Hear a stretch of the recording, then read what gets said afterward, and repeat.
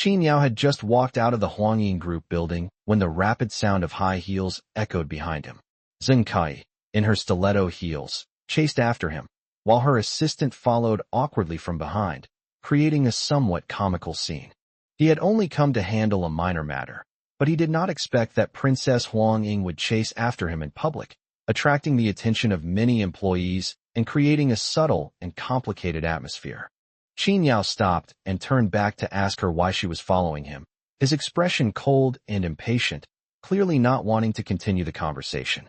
Zhang Kui chased after him, panting, but still managed to speak in a sweet voice, asking him to buy her coffee, as if testing the distance between them.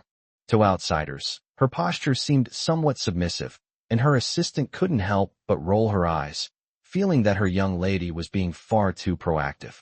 Qin Yao explained directly that he asked her to come downstairs not because he needed help, but simply to save face for her grandfather and avoid making a scene.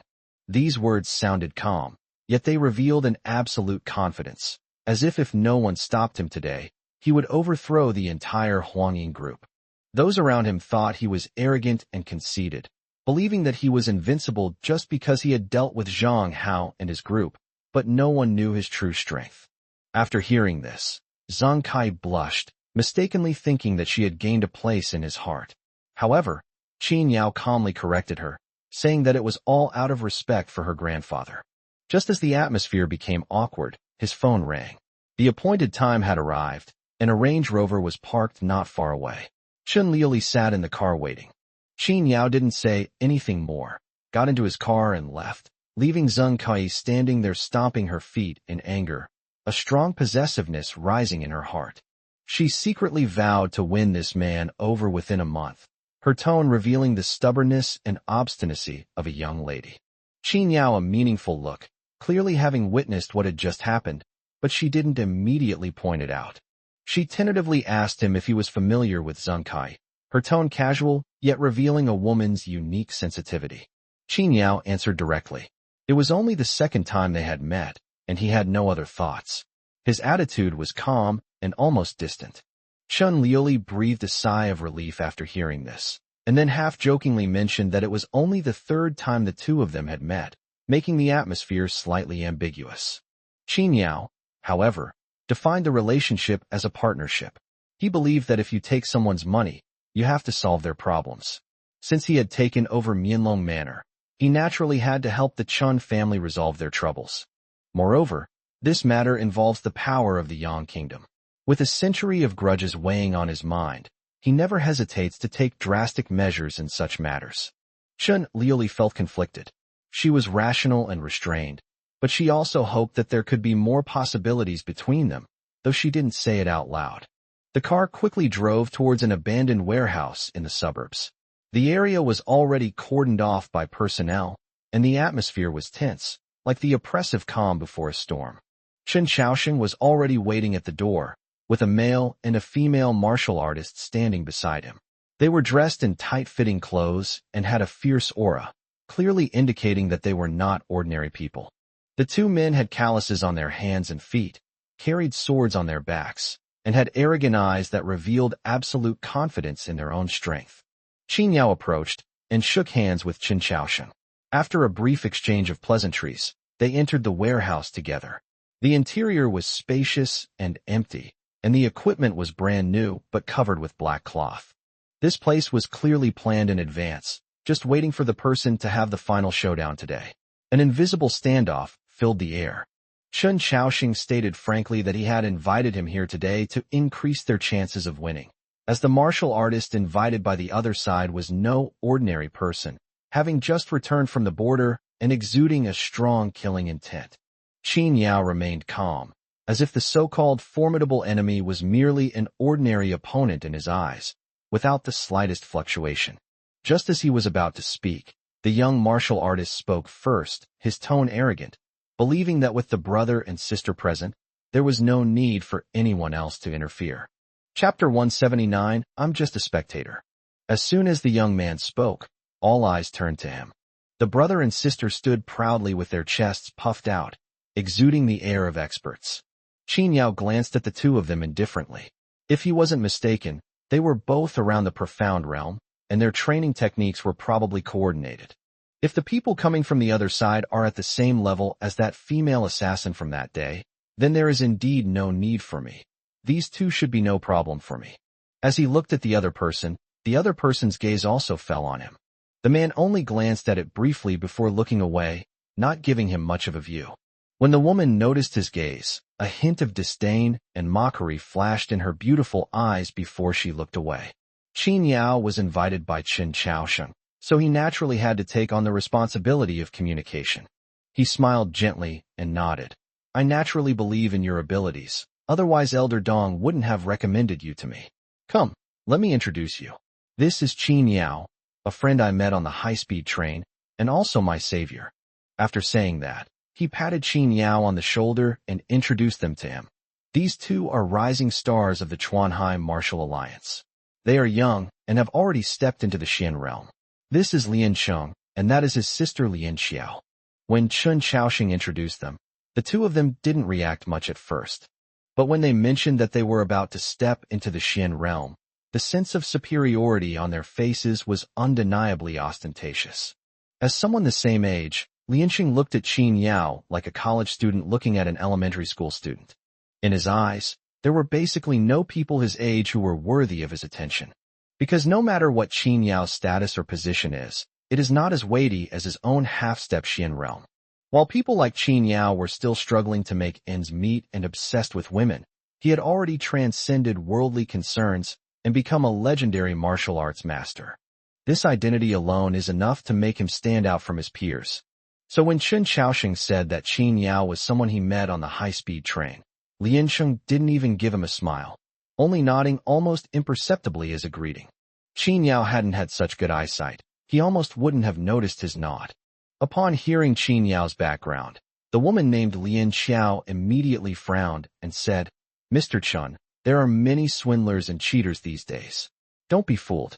Some people achieve nothing by doing things honestly, but they are very cunning when it comes to shady dealings. We are about to do something important, so you'd better not let outsiders be present. She didn't name names, but everyone knew she was talking about Qin Yao. Chen Liuli frowned, and just as she was about to speak, Chen Chaosheng gave her a wink. Even though Chen Chaosheng hired them today, given their status, if they turned around and left, Chen Chaosheng couldn't stop them. It's normal for a master to have a temper. Qin Yao didn't react much to this. He was just a little curious. When he was with his master before, he didn't really have any concept of the so-called martial arts realm. Before he met his master, he, like other ordinary people, believed that the so-called martial arts only existed in martial arts novels. Therefore, he had no idea what level his skill would be in actual combat. But judging from how arrogant and high-profile these two siblings, who are only half at the profound realm, are, it seems that the profound realm is indeed a rare level. Lian Xiao's words made the atmosphere at the scene somewhat awkward. Fortunately, Chen Chaosheng was a man who had seen it all and remained calm. I appreciate Miss Lian Xiao's kindness, but this brother Qin and I hit it off immediately, and we're practically friends despite the age difference. My conflict with the Zhu family isn't exactly a secret, and Mr. Qin isn't exactly an outsider. It's all right. Hee. As soon as he finished speaking, Lianqing let out a cold snort. It seems that Mr. Qin doesn't quite trust my brother and me. Lianqing, what are you saying? If I didn't trust you, I wouldn't have specifically asked Elder Dong to bring you two here. Chen Chaosheng smiled, his face calm and composed, and patted Lianqing on the shoulder. Besides, with you all here, there's no need for anyone else to help. Mr. Qin is my savior. Just think of him as someone who's here to watch the show. Qin Yao remained calm, showing no intention of competing with them. He nodded in agreement with Chen Chaosheng's words. That's right. Just treat me like I'm invisible. I'd also like to observe and learn from you. He was genuinely curious to see just how capable the brother and sister, whom Chen Chaosheng treated with such courtesy, truly were. To his surprise, the more modest he was, the more pretentious he appeared to Lian Xiao. Lian Xiao noticed him the moment he got out of the car, because he was just too eye-catching. He wore an ordinary short-sleeved shirt and trousers, with nothing particularly noteworthy about him. Standing in a crowd, this face is the only one worth noting, but there's nothing particularly special about it. To put it bluntly, Any one of the bodyguards the Chun family had stationed around him would have a higher status and position than him. But it was precisely this person who was personally received by Chun Liuli. You should know that it was Chun Chaoxing's secretary who picked up the two siblings. What makes this kid so special? Before coming, Chun Chaoxing had told Qin Yao about his background, implying that the kid was a master. A master? If someone like this, who's so inconspicuous you could disappear into a crowd, is considered a master, then she can only laugh. She opened her mouth as if to say something, but Lianqing stopped her. Little sister, forget it. Since Mr. Chun has spoken, let him stay. Lianqing, still with that arrogant air, pointed at Qin Yao and said, but remember, no matter what happens later, don't cause any trouble. I don't want anyone disturbing me when I'm taking action. Even if you're surprised or your worldview is collapsing, you must remain quiet and not make a fuss, understand? That's right, Lian Xiao responded, then glanced at Qin Yao again, confirming that he was indeed unremarkable before shaking her head. For ordinary people like you, what's about to happen is probably something you've only ever seen in martial arts novels, but you better shut your mouth and don't embarrass us. Faced with the two men's smug words, Chun Liuli frowned. Although these two are martial arts masters, Chun Chaoxing just said that Qin Yao is his savior. Isn't her ostracizing Qin Yao a sign of dissatisfaction with her father and herself? It's one thing to do it yourself, but to not even give face to your father is really going too far. Chun Chaoxing's expression darkened after hearing these words. Just as he was about to speak, Qin Yao nodded calmly and said, all right, you two take action. I will not interfere. Chapter 180 Appetizer. Qin Yao's deeper meaning.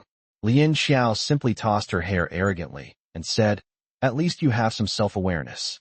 Lianqing didn't even bother to look at him again. They were not on the same level, and there was no point in saying more. Instead, Chun Chaoxing looked at him with a helpless expression, while Qin Yao calmly walked to the side and sat down, as if he were just there to be a spectator. Seeing this, Chun Chaoxing didn't come up and say anything more. Qin Yao, are you really not going to make a move later? Chun Liuli leaned closer and asked in a low voice. Qin Yao poured and drank his tea leisurely, as if he were buying a ticket to enter the venue. Without raising his eyes, he hummed in agreement. Didn't you see that these two siblings both have a kind of mental fastidiousness? I'm afraid they won't be able to handle the shock if I act casually. He wasn't angry at all. Some people like to show off, and he was happy to be left alone. They even hoped that the brother and sister would resolve Chun Chaoxing's problem directly, so as to avoid getting entangled in karma. He has never been one to shy away from trouble, and he generally doesn't go out of his way to cause trouble. He came today entirely because Chun Chaoxing and Chun Liuli were sincere and showed him the right amount of sincerity. He doesn't like to be obligated to do things after receiving gifts. Since he accepted the villa that was used to win him over, he wouldn't just sit idly by. The other party was clearly someone of great importance, and given his status, he naturally wasn't afraid. However, with the important matter still unresolved, he didn't want to make enemies or be too high profile. However, Chun Liuli misunderstood the meaning and sighed softly. I didn't handle things well today. I should have known better than to let you come yesterday. She knew that if it weren't for saving face for her father and herself, Qin Yao would have left long ago. Qin Yao calmly put down his teacup. Don't overthink it. They're here. You're here. Chun Liuli was stunned. Her father was still discussing countermeasures with Lianqing and his sister, and the guards outside were not making any moves. Where did the person come from? Knock, knock, knock. Suddenly, the roar of helicopter rotors came from overhead, and then a private helicopter landed on the lawn of the warehouse. The Chun family bodyguards who were originally guarding the door had not received any notification that a helicopter was coming down. Faced with this huge object that suddenly landed, the group of people panicked and ran away in a disheveled manner. Chun Chaoxing and Lianqing, the siblings, both looked towards the doorway, their expressions turning serious. Chun Liuli's face showed displeasure as she quietly clenched her fist. Qin Yao, however, calmly rubbed the rim of his glass with his fingertips, muttering, a show of force, huh? Soon, a group of people disembarked from the helicopter. 2 men and 1 woman were walking in front. One of the young men was wearing an Armani suit, a dazzling Patek Philippe watch on his wrist, and an emerald ring worth 3 million on his right thumb. His hair was perfectly styled, and his leather shoes were spotless.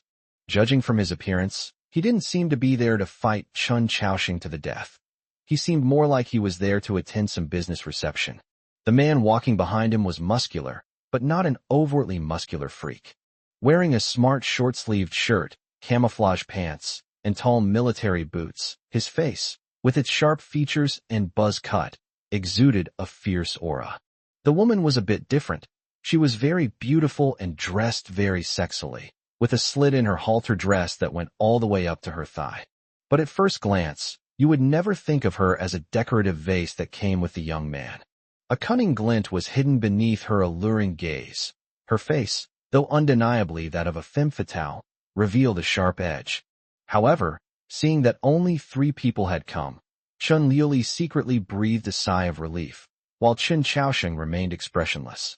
After the other person walked in, they didn't even look at anyone else. Their gaze fell directly on Chun Chaoxing. The young man wore a nonchalant smile, toying with the emerald ring on his finger. "Mayor Chun, long time no see, still alive?" Chun Chaoxing smiled gently, his eyes calm. "Thanks to your father, you have a good appetite." "Hee, that's good, that's good." The young man was unassuming, but seemed completely unconcerned about Chun Chaoxing's identity as he provoked him. "I hope that after going back tonight, Mayor Chun will still be able to eat." "Oh no, I should say, he'll still be able to go back." "That's natural." While Chun Chaoxing was speaking, he remained seated on the sofa that had been prepared in advance, without even making a move to get up. The Lien siblings stood guard on either side of him, staring at the young man, or rather, the middle-aged man behind him, with unfriendly expressions. At this moment, Chun Liuli took the initiative to step forward. She and the young man were of the same generation, so it should have been her turn to speak. "Zhu Cunliang, we agreed to settle the matter of the pharmaceutical factory today. Why didn't Zhu Wuhai come in person? Could it be that he thinks there's no chance of winning the matter and he can't bear the loss of face? So he sent you, a junior, to embarrass him in his place." The man in front of me, Zhu Cunliang, is Zhu Wuhai's nephew. Large families like the Zhu family always like to have 2 plans for themselves, one open and one covert. Zhu Wuhai's own son was in charge of the company's public affairs, while the Zhu family's behind-the-scenes dealings were all handed over to his nephew to inherit. To be honest, Zhu Cunliang was one of the sharpest knives in the Zhu family. He is treacherous, cunning, arrogant, and domineering. When he looked at Chun Liuli, he made no attempt to hide the desire in his eyes. Those eyes were like knives, standing face to face. They had already stripped Chun Liuli bare, and even licked their lips. "It's been a long time, Miss Chun. You've become more and more beautiful. I just wonder what you'd look like without your clothes on. I prefer smooth skin." This unbridled behavior was not only an act of lewdness towards Chun Liuli, but also a sign of contempt for the Qin family. This piqued Qin Yao's curiosity. Regardless of the circumstances, Chun Chaoxing holds the title of mayor, which represents the official government. The Zhu family are just merchants. Even if they have powerful connections, they shouldn't be so arrogant and domineering. It seems that the big tree above their heads is probably not simple. Zhu Cunliang. Being quick with words is no skill. Being able to stand until the end is what makes a hero. Chun Liuli wasn't easily provoked. With a cold face, she gave a light snort. "Enough with the nonsense. Our 2 families have been fighting for so long. It's time to settle things today." Chun Liuli's words officially set the stage for today's battle. Lianqing and Lian Xiao stepped forward proudly, their momentum fierce and their fighting spirit high. Lianqing's gaze fell on the middle-aged man beside Zhu Cunliang, and he said indifferently, "I thought there would be a fierce battle today, but I didn't expect that young Master Zhu would only bring such a worthless person. It's really disappointing." After saying that, he even gestured to Lian Xiao, saying, "Little sister, you just watch from the side. I can handle this person myself." Seeing this, Zhu Cunliang smiled, raised 2 fingers and waved them, without responding to his provocation. "Feng Yu, go ahead, bring me an appetizer." Chapter 181, Boosting the Morale of Others. The middle-aged man called Feng Yu stepped forward, and an aura of murderous intent instantly spread from him.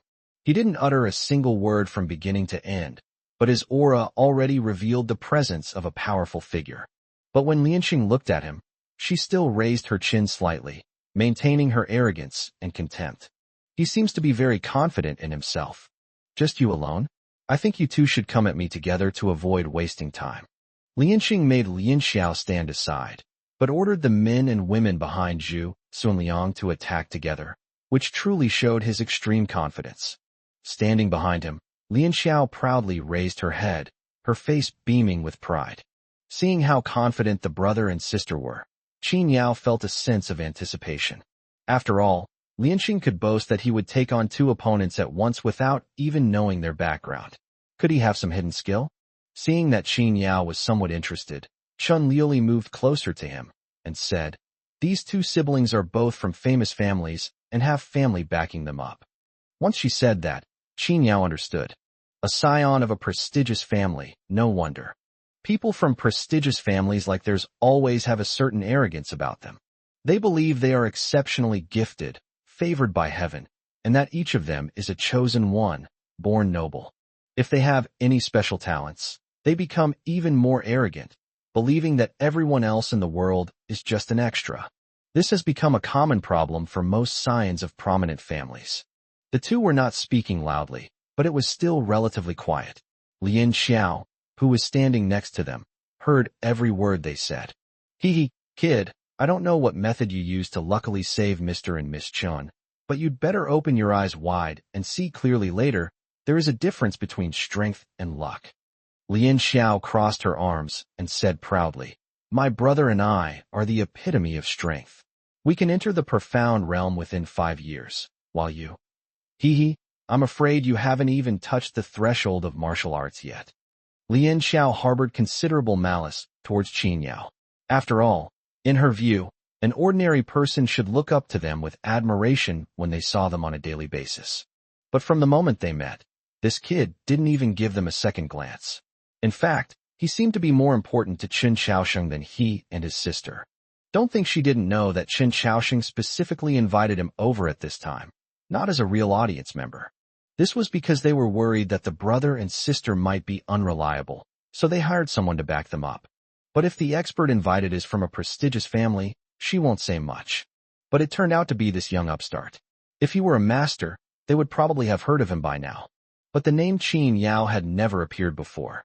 Does this kind of person deserve to be their brother and sister's safety net? Joke. Qin Yao ignored her hostility and simply nodded. That would be best, but I still want to remind you two siblings of something. He raised his hand and pointed to the woman standing behind Zhu Sunliang. You can do whatever you want with this man, but if that woman makes a move, you'd better be careful. His voice wasn't loud, but he didn't try to lower it, so almost everyone present heard it. Zhu Sunliang and the woman looked at him at the same time. A cold glint flashed in Zhu Sunliang's eyes, while the woman beside him revealed a hint of malice in her eyes. But the two hid it very well and quickly concealed themselves. Zhu Sunliang chuckled lightly and said sarcastically, "Oh, I didn't expect Mr. Chin's men to be so cautious. Why be so careful? After all, Sunliang is a junior. With just one word from Mr. Chun, I can simply tell you where not to make a move." His words were extremely sarcastic, and the underlying meaning was, if you just give in, I'll just let you have one hand over.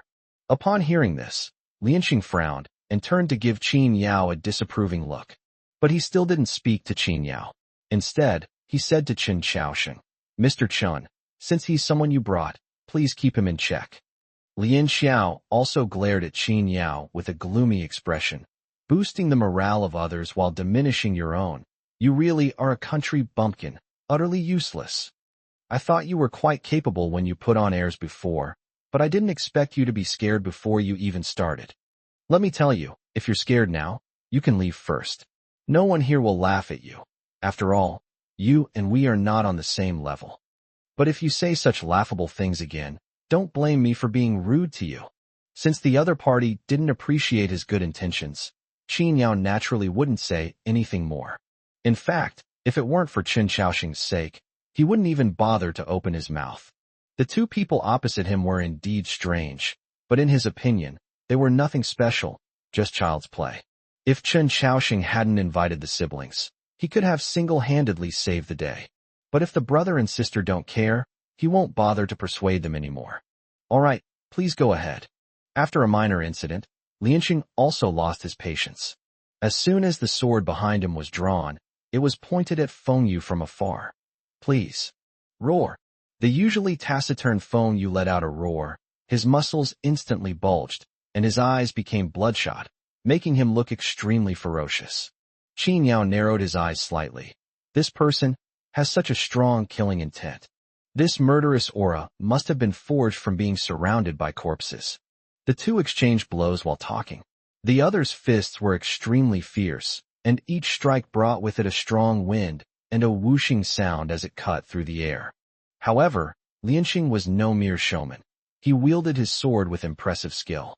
The sword in martial arts is definitely not the kind of swordplay shown on TV that is just for show. Every move is aimed directly at a person's life. Once drawn, it will either kill or injure. Although Feng Yu's fists were powerful, he was unarmed and was at a disadvantage against Lianqing's longsword. In just 20 moves, Lianqing gained the upper hand and slashed Feng Yu's arm with a single sword strike. His clothes were torn, and a stream of blood flowed out. Seeing this, Lian Xiao's lips curled up slightly as she glanced at Qin Yao out of the corner of her eye. Qin Yao did not notice her gaze and continued to observe the battle situation as if nothing was wrong. Chen Xiaosheng and his daughter both looked delighted, and Chen Liuli couldn't help but shout, "Good! See that? My older brother has made a move. The people on the other side should be careful." Qin Yao didn't look at Lian Xiao, but stared at Zhu Cunliang opposite him. As soon as the fight started, Zhu Cunliang found a chair and sat down, fiddling with the thumb ring in his hand. Even though Feng Yu is injured, he is still looking down and playing with his things, seemingly uninterested in the battle on the field. Meanwhile, the battle between Feng Yu and Liancheng had already lasted for more than 100 moves, and was in full swing. Qin Yao shook his head and said in a low voice, "There are still 3 moves left." At this moment, Feng Yu, who was originally at a disadvantage, suddenly stopped and dodged Liancheng's sword. Then, he grabbed Liancheng's wrist with one hand and pushed Liancheng towards himself while raising his knee. Liancheng was already in a sword-drawing stance. After all, Feng Yu had been busy on the defensive and hadn't expected his opponent to suddenly make a move. Feng Yu's knee strike went straight for the dantian. Chapter 182. The situation is set. Big Brother. With a loud bang, Lianqing was sent flying. The blow to his dantian rendered him incapable of fighting for a short period. Just as Lian Xiao was about to step forward, he raised his hand and waved. "No need to come over. I'm fine." He got up again just seconds after landing. Fortunately, after realizing he couldn't dodge the attack, he immediately focused his energy to protect his dantian. The brief loss of his fighting ability did not affect him much. He did not even bleed when he got up. He brandished the sword in his hand, looked at Feng Yu, and sneered. You're probably not feeling too good about hurting me like this, are you?" Upon observing Feng Yu, everyone agreed that it was indeed the case. The two exchanged over 100 blows before Lianqing was injured for the first time, while Feng Yu's clothes were torn to shreds and soaked with blood. Moreover, after that attack, Feng Yu seemed to have used up all his strength and was now panting heavily. Lianqing was briefly disheveled, which only made his clothes a little dirty, and he didn't even have to catch his breath. Lian Xiao breathed a sigh of relief and then proudly declared, "As expected of my elder brother, the outcome is already decided." Qin Yao, expressionless, toyed with his teacup while glancing at the couple not far away. One of them stood up angrily, while the other asked Zhu Cunliang in a panic, "Second young master, what do we do now?" Qin Yao's lips twitched slightly. This acting is really not good. But everyone else, except him, was blinded by joy. Chen Xiaoxing remained relatively calm, but a smile crept onto his lips as he nodded at Liancheng. Not bad. Very promising at such a young age. Chen Liuli also breathed a sigh of relief. Thankfully, it's not a big problem. As for Lian Xiao, she raised her head and said to Chen Xiaoyi meaningfully, "Mr. Chen, I've said it before, with my brother here, there's no need for anyone else." Chen Xiaoxing smiled calmly. You two have worked hard. He didn't think Qin Yao was useless. He just wanted to give himself an edge while also seeing just how good Qin Yao really was. It doesn't matter since we don't need him right now. All right, enough chit-chat. It's time to wrap this up. Lianqing brandished his longsword, stepped forward, and engaged Feng Yu in battle once more. This time, he won much more easily. Feng Yu had no chance to fight back at all, as if he had exhausted his strength from the previous attack. In less than 10 moves, Lianqing's sword stopped at the opponent's throat. Feng Yu finally spoke his first words. You're actually a half-step Xian realm cultivator. I've lost. Waste. Zhu Cunliang roared and pointed at Feng Yu, cursing. You're a fucking disgrace. Get the hell out of here. Seeing his exasperated state, Lianqing calmly sheathed his sword. It's not his fault. It's not that he's too weak, but that I'm too strong. Chen Xiaoxing also stood up with his hands behind his back. Second young master Zhu, if you don't have any other trump cards, then I, Chen, will gladly accept the Zhu family's pharmaceutical factory. Everyone thought the situation was settled, but Qin Yao calmly sipped his tea. The real show is just beginning. At this moment, Zhu Cunliang grabbed the woman next to him and said, You go. Second young master, I can't do it. The opponent is a half-step profound realm cultivator. Even Feng Yu isn't a match for him. How can I? Stop talking nonsense. I don't keep useless people around. If you don't go, you and Feng Yu will have to die to atone for your sins when you get back. Second young master, spare my life. I'll go. The glamorous woman turned pale and walked forward tremblingly, looking both fearful and helpless. Faced with a woman, even Lianqing lost all interest in fighting. With that kind of attitude, that kid actually told me to be careful? They have no sense of right and wrong. You should just admit defeat. You're no match for me. The woman gave a helpless, bitter smile. Since we're all going to die anyway, please do your best, so I can at least have a chance to fight back. Brother, Lian Xiao stepped forward and said with a smile, let me handle women. You don't need to do it. All right, just drive them away. There's no need to kill anyone. Rest assured. Lian Xiao drew her longsword, twirled it in her hand, and then glanced at Qin Yao. The reason she took the initiative was to show Qin Yao what she was doing. He felt that the woman he was careful to deal with was someone he could easily defeat. Please. Okay, all right. The woman sighed helplessly, then leaned in and pressed forward. The moment the woman moved, Lian Xiao's smile vanished instantly so fast. Of all those present, only Qin Yao could see it clearly. The woman approached Lian Xiao at lightning speed, then lifted her skirt to reveal 3 shuriken. With a flick of her jade-like fingers, the shuriken flew towards Lian Xiao. Lian Xiao lost the initiative due to carelessness, and when she tried to stop the woman, she was already close by.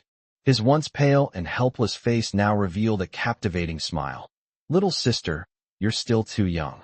The woman kicked out, sending Lian Xiao's long sword flying. The force was so great that it actually cracked a fissure in Lian Xiao's wrist. In the next 20 or so moves, Lian Xiao was manipulated by the woman like a kindergarten child. Moreover, everyone could see that the woman showed no mercy. Every move was deadly. If Forsythia loses its strength, it will inevitably die. How can you be so strong? Sensing the other party's murderous intent, Lian Xiao panicked and retreated repeatedly, having no choice but to beg Lian Cheng for help. Brother, save me. In a life-or-death situation, the two of them couldn't care less about rules or regulations. Lianqing drew his sword and charged forward, shouting angrily, Don't you dare harm my sister. With 2 against 1, the battle quickly descended into chaos. From the very first 2-on-1 fight, regardless of the outcome, they were already at a disadvantage in terms of manpower. If you still can't win a 2-on-1 fight, then you've truly lost everything, down to your last shred. After a dozen or so moves, Lianqing was covered in cold sweat. You've actually reached the profound realm. The woman was under 30, and her moves were extremely strange, none of which the brother and sister had ever seen before. Moreover, their movement techniques are quite strange, as if they can teleport, and they can always get behind them by twisting and turning. Upon hearing Lianqing's words, the woman smiled slightly, like a venomous snake. Little brother, the show has only just begun. Just then, Feng Yu, who was already exhausted, joined the battle. Roar. With a roar, his speed and power increased by 4 or 5 times compared to before. Lianxing was shocked and panicked, shouting, You're also at the profound realm. 2 experts at the early stage of the profound realm suppressed the brother and sister to the point of being unable to breathe in less than 10 moves. Lianxing and Lian Xiao suddenly regretted it. Why weren't they more careful when dealing with that woman at the beginning? After Lian Xiao lost her sword after the woman gained the upper hand, they couldn't use their combined sword technique. Facing 2 early-stage profound realm cultivators, how could the 2 half-step profound realm cultivators possibly have a chance of winning? Before he could even take a breath, Lianxing felt a sharp pain in his shoulder, and then an arm flew off. Ah, my hand. The woman and Feng Yu stopped simultaneously, and she gracefully tossed her hair. The situation is settled. Chapter 183. Once you're here, don't leave. Brother, how are you? The once proud Lian Xiao was now pale and lost all her previous arrogance and superiority. Lianxing, this prodigy, was even paler, clutching his shoulder and convulsing. Having lost an arm, he is likely to die here if he doesn't receive treatment soon. Chen Xiaoxing's face had darkened, and his usually composed gaze was now filled with anger. Second young Master Zhu, isn't what you're doing a bit too despicable? Despicable? Zhu Cunliang had already dropped his theatrical act and casually tossed his hair. Mr. Chun, tell me, what kind of methods are considered high class? He pointed at Lian Cheng and Lian Xiao. Do they count? It's a pity that these 2 proud sons from prestigious families still suffered a complete defeat. Lian Xiao was furious and, disregarding her image, shouted angrily at Zhu Cunliang. You used underhanded tactics to deceive me and my brother. Your victory was unfair. Little girl, you're wrong about that. The woman swayed her alluring figure as she walked to Zhu Cunliang's side, pressing herself against him with a boneless softness, and said in a seductive voice, Is what we used what we call tricks? It's just that you're too stupid. You jump into a trap as soon as we give you one, and we can't stop you. Besides, even if we played fair and square, do you think you 2 siblings could win? The woman's question left Lian Xiao speechless. Between 2 profound realm experts and 2 half-step profound realm experts, it's obvious who will win. At first, Feng Yu's actions were merely a test of Lianxing's strength, while simultaneously demonstrating his weakness to them. Who knew that these 2 siblings, so arrogant and overconfident, would actually fall for it? Seeing that she remained silent, the woman gave another charming laugh and said to Zhu Cunliang, Second young master, the overall situation is settled. Shouldn't we wrap this up now? Of course, Shuiwei, you're still the best. Zhu Cunliang hooked her chin with his finger, swallowed slightly, and licked his not-so-dry lips. I thought Mayor Chun was a high-ranking and powerful figure, so he should be accompanied by some decent experts. I didn't expect to see 2 such useless people. All my preparations were for nothing. What a pity. The 2 siblings, who were originally arrogant, were now speechless after being called good-for-nothings. Lian Xiao even cried and pleaded with Chen Xiaoxin. Mr. Chun, please save my brother. He can't be delayed any longer, or he'll die. Zhu Cunliang would definitely not let them go unless the order to shut down the pharmaceutical factory was revoked. Despite the large number of people the Chun family had deployed outside, Zhu Cunliang wasn't stupid. How could he possibly come without a single person? Chen Xiaoxing's face turned ashen as he saw Lianxing bleeding profusely. He invited the person. He couldn't just stand by and watch them die, could he? Just as he was about to agree, Qin Yao said, To say that the overall situation is settled is too early. From the corner, a gentle male voice rang out, instantly attracting everyone's attention. Zhu Cunliang looked over and saw Qin Yao sitting in the corner. The woman also looked over at the same time, her alluring eyes tinged with a hint of malice, and whispered a reminder. This is the person who just reminded that brother and sister. It's all your fault. It's all your fault. Lian Xiao, who had been slumped on the ground, suddenly sat up and pointed at Qin Yao, yelling, It's all your fault. It's all because of your jinxed mouth that my brother was ruined. It's ruined us all. It's all your fault. You undermined morale before the war even started, causing my brother and me to let our guard down. If my brother and I had taken it seriously, even if we hadn't won, We wouldn't have lost so badly, and my brother would have lost an arm. You bastard, I'll remember this. Qin Yao had just stood up when he heard her words and frowned. My well-intentioned advice turned out to be a jinx. Why are they blaming him instead of the person who used the knife? Qin Yao chuckled.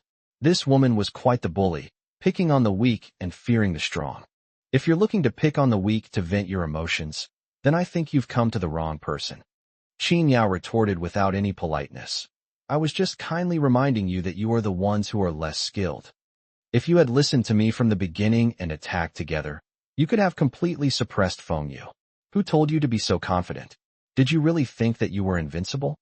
His few words left Lien Xiao speechless, almost spitting blood in anger. You. So what if we underestimated them? Not only were their methods despicable, but they also had 2 Xin realm experts. Even if we lose, it's because they bullied us with their superior strength. Besides, we were defeated, and what about you? All you know how to do is talk. Since you could tell they were no ordinary people just now, why didn't you insist on stopping us? Why are you only offering hindsight advice now? Seeing that his sister couldn't say anything, Lianxing, who was lying to the side, took over the conversation and launched into a tirade of accusations against Qin Yao. Lien Xiao quickly chimed in. That's right. We don't listen to you because you're too ordinary, but you could have easily rushed up and grabbed my brother's leg to stop us. Qin Yao was amused and exasperated by the brother and sister. He was already being kind by reminding them, yet they insisted, and even tried to curry favor? You 2 siblings are shameless. Who are you calling a liar? Lien Xiao roared in fury. Gentlemen. At this moment, Zhu Cunliang, who had been watching the show for a while, spoke up and said sarcastically, if you want to argue, you can always find another place to argue.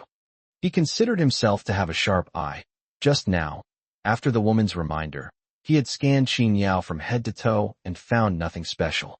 Judging from Lien Xiao's attitude towards him, if he were a martial arts master, he would probably have been seen as a lifeline by the brother and sister long ago.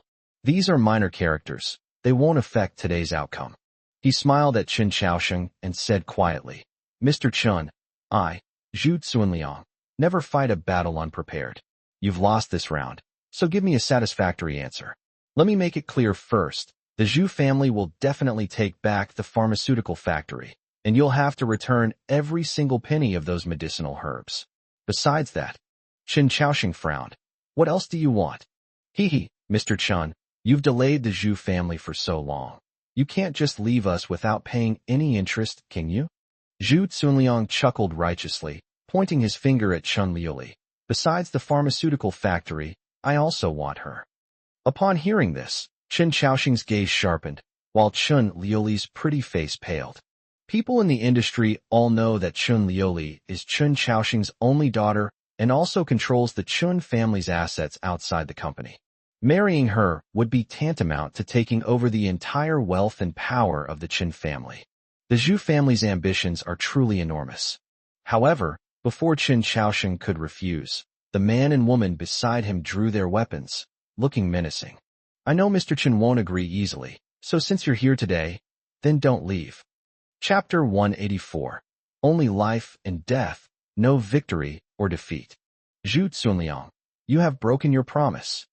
Seeing the man and woman glaring at her menacingly, Chen Liuli immediately shouted angrily. Chen Xiaosheng's expression turned slightly somber, as if he were deep in thought. Ms. Chen, when it comes to profit, what's a promise worth? How much is it really worth? Zhu Cunliang spread his hands, looking utterly shameless. At the same time, screams suddenly came from outside the warehouse. They came from the Chen family's bodyguards. Soon, the sounds of fighting could be heard outside. Sure enough, Zhu Cunliang's men had already sneaked up on us without us even noticing. Now, the Chen family's bodyguards can only take care of the outside, and can't take care of the inside at all. With Lien Xiao's help, Lien Cheng swayed as he stood up and shielded Chen Xiaosheng and the others behind him. Mr. Chen, my sister, and I will hold these 2 off for a while. You go first. But Chen Xiaosheng wanted to dissuade him. After all, Lianxing was seriously injured. Lianxing waved his hand and said, Since you invited my brother and me here, we must take responsibility to the end and never desert our posts. Yes, I'll hold that woman off. You all leave first, Lian Xiao said. Hearing this, Qin Yao's opinion of the brother and sister improved somewhat. They were certainly a bit thick-skinned, but at least they didn't run away at the last minute. Okay, be careful. Chen Liuli stepped forward to protect Chen Xiaoxing, preparing to find an opportunity to leave. At this moment, Qin Yao raised his hand to stop her. You don't need to go. Indeed, we don't need to go. The woman had a bewitching smile on her face, and as she spoke, she stepped forward and kicked Lian Xiao away. This time she used all her strength, leaving Lian Xiao no chance to fight back. His body flew sideways, instantly smashing a sofa to pieces. Puff! Lian Xiao coughed up a mouthful of blood, her chest heaving, too painful to speak. Just as Lian Cheng was about to move, Feng Yu, who had approached silently, grabbed his shoulder and twisted his wrist with his other hand, breaking his other hand as well. Oh! The disparity in strength between the two sides was fully revealed at this moment. At this moment, Zhu Cunliang also came up, looking down at the two of them. So-called scions of prestigious families are nothing more than this. You bastard. Lian Xiao coughed up blood and cursed under her breath. Now I really can't leave. At the same time, she glared at Qin Yao with resentment and cursed. As expected of a piece of trash, he didn't even put up a struggle before surrendering. Qin Yao simply instructed Chen Liuli to protect Chen Xiaosheng, and then took a step forward himself, saying, With me here, you don't need to go. Lianxing and his sister were stunned for a moment, then shook their heads dismissively. Are you looking for death? They're not someone you can handle.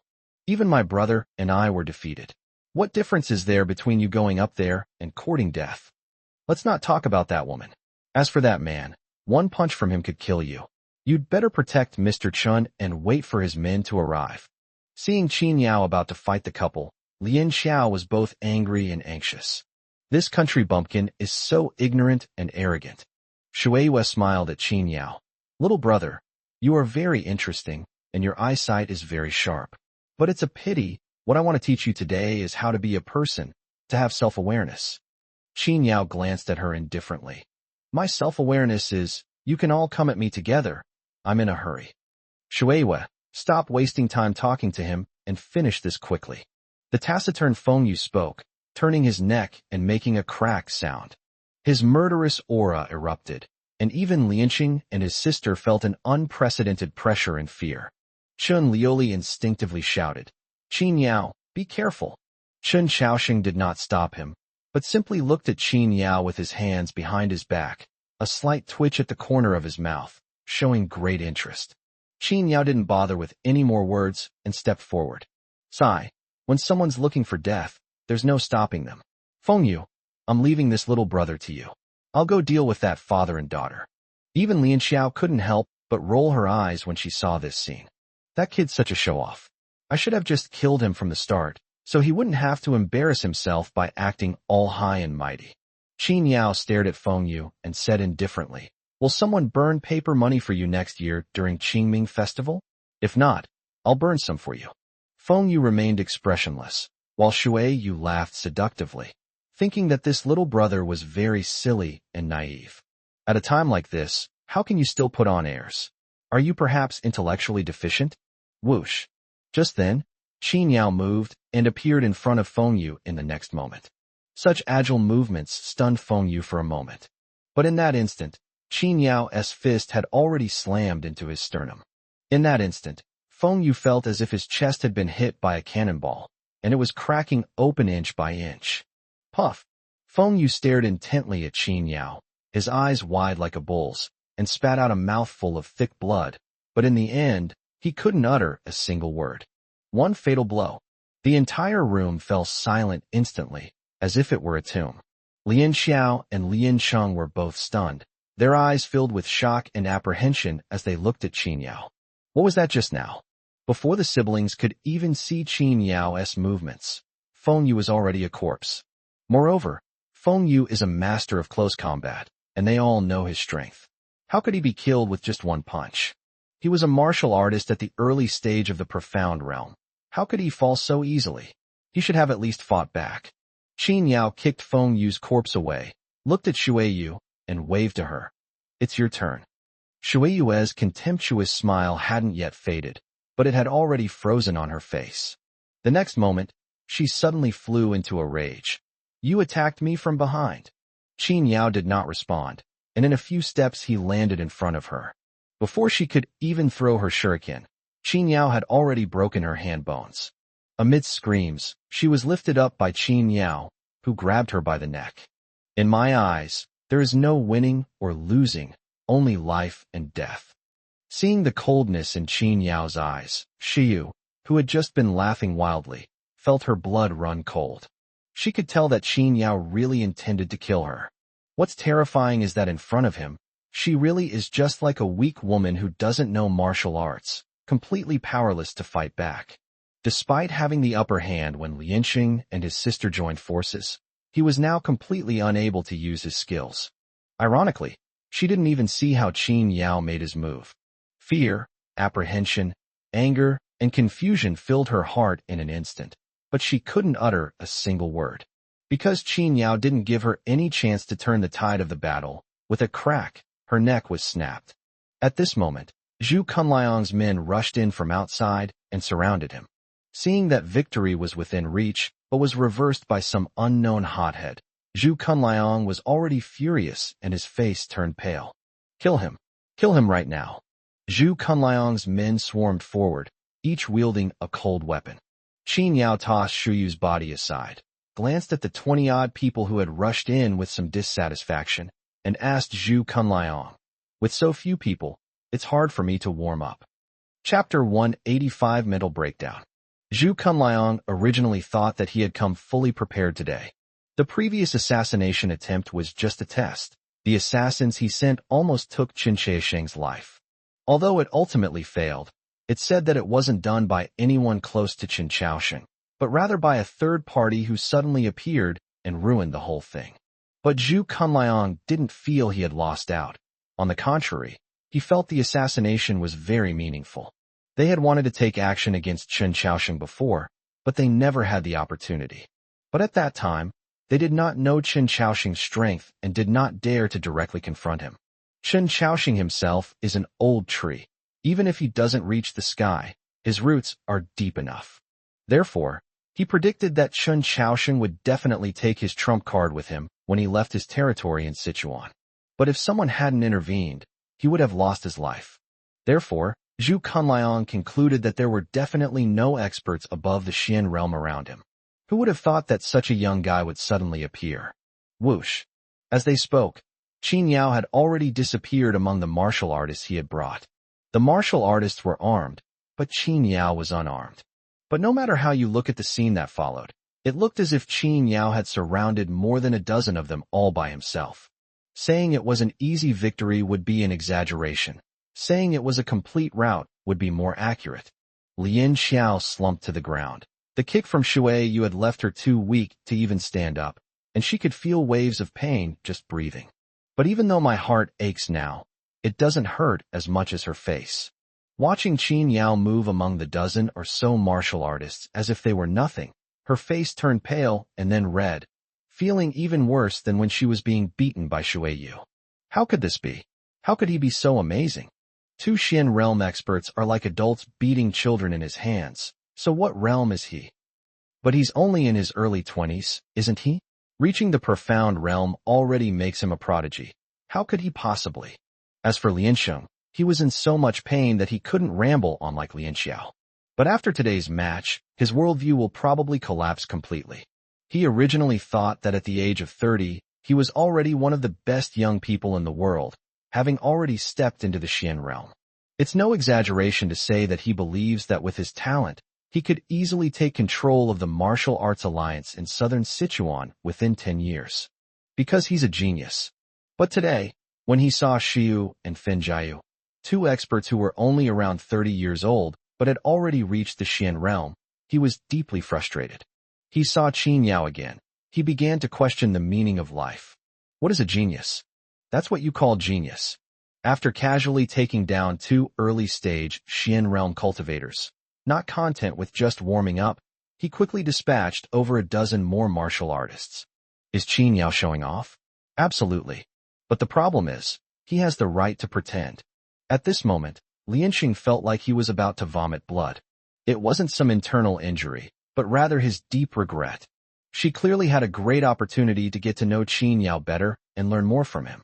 At the very least, if he hadn't been so overconfident and had joined forces with Lin Xiao from the start to suppress Feng Yu, he wouldn't have lost an arm. By the time he was filled with regret, Qin Yao had already wrapped things up. Despite the large number of men Zhu Cunliang brought, she found that she was completely ineffective against overwhelming strength.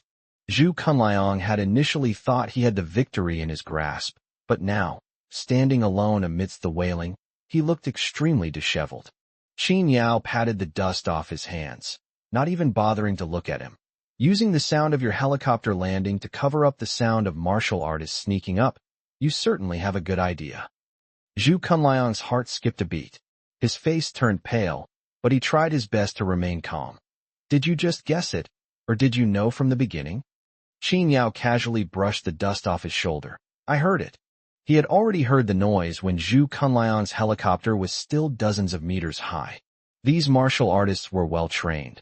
Their movements were very light, and they maintained a good distance, not rushing out immediately. But from the moment he entered the factory, Qin Yao was extremely perceptive of every little movement around him.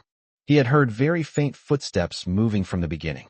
If they were Chun Chaosheng's bodyguards, they wouldn't need to be so sneaky. Once the sound of the helicopter appeared, the footsteps became more hurried. At the time, everyone could only hear the roar of the helicopter and didn't notice anything. Upon hearing Qin Yao's explanation, Zhu Cunliang's pupils dilated instantly, his expression as if he were looking at a monster. Impossible. Such light footsteps, and from so far away. How could you possibly hear them?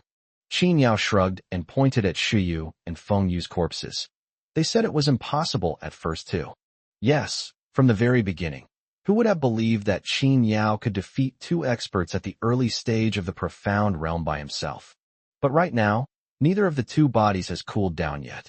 At this moment, Zhu Cunliang also suddenly realized that if this kid was really an insignificant person, why would Qin Chaosheng have brought him to this occasion? But why have I never heard of this person before? His mind worked quickly, and he immediately thought of a possibility. His eyes widened in surprise. You're the one who saved Qin Chaosheng on the high-speed train. Qin Yao looked at him, but didn't respond. How much money did Qin Chaosheng give you? Zhu Cunliang realized what was happening, and with a pale face, he gritted his teeth and said, Fine, you don't need to tell me. No matter how much money he offers you, I'll pay 10 times that amount. As long as you switch sides now and submit to my Zhu family, I, Zhu Cunliang, will treat you as an honored guest in the future. How about it? He could tell from Qin Yao's clothes that the kid didn't have much money. He would do things for Qin Chaosheng if it weren't for money. For me, anything that can be solved with money isn't a problem. Unfortunately, what he didn't know was that Qin Yao was not someone whose problems could be solved with money. Qin Chaosheng, who had been silent all along, stepped forward at this moment. Ignoring Zhu Cunliang, he directly cupped his hands to Qin Yao and said, Mr. Qin, I am truly grateful for your righteous help today. Qin Yao waved his hand dismissively. You don't need to thank me. I didn't come here today entirely because of you. He walked up to Zhu Cunliang with one hand behind his back and patted the latter's face expressionlessly. I just think that some people have the blood of the Chinese nation flowing in their veins. If they get entangled with the traitors and forget their roots, then someone should teach them a lesson, right?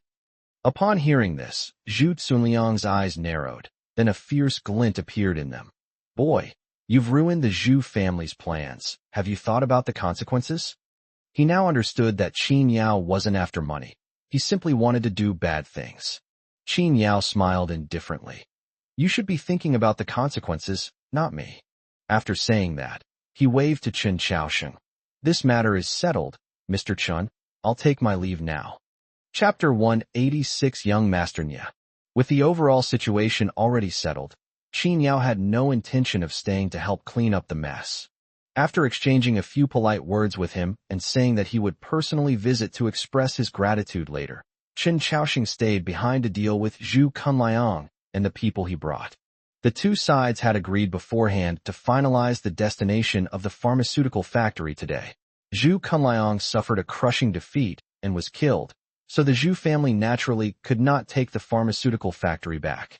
Moreover, Zhu Kunliang was held captive by Qin Chaosheng, and the Zhu family would have to pay a hefty price to ransom him. Liansheng and his sister suffered a mental breakdown and were sent to the hospital by Qin Chaosheng. As for Qin Liulai, she was told to drive by Qin Chaosheng with just a look when Qin Yao left.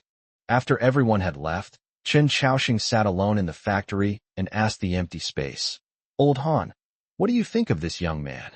Only then did an old man with a sage-like appearance emerge from behind a machine at the back of the factory. At over 70 years old, he walks silently, his eyes are deep and focused, and one can tell at a glance that he is a master. The old man walked over wearing a pair of cloth shoes, and no one knew when he had hidden behind there. "I am not as good as him." Upon hearing this, a hint of surprise appeared on Qin Chaosheng's usually calm face. "Even you are no match for him?" Old Han pondered for a moment, then said very seriously, "If you want to ask me about my current situation, it's hard to say. I observed him for a long time, but I still couldn't figure out what level he was at. After all, I've lived a few more decades and have more experience than him. If we really fought, I think we might be evenly matched, and the odds of winning are about 40 to 60. Hearing what Old Han said, Qin Chaosheng laughed. "Then why do you say you're not as good as him?" Qin Yao had left. Old Han said calmly, "What I mean is, at his age, I am not as good as him, and far inferior." Qin Chaosheng was an extremely intelligent man, so he naturally understood the implied meaning immediately. At Qin Yao's age, anyone who can reach the mid-stage of the profound realm is a genius among geniuses. He's not even 30 yet. Modern society is no longer the era of martial arts and immortality. These days, even a master in the late stage of the profound realm can be a formidable figure, becoming the absolute treasure of a major martial arts alliance. He understood what Old Han meant. Qin Yao was only so young, yet he could already go toe-to-toe with him. If he were given a few more years, his future would be limitless. Qin Chaosheng slapped his thigh, overjoyed. "So it turns out I really did find a treasure. I can't say whether he's a treasure or not, but this young man's identity is definitely not simple." Old Han composed himself and commented, "There was something else you probably didn't notice. I couldn't tell that the young man was a disciple of the He family, but I could tell that every move he made was a killing move. In other words, his move wasn't for fighting, but solely for killing." Now, Qin Chaosheng fell into deep thought. The joy she felt moments before turned into a faint sorrow. It seems that between him and me, we can only befriend each other, not recruit each other. Alas, what a pity, what a pity. With a single, deadly strike, such a person appearing out of nowhere could not possibly be just some random nobody. I probably can't dig deep enough into his background and identity. Well, it's much better to have someone like that as a friend than as an enemy. At the same time, in a corner of southeastern Sichuan, there was a district called Hualien District. In central Sichuan, Hualien District is undoubtedly at the very top of the pyramid in terms of both economic development and population concentration. Here, towering office buildings stand tall, luxury cars are parked on the streets at any time, and shopping malls are always packed with people. But at the same time, this area has everything from real estate, shopping malls, logistics, and banks. They all share the same surname, Hong. There's even a saying that goes, when you get to Hualien, you have to be careful where you walk, because if you're not careful, you might step on a wildflower that belongs to the Hong family. For 200 years, the Hong family has been a renowned wealthy merchant family in central Sichuan. His business interests are wide-ranging, and his rise to wealth could fill a book. Having been rooted for so long, the Hong family's branches have spread to various fields, with their descendants almost all over every corner of Sichuan province. The existence of such a behemoth means that its status and wealth are unshakable. Moreover, starting 10 years ago, the Hong family made a large investment in the Sichuan Martial Arts Alliance, becoming its largest shareholder. It's no exaggeration to say that the Sichuan Martial Arts Alliance is now basically under the control of the Hong family. The Hong family's ancestral home is located on the edge of Hualien District, where there is a whole garden. They once specially invited an internationally renowned landscape master to personally design it, and the design alone took a whole year of hard work. The subsequent construction required a great deal of manpower and resources, and it took a full 5 years to complete. However, this garden is not open to the public. Deep within it, there is a group of Chinese-style antique buildings, with a very old-fashioned plaque hanging on it, Hong Mansion. Meanwhile, in front of a lake in the backyard of the Hong residence, sat an old man and a young man. The two set up a small table, with a fishing rod lying across their faces. Enjoying tea and fishing, how pleasant. At this moment, a middle-aged man who looked like a butler walked over quickly. Just as he was about to whisper something to the old man waved his hand and said, "We're all family here, so just say what you have to say." The middle-aged man glanced at the young man, who was focused on keeping his head up against the lake and seemed completely oblivious to the two men's actions. "Yes." The middle-aged man nodded, then said, "The people below have told us that the man who killed Liu Boyang has come to Sichuan, but he hasn't shown any intention of coming to our door since he arrived." Upon hearing this, the old man took a sip of strong tea, his expression remaining completely unchanged. "Do you really need to report such a trivial matter to me?" "But Patriarch, that young man seems to be a rising star in Qingcheng, with a mysterious background and currently enjoying great popularity.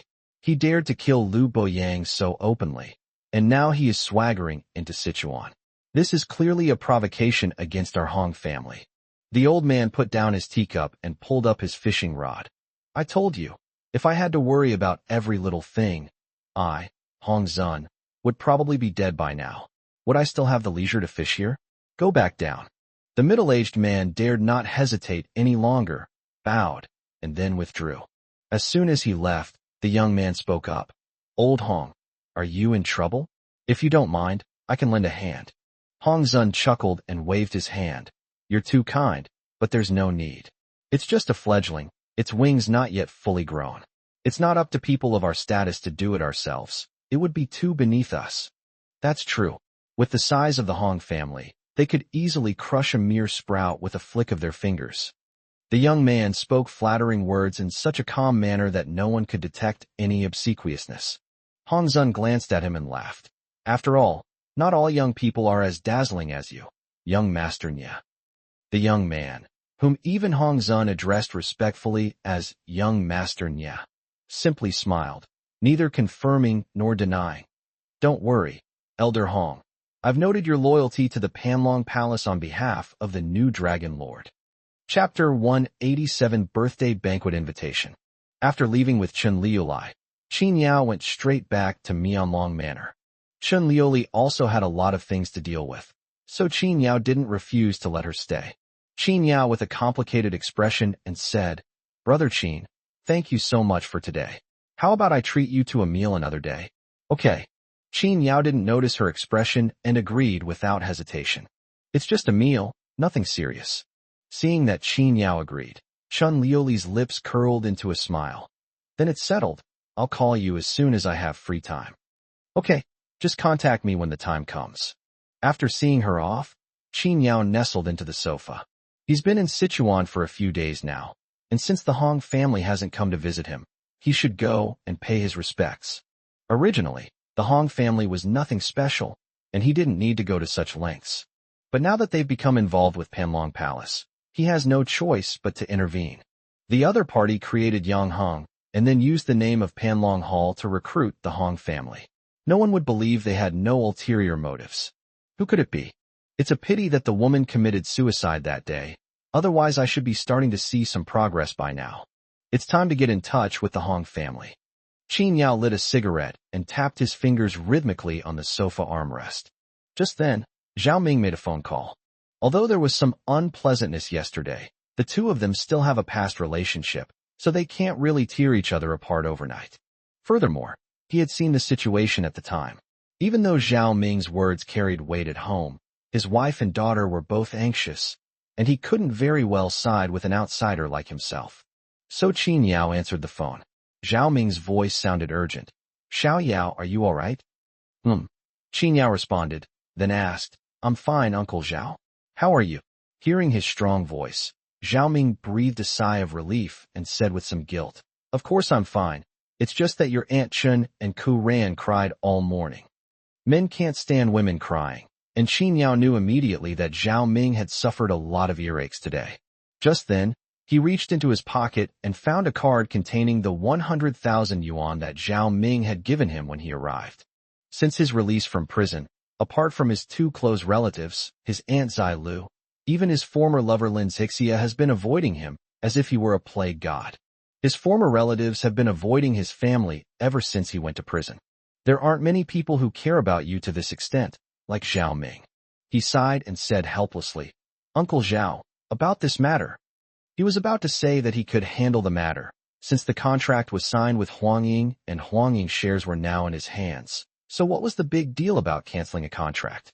30 million might not mean much to him, but it would be a heavy blow to the Zhao family.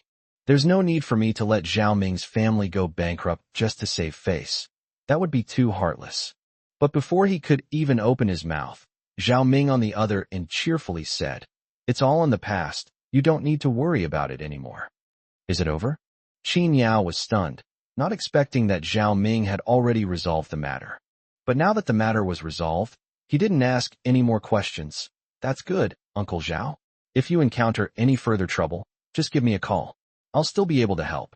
Zhao Ming smiled and gave a perfunctory yes, then said, "Let's just let today's matter rest. There's no need for us uncle and nephew to become so distant, right? I was just confused today and said something harsh. You won't take it to heart, will you?" Qin Yao smiled and said, "Of course. That's good, that's good." After the preamble, Zhao Ming finally got to the point of the call. "My birthday is in a couple of days. Uncle Zhao, I'm almost 50, so it'll be a big celebration. I'll be hosting a party at Huijiang restaurant sometime, and you absolutely have to come." Qin Yao was originally obliged to attend Zhao Ming's birthday celebration, but thinking about the expression on Chun Huiyu's face every time she saw him, he still felt somewhat embarrassed. It wasn't that he was afraid of seeing Chun Huiyu's expression, but there was no need to turn a perfectly good birthday banquet into a mess. But before he could refuse, Zhao Ming made the decision. "It's settled then. I'll have someone pick you up. By the way, do you have somewhere to stay lately?"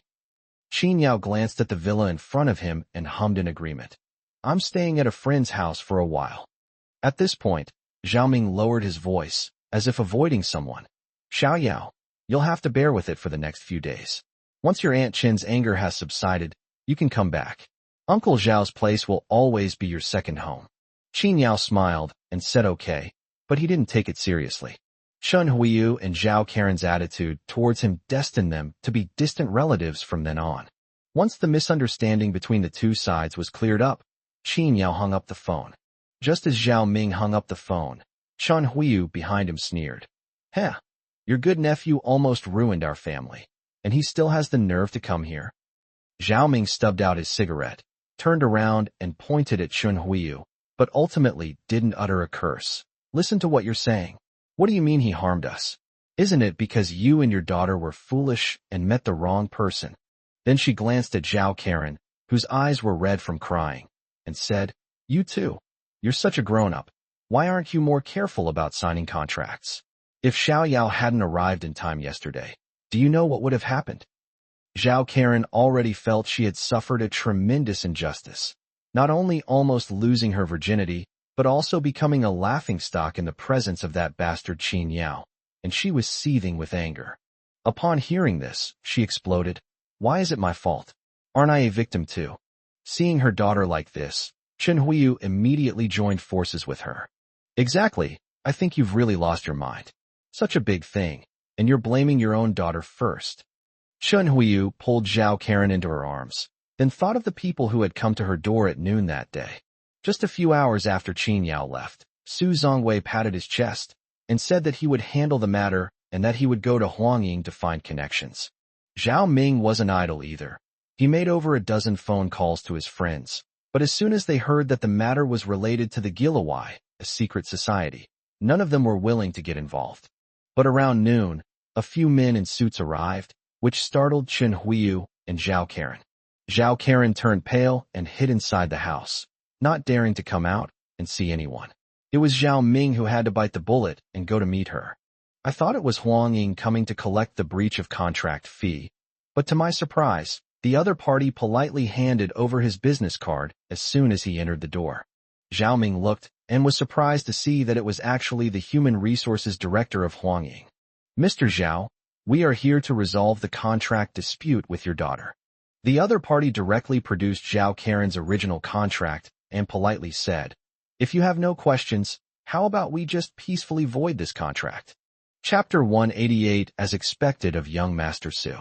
Zhao Ming was prepared to engage in a heated debate with the other party, but when he heard that they were going to cancel the contract on their own initiative, he was caught off guard. At this moment, Chun Huiyu and her daughter, who had been eavesdropping from the corner, quickly ran out and asked the other party, cancel the contract? What does that mean?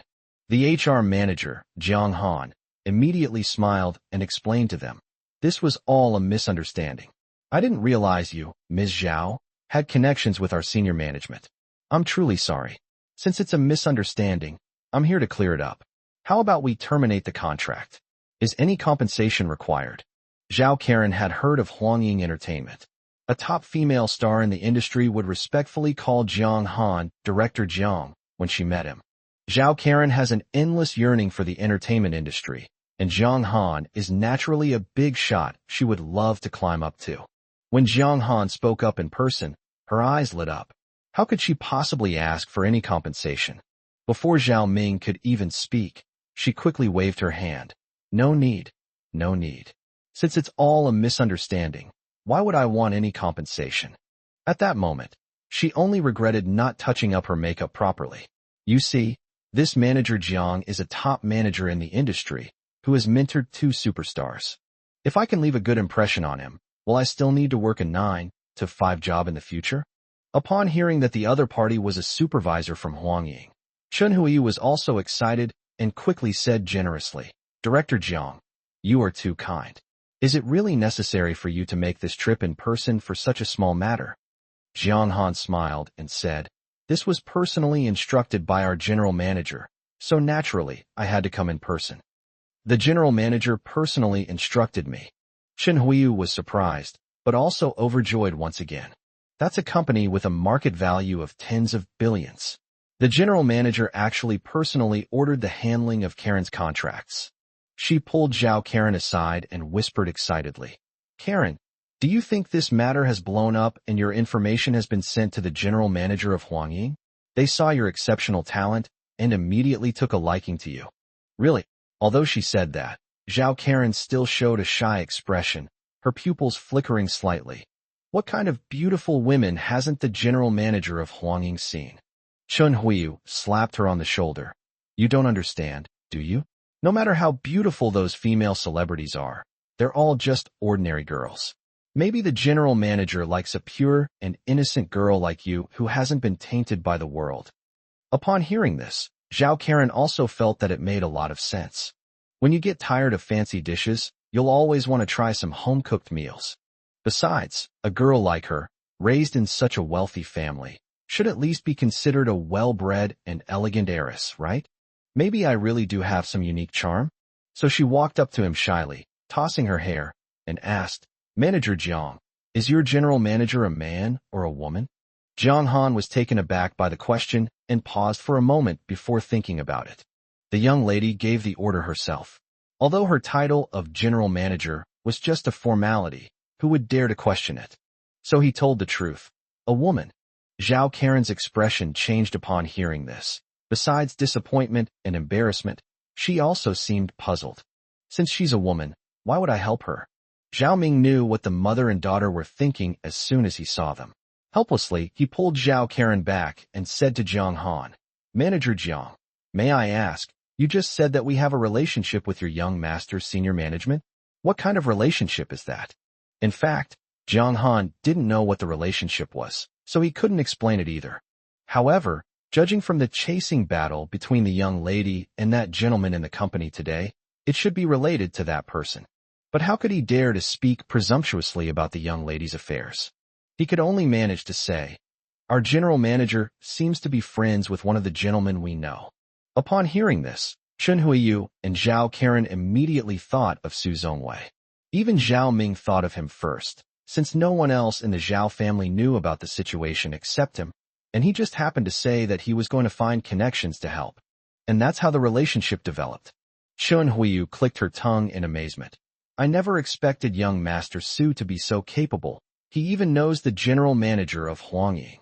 Zhao Karen puffed out her chest proudly, as if she had forgotten who the instigator of this matter was, and was even a little happy.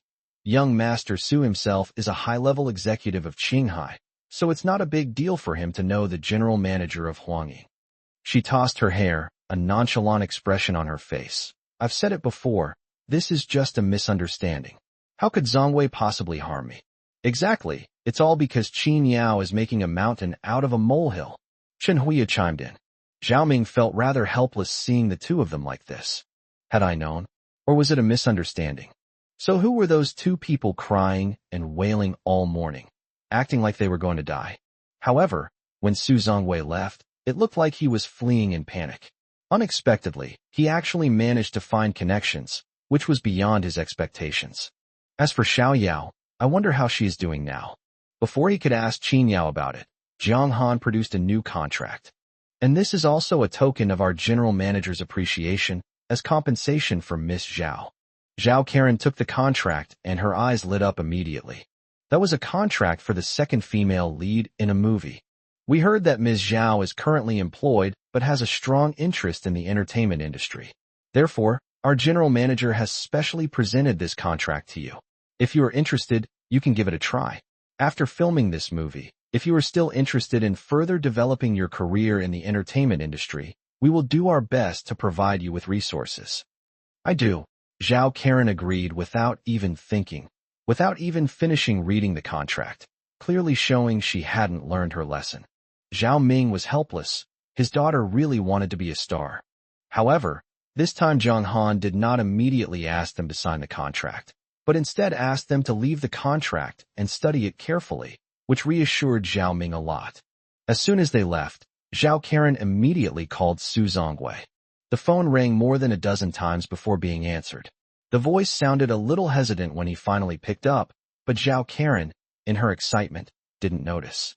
She immediately thanked him, saying, Zongwei, I didn't expect you to be so amazing. The people from Huangying came just now. They not only apologized and canceled the original contract, but also gave me a new one. They said if I'm willing, they'll spend a lot of money to promote me in the future. Su Zongwei was a little confused when he heard this, and he couldn't understand what was going on at all. He had only made 2 phone calls asking for help, both to lower-level employees of Huangying. They only said they would look into it, but didn't give him any guarantees. Could they have acted that quickly? However, upon hearing Zhao Karen's sweet and coquettish thanks, he didn't think much of it. Out of pride, she agreed and even promised to attend Zhao Ming's birthday party in a few days. The face you lose today, you must get it back one day. Chapter 189. Someone's got their eye on me. While the Zhao family and Su Zongwei were basking in the joy of this unexpected good fortune, Qin Yao also received a call from Zheng Qiai. Qin Yao didn't have a very good impression of this young princess of the Gilawai, a secret society, and he was only willing to associate with her because of Elder Zheng, an elder of the Panlong Hall. But Zheng Qiai is very confident in herself. After all, she has been the center of attention since childhood. Whether it is her appearance, figure, or family background, she is the object of pursuit for 90% of men. Therefore, she believes that Qin Yao has no feelings for her now, and that the estrangement between them is only due to a previous misunderstanding. But once the misunderstanding is cleared up, Qin Yao will eventually be won over by her. Today, Zheng Qiai called Qin Yao in a sweet voice, asking if he had time to have dinner together recently. Qin Yao refused without even thinking. I'm busy. Just say what you need to say. Zheng Qiai secretly complained that straight men are so clueless about romance, rejecting women's invitations so quickly, especially from someone as beautiful as herself. Then the topic turned to the Zhao family, and she tentatively asked, Do you have a good relationship with that family? Her question was deliberate, but Qin Yao didn't think in that direction and told the truth. My uncle's old comrade-in-arms is also one of my uncles. We have a good relationship. In the past, even if Zheng Qiai hadn't mentioned it, he might have taken the initiative to contact her. But since Zhao Ming hasn't found him yet, he hasn't been worried about it for the time being. Oh, I see. Zhang Kui's mood brightened considerably when she heard that he hadn't mentioned Zhao Karen at all. I helped them with their contracts. Since they're on the same side, there's no need to make a fuss over nothing, right? Zheng Qiai spoke in a shy tone, but Qin Yao was completely unaware of it. He thought Zheng Qiai meant his relationship with Zhang Hanjiang when she said, one of our own. So he hummed in agreement and said thank you.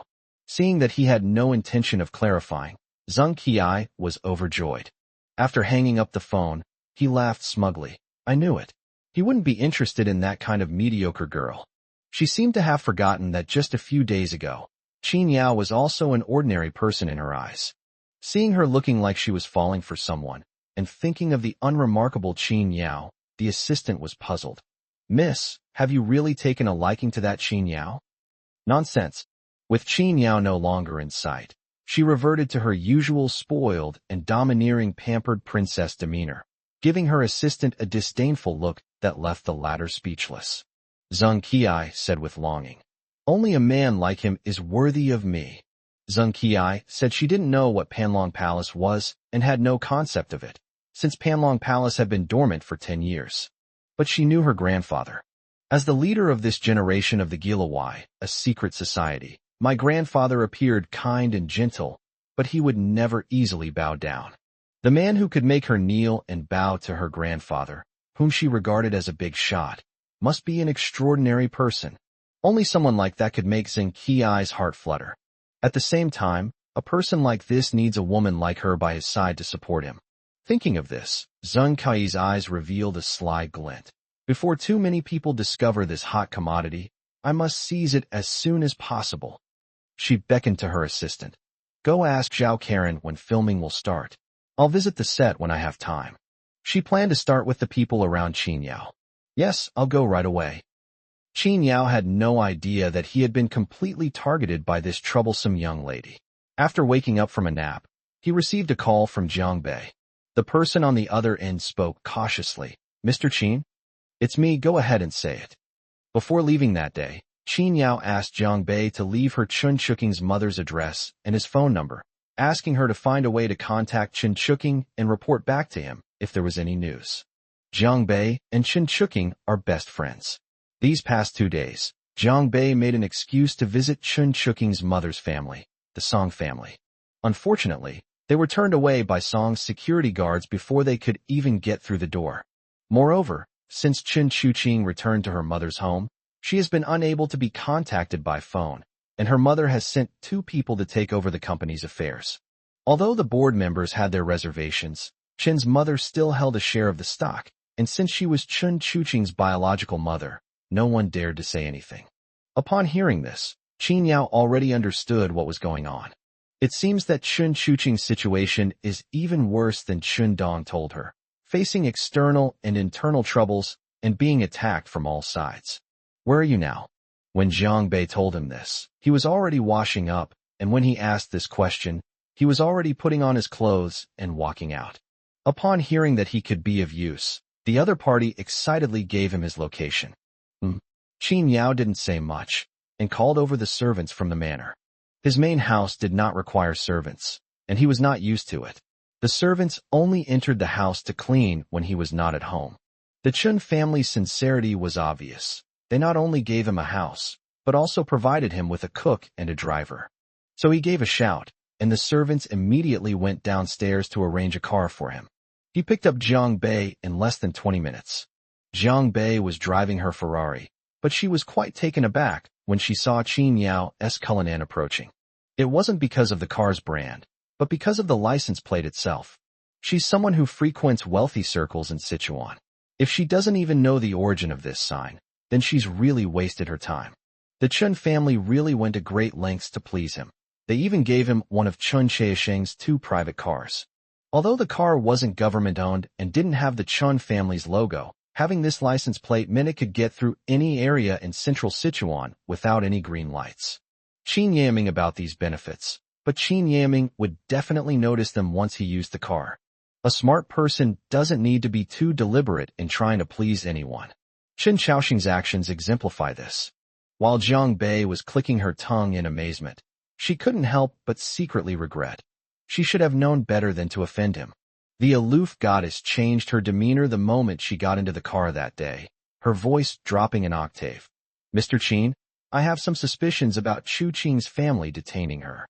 Qin Yao glanced at her upon hearing this, not noticing the cleavage she had deliberately created. Tell me about it. Seeing that Qin Yao wasn't paying any attention to her, Jiang Bei was a little disappointed and continued. I heard Chu Qing say, before that ever since Chairman Chen passed away, Chu Qing's mother has been pressuring her to get married. But Chu Qing is a very strong-willed person, capable of doing things on her own, and doesn't want to rely on a man at all. I think this matter is probably related to the arranged marriage. Qin Yao thought about it and felt it wasn't impossible, so he asked another question. Who is the other party in this marriage alliance? Hong Jintao, the eldest grandson of the Hong family. Chapter 190, Doesn't Your Conscience Hurt? Upon hearing the name of the Hong family, Qin Yao raised an eyebrow without making a sound. I never expected that doing someone a favor would lead me to get involved with the Hong family. It seems we really are fateful.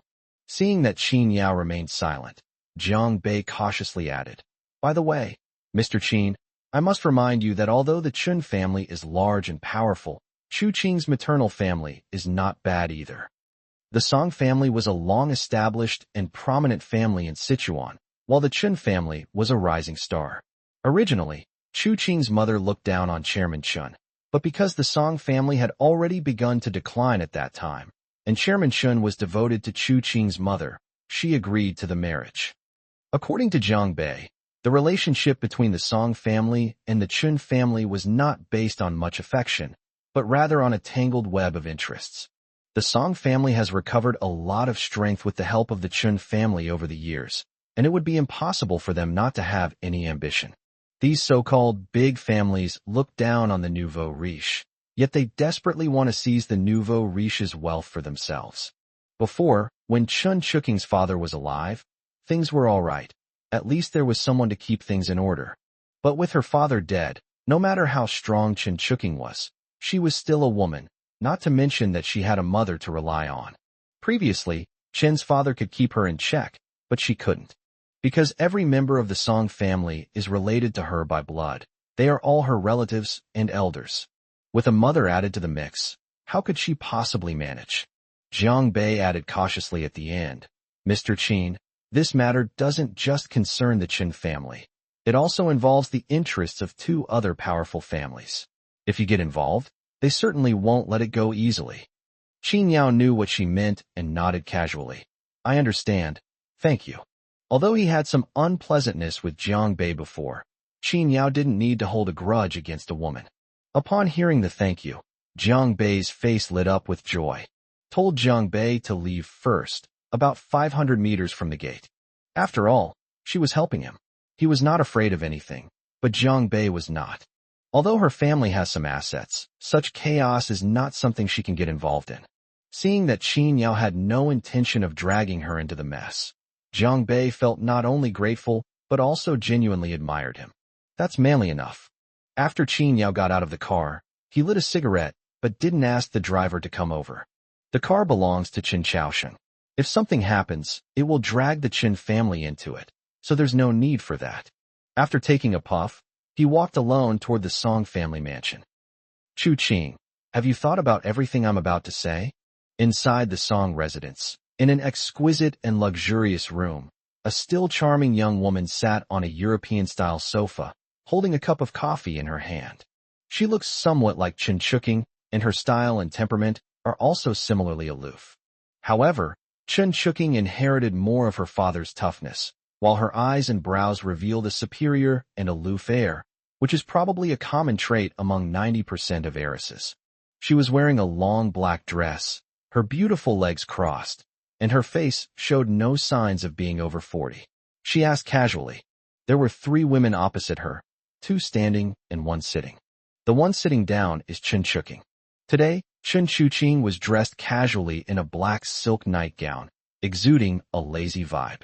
She was calmly putting on makeup, as if she wasn't the one who had been imprisoned by her own mother for 3 days. Hearing Song Piyu's words, her hand, which was applying eyeliner, didn't even tremble. I won't consider it. Seeing her indifferent attitude, A woman standing nearby became anxious. "Miss you." The woman standing next to Chinchuking was Su Paipei, who quickly pulled her aside and gave her a sharp look, signaling her not to say anything out of line. Faced with her biological daughter's attitude, Song Peiyu was neither surprised nor angry.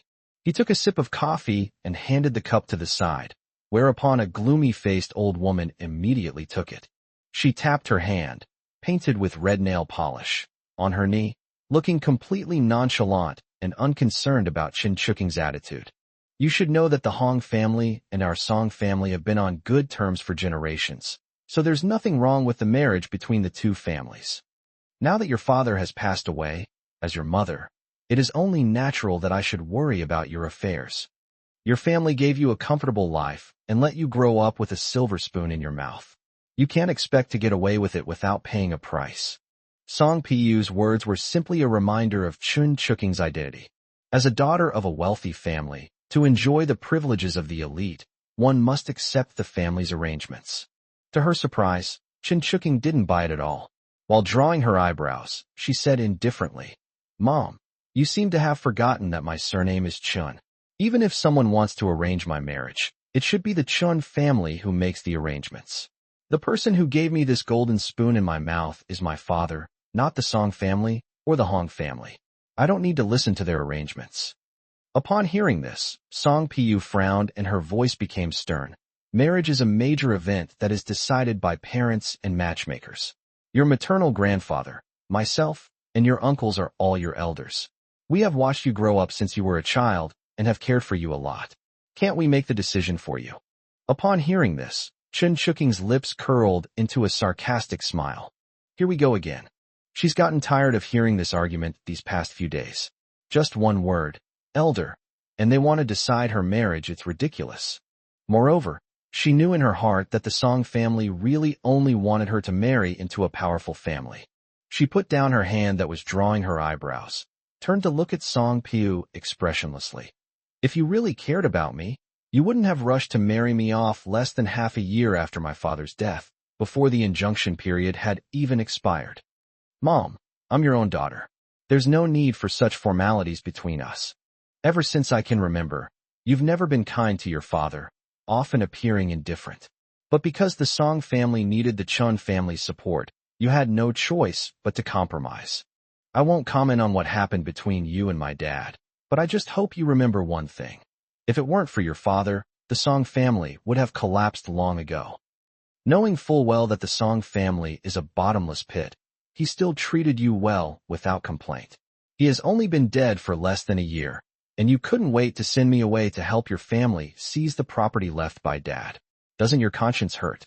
Chin Chuking's tone was very calm, showing no sign of anger. That was because she had seen through her maternal grandfather's family since she was a child, including her mother.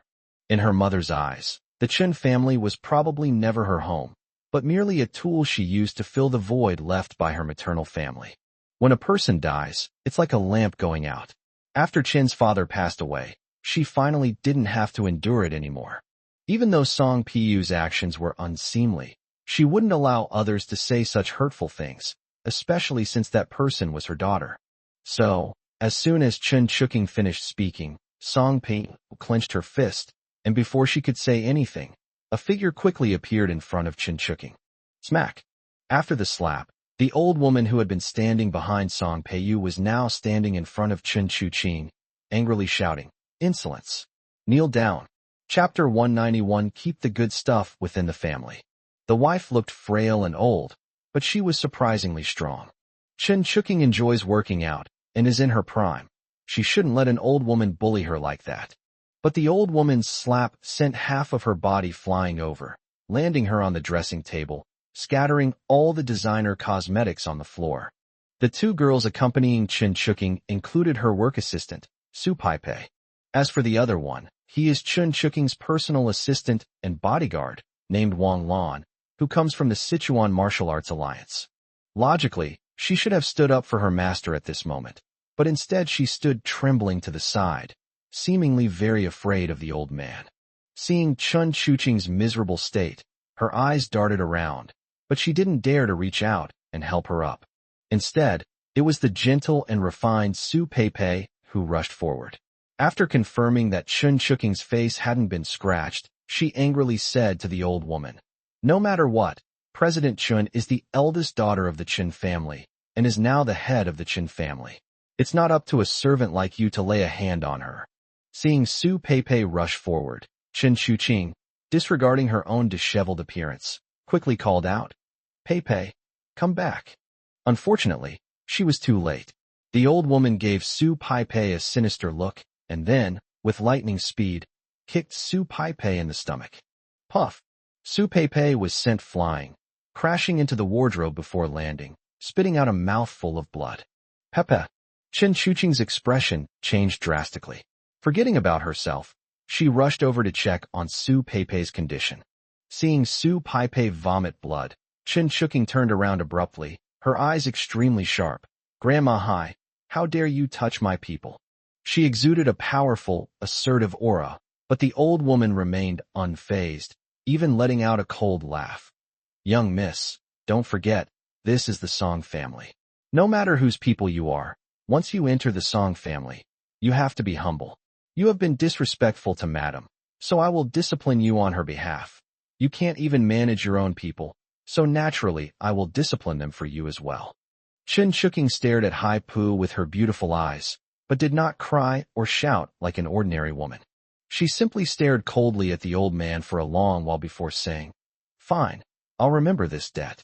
Hee, it is an honor for this old woman to be remembered by the young lady." Hai Pu gave a forced smile, completely ignoring her words. What's there to be afraid of in a marriage alliance, a puppet of the family? At this moment, Song Pu, who had been calmly drinking coffee, also stood up, seemingly unaffected by the earlier farce. She straightened her expensive dress and looked down at Chun Chuqing. "Chuqing, they say that mothers and daughters are of one heart, but I think you have been corrupted over the years. You can't just think about your father. Don't forget that I am also your mother. As for the assets left by your father, even if our Song family doesn't touch them, do you think no one outside is eyeing them covetously? I did this to protect you." After saying that, she picked up her handbag, didn't even glance at Chun Chuqing again, and turned to leave. Before leaving, she said, "I'll give you another week. Stay in the house until you agree to marry young Master Hong. I'll have your 2 subordinates sent back later. You can keep them if you want, but if you can't control them, I won't mind taking over for you." As Song Peiyu left Chun Chuqing's room, she was still thinking about what Chun Chuqing had just said, and felt extremely uncomfortable. Indeed, Chun-Li has been very good to her over the years. Although she was said to have taken her place purely for profit, Chun-Li has genuinely supported the Song family over the years. Back in her room, she sighed and asked Granny Hai, "Granny Hai, do you think I pushed her too hard?" After all, Chun-Li had only been gone for 6 months, and Chun Chuqing was her biological daughter. The sea goddess remained as cold and aloof as ever, like a corpse lying in a coffin. If she weren't able to speak and move, her appearance would be enough to send chills down your spine. "Madam, you are overthinking it. Now that Mr. Chen has passed away, it is only natural that you should return to your maternal family. Apart from the shares that Mr. Chen left you, whether it is the eldest son's share or the eldest daughter's share, you should have the right to dispose of them. After all, they are your children. Furthermore, the eldest daughter is, after all, a woman, and she will eventually marry into her husband's family. Making her hand over all her shares is to prevent the Chun family's assets from falling into the hands of others, and it is for the good of the Chun family." With just a few words, Hai Pa calmed Song Peiyu's previously uneasy heart. Looking at her daughter's cold eyes just now, she really felt a little guilty. After all, it's not a pleasant thing to say to take property from your own daughter. Now that Hai Pa had comforted her like that, she felt much better and stopped bending over. "You're right. I'm her mother, so there's nothing wrong with me keeping the wealth she can't protect. It's also to prevent it from being taken away by others."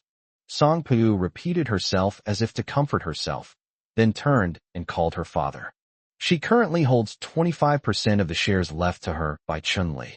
If she could acquire 25% of the shares held by Chun Chuqing, she would have absolute control of Qinghai with half of the shares. In the future, the business community in Sichuan will have a new legendary female CEO. It's a pity that Chun-Li wasted the first 20 years of her life. Otherwise, she could have become a powerful queen long ago. Now that Chun-Li is dead, she can finally realize her ambitions. However, before she felt that Chun-Li was blocking her way, she forgot who had actually built this empire. Then Song Ping made a phone call to the Song family's old residence to report the situation to Old Master Song.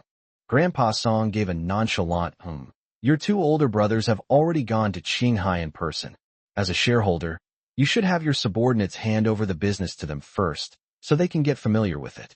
Once you get Chuqing's share, Qinghai can officially change its name. Don't worry, father. No matter how stubborn that girl is, we are her elders. She has no reason to refuse us.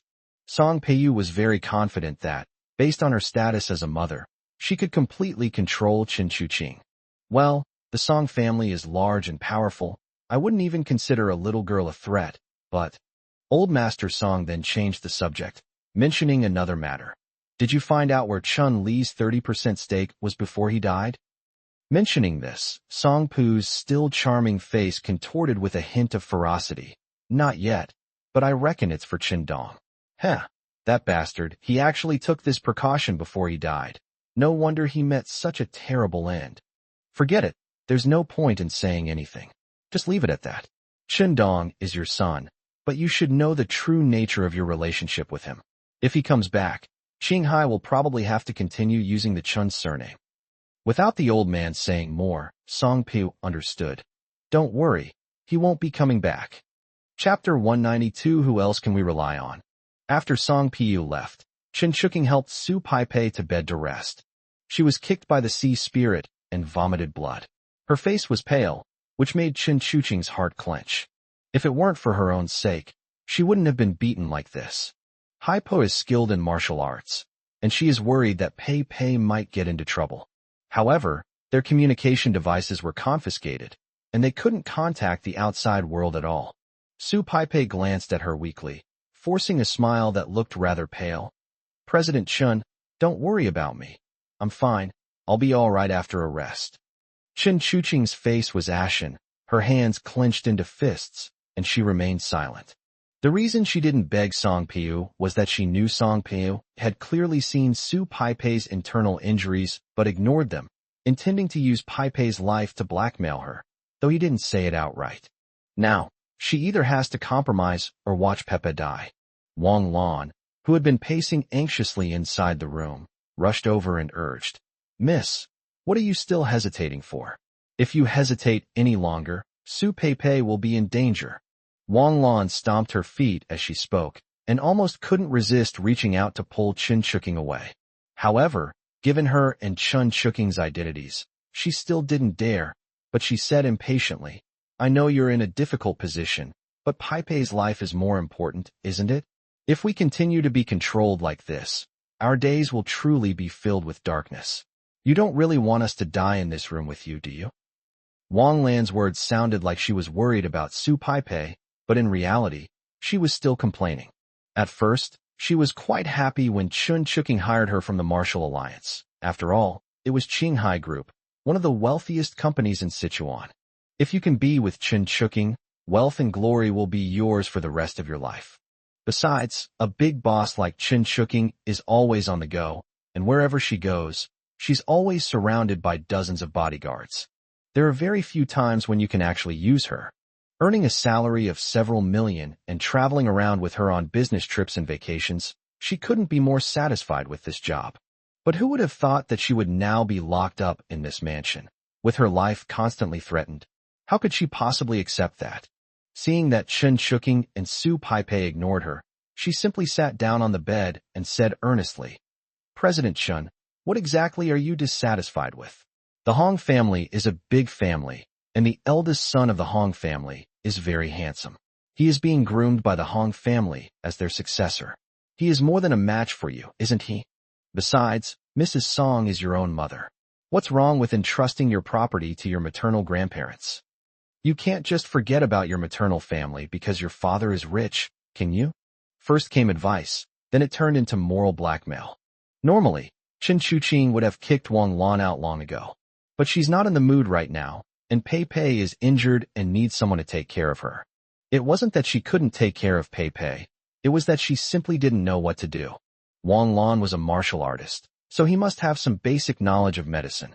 So she suppressed her anger, closed her eyes, and said, "You don't need to rush me. I'll consider it." "Still need to consider?" Wang Lan rolled her eyes, gradually losing patience, and muttered, "What time is it? What's there to consider? Don't you even have any room to consider? You've been detained. Who are you expecting to rescue you?" Chen Shuqing and Su Peipei also heard what Wang Lan said. Su Peipei was too weak to speak and rolled her eyes in anger. Just as she was about to argue, Chen Shuqing stopped her and told her to rest first and not to worry about it. But Chen Shuqing herself thought of someone after hearing Wang Lan's words. That person said he would protect her once. However, Chen Shuqing then gave a bitter smile. "What am I thinking? That person doesn't even know where I am right now. And even if he did, what could he do?" The Song family has now consolidated its foundation and has also formed an alliance with the Hong family. Even if that person is truly capable, how could they be so foolish as to oppose these two powerful families? This is Sichuan. If these two local tyrants joined forces, even if my father were still alive, he would probably suffer internal injuries from the fight, let alone him. She leaned against the bedside, looking at Su Peipei, whose face was contorted in pain even with her eyes closed, and couldn't help but feel a surge of sorrow. "Dad, what should I do?" Just as Chen Shuqing closed her eyes to rest, the doorbell at the entrance of the Song family mansion rang. Qin Yao stood alone at the door, the massive black iron gate seemingly non-existent to him. Qin Yao up and down with his nose in the air, and asked, "Who are you looking for?" "Where is Chen Shuqing?" Qin Yao asked directly. Upon hearing that this poor young man was actually looking for the young lady, the bodyguard was taken aback and subconsciously asked, "Who are you?" Qin Yao looked up at the Song family residence not far away, and remembering what Jiang Bei had told him, he said, "I am her boyfriend." The security guard chuckled upon hearing this and waved his hand like he was shooing away a dog. "Get lost, get lost. I'm still on duty. I don't have time to listen to your nonsense." Not to mention that the madam gave a strict order that no one was allowed to see the young lady, and the young lady was not allowed to step out of the house. Even without this order, he wouldn't believe that the young lady would fall for such a country bumpkin, dressed in cheap clothes. Clearly a poor wretch whose monthly salary of 3,000 wasn't even enough to pay off his loan.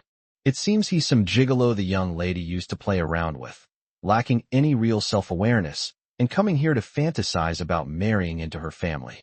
The security guard didn't take Qin Yao seriously at all, and with a cigarette in his mouth, he turned around and was about to go back. But as soon as I turned around, I heard a loud bang behind me. Looking back, he was so startled that he dropped the cigarette in his hand, which landed on his foot and burned a big hole in his shoe without him noticing. Clang! Qin Yao dismantled the massive iron gate with his bare hands and threw it directly at the security guard's feet. As he stared in disbelief, Qin Yao, expressionless, brushed the dust off his hands and walked inside. As I passed by him, I glanced at him, and then I reached out and snapped his arm. "Ah!" The security guard screamed and fell to the ground, staring at Qin Yao in shock and anger. Who are you?" I didn't stop you." The security guard couldn't understand why the man would attack him when he hadn't even stopped him. Qin Yao glanced at him calmly, too lazy to waste words. Prevention is better than cure. The security guard isn't stopping him now, but he'll definitely become an obstacle in his path later. Qin Yao is alone now, but he will bring Chen Shuqing with him later, so it's better to get rid of one troublesome person. The commotion quickly alerted the other security guards inside the villa, who rushed out with stun batons and blocked Qin Yao at the villa entrance. "Halt! Who dares to trespass into the Song family's residence?" Qin Yao glanced at the villa gate in front of him, ignored them, and shouted into the house, "Chen Shuqing, I'm here to take you away." Chapter 193, I am her boyfriend. Chen Shuqing's room was close to the door, and Qin Yao's loud noise startled her from her worries. "It's him." Wang Lan, who had been looking worried, heard the voices below and quickly stood up. "Miss, who's here?" Judging from his aura, he's no ordinary person. After all, if an ordinary person were to break into the Song family to rescue someone, it would be no different from courting death. Furthermore, The other party addressed Chen Chuqing by her full name, indicating that they were not Chen Chuqing's subordinates. I didn't expect Chen Chuqing to have an ace up her sleeve.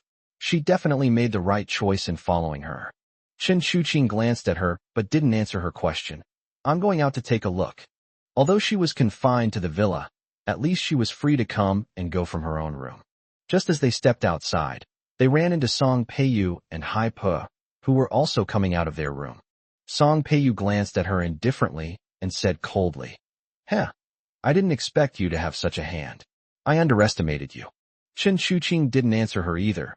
After all, even she didn't know who this Qin Yao was. Given the Song family's prominent position in Sichuan, how dare he come here? Where does he get his confidence? "Madam, shall I go and take a look?" Hai Pe asked. "No need. He's just an ignorant brat. You don't need to lift a finger. The bodyguards at home are more than enough." What? Boom. Before Song Peiyu could finish speaking, a figure appeared at the entrance. He kicked the 30-centimeter thick solid wood door to pieces. Qin Yao entered the room against the light, his gaze immediately locking onto Chen Chuqing, who was wearing pajamas. The latter looked at him as he entered, somewhat incredulous. "It really is you."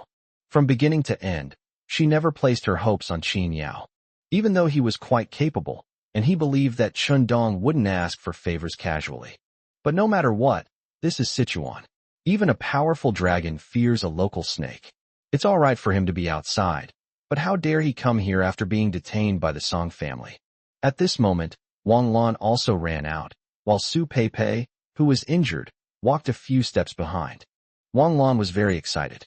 She thought that with such a commotion outside, the people who broke in, if not thousands of troops, would certainly be quite impressive. But when she excitedly stood upstairs, she was stunned to find Qin Yao standing alone at the front door. A short-sleeved t-shirt, casual trousers, and a pair of shoes from a domestic brand. This kind of person doesn't seem like a savior at all. Song Peiyu's eyes were sharp, and her aura was fully unleashed, exuding an irresistible force. "Who are you? How dare you trespass into my Song family? Do you have enough lives to die?" Song Peiyu was, after all, the daughter of the Song family, and over the years she had been in contact with high society people while following Chun-Li. Even in such an environment, her aura is absolutely not inferior. Moreover, anyone with eyes can see that this is the Song family's villa, and anyone who dares to barge in should be prepared not to leave. Qin Yao didn't even glance at her, and walked straight towards Chen Chuqing, grabbing her hand and saying, "Let's go." Song Peiyu's face turned cold. Chen Chuqing didn't immediately follow Qin Yao, but instead asked in surprise, "Why are you here?" Qin Yao did not betray Jiang Bei, only saying, "I said I would protect you this once, and I mean it." Chen Chuqing's heart skipped a beat, and the wrist that Qin Yao was holding felt slightly hot. If she weren't at the Song family today, or if Qin Yao were truly followed by a massive army, she might have been moved and excited. But when she saw Qin Yao all alone, she glanced at the old woman behind her mother and finally sighed softly. "You are very skilled, I admit. I am also very grateful that you will keep your promise to save me. Unfortunately, you are too impulsive and too insignificant." Chen Chuqing said this not to mock Qin Yao, but to state a fact. This is not something you can interfere with. You should leave now. She wanted to break free from Qin Yao's grasp. After all, the Song family's power was too great. Even she couldn't contend with it. So what could he possibly do? This society is no longer one where you can win with your fists. Even so, Qin Yao is too young, and there are too many beings in this world that he doesn't understand, each of whom can make him feel suffocated. For example, the sea goddess over there. Seeing that she was trying to break free, Qin Yao frowned slightly. "You don't want to leave?" If Chen Chuqing stayed voluntarily, then there's really nothing to say. But Chen Chuqing smiled bitterly. "It's not that I don't want to, but it's because you can't take her away." Before she could finish speaking, Song Peiyu shouted angrily, her voice sharp and displeased with Qin Yao's earlier neglect of her. "Who exactly are you? You can leave whenever you want." Qin Yao pulled Chen Chuqing behind him, his broad back completely shielding her, instantly giving her a surge of security. He looked at Song Peiyu with a blank expression and said, "I'm her boyfriend, here to take her home." "Boyfriend? Haha, are you kidding me?" Song Peiyu was stunned for a moment. Then her gaze fell on Qin Yao. He was plainly dressed and plainly handsome. Apart from his decent skills, he had absolutely nothing to offer. Such a person, let alone entering her home, would not even receive a second glance from her even if he knelt before her begging. Now he's actually saying he's Chen Shuqing's boyfriend? Even Wang Lan, who had come up the stairs to watch the commotion, rolled her eyes and muttered, "He doesn't even know his own worth. Does he even deserve it?" Chen Shuqing wanted to clarify, but Song Peiyu didn't give her a chance to speak. She pointed at Qin Yao with an air of queenly authority. "I don't care if you're her boyfriend or her bodyguard, but you absolutely cannot take her away today. She is my daughter, and this is her home." Upon hearing this, Chen Shuqing smiled, but there was no smile in her eyes. She had originally wanted to clarify, but now she took Qin Yao's arm and said, "Home? Mom, you must be mistaken. The surname here is Song, and mine is Chun." He's right. His name is Qin Yao, and he is indeed my boyfriend. I've even given him my body. As you can see, my boyfriend came to pick me up and take me home. As for that young Master Hong, I will absolutely not marry him. Qin Yao felt her body trembling, but instead of turning his head to look at her, he patted the back of her hand to reassure her. But how could Chen Shuqing possibly put her mind at ease? She knew that Qin Yao had no chance of taking her away. His words just now were merely meant to provoke Song Peiyu. Sure enough, seeing the two of them holding hands tightly, Song Peiyu flew into a rage and unleashed a torrent of abuse on her. "You bastard! You are my daughter, Song Peiyu's daughter. How dare you find a boyfriend without my permission? What's more, he's such a scoundrel. To have such a person touch your body is a disgrace to the Song family." Chapter 194. If you're not convinced, come at me again. Song Peiyu was furious. She never expected that her daughter, who was always busy with work, would find such a boyfriend. Hong Jintao, as the eldest son of the Hong family, has long admired you, and he's adamant about marrying you this time. How can you do this to him? Chen Shuqing glanced at her mother and bluntly said, "I don't like it. So what's there to apologize for? Mom, I think you're just afraid that if the Hong family finds out I have a boyfriend, they'll ruin this marriage alliance, right?" From a young age, she understood her mother. In her eyes, there was no such thing as family affection, only the interests of the Song family. As expected, Song Peiyu remained unfazed after being exposed, but pointed sternly at Qin Yao. "I just can't stand you demeaning yourself by finding such a thing." Hearing Song Peiyu's insults, Qin Yao remained calm and said indifferently, "She is an independent person. She can choose who she wants to be with and what kind of life she wants to live. Whether it is shameful or not is not important. What is important is whether she is happy or not." Upon hearing Qin Yao's words, Song Peiyu not only didn't laugh, but instead showed a hint of disdain. "Happy? What does it mean to be happy? Why would you give up the life of a wealthy wife to eat pickled vegetables with you? Women, especially beautiful women like Chen Shuqing, should understand their own value. As the saying goes, I'd rather cry in a BMW than laugh on a bicycle." Moreover, given Chen Shuqing's status and beauty, she can do much more than just drive a BMW. "All right, I'm too lazy to waste my breath on you. People of your level are not on the same level as me, and I don't need to waste my words on you." Song Peiyu reached into her handbag and took out a checkbook.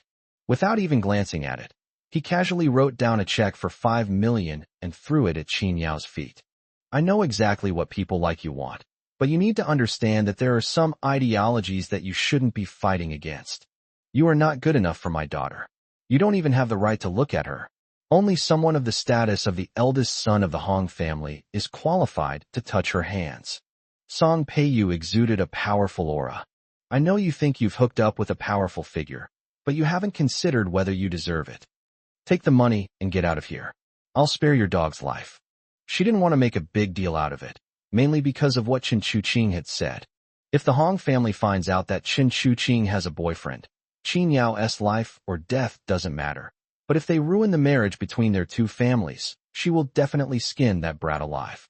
She also took the opportunity to express her disdain for the domestically produced goods Qin Yao was wearing, thinking that her daughter must have lost her mind to be fooled by such a loser. The old woman behind him also had a cold look in her eyes, clearly disliking Qin Yao's indifferent attitude. He's such a loser, acting like some kind of hermit sage. If he wants to live off a woman, he should just say so. Instead, he has the audacity to say he hopes Chen Chuqing will be happy. He's asking for a beating. I'm too lazy to waste my breath on you.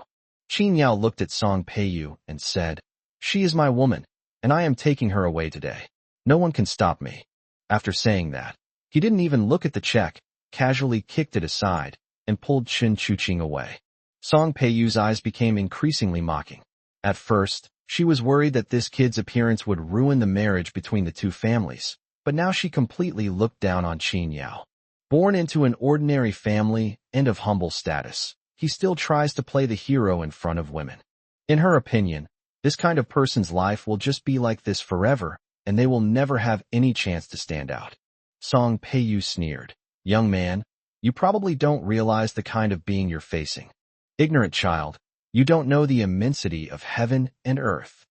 Enraged, Haipa let out a cold snort, and then her figure flashed, appearing directly in front of Qin Yao. He slapped Qin Yao with his palm. Chen Chuqing instinctively stepped in front of Qin Yao, shouting, Be careful. She didn't want Qin Yao to end up like Su Peipei, getting hurt while protecting her. Song Peiyu, on the other hand, looked down at Qin Yao with cold eyes as he learned his lesson. Oh! Without saying a word, Qin Yao pulled Chen Chuqing behind him. His body trembled, and his killing intent surged as he directly struck Haipa with a palm. Swift as the wind, heavy as a mountain. The old woman's expression changed, and she tried to withdraw her palm. Unfortunately, the technique is outdated, and it's too late. Bang! With a deafening roar, the force of a single palm strike was unleashed. Haipa felt a sharp pain in her wrist and stumbled backward, bumping into the stair railing. The marble and metal handrail shattered with a crack. Haipa was terrified. How is that possible? Qin Yao in shock. Although she had only used half of her strength, it was still far beyond what a hothead like Qin Yao could withstand. She thought her palm strike would knock Qin Yao out of his slump, but instead, she and Qin Yao clashed head-on, and she was knocked back. A formidable foe. At this moment, Haipa's gaze towards Qin Yao changed drastically, filled with surprise and uncertainty. Wang Lan and Su Peipei, who were watching from upstairs, were both shocked and somewhat incredulous. You have to understand, that was a master who had been by Song Peiyu's side since she was a child. He is said to be able to move mountains and overturn seas with a single palm strike, and his martial arts are unfathomable. As a fellow martial artist, Wang Lan knew even better that if she were to face her with her early-stage Yellow Realm skills, she wouldn't last 10 moves. She was all waiting to see Qin Yao make a fool of himself, but who knew he would actually drive away the sea goddess? You bastard, how dare you fight back? Song Peiyu was also taken aback. She hadn't expected that the sea goddess would actually be defeated. You should know that Haipa is one of her key assets. However, she quickly put on a stern face and angrily rebuked Qin Yao. Are you looking for death? Who gave you the right to fight back? Chen Chuqing hadn't expected Qin Yao to be so powerful, but she could tell that Granny Hai hadn't used her full strength, so she quickly stepped in to stop her. Mom, he only acted to save me. Please let him go. I save you. Song Peiyu sneered. Let's not even talk about what you could possibly be saved in your own home. Just look at his character. How could he possibly save you? The old woman didn't use her full strength just now. She was caught off guard and was ambushed by him. Do you really think he's a master? If Haipa were serious, she could kill him with a single finger. She simply didn't believe that the sea goddess couldn't beat this kid. Haipa also stood up at this moment and was roused again upon hearing this. Indeed, she was a bit careless just now and didn't take this kid seriously. If she gets serious, Qin Yao has no chance of defeating her. She looked at Qin Yao and revealed a sinister smile. Young man, I am very angry now, and the consequences will be severe. She twisted her neck, and her bones cracked and popped. Seeing her full of confidence, Qin Yao didn't say a word of nonsense and struck the sea goddess with another palm strike. This time, Haipa remained calm and composed, directly using 80% of her strength to exchange a palm strike with Qin Yao. But as soon as they touched her, the sea woman's expression changed.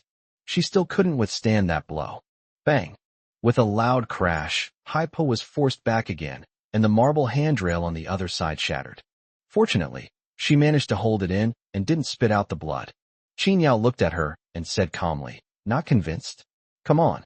Chapter 195, A Defeated Soul. Hypa stood there, staring at her hands in utter shock.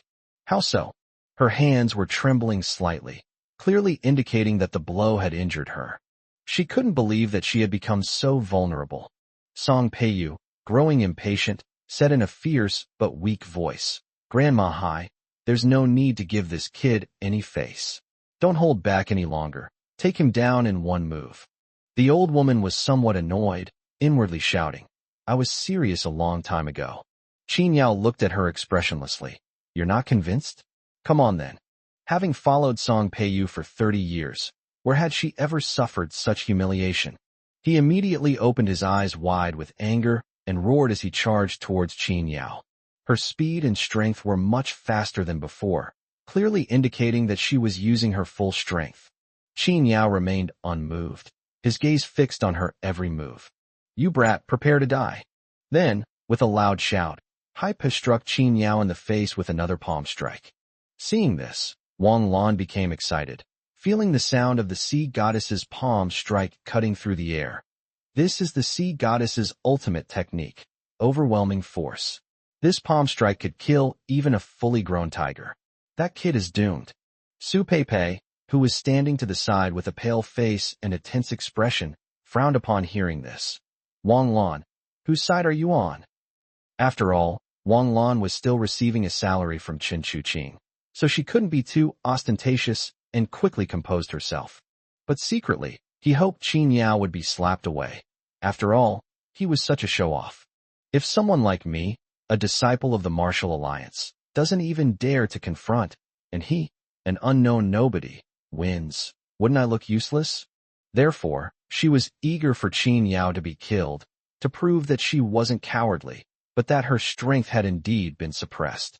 But then, the two of them exchanged another palm strike, and with another loud bang, Hypo's body was sent flying horizontally. Fortunately, she had some strength and didn't fall. After a few steps, she landed, but still took several steps back. A mouthful of fishy sweetness surged up her throat, which she swallowed whole. "Grandma Hai, what are you still playing cat and mouse with? Hurry up and deal with this kid." Song Peiyu had completely lost her patience. The old woman had no way to express her grievances, and was also completely enraged. She shouted and ran towards Qin Yao with all her might. "Even if I have to risk my old life today, I won't let you leave here alive." Seeing her rushing towards him, Qin Yao sneered. In the face of a difference in strength, fighting desperately is useless. This time, Qin Yao did not exchange palm strikes with her. He came to rescue people, not to spar with this old woman. He had no time to waste on her. He raised his foot and kicked it directly into the sea woman's palm. This kick was incredibly powerful, causing Hypa to cough up a mouthful of blood on the spot. She completely lost her balance and flew backwards to the ground.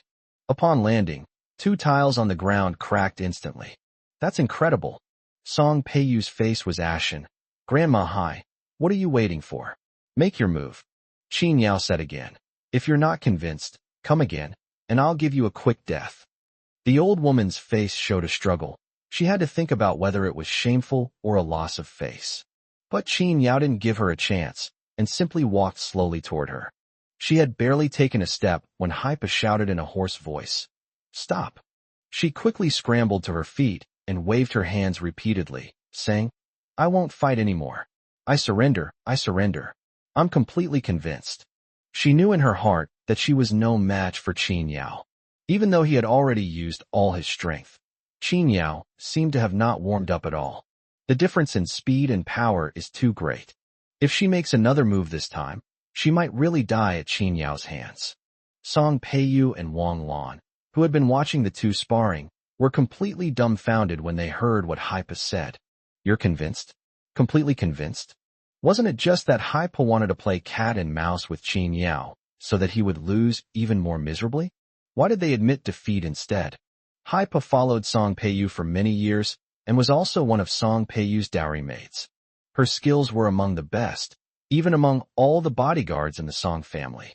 It's no exaggeration to say that with her strength, she could easily become the head of a martial arts alliance. In some smaller martial arts alliances, they can even be regarded as red sticks, a term used to describe individuals who are considered red sticks or red poles. Let me put it this way. If Hypa wanted to apply for a job at a certain bodyguard company, she could directly become the deputy manager, no exaggeration. But she lost, and lost badly, even begging for mercy in the end. And her opponent was an unremarkable, hot-headed young man. If the first time was due to Hypa underestimating her opponent, then the second, third, and even fourth times were truly due to her inferior skills. Such a gap in strength is truly unbelievable. Song Peiyu's face was extremely ugly. Her previous aloofness had turned into anger. She glanced at the sea spirit and snorted. Useless thing. The old woman's face was covered in blood, but also filled with helplessness. What could she do? She was desperate too. She noticed it just now. When Qin Yao took that final step, his entire aura changed drastically, and he seemed to have lost all patience. In other words, if she makes another move, she is very likely to die at Qin Yao's hands. She had no doubt that Qin Yao would lay a hand on her. Qin Yao had previously trespassed into the Song family's home. You could say he was arrogant and ignorant. But when he demonstrates such strength, can you still say he's clueless? Seeing that Hai Pa had given up, Qin Yao knew that this was the extent of her power and pulled Chen Chuqing into his arms. Madam Song, if you have no other way to keep me here, then I'll take her with me. At this moment, Chen Chuqing was still in a daze, completely unable to believe that someone could so easily defeat Hai Pa. In her eyes, Song Peiyu's threat to her came half from the Song family and half from Hai Pa. Suddenly pulled into the man's arms, her heart began to pound uncontrollably. What's wrong with me? Could it be because he was too nervous? Yes, that must be it. She tried to remain calm and looked up at Song Peiyu. Mom, besides Grandma Hai, you probably don't have any other people here in this villa. In that case, I'll take my leave first. After saying that, she winked at Su Pei on the steps, who nodded, clutching her chest, and came down to leave with her. Wang Lan's eyes darted around, and she quickly took Su Pei's arm, saying, "Let me help you." Su Pei glanced at her, pursed her lips, and said nothing more. The two women approached Qin Yao from behind. Qin Yao glanced at them, then asked Chen Chuqing, "Is there anything else you want to take?" Chen Chuqing shook her head firmly. "I don't need to take anything from here." "Okay, let's go then." After saying that, Qin Yao led Chen Chuqing and the other two out. Security guards surrounded them, but no one dared to stop them. Song Peiyu trembled with rage and roared at Qin Yao's retreating figure. "You bastard! Do you think you can withstand the wrath of the Song family?" Qin Yao didn't even turn his head and chuckled lightly. "You're welcome anytime." Chapter 196, Keeping It as a Shield. After leaving the Song family, Qin Yao took 3 women and left by taxi. He had already sent the Chun family's car back first, in order to avoid causing trouble for Chun Chaosheng and the others. So Qin Yao took them away in a taxi. He originally wanted to ask Chen Chuqing for her address to take her home, but she refused. "My house is already under surveillance. Going back would be like walking into a trap." Qin Yao nodded, agreeing. Since the Song family wants to completely seize her father's property, how could they possibly give her any breathing room? After thinking it over, I decided to take Su Pei to the hospital first. If that doesn't work out, we can let her stay at Mianlong Mountain Villa first. Firstly, the place is big enough that having one more person wouldn't make a difference, and I can take care of her myself. Secondly, that was Chun Chaosheng's territory after all. No matter how powerful the Song family was, they wouldn't dare to break into Chun Chaosheng's house to snatch people, given his title as the mayor. But there were other people present, so he didn't mention it. After Wang Lan came out, she was exceptionally attentive to Qin Yao, her eyes practically glaring at him. In her opinion, someone who could break into the Song residence on their own must have a powerful background. The 3 women were sitting in the back seat. She was supposed to be looking after Su Pei, but half of her body was stretched out from the back seat to the front, and her head was almost resting on Qin Yao's shoulder. "Sir, you're our young lady's boyfriend, right? Why haven't we heard her mention you before?" Qin Yao glanced at her out of the corner of his eye. He had seen Wang Lan's expression when she stood on the stairs. "So I don't have a good impression of her." But considering she was Chun Chuching's person, she still replied, "We only recently got together." "I see," Wang Lan said thoughtfully, then smiled sweetly. "No wonder. May I ask what you do, sir? Judging from your high level of skill, you must be from the Martial Alliance, right? I am also a disciple of the Martial Alliance. Perhaps we have met before." Seeing Wang Lan so openly probing his origins, Qin Yao didn't say anything, but just glanced at her in the rearview mirror. Chen Shuqing frowned and said sternly, "Wang Lan, I hope you know your place. You are my hired bodyguard, not my housekeeper."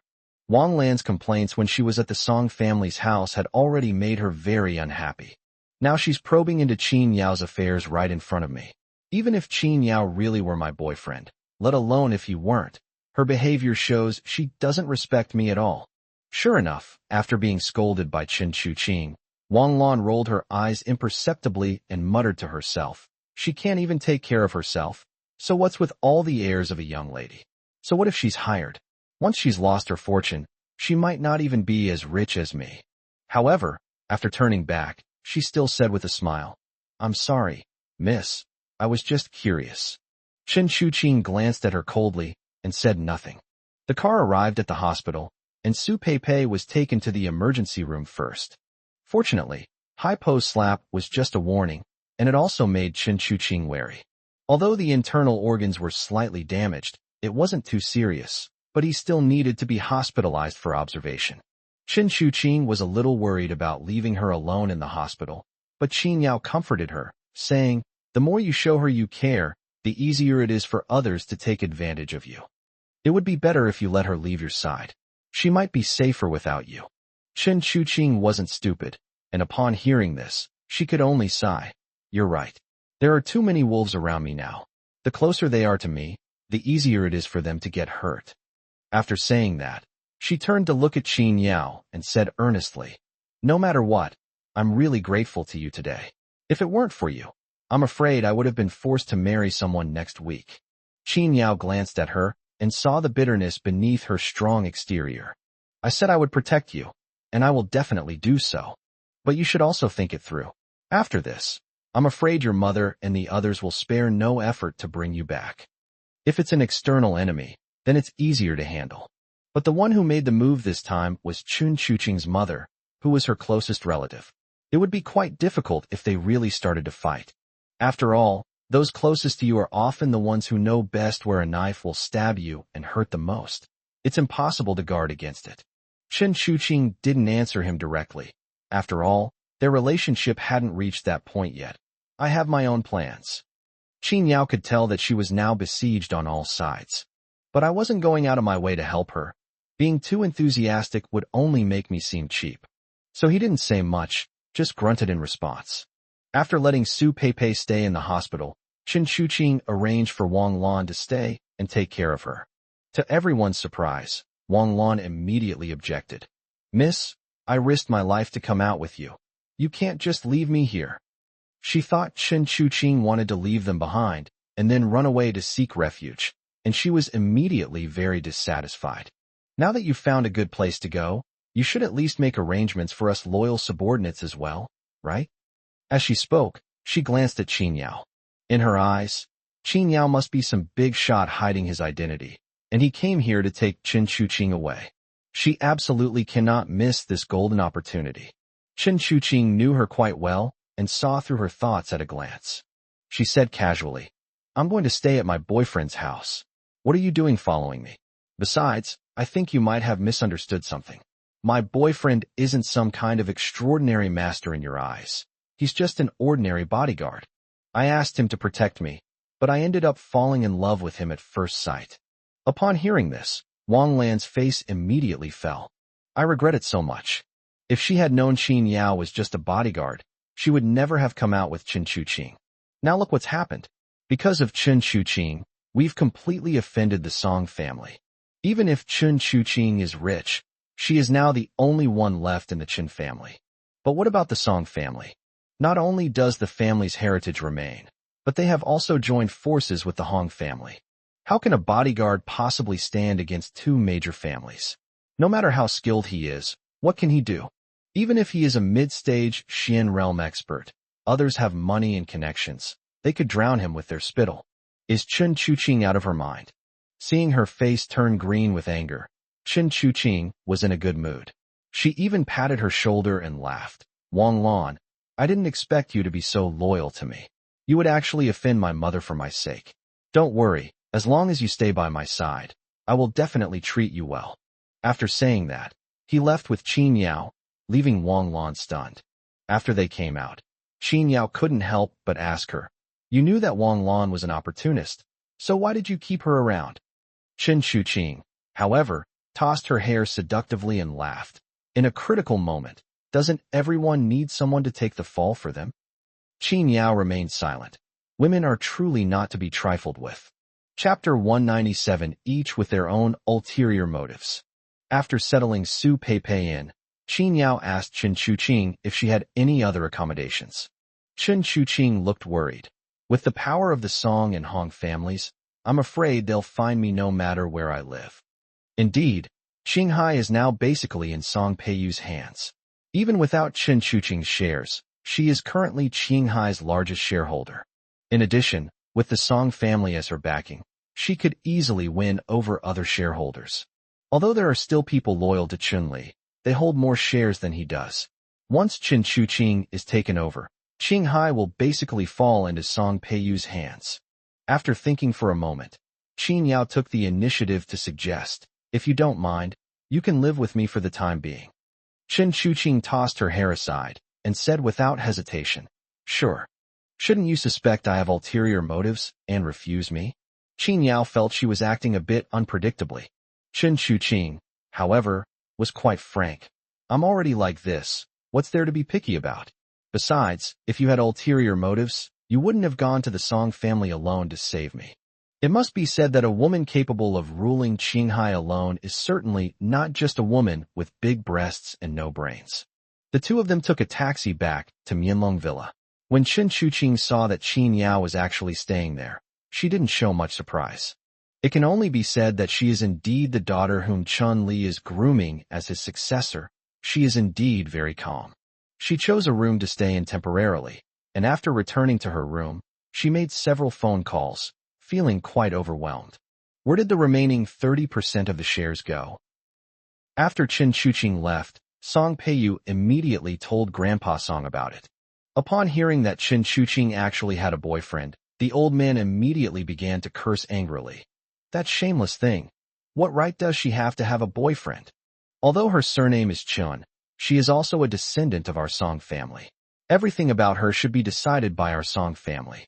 What gives you the right to make decisions on your own? Doesn't she know that her beauty, her intelligence, and she herself now belong to the Song family as property? Old Master Song was very angry. In his eyes, there was no such thing as blood ties. There was only self-interest. Song Peiyu was already used to this, but she wasn't angry at all that the old man was using his granddaughter as a tool to gain benefits. Because that's how she was raised. Otherwise, she wouldn't have married Chun-Li. You're right, that girl really doesn't know what's good for her. We're all her closest relatives. Not only did she run off with some wild boy who appeared out of nowhere, but she's also clinging to her shares and refusing to let go. It's giving me a real headache, Song Peiyu sighed. Old Master Song snorted coldly. Humph, I think this girl has been corrupted by Chun-Li. What kind of good upbringing could a family like theirs, which started from scratch and came from humble beginnings, possibly have? The father and daughter were furious that Chen Chuqing refused to hand over her shares and had also gotten a boyfriend. After all, as a woman, she would eventually have to get married. Rather than letting those poor young men from humble backgrounds benefit, it's better to secure some additional profits for the family. As for the shares, if a young girl who hasn't even gotten married yet holds them, won't they eventually benefit her husband's family? They all seem to have forgotten that even the shares held by Song Peiyu were inherited from Chun-Li. Over the decades, the Song family has received countless benefits from the Chen family, both openly and secretly, but they seem to have amnesia and never mention it. I wonder if Chun-Li, in the afterlife, would be at peace knowing that his daughter was being persecuted by her own mother and grandfather after his death. All right, keep this matter quiet for now. Don't let it reach the Hong family's ears. After a scolding, Old Master Song realized that simply scolding was useless, especially about her having a boyfriend. If the Hong family finds out that she's with a wild boy, our family will lose all face. Yes, father. I'll have someone investigate this brat. I don't believe it's that difficult for me, Song Chiming, to make a nobody disappear without a trace in Sichuan. Having received her father's words, Song Peiyu felt at ease. Just after hanging up the phone, a young man in his early 30s walked into the room, groped Song Peiyu's buttocks, and even gave them a squeeze. Honey, what's making you so angry? Hearing the man's voice, Song Peiyu softened considerably and snuggled into his arms, saying coquettishly, It's all because of my daughter. She really inherited her father's bad habits.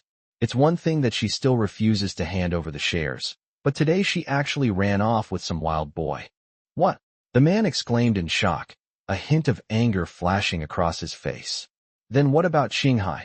Don't worry, I've already sent people to look for her. Several of her residences are under surveillance, and we've also contacted hotels in Sichuan. I don't believe she'd stay in a rented room with that kid. The man breathed a sigh of relief upon hearing this. That's good. We finally made it to Chun-Li's death. We can't afford to make any more mistakes. Song Peiyu wrapped her arms around the man's neck and laughed. Don't worry, once we get the shares, the general manager position will definitely be yours. You've been with me for 7 or 8 years. How could I treat you badly? The man was overjoyed and carried Song Peiyu to the bed, where they made love again. The next morning, Qin Yao received a call from Zhao Ming. After the misunderstanding was cleared up, their relationship returned to normal, at least on the surface. Zhao Ming enthusiastically expressed that, in order to thank Qin Yao for saving Zhao Karen personally asked Su Zongwei for help and arranged a sales job for him at Qinghai Group, which he could start working today. Qin Yao found it strange when he heard that. Whether Zhao Karen specially entrusted him or not, let's just talk about Su Zongwei. How could this guy, who always wants to kick him when they meet, possibly take the initiative to arrange work for him? Although I'm just a junior salesperson, it's not something that can be arranged at will. Uncle Zhao, I have a job now, so I don't need to go to work anymore, right? Qin Yao wanted to politely decline, but Zhao Ming seemed determined to make it up to him, even saying he would personally pick him up to go to work and ask him for his address. Just then, Chen Chuqing came downstairs, wearing a black silk nightgown, looking incredibly beautiful. If Zhao Ming were to come and see this, he might think she's being kept by a sugar daddy. Left with no other option, he could only say, No need, Uncle Zhao. My place is rather remote, and you can't drive in. How about this? I'll just go and report myself at whatever time. Starting work at 8 o'clock, I'll have Ku Ran wait for you at the entrance. Don't be late, kid.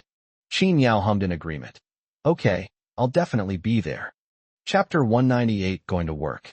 Qin Yao was willing to work in Qinghai not only because he couldn't refuse Zhao Ming's invitation, but also because he saw Chen Chuqing. After all, he had promised Chen Dong to protect his sister. Now that Qinghai was being controlled, he really should find an opportunity to go and see her, which could be considered as infiltrating the enemy's ranks. However, he didn't tell Chen Chuqing about this. He just gave her a brief explanation and then left. As long as Chen Chuqing stays obediently in Mianlong Manor, there shouldn't be any problems. Just as they set off, Zhao Ming called again. He was still worried and afraid that Qin Yao wouldn't go. Hearing that Qin Yao was on his way, he smiled with relief. That's right, young man. You should find a job and work hard. It's not good to be idle all the time. Qin Yao was helpless. It seemed that Zhao Ming still didn't believe he had a job, or rather, he didn't need a job at all. Before he could explain, Zhao Ming interrupted. All right, kid, you don't need to act all high and mighty in front of me. I've been eating rice for a few more years than you. Do you think I can't see through you? You said you came to Sichuan on a business trip, but what productive work have you done these past few days? Since it's a business trip, the company can't just not arrange accommodation for you, right? If that's the case, why would you go to such a remote place to stay, where you can't even drive your car? Zhao Ming felt that his analysis made a lot of sense. He hadn't seen Qin Yao do any work in the past few days. He was always running around, but he couldn't even afford to stay in a decent hotel. It's in such a remote area that cars can't get in, so they must have gone to the outskirts of the city to find a cheap rental apartment. I guess he left the Zhao family in a fit of pique that day. He was so tough back then, so even if he's not doing well now, he probably wouldn't have the face to tell me. Xiao Yao. Uncle Zhao was indeed anxious about what happened that day and said some nonsense. Don't take it to heart. I know you're going through a tough time right now, but don't be embarrassed to tell Uncle Zhao. Do you think Uncle Zhao would hold a grudge against you? Zhao Ming's few words revealed his magnanimity. Regarding the company I mentioned to you before, your Aunt Chin still has some reservations because you're not capable enough right now. So you can work in Qinghai for 2 years first.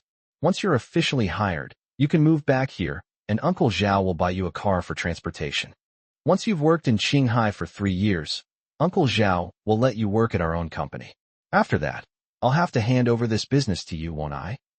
On the way to Qinghai, Qin Yao's ears never stopped ringing. Zhao Ming was using both harsh words and sweet promises, seemingly afraid that Qin Yao would go astray. Despite some unpleasantness between him and Zhao Ming before, and despite his seemingly arbitrary nature, but Qin Yao was still very moved after hearing what he said. After all, he could feel that Zhao Ming genuinely cared about him. It was truly rare to find someone who sincerely looked out for him. Moreover, although Zhao Ming didn't say it explicitly, Qin Yao could tell that he seemed to intend to hand over the company to him to manage in the future. He knew that if he didn't go today, he would really have a falling out with Zhao Ming, so he could only sigh and say, "Don't worry, Uncle Zhao. I've arrived, and I'll do my job well." Ah, that's right. Zhao Ming revealed a hint of joy. Only those who are down to earth have a future. Despite saying some harsh words that day, Zhao Ming still felt that as long as Qin Yao worked hard and pursued his career, it wasn't entirely impossible for him and Ku Ran to be together. Su Zhongwei is a cunning fellow. Although he was the one who ultimately helped Ku Ran resolve the contract issue, Zhao Ming disliked him for trying to steal the credit. It's still Qin Yao. Not only do we know each other well, but even though he's currently broke, at least he has someone to support him. He won't let Ku Ran suffer in the future. Qin Yao, who had just hung up the phone, arrived at the entrance of Qinghai Group. This towering building is located in a prime location where every inch of land is worth its weight in gold, and the people coming and going are what people call social elites. Regardless of gender, they were all dressed in suits and ties, and everyone walked with their heads held high.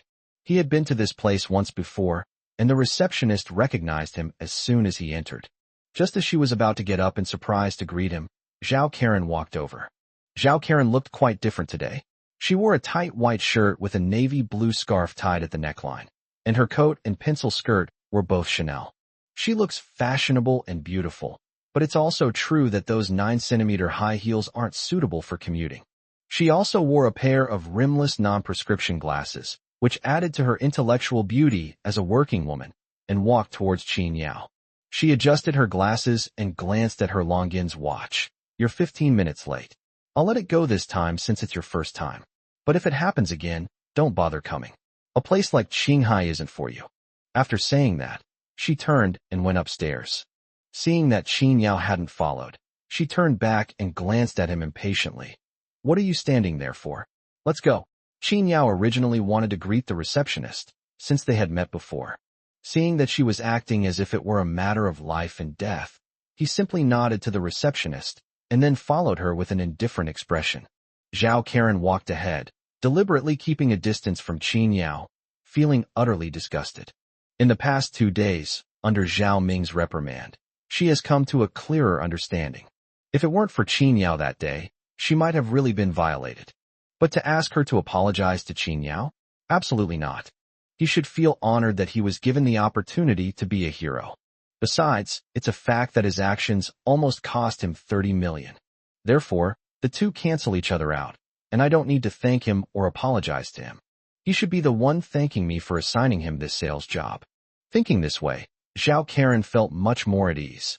After taking the elevator to the 15th floor, we found ourselves in a small underground unit within the company's retail department. Qinghai's business scope is very broad, and each floor of the building is responsible for different businesses. This floor is dedicated to selling beauty products manufactured by Qinghai, so it's mostly female employees. Qin Yao's appearance as a man is rather abrupt. Zhao Karen became a team leader as soon as she joined the company, which means Su Zongwei must have put in a lot of effort. She sat down at her workstation, crossed her long legs, took a contract from her drawer, and threw it on the table. This is your employee contract. Your monthly salary is 3,500, but you get a 5% commission. If you work hard, your monthly salary can be half of mine. Zhao Karen spoke arrogantly, with a hint of boasting. Qin Yao didn't care about the salary, but he had important business to attend to in Sichuan, so he definitely wouldn't have time to clock in every day. Just as he was about to ask Zhao Karen if he could skip work and ask her to cover for him in front of Uncle Zhao, Su Zongwei, dressed in a suit, arrived. His gaze fell on Qin Yao, and he was extremely smug. Kid, you're begging for food from me? Just wait and see how I deal with you. Chapter 199 Showing Off Power. Hello, Manager Su. Manager Su, you've arrived. Hello, Manager Su. As soon as Su Zongwei appeared, all the women in the office who had been drooping their eyelids and ignoring everyone stood up. They were all touching up their makeup and straightening their clothes, their eyes darting towards Su Zongwei. Su Zongwei was very satisfied with everyone's reaction, and his face was beaming. Like a leader visiting a rural area, he put one hand behind his back and gestured to the crowd with the other. I'm just here to check on our new colleagues. You don't need to be so formal. A female employee quickly pushed over a chair, and while flipping her hair, said in a sweet voice, Director Su is indeed very dedicated. She personally oversees the hiring of a salesperson. She must be very hardworking. The stylishly dressed female employee spoke while constantly giving Su Zongwei flirtatious glances. She had been wearing a neatly buttoned shirt, but accidentally unbuttoned 2 buttons, revealing a glimpse of her cleavage. Su Zongwei glanced at it, and couldn't help but swallow. Zhao Karen was very unhappy. After all, everyone knew that Su Zongwei was pursuing her. Moreover, after Su Zongwei helped her obtain the contract with Huang Ying, she decided to be with Su Zongwei. So she strode up to Su Zongwei, took his arm, and coldly said to the female employee, Li Yuzhu, work hours are not for fawning over you. Go back to your workstation. Everyone in the group knew how Zhao Karen became the group leader, but they didn't want to argue with her in front of Su Zongwei. The female employee named Li Yuzhu gave Su Zongwei a long, dreamy look before returning to her seat. Qin Yao happened to look up and glance at her. She immediately clutched her chest as if she had been taken advantage of, rolling her eyes so hard they almost reached the sky, and shouted, You pervert. Qin Yao was exasperated, thinking to himself, You don't have much to offer with your figure. Is it really worth covering it up like this? Su Zongwei was overjoyed to see Li Yuzhu's differential treatment and Zhao Karen's obvious jealousy. Men, when they see women fighting over them, naturally can't help but feel smug. Especially since Qin Yao was still present. He had lost face and suffered losses at Qin Yao's hands twice before, and had long harbored resentment towards the kid. Qin Yao with a forced smile, his hands behind his back, giving off an air of superiority. He tapped his fingers on the table and said loudly, Qin Yao, even though I went through the back door to arrange this salesperson position for you because of Quran, you should know that our company doesn't support idle people. You have a criminal record, so you shouldn't be qualified to work at Shanghai. But I've made an exception for you, so you should cherish it. Let bygones be bygones. From now on, I hope you can adjust your mindset, work diligently, and not let me down, understand? Originally, the group of female employees had no intention of befriending Qin Yao because of his clothes and appearance. Now, upon hearing that he had been to prison, their eyes seemed to be filled with daggers. How can someone like that be fit to work with us? Exactly, what does a convict know? TSK, this really lowers our status. Hearing the comments from others, Su Zongwei was very satisfied. He wanted to deliberately ruin Qin Yao's reputation. After saying that, he became even more serious and said, You've just joined the company. I'll give you 1 week. If you can land 2 deals worth 2 million each, then you'll have some value. Otherwise, you can pack your things and get out. Qin Yao with gloating eyes. Although Harumi is a large company, their team is responsible for the retail of beauty products. A large number of orders were handled by another team responsible for major clients, and they never got a chance to place any orders. Their target customer base consists of small clients, and closing 1 order worth 200,000 yuan a week is considered quite good. Not to mention Qin Yao, Su Zongwei also came from this department. His biggest deal before was only 1 million, and it took him more than a month to negotiate. He went to the store rain or shine and begged for mercy to close the deal. 2 million in a week? This is clearly an attempt to make things difficult for Qin Yao. Zhao Karen knew the ins and outs of the matter and instinctively wanted to plead. Zongwei, Qin Yao has only just arrived. What's wrong with just arriving? Su Zongwei chuckled and said sarcastically. Everyone starts from scratch. If he can't even handle this little thing, why should the company pay him a salary? If you have to rely on personal connections and relationships from the start, you might as well go back to your hometown and farm. He wants money just by lying down. Does he think he's Mr. Chen's boyfriend? He took a step forward aggressively, staring intently at Qin Yao. Can you get the order back for me in a week? Zhao Karen could tell that Su Zongwei was making things difficult for Qin Yao, but she didn't try to persuade him any further. Su Zongwei is right. Companies don't employ idle people. For a convict like him, a monthly salary of 3,500 yuan plus commission and a respectable identity is already a great blessing. What more could he want? This is also a good opportunity to let him recognize himself and understand the differences between people so that he won't be too ambitious. Qin Yao glanced at Su Zongwei, but didn't rush to retort. Instead, he pointed to the employee contract and asked, I just looked at the employee contract. It says that as long as the salesperson meets the monthly performance target, they don't need to clock in every day. Is that true? Zhao Karen frowned upon hearing this. What do you mean by that? It is indeed stated in the employee contract, but the minimum monthly performance requirement for each salesperson is 1 million. Their retail department's monthly performance targets are not so easy to achieve. Retail orders don't require large quantities to begin with, and with so many people in a group, where do they get so much performance bonus to earn? Do you think the company is any better than you, the employee? Do you think it's possible for you to meet performance targets once and then get 29 days worth of basic salary for free? Even if it happens, it will only happen once or twice, and it's impossible for it to happen more often. So Su Zongwei didn't take Qin Yao's question seriously at all. Yes, that's true. What do you want to do about it? Qin Yao nodded. That's good.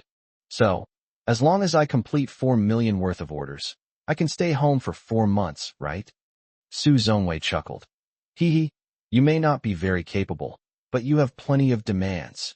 He crossed his arms with a forced smile and said, Sure, if you can finish it, I'll personally approve the application. That's fine then. This way, we can at least give Uncle Zhao an explanation. It won't take a week. Half an hour will suffice. He took out his phone and dialed a number.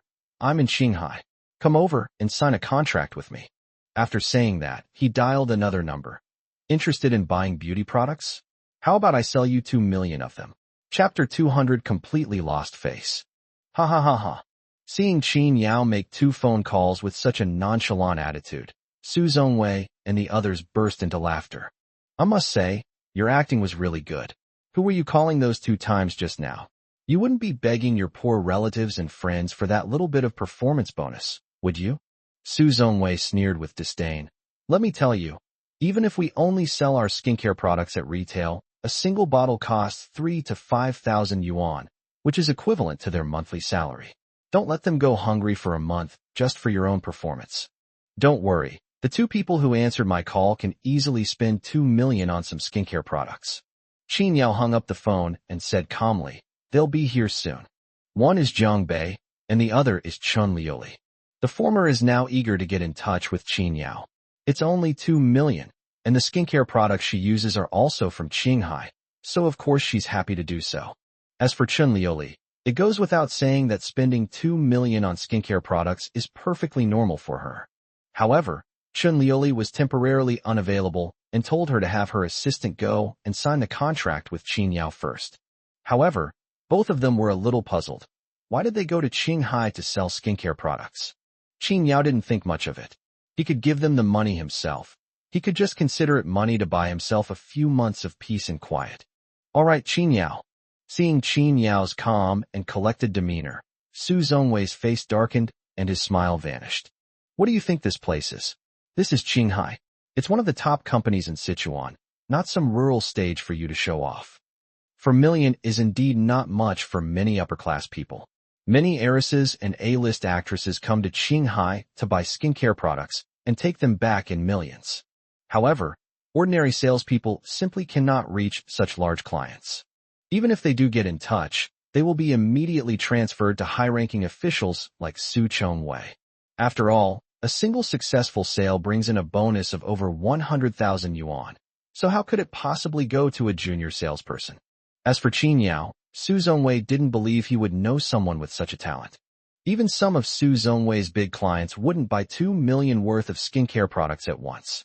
A single order worth hundreds of thousands is a large order for the retail department. Qin Yao, a new employee who had never even seen what the product looked like, actually thought he could sell 4 million units with just 2 phone calls. That's absolutely unbelievable. The female employee who had just seduced Su Zongwei fiddled with her manicured nails, making sarcastic remarks. "Director Su, how powerful is your back door that you opened? You're such a braggart." "Yes," another well-dressed female employee said, raising her expensively made chin. Judging from the tone he was talking to just now, I thought he was the son of one of our shareholders who had come to work at the grassroots level. "Yeah, you should take a good look at yourself before bragging, shouldn't you?" Qin Yao remained calm. "Whether it is or not, we'll find out soon enough." "All right, Qin Yao, is this pretense really necessary?"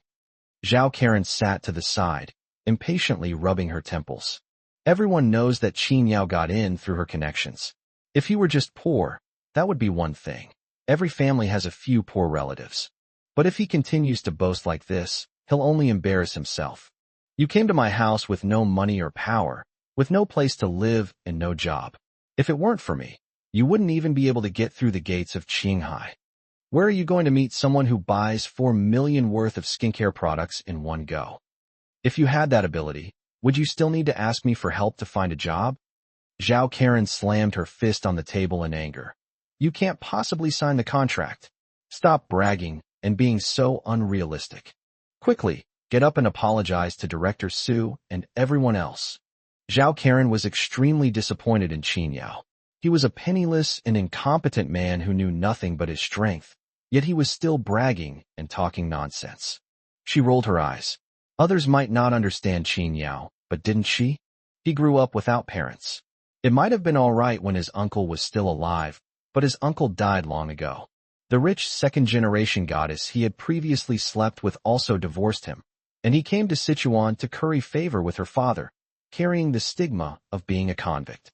This loser actually claims to know someone who can easily buy 2 million yuan worth of skincare products, and that it can be done with just 1 phone call. Just thinking about it made Zhao Karen chuckle. Does he have the connections and influence? She should have known better than to agree to her father's request to come to Qinghai. She should have just given him some money to send him away, so as not to embarrass herself. Why should I apologize? Qin Yao sat in his chair with an air of nonchalance, looking quite relaxed.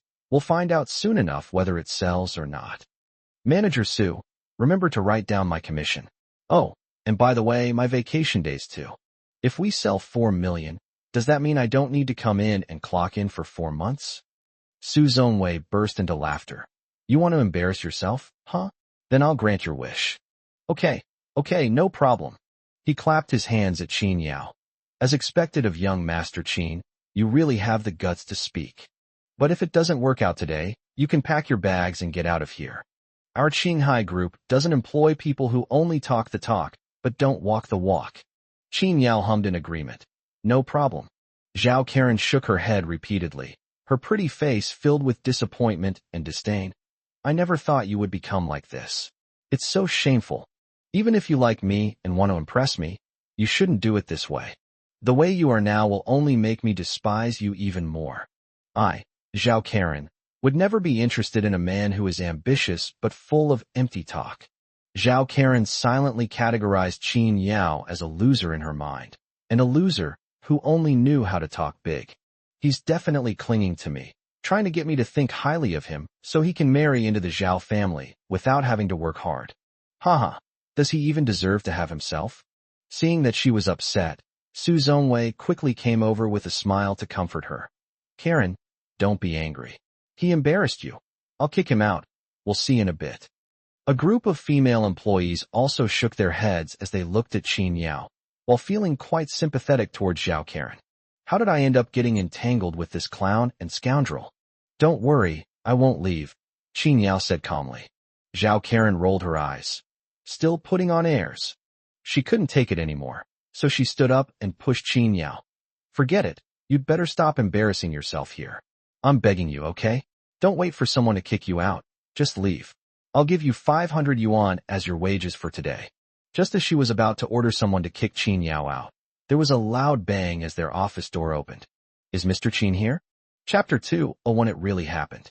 Accompanied by a series of thump thump thump footsteps, a glamorous woman wearing red-soled high heels walked in. The moment she appeared, all the women present stared in disbelief. Not to mention that the clothes were the latest designs from last month's fashion week. The Hermes Himalaya bag she was carrying was definitely not something an ordinary rich kid could afford. Putting aside the bag's value, to even buy this bag, one would need to spend tens of millions annually at Hermes stores, plus an additional 2 million for other purchases. Moreover, that woman had a hot figure, a powerful aura, and a naturally beautiful face that definitely made her a great beauty. When such a beautiful woman walks down the street, most people wouldn't even dare to think about getting close. As soon as she entered the room, a young man in a suit and tie stepped out of the elevator. His hair was perfectly styled, and his suit was from a top international brand, exuding arrogance and luxury, revealing the sharp edge of a social elite. The woman waited a step, the two looked at each other and nodded, then walked in together. These two people standing there are a sight to behold, absolutely eye-catching. Zhao Karen was stunned.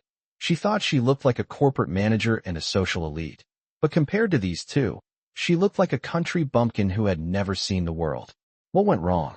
She was naturally unaware of the concept of presence. It cannot be faked simply through makeup and clothing without sufficient experience and confidence. They could only watch as the two of them pushed open the door and entered, their gazes quickly settling on Qin Yao. Mr. Qin, I came as soon as I received your call. I hope I'm not late. Hello, Mr. Qin. I am Ms. Chen's personal secretary. I'm very sorry. Ms. Chen is currently in a meeting and specifically asked me to sign the contract with you on her behalf. I hope you don't mind. Silence fell over the office.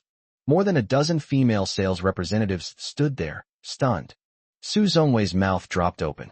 Zhao Karen's eyes widened. Are you really here to buy something? How is that possible? These two people clearly have extraordinary backgrounds. They are definitely not Qin Yao's poor relatives and friends.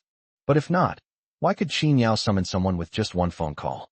That's $2 million, not 2 million in ghost money. Someone who can spend 2 million to buy a bunch of skincare products must be incredibly wealthy. What Zhao Karen truly found unacceptable was the way these two people treated Qin Yao. From the moment they entered until now, Qin Yao hasn't left his chair. The two of them didn't mind at all, and even bent down slightly to talk to him. Especially that pretty woman, her eyes were practically glued to Qin Yao, as if he were incredibly charming. Why should I? Su Zongwei tried to calm himself down, thinking to himself that it was absolutely impossible, and began to doubt the identities of the two men. Gentlemen, our company's products are not cheap. Won't you take a look at the goods? Not cheap. Jiang Bei gave a cold laugh and straightened up. She is already 1.75 meters tall, a model's height, and with 10-centimeter high heels, she can basically look down on Su Zongwei. When she received the call, she immediately guessed that something was up. Judging from the expressions on these people's faces, she was pretty sure it was. She finally had a chance to gain Qin Yao's favor. Could she afford to miss it? Is something worth millions really that expensive to me, Jiang Bei? Su Zongwei was stunned. Jiang Bei, one of Chen Shuqing's best friends, and also one of the top girls in the Sichuan rich girl circle. Although not as wealthy as Qinghai, a net worth of 2 or 3 billion is certainly within reach. Of course, no problem. Su Zongwei can only act arrogantly among those rich second-generation heirs with tens of millions in assets. How could he dare to offend someone like Jiang Bei? He swallowed hard, then turned his gaze back to the man. The man, too lazy to waste words, merely gave him a cold glance. You mean, Miss Chen Lioli can't afford something worth a mere 2 million? Aside from Su Zongwei, no one else really knows who Jiang Bei is, since they rarely even hear about things in that circle. Now, Chun Liuli's name instantly ignited the entire office. It's definitely not that Chun Liuli is less accomplished than Jiang Bei, but rather that Chun Liuli is far too famous. To the outside world, he is the mayor's student, while at the same time he manages Chun Chaoxing's private businesses. She is one of the so-called two Chins in Sichuan, and the other is naturally Chin Chuqing. The faces of more than a dozen female sales representatives were burning hot, feeling as if Qin Yao had slapped them hard across the face. Su Zongwei's eyelids twitched, and he didn't dare to say another word. How is this possible? How is this possible? It's good that you're here. Qin Yao calmly took out 2 sales contracts and placed them in front of the 2 people. This is my first day at work. I don't know if the products are good or not. You can take them back and try them out yourselves. If they are not good, there is no return or exchange, just throw them away. That's outrageous. Treating customers like this, who's the salesperson here? It's no exaggeration to say that if any other salesperson, even if Su Zongwei himself, dared to speak to a customer like that, they would definitely get slapped twice. Moreover, given their status, even if they were slapped twice and knocked out 2 of their teeth, they would still have to swallow it with a smile. Zhao Karen was in a daze and couldn't believe what she was seeing. How could he dare? What stunned everyone even more was that Jiang Bei and Chun Liuli's secretary showed no displeasure whatsoever, and even signed the contract without hesitation. Needless to say, Chun Liuli's secretary knew how much the young lady valued this Mr. Qin. Not only the young lady, but even Mr. Qin admired him very much. 2 million is nothing more than a small amount slipping through the fingers of the Qin family. As for Jiang Bei, there's no need to elaborate. First, Chun Liuli brought him breakfast, then Chun Chaoxing's private car took him there, and then he even broke into the Song family home alone to pick up Chin Chuqing. Although she didn't know his true identity, these few things were enough for her to make him a good friend. So they signed these 2 contracts very decisively, probably without even knowing what they were buying. But I'm just happy. Having received the 2 contracts, Qin Yao smiled and nodded. Thank you both for making this trip. Jiang Bei quickly interjected. It is my honor to be able to help Mr. Qin. The secretary also politely replied. My lady will not refuse any request from Mr. Qin. All right, now that the contract is signed, I won't see you off. Take care. Mr. Qin, there's no need to see us off. Please continue with your work. We're leaving now. The 2 men came and went quickly, leaving behind a $4 million contract with a wave of their sleeves. They originally wanted to buy more, but since Qin Yao didn't mention it, they naturally couldn't say anything. Qin Yao's thinking was simple. With the 4 million in performance bonus, he could both give an explanation to Uncle Zhao and enjoy a 4-month vacation. He could manage things in Sichuan in just 1 month, not 4 months. So 4 million is enough. Chapter 202 Digging a Trap. The 2 of them left, and Qin Yao finished his last sip of tea.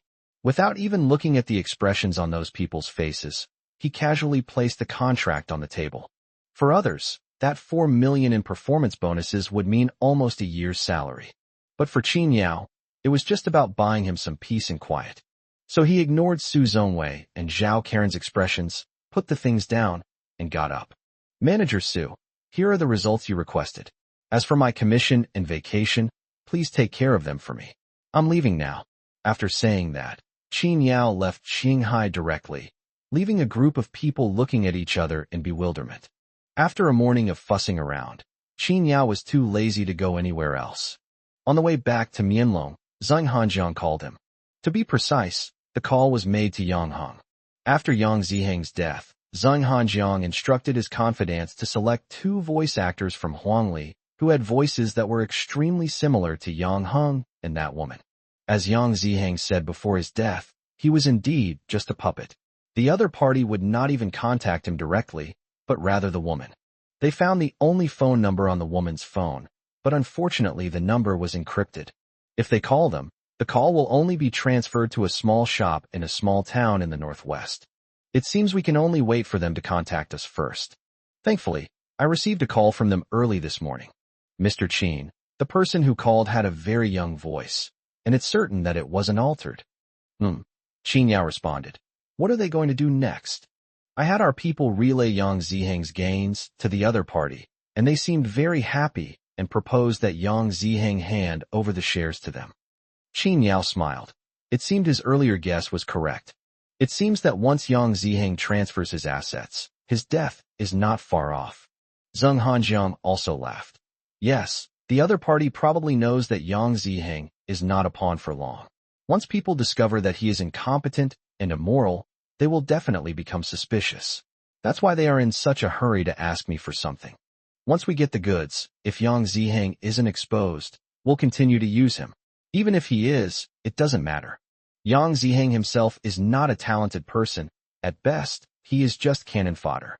The other party never really intended to use Yang Ziheng to control the old members of Panlong Hall. Instead, they wanted to use him to swindle the property left by their master. Those were master's private property, and also one of the foundations for Panlong Palace's comeback. The other party may not actually be short of money, but they want to corrupt Panlong Palace from within. That's a good idea. Go and negotiate with their people, and tell them that the relocation can be completed in the next 2 days. What kind of transfer is it? Qin Yao smiled calmly. Of course it has been transferred. We've prepared all the documents and contracts for them. We'll give them whatever they want.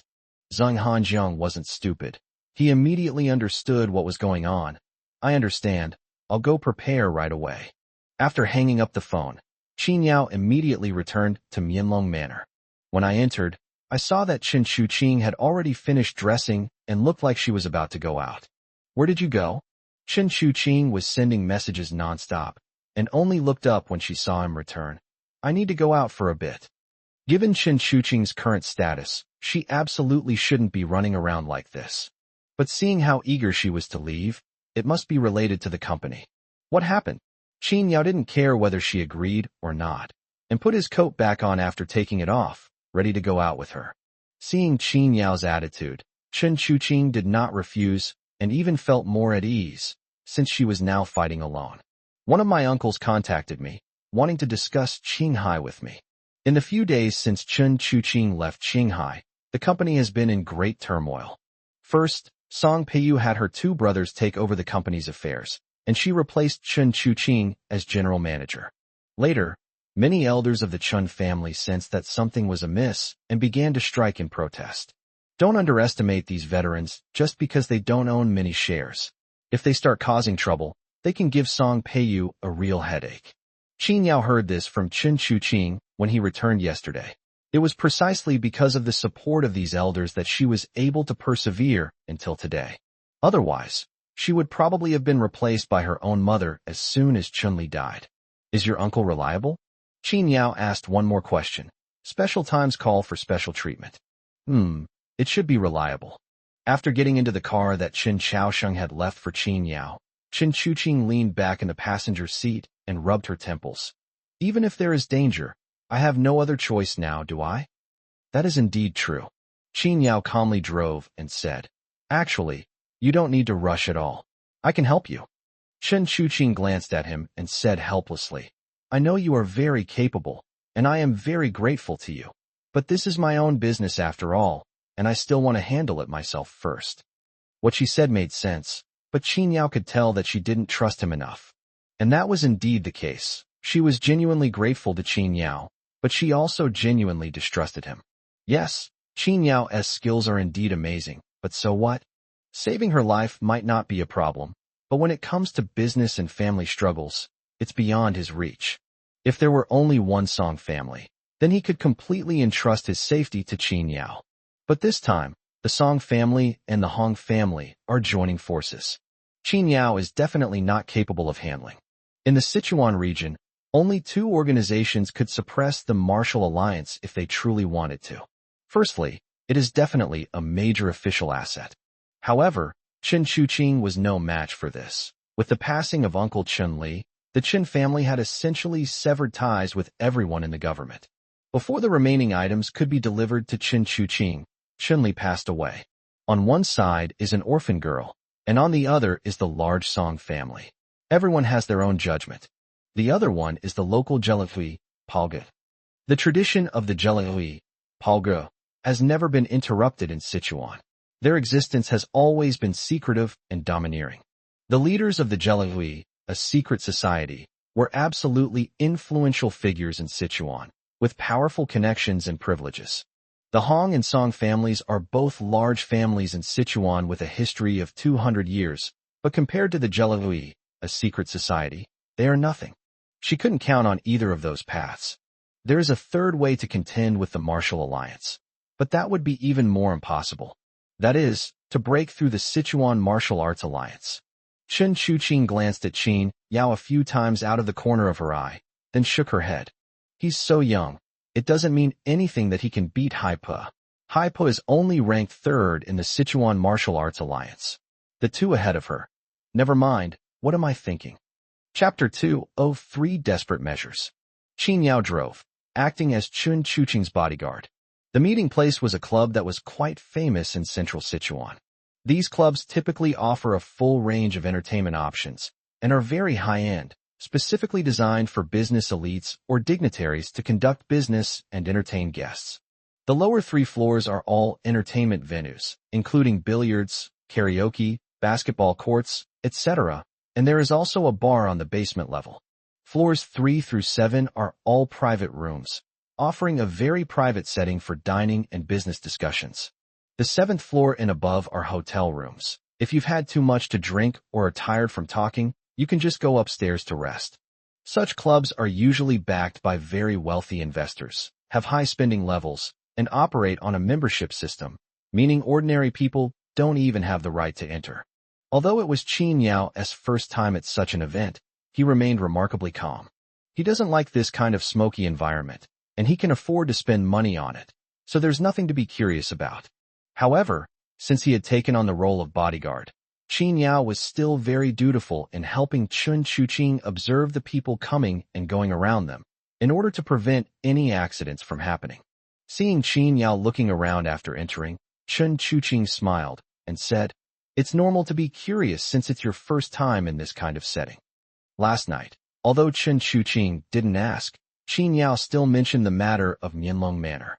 The Chen family bought this villa very discreetly. Few people knew about it, including Chen Chuqing.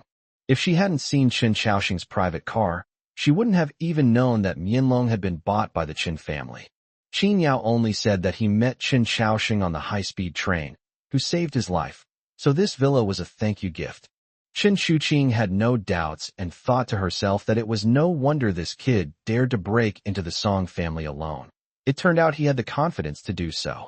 The private room they booked was 708 on the 7th floor.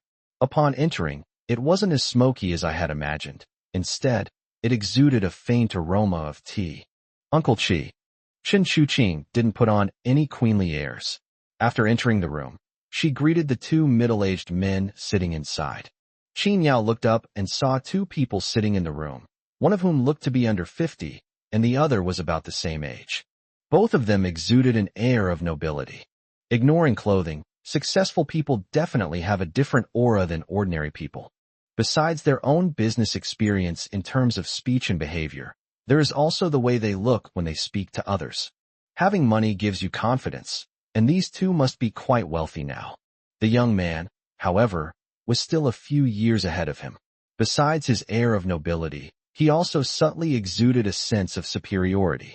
As for the other people in the room, besides the bodyguards, there were several young women dressed in gorgeous clothes and with beautiful faces. If you enjoy watching TV, you'll notice that these individuals have all appeared in popular dramas. Upon seeing Chen Chuqing enter, neither of the 2 middle-aged men stood up. Only the young man stood up and walked towards Chen Chuqing with exceptional enthusiasm. "Chuqing, you're here?" "Yes, thank you, Minglu, for helping me even at a time like this." Chen Chuqing smiled, her emotions well concealed, neither coquettish nor pretentious, appearing as if it were truly from the bottom of her heart, yet without seeming humble. Qi Minglu smiled back and said magnanimously, "What are you saying? Putting aside the relationship between my father and your father, just considering our childhood friendship, how could I not care about you?" Chen Chuqing gave her a grateful look. As a fellow man, Qin Yao could immediately tell that Qi Minglu was interested in Chen Chuqing. This kid is not bad-looking, but he's a bit weak and has fair skin.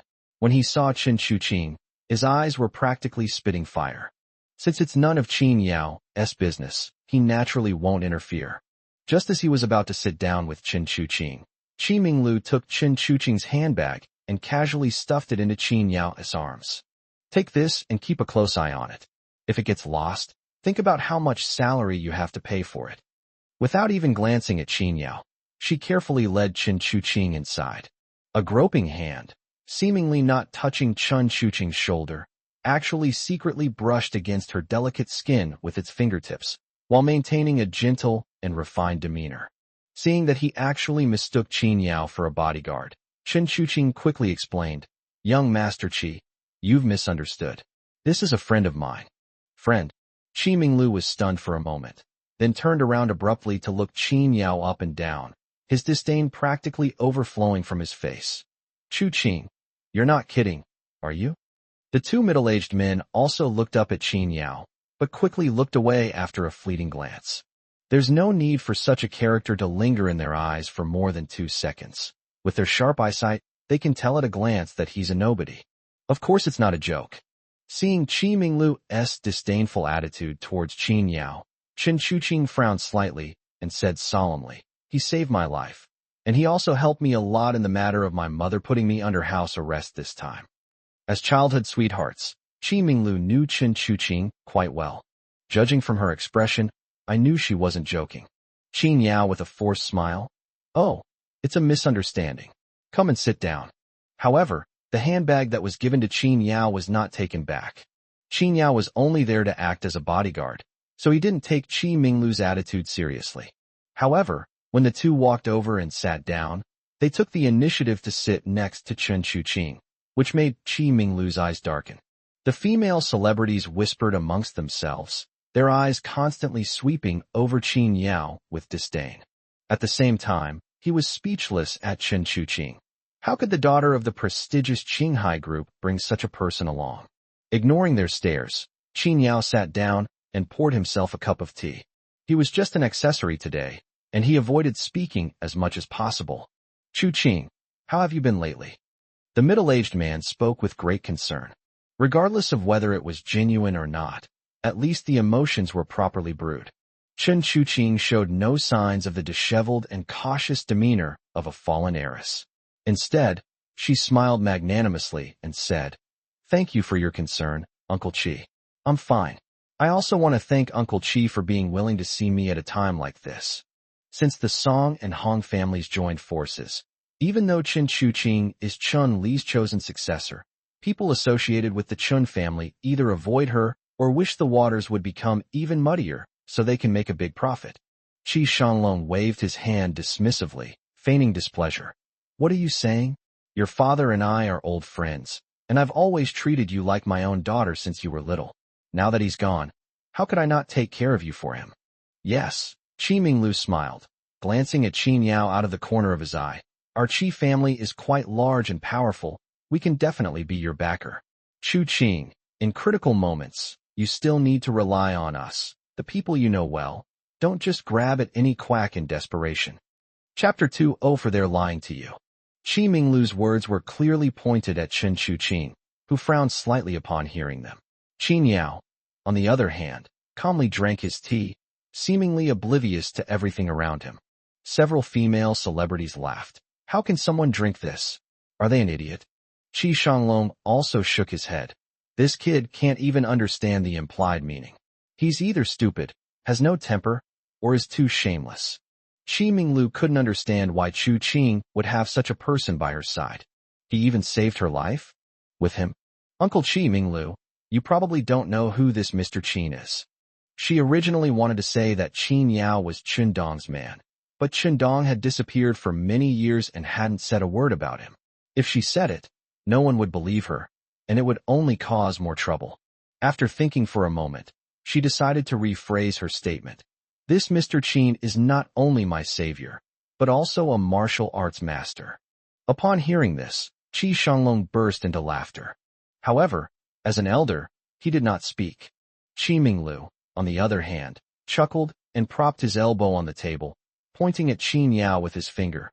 "Chuqing, this time you're really joking with me, right? What martial arts master would look like this?"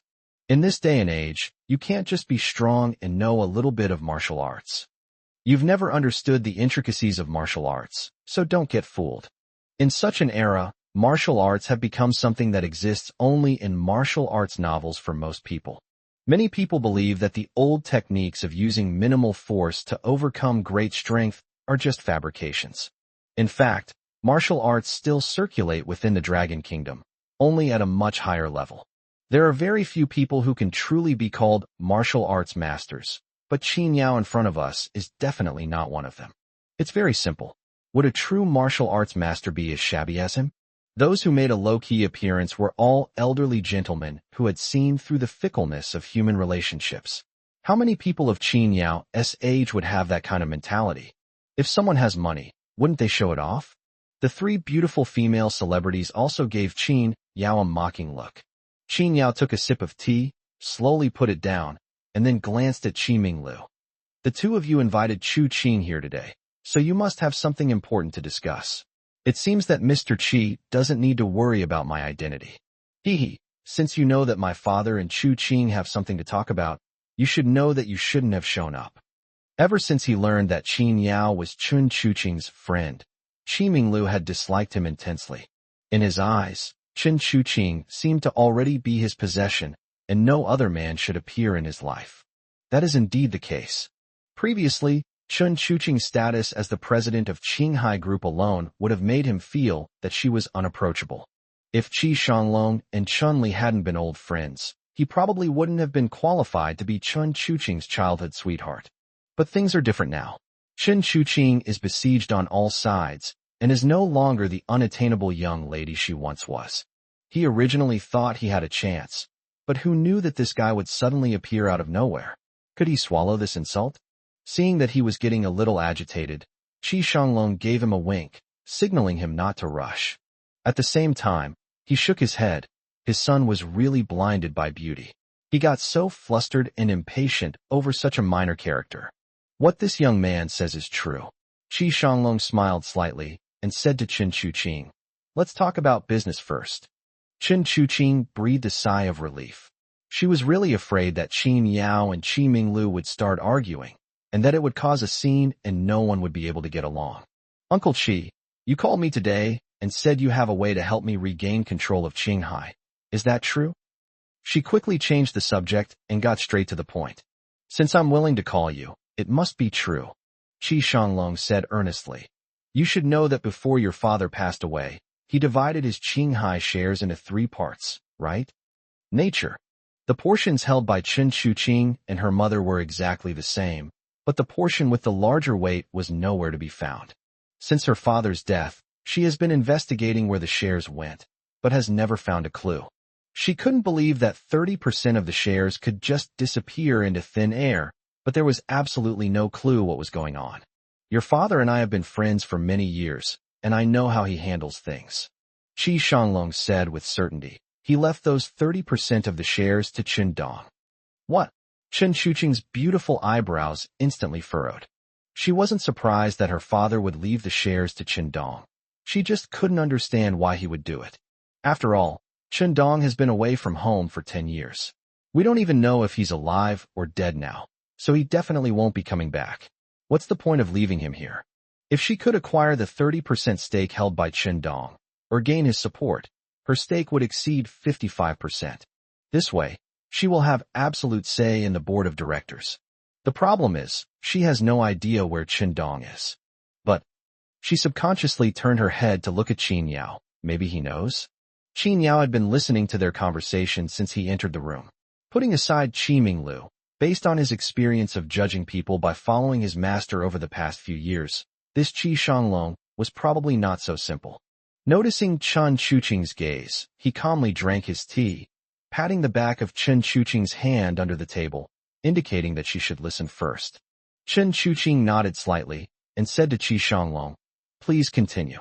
Qi Shanglong, naturally unaware of their subtle actions, continued, "To be honest, I have someone here who can contact Chun Dong. Moreover, he is currently with Chun Dong.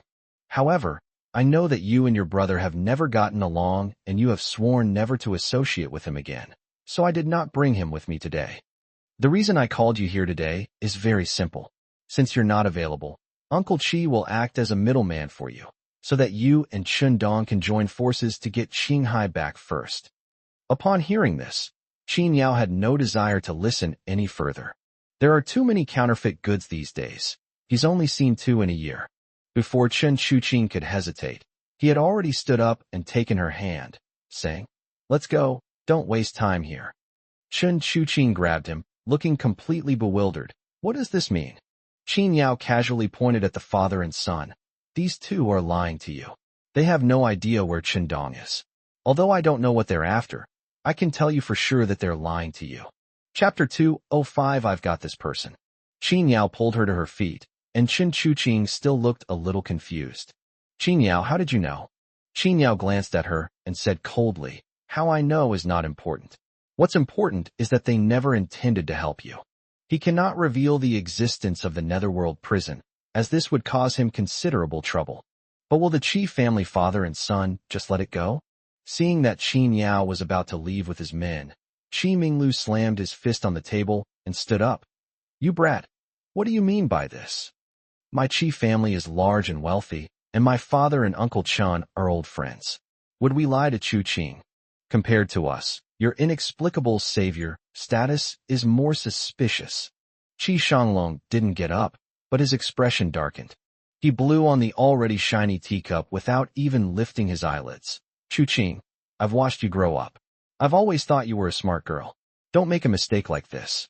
Your mother is looking for you everywhere.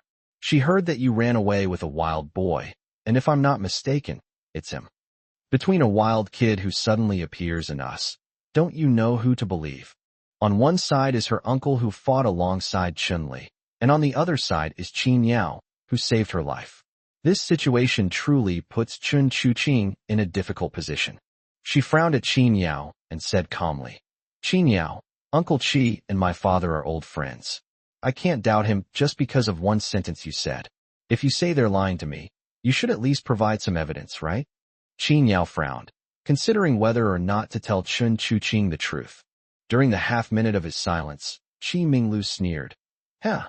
What? Can't say it. I could tell the moment you walked in that you're not a martial arts master at all. When Chu Qing said you saved her, she was probably referring to the incident where she was retaliated against by her factory workers at the company gate, right? If dealing with a factory owner who's already on the verge of ruin can be considered a master, then wouldn't all my bodyguards be martial arts leaders? Several female celebrities were there to serve as supporting roles. Who were they? Naturally, it was Qi Shanglong and his son. So when Qi Minglu spoke, they naturally echoed him. Yeah, what a coincidence that he was there when someone kidnapped him. Yes, and I heard that the guy had a gun. Was he really that brave? Not even afraid of a gun? Would someone be so fearless? Unless he knows the kidnapper won't actually fire a shot. This is the moment they've been waiting for. The fact that Chen Chuqing was abducted at the company entrance was no secret. When the police arrived, the reporters naturally got the news, but they just didn't know Qin Yao's identity. These female celebrities all know. So how could Qi Shanglong and his son not know? Reminded by several female celebrities, Qi Minglu finally realized what was going on and looked at Qin Yao with a sinister gaze. Yeah, what a coincidence. Judging from your outfit, you don't seem like someone who works near Qinghai. Just passing by, offering a helping hand. But I heard you didn't even take the money Chu Qing offered you. What? Trying to be a good Samaritan? With just a few words, Qi Minglu distorted Qin Yao's identity. However, he did not know that Qin Yao had rushed into the Song family and rescued Chen Chuqing. So after he said this, Chen Chuqing not only did not suspect Qin Yao, but also looked at him with some anger. Young Master Qi, considering that you and I are friends, I will pretend that I did not hear what you just said. But if you continue to humiliate Mr. Qin, don't blame me for turning my back on you. Qi Minglu was stunned. He never expected that Chen Chuqing would turn against him for a wild boy who suddenly appeared. After regaining his senses, he was mostly angry. On what grounds? However, he didn't get angry. Instead, he calmed down and said, Chu Qing, let me explain. Before he could finish speaking, Qi Shanglong spoke first. Chu Qing. He put down his teacup, clasped his hands on his stomach, and leaned back, adopting the posture of a superior. I think you haven't figured out your current situation yet, so let me, as your uncle, give you a heads up. There are quite a few people who want to deal with you now. Besides your mother's family, there's the Hong family and others who are eyeing Qinghai. Your father is dead, your brother is gone, and now you're all alone. Life must be tough for you. Chen Chuqing narrowed her eyes slightly, her gaze turning icy. Are you threatening me? Well, it's not a threat. Qi Shanglong waved his hand, still maintaining the demeanor of an elder. I'm just reminding you that in this day and age, no one will truly help you except your own family. Minglu has liked you since you were a child. I'm risking my life to help you today not only because of your father, but also because of him. If you don't appreciate it, you can leave, but if you choose the wrong path in the future, don't blame your uncle for not warning you. Although his words sounded nice, they actually revealed his true intentions. It is said that when a person dies, it is like a lamp going out. Chun-Li is already gone. If his so-called old friend really wanted to help, he wouldn't have only appeared now. To put it bluntly, his goal was still Qi Minglu. If there were no profit motive, who would step forward to oppose the Song family when things are in turmoil? Qi Minglu, fearing that Chen Chuqing would be deceived, quickly advised, Chuqing, you must calm down. You know how good I am to you. As long as you marry me, our Qi family will definitely do everything in our power to help you. So this was the father and son's real purpose for today.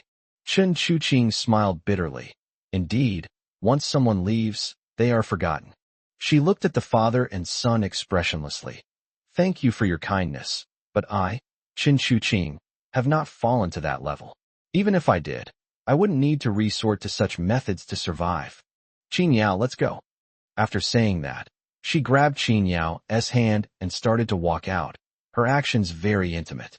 Seeing her like this, Qin Yao felt helpless. He may not be bothered by the lice, but does this young lady really need to deliberately make enemies?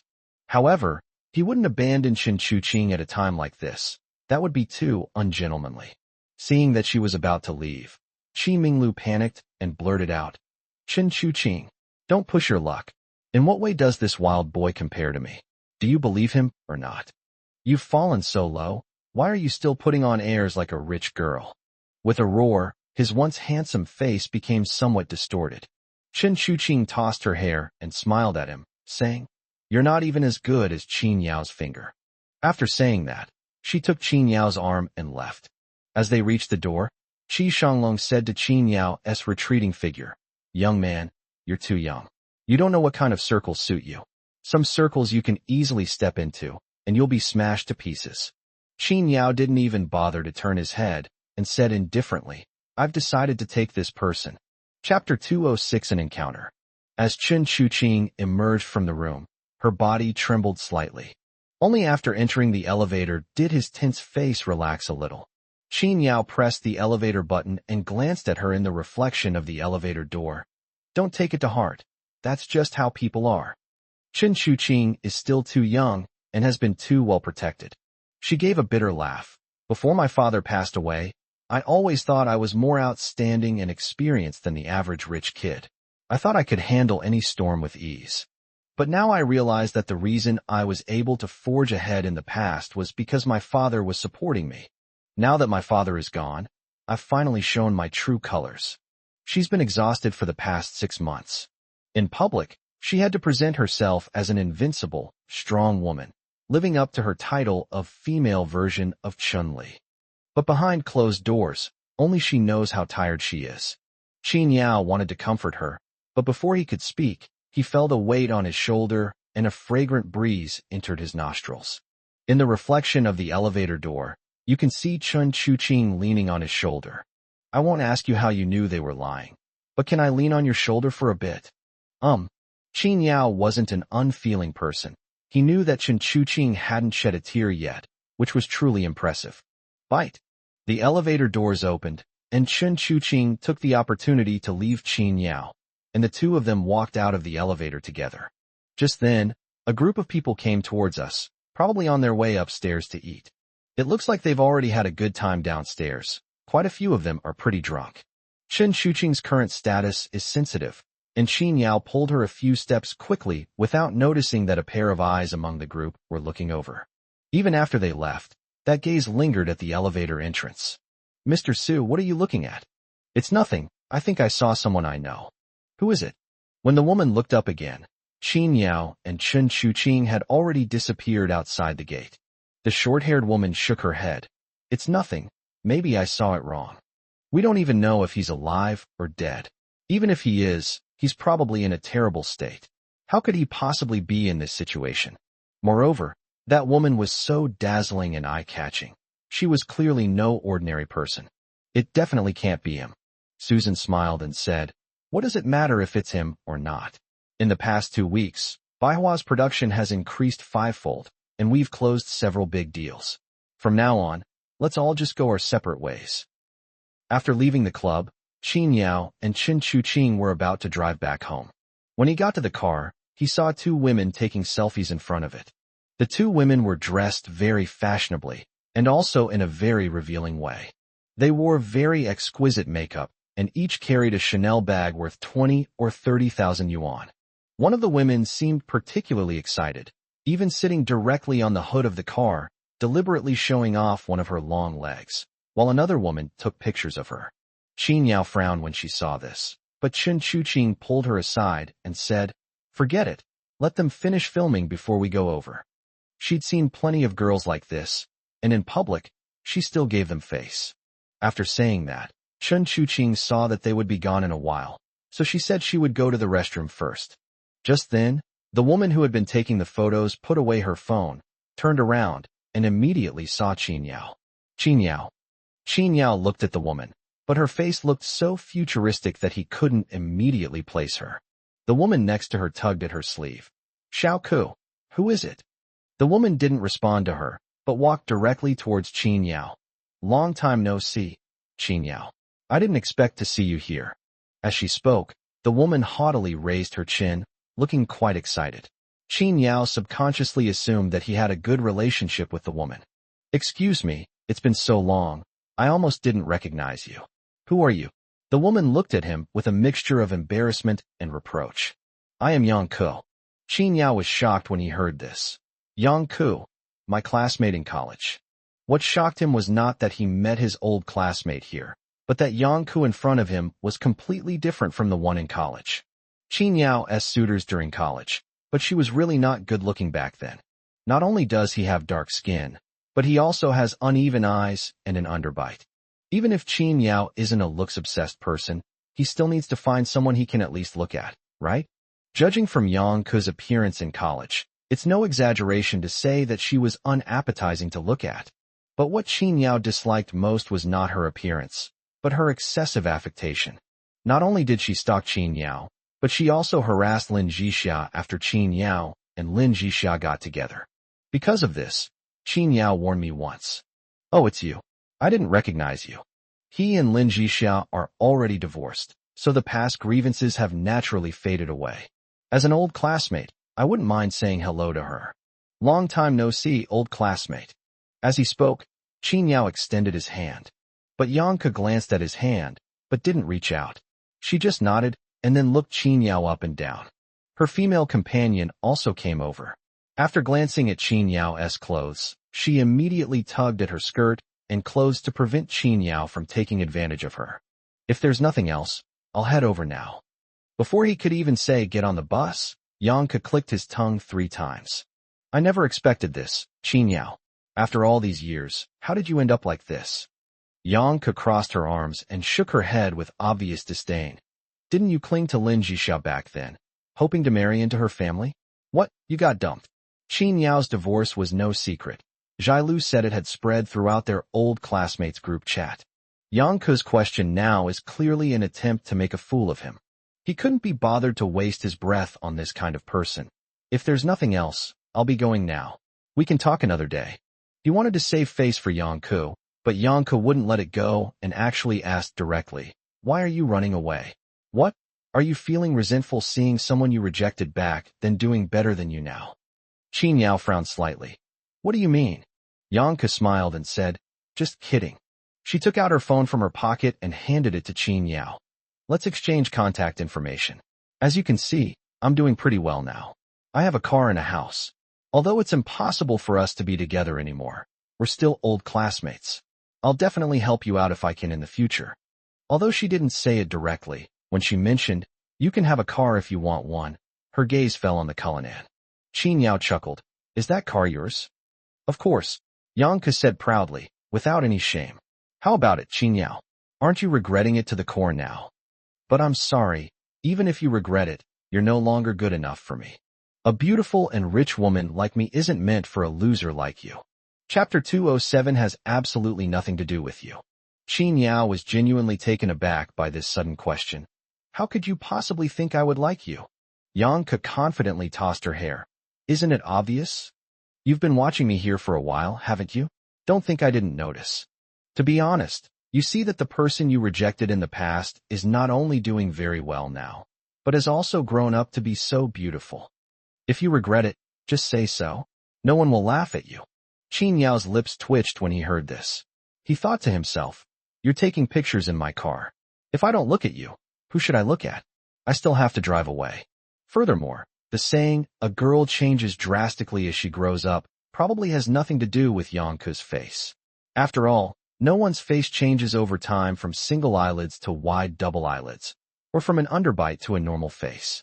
Even a straight man like Qin Yao's first reaction upon seeing Yang Ke's face was, she's quite willing to spend money. However, he and Yang Ke didn't have much interaction to begin with, so there was no need to waste words on her now. You've misunderstood. I'm not interested in you. I wasn't before, I'm not now, and I certainly won't be in the future. Secondly, I was standing here just now only because this car is mine. Tisk, look at how shabby you are looking at cars. What, you want to touch them? Forget it. If there's even a single dirty handprint on this car, washing it will cost you several days' wages. At this moment, Yang Ke's female companion also sized up Qin Yao for a while and silently rolled her eyes. He was dressed entirely in domestic brands, costing no more than 1,000 yuan, and there was nothing particularly striking about him. She has no interest in befriending people like that. However, she was a little curious. Wait a minute, Xiao Ke, this is Null's underground parking lot. What's he doing here? He would never have been here if he hadn't come down from the internal elevator. Yang Ke laughed without even thinking. What else could it be? He must be working here. Judging from his appearance, he's either a security guard or a dishwasher. He can't do anything else. After all, Yang Ke's lips curled up, as if she had a huge handle on Qin Yao. Null would not hire a convict to do any proper work. Upon hearing that Qin Yao was actually a convict, Yang Ke's best friend Wang Xiaoqing immediately took 2 steps back and pulled Yang Ke along, saying, Really? Don't lie to me, Xiao Ke. Why would I lie to you? My God, this is terrifying. Wang Xiaoqing crossed her arms and shook them dramatically. How could a high-end place like Null hire someone like this? Even the lowest-paid dishwasher wouldn't do. She took out her phone. No, I have to call Sister May and tell her to fire this person right away. Hey, no. Yang Ke grabbed her hand, but it wasn't because he was afraid of losing Qin Yao's job. The time Qin Yao publicly reprimanded her in front of everyone made her lose face at school. Even if she had followed Qin Yao and secretly followed Lin Jixia, Qin Yao shouldn't have treated her like this. Shouldn't he have shown some gentlemanly manners? She's determined to get back the face she lost in front of Qin Yao back then, no matter what. Since Qin Yao is working here, things will be much easier. After all, we're old classmates, and my boyfriend happens to be a supervisor here. As for you, you're definitely not qualified to work for him. After all, he only entertains VIPs with tens of millions in assets. Your identity is not something to be proud of, so you'd better not embarrass yourself by going there. But don't say your old classmate doesn't take care of you. How about this? I'll have my boyfriend transfer you to a cleaning job. You can earn a little more per month that way. At the same time, she reached out and tapped Qin Yao's chest. Of course, don't get any ideas about me. Don't even think about staying here and taking advantage of me. I'll say it again, don't even think about me. You're not good enough for me now. Yang Ke was in a great mood, finally able to release the resentment that had been building up for 5 or 6 years. After graduating from university, she worked hard to earn money for plastic surgery, believing that Qin Yao had only humiliated her because of her appearance. In fact, Yang Ke's family is quite well off, with tens of millions of yuan in capital. It's just that she wasn't born with good looks. Qin Yao everywhere, wanting to see him regret his actions in front of her. That's how she learned that Qin Yao had been imprisoned. I thought we'd never see each other again, but we actually bumped into each other today. Qin Yao, the ugly duckling of yesteryear, has become a swan that you can no longer reach. You must be feeling very tormented and anxious right now, right? Unfortunately, I'm here today to show you that there's no going back in life. Seeing Yang Ke's extremely smug expression, Qin Yao remained unfazed. For him, so-called face is no longer important. Yang Ke's interrelation was meaningless to him. After all, the two of them would never see each other again after today. Let this girl who once liked him and then turned to hate him be happy for now, and he'll just treat it as a bit of fun. Let's go. Just then, a beautiful figure walked over from the nearby restroom, and her first words immediately caught the attention of Yang Ke and Wang Xiaoqing. Looking up, Chen Chuqing walked over without glancing to either side. Some people are like that, whether they're standing in a wasteland or among flowers. As long as they bloom, no other flowers or plants matter. Unfortunately, Chen Chuqing is that kind of person. Even though the parking lot was dimly lit, her appearance seemed to be accompanied by a built-in spotlight, making every move she made shine. Her face is so striking that she could easily remain captivating even without being the CEO of Qinghai. Before Chen Chuqing appeared, Yang Ke and Wang Xiaoqing could be considered beauties. But when she appeared, both of them were at a loss. It was a feeling of panic after being crushed, and even though both were women, it made Yang Ke and Wang Xiaoqing's cheeks slightly flushed. At the same time, the same thought would rise in both of their minds. How wonderful it would be if that face were mine. See that? She's carrying a limited edition Hermes bag. It's definitely something special. Wang Xiaoqing sighed. Really? I think it's all right. What if it's a fake? Wang Xiaoqing, what are you talking about? Who would carry counterfeit goods? That's true. Yang Ke agreed briefly, but didn't say it aloud. But when she turned her head, she saw Qin Yao staring at Chen Chuqing, and she immediately felt annoyed. Heh, it's already dark, and some people are still daydreaming? Let me tell you, this kind of woman is obviously here to hook up with rich guys. She has nothing to do with you. Even if people seek an honest person to analyze their fortune, they won't end up with a convict. Qin Yao glanced at her with drooping eyelids. Oh, really? Chapter 208. Please don't let it be Qin Yao. Some people are like that. Even if they no longer want something they never had, they still can't stand it being owned by someone else. The same applies to men.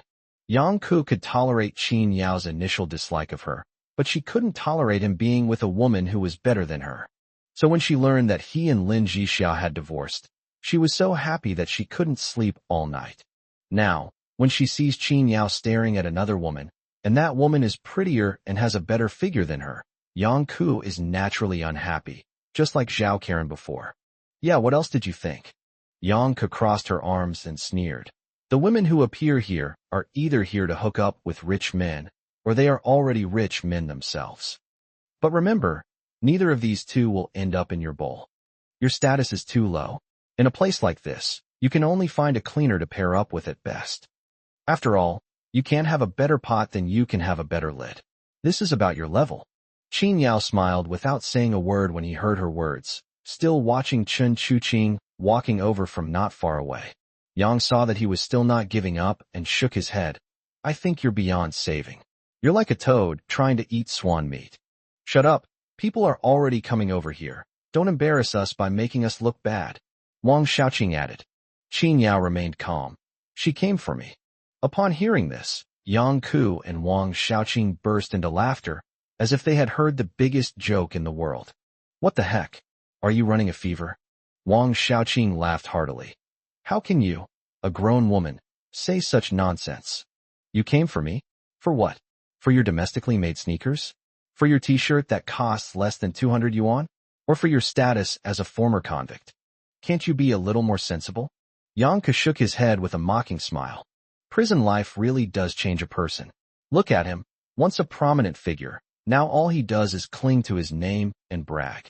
It's just that he feels unbalanced after seeing that the person he once rejected has now become someone unattainable to him, and after declaring that there is absolutely no possibility between them.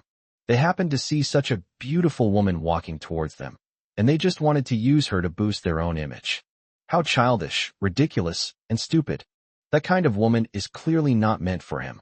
Just then, Chen Chuqing walked towards them, her eyes fixed straight ahead, seemingly looking directly at them.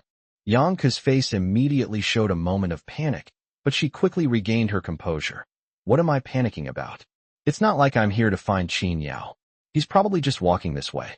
But as Chen Chuqing got closer and closer to them, Yang Ke's heart started pounding wildly. Impossible, impossible. The sound of high heels approached from afar, then reached them, and then they passed by.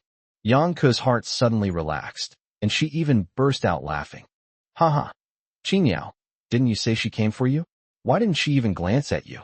What's wrong? Not saying anything. Oh dear, I think I heard something. What is it? Oh, so that's the sound of someone's daydream shattering. The two women burst into laughter, while Qin Yao remained silent. At this moment, Chen Chuqing also walked to the car, and Yang Ke and Wang Xiaoqing felt a surge of jealousy. So this car belongs to her. Sha, what's so great about it? It's just a Cullinan. But Xiao Ke, that car must be expensive. Even the most expensive car is just a means of transportation, isn't it? That's true. The two women whispered among themselves, seemingly forgetting who had been taking those reluctant photos in front of the car just moments before. Yang Ke was furious to see such a beautiful woman driving such a nice car. Why should I? Why should she get all the benefits? Even though they were complete strangers who might never see each other again, she had an urge to rush up and scratch Chen Chuqing or smash that luxury car. But she didn't dare. Just by looking at the woman's demeanor and the luxury brand she was wearing, she knew that she was someone she couldn't afford to mess with, even though her family is quite well off. Fortunately, this kind of woman doesn't belong to the mundane world, and she certainly can't belong to Qin Yao. Just then, Chen Chuqing, who had just reached the car, suddenly stopped and turned to Qin Yao, asking, "Aren't you done talking yet?" Yang Ke and Wang Xiaoqing's smiles froze instantly, as if their necks were stuck, and they turned their heads with difficulty to look at Qin Yao. Is she talking to him? At that moment, Yang Ke was even praying to God. Please don't let it be Qin Yao. Please don't let it be Qin Yao. However, the next second, Qin Yao said calmly, "Here it comes." Boom. In an instant, Yang Ke felt a surge of fire rush from the soles of her feet to her head, making her face turn bright red. If there were a crack in the ground beneath her feet, she would have crawled right into it. At the same time, she felt a chill in her palms, and her lips touched, but she couldn't say anything. Even more exciting, at that moment, Qin Yao took out a car key from his pocket and pressed it towards the Cullinan. Beep beep.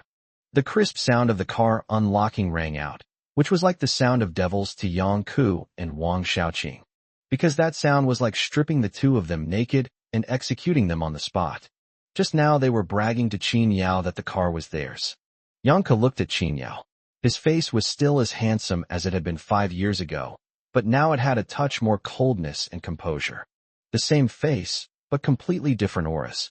He didn't even glance at Yang Ke again, and walked straight toward the Cullinan with the keys in his hand. Before leaving, he turned back to her and said, "By the way, next time you use my car to take pictures, don't sit on the hood. It's a hassle to wash the car." Buzz. Yang Ke's mind went blank again. Wang Xiaoqing grabbed her arm and tried to pull her head back. This was the most awkward moment in the world. Yang Ke felt as if a million ants were crawling all over her body, making her extremely uncomfortable. Impossible, impossible. This is absolutely impossible. Yang Ke couldn't take it anymore and shouted at Qin Yao, "You're the driver, right? You must be the driver." She simply couldn't believe that a stray dog who had just been released from prison could have luxury cars and beautiful women in just 1 month. Chen Chuqing's words shattered her hopes. "You two are my boyfriend's friends, right?" "Hello. If there's nothing else, my boyfriend and I will be leaving now. Until we meet again." The two got into the car and sped away. Leaving the two covered in dust, Yang Ke collapsed onto the ground. "Until we meet again? No. No." Chapter 209, Taking Advantage of You. As they drove away, Qin Yao said to Chen Chuqing in the car, "Thanks." Chen Chuqing knew what he was talking about, but simply raised an eyebrow lightly. "Why are you thanking me?" "Just now, I was just stating the truth, wasn't I? Qin Yao was stunned for a moment, and almost stepped on the brake, nearly making intimate contact with the steering wheel. With Chun Chuqing's intelligence, she must have realized that Yang Ku was making things difficult for her. Wasn't what she said just to pretend to be her girlfriend and help her out? Well, before he could finish speaking, Chun Chuqing burst out laughing. Leaning back in the passenger seat, arms crossed, she looked at him with amusement. What? You pretended to be my boyfriend twice and took advantage of me twice. Can't I take advantage of you once? She spoke in a relaxed manner, without the slightest hint of arrogance typical of a wealthy young lady. Moreover, when no one else is around, she likes to tilt her head slightly when she speaks, with her long, black hair draped over one shoulder. Combined with the faint smile in the corner of her eyes, she exudes a lazy and aloof charm, like some kind of feline. Qin Yao only glanced at her before feeling a little uneasy. After all, he's a man, and he's bound to be attracted to beautiful things. Not to mention, the beauty before me is a living, breathing person. However, he also maintained his restraint, and after experiencing a failed marriage, he currently has no other ideas. I believe that Chun Chuqing is now focused on getting Qinghai back, rather than on romantic feelings. But when faced with Chun Chuqing's words, he still answered truthfully. Of course, no problem. Anyway, thank you for what you did earlier. Chun Chuqing smiled again. Are you sure you want to thank me? I believe that even if I hadn't shown up, you would have been able to handle those two women. They might even pay you to stay with them if you just show them your car keys. Hasn't my appearance ruined your chances of finding a partner? Qin Yao shook his head expressionlessly. When it comes to relationships, I'd rather have none than settle for less. He has no interest in people who only come to him because of money. Chun Chuqing looked at him. The man's face wasn't the kind that would immediately catch her eye. But after looking at him a few more times, you realize that his strong facial features are very masculine. Qin Yao barging into the Song family alone that day immediately flashed into her mind. It's said that every woman has a hero complex, but she originally thought it was just a fantasy of an ordinary little girl. But now it turns out, it really is true. However, she hid her emotions very well, and since Qin Yao is a very straight man, he naturally didn't notice. After sending Chun Chuqing back to Mianlong Villa, Qin Yao made a phone call to Zheng Hanjiang. Zheng Hanjiang said that the other party had contacted him today, but there was no roadside information. Instead, they asked Yang Ziheng to go directly to complete the handover procedures. In other words, the other party didn't fall for the trap. It seems that the person plotting behind the scenes is indeed cautious, maintaining an air of mystery from beginning to end. But Zheng Hanjiang was already certain of one thing. The other party was now colluding with the Hong family. Whether the Hong family knew the other party's identity is unknown. I understand. Continue your investigation, and don't let the trail with Yang Ziheng be lost. I'll try to contact the Hong family in the next couple of days. All right, Dragon Lord, you must be very careful. If they find out about your existence, they might do anything to get rid of you. Qin Yao remained calm. I'm not afraid of them coming. I'm afraid they won't come. After hanging up the phone, Qin Yao received a WeChat message from Zhao Ming. This weekend is Zhao Ming's birthday, and he plans to hold a birthday banquet at the Hongqing Hotel. Upon hearing the address, Qin Yao felt a sense of familiarity. After going downstairs, I asked Chun Chuqing about it, and she said, Hongqing Hotel? Isn't that very close to here? Mianlong Mountain Villa itself is not far from the city center. After driving down the mountain, there are many bustling urban areas nearby. The Hongqing Hotel is only a 10-minute drive from Mianlong Mountain Villa, plus another 5 minutes to climb the mountain. After Qin Yao replied with an okay, Chun Chuqing casually asked, What? Are you going to eat at Hongqing? My friend is the general manager of Hongqing. He can give you a discount. Qin Yao smiled helplessly upon hearing this. I've already gone to a fancy hotel for dinner. Do you think I'm short of money? That's true. Chun Chuqing nodded. And it's not my treat. My uncle is having his birthday party there. Chun Chuqing raised an eyebrow. You have an uncle? Everyone has a few relatives, Qin Yao said without hiding anything. It's just that you should have heard Yang Ku and the others say that I'm a convict now, and there aren't many relatives left who can keep in touch with me. That's true. That's just how realistic this society is. When you're down on your luck, those so-called relatives, or even family members might turn around and stab you in the back. Chen Chuqing gave a cold snort, her words carrying a hidden meaning. Qin Yao knew about the Qi Shanglong father and son she was talking about. From a man's perspective, if it were his good brother, he wouldn't help his daughter after his death. After all, helping is a favor, not an obligation, and it's not something to be forced. But if they were to take advantage of a girl's misfortune and bully her, then they would truly deserve to die. Qin Yao can still hear the echoes of the schemes devised by the Qi family father and son. You'd better not contact the Qi family father and son anymore. Chen Chuqing hummed in agreement. I know without you telling me. I always thought Qi Minglu was a gentleman, and I also knew he liked me. Although I explicitly rejected him, I thought we could get along as friends. I never expected that even at a time like this, he would still covet my body. He only didn't know about the marriage alliance between the Song and Hong families. Otherwise, I don't think he would have contacted me today. After all, it's a business between the Hong and Song families. If Qi Minglu interferes, he might provoke both families to deal with him. Even if Qi Minglu likes him a lot, Qi Shanglong would never joke about the family business. However, Qin Yao did not think so. But he didn't say anything. He just casually asked, by the way, I heard you mention Qindong before. What's the story behind that?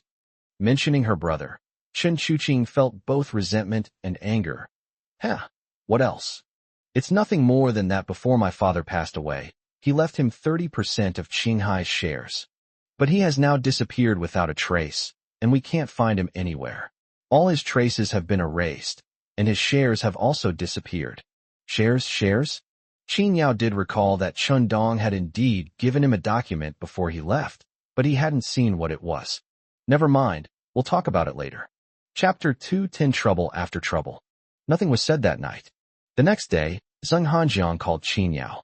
Two former members of the Panlong Palace in the southwest region had learned of the new Dragon Lord's appearance and contacted him, both expressing their desire to meet the new Dragon Lord. Lin Huaiqiu has also been contacted, and it seems he can't refuse. Although Panlong Hall has been silent for many years, these former subordinates still maintain contact.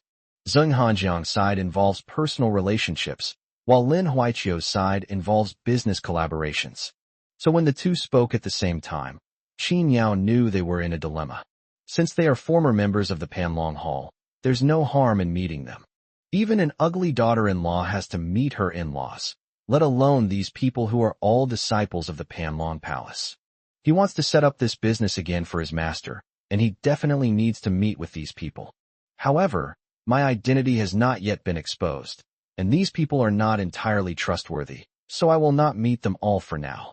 Zheng Hanjiang had no complaints about his consideration. On the contrary, he thought it was very thoughtful. What the Dragon Lord said is true. You can't see into someone's heart. So many years have passed, and no one knows how many of them are still loyal. So what do you think is the best way for us to make arrangements? Qin Yao pondered for a moment. You just said that there have been connections among your old subordinates over the years, so you should be quite familiar with each other's power. The people who came to see you this time are all old subordinates from the southwest region, so I will just meet with the two most powerful among them. He understood what his old subordinates meant. They simply wanted to see if he, the new Dragon Lord, was qualified. Before I could even give them a taste of what it's like to be a new leader, they were already eager to put me to the test. Qin Yao didn't mind, but as Zheng Hanjiang said, you can't see into someone's heart, and he was afraid that some of these people might have already developed ulterior motives.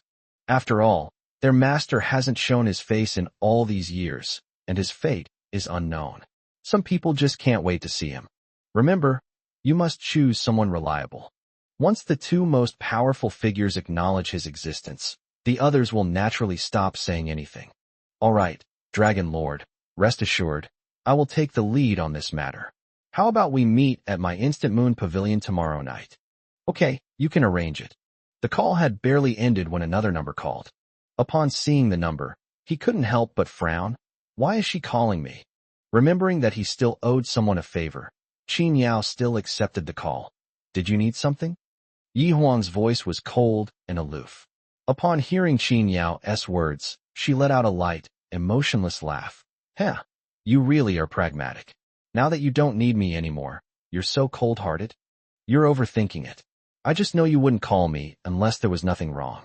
As a renowned female soldier queen, Yi Huang has always maintained her pride. Although her pursuit of him was straightforward and passionate, she never became clingy or persistent. Otherwise, she probably would have already come back with him by now. Hee, you really know me. Yi Huang smiled, her voice warmer than before. I heard you got divorced. After all that fuss, it was all for nothing.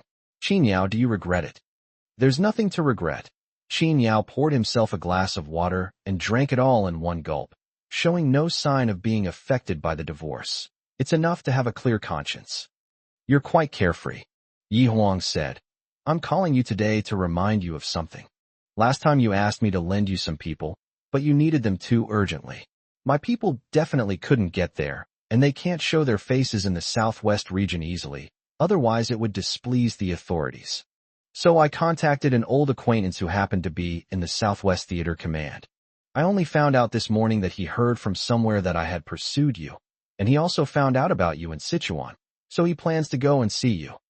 Qin Yao frowned upon hearing this. He disliked emotional entanglements the most, especially since he had explicitly rejected Yi Huang before. He had always considered this woman a friend, never expecting such trouble. I'm busy. That's probably beyond your control. He comes from a wealthy family and is arrogant. I'm afraid I can't stop him from doing what he wants. Yi Huang seemed to find it amusing and chuckled. I'm quite curious to see what kind of sparks will fly between you and him. Quite a few things going on in Sichuan, and Qin Yao was extremely busy. This unexpected incident really annoyed him. Yi Huang seemed to have guessed that he would refuse again, so she simply said, This kid has been bothering me for a long time, and I'm getting annoyed with him. Why don't you just repay this favor and let this kid back down? Having said all that, Qin Yao had no room to refuse and could only sigh softly. All right, let's talk about it when he contacts me. Okay, you go ahead and do your thing. I'm going to catch up on some sleep. After saying that, Yi Huang hung up the phone before Qin Yao did. Qin Yao didn't pay any attention to it, put away his phone, and went out first. It was Zhao Ming's birthday, and as his nephew, he always had to show his respect. Zhao Ming has always loved collecting and appreciating cultural artifacts, and after he became wealthy, he continued to buy antiques. Since it's a gift, it has to be something the recipient likes, so Qin Yao plans to go to the antique market here to see if he can find a suitable gift. Chen Shuqing is not suitable to appear in public right now, mainly because her face is too conspicuous, so Qin Yao didn't bring her along. The cultural artifacts market in Chuanzhong is located in Xinbei district, which is only a 20-minute drive from Yinlong Mountain Villa. However, considering that using Chun Xiaoxing's private car once would be a favor, Qin Yao ultimately chose to take the subway after descending the mountain. The antique market in Xinbei district is bustling, occupying almost an entire large square. In addition to shops, there are also many small stalls. Most of the stall owners were very enthusiastic, and the stalls were filled with a wide variety of items, from antique jade and trinkets to calligraphy and paintings. As for whether they were genuine or not, well, that's a matter of opinion. Most of the shops looked deserted, as if they were about to close down. But everyone knows that in their line of work, it's common to go 6 months without business, and then make enough to last 6 months when they do. The profits involved are considerable. The largest shop occupies the area of 4 storefronts, not including the second and third floors. A plaque hangs high above the entrance, bearing the 3 large characters Lian's High. You can tell from the store's facade that it has a lot of capital behind it. There are 4 or 5 security guards at the entrance. It's like they have, "I'm rich," written all over their faces. Large stores like these are usually backed by large conglomerates, so the quality of their goods is generally quite reliable. As for their origin, well, that's hard to say. Qin Yao was overwhelmed by the choices, but ultimately decided to visit Lian's High. It's a big shop, so naturally there are a lot of good stuff.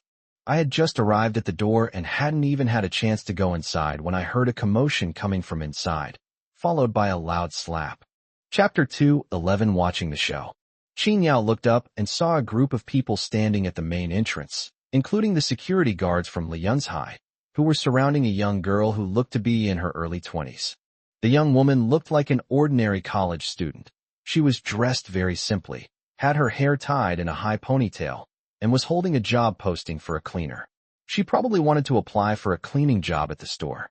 A white t-shirt hugged her slender waist, and her 1.7-meter height, along with a pair of simple jeans, made her long, straight legs look exceptionally alluring. Although the girl was without makeup, her features were very delicate and beautiful.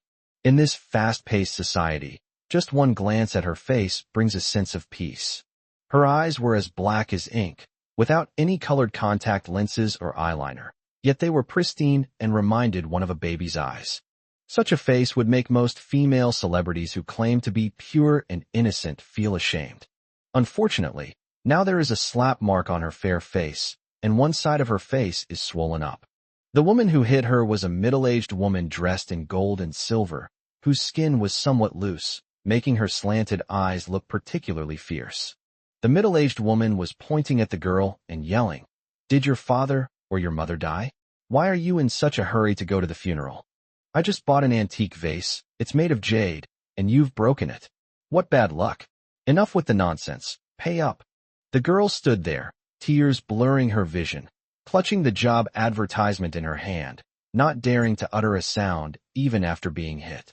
But when she heard about the compensation, she still mustered up her courage and replied, "Auntie, I really didn't bump into you just now. I just came here to apply for a cleaning job. I don't care what you're applying for." The woman was fierce and wouldn't listen to any explanations. With a wave of her fat hand, she frightened the girl so much that she shrank back. "In short, if you break my things, you have to pay for them. Don't try to play the victim with me. 300,000, not a penny less." Despite her respectable appearance, this woman was incredibly vicious when she started cursing, constantly hurling insults at the girl's parents.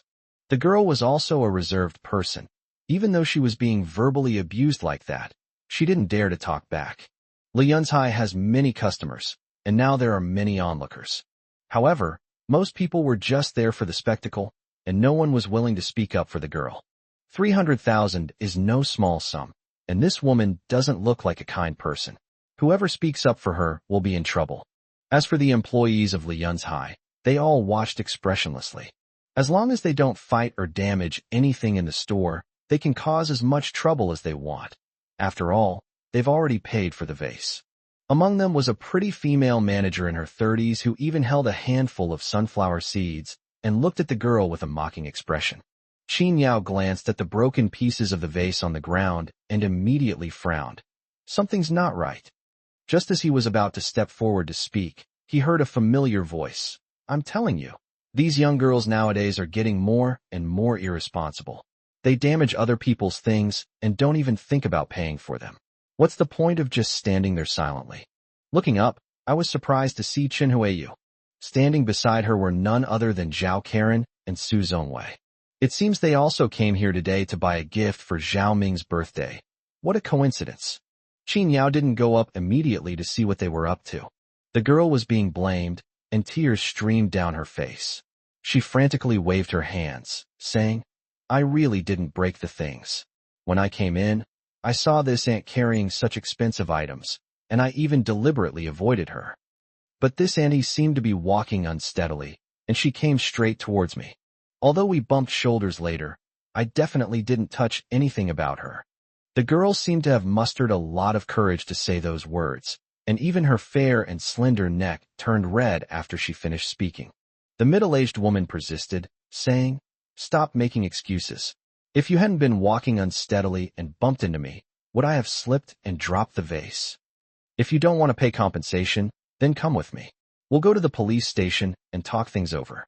Let me tell you, 300,000 is no small amount. It's enough to keep you in jail for several years. I see you're still a college student. If I cause this trouble at your school, you can forget about going back to school."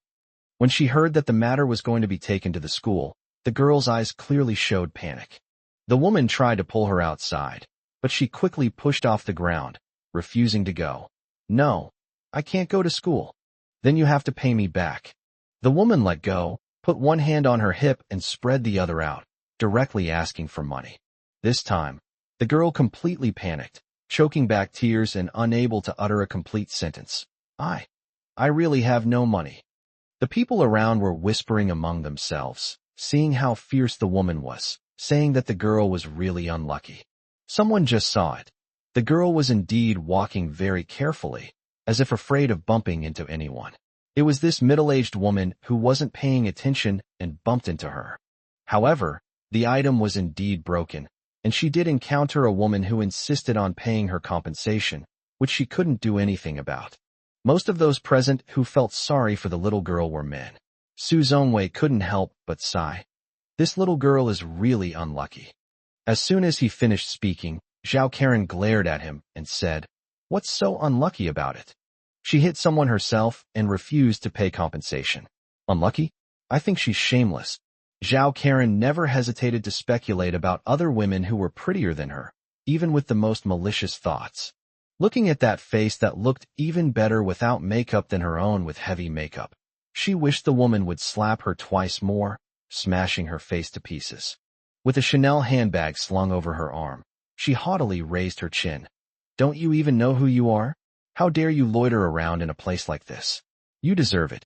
Chun Huiyu crossed her arms, her face full of anticipation, saying, "No money?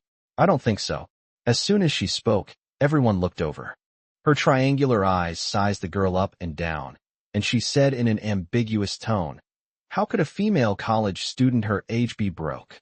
These days, how many young girls genuinely work part-time to support themselves while studying? You came here specifically because there are a lot of rich people here, right?"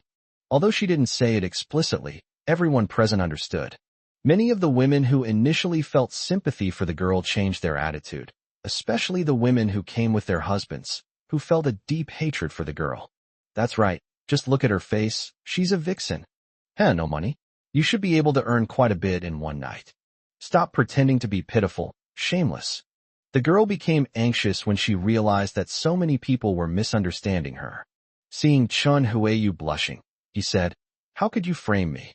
At this moment, Zhao Karen strode towards her, raising her hand high. "You dare to insult my mother?" Chapter 212 Give back what you took from me. Seeing that Zhao Karen was about to make a move, the girl instinctively covered her face. But after waiting for a long time without the slap landing, he slowly opened his eyes to look. Zhao Karen's wrist was gripped by a strong hand, while the man's tall back protected her firmly behind him. "Qin Yao." Zhao Karen's eyes widened in surprise. She hadn't expected to run into Qin Yao here. But then she snapped. "Let her go? I'm going to teach this little bitch a lesson, so she'll watch her mouth." Qin Yao shook off her hand and said expressionlessly, "Compared to her, I think it's your mouths that aren't clean enough." The most important things for a girl are her innocence and reputation. Chun Huiyu and Zhao Karen had never even met her, yet they were making baseless accusations against her. In the end, they got upset if someone offered a single rebuttal. Upon hearing this, Chun Huiyu's face darkened, and she pointed at Qin Yao, scolding, "You brat! Who are you talking about? Was I wrong just now? Look at her. She doesn't look like a proper girl at all." Zhao Karen's wrist ached from being gripped so tightly. She was furious that Qin Yao would treat her like this, and she stomped her foot in anger. "That's right. I think you've been fooled by her face. That bastard. He likes me, so how dare he lay a hand on me for another woman?" Qin Yao glanced at her indifferently. "In your eyes, anyone who is better looking than you is not a decent person, right?" I remember when Zhao Karen saw Chen Chuqing before, she kept saying that she was not a good person. I wonder what she would think if she knew that Chen Chuqing was her boss. "You." Zhao Karen was furious at Qin Yao's words, but she was powerless to refute them. "Jealousy. Yes. He must be jealous. He was unhappy to see me and Su Zongwei going out to buy things, so he deliberately said things to provoke me. I can't fall for this." Su Zongwei was humiliated by Qin Yao on his own turf yesterday, and he still hasn't recovered. Now, he hates Qin Yao so much that his teeth itch with rage whenever he sees him. He stepped forward to protect Zhao Karen, and said in a very manly manner, "Qin Yao, stop pretending to be a good guy here. It's a fact that she broke someone's vase, and the invoice for 300,000 yuan is still there. Surely this isn't a frame-up. You want to play the hero? Fine, then you pay for her losses." A convict who had just been released from prison ran away from Qingcheng to Sichuan to seek refuge with Zhao Karen's family. What money could he possibly have? I even helped him find a job. Qin Yao glanced at him. Paying compensation, fine. Then please have manager Sue settle my commission. As far as I know, employees whose monthly performance bonus exceeds 1 million can receive an advance payment, right? Whoosh. Su Zhongwei's face darkened instantly. To him, Qin Yao was clearly mocking him over this matter. My face, which was slapped yesterday, is a little feverish again today. Zhao Karen was displeased and said to Qin Yao like a fighting rooster. All right, Qin Yao, stop acting all high and mighty. You don't really think that Miss Chen's secretary and Miss Jiang came for you yesterday, do you? One of them is our CEO Chen's best friend, and the other is a longtime client of our Qinghai group. Zhongwei didn't expose you because he was giving you face. But I think you're being shameless. She just felt something was off. Qin Yao had only just arrived in Sichuan. How could he possibly know such an important person? If he really had that ability, would he still come to my house to freeload? Fortunately, Su Zhongwei explained things to her, and even credited Qin Yao as performance bonus to her. Otherwise, she really wouldn't have been able to swallow this insult. I just can't stand Qin Yao's arrogance. Upon hearing her words, Qin Yao immediately grasped the key information and narrowed his eyes slightly as he looked at Su Zhongwei. So, you've taken my performance review? What did you swallow? Su Zhongwei said righteously. The performance bonus was credited to Ku Ran. You are her team member. Isn't that the right thing to do? Actually, those two big clients only came to spend money because of my Qinghai. This performance bonus shouldn't have been given to you. But I'll let you off the hook for Ku Ran's sake. Wow, Ku Ran, you've already achieved performance with a major client so soon after joining the company. You truly are my daughter. Seeing Zhao Karen's shy expression and Chun Huiyu's proud look, Qin Yao sneered. Well, you're using my performance review to pick up girls, huh? You've got some nerve. However, my things, Qin Yao's, are not so easy to take. Although I don't care, they will have to be returned sooner or later. Su Zhongwei was completely unaware that he had thoroughly angered Qin Yao, and was still smiling smugly. He had long known that as long as the performance bonus was attributed to Zhao Karen, even if Qin Yao was dissatisfied, Zhao Ming would keep him in check. And he himself can gain Zhao Karen's favor for nothing, killing two birds with one stone. Enough. Stop wasting time here. After munching on the gossip for a while, the middle-aged woman finally lost her patience and grabbed Qin Yao. You just said you'd pay for her, right? Here's the money, 300,000. If you don't give it to me, neither of you are leaving. Qin Yao's appearance complicated the situation. The beautiful female manager of Li Yunzhai glanced at Qin Yao, her sarcasm deepening. Another arrogant brat, trying to show off and act like a hero, without even considering his own abilities. He's got nothing out of his pocket, not even worth as much as her watch, and he thinks he can be a hero and save the damsel in distress? Ridiculous. Seeing that the middle-aged woman was clinging to Qin Yao, the girl hurriedly said, Sir, thank you for your kindness, but this is none of your business. You should leave now. After saying that, he leaned closer and said, 300,000 is really too much. You could end up in jail if you're not careful. Qin Yao hadn't expected the girl to be so scared, yet still not wanting to drag him down. He smiled and shook his head. Don't worry, I can handle it. Zhao Karen rolled her eyes. Show off. Losing money is certainly an option. When Qin Yao actually offered to pay compensation, the middle-aged woman beamed with joy and immediately took out her phone, ready to have Qin Yao transfer the money via mobile transfer. The invoice is here. You can check it yourself. Is it from online banking or a payment app? Qin Yao took the receipt and glanced at it. When he saw that it read, Late Qin Dynasty Hetian Jade Vase, transaction amount, 300,000, he sneered. 300,000? They really aren't afraid of biting their tongues. I can pay for her money, but first, I need to check if this thing is worth 300,000, right? Upon hearing Qin Yao's words, the female manager's pretty face froze for a moment, and the woman's face also showed a hint of panic as she subconsciously looked at the female manager. The female manager glared at her before she turned and roared. It's all written in black and white on the receipt. What's the point of checking the goods? You're not trying to renege on your promise, are you? Their eye contact naturally did not escape Qin Yao's notice. When he saw the middle-aged woman trying to stop him, he easily dodged her without touching her or giving her a chance to stage an accident. Then he squatted down in front of the pile of shards. Chapter 213, Exposing the Scam. Seeing Qin Yao squat down to examine her, the middle-aged woman's face immediately became flustered, and she cast a pleading look at the female manager. The female manager frowned, observing Qin Yao's every move. Where did this wild brat come from, daring to meddle in the affairs of Liyun's High?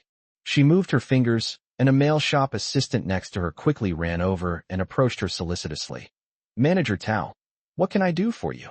Go and have the security guards put some pressure on that kid. If he dares to say anything out of line, we'll handle it the usual way. Yes, I understand. As soon as the male clerk left, several security guards fixed their gazes on Qin Yao, but he seemed oblivious, preoccupied with the broken pieces on the ground. You brat, have you finished reading? The middle-aged woman, afraid he might notice something was wrong, stepped forward and shoved him aside, saying, You too shouldn't waste my time. I make tens of thousands of yuan a minute. Do you think you can afford to waste my time? See? Isn't this vase worth 300,000? Actually, what Qin Yao was looking at just now wasn't whether this thing was worth 300,000. After all, there's a rule in the antique industry. The seller provides the goods, and you're responsible for judging their authenticity. We've agreed on everything, cash on delivery, and once we walk out this door, we won't recognize anyone. Even if the seller claims it's from the Shangzhou period, but when you take it home you find it's from last week, and you come back to the store looking for it, they won't acknowledge it. If you encounter a seller with connections who is also unreasonable, they might accuse you of extortion. So even if Qin Yao could see that there was something wrong with the antique vase, it wouldn't matter much, since the woman had really spent 300,000 yuan on it. He stood up, looked at the middle-aged woman's arrogant face, and said calmly, I just said, if she really broke your vase, then I can pay for it. But I just checked, and she definitely didn't break the vase. Everyone saw it. The woman immediately protested, her voice rising an octave, spitting as she spoke. It was this little bitch who bumped into me, and that's when my vase fell. Who else could it be but her? You brat, don't try to renege on your debt by spouting nonsense, or I'll send you to jail. Are scammers this brazen these days? She's always throwing people into jail. Doesn't she know that the police station is specifically there to deal with them and protect the public? Chun Huiyu and the other two were eager to see Qin Yao make a fool of himself. When they saw that he was trying to renege on his debt, Chun Huiyu sneered. While fanning himself with his hand, he said sarcastically, Some people, they were just trying to be heroes and save the damsel in distress, but now they're starting to act like bastards. Their faces really hurt. Heh, you don't have the ability, but you want to play the hero and save the damsel in distress. In the end, you just get yourself into trouble. How ridiculous. Zhao Karen sneered. Su Zongwei then played the good guy. Hey, Karen, let's save Qin Yao some face in front of so many people. Otherwise, when everyone finds out he's a poor wretch who's obsessed with saving face, he'll be too ashamed to show his face. Hearing their mockery, the girl, embarrassed and ashamed, whispered to Qin Yao, Sir, perhaps you should leave first, otherwise you'll be implicated by me later. Qin Yao ignored their sarcastic remarks and patted her shoulder to reassure her. Then, pointing to the broken pieces on the ground, he asked the middle-aged woman, You just said that this vase was knocked over by this girl after she came into the store, and you accidentally dropped it, which is why it broke? What do you mean I accidentally dropped it? She clearly knocked it away. The woman insisted, her fat face trembling with agitation. Qin Yao nodded.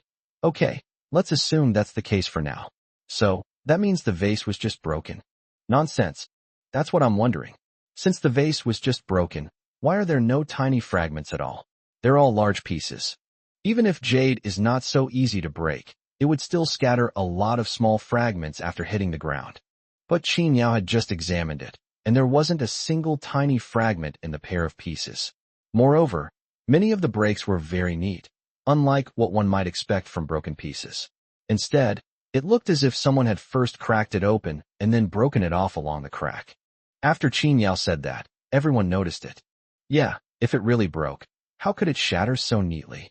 Yeah, it's impossible that there aren't any small ones, right?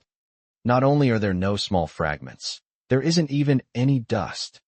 The woman hadn't expected that Qin Yao wasn't checking the authenticity of the antiques, but rather had discovered a blind spot, which made her face turn pale and a layer of cold sweat appear on her forehead. Qin Yao ignored her, instead picking up a piece of broken jade from the ground, examining it carefully, and then holding it up for everyone to see. Gentlemen, take a close look.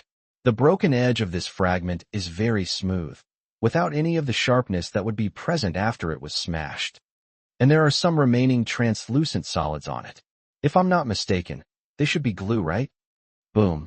Upon hearing this, everyone gathered around and instantly realized that what Qin Yao said was true. It's true, this vase was already broken. Not only that, but it's also been glued back together. But I saw this lady buy it at the counter and pay with my own eyes. There was no time for her to forge it, unless. The people who came here aren't stupid. Apart from Chun Huiyu and her daughter, everyone now understands what's going on. I initially thought it was just that the middle-aged woman had accidentally let go of her hand and then took the opportunity to seduce the young girl. But now it seems this matter is not so simple. The vase was already broken, and you can tell just by looking at the break that it was deliberately smashed to make it easier to glue back together. The woman took the item and left immediately, so she didn't have time to do anything like that. That can only mean that the vase was already broken when it came out of Li Yunzhai's hands. Manager Tao's face was already very pale, but he didn't lash out immediately. Because all that's shown now is that Li Yunzhai sold a restored antique. It doesn't prove anything. To everyone's surprise, Qin Yao shook his head after hearing everyone's analysis and laughed. It's not that simple. Manager Tao's gaze suddenly turned cold. As you can see, the joints of these fragments are very rough. In many places, they have been hastily glued together, and that's all it takes to put the two pieces together. I want to ask, if Li Yunzhai simply wanted to sell defective products, why would they make them so crudely? Even if this lady is not short of money, shouldn't she at least check the goods before she gets too superficial? How could she accept something so poorly made without even looking at it? Chapter 214, Isn't it all about money? Upon hearing this, the middle-aged woman panicked completely, taking 2 or 3 steps back as if she were about to run away, and kept pleading for help from Manager Tao with her eyes. At this moment, Manager Tao finally stood up. She arrogantly raised her head and said to Qin Yao, "Sir, our Li Yunzhai has been here for decades and has always been based on our reputation. What you just said could never have happened in my Li Yunzhai." He paused, glancing at the tearful girl. Anyone with a modicum of knowledge would know at a glance that this girl definitely doesn't have much money. The entire outfit cost less than 200 yuan, and the canvas shoes on his feet were faded from washing. It's likely that the woman who staged the accident didn't even notice. She just saw the girl walking in and assumed she couldn't be poor just by looking at her, which is why she bumped into her. She has no money to pay compensation if she continues to make a scene, and what if it really escalates to the police station? The consequences are self-evident. So Manager Tao said, "Well then, I'm the lobby manager of this store. My name is Tao Yu. In my opinion, there must be some misunderstanding. We also have CCTV footage in our store, which is enough to prove that this lady did not touch the vase. Everyone, please stop causing trouble in our store and go your separate ways." The message is quite clear. The goal is to resolve the issue between Qin Yao and the girl by making a big deal out of it and letting it go. For most people, this would indeed be the best outcome. After all, this store has an extraordinary background. Just by looking at the 8 or 9 security guards in the store, you can tell that it is not an ordinary person who can afford to mess with them. But Qin Yao was no ordinary person. He couldn't stand seeing a group of people bullying a little girl from a poor family. He stared at Manager Tao and said coldly, "There are surveillance cameras in the store that can prove it. Why didn't you say so earlier, Manager Tao?" Tao Yu remained expressionless. "I just remembered that too." "Oh, then that's enough to prove that this woman is a fraud." Qin Yao pointed at the middle-aged woman and took out his phone. "I think we should let the police decide this matter. I believe that once the police arrive, both this young lady and Li Yunzhai will give you a fair judgment." Upon seeing this, a cold glint appeared in Tao Yu's eyes. With a single glance from her, a security guard appeared from behind Qin Yao, ready to snatch his phone. But what's so special about such a trivial skill? He didn't make a move, but suddenly dodged away just as the security guard was about to attack. The security guard didn't expect Qin Yao to dodge so quickly. He lunged too hard, and ended up falling into the middle-aged woman standing opposite Qin Yao. Ouch! The middle-aged woman was tackled and landed on her back, her head hitting the ground and causing her to see stars. My back feels like it's broken. Qin Yao raised his hands and said coldly, I didn't touch you at all. There are security cameras in the store to prove it. Right, Manager Tao? Tao, you didn't expect this kid to be so difficult to deal with, so persistent. Judging from his clothes and appearance, he doesn't seem like a rich young master. How dare he come to Liyunzhai to cause trouble? He's either brainless or after money. If it's the latter, then things will be easier. Tao Yu remained expressionless, maintaining an air of superiority. She showed no sign of panic, and even appeared somewhat impatient. Sir, if you think our store has done a bad job, then on behalf of the store, I apologize to you and this young lady. We will also compensate this young lady for her emotional distress. How about this? I'll have someone send 3,000 yuan.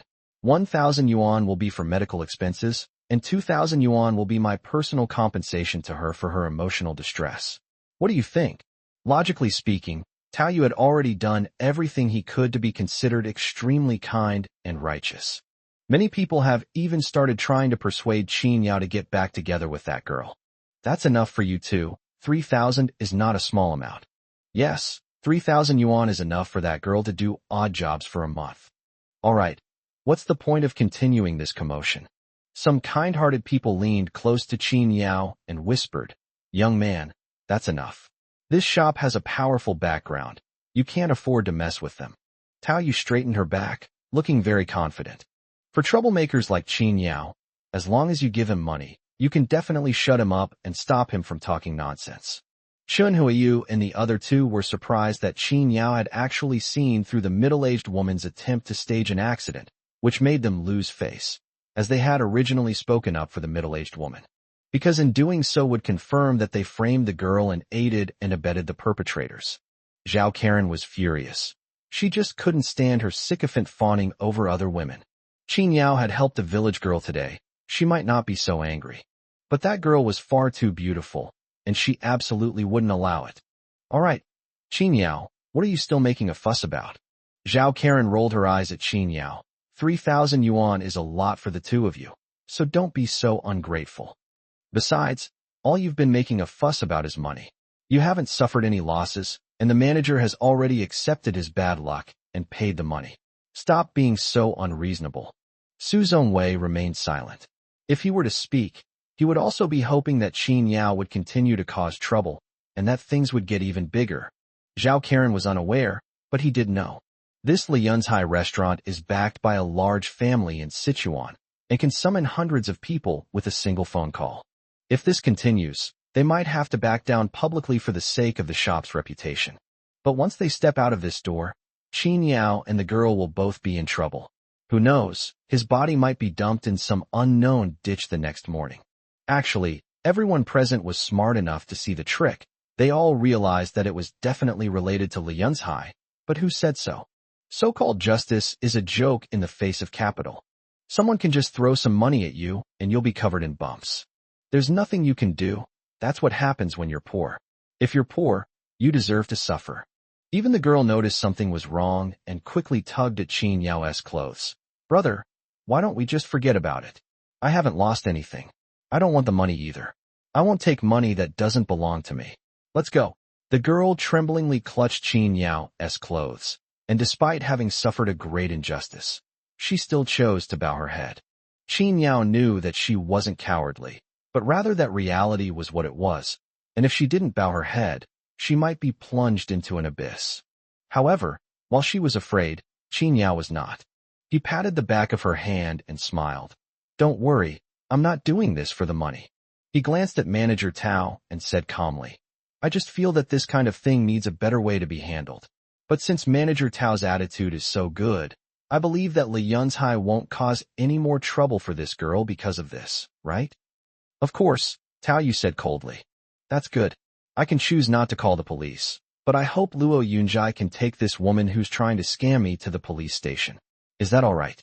Qin Yao's tone was more of a threat than a plea, which made Tao Yu's face turn ugly, but she had no choice but to agree. She gritted her teeth. Of course. Qin Yao was satisfied. Chapter 215, You're Not Worthy. Qin Yao wasn't afraid. If he were the one being scammed today, he would definitely make that shop and that middle-aged woman pay the price. But this girl looks like an ordinary college student. He himself is not afraid of being retaliated against, but she is different. If things escalate to the point of no return, the girl's safety cannot be guaranteed. Okay, since Manager Tao has said so, I believe you can definitely do it too. Qin Yao nodded, seemingly satisfied. If I find out that you've condoned and covered this up, I can only say, you'll have to bear the consequences. Tao Yu chuckled inwardly after hearing this. This bastard probably doesn't even know what kind of being he's facing. If he knew that Li Yunzhai was backed by the Hong family, and that Li Yunzhai was a shop managed by Hong Jintao, the eldest son of the Hong family, he would probably be so scared that he would wet his pants on the spot. If it weren't for the large number of onlookers and the potential damage to Li Yunzhai's reputation if things continued this way, she would never have allowed this kid to be so smug. In their line of work, reputation is the most important thing. Perhaps some people know their confidence and dare not say anything openly. But once your reputation is ruined, people will avoid you and never buy anything from your store again. So even though she was seething with hatred, she could only watch as Qin Yao swaggered out of the store. Follow him and find a secluded spot to teach this bastard a lesson. As soon as Qin Yao left, Tao Yu immediately gave a wink to the bodyguard beside her, who quickly led his men out after him. Once the parties involved left, the onlookers naturally dispersed as well. Zhao Karen chased after Qin Yao, and Chun Huiyu and Su Zongwei quickly followed. The middle-aged woman, bruised and battered, got up from the ground and asked with a mournful face, "Manager Tao, what are we going to do now? You can't send me to the police station. I was just doing a job for money." Tao Yu rolled her eyes at her disdainfully. "Useless thing, can't you see? That brat didn't look like a rich person at all. Why did you touch her? Now you haven't even gotten the money, and you've only gotten yourself into trouble." But seeing the woman's expression, she calmed down. He just gives it away like that. I've been in this business for so long. Don't I have any pride? If we really listen to him, wouldn't that mean we at Li Yunzhai are afraid of him? Where does this leave my dignity? Where does this leave the Hong family's dignity? Tao Yu grew angrier as she spoke, but she still made arrangements for the woman's whereabouts in an orderly manner, telling her to rest for 2 days and not to stay in the antique street for the time being. These kinds of things are meant to be done in different places each time, so let's just consider today's attempt an unsuccessful start. We can let her go to the branch again after some time. Manager Tao, what about these things? A shop assistant asked, pointing to the broken pieces on the ground. Tao Yu glanced at it and said without hesitation, "Of course we should put it away and send it to the branch store. We can use it next time. Remember this time, don't be too perfunctory with your methods. Don't let even a country bumpkin see through it at a glance." "Yes." Watching Qin Yao leave through the gate, Tao Yu sneered. "Bear the consequences yourself? I'd like to see what the consequences will be." Not far from the shop, Qin Yao was caught up by Zhao Karen. Qin Yao had asked about it during this time, and the girl's name was Tong Yao. Just as he guessed, she was a girl from the mountains who went to university in Sichuan. Her family had no money, so she couldn't go home for the holidays because she had to stay in the city to work during the summer to earn living expenses for the next semester. She did have a student loan to cover her tuition. Logically, she should have been eligible for poverty assistance, but the assistance was given to several well-connected classmates from relatively well-off families, so her spot was not filled. She was fired from her previous job halfway through by her boss under some pretext, without even getting paid. Judging from her embarrassed expression, Qin Yao guessed that the boss was probably a man who wanted to do something filthy, but was rejected, which made him angry and embarrassed. Qin Yao didn't expose her, and was just about to say a few words of comfort when he heard Zhao Karen call out to him from behind. "Qin Yao." Qin Yao has really lost patience with Zhao Karen, and is even somewhat annoyed by her. If it weren't for Uncle Zhao's sake, he would never have turned back. "What's up?" Seeing Qin Yao's coldness towards her, Zhao Karen, who had just approached, felt displeased again, and her gaze fell on the hand that Qin Yao was holding the girl's wrist. However, she still kept a straight face and said in a lecturing tone, "Do you know that your aggressive attitude just now could potentially cause trouble for our family? I really don't understand. In the end, you didn't ask for the money. What are you trying to do? You and this woman are complete strangers. What are you after?" When Tong Yao heard the topic turned to her, she lowered her head awkwardly, staring at her cloth shoes, and didn't dare to say anything. Qin Yao replied expressionlessly, "In your eyes, there is naturally no such thing as justice. Only self-interest, right? You." Zhao Karen's eyes blazed with anger as she roared. "You think you're so high and mighty? Don't think I don't know. You're just after this woman because she's pretty, aren't you? Let me tell you, don't let women like them fool you." She crossed her arms, as if she knew everything, and gave Tong Yao a malicious look. "She's the kind of person who's best at playing the victim and fooling naive men like you. Don't let her pitiful appearance fool you. If she finds out you're a penniless wretch, she'll be the first to give you the cold shoulder." She simply couldn't believe that such a beautiful girl could be completely spotless. A woman who is both beautiful and young like that is definitely being kept by someone, or she is deliberately trying to hook up with rich second-generation heirs. She could never be genuinely innocent. And her face, how can anyone have such good skin without makeup? She must have had plastic surgery. You're already broke. Don't let her swindle you out of everything, and then blame me for not warning you," Zhao Karen said irritably. Upon hearing this, Tong Yao waved her hands repeatedly. Her already fair and radiant face immediately flushed red with anxiety, a blush that couldn't be more natural. No, Brother Qin, I really didn't." "Who are you calling Brother Qin?" Zhao Karen rolled her eyes. "You're already trying to get close to me so quickly, and you still say you're innocent?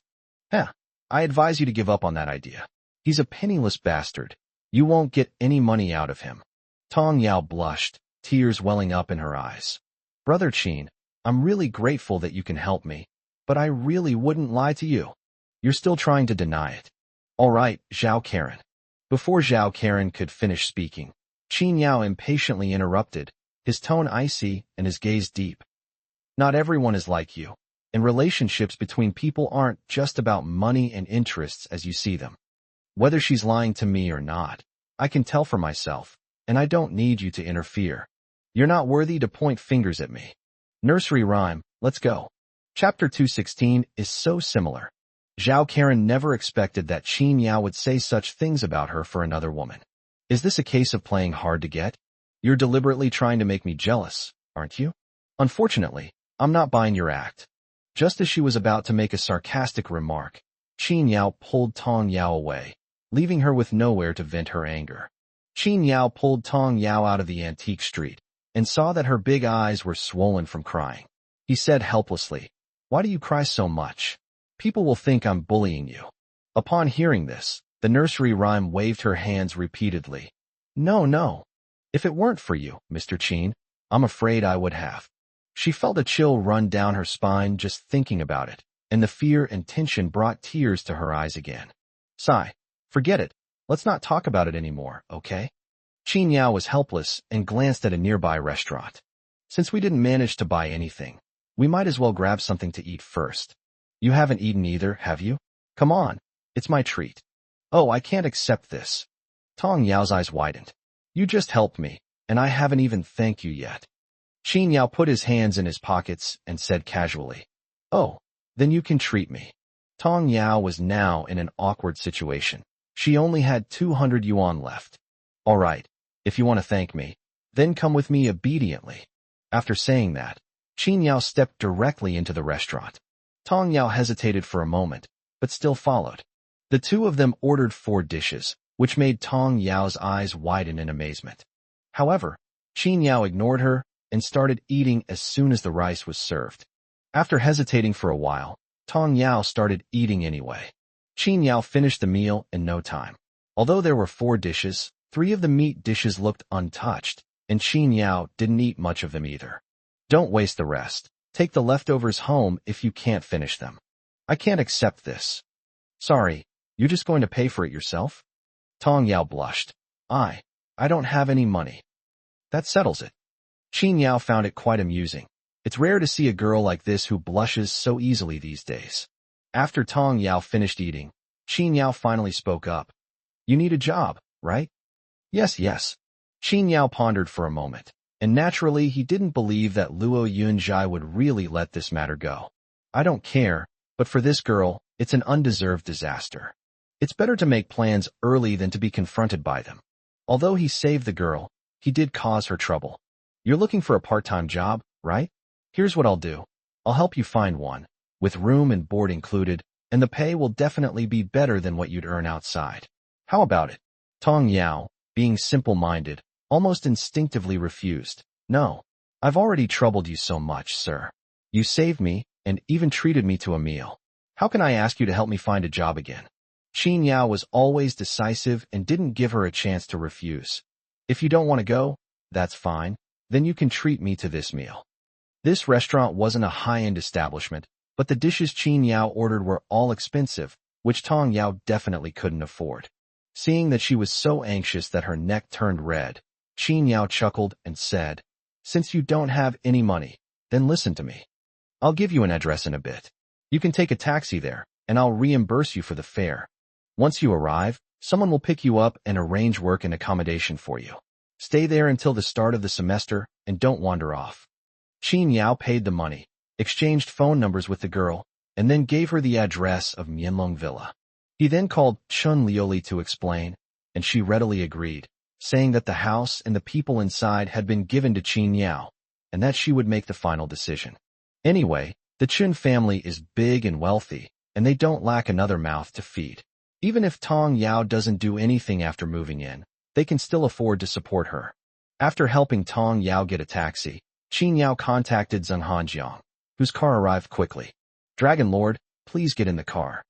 After getting out of the car, Zheng Hanjiang made an inviting gesture to Qin Yao and even bowed slightly. Seeing this, Qin Yao quickly helped him up, frowning as he asked, "Old Zheng, what are you doing? You are a veteran who followed my master, and you have now left the Panlong Palace. I am a junior, and I am already grateful that you have called me Dragon Lord. There is no need for such formalities." Zheng Hanjiang let Lin Yi help him up, and then the two got into the car before he said, "Dragon Lord, you don't know this. In the past, people like you and me who are not particular about formalities would not have cared about such formalities. Even when I was following your master, I only called him Dragon Lord in public, but we addressed each other as brothers in private. But things are different now. My Panlong Palace is in dire straits, beset by internal and external troubles. These formalities have become more important." Qin Yao understood what he meant. Without master's command, Panlong Hall is now in disarray, though it still exists on the surface. This group of people didn't want to just break up like that. They all needed a leader to step forward and bring them back together. Zheng Hanjiang previously stated that since his master had not shown his face for many years and his fate was unknown, some people within the Panlong Hall had long been eager to make a move. It's not that they want to rebel, but seeing the throne vacant, they can't guarantee that no one will have ulterior motives. But now that Qin Yao has appeared, his hopes have been completely shattered. Can they accept this? Not only is he young, but his background is also obvious. Apart from the 5 years he disappeared, no one else can find out about his origins. His background cannot be hidden. Leaving aside Kyoto, even the bigwigs of the Panlong Palace in the southwest region would probably disagree with Qin Yao's identity. If Zheng Hanjiang, an elder of the Panlong Hall, were to step forward at this moment and honor him with the title of Dragon Lord, it would naturally give Qin Yao more confidence. Knowing his thoughts, Qin Yao couldn't help but smile. "Then Elder Zheng, why are you so sure that I am capable of taking on the position of Dragon Lord?" Zheng Hanjiang chuckled and said, "Even if I don't believe you, I still have to believe that old guy, right?" Qin Yao smiled but remained silent.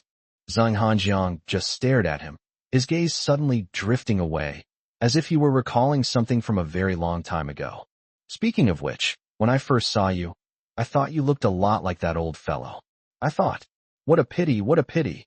Qin Yao knew that the old guy he was referring to was not his master, but rather old Qin. This made Qin Yao a little curious. Who exactly was old Qin? Did he really look so much like him? After asking Zheng Hanjiang a question, he replied without hesitation, "It's very similar. I'm not exaggerating. You two are practically identical. If that child were still alive, he would be about your age now." He didn't continue speaking because the car had already arrived. Today he wanted to have a meal with Qin Yao alone to discuss their upcoming dinner get-together. Chapter 217, It's Just Such a Coincidence. I had a small get-together with Zheng Hanjiang and Lin Huiqiu. and we talked about the past of Panlong Palace. When Qin Yao followed his master, the old man was taciturn. Although he learned about the existence of the Panlong Palace, he did not know much about its past. Both of them were veterans of the Panlong Palace, and they could vividly recall the past events of the Panlong Palace. Qin Yao listened with great interest. Qin Yao was especially thrilled when he heard that his master had once walked alone in a chaotic battlefield, not only surviving unscathed, but also managing to penetrate deep into the enemy camp and take the head of an enemy general. He still doesn't know what realm his master is at, but he knows one thing. If his master wants to leave the Netherworld prison, no one can stop him. But he remained inside, ignoring the chaos in the Panlong Palace. Could there be another reason? However, he couldn't care less about that right now. A teacher for a day is a father for life. Since his master had entrusted him with the Panlong token, he had to protect this legacy for him. After a pleasant conversation, Zhang Hanjiang drank 2 glasses of wine, and then Mr. Bo escorted him away. Qin Yao apologetically. Just then, Qin Yao needed to use the restroom, so he stood up and said, "You sit down for a while, I'm going to the restroom." Actually, there was also space in the private room, but when he left, it was to give Lin Huiqiu the space to answer the phone. As soon as I stepped out, I heard him say unhappily, "Didn't I already say I have important guests to meet today? We can discuss company matters when I get back." Qin Yao lit a cigarette and started walking downstairs. This hotel was invested in by Lin Huiqiu, and it has a very good environment and privacy. As Lin Huiqiu just said, he has no interest in the catering industry. He invested in this restaurant purely because he enjoys good food. In addition, there will definitely be receptions at the company, and the dining culture is indispensable at every stage. So, thinking that he should keep the profits within the family, he simply opened this shop. What Qin Yao didn't expect was that at the same time, someone with whom he had a close relationship was sitting in the lobby downstairs in the same restaurant. In just half a month, Baiwa Company went from an unknown small business to the most popular furniture company in the entire Qingqing. Susan and Lin Xixia quickly became well known in Qingqing. Lin Xixia received the 200 million yuan from Qin Yao. She used it immediately for the company's expansion without hesitation. It must be said that she is quite shrewd in this regard, choosing to acquire a factory instead of building one herself. They offered a high price, but the condition was that the other party had to retain all their employees. Soon, the scale of Beiwa expanded. Moreover, she didn't just rely on the order Qin Yao left her to make a living. Instead, she took advantage of this opportunity to secure more collaborations. That's why she came to Sichuan today specifically to discuss business. If Beiwa wants to move upmarket, in addition to cooperating with major clients, offline stores are also essential. The deal has been reached with Qingcheng, and since Chuanzhong is close to Qingcheng, she naturally wouldn't miss it. The person she met today was Zhou Linshan, the CEO of Fuhai Group. Fuhai Group started its business in real estate and owns 7 medium-sized shopping malls in central Sichuan, as well as a large shopping mall in the city center. Although Beiwa has successfully expanded and launched its advertising campaign, it is still a new brand. To continue to grow and become stronger, it must first gain a certain level of brand recognition. Therefore, Lin Xixia came here specifically to contact Zhou Linshan, hoping to set up a store in his shopping mall, which would help Beiwa's future development.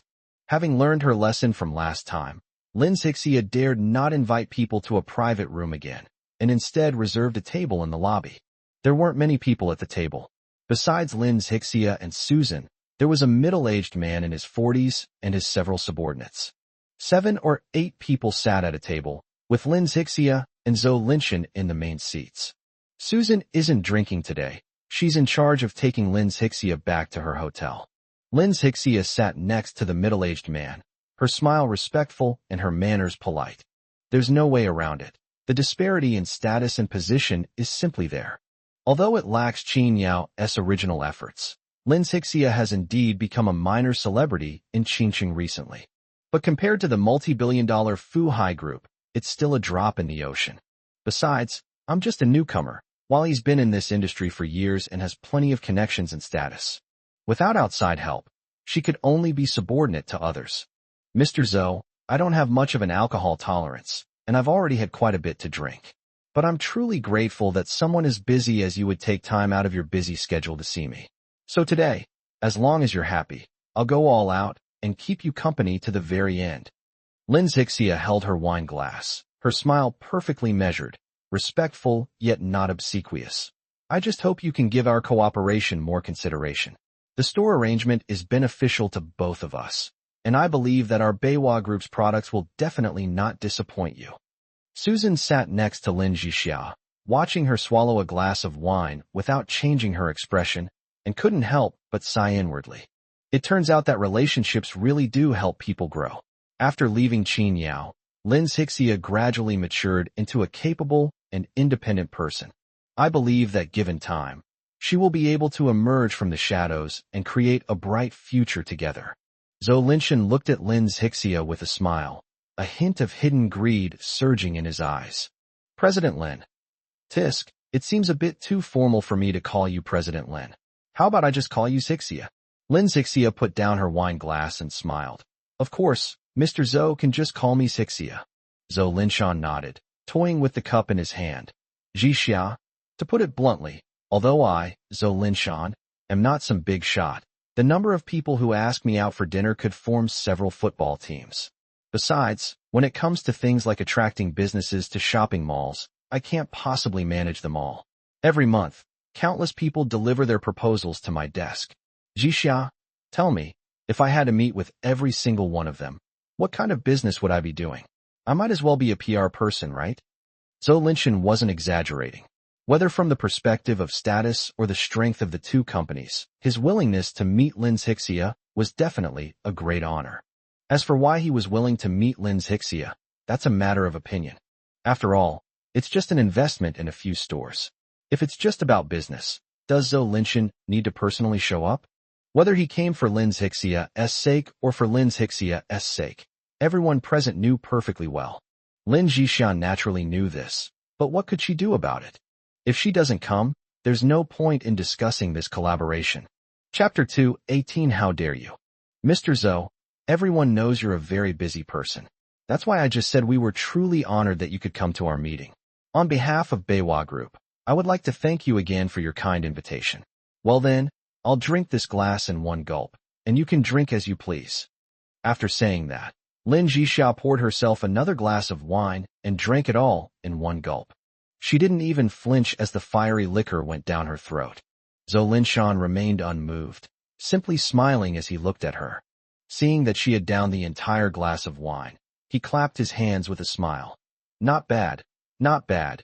You truly deserve to be the most popular person in Qingxing these days. You're really straightforward. The moment I met Zixia, I knew that our future collaboration would be very pleasant. But this one glass of wine is a bit too stingy. When drinking, one should naturally open one's mouth wide. Come on, pour a drink for President Lin. With a glance, his assistant immediately filled 3 glasses of 56 proof liquor, causing Lin Zixia to frown.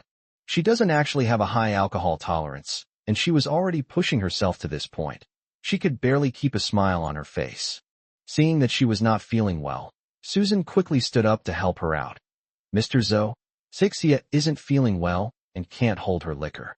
She's almost done drinking. How about I drink a couple of glasses with you in her place?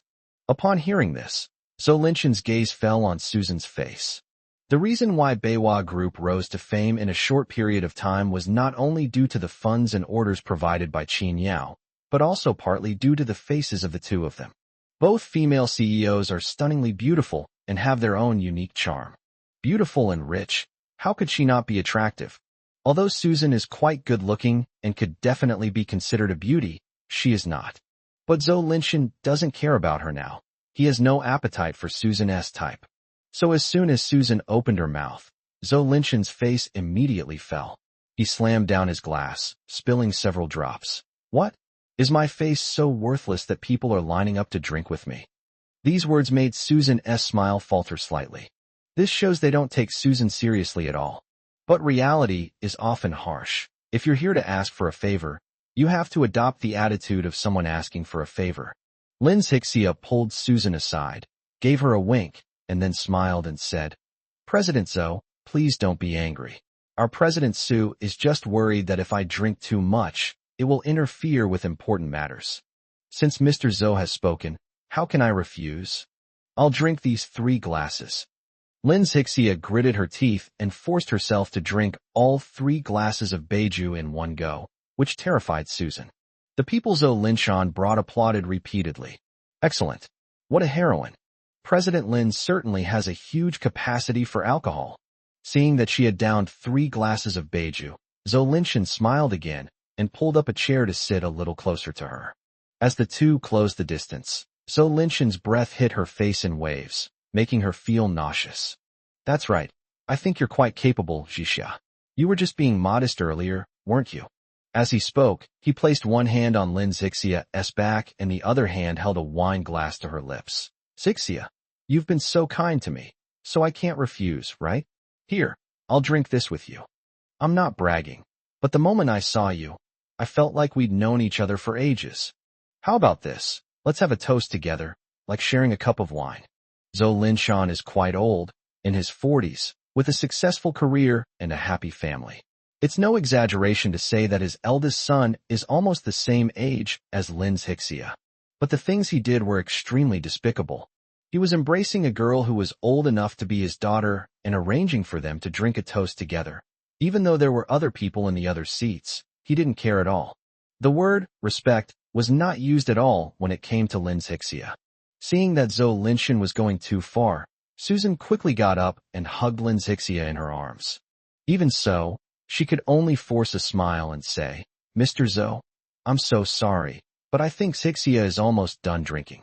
If she drinks any more, she might have problems. All right, let's call it a day. How about we go apologize to your son in person tomorrow after Zixia sobers up?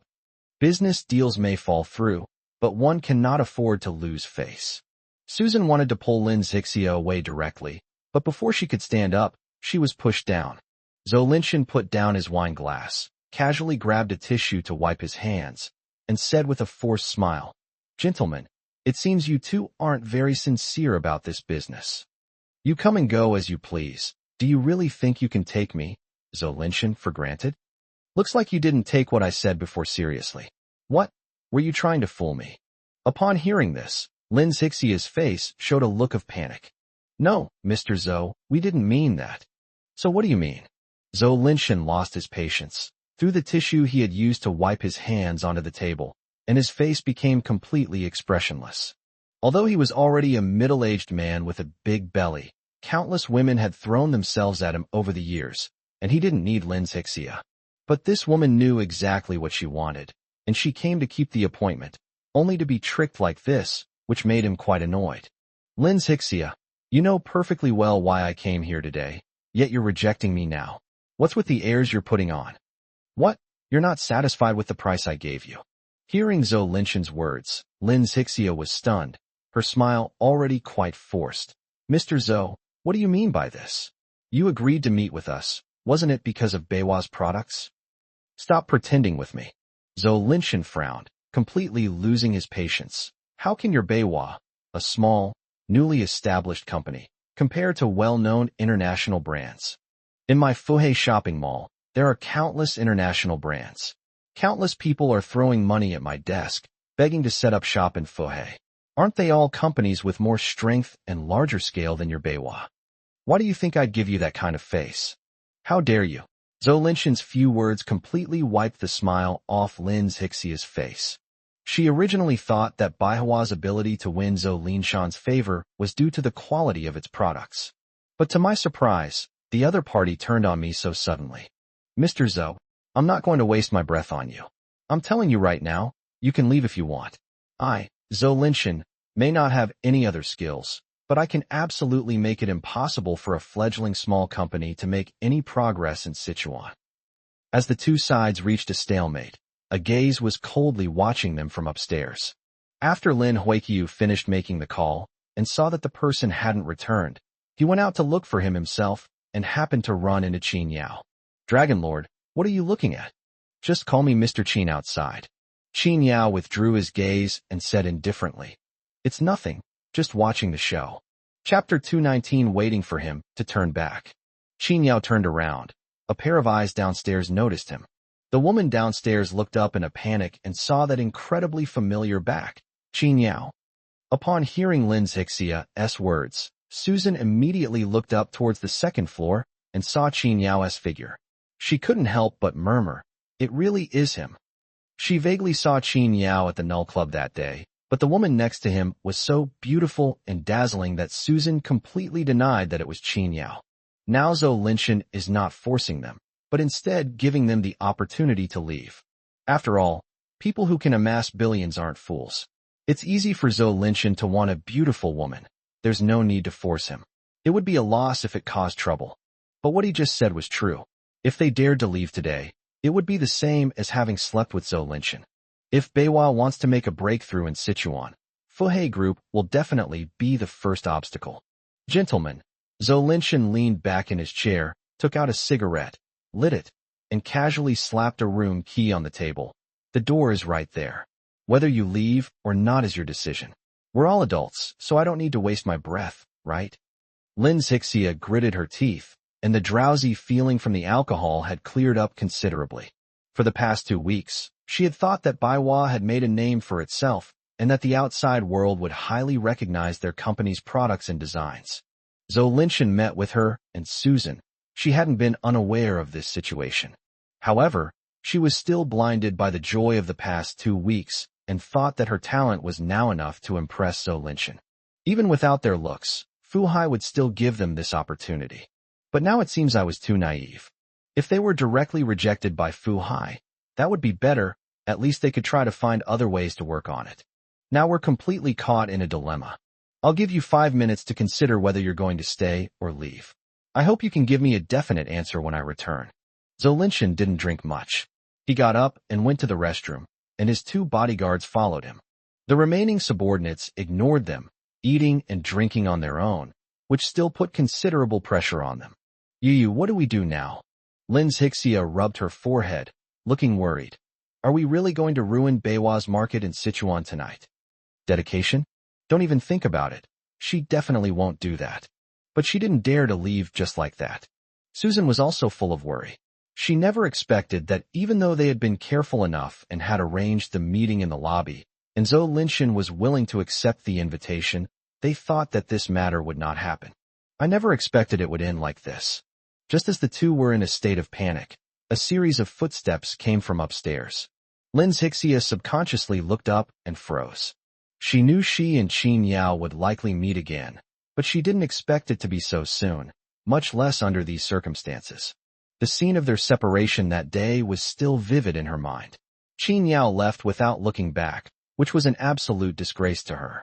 But she kept reassuring herself that Qin Yao's trip to Sichuan was fraught with danger, and the Hong family would definitely not let him off easily. If he were willing to give up Xingsheng, he might still have a way out. She had considered that when they met again, Qin Yao might have lost everything once more, falling from grace. At that time, she will definitely prove to him that her choice was absolutely right. Qin Yao had actually seen her too, and naturally noticed her gaze. But the two have already severed ties, and if they meet again, they will be strangers. So Qin Yao didn't even glance at her, and walked towards the door with Lin Huiqiu and his men. Xixia quickly called Qin Yao. Maybe he has a solution. Susan saw Qin Yao, her eyes lit up. For some reason, she always felt that Qin Yao was not so simple. He had always managed to escape danger before, so he should be able to do it this time as well. But seeing Qin Yao walk right past them, Lin Xixia's pride wouldn't allow her to call out to him. She bit her lower lip, her hand under the table gripping the hem of her skirt tightly, her knuckles turning white. No need. I can handle my own affairs. Do you think he came to Sichuan for sightseeing? He's offended the Hong family and is already in dire straits himself. How can he help us? At worst, we'll just give up the market in central Sichuan. Susan knew her fairly well, and upon hearing this, she knew that Susan's stubbornness had kicked in, which gave her a headache. Xixia, do you think that if we don't handle this properly today, we'll only lose the market in Sichuan? If we anger Zhou Linshan and he targets us, I'm afraid we won't even be able to stay in Xincheng. How could Lin Xixia not know that she was telling the truth? Beiwa Group developed too rapidly. Without a background, sufficient connections, and an unstable foundation, It was nothing more than a drifting duckweed. It's great if things go smoothly, but if someone sabotages them, even a random rock can create huge waves that can crush them. Today, when facing Zhou Linshan, they should either not come at all or be prepared to accept the unspoken rules. Things have escalated to this point, and there's no way to end it peacefully. I'll bear whatever the consequences are myself. I'll never ask him for anything. Lin Zixia gritted her teeth and simply turned her head away. Seeing that Qin Yao and his group were about to leave, Susan could only sigh and rub her temples, saying, "But you're right. Qin Yao's only asset is Xing Sheng, which is currently under lockdown. He can't even handle his own affairs, so there's no point in stopping him. Perhaps his situation is even more difficult than ours right now." Seeing that Lin Zixia was holding her breath, Susan didn't mention what she had seen at the club that day. The two had just divorced when Qin Yao started dating a stunningly beautiful woman. If Lin Zixia found out, she would probably be even angrier. After using the restroom, Zhou Linshan strolled leisurely towards the lobby, wiping his hands with a tissue. He wasn't worried at all that Lin Zixia would run away. Even if she did, it wouldn't be a loss for him. But for Lin Zixia, her loss was far greater than ordinary. Therefore, he doesn't need to be in a hurry. The people who should be in a hurry are those two women. When he returned to the lobby, he happened to see a group of people walking to the hotel entrance, followed by 7 or 8 bodyguards.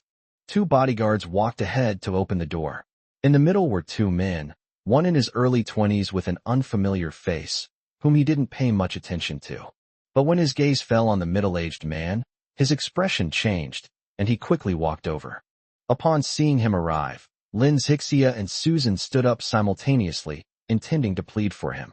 Unexpectedly, Zhou Linshan completely ignored them and headed straight for the door. "Mr. Lin." Chapter 2:20 Please help us. "Mr. Lin?" Lin Zixia and Susan exchanged glances, their gazes following Zhou Linshan and settling on the middle-aged man. At Zhou Linshan's shout, the middle-aged man stopped in his tracks. "Mr. Qin, look." "It's all right." Qin Yao raised his hand and waved it in agreement, but still did not turn around. Lin Zixia knew he had seen her, but she didn't even turn her head, her clenched fists almost digging her nails into her flesh. My body was trembling slightly. Zhou Linshan had already taken a few quick steps and was standing in front of Lin Huaiqiu. But before he could get too close, Lin Huaiqiu reached out and stopped him from a distance. "I have an important guest here. Do you have something to discuss with me?" In terms of age, Zhou Linshan is a few years older than Lin Huaiqiu. Although Lin Zixia and Susan did not know Lin Huaiqiu, they were surprised by Zhou Linshan's attitude towards him. Zhou Linshan didn't seem to care about Lin Huaiqiu's distant attitude at all. Instead, he bowed slightly and rubbed his hands together, saying, "I didn't expect Mr. Lin to remember me. I'm truly flattered. I've been looking for an opportunity to visit you, but you've been too busy with official duties. I'm really lucky to meet you here today. Would Mr. Lin do me the honor of having dinner with us?" Lin Huaiqiu stood with his hands behind his back, his expression aloof throughout. He looked down at Zhou Linshan and said coldly, "Zhou Linshan, you're an old hand at this. Surely you have some sense of propriety? Can't you tell I'm entertaining distinguished guests?" How could Zhou Linshan not see it? He just didn't want to miss this opportunity, so he decided to give it a shot. The power of Haitian Group in the 3 southwestern provinces goes without saying. It is undoubtedly a dominant force at the top of the pyramid. Lin Huaiqiu himself is even more elusive, appearing and disappearing without a trace. Even though Fu Hai Group has several major collaborations under Hai Tian's name, Zhou Linshan has only met Lin Huaiqiu twice. Both times it was at large events with so many big shots that he didn't even get a chance to go up and greet them. To be able to meet him in such a private setting, he said it was no exaggeration to say that he had hit the jackpot. It was even harder than winning 5 million in the lottery. For him, even winning 5 million in the lottery wouldn't make him this happy. Following Lin Huaiqiu's words, his gaze fell on Qin Yao, and he was immediately filled with doubt. This young man looks ordinary, and his clothes do not show any aristocratic air at all. So why is he being personally entertained by Lin Huaiqiu? Are all rich kids these days so low-key? Curious as he was, he didn't dare ask and could only say dejectedly, "In that case, I won't bother you any longer. If you two would do me the honor of joining me for a meal another day, How about it? Although we don't know who the young man is, it's definitely right to include him in the conversation. After all, if you could befriend someone of a higher status than Lin Huiqiu, it would be an incredible stroke of luck. Okay, I understand. You can go back now. Lin Huiqiu waved his hand, indicating that he could leave. Lin Zixia and Susan, who had witnessed the entire process, were stunned. They naturally didn't know Lin Huiqiu, but they could see Zhou Linshan's attitude. As the CEO of Fuhe Group, who would Zhou Linshan fawn over so obsequiously? The other person's status and position are no longer important. What matters is that the other person not only walks with Qin Yao, but also treats Qin Yao with such respect. This is a golden opportunity. Zixia, hurry and call Qin Yao now. Susan exclaimed anxiously, giving Lin Zixia a shove. Several times, Qin Yao's name was on the tip of Lin Zixia's tongue, but she still held back. She couldn't bring herself to lower her head. Why? Wasn't he supposed to go to Sichuan to beg the Hong family for mercy? How could he still walk with such an important person? How many secrets does he hold that I don't know about? Who exactly is he? No, I'm not going. Lin Zixia gritted her teeth, gripping the table tightly, her knuckles as pale as her face. I refuse to believe that I, Lin Zixia, am truly helpless without Qin Yao's help. It's over between us, and I won't contact him again. Only she knew how much she longed for Qin Yao to stop. If he were to approach her now and ask if she needed his help, she would certainly accept it gladly. But his icy demeanor deeply hurt her pride. No, she must not bow her head. The one who should bow her head is definitely not Lin Zixia. Between them, it's Qin Yao who should be regretting his actions. The bodyguards had already opened the door, and Qin Yao and Lin Huiqiu stepped out together. Zhou Linshan fawned over him, standing guard at the door with his bodyguard, his face beaming with a wide smile. Then look at Lin Zixia, sitting there with a stiff face. She was clearly on the verge of a breakdown, but she still had to stick to her guns. Susan couldn't hold back any longer. I can't gamble with the future of Beihua. If you won't go, I will. She quickly left her seat and chased after him, shouting without a care for her image. Qin Yao. Upon hearing Susan's voice, Qin Yao and his group all stopped in their tracks. When Susan was 2 or 3 meters away from them, she was stopped by the bodyguards. She hurriedly explained to the bodyguard, "We know each other.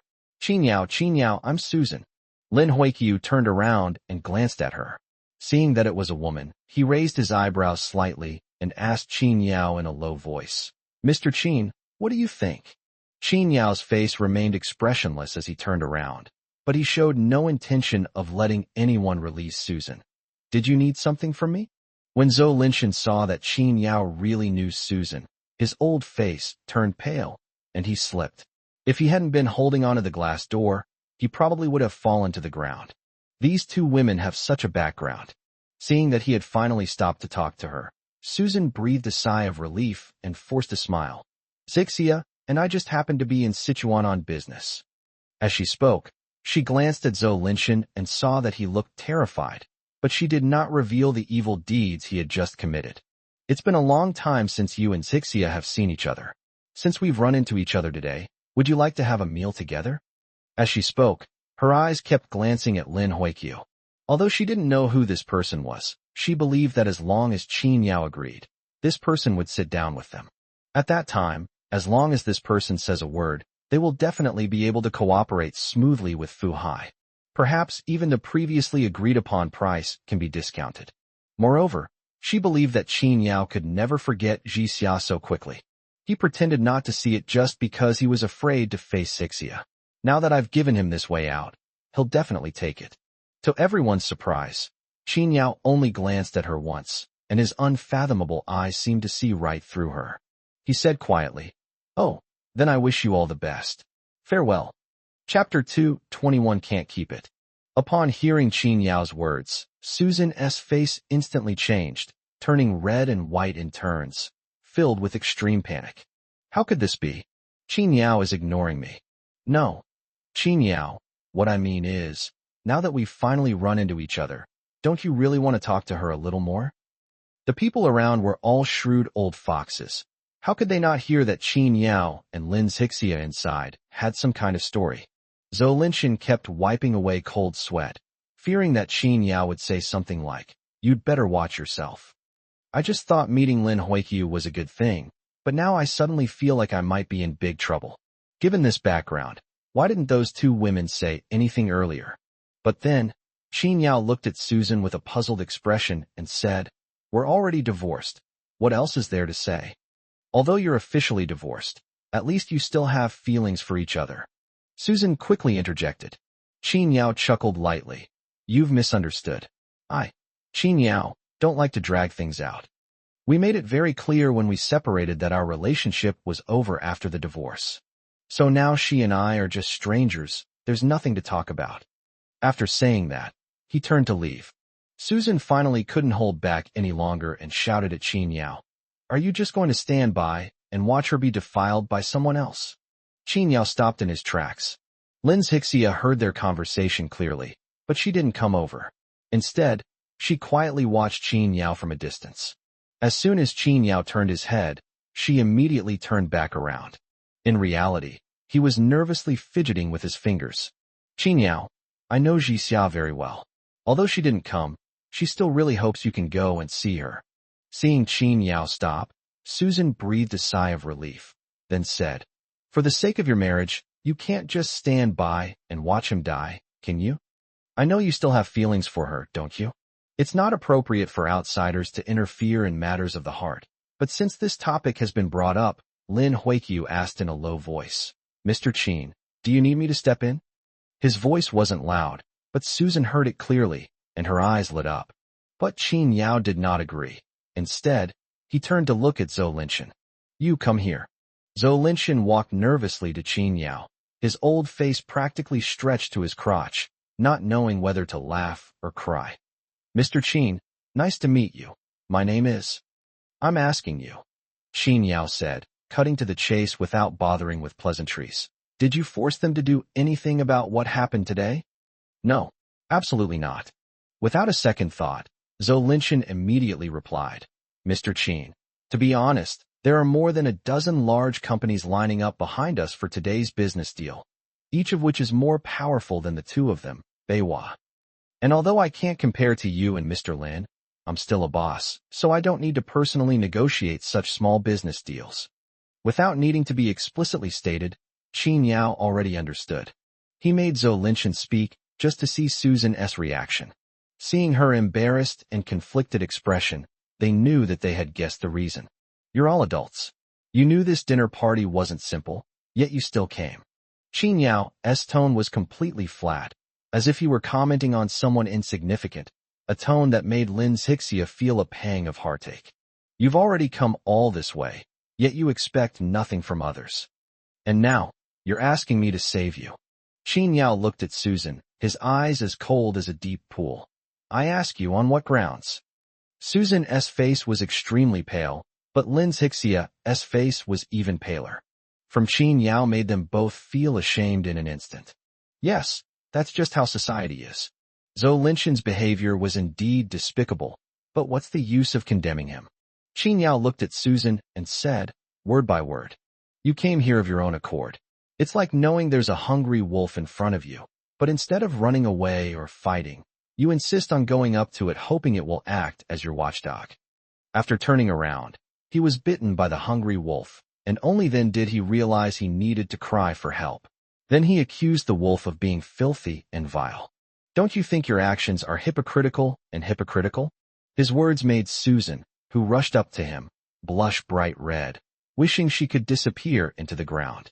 Not far away, Lin Hixia was trembling and tears were streaming down her face. "That's not true." She finally couldn't hold back any longer, stood up and shouted at Qin Yao.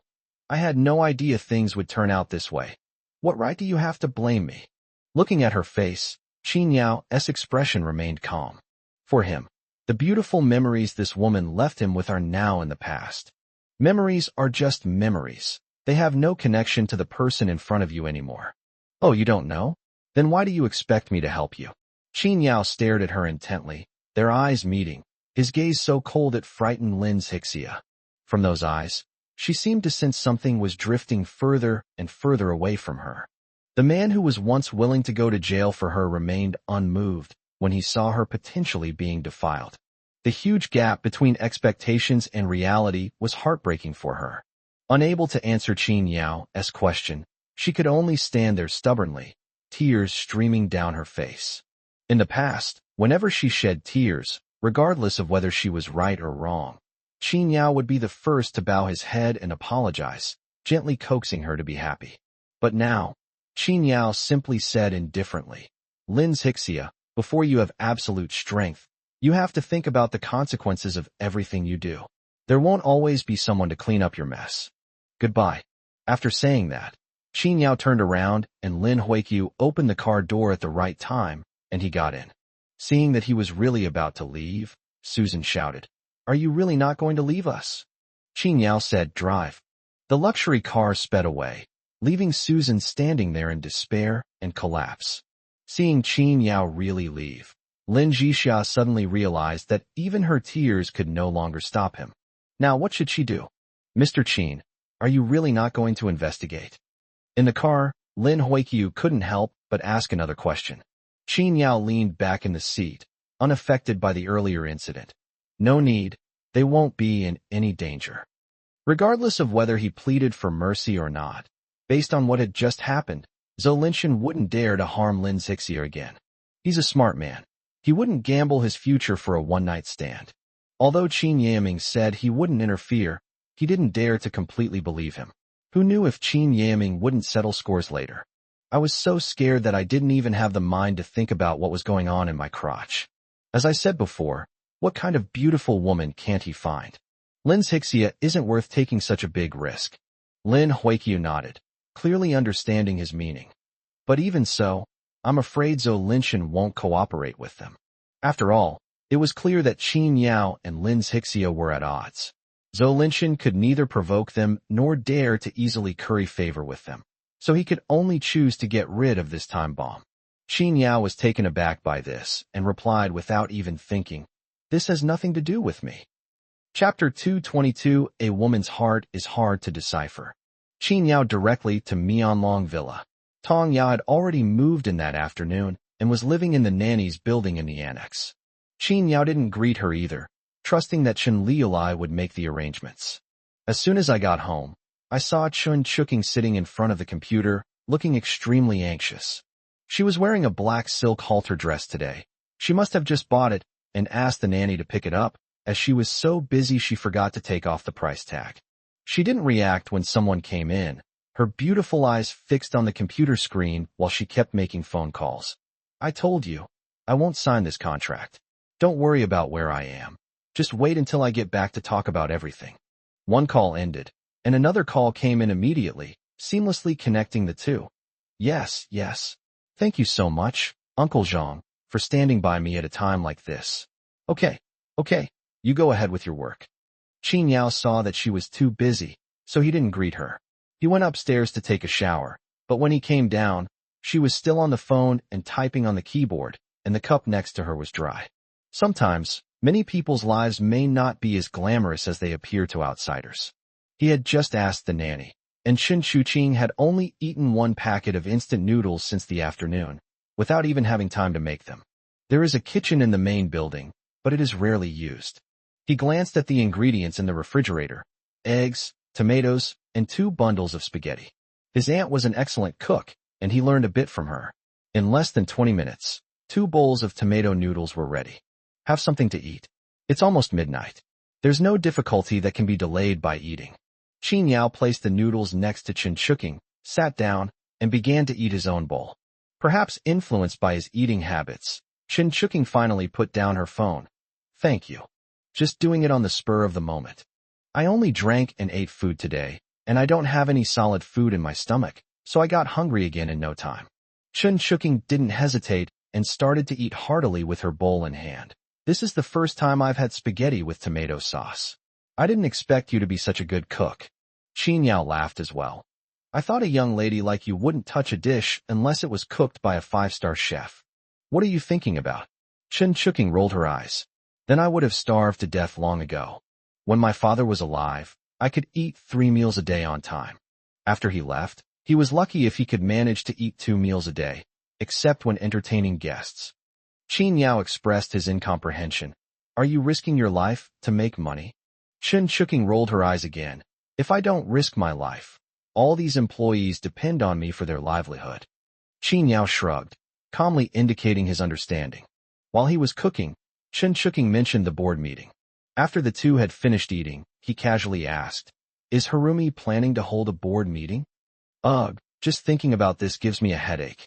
After spending a few days together, the two became much closer. Moreover, Qin Yao was her savior, so there was nothing they couldn't talk about. Indeed, she received news today that her mother, Song Pu, and her two uncles have now basically taken control of the company.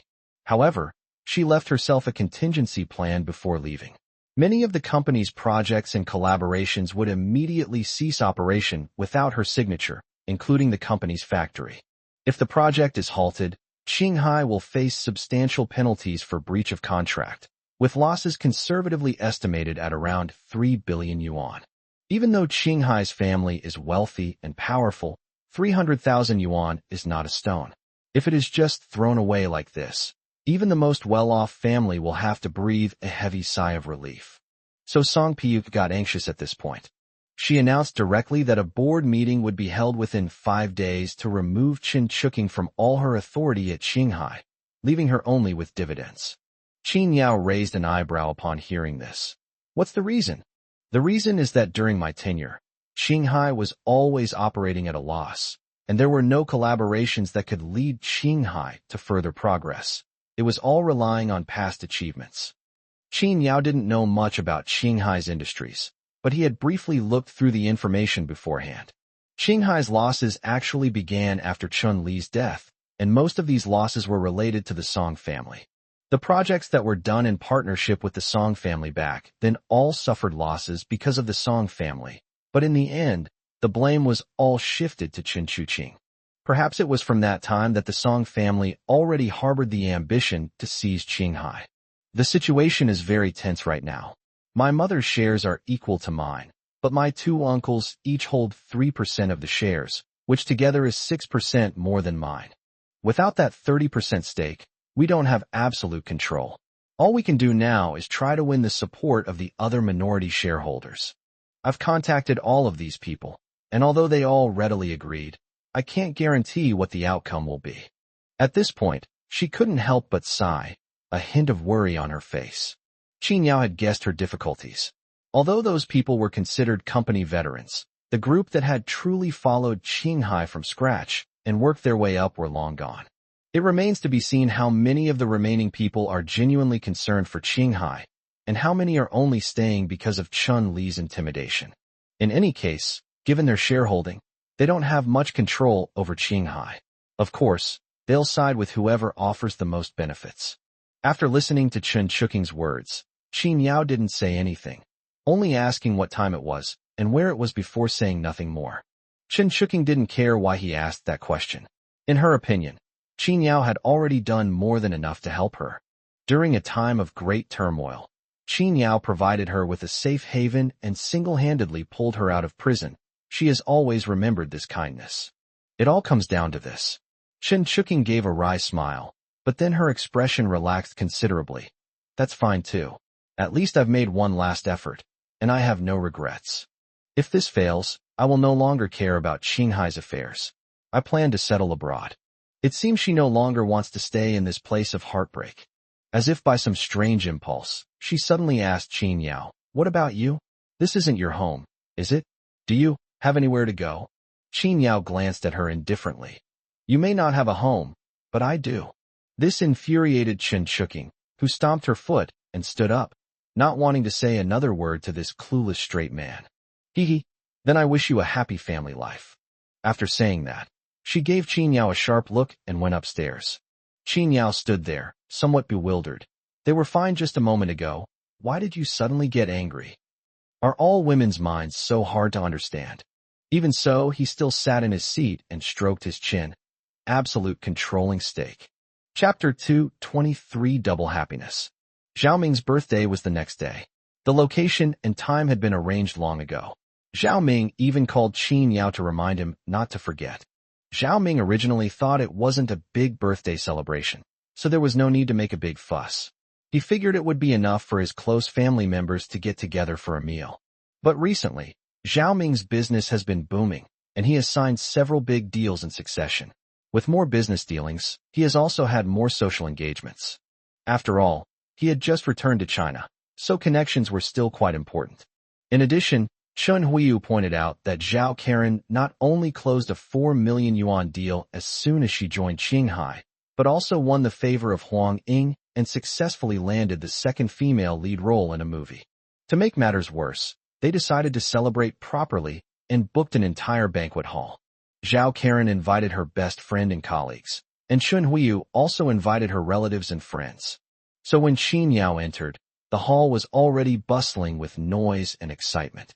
Dozens of men and women chatted and laughed, creating a very festive atmosphere.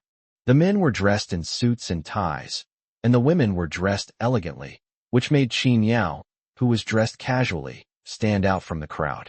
It's like a country dog that's wandered into a noble castle. Qin Yao, you're here. Zhao Karen walked over with a wine glass in her hand and smiled at Qin Yao, as if the gloom of yesterday had been swept away. She wore a short Chanel evening gown, with black, fleshy legs that were partially visible and classic Chanel red-soled high heels. Both her clothing and makeup were meticulously styled, costing nearly 5 figures, down to the last hair. Both eye-catching and sexy. Unfortunately, Qin Yao is different. There are 2 stunning beauties in the villa now, each with her own unique charm even without makeup.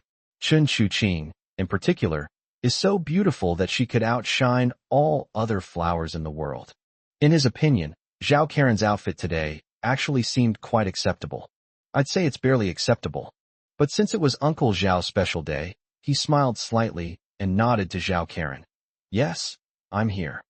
Welcome, Zhao Karen said gracefully with a beautiful smile. I thought you weren't coming today. After returning home yesterday, Zhao Karen thought about it carefully. As she becomes more and more outstanding, and the Zhao family's business flourishes, the gap between her and Qin Yao's social status grows ever wider. When men face a woman who is out of their reach, they naturally feel inferior and want to run away. As for nursery rhymes, they are pretty, but a pretty face can't be used as money. It was that pitiful appearance that made a loser like Qin Yao feel a sense of existence. Qin Yao must feel very inferior when facing himself, which is why he uses that cold demeanor to hide his pitiful self-esteem. There were so many people from the Zhao family today that she was even afraid Qin Yao would feel inferior and not dare to come. No matter what, today is Uncle Zhao's birthday. How could I not come? Qin Yao didn't see Uncle Zhao. Instead, he took out a gift wrapped in black velvet and handed it to Zhao Karen. Congratulations. Zhao Karen took the package. It was quite heavy, and the velvet used for packaging was of high quality. Thank you. Please come in and make yourself at home. She casually placed the gift on the table where gifts were piled up, without paying any attention to it. The packaging was quite elaborate, but given the amount of money Qin Yao had, it probably wasn't anything of value. It's just using fancy packaging to cover up a cheap core. By the way, where's Uncle Zhao? After scanning around and not seeing Zhao Ming, Qin Yao asked a question. He was meeting guests in the small private room next door. There were several big shots in the business world there. At this point, Zhao Karen said with great pride, he's been very lucky lately, signing several big orders in a row, including one from the Sichuan Martial Arts Alliance. The Martial Alliance is really generous. A few big orders immediately offset dozens of smaller ones. Look at me. Why am I telling you all this? You don't even have any idea what the Martial Alliance is, and I'm afraid you'll never have the chance to get in touch with it in the future. Never mind. Please sit wherever you like. Even so, Zhao Karen continued. By the way, our family is moving in the next couple of days. Qin Yao raised an eyebrow. Oh, I haven't heard Uncle Zhao mention it. She sipped her wine, toying with a strand of her delicate hair with her fingers. I haven't had time yet, since it's only been decided in the next couple of days. Actually, we thought the villa was too small before, and it was vandalized recently, so my dad started thinking about it. You know about Sleeping Dragon Manor, right? Qin Yao was surprised that Zhao Karen would suddenly bring up that place, and his eyelids twitched. I've heard of it. Zhao Karen didn't believe he had actually heard of it, but that didn't matter. The villa we booked is right across from Mianlong Villa, not far from here. Although it's definitely not as good as Mianlong, it's still pretty good. My dad and I went shopping together, and the total amount paid was over 50 million. Sigh. It's a pity that I've only just started working, and I can only scrape together a little over 5 million. The rest is my dad's savings. But we're all getting on in years. It's good enough if we can do our part to be filial to our parents, don't you think? Although Zhao Karen's 5 million yuan was saved from the New Year's money Zhao Ming had given her, it was already quite an achievement for her at her age to spend 5 million yuan on buying a house. Especially in front of Qin Yao, he exuded a strong sense of superiority. After all, they're already this age. We can't keep them living in a small 3-bedroom apartment. Qin Yao had been living in Mianlong for a while, but he still couldn't remember what villas were opposite Mianlong Manor. After all, Mianlong occupies half of the mountain, and even the villas on the other half of the mountain start at 100 million. A villa worth 50 million. He had never actually seen one. But since Zhao Karen had already said that, he wouldn't deliberately lose face, so he smiled and nodded, saying, "Indeed, it's rare that you would think of being filial to Uncle Zhao. No matter how much or how little money you have, the sentiment is what matters most." Zhao Ke's last half of her sentence was clearly meant for him, but he seemed not to understand and brushed it off. Seeing that he didn't respond, Zhao Karen added, "By the way, speaking of which, I probably won't be going back to work after this month ends." Qin Yao was a little puzzled. "Didn't you finally get in with great difficulty? Why did you stop going after only a few days of work?" Although Zhao Ming's assets were more than enough to support her, Qin Yao still felt that both men and women should work hard for themselves, as living a life of leisure and waiting for death was not the right path. Zhao Karen smiled and said, "What's this about whether it's easy or not? I joined Qinghai Group just for fun. You can see our family's assets. I only go to work to find a place to relax. And now, I have a career that I love." Chapter 224, Let's Move It Back. Thinking of this, she couldn't help but boast. "To be honest, I've been signed by Royal Entertainment and have become the second female lead in their new movie." After she finished speaking, she was ready to accept Qin Yao's envy and praise. Qin Yao already knew what she was talking about. Not only did she know, but Zheng Qiai had also personally made the decision in order to get closer to Qin Yao. So Qin Yao's expression afterwards was predictably quite calm. "Is that so? Congratulations." Undeterred, Zhao Karen continued, "Although I earn over 10,000 yuan a month in Qinghai, that's just enough for me to buy cosmetics. As I just said, our parents raised us, so we should be filial to them. Once I get into the entertainment industry, I can earn tens of millions a year just from advertising fees. But don't be discouraged. I'll have Zhongwei continue to take care of you at Qinghai Group." She stared at Qin Yao and said in a lecturing tone, "But I also have to remind you that although you were lucky enough to sign the deal last time, you should be more down-to-earth in the future. Otherwise, even if my dad is willing to help you, you won't be able to take over his business." Qin Yao didn't want to get entangled with her on this matter, so he simply nodded and said, "Okay, I understand. Yes, I'm not trying to be mean, but today's occasion can definitely be considered a gathering of the elite, right?" At this moment, several figures walked out of the hall. Evening gowns, high heels, luxury jewelry, she struts around arrogantly, looking down on everyone. Qin Yao disliked dealing with these women and turned to find Zhao Ming. But then a woman dressed in revealing clothes stopped him, saying in a sarcastic tone, "How could you let such nobodies like this sneak in? Your family spent 300,000 yuan on this dinner tonight. Although you're not short of money, you didn't have to be so wasteful, did you? Karan, you're going to be part of a wealthy family in the future, and you're also going to enter the entertainment industry, so you need to be careful about the taste in your friends. Associating with this kind of person, no matter how much money you make, people will still say you're a country bumpkin who can't shake off your muddy taste." The women accompanying him giggled upon hearing this, their playful gazes unabashedly scrutinizing Qin Yao. Qin Yao looked up and saw that the woman in front of him was of average appearance and had a stern makeup. The clothes are all from big brands, but the taste is vulgar. The slits on the chest are almost up to the navel. If this outfit were worn by a young woman in her early 20s, it might just be a bit revealing, but there wouldn't be any problem with it. In fact, It might even be quite pleasing to the eye. But the woman in front of him was a woman in her 40s, which was a bit of an eyesore. Zhao Karen pointed to the woman and introduced her. This is my mother's friend, Wang Linju, Aunt Wang. Of course, Aunt Wang is also one of our clients. Qin Yao glanced at her coldly and immediately saw through that Wang Linju had been instigated to come here deliberately to embarrass him. There's no need to say more. This person is definitely Chen Huiyu. Although Zhao Karen was showing off in front of Qin Yao, she was also aware of the occasion. Besides, no matter what, Qin Yao was a guest invited by her father, so if he lost face, it was her father who lost face. So she frowned slightly, but still quickly said, Aunt Wang, you've misunderstood. He's my father's nephew, Qin Yao. My father invited him to celebrate his birthday today. Qin Yao, recognizing the situation, nodded to Wang Linzu, Aunt Wang. Who's your Aunt Wang? Do I even know you? You come up here and call me Annie? I don't have a nephew as unsophisticated as you.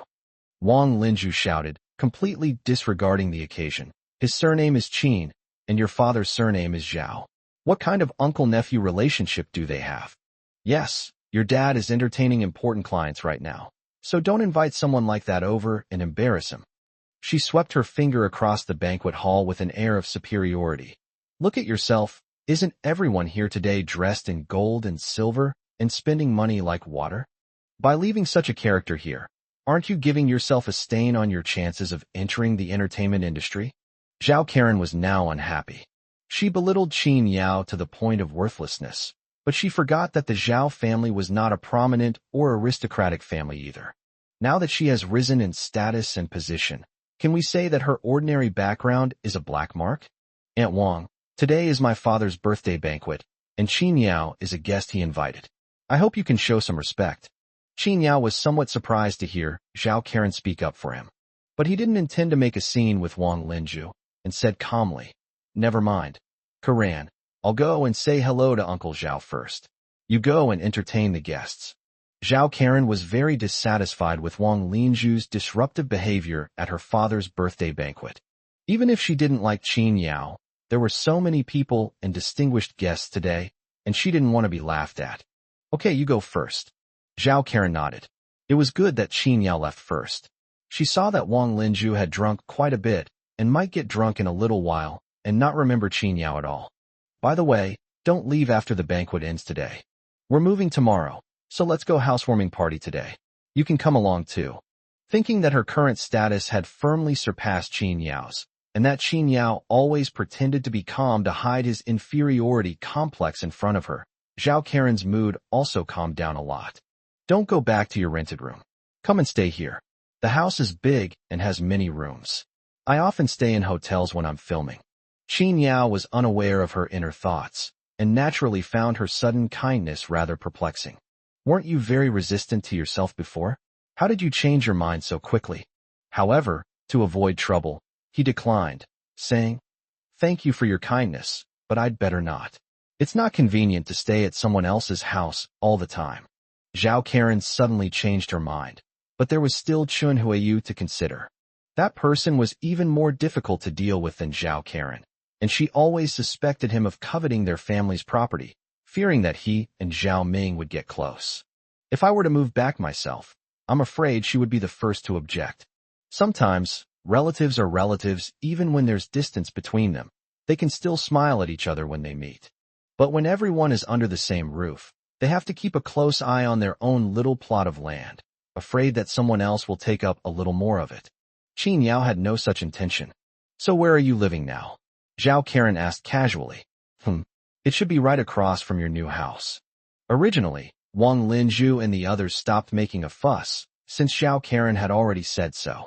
But upon hearing Qin Yao's words, she immediately became energized and asked, The other side? Where's the other side? Qin Yao felt there was nothing to hide, so he told the truth. Mianlong Manor. Chapter 225 Unexplained Malice. Boom. These 4 simple words, however, were like cold water thrown into a hot oil pan, instantly igniting the entire hall. Wang Linju burst into laughter almost instantly, pointing at Qin Yao with her blood-red nail polish, laughing so hard she could barely stand. My God, did you hear what he just said? The female companions accompanying them were also laughing so hard they couldn't stand up straight. He actually said, "He lives at Mianlong Manor. This is absolutely the funniest joke I've heard all day, bar none. Is he really worth it? What does Mianlong Manor represent? I've seen people who overestimate themselves, but I've never seen anyone this overestimated, haha."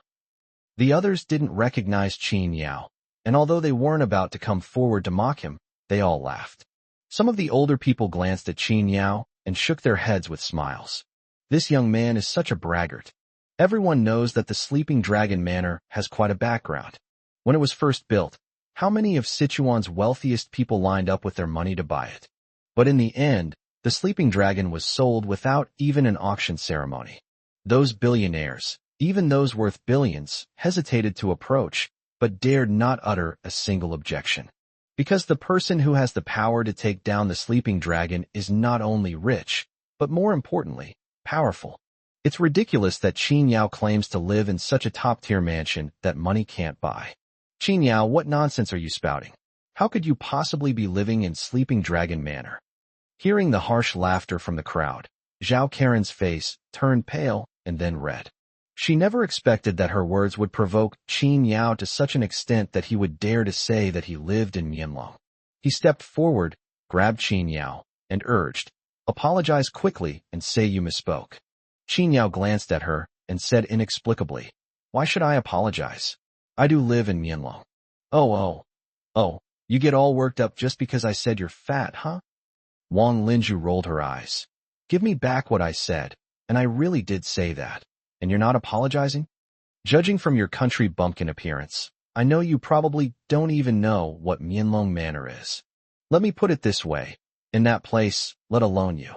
Even if 10 generations of your ancestors worked together, you still wouldn't be able to move in. Those noble places are not places that commoners like you can set foot in. Even if you are reincarnated in your next life, it won't be your turn." When Qin Yao entered, Su Zongwei and his entourage of several wealthy young men were already hiding to the side, secretly observing. Upon hearing him utter such outrageous words, Su Zongwei immediately led a group of people over. He glanced at Qin Yao, shook his head, and smiled. "Qin Yao, considering you just came from Qincheng to Sichuan penniless to seek refuge with Uncle Zhao, it's normal that you don't know much about the situation in Sichuan. Let me put it this way. Although it's not publicly known, everyone in Sichuan knows that the Mianlong Villa is the private property of Mayor Chen Chaosheng, and it's also the dowry he left for his biological daughter. And you even had to ask me to find you a job, and you still rely on the Zhao family for food and drink. Now you still dare to shamelessly claim that Mianlong Villa is yours." As soon as he finished speaking, several women nearby giggled, their eyes filled with disdain. Seeing that they were going too far, Zhao Karen frowned, wanting to stop them first. But Qin Yao stopped her and shook his head at her. "The more you try to stop this kind of person, the more arrogant she becomes. It's better to wait until she's had enough fun and is in a good mood. That way, the slap in the face will hurt more. What's your name again?"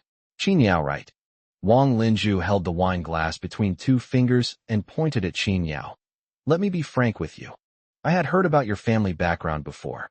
You have no father or mother, your uncle went bankrupt and died, your aunt ran a rundown noodle shop, and you even served 5 years in prison yourself. At your level, you're not even as good as those mediocre commoners. You don't deserve to be in our circle. I advise you to go back to where you came from, and stop hanging around Koran. You shouldn't even be here." A group of female companions covered their mouths and chuckled, looking at Qin Yao with a mocking expression. Having one's past exposed in front of so many people, anyone with a shred of self-respect should be kicked out right now.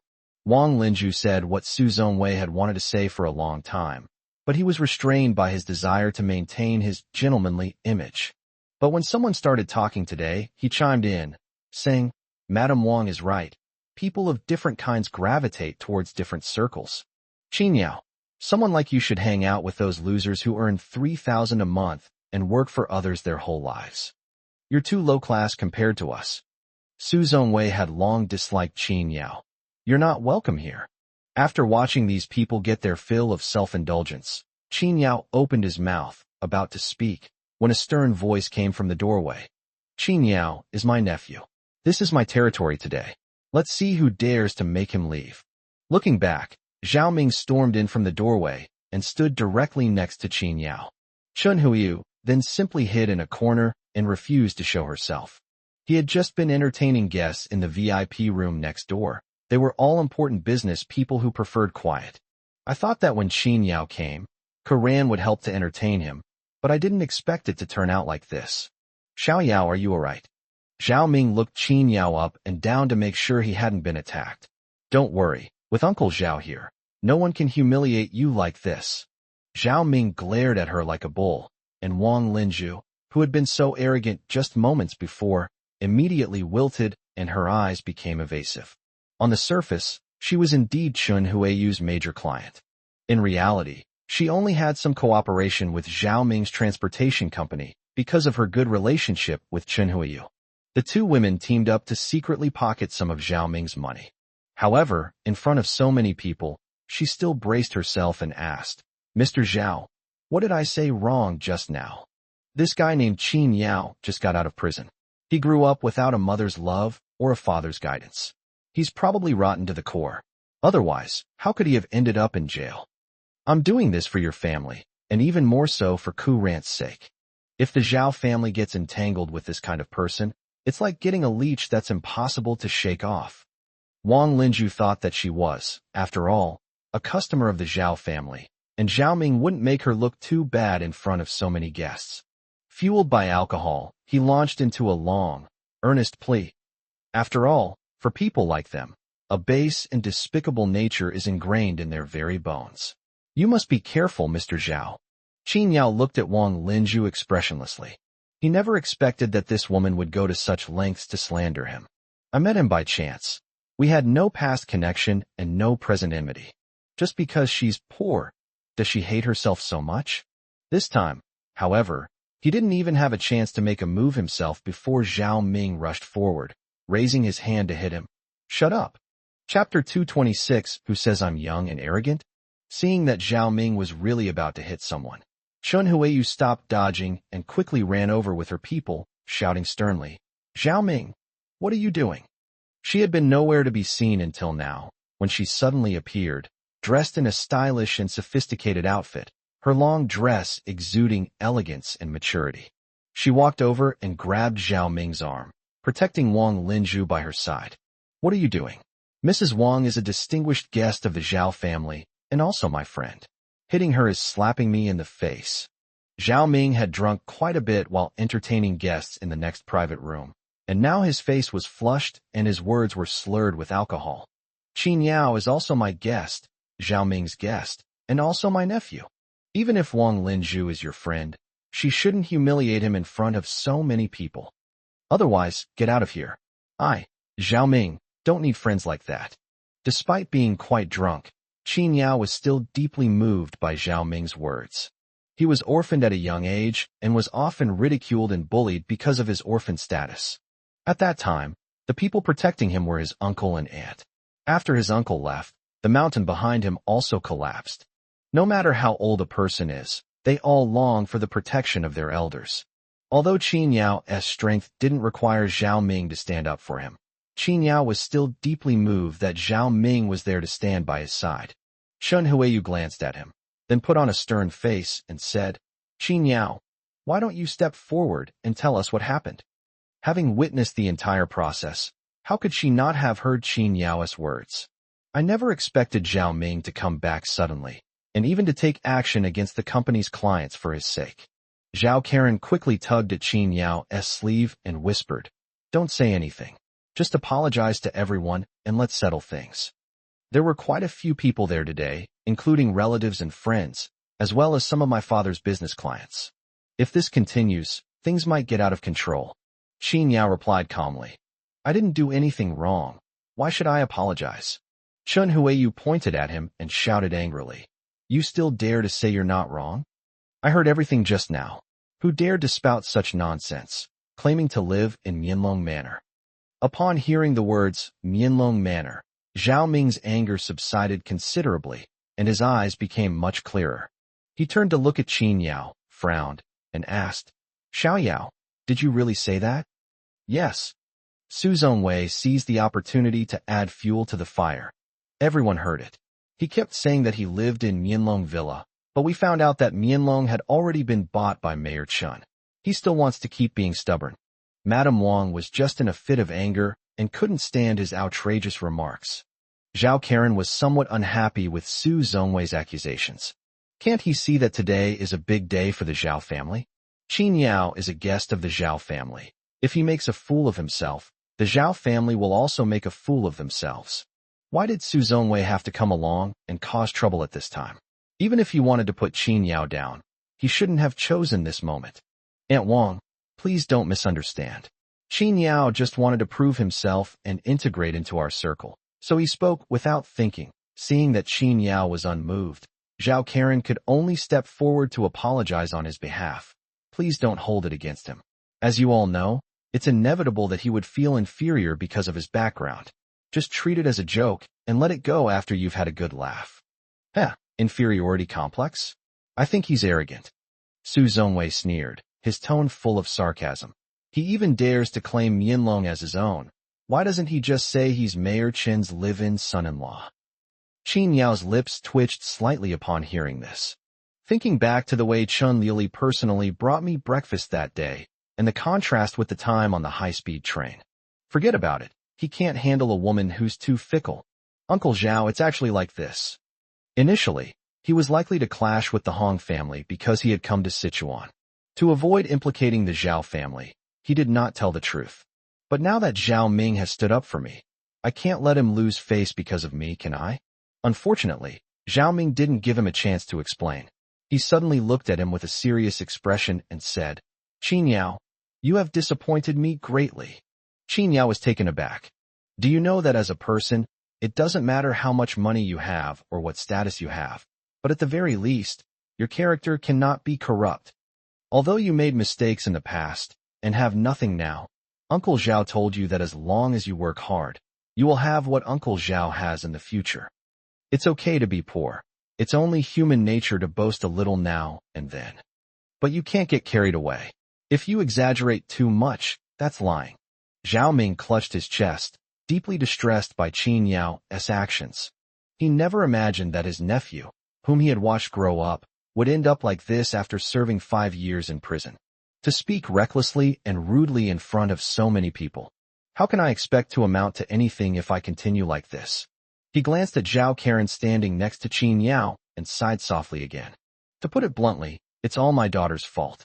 If it weren't for wanting to save face in front of Kuran, Qin Yao wouldn't have said something so unrealistic. Now look what's happened. You've become a laughing stock. At this point, some people who were on good terms with Zhao Ming came forward to persuade him. Hey Lao Zhao, don't take it too seriously. Young people like you, it's normal for them to brag a little. Yes, youth is all about dreaming. I think your nephew is just being a little naive right now. He doesn't mean any harm.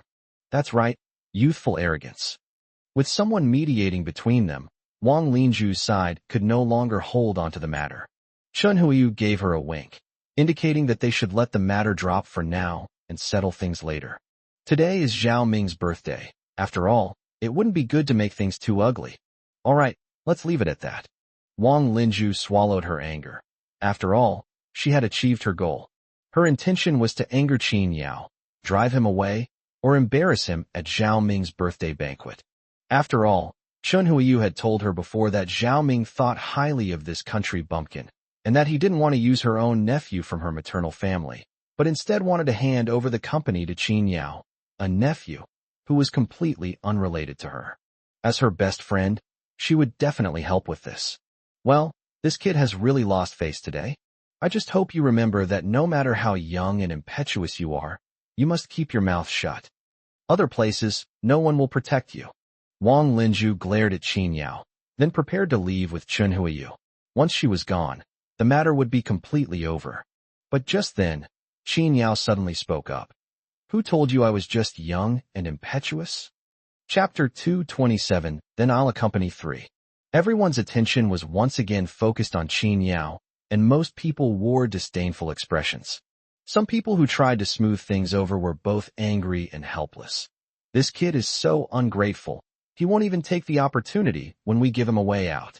Since he's going to humiliate himself, then they can just wait and see what happens. Wang Linju was no longer angry. Instead, she crossed her arms and laughed. What? Are you still not convinced? Are you still trying to say that you really live in Mianlong Manor? Zhao Karen flung Qin Yao's arm away, her pretty face slightly annoyed. If you're going to court death, I won't care anymore.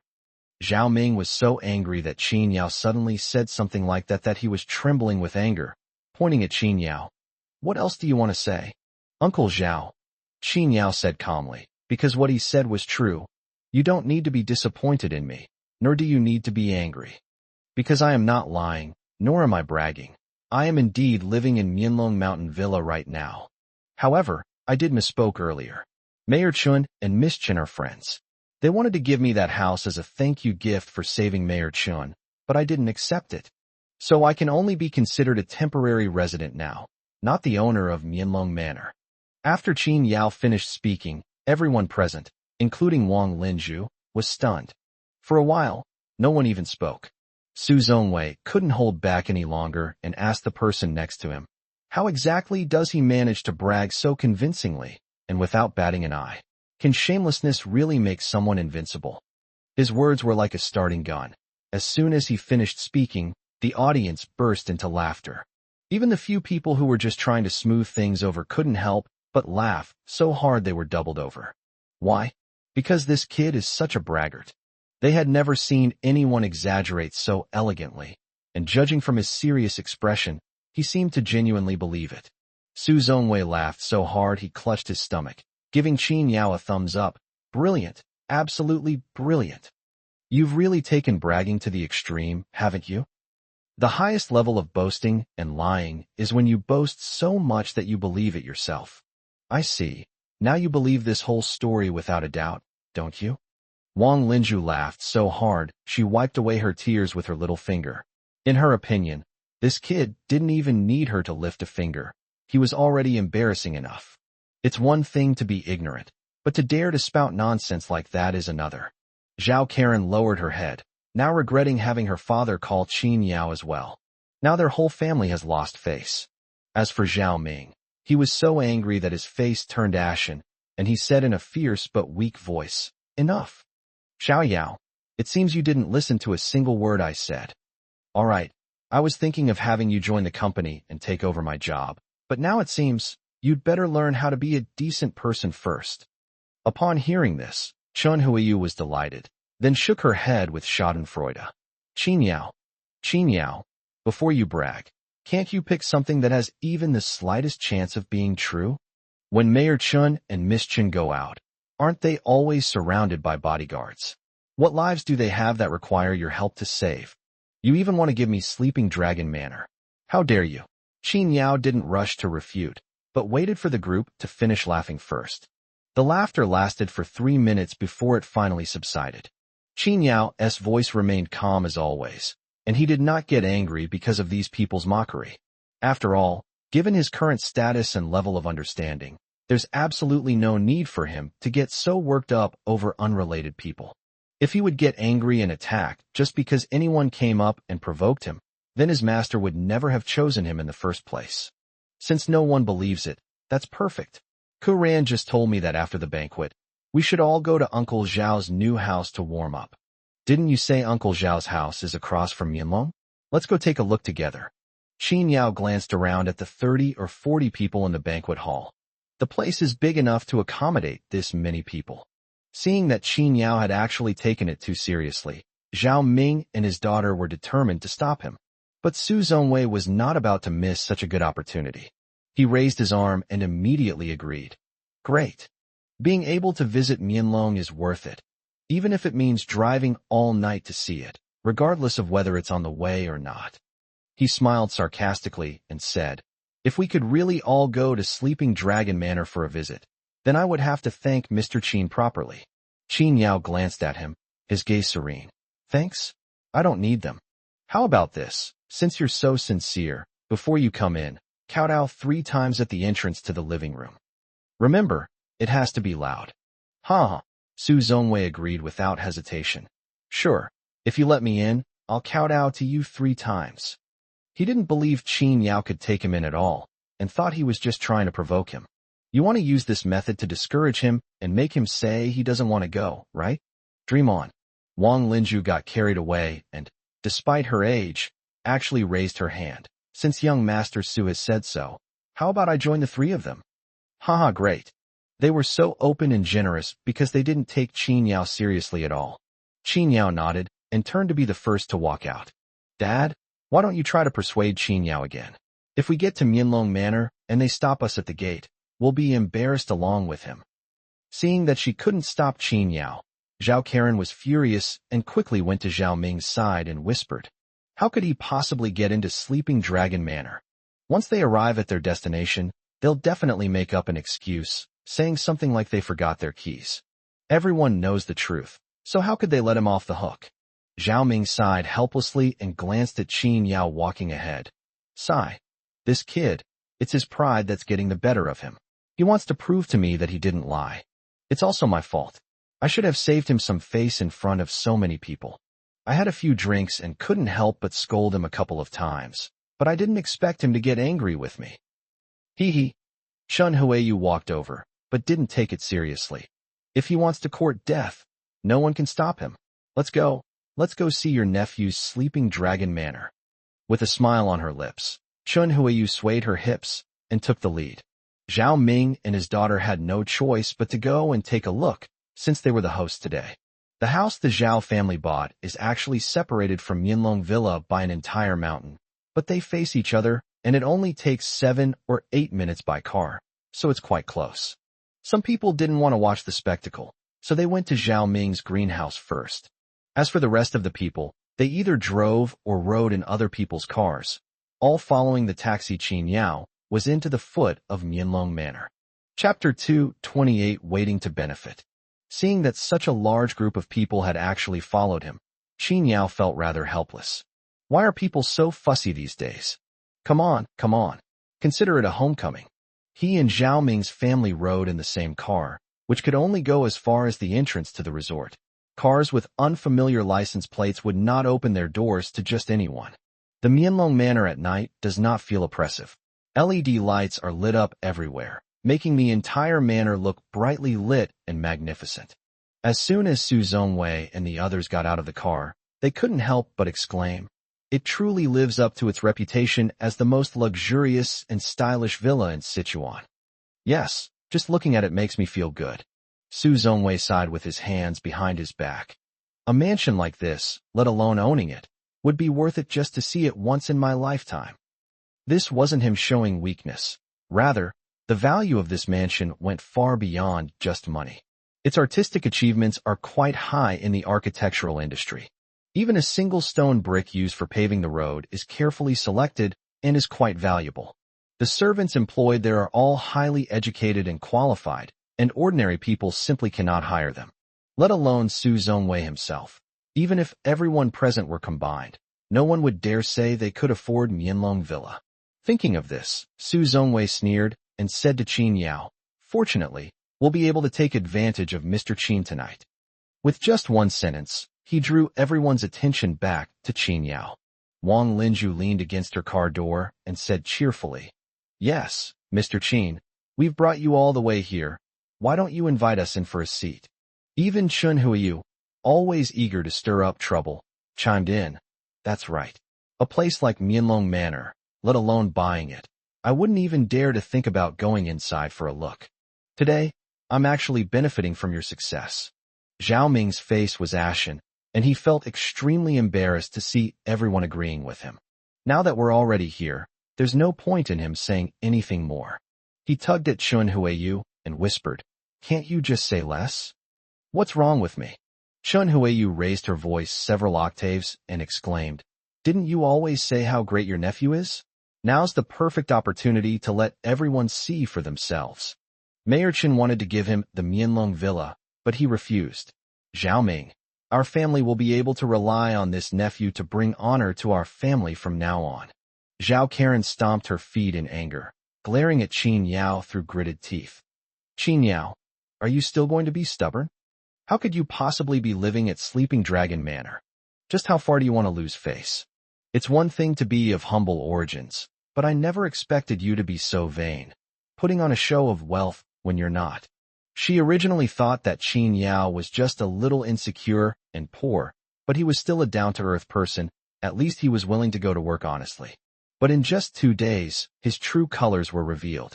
They've really lost all sense of shame just to show off. Qin Yao glanced at her and smiled. It's all right. Since we're already here, let's go up and take a look. Zhao Ming shook his head. He's hopeless. Just as he was about to go up and open the door, he noticed that there was an iris scanner at the main entrance. Once he opened the door, all the servants in the manor would know that he had returned. However, he suddenly remembered that he had a daughter named Chun Chuqing at home. Given her sensitive identity and the presence of Su Zongwei, an insider at the company, it would be best for him not to reveal Chun Chuqing's presence to others until the situation at Qinghai Group becomes clearer. So he walked to the side and sent a message to Chun Chuqing, telling her that he had brought people with him and that she should stay in the room for the time being, or perhaps go to the nanny's annex for a while. During this time, others began to re-examine the Sleeping Dragon Manor. A simple yet imposing black iron gate separated them from the main building of the manor. Although half of the building is semi-transparent, the owners cannot see the interior furnishings when they are not home. Moreover, the road leading to the main building was still pitch black, as if they were unaware that so many people had come.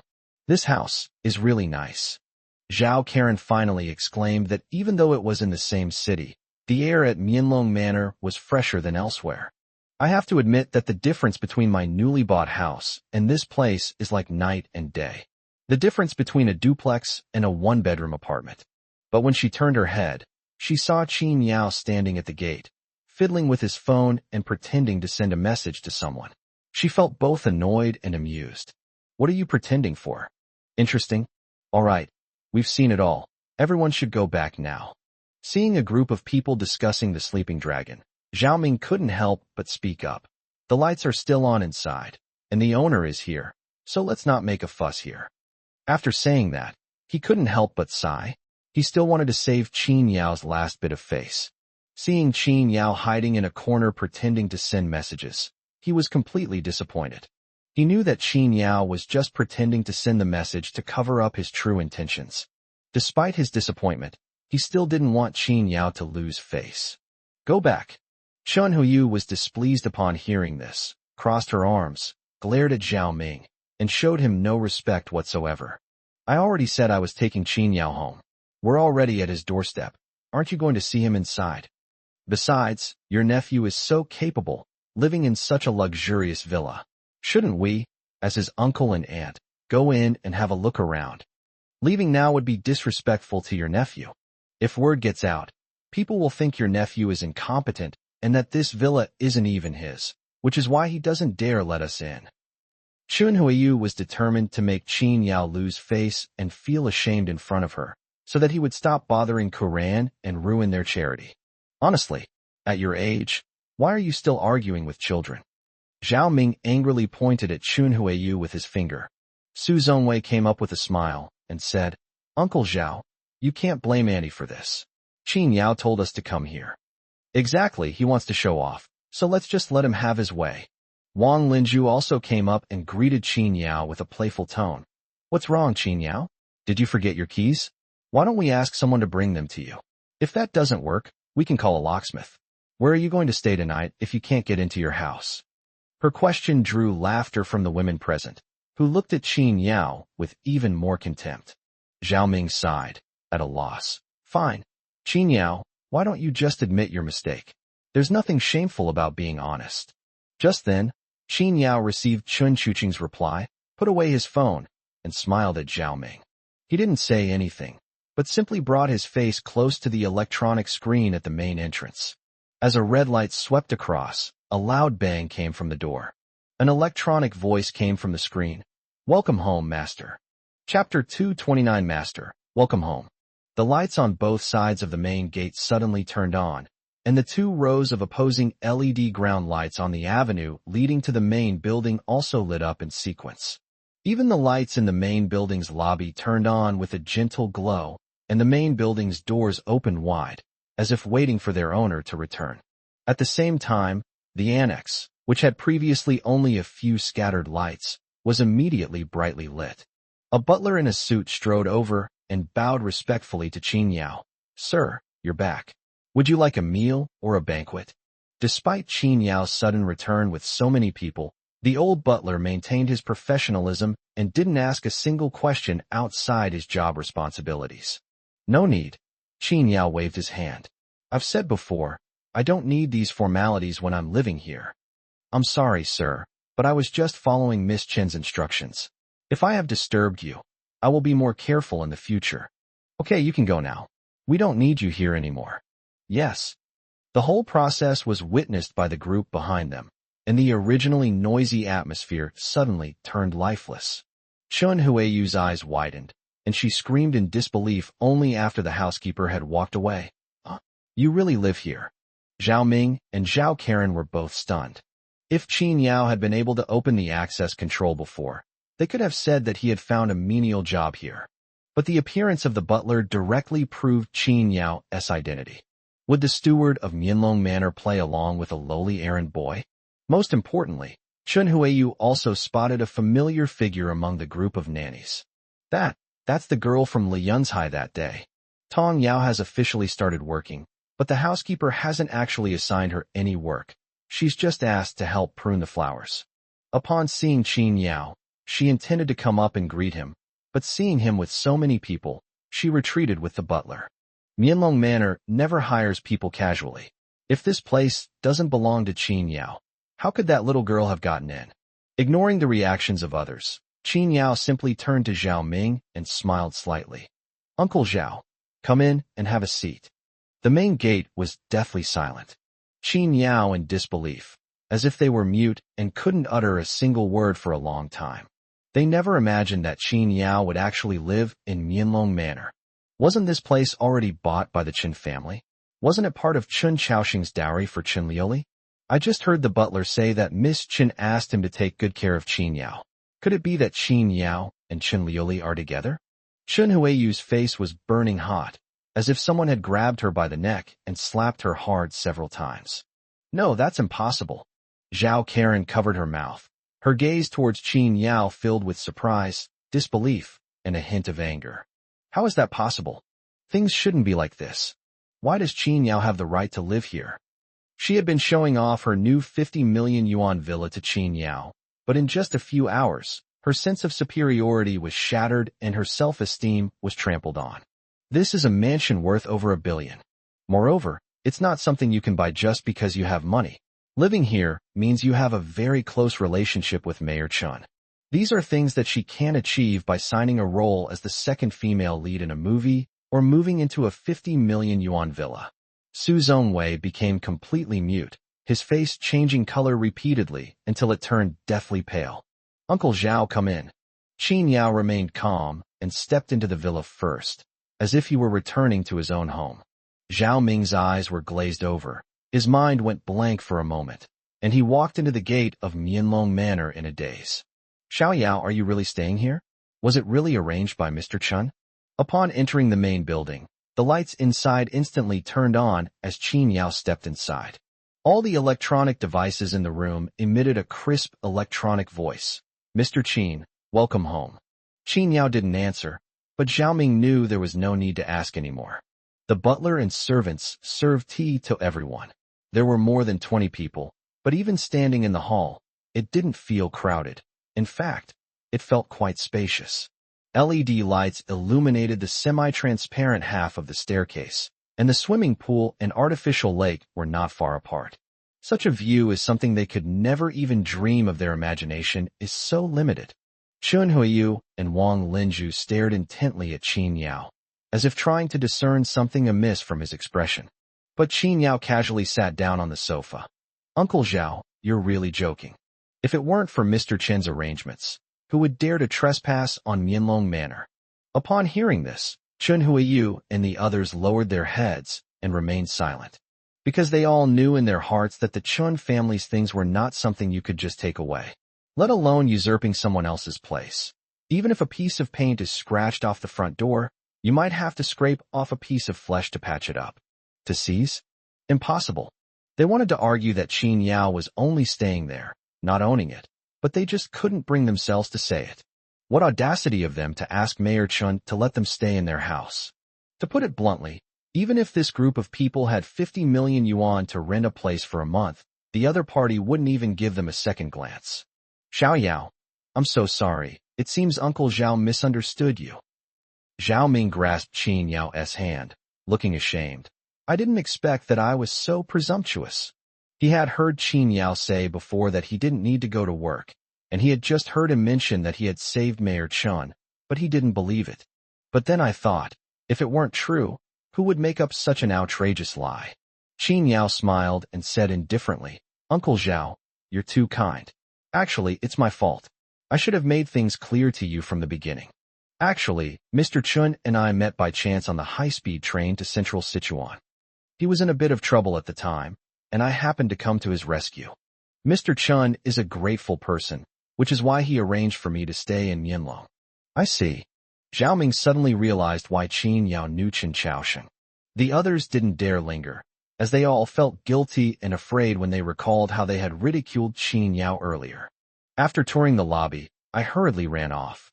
Su Zongwei was too ashamed to stay any longer, and together with Wang Linju, they slunk away. As soon as the two arrived at the main entrance of the building, Qin Yao said, You too. Remember, when you leave the main gate, kowtow 3 times. Someone will supervise you to make sure you do it. Su Zongwei and Wang Linju's faces turned ugly. With the Chun family supervising, how dare they not kowtow? Chun Huiyu and Zhao Karen sat with their heads down, eyes downcast, expressions complex, and unusually, they didn't utter a single word. Chapter 230 Chen Chuqing, A Vengeful Spirit. Zhao Ming's family didn't stay in Mianlong for long. They were excited, but they knew in their hearts whose territory this was. After seeing them off, Chen Chuqing came downstairs. She changed into her signature Chong Sam, her hair casually disheveled, still slightly damp, as if she had just taken a shower. She only changed back into the Chong Sam when she heard someone coming. She was leaning lazily against the second-floor railing, looking down. Why do I have this feeling that I almost got caught cheating? Qin Yao glanced up at her and said, Who would be so ungrateful as to cheat on their girlfriend with such a beautiful girlfriend like you? Chen Chuqing was stunned for a moment, but then she noticed that Qin Yao's eyes were unusually serious. He wasn't flattering anyone. He was just stating the facts. Although it is said that lust is a man's nature, if a woman like Chen Chuqing were sitting in his arms, he probably wouldn't think of anyone else. I don't know why, but hearing you say that makes me much happier than hearing other people's boasts. Probably because I was telling the truth. As Qin Yao spoke, he reached out and scanned the furnishings in the room. Did you do this just now? He couldn't remember that when he used to come home, these refrigerators and TVs would talk. Chen Chuqing smiled slyly. I heard you when you were at the main gate. There are video phones in the main building that are directly connected to the video surveillance at the main entrance. So she heard all the people mocking Qin Yao, and that's why she put on this show before going upstairs. What's wrong? Are you unhappy? Qin Yao sat on the sofa with his arms crossed and laughed. Do I look like such an ungrateful person? I think so too. Chen Chuqing smiled as well. In any case, she's done something that I don't even need to explain anymore. Simple and direct, a one-hit kill. She walked down, fiddling with her hair, and sat lazily opposite Qin Yao. It seems that saying is true. Every family has its own troubles. I never expected you to have such a difficult relative. Nobody's perfect. Qin Yao remained non-committal about her words. How are the preparations for the shareholders' meeting going? At this point, Chen Chuqing's smile became somewhat forced. It's just SOSO. Those people who usually call us uncles and elders are very agreeable, but in the end, it depends on which side gives them more benefits. It's normal that everyone in the world is driven by profit. Qin Yao casually replied, I'll go with you on that day. What if you end up being detained instead of getting the CEO position back? Chen Chuqing replied matter-of-factly, Of course, if you don't keep me company, who will? Wang Lan. She hasn't run back to the Song family yet. She didn't dare, Chen Chuqing said lazily. That day she thought you were some kind of powerful young master who dared to break into the Song family alone, so she ran away with me. She doesn't know where I am now, and my mother won't let her off the hook even if she goes back to the Song family. So, continuing to follow me is her only option now. Qin Yao witnessed what Wang Lan did that day. She looked like she had a rebellious streak. She was paid to do someone else's dirty work. Chen Chuqing treated her well every day, but when it came to the crucial moment, she only thought about protecting herself. If she were just a security guard earning 3 to 5,000 yuan a month, that would be understandable. Who would risk their life for 3 to 5,000 yuan? But her salary is several million a year, and she has a prestigious status, so she usually doesn't need to lift a finger. You have to do as much as you're paid for. The money Chen Chuqing gave her was to buy her the right to take the fall for her at a crucial moment. She wants to run away? No way. Qin Yao didn't think she was being too scheming. On the contrary, he felt that this was what a smart person should do. She is vengeful and holds grudges. That's very much the mark of a heroine. Okay, call me when the time comes. After saying that, Qin Yao got up and prepared to go upstairs to rest. Chen Chuqing squinted at him and suddenly found this man very interesting. He was praising himself just a moment ago, but now he's not even looking at me. Although Chen Chuqing is not someone who is arrogant about her beauty, she is still somewhat aware of her own beauty. But seeing that Qin Yao didn't even turn his head, she couldn't help but glance down at her long, beautiful legs. Does he have no interest in women? When Chen Chuqing woke up the next day, she was already sitting in the living room, tinkering away, with a cup of black coffee beside her. Even when she doesn't go out, her outfit is still exquisite. She doesn't seem to pursue designer brands like girls her age. Instead, she's passionate about various cheongsams. And you know what? These seemingly old-fashioned cheongsams look quite unique on her. It doesn't feel old-fashioned. Instead, it has a certain charm, as if you've traveled back to the Republican era. You're a rich heiress, after all. With the shares your father left you, you can live a life of luxury without doing anything for the rest of your life. If you keep working like this, I'm afraid you'll die before you spend all the money. Looking at the sky that had just begun to brighten, and then comparing it to Chen Chuqing who already had her makeup done, Qin Yao couldn't help but sigh. It really is true that hard work pays off. After Chen Chuqing finished typing a line, she turned to Qin Yao and gestured with her chin. Breakfast is on the table. Qin Yao hummed in agreement, assuming it was breakfast prepared by the nanny. But when he walked into the kitchen, he couldn't help but twitch his lips. Was the kitchen blown up? The kitchen was a mess, and there were burnt marks on the stove. Looking at the dining table, there were several plates of things whose ingredients were indistinguishable, which looked like fried dough sticks. What's wrong? Chen Chuqing peeked over. Fine.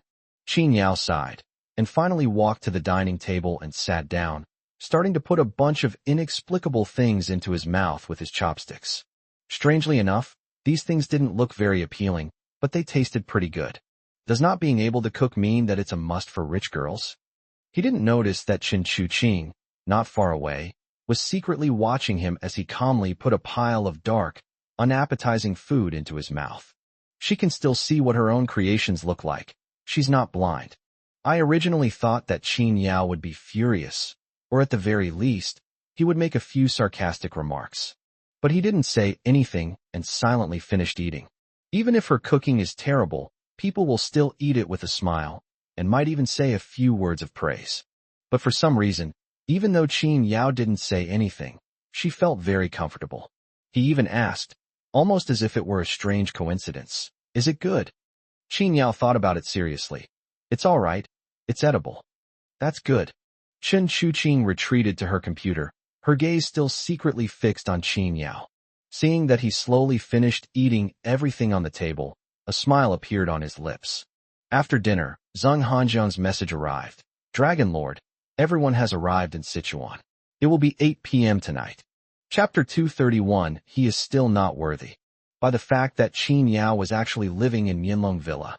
She just couldn't understand how someone like him could live in the house she dreamed of, and how he could have such a close relationship with Chun Liuli.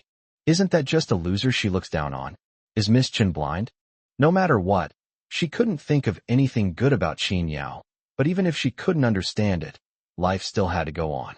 She was scheduled to start filming the next day, and as she said, she first submitted her resignation to Qinghai Group, preparing to devote herself to her acting career. However, For large companies like this, the resignation process is quite complicated, and she can only officially leave the company a week later.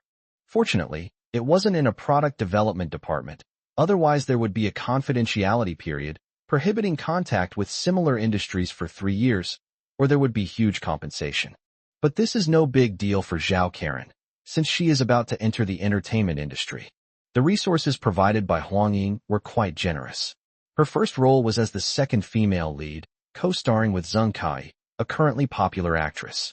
While filming, he also helped her promote her social media platforms, gain fans through live streaming, and after she gained some fame, he helped her get some exposure on variety shows. Overall, such resources are absolutely top-notch for a newcomer, and even Zhao Karen didn't expect to be valued so highly. Luo Anan volunteered to be her part-time assistant, but really she just wanted to go to the film set to see the male stars. By the way, Kuran, have you heard? On the way to the film set, Luo Anan and Zhao Kuran started gossiping about something else. I heard from young Master Su yesterday that Qinghai is about to undergo a change of government. That goddess CEO, who is known as one of the twin Chins alongside Miss Chen Liuli, is about to be impeached by the board of directors. I heard that the person behind all this is her own mother. Zhao Karen is touching up her makeup. She hasn't even become a star yet, but she already has a lot of star airs. She cried and made a scene, demanding that Zhao Ming buy her a brand new Mercedes-Benz van, complete with a driver and a personal assistant, since Luo Anan's interest would only last a few days. At first, Zhao Ming offered to let her drive his family's car, but she complained that driving a second-hand car was too undignified, even if it was his own. After this movie is finished filming, she insists on buying an even more luxurious car, otherwise it would be beneath her status. Hell, what goddess CEO?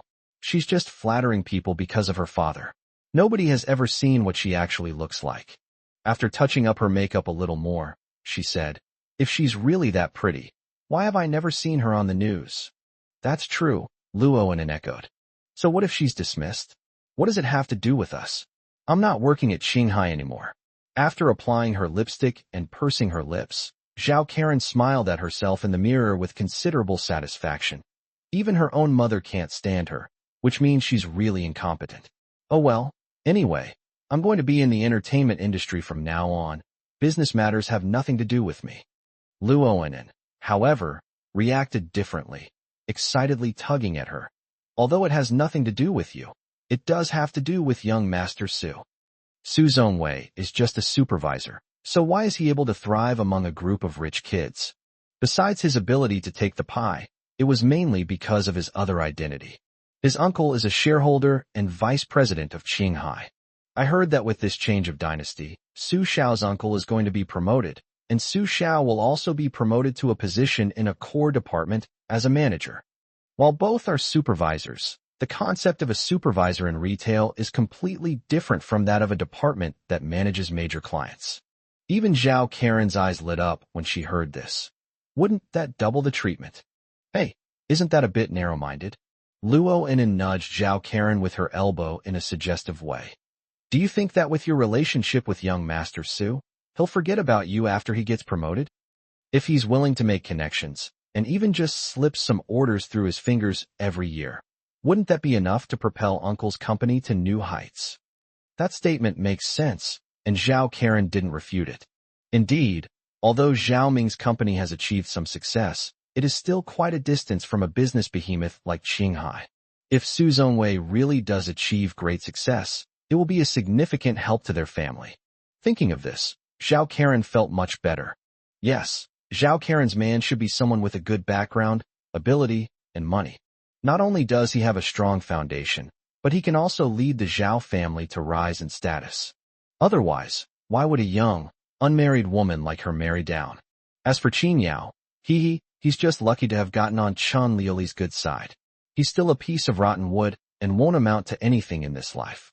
His relationship with the Chen family couldn't be transformed into any real connections. Does he really expect to marry into the Chen family? Daydreaming.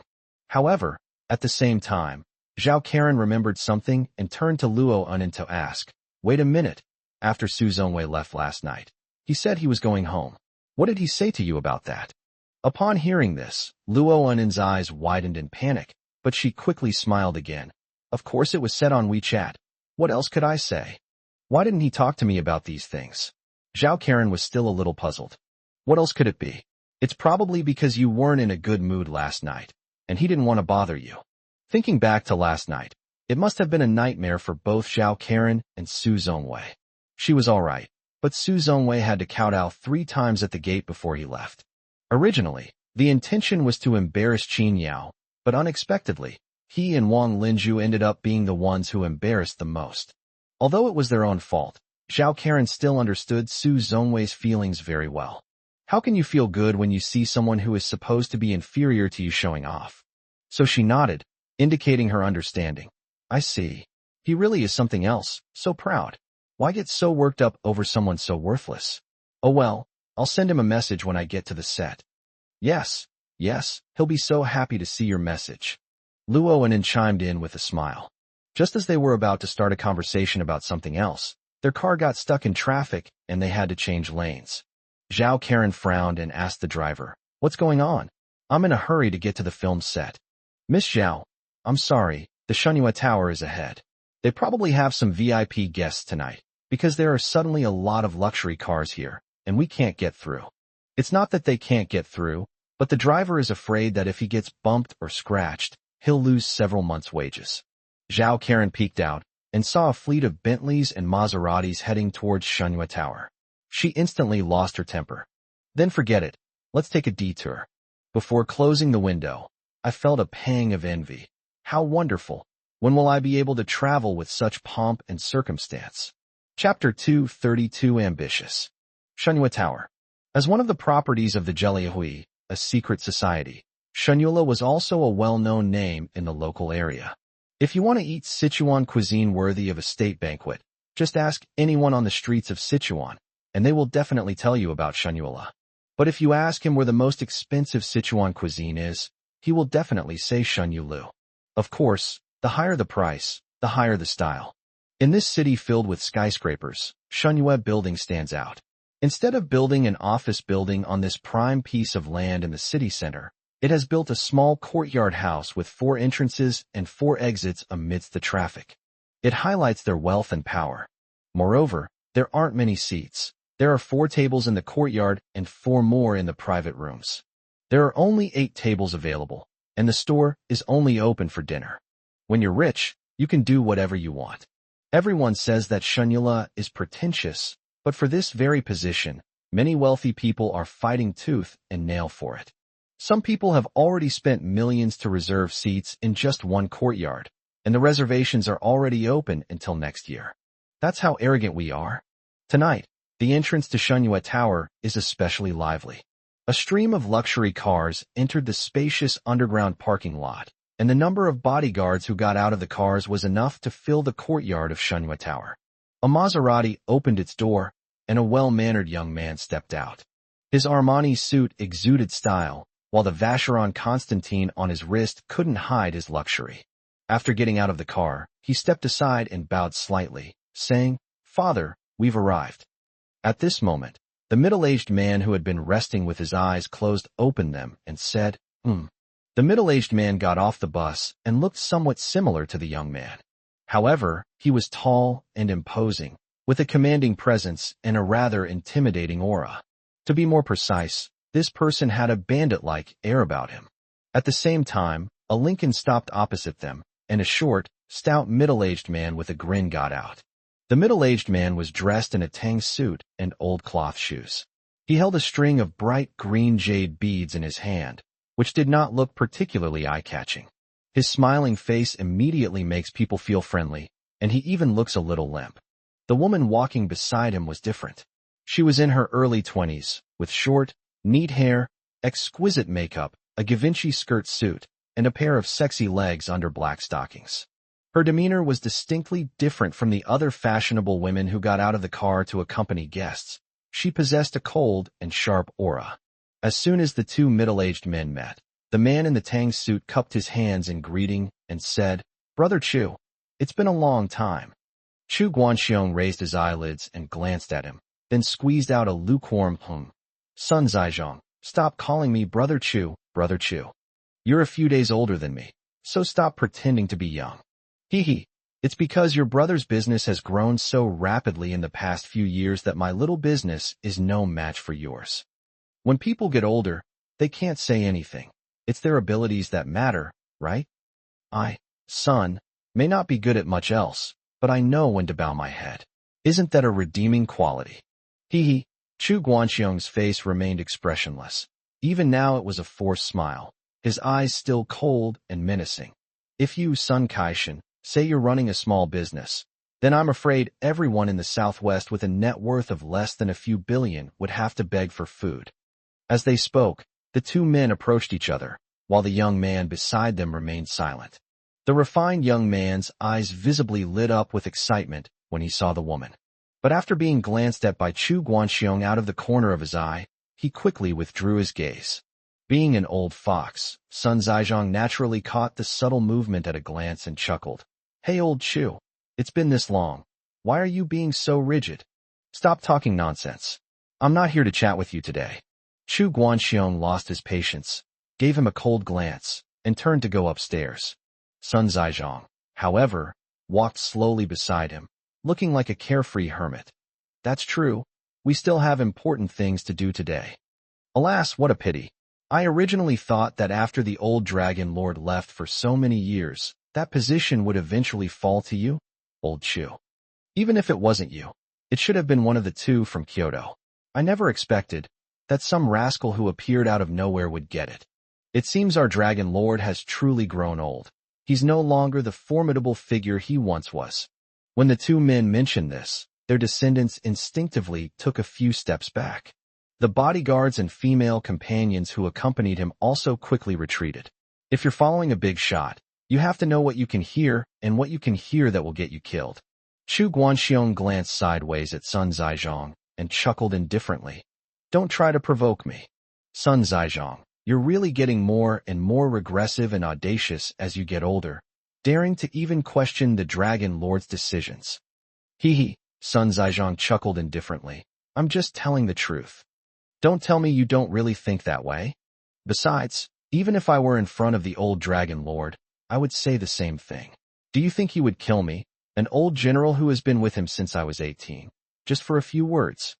Chu Guanxiong didn't respond this time. His face didn't show anything, but his mind was in turmoil.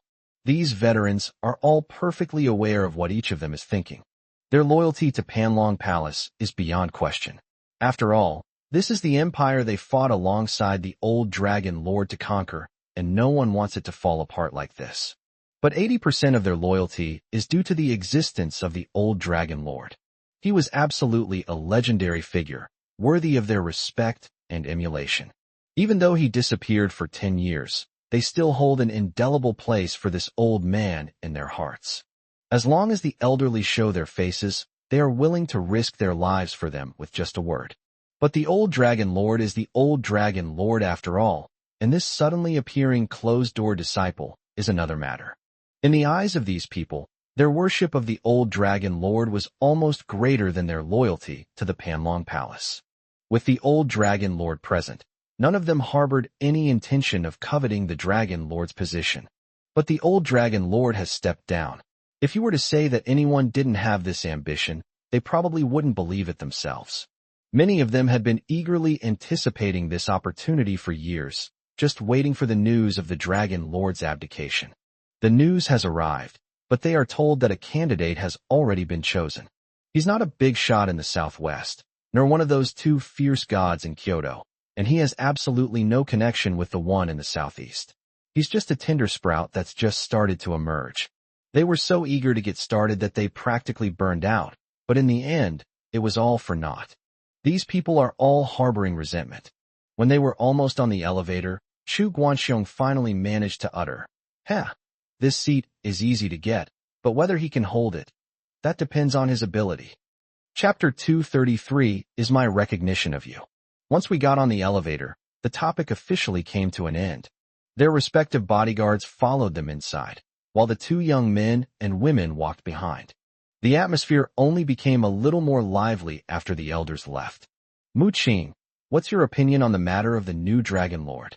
Seeing that the older women had left, Chu Zhongqing realized that he and Sun Muqing were the most senior people present, so he didn't need to hold back and started chatting with the women directly.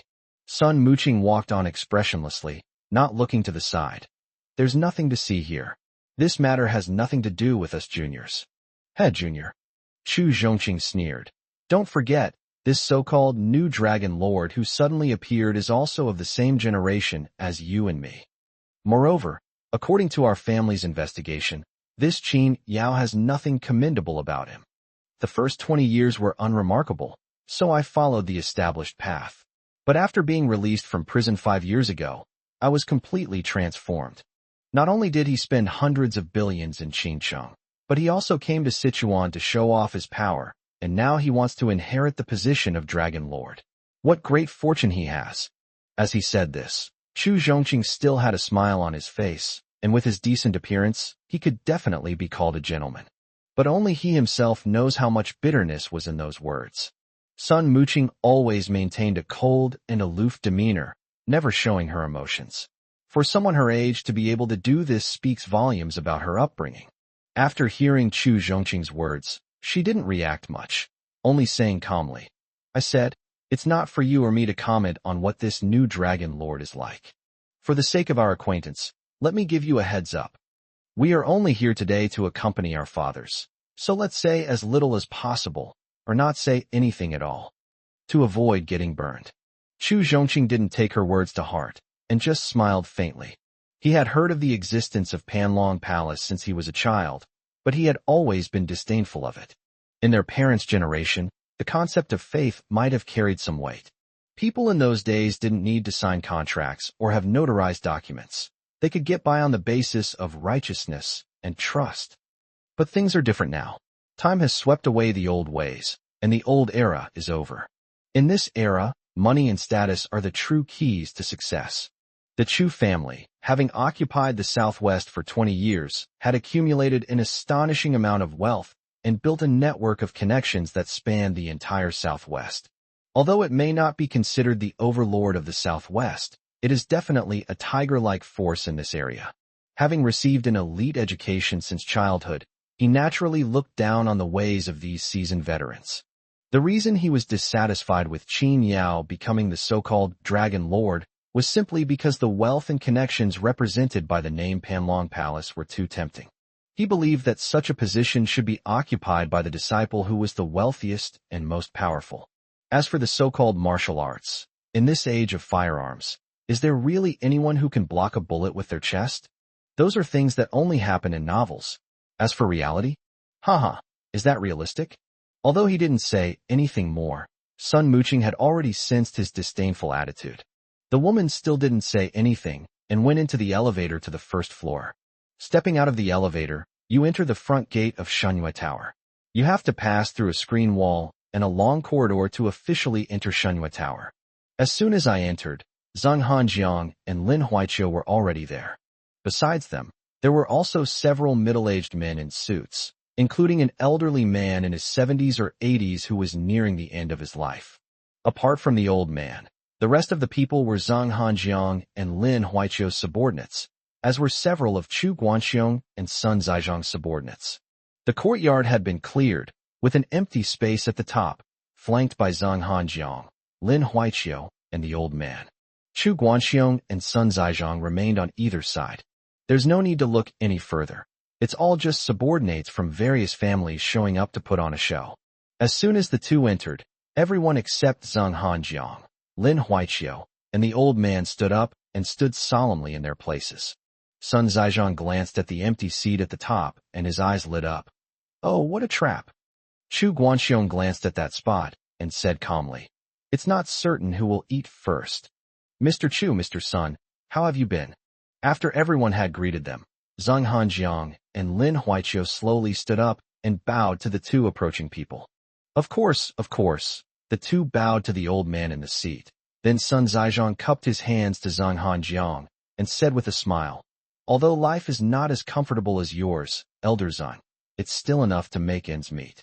After all, the old Dragon Lord has been gone for so many years, and we still need to eat, don't we? Hearing his sarcastic remark, Lin Huaiqiu's expression changed slightly. Just as he was about to speak, Zheng Hanjiang chuckled and said, "That's right. The old Dragon Lord also has his own things to do.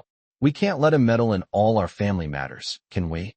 If you can't even make ends meet, then you're not making any contribution by staying in the Panlong Palace, right?"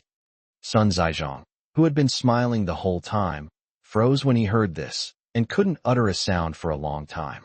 Lin Huaiqiu was in a great mood upon seeing this, thinking that Zheng Lao was indeed very eloquent.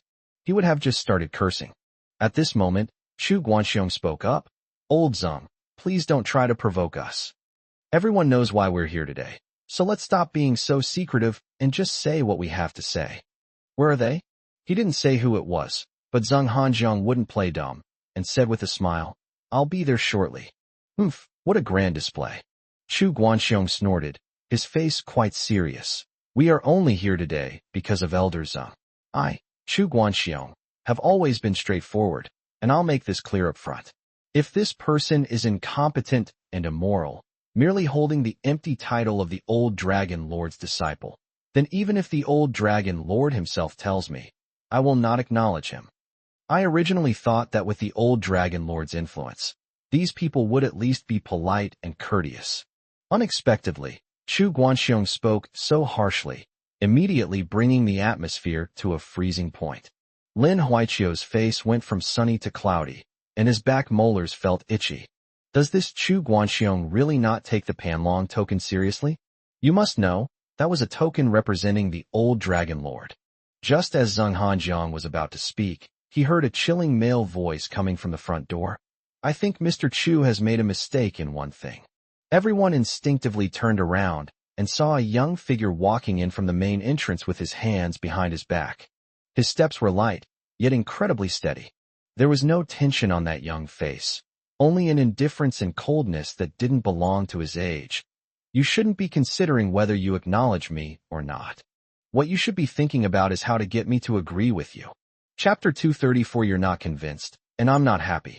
Qin Yao strode over, and everyone turned to look at him. He didn't dress up for such an important occasion as today. A white shirt, simple suit trousers, and leather shoes were enough for him to be formal enough.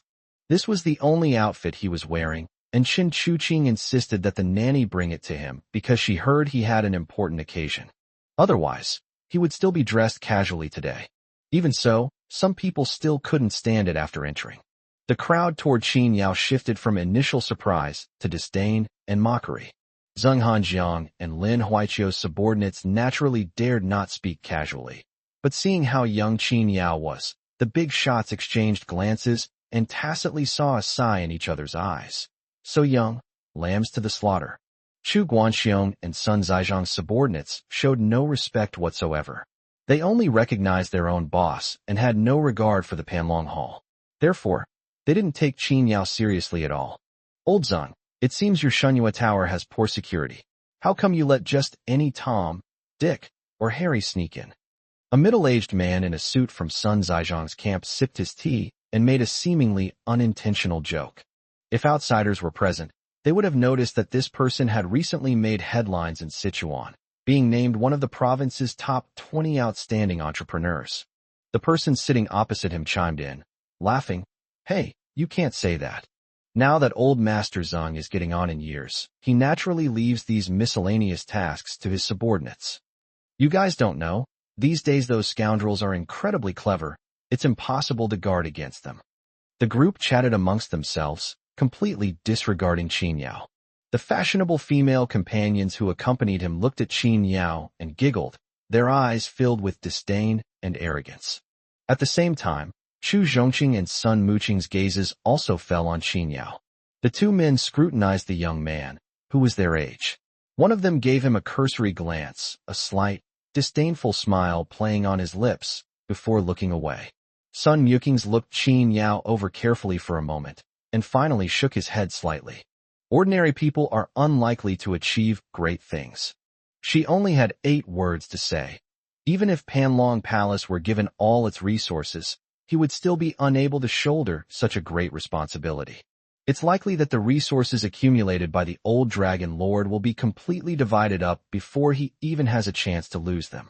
As for the two old foxes, Chu Guanxiong and Sun Zhaizhong, upon seeing Qin Yao, they felt a slight anger, but also a sense of relief. If the person who comes is a seasoned veteran with an extraordinary demeanor and some background and experience, then things might really be a bit difficult. For example, there was the case of Yang Ziheng. Although people in the southwest region knew what kind of person he was. But no matter what, Yang Ziheng has the Yang family behind him, which is a group of people who are eyeing him covetously. With the assets of Panlong Palace and the backing of such a powerful family as the Yang family, Yang Ziheng's ascension to the throne is practically a foregone conclusion. But Qin Yao had nothing. Before he came here, he only owned Xing Sheng, which was now in constant trouble. They guessed that he was also forced into a corner, which is why he came to Sichuan to find Zheng Hanjiang to retrieve the things left behind by the old dragon master in order to solve his urgent problem. Before this, he had no background or connections whatsoever. It's just like that saying, a lamb thrown into a tiger's den. So Chu Guanxiong only glanced at him before taking a seat. After sitting down, she no longer fixed her gaze on him, but said coldly, quite the grand entrance.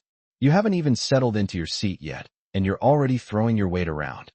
Sun Zhaizhong chuckled and sat down in his seat. Old Chu, you just don't understand, do you? The predecessors planted the trees so that the successors could enjoy the shade. We're just doing the work for someone else's benefit. After witnessing the two engage in a heated exchange, Zheng Hanjiang and Lin Huaiqiu both turned green with anger. They had anticipated that these two wouldn't stay quiet, but they didn't expect them to not even bother to pretend. One was all bark and no bite. The other was sarcastic and unfriendly. They were practically making Qin Yao lose face. As for those in their own camp, not a single one of them stood up. They all looked at Qin Yao with smiles on their faces. However, that smile was somewhat jarring. Ignoring the two others, Zheng Hanjiang took the lead and walked up to Qin Yao, bowing deeply. Zheng Hanjiang greets the Dragon Lord. Lin Huaiqiu also stepped forward solemnly. Lin Huaiqiu greets the Dragon Lord. With these two leading the way, half the people in the courtyard stood up and bowed to Qin Yao. Chu Zhongqing looked at this scene with deep disdain. What era are we living in? Strength is the only way to speak. Just because of a sign, so many business tycoons have to bow and pay their respects. I thought I had returned to the great Qing dynasty. Sir, times have changed. He sat down next to Chu Guanxiong and muttered something sarcastic. Qin Yao kept his eyes straight ahead, first nodding to Zheng Hanjiang and Lin Huaiqiu, then walked to his seat and sat down.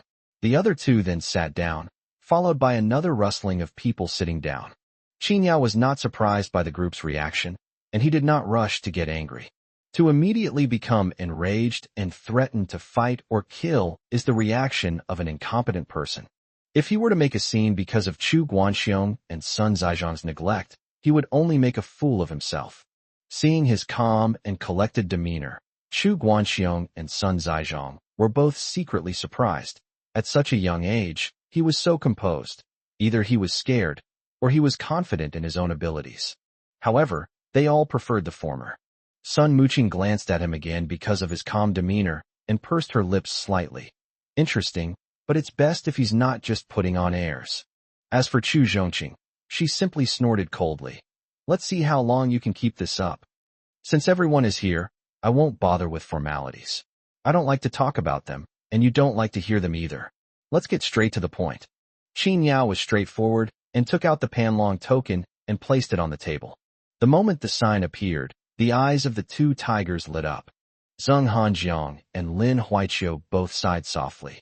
These two men's ambitions are written all over their faces. They don't even try to pretend. I think everyone here is familiar with this Panlong token. You must be here today because of it.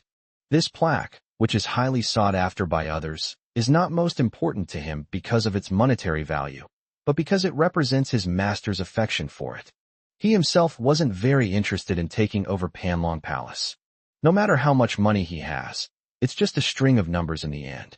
All he wants is a peaceful life. But since his master had given him another chance, he had to finish what his master hadn't done. Qin Yao didn't have many lines, but he was very direct. I won't say much. If you're not convinced, I'm not happy. Then let's have an open and honest fight. I'll give you 1 hour. Whoever can take this sign away from me will become the Dragon Lord. I'll give in. Chapter 235. Who says I'm going to be the mantis stalking the cicada? Wow. The moment Qin Yao uttered those words, everyone present changed their expressions. Although each of them had their own thoughts, they were all shocked by Qin Yao's words. You should know that, in other people's eyes, this Panlong token is just an ordinary token, and even giving it to an 8-year-old as a toy would be considered too immature. However, this group of people knew some inside information. Having this plaque meant that they could command tens of thousands of disciples in the hall, including but not limited to big shots like Zheng Hanjiang and Chu Guanxiu. Wealth held no allure for someone in such a position. None of those present were short of money.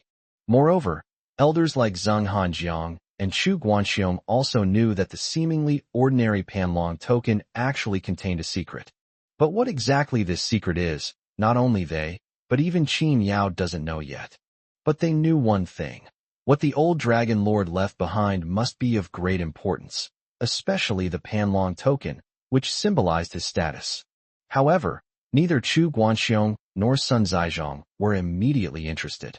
Chu Guanxiu remained silent, while Sun Zizhong chuckled happily. This? Mr. Qin, you're really joking. He nestled in his chair, swirled his teacup, but didn't drink. The Panlong token was given to you by the old Dragon Lord. Even if you wanted to give it away, how dare we take it? This is, after all, Central Sichuan. Elder Dong and Elder Zheng are both sitting here, don't you think? His few words conveyed only two meanings.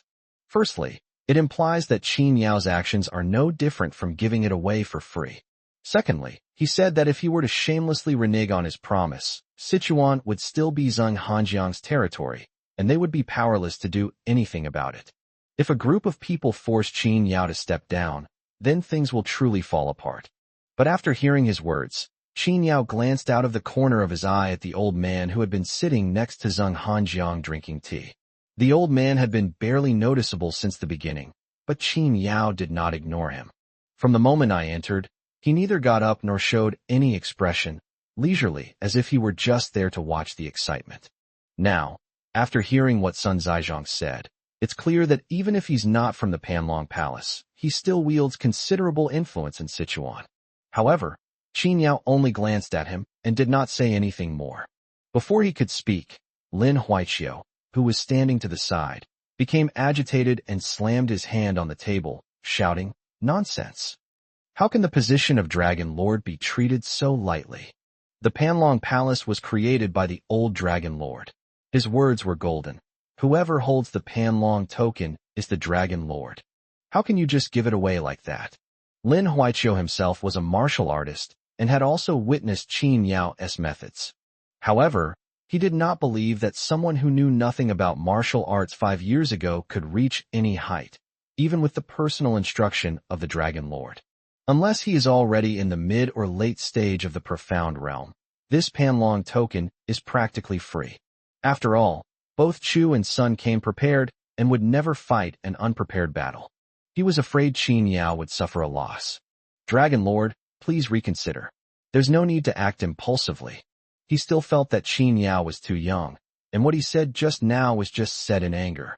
Even if you want to prove yourself, you don't have to do it this way. No matter how sarcastic or strange these people are, as long as they have the Panlong token, they will still follow the rules. After all, once someone is deemed a traitor, they will face ruthless suppression and even persecution from others. They dare not. But Qin Yao was completely jeopardizing his future and treating the Panlong token like a joke. This inevitably caused Lin Huaiqiu some resentment. That was too impulsive. Chu Zhongqing was overjoyed upon hearing this, and his contempt for Qin Yao intensified. Idiot. Sun Muqing's beautiful lips twitched slightly. You're such a good actor. Even Zheng Hanjiang couldn't help but whisper a word of advice. You really don't have to do this. Qin Yao knew what he wanted to say, smiled slightly, and waved his hand, saying, Don't worry, Elder Zheng. He looked up at everyone present. They can't take it away. Umph, what a boastful tone. Chu Guanxiong had been holding his anger in for a long time, but now he didn't have to hold back anymore. He slammed his hand on the table and stood up. As soon as he stood up, a middle-aged man immediately stepped forward from among the people who had come with him. The middle-aged man was also dressed in a suit and wearing sunglasses, mingling with a group of ordinary bodyguards. Anyone with a discerning eye could see that his aura was distinctly different from that of an ordinary bodyguard. Lin Huaiqiu, with his sharp eyes, recognized the man at a glance, his gaze tightening. Mad Bear. It's actually Mad Bear. Someone present exclaimed. I never expected that President Chu would actually bring the notorious butcher Mad Bear under his wing. He was a real ruthless villain. When he committed a crime on the border, 2 search teams, armed to the teeth, couldn't catch him. Yes, I heard that he was born with immense strength and was already at the mid-stage of the Yellow Realm when he entered the martial arts world. Now he's probably close to the Profound Realm, right? I think he might have already reached the Profound Realm. The appearance of the Mad Bear surprised everyone present. This evil spirit was arrested by the authorities 5 years ago and imprisoned in Kawakami Prison, a prison in the southwest region specifically for guarding serious criminals. He once challenged 3 martial arts disciples at the mid-stage of the Yellow Realm by himself and remained undefeated within the same realm. His appearance was undoubtedly a bombshell. That kid's dead meat. Chu Guanxiong has already sent people, so how could Sun Zhaizhong be willing to fall behind? He didn't say anything, but Sun Muqing, who was next to him, knew what he meant and turned around to nod to the 2 people behind him. The 2 people who came out were a man and a woman, both in their 40s. The man had a handsome face and an upright demeanor. The woman had short hair and a masculine appearance. She was quite dashing. Both of them possessed a sense of superiority and arrogance similar to that of the Lianqing siblings, who came from so-called prestigious and righteous families. Upon seeing the 2 of them appear, everyone felt a chill run down their spines once more. I never expected that the people following President Sun would be Chen Qing and Wang Ruo, the senior and junior brothers and sisters. Didn't those 2 senior and junior siblings go into seclusion with the old leader of the Western Martial Alliance? Yes, it seems they've returned from seclusion. While both Chu Guanxiong and Sun Zhaizhong's camps were excited, they were also eyeing each other with predatory intent.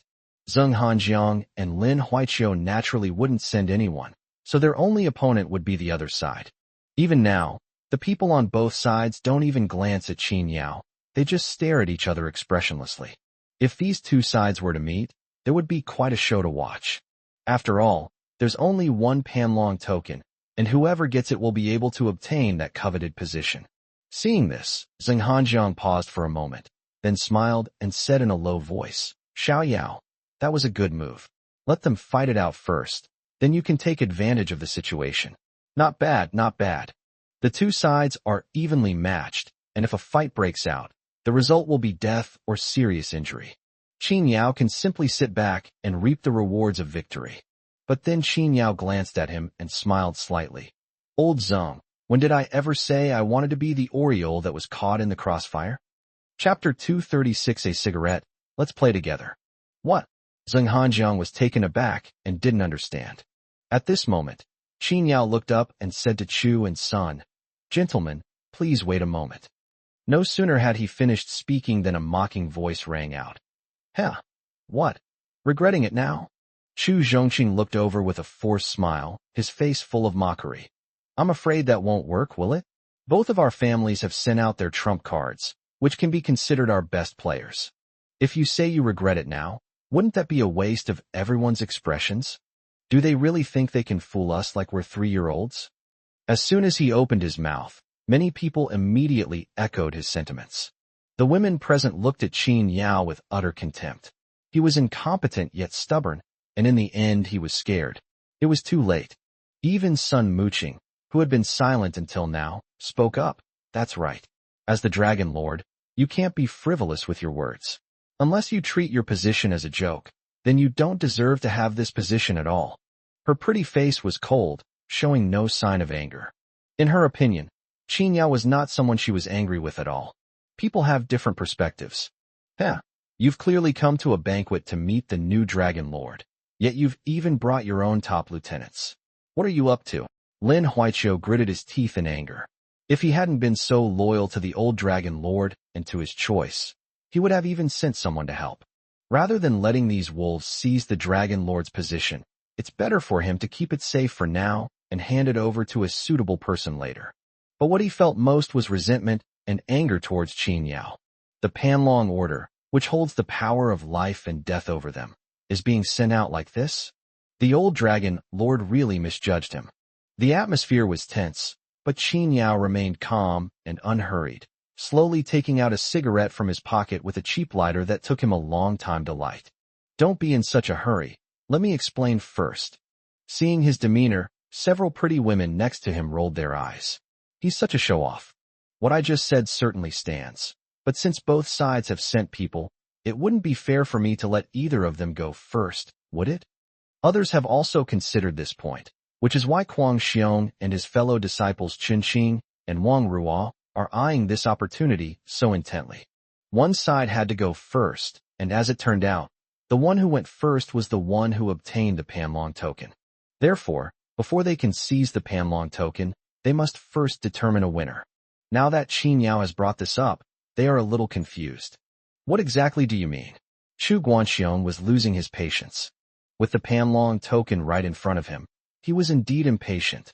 Smack. At this moment, Qin Yao finally lit his cigarette. After taking a puff, before the smoke swirled around him, he said indifferently, "What I mean is, let's not worry about who comes first. Just come at me all at once. Let's go together." This time, everyone was shocked and looked at Qin Yao as if he were a fool. Who does he think he is? Who did he think those people on either side were? 1 against 3?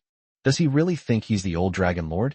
Chu Guanxiong's face turned ashen, and he said coldly, your joke isn't funny."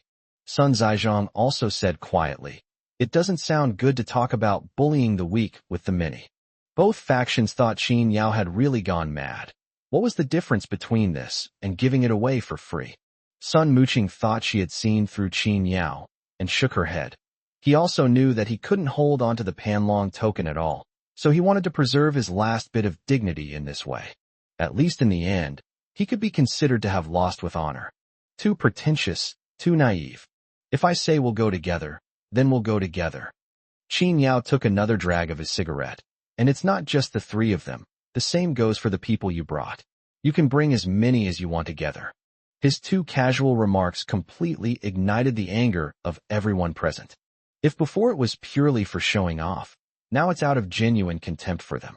The 3 martial artists, in particular, looked at Qin Yao with rather unfriendly eyes. What do you mean? He could easily handle the 3 of them. Not satisfied yet. You want to add some more miscellaneous fish, huh? What a boastful tone. As soon as Mad Bear opened his mouth, the muscles on his body tensed instantly. His explosive muscles caused his expensive suit to rip in several places. "I don't need anyone else. I'm enough on my own." Since he said that, Chu Guanxiong naturally wouldn't send anyone. The senior and junior disciples also had cold expressions and icy eyes. Being able to stand against us senior and junior disciples working together is an honor for you. Since Chu Guanxiong didn't send anyone, Sun Zizhong naturally wouldn't send anyone either, otherwise it would easily give others grounds for criticism.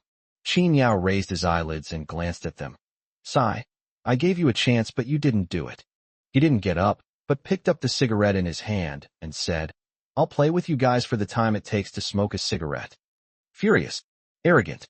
As Mad Bear and his fellow disciples set off simultaneously, a gust of wind swept through the courtyard the instant they rose. Both sides were moving at extremely high speeds, and the sound of them cutting through the air was very piercing. This very starting point was enough to impress everyone present. That's real skill. Sai, if I had that kind of power, I would be willing to spend any amount of money to buy it. You're joking. Martial arts strength is something you can only hope to encounter. How can it be measured by money? Even Chu Zhongqing, who was always arrogant, was extremely excited when he witnessed the strength of both sides. Yes, in this day and age, it's no longer a matter of who has the biggest fist having the most say. But if your fist is big enough, you often don't need to say anything. When Sun Muqing faced attacks from 2 masters simultaneously, the speed that was almost imperceptible to the naked eye and the power that shattered several floor tiles were truly astonishing. Is this the way of martial arts? She dared not imagine how Qin Yao would deal with these 3 people. Qin Yao, still seated, only put the cigarette in his mouth after the 3 of them moved. Just do it. Why all the fancy stuff? He stopped using that tactic 3 years ago. In the latter half of what his master taught him, many of the seemingly flashy moves gradually diminished. Every move and stance strives for simplicity and authenticity, not for aesthetics, but for one thing only: to defeat the enemy and kill. His movements, the way he reached out, were difficult to catch. With his left hand, he grabbed the bear's fist, and with a snap of his fingers, he crushed the bear's hand bones. Then, with a pull and a tug, the raging bear went uncontrollably toward Qin Yao. What's going on? Mad Bear was stunned. All his immense strength seemed to have been removed, leaving him completely powerless to fight back. He endured the excruciating pain in his hand bones, but he couldn't bear Qin Yao grabbing his arm and lifting him up. Then Qin and his sister Wang Ruo arrived. Qin Yao didn't even bother to look at them and directly slammed the mad bear in his hand to the ground. That's right, it's filming. The bear was slammed flat on its back, creating a deep, human-shaped crater. Then Qin Yao disappeared. The two siblings missed their target and were about to turn around when a large hand pressed down on their heads. And then, Qin Yao grabbed their heads and slammed them together. After a loud bang, blood spurted from the mouths and noses of the two men, and they lost their fighting ability with stars appearing in their eyes. Looking into Qin Yao's mouth, the cigarette was only halfway through, and that was after he'd taken 2 quick puffs. Chapter 237, I am a loyal subject. Light a cigarette, start eating, and sit down. The whole action was completed in one smooth motion. When Qin Yao returned to his seat, the ash on his cigarette hadn't even fallen off. Everyone present was stunned, as if what had just happened was a dream. Not only Chu Guanxiong and Sun Zhaizhong, but everyone else also stood up, staring in astonishment at the 3 people who remained standing. There are many ways to defeat 3 people, but the one Qin Yao used was simply too humiliating. He finished his last 2 puffs, extinguished his cigarette, and said calmly, "There were many ways to defeat you, but I still think this is the best way. After all, if Spark and Lightning were to fight you, even if you lost, you would be dissatisfied and think that you had just underestimated your opponent. Therefore, this method is the simplest, most direct, and most suitable for you." Using the simplest means, they dealt a direct blow to Mad Bear and his 2 companions, leaving everyone present speechless. Even those who don't understand martial arts could see that Qin Yao didn't use any moves. It was purely an absolute crushing of strength. That's real strength. Mad Bear was actually defeated in 1 move. Wasn't he already at the profound realm? Moreover, even if 20 experts at the Yellow Realm didn't join forces with senior brother Qin, they would still have a hard time getting close to him. Phew, he actually lost like that? Just how strong is he? After a moment of deathly silence, everyone's emotions suddenly exploded. The more they looked down on Qin Yao just now, the more their faces stung now. You're saying they gave it away for free? With their skill level, isn't it obvious who gave them the gift? Chu Guanxiong's face turned ashen, and Sun Zhaizhong swayed a couple of times before collapsing into a chair in disbelief. How? How is this possible? He's so young. How could he be so amazing? When Old Dragon was conquering the world, he was already 35 years old, and he didn't have his skills. How could he possibly be better than the Old Dragon Lord? Sun Muqing stared intently at Qin Yao, her face still showing surprise and doubt. She had just thought this hothead was naive and that he was resorting to this tactic to save face. Unexpectedly, Qin Yao wasn't trying to save face. It was them who were the ones who would be embarrassed. Chu Zhongqing stood up abruptly from his chair, glaring at the fallen Mad Bear, and roared in impotent rage. Impossible. This is absolutely impossible. He pointed directly at Qin Yao. You must have used some underhanded methods to ambush them. Otherwise, how could you possibly defeat 3 Xian realm experts by yourself? You must have planned some underhanded trick from the beginning, which is why you suggested that they all attack together. Chu Zhongqing couldn't believe that this young man, who was the same age as him, was so capable. Moreover, Qin Yao was just an ordinary person 5 years ago, just a regular college graduate. In his eyes, these ordinary people were not worth his time at all. He scoffed at the idea of seizing a golden opportunity to turn his life around. Even if a salted fish flips over, it's still just a salted fish, isn't it? But now this salted fish is actually trying to step on him, even stepping on his father's head. Can he tolerate it? Presumptuous. Before Qin Yao could even speak, Lin Huaiqiu slammed his hand on the table and stood up, shouting angrily at Chu Zhongqing. Then he looked at Chu Guanxiong and said, Chu Guanxiong, your son dared to be disrespectful to the Dragon Lord. As his father, you're not going to do anything about it? Do you expect me to do it for you? Upon hearing this, Chu Guanxiong did not move, but said with a livid face, I am a member of the Panlong Hall. That's true, but my son is not. I will take care of my own son. It's none of the business of outsiders. Clearly, Chu Guanxiong was not only shocked, but also resentful. After all, he had been eyeing this position for so many years, and now he was just giving it away like that. That's not all. The old Dragon Lord actually taught all his best skills to this greenhorn from the streets. Even if they think their old folks are too old and look down on them, shouldn't they at least choose one from the descendants of these veterans? By any measure, they shouldn't be people who are completely unrelated. Now he's been slapped in the face by a mere kid. He's used to being a big shot. Can he accept that? Sun Zhaizhong stood up at this moment, his smiling face returning, and clapped his hands at Qin Yao. Not bad, not bad. Mr. Qin truly deserves to be the old Dragon Lord's last disciple. Those moves just now were indeed the old Dragon Lord's true teachings. Qin Yao glanced at Sun Zhaizhong expressionlessly. In his opinion, a smiling tiger like Sun Zhaizhong was far more difficult to deal with than Chu Guanxiong. Since the old Dragon Lord not only gave you the Panlong token, but also passed on all his skills to you, then I, son, naturally have nothing more to say. Chu Guanxiong's eyes narrowed, and Zheng Hanjiang and Lin Huaiqiu also looked at Sun Zhaizhong at the same time.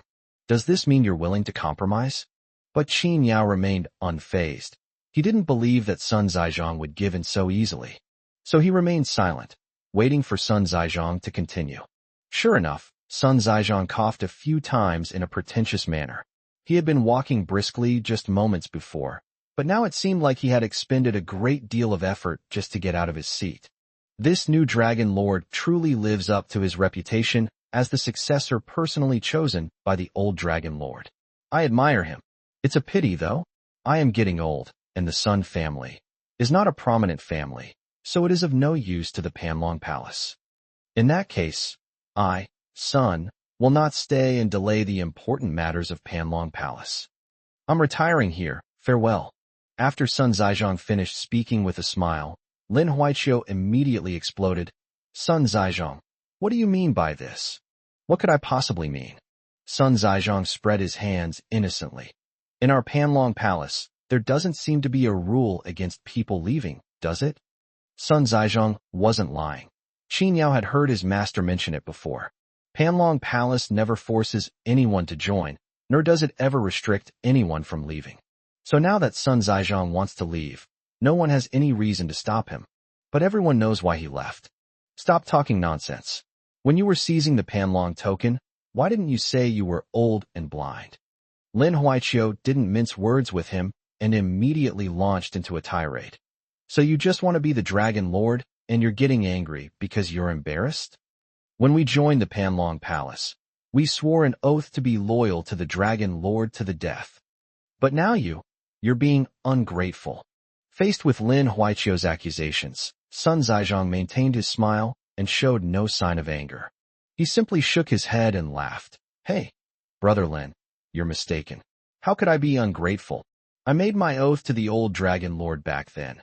But now that the old Dragon Lord has abdicated, isn't my departure precisely because I am loyal to the old Dragon Lord? This just proves that I, Sun Zhaizhong, am a loyal subject who values loyalty and righteousness and will not recognize anyone but the old Dragon Lord. Chapter 238, I'll pay you back with interest. Upon Sun Zhaizhong's statement, the group of people who had accompanied him naturally did not stay, and all stood up. Their attitude was clear. Without Sun Zhaizhong, they would not obey Panlong Palace. However, these people are insignificant. They are merely subordinates of Sun Zhaizhong, so it doesn't matter whether they are present or not. However, if Sun Zhaizhong really leaves, it won't matter much to Panlong Palace, but it will definitely be a big blow to Qin Yao. It's not that they lack his money, but that he can't win people's hearts. Although the skills Qin Yao displayed just now were absolutely unbelievable. But he was too young after all. Showing his strength was one thing, but whether he could suppress Sun Zizhong was another. To put it bluntly, Sun Zizhong and his group's attitude was initially one of resentment, but now it's one of unwillingness to accept defeat. Why should I? At this moment, Chu Zhongqing, who had just been driven away by Lin Huaiqiu, also sneered. Hee, your skills are indeed quite good. Everyone can admit that. It's a pity, though, that's no longer the era of shouting for war and killing. In this society, without money and power, how can you gain a foothold? He raised his head arrogantly and said slowly with a sense of superiority. I've heard that Panlong Palace has private property, but my Chu family also has a lot of assets. It's no big deal if our Chu family loses the Panlong Hall. But Panlong Palace will be heartbroken if our Chu family is gone, won't it? He was very confident. In this day and age, what's wrong with being good at martial arts? No matter how high one's martial arts skills are, they can never surpass the power machinery of the state. Could it be that Qin Yao can actually block bullets with his bare body? Since we can't, we have to rely on the hard power of this era. If you can't produce it, how can you convince the public? Sun Muqing's pretty face remained cold as her gaze fell on Qin Yao once more. Yes, even if you have the best kung fu skills, there aren't many times when you can use them in this era. Neither of their families expected his martial arts skills to bring them anything. So, how did he manage to control these two families? She waited and saw. After the conversation continued, Qin Yao slowly raised his eyelids and looked at Sun Zizhong and Chu Zhongqing. Although Chu Guanxiong didn't speak, he didn't stop his son from speaking, which made it very clear that father and son were of one mind, so there was no need to ask any more questions. Lin Huaiqiu was so angry that his face turned ashen, but he was rendered speechless by the two people's rebuttal. As for Zheng Hanjiang, he had previously instructed that Zheng Hanjiang could help with the arrangements for this matter, but could not help him to the end. Qin Yao still cannot win over the masses in the end. Then it will be meaningless. Qin Yao remained calm throughout their conversation. From the moment he entered until now, he hasn't shown any emotional fluctuations, simply because all of this was within his expectations. To be precise, it was exactly what the master expected. You're right. When Panlong Hall was first established, my master said that we would not force anyone to join or keep anyone. But you've forgotten that when you joined Panlong Palace, you were all penniless and empty-handed. Now that you have immense wealth and extensive connections, have you forgotten how you started out? Qin Yao's reminder caused both Chu Guanxiong and Sun Zizhong to freeze in surprise. Others might forget, but how could they possibly forget?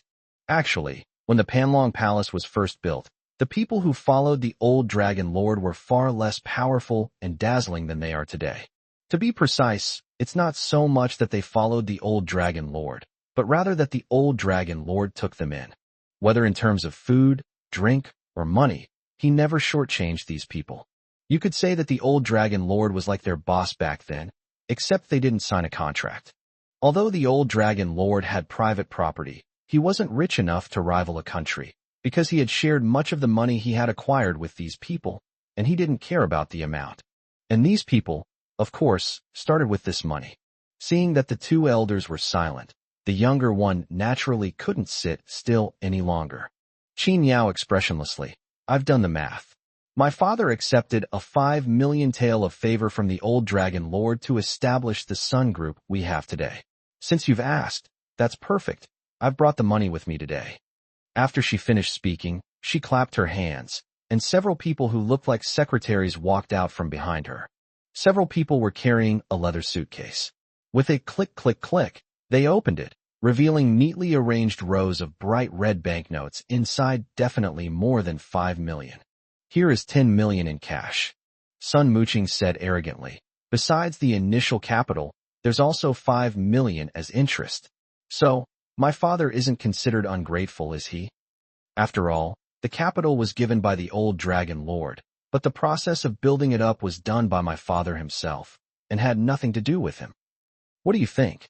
She tilted her beautiful chin up, speaking in a cold, emotionless tone, a true ice queen. She exuded the aura of a strong woman and didn't take Qin Yao seriously at all. Qin Yao glanced at her. That was a nice remark.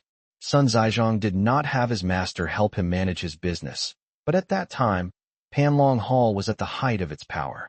Only they knew how many shortcuts these people had taken under the guise of disciples. Moreover, 5 million decades ago is not comparable to 5 million today. Throwing out that 10 million is a desperate gamble. Seeing the Sun family throw out 10 million, Chu Zhongqing quickly urged his father, "Dad, He didn't want to be controlled by others. Without this so-called Panlong Palace, he could say that he was the eldest young master of the Chu family, living a life of endless glory. Now that Panlong Palace has fallen into decline, why should they still be slaves to others? Wouldn't it be better to be the master of your own destiny?" Chu Guanxiong hesitated for a moment, but finally made up his mind. With a dark face, he said to Qin Yao, "I think Miss Sun makes a lot of sense. The old Dragon Lord has helped us a lot, and I, Chu Guanxiong, am very grateful. If he ever comes out of retirement again, I will follow him to the death. But if he retires now, there's no point in me staying. Zhongqing, go and write a check for 50 million. The old Dragon Lord gave him 5 million to start his business, so now he can repay it with 50 million, which is enough."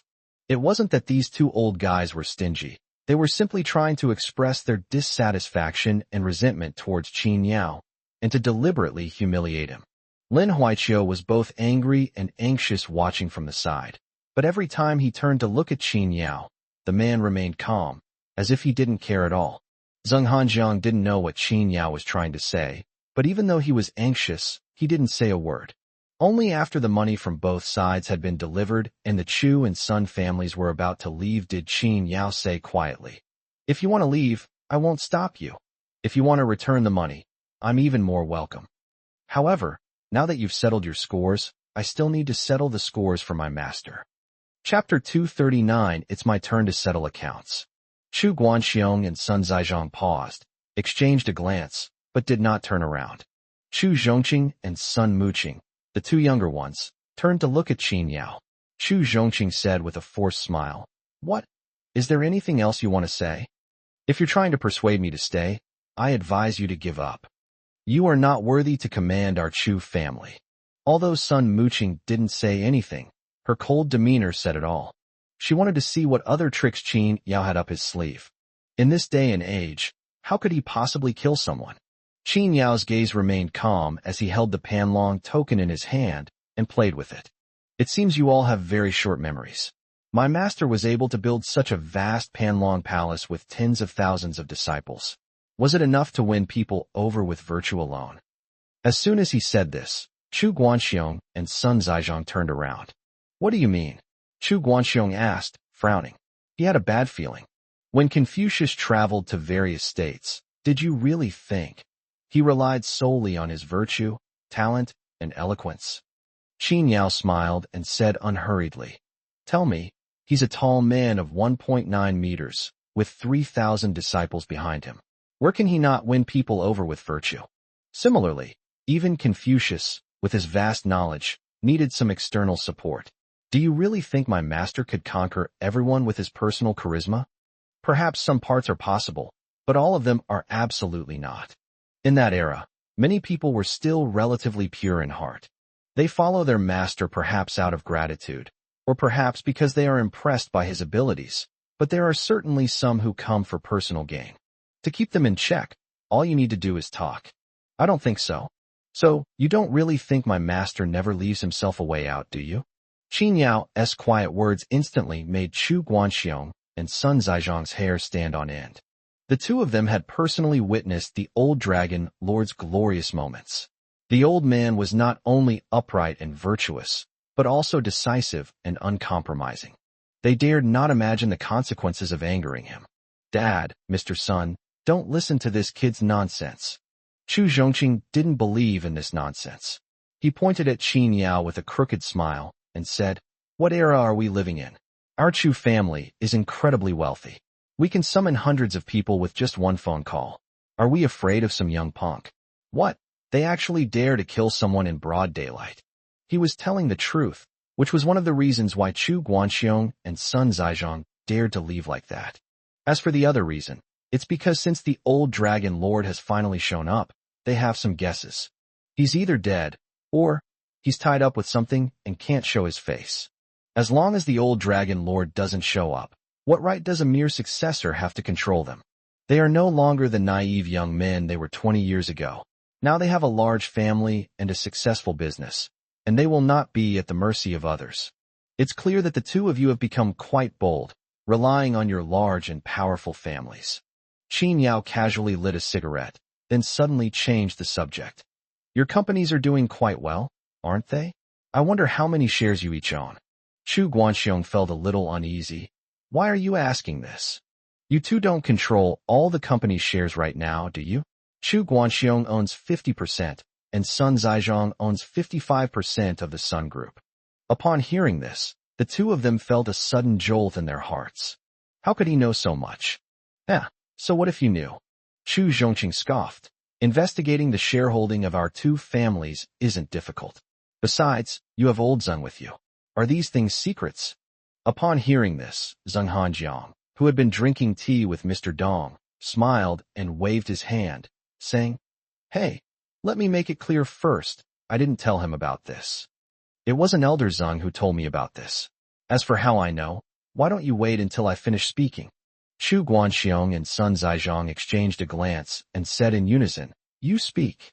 Seeing that the two of them were finally getting anxious, Qin Yao chuckled and said, Back then, you started your own company with the 5 million given to you by your master.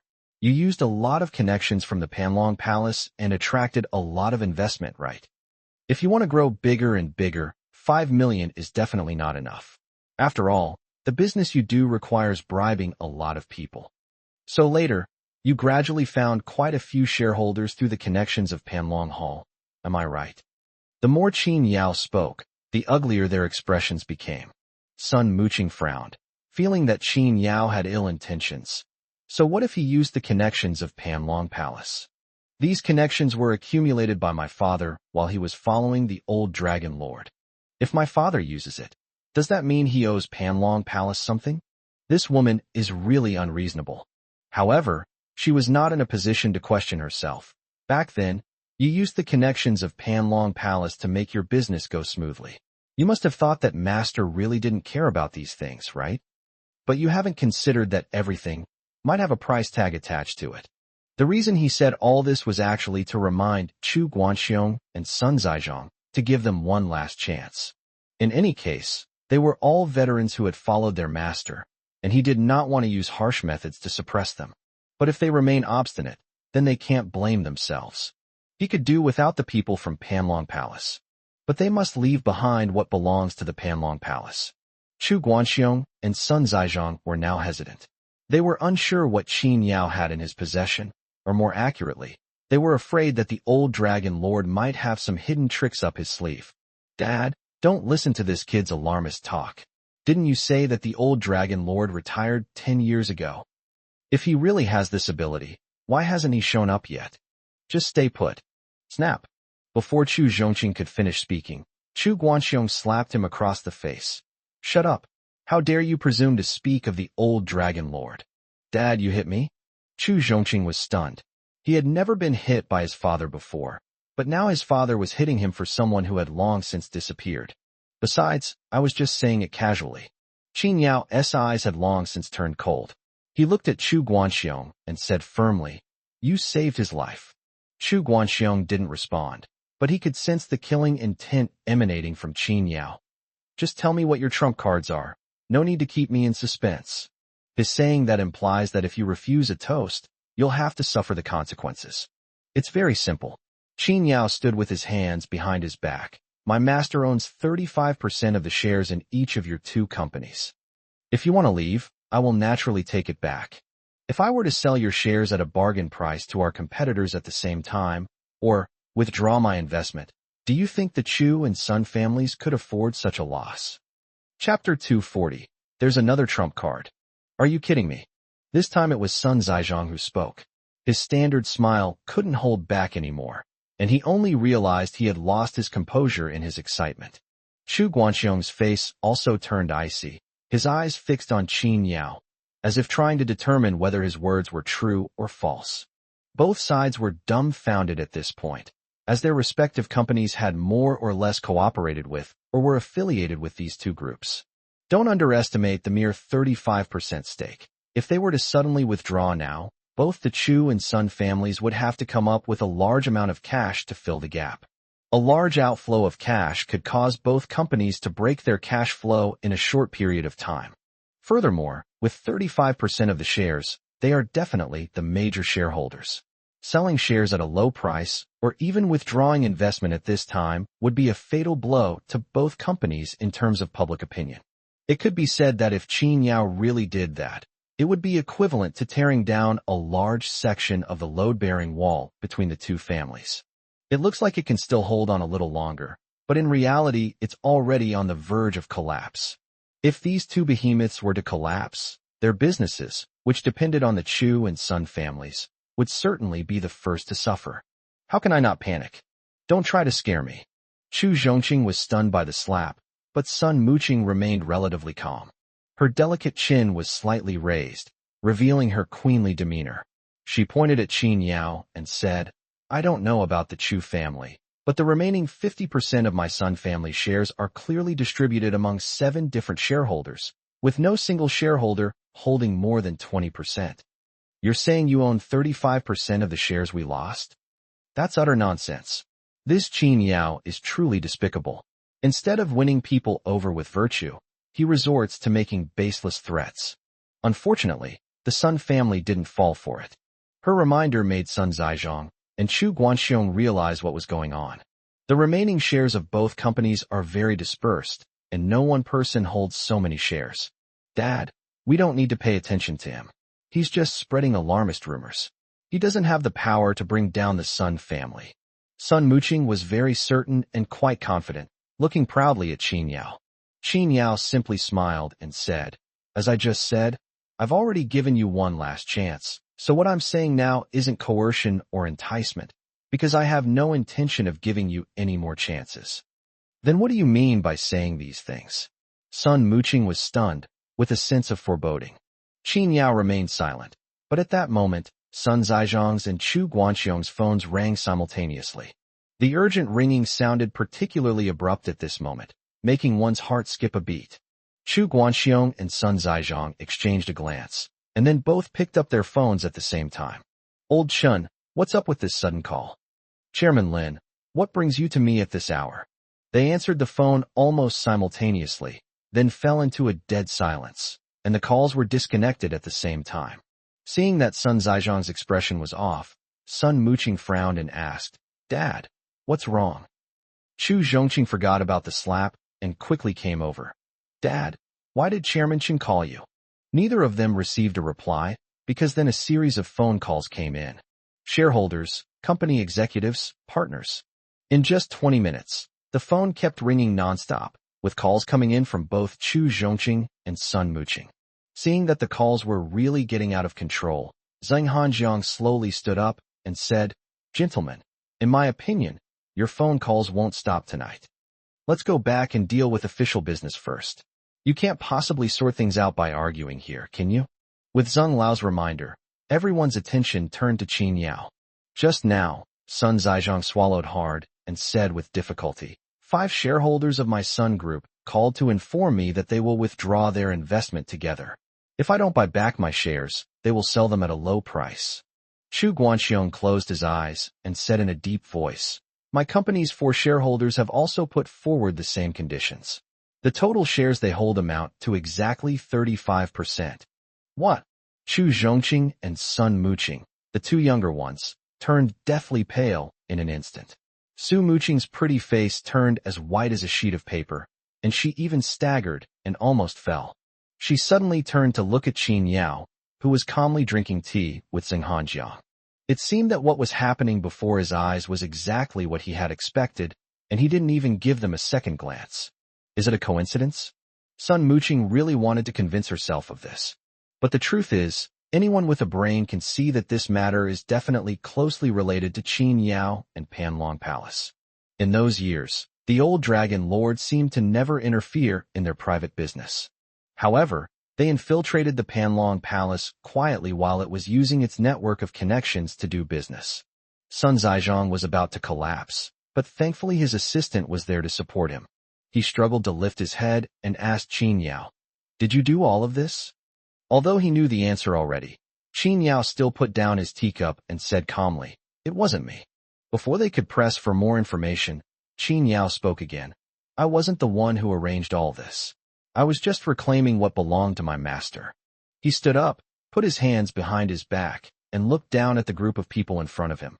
"You're using the channels and connections that my master created to do business.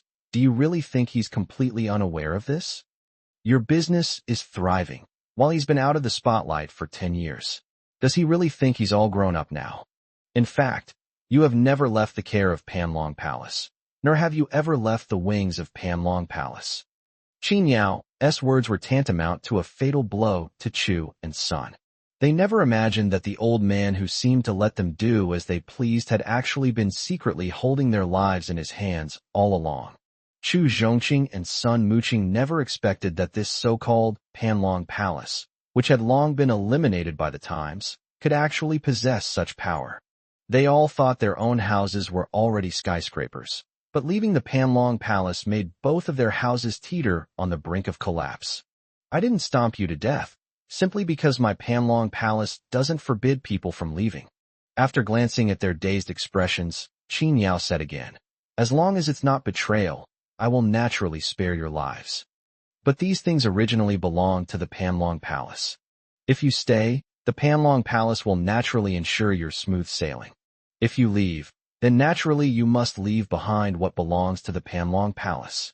Chu Guanxiong and Sun Zizhong's phones kept ringing, but neither of them had the courage to answer them. I never expected the Dragon Lord to have such a trump card up his sleeve. Chapter 241, All Must Be Finished. Just as Qin Yao said, everything Panlong Palace gave them came with a price tag attached. They will have to pay back all the profits they made before. No, you can't do this. Sun Zizhong couldn't hold back any longer. Supported by his assistant, he roared at Qin Yao, "What good does this do you? Keep those shares. They will bring you countless riches every year. If both of our businesses collapse, your losses won't be small either." Qin Yao in a hurried but stern tone, "Didn't you think about how much money would be lost after these shares were sold off cheaply? I know you want to vent your anger, but you don't have to resort to such a lose-lose method. I hope you can calm down, and let's sit down and talk things over properly." At this moment, Chu Guanxiong's old face was as deep as a still pool, sinking to the bottom. He naturally wouldn't shout like Sun Zizhong, and his pride wouldn't allow him to apologize to Qin Yao in front of everyone. But the Chu family was the culmination of decades of his hard work. He couldn't just stand by and watch the empire he had built vanish into thin air. "Will the old Dragon Lord agree to what you're doing?" He spoke in a deep voice, his tone towards Qin Yao completely different from before. "No matter what, we are all veterans of the Panlong Hall. What you're doing is no different from discarding a used tool after it's been used. A madman, a complete madman." Chu Zhongqing was genuinely startled by the text messages and emails flying in like paper scraps on his phone, and paced back and forth anxiously. He ruffled his shiny hair into a mess with one hand, and there was no trace of the dashing young man he had been when he first arrived. If the Chu family's assets shrink, his status as the crown prince will plummet. How could he not be anxious? Even Lin Huaiqiu didn't expect that the old Dragon Lord had such a trick up his sleeve. That's too ruthless. First of all, the person who laid this trap was indeed my master. Qin Yao had anticipated their response and smiled calmly. But from the very beginning, he never intended to take back what he had given you. As long as you don't betray him, he won't take it back even if you leave Panlong Palace. Because these things that you might consider more important than life are nothing to him. The old Dragon Lord's initial intervention was merely to help them gain a foothold. He wouldn't even look at that little bit of money. If he really wanted to make money, he wouldn't need to resort to such troublesome methods. Upon hearing this, Sun Muqing was extremely excited, and her chest heaved violently. Her aloof demeanor crumbled, and she angrily rebuked Qin Yao. "Then why did you do this?" Qin Yao glanced at her. "I told you, my master wouldn't do that. But my master is my master, and I am me. I'm the kind of person who holds grudges, but he's magnanimous. I'm just a petty commoner with a narrow mind. So, take what's mine and give it back." Eat what's mine and spit it out. Is there a problem? He knew that if the person present today were his master, he would not have taken the item back. Furthermore, if he were here, Chu Guanxiong and Sun Zizhong wouldn't have wanted to withdraw. Sun Muqing gritted her teeth, her nails digging deep into her palms, drawing blood. Right now, she desperately wanted to rush up and kill Qin Yao with a single blow, but she dared not, and could not, do so. What are you trying to achieve by doing this? She tried to calm herself down and negotiated with Qin Yao. In this way, you will not gain any benefit yourself, and at the same time you will lose an astronomical sum of money. Just for a moment of pride? That's unnecessary. At worst, can't the Sun family just not withdraw? The older generation is too embarrassed to ask for favors, but she is different. She and Qin Yao are of the same generation. For the sake of the Sun family, what does it matter if we lose face a little? She was, after all, the eldest daughter of the Sun family, while Qin Yao was just an ordinary person who had climbed up from the bottom. She had already begged and pleaded with him. He should be satisfied. Chu Zhongqing also realized that under these circumstances, Chu Guanxiong and Sun Zizhong would absolutely not bow down to a junior. Even if he was arrogant and looked down on Qin Yao, he had to think about the bigger picture at this time. So he steeled himself and stepped forward, as if he had suffered a great humiliation, and said to Qin Yao through gritted teeth, "Mr. Qin, I admit that I didn't think before I spoke. Please don't mind." From beginning to end, our Chu family only said that we would return the principal to the old Dragon Lord, but we never said anything about withdrawing from Panlong Palace. No matter what, my father fought alongside the old Dragon Lord to conquer the land. You don't have to be so ruthless, do you? Chu Zhongqing apologized, but then he went on to put down the Sun family, which infuriated Sun Muqing. Her beautiful eyes seemed to spit fire as she stared at him. Chu Zhongqing, what do you mean by this? Chu Zhongqing looked innocent. What's wrong, Muqing? Wasn't I telling the truth? It seems like it's always your Sun family who's been talking about withdrawing. My father and I haven't mentioned it at all. He shrugged and shifted all the blame onto the Sun family, while clearing himself of any wrongdoing. This method may be shameless, even a bit unscrupulous, but as long as it works, that's fine. You. Sun Muqing gritted her teeth in hatred, but she had to admit that Chu Zhongqing was right, leaving her speechless.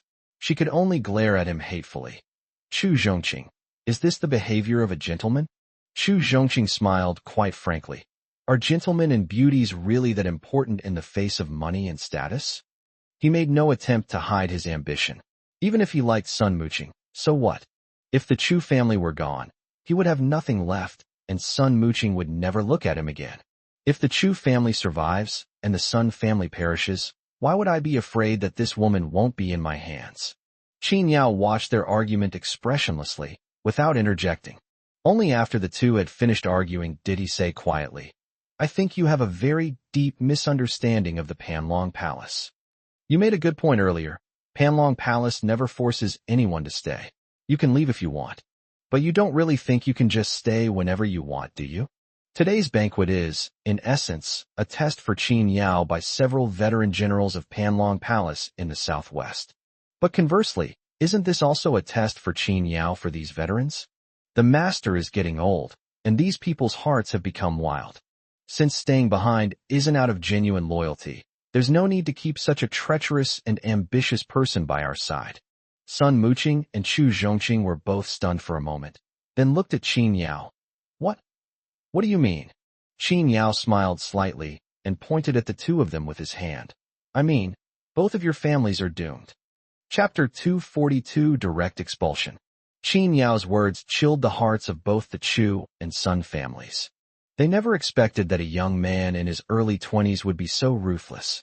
The Chu and Sun families were considered two major sources of wealth in the southwest region. It also represents the power of Panlong Palace in the southwest region. If they fall, the remaining people are far less powerful than them.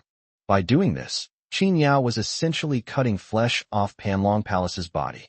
Is it really worth going to such lengths just for a moment of pride? Yes, too young and too impulsive.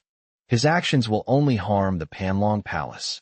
Many people below were discussing it, but Qin Yao's expression remained completely unchanged. Chu Guanxiong never expected to be pushed to this point by a mere 20-something-year-old. He couldn't catch his breath, and blood gushed out. Dad! Chu Zhongqing panicked, and quickly helped him up. He waved his hand, indicating that it was unnecessary. Looking up at Qin Yao, his usually stern face was now bloodshot and pale. You're fine. I hope you won't regret your decision today. Let's go. Even after arriving, Chu Guanxiong did not bow his head or admit his mistake. Although Chu Zhongqing's words represented his meaning, his silence indicated that he had never acknowledged Qin Yao. Chu Zhongqing looked resentful and unwilling, but since his father was gone, he naturally wouldn't linger any longer. He turned around and glared fiercely at Qin Yao. You just wait. I won't let you get away with this. The Chu father and son left, and those who belonged to their camp dared not stay any longer. They all got up and left, their faces increasingly grim. The fashionable women who accompanied him didn't dare to look at Qin Yao again, their faces pale as they followed him. They were all incredibly frustrated, unable to understand how a big shot like Chu Guanxiong could be bullied like this by a mere kid. This doesn't make sense. I'm ready to serve you anytime. Qin Yao didn't try to stop them, but watched the Chu family leave before turning to Sun Zhaizhong and his son. And you too? Sun Muqing's pretty face turned pale with anger, but in the end she could only grit her teeth and look at Sun Zhaizhong beside her. The smiling tiger's smile had vanished, replaced by a look of weariness and helplessness. In the end, without saying anything to Qin Yao, she waved to her daughter and said, Let's go back to the company first. Yes, father. The father and daughter turned and left, taking another group of people with them. Just as she was about to step out the door, Sun Muqing turned around and glanced at Qin Yao. She hadn't expected that she had really misjudged him. After the two groups of people left, the Shunyue Tower became much quieter. As night fell, Zheng Hanjiang and Lin Huaiqiu dismissed their respective groups. In the quaint and quiet courtyard, only 4 people remained. Besides Qin Yao and the other 2, there was also old Dong, who had been there from the beginning but had never spoken. Even now, Qin Yao still hasn't been able to figure out his identity. Seeing that Zheng Hanjiang treated him with great respect, and that he was already in his 70s or 80s, Qin Yao naturally treated him as an elder as well. Sir, please take a seat. Since he was an elder, Qin Yao did not occupy the main seat, but instead took the initiative to give it up. Old Master Dong was very easygoing, like an elderly man who had come to watch a play, making no attempt to make his presence felt. You all go about your business. I'm only here today to enjoy the Golden Jade Abundance dish from Shunyue Tower. Golden Jade Abundance is indeed Shunyuela's signature dish, but given Zheng Hanjiang's respect for him, would he really need to make a special trip just to eat a dish like this? Knowing it was an excuse, Qin Yao understood that the other party didn't seem to want to participate in their conversation, so he didn't hesitate. Then please enjoy your meal, Mr. Dong, Qin Yao said with a polite smile.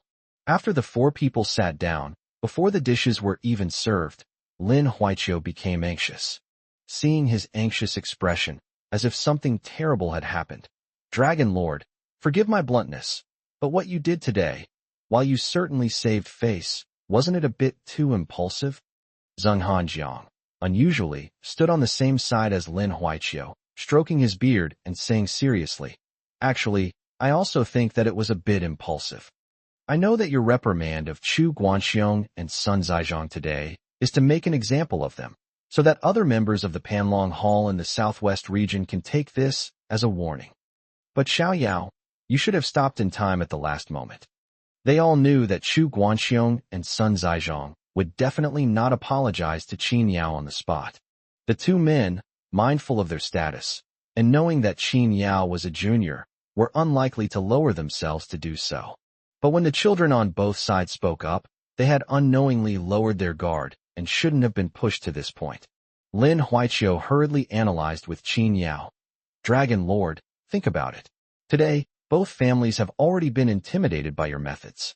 Even if they are still dissatisfied, they will not dare to cause trouble in the future. In time, once they understand your strength, they will naturally be convinced.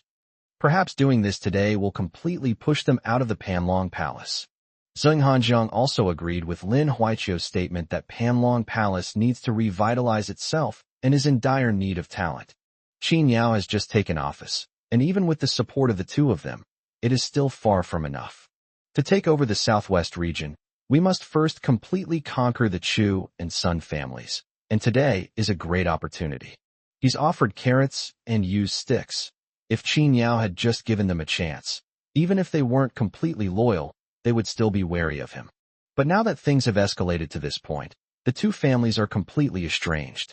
Qin Yao, however, remained calm. After hearing their advice, he smiled and said, I know you two are thinking of me and the Panlong Palace.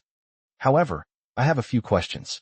I would appreciate it if you two could answer them before I judge whether my actions today were right or wrong. Please speak, Lin Huaiqiu said. Qin Yao toyed with his wine glass and said calmly, You tell me, these two families have suffered a great calamity this time, so they must hate me to the core, right? Of course, Lin Huaiqiu replied without hesitation. If it were him, he would hate it too.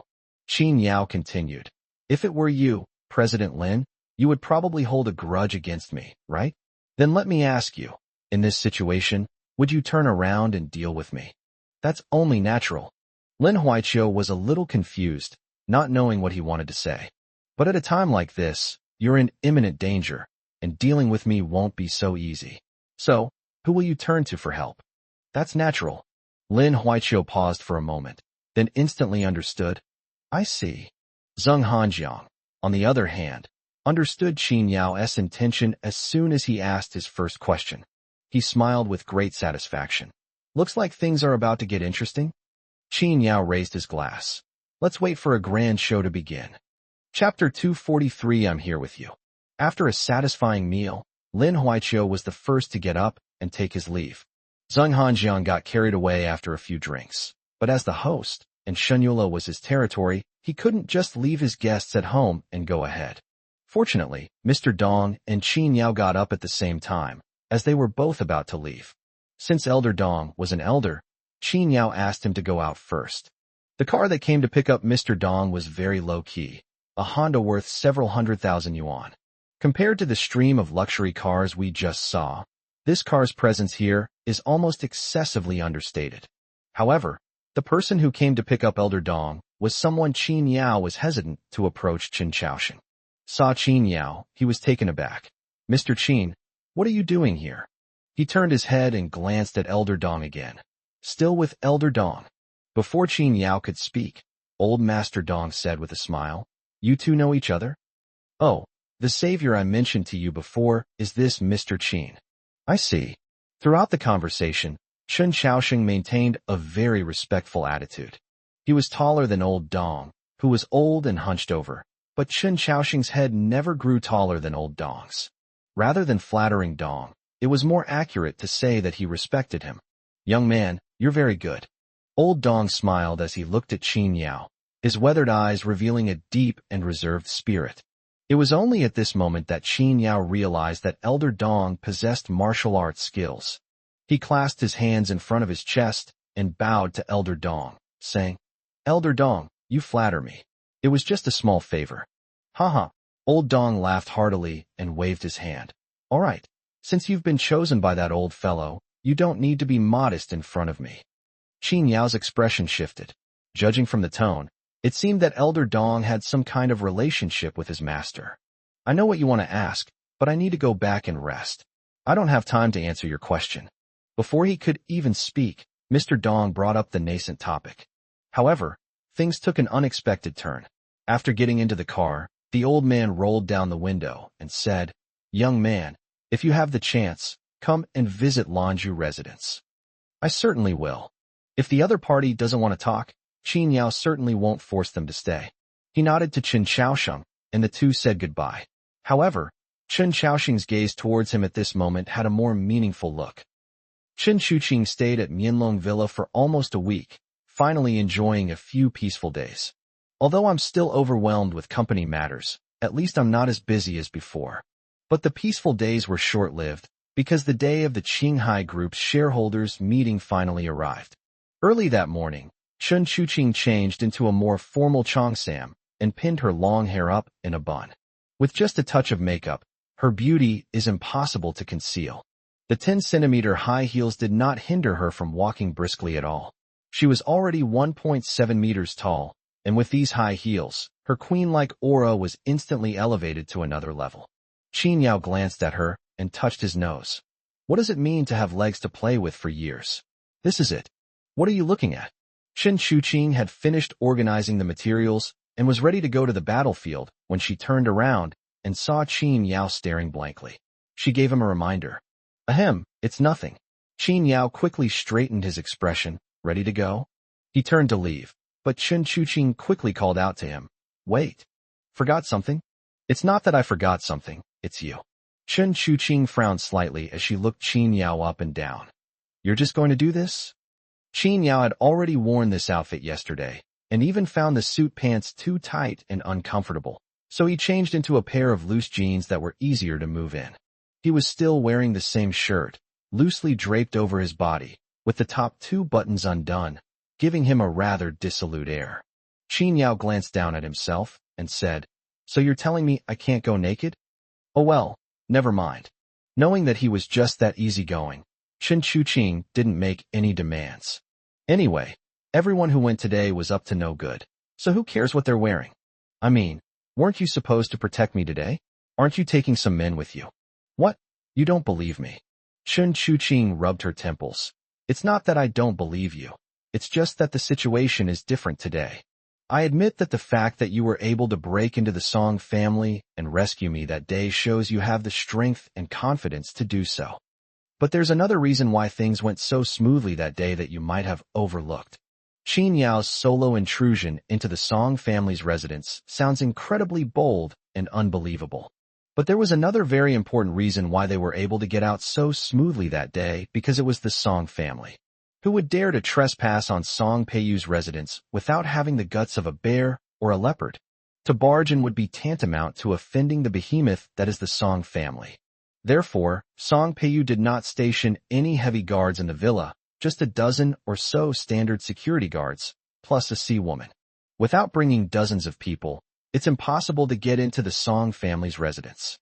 But if someone were to approach with dozens or even hundreds of people, they would probably be stopped before they were even 500 meters from the villa. No one took it seriously because Qin Yao went alone. Song Peiyu was also caught off guard. Otherwise, they wouldn't have left so easily that day. Today is different from that day. My mom knows I'll be going, and she should be able to guess that you'll be with me. Chen Shuqing explained. She might not do anything to us within the company, but once we leave Qinghai, she definitely has a backup plan waiting for us. After listening to her concerns, Qin Yao calmly nodded. Yes, I understand. I will be careful. After saying that, he started to walk out again. What did you pay attention to? Chen Shuqing was taken aback. I told you to bring more people with you. Since you can stay at Mianlong Manor, you must have a close relationship with Chen Chaosheng. Why don't you ask him to lend you some manpower? You're all alone. Are you really planning to protect me and fight your way out of the enemy ranks? Chen Shuqing was speechless. She thought that Qin Yao's insistence on following her meant that there was some kind of elaborate plan. It turns out it all came down to sheer stubbornness. Knowing full well that he was going to a den of wolves and tigers, how could he be so nonchalant? Who gave him the courage? Qin Yao was too lazy to explain to her. He put one hand in his pocket and raised the other to look at his watch. It's none of your business how I go, but if we don't leave now you'll be late. Today's board meeting was originally scheduled to impeach her. If I'm late for even that, wouldn't that give people more ammunition to criticize me? Seeing that he really didn't intend to bring anyone, Chen Shuqing could only sigh softly. Oh well, I can't rely on you for everything. Luckily, I made arrangements in advance. She had already arranged for Su Peipei to pick her up near the Qinghai Group building to ensure she could leave smoothly regardless of whether she won or lost today. Seeing her worried expression, Qin Yao turned around and said calmly, Let's go. I'll be with you in this dangerous place. Chapter 244, Who Says I Have Nothing? In order to avoid bringing the trouble to Chen Chaosheng, Chen Shuqing did not let Su Peipei come to Mianlong Villa to pick her up. After the two rode in the Chen family's car down the mountain, they took a taxi directly to the place they had arranged to meet Su Peipei. When they arrived, Su Peipei paced anxiously in front of a BMW 7 Series. Wang Lan was also there, sitting in the back seat, absent-mindedly playing with her newly done manicure. Logically speaking, as a martial artist, manicures should be a burden for her. After all, her job is to be a bodyguard. If she always has manicures, short skirts, and high heels, how can she protect her employer if something really happens? When she first started following Chen Chuqing, she was indeed like that, always careful and vigilant, strictly adhering to the rules of being a martial artist and bodyguard. After 2 years with Chen Chuqing, his wallet grew fatter, but he also witnessed too much of the glamorous world. This group of rich young ladies gathered together, with designer bags, jewelry, and men what isn't enviable. Compared to the life of a bodyguard, which is fraught with danger, she longed for a life of luxury. In other words, his tastes have become too picky, and he doesn't want to be Chen Chuqing's servant, but he can't live without the money she gives him, so he simply gave up. Knowing what day it was, Su Peipei was impatient. She turned her head and saw Wang Lan sitting leisurely in the back seat. Her smiling face immediately turned stern. Wang Lan, what are you doing? Miss is coming back soon. Can't you be a little more responsible? How can you be so lazy and slack? Wang Lan didn't even lift her eyelids when she heard this, carefully manicuring her nails with the small nail clipper. You said she was coming back, but she's not back yet, is she? Even if I'm nervous, what can I do? Will she be able to get here quickly? Will she be able to win the board meeting? She chose to end up like this herself, so what's the point of making me nervous? Upon hearing this, Su Peipei's expression became even more serious. Wang Lan, we are both employed by Miss Yu, and she has always treated us well. Now that she is in jail, even if you're just pretending, you have to pretend to be serious and responsible. She really couldn't understand why her mistress was keeping Wang Lan around when she could clearly see that Wang Lan was distracted. If you think that the young lady has lost her power and can't make money for you anymore, then you should get out of here as soon as possible and stop sitting here doing nothing. Bang! As soon as Su Peipei finished speaking, Wang Lan threw down the file, opened the car door, and got out. She was, after all, a martial artist, and her height alone made her half a head taller than the petite Su Peipei. With a taut face, he grabbed Su Peipei's chin and said, "Who do you think you are, daring to point fingers at me? Ms. Chen paid me my salary, so I can tolerate her scolding me. But you, a mere lackey, dare to lecture me? Believe me or not. What are you talking about?" Just as Wang Lan raised her hand, Chen Chuqing arrived. She and Qin Yao walked towards each other. From a distance, he appeared tall and handsome, while she was beautiful and well-proportioned, truly a model of a perfect couple. But in this situation, only 2 of them came, and it seemed they had taken a taxi, which made it seem rather desolate. Wang Lan glanced at Chen Chuqing out of the corner of her eye, then shoved Su Peipei aside, and greeted Chen Chuqing with a forced smile. "Oh, Miss is here. I hadn't seen you for so many days. I thought you weren't planning to show your face." Hearing her sarcastic tone, Chen Chuqing merely glanced at her before her gaze fell on Su Peipei, a smile playing on her lips. "Peipei, are you all right?" Ignoring her grievances, Su Peipei rushed over excitedly to see Chen Chuqing unharmed, nodding vigorously. "I'm all right, Mississippi. I'm relieved to see you safe and sound. But I've heard that many projects that required your personal signature have been put on hold since you left. The reason Madam is so eager to convene a board meeting is because every day these projects are put on hold, a large amount of cash evaporates. So I think they will use any means necessary to force you to hand over all your authority in Qinghai today. Are you really going?" Chen Chuqing had guessed this a few days ago, so she wasn't too surprised. If she wanted revenge, she could have taken this opportunity to go abroad. Besides the company's shares, Chun Li's remaining assets were enough for her to live comfortably for the rest of her life. But she has to come back. Of course, I can't just stand by and watch the business left by my parents change hands. Chen Chuqing said firmly. "Yeah, that's easy for you to say." Wang Lan leaned lazily against the car door and said in a sarcastic tone, "The entire Song family is on the other side. They've dug a pit and set a trap for you, and you still insist on going back. If you ask me, why are you dragging us into this risk with you? If we hand over our authority, Qinghai might be able to flourish under the Song family's leadership. You, a weak woman, are in charge of such a large company. Sooner or later, you're bound to fail. For Chen Chuqing, this is equivalent to an imminent major battle. With a formidable enemy at hand, Wang Lan's discouraging words immediately ignited Su Peipei's anger. Wang Lan, if you can't speak properly, then shut up. The board meeting hasn't even started yet. How do you know Miss is bound to lose? Wang Lan chuckled. Otherwise, do you think you can win? Seeing that Chen Shuqing was only smiling and not speaking, she forced a smile and explained, Miss, I'm doing this for your own good. Madam has the entire Song family backing her up, but what about you? You have nothing. Give up now, obediently apologize to Madam, and there might still be a chance for things to turn around. After all, you're her own daughter. Would she really harm you? What's wrong with being a proper rich girl and marrying the eldest son of the Hong family? If you obediently stay with the eldest son of the Hong family, he might even help you take back the company. Su Peipei was furious, fearing that Chen Shuqing would be discouraged by Wang Lan's words. Wang Lan, don't be so disheartened. Mrs. Ambition has never been to be just a pretty face. Everyone has witnessed her abilities. Miss will never compromise herself for personal gain. She understands Chen Shuqing.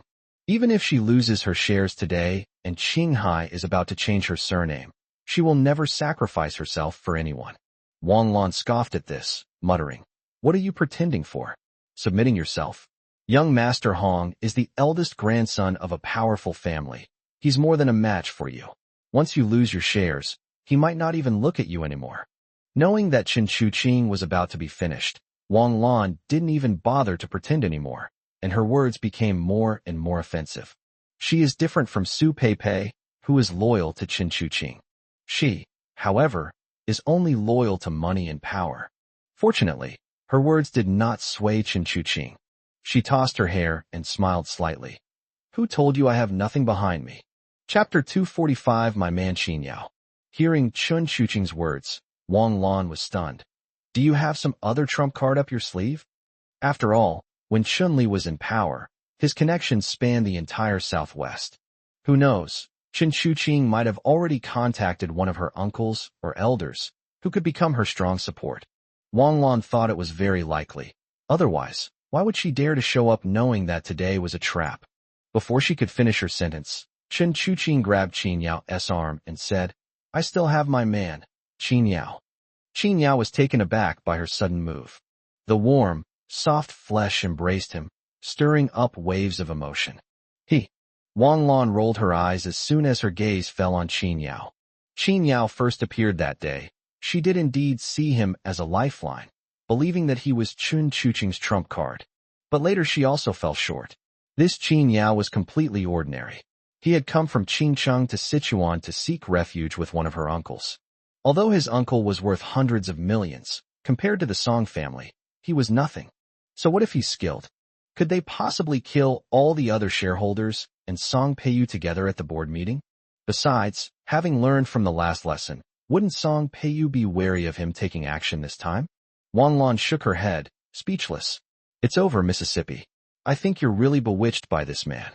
Don't you know what kind of occasion this is today? At the board meeting, with no money, no background, and no connections, do you expect him to use his fists to get things done? To put it bluntly, no matter how skilled he is, he can only work as a bodyguard at best. A lackey is a lackey, a worthless piece of trash. You actually expect him to be your backer? I think you're truly beyond saving. Being love-struck is truly terrifying. This Qin Yao looks like someone with no money or power. Otherwise, would he have let someone like Chen Shuqing take a taxi here? These past few days, the two of them might have been spending their days anxiously holed up in their cramped rented room. How could someone rely on someone like that? He's quite ill. Qin Yao with disdain and pointed her finger at his chest. Kid, I think you're naive and haven't seen much of the world. You probably think you found a powerful backer. But let me remind you, in this kind of feud between wealthy families, if Miss Chen loses, at most she will beg for forgiveness and admit her mistake. But for you, there is only one path, to be shattered to pieces. I advise you not to try to act tough when you're not. Get as far away from me as possible. I'm protecting the young lady today, so we don't need you. That kind of place is not for you. As she spoke, she actually tried to separate Qin Yao and Chen Shuqing. Seeing her impatient look, a cold glint flashed in Qin Yao's eyes. Judging from her tone, It seems she really doesn't want to go with Chen Chuqing. However, before he could even speak, Chen Chuqing simply brushed her hand away lightly. No need. You're the only bodyguard here today. Qin Yao went there as my boyfriend. You have no right to interfere. Her tone wasn't agitated, but her queenly aura was unleashed, her calm demeanor carrying a sharp edge, causing Wang Lan to reluctantly withdraw her hand. It's almost time, don't delay. Chen Chuqing took Qin Yao's arm and got into the back seat, then invited Su Peipei to sit with her. As for Wang Lan, she was placed at the front, which made it seem like her status was lower than Su Peipei's. All the way, she glared at Chen Chuqing through the rearview mirror, her teeth clenched. She was very dissatisfied that Chen Chuqing didn't listen to her.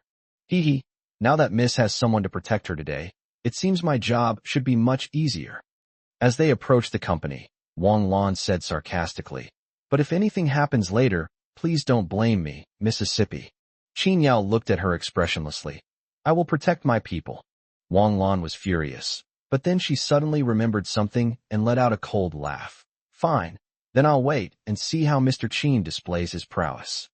Hearing her sarcastic tone, Qin Yao didn't bother to respond. He followed along simply to see what kind of opera the Song family was performing today. I was entrusted with this task, so I simply did my duty. But he didn't notice that when he said those words, Chen Chuqing's face turned slightly red, and she quickly turned to look out the window. In less than 10 minutes, the car stopped downstairs at the Qinghai Group building. Today, it wasn't just Chen Chuqing who was nervous. The entire atmosphere in Qinghai was exceptionally tense. Su Zongwei's uncle, Su Yongmin, is one of Qinghai's shareholders. Although it's only 5%, given Qinghai's size, this small 3% is enough for the Su family to enjoy wealth and prosperity. Moreover, Su Yongmin has other identities as well. At this moment, Su Zongwei stood behind Su Yongmin, massaging his shoulders with a mixture of eagerness and anxiety. Uncle, do you think we can really make it today? When it comes to choosing sides, if we choose the wrong camp, I won't be able to stay in Qinghai anymore. Su Yongmin leaned back on the sofa, closed his eyes to rest, and said calmly, what could possibly go wrong? She, Chen Chuqing, is just a woman in her early 20s, nothing more than a little girl. How could she possibly turn the tide? Besides, today the ones who are going to deal with her are her own mother and uncle. What can she possibly do to resist? That's true. Su Zongwei was amused. In fact, he had been quite dissatisfied with Chen Chuqing in the past. The main reason for the dissatisfaction is that a goddess like Chen Chuqing naturally has no shortage of suitors, and Su Zongwei was one of them. Needless to say, he was rejected, and rejected quite badly. If he were just a minor director, he certainly wouldn't have had the guts to pursue Chen Chuqing. However, relying on his status as Su Yongmin's nephew, he shamelessly pursued Chen Chuqing, only to be rejected by her in public. What angered him even more was that, on several occasions, Chen Chuqing hadn't even remembered his name. Moreover, at a company meeting, he was criticized for his lack of ability in front of the entire company. If he still doesn't achieve good results, she will still accept the offer even if he is Su Yongmin's nephew. This made Su Zongwei hold a grudge. You can reject me, but you can't humiliate me. Now that he knows Chen Chuqing is about to be overthrown, and may even be expelled from Qinghai, Su Zongwei feels that his opportunity has come. Before, your Chen Chuqing ignored me, but later, well, it's hard to say who's marrying up. Although he is still pursuing Zhao Karen, one is a beautiful woman and the other is a goddess. If Chen Chuqing is the choice, who would choose Zhao Karen? Su Zongwei rubbed his hands excitedly, as if his former goddess was now within his grasp. After today, I will be able to enter the upper echelons of Qinghai, and my net worth will double. By then, I will make Chen Chuqing regret what she did. Chapter 246 Dragon's Den and Tiger's Lair. As the main character today, Chen Chuqing's appearance is sure to cause a sensation. But Queen Shen remained composed, her demeanor elegant and dignified, as if she were not the one being impeached today, but merely attending a high society charity gala. After getting off the car, Qin Yao did not go inside with her. You go up first, I need to take care of something. Before Chen Chuqing could speak, Wang Lan gave a sarcastic sneer. It seems your backing isn't very reliable. You're already trying to run away now. Or have you finally realized that your status is incompatible with this kind of occasion? Chen Chuqing's eyes turned cold. It's not your place to speak here. Either shut up and come up with me, or get out of here. Now that things have come to this point, Chen Chuqing no longer needs to give her a friendly look. He gave a cold sneer, showing her no respect whatsoever. You're just a bodyguard I hired. You have no right to interfere in your boss's affairs. Get out of my way. Wang Lan didn't expect Chen Chuqing's attitude towards her to change so drastically, showing her such disrespect at the company gate. A flicker of resentment flashed in his eyes as he stunned himself, and he forced out a single word through gritted teeth. Yes. Then he stepped aside. Her gaze naturally didn't escape Qin Yao's notice. Qin Yao glanced at her, but didn't expose her. He turned to Chen Chuqing and nodded. Go up without worry. I'll be there soon. Everything will be resolved. Although Chen Chuqing knew that her chances of survival were slim, hearing these words at such a time still calmed her nerves. A strange sense of peace. I know. You can go ahead and take care of what you need to do. I'm going up now. Although she knew Qin Yao couldn't be of much help, she was certain that Qin Yao would never run away at the last minute. They hadn't known each other for long, but that was the feeling Qin Yao gave her. Pepe, let's go. Chen Chuqing raised her chin, her smile vanished, and she instantly transformed into a queen who was unapproachable. Su Peipei followed behind her, and Wang Lan followed closely behind. As the three women entered Qinghai Group, Qin Yao's figure quickly disappeared through the main entrance. Tada! The sound of high heels echoed in the Qinghai Hall. As soon as the elevator doors opened, a number of people were already standing in front of the conference room on the top floor, including Su Yongmin and Su Zongwei. As soon as Chen Chuqing appeared, all the shareholders and executives present immediately focused their attention on her. Despite not having seen her for many days, Chen Chuqing remained as charming as ever, showing no signs of dejection, which made many men present feel their hearts flutter. Su Zongwei felt his mouth go dry the moment he saw Chen Chuqing. Even just having had a woman like that once would be enough for a lifetime. Mr. Chen, it's been a long time. You still look as dashing as ever. Su Yongmin was the first to come forward and greet Chen Chuqing. He came up with his big belly, his smile full of flattery, but only he knew what he was really thinking. Chen Chuqing glanced at him and nodded politely. Mr. Su looks radiant today. It seems good news is on his mind. Hee, it's not exactly a good thing. Su Yongmin waved his hand dismissively, saying, it's just that water flows downhill and people strive for higher positions. As one of the shareholders, I also have to think about the company's interests. Don't you agree, President Chen? Although he didn't say it explicitly, his meaning was quite clear. In that case, Mr. Su and I have nothing more to talk about, right? After saying that, Chen Chuqing didn't give him any face at all and turned to walk inside.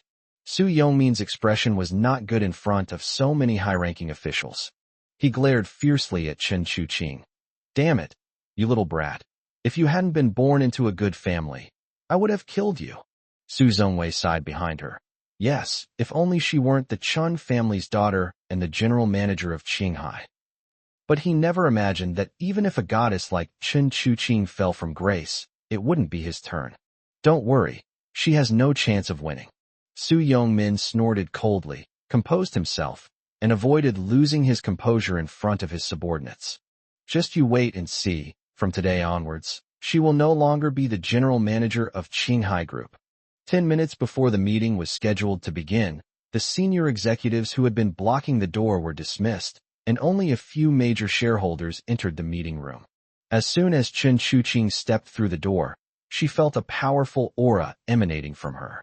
Looking up, she saw that the person sitting above her was not her mother, Song Peiyu, but her maternal grandmother, the old lady of the Song family Ran Fengxi.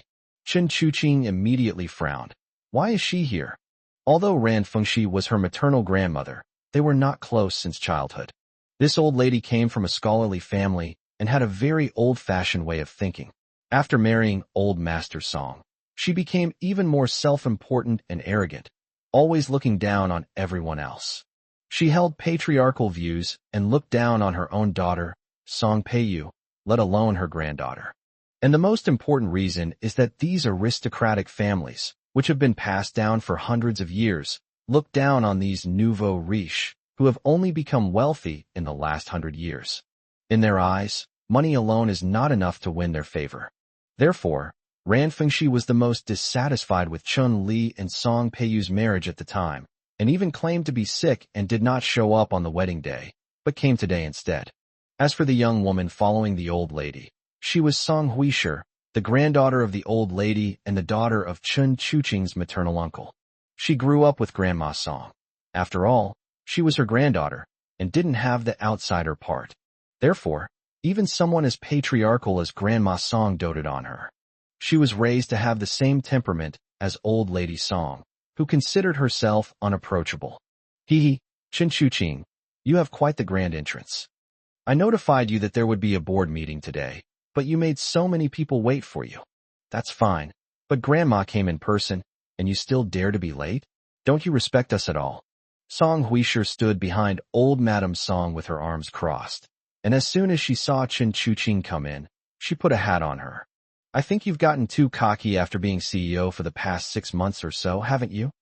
Ran Fengxi also lifted her droopy eyelids, snorted with her nostrils pointing to the sky, clearly disliking Chen Chuqing. Wang Lan, who was arrogant and domineering outside just moments ago, is now as docile as a kitten, keeping her head down and remaining silent. The board meeting was scheduled to start at 9 o'clock, and it's 8:50 now. How can you say we're late? Chen Chuqing raised her chin slightly and glanced at her lightly.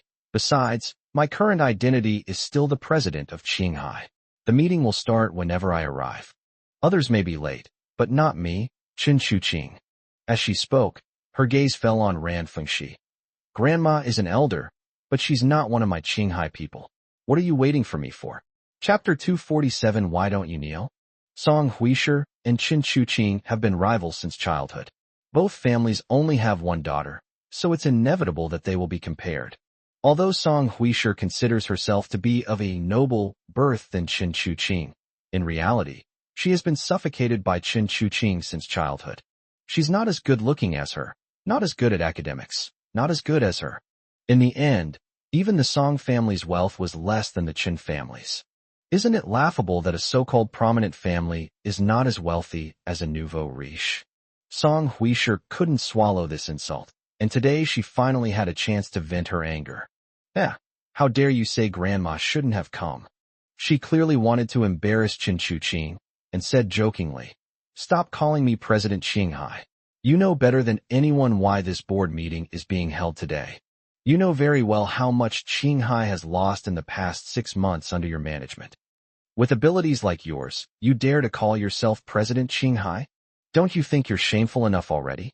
Besides Grandma Song, were her father, Chen Chuqing's eldest uncle, and Chen Chuqing's youngest uncle.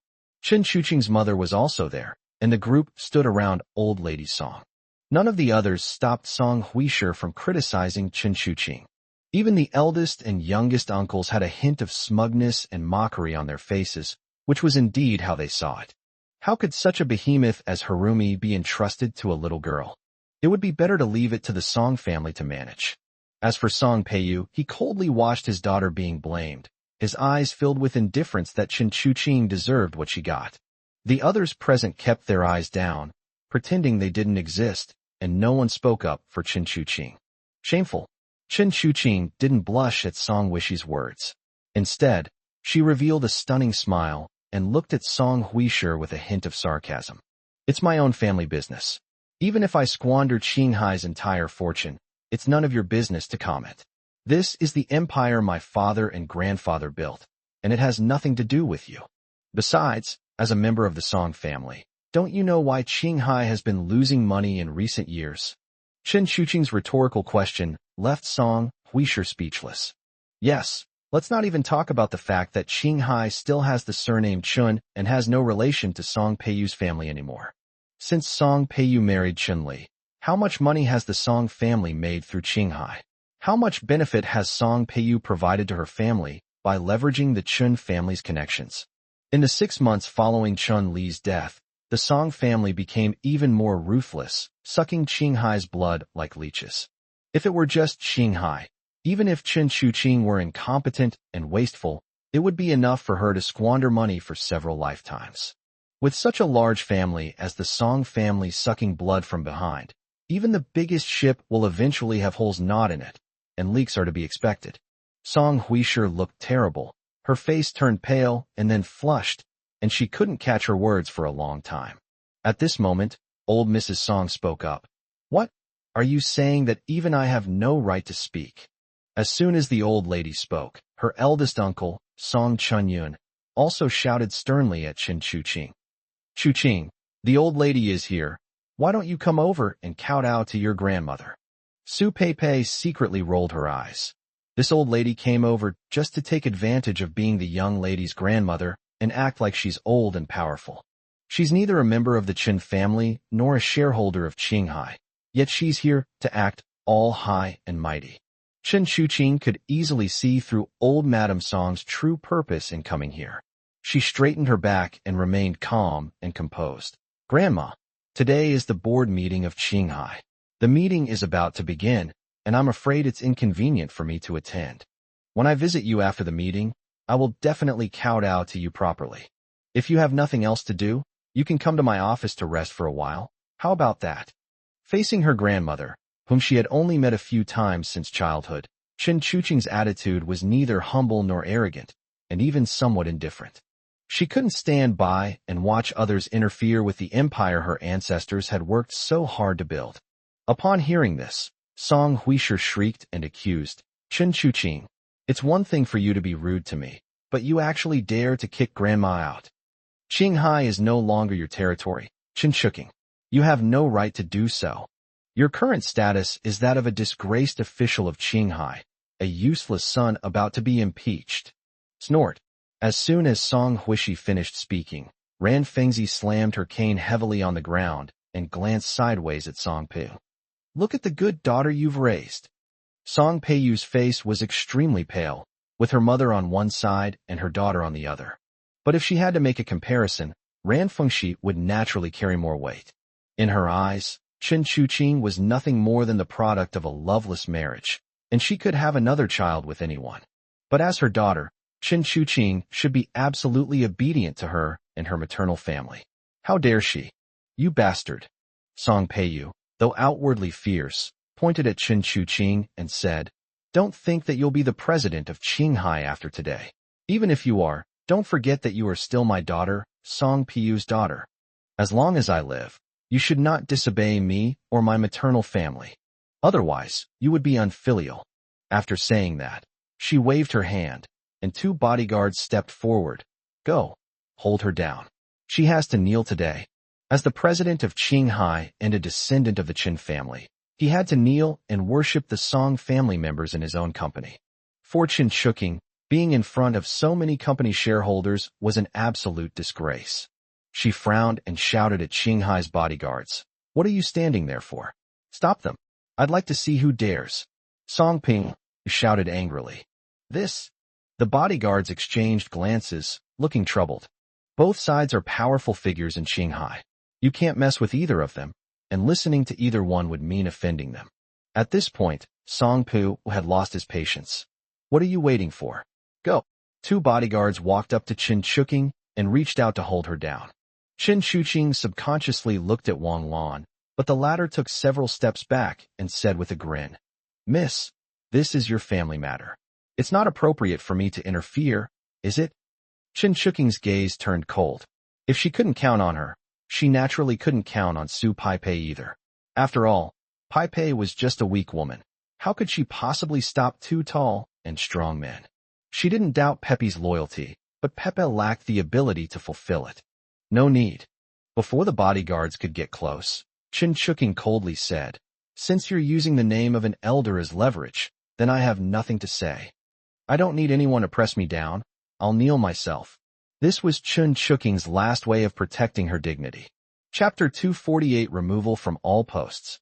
Seeing that Chen Chuqing was about to kneel down, Song Huishi was overjoyed.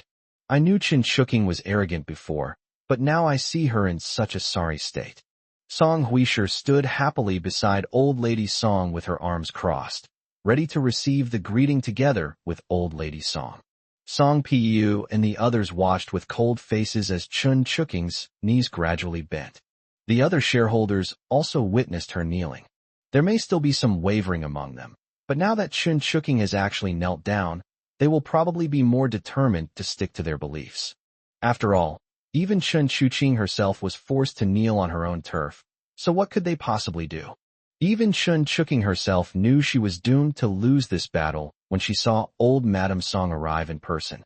It all comes down to finding a way to lose in a way that allows you to lose with some dignity. Just as she was about to kneel down, suppressing the humiliation in her heart, a hand suddenly helped her up. Mr. Chun, weren't we supposed to be in a meeting? What are you doing? Chen Shuking suddenly looked up. Qin Yao? Qin Yao's appearance caught everyone present off guard. They looked at it for a long time, but still couldn't figure out who this person was. But judging from his attire, which was unremarkable, he must be Chen Shuking's bodyguard. Song Huishi was furious that someone would interfere in her family affairs at this time. She said, "Who are you to dare to meddle in our family matters?"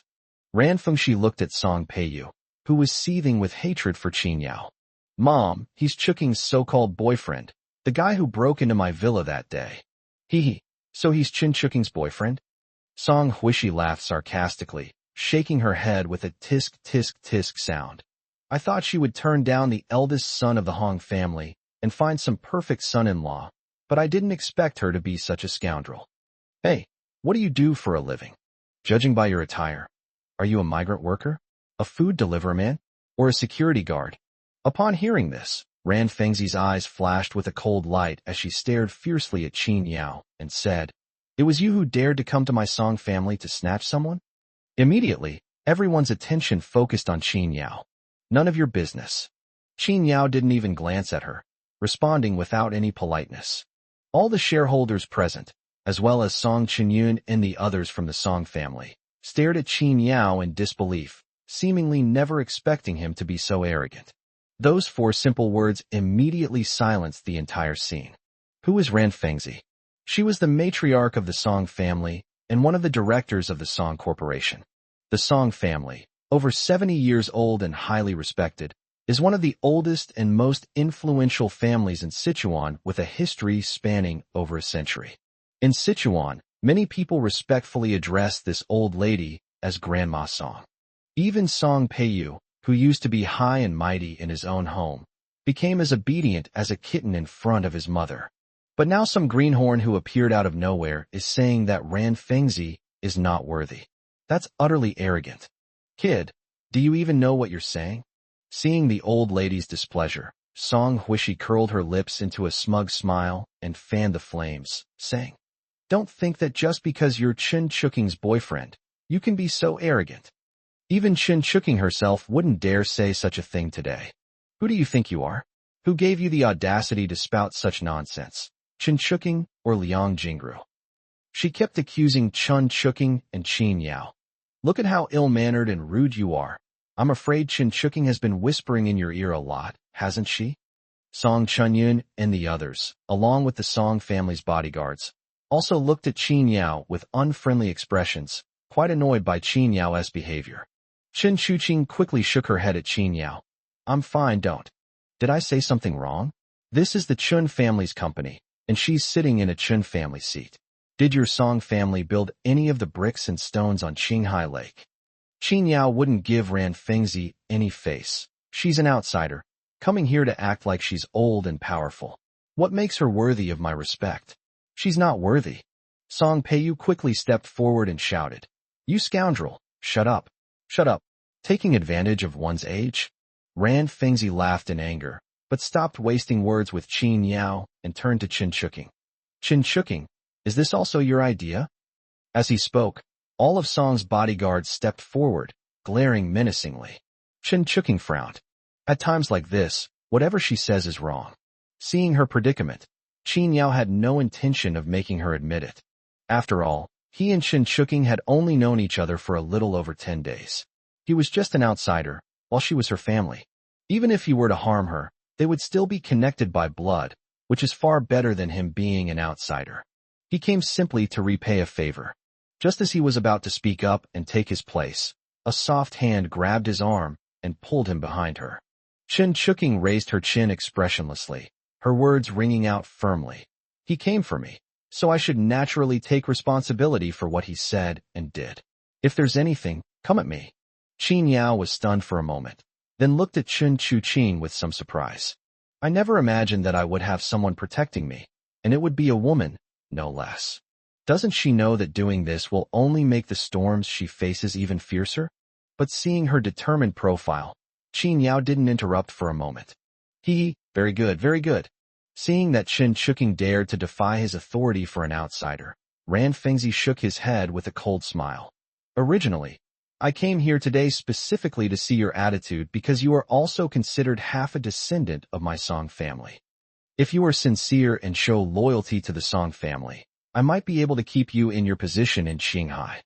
But looking at you now, disloyal and unfilial, betraying your own people, I won't give you any more chances. Piu, what are you standing there for? I want you to remove Chen Chuqing from all her positions in Qinghai. At Grandma Song's words, Song Piu immediately stood up. She looked down at Chen Chuqing and shook her head in disappointment. Chuqing, you are my daughter, but your current performance is really disappointing. With your abilities, you should just get married and have children. The position of president is not suitable for you. After speaking, she glanced at the remaining shareholders. These 4 people together hold exactly 20% of the shares. As long as they stand with Song Piu will hold as much as 45% of the shares, directly crushing Chen Chuqing by half. Removing her from her position is absolutely no problem. Chen Chuqing's hand trembled. She hadn't counted on anyone else, but her gaze fell on a man in his 40s or 50s in the corner. Uncle Qian, you. The man gave her a deep look and sighed. Chuqing, your mother is right. This position is indeed not suitable for you. I agree to be dismissed. Chapter 249, You Have No Choice. The middle-aged man, whom Chen Chuqing called Uncle Qian, sighed and avoided her gaze. Starting with him, the other shareholders gradually expressed their opinions as well. Su Yangmin was the most enthusiastic, arms crossed, with a forced smile. The position of president should be held by the most capable person. The losses Qinghai has suffered over the past 6 months are obvious to everyone, so I don't need to say anything more, right? I believe the public has discerning eyes. Since Miss Chun is unworthy of her position, she should indeed step down. What do you think? The remaining 2 shareholders exchanged glances and finally nodded in agreement. We agree to remove Ms. Chun from her position as president. The position of president should indeed be held by someone with the ability. All of this was within Chen Chuqing's expectations. She hadn't had much hope to begin with, so she couldn't say she was disappointed. She smiled slightly, a rather melancholic smile, but said nothing. Seeing this, Su Paipei couldn't hold back any longer and stood up to defend her. You lot, after all the good treatment you received from old Mr. Chun and Mr. Chun, is this how you repay the Chen family? Su Yangmin's eyes flashed with displeasure. What do you know, you little brat? This is no place for you to interrupt. Su Paipei spat. Even a little girl like me can see what's been causing Qinghai's losses over the past 6 months. It's all because Madam keeps using Qinghai's resources to elevate the Song family status and to bring business to the Song family through Qinghai's channels, which has led to Qinghai's losses. And in the 6 months since President Qin took office, how much of the losses caused by the Song family has he turned the tide and made up for? If she is considered unworthy of her position, then the Song family, those bloodsuckers, are even less worthy of touching my Qinghai. Upon hearing Su Paipei's words, Qin Yao's eyes lit up. I never expected this cute and innocent-looking secretary to have such courage. Not only did he protect his master with his life in the Song family villa before, but now he is the only one who dares to stand up and expose the Song family's facade. In this respect alone, Chen Chuqing was right about him. You lowly servant, how dare you point fingers at my Song family? You're courting death.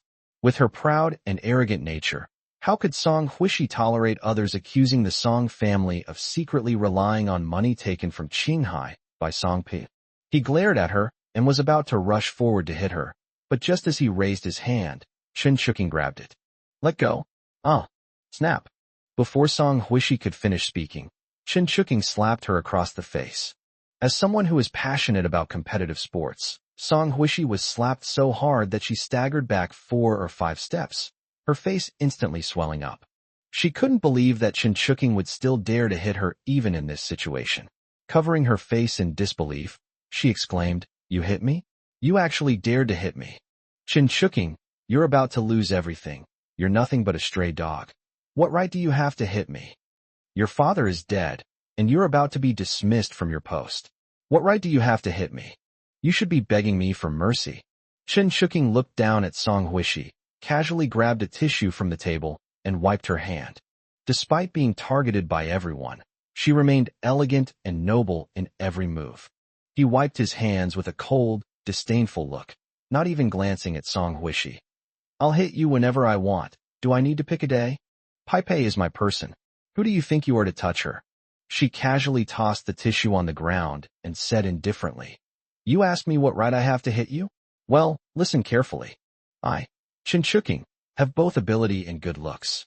Even without Xinghai, I can make a name for myself wherever I go.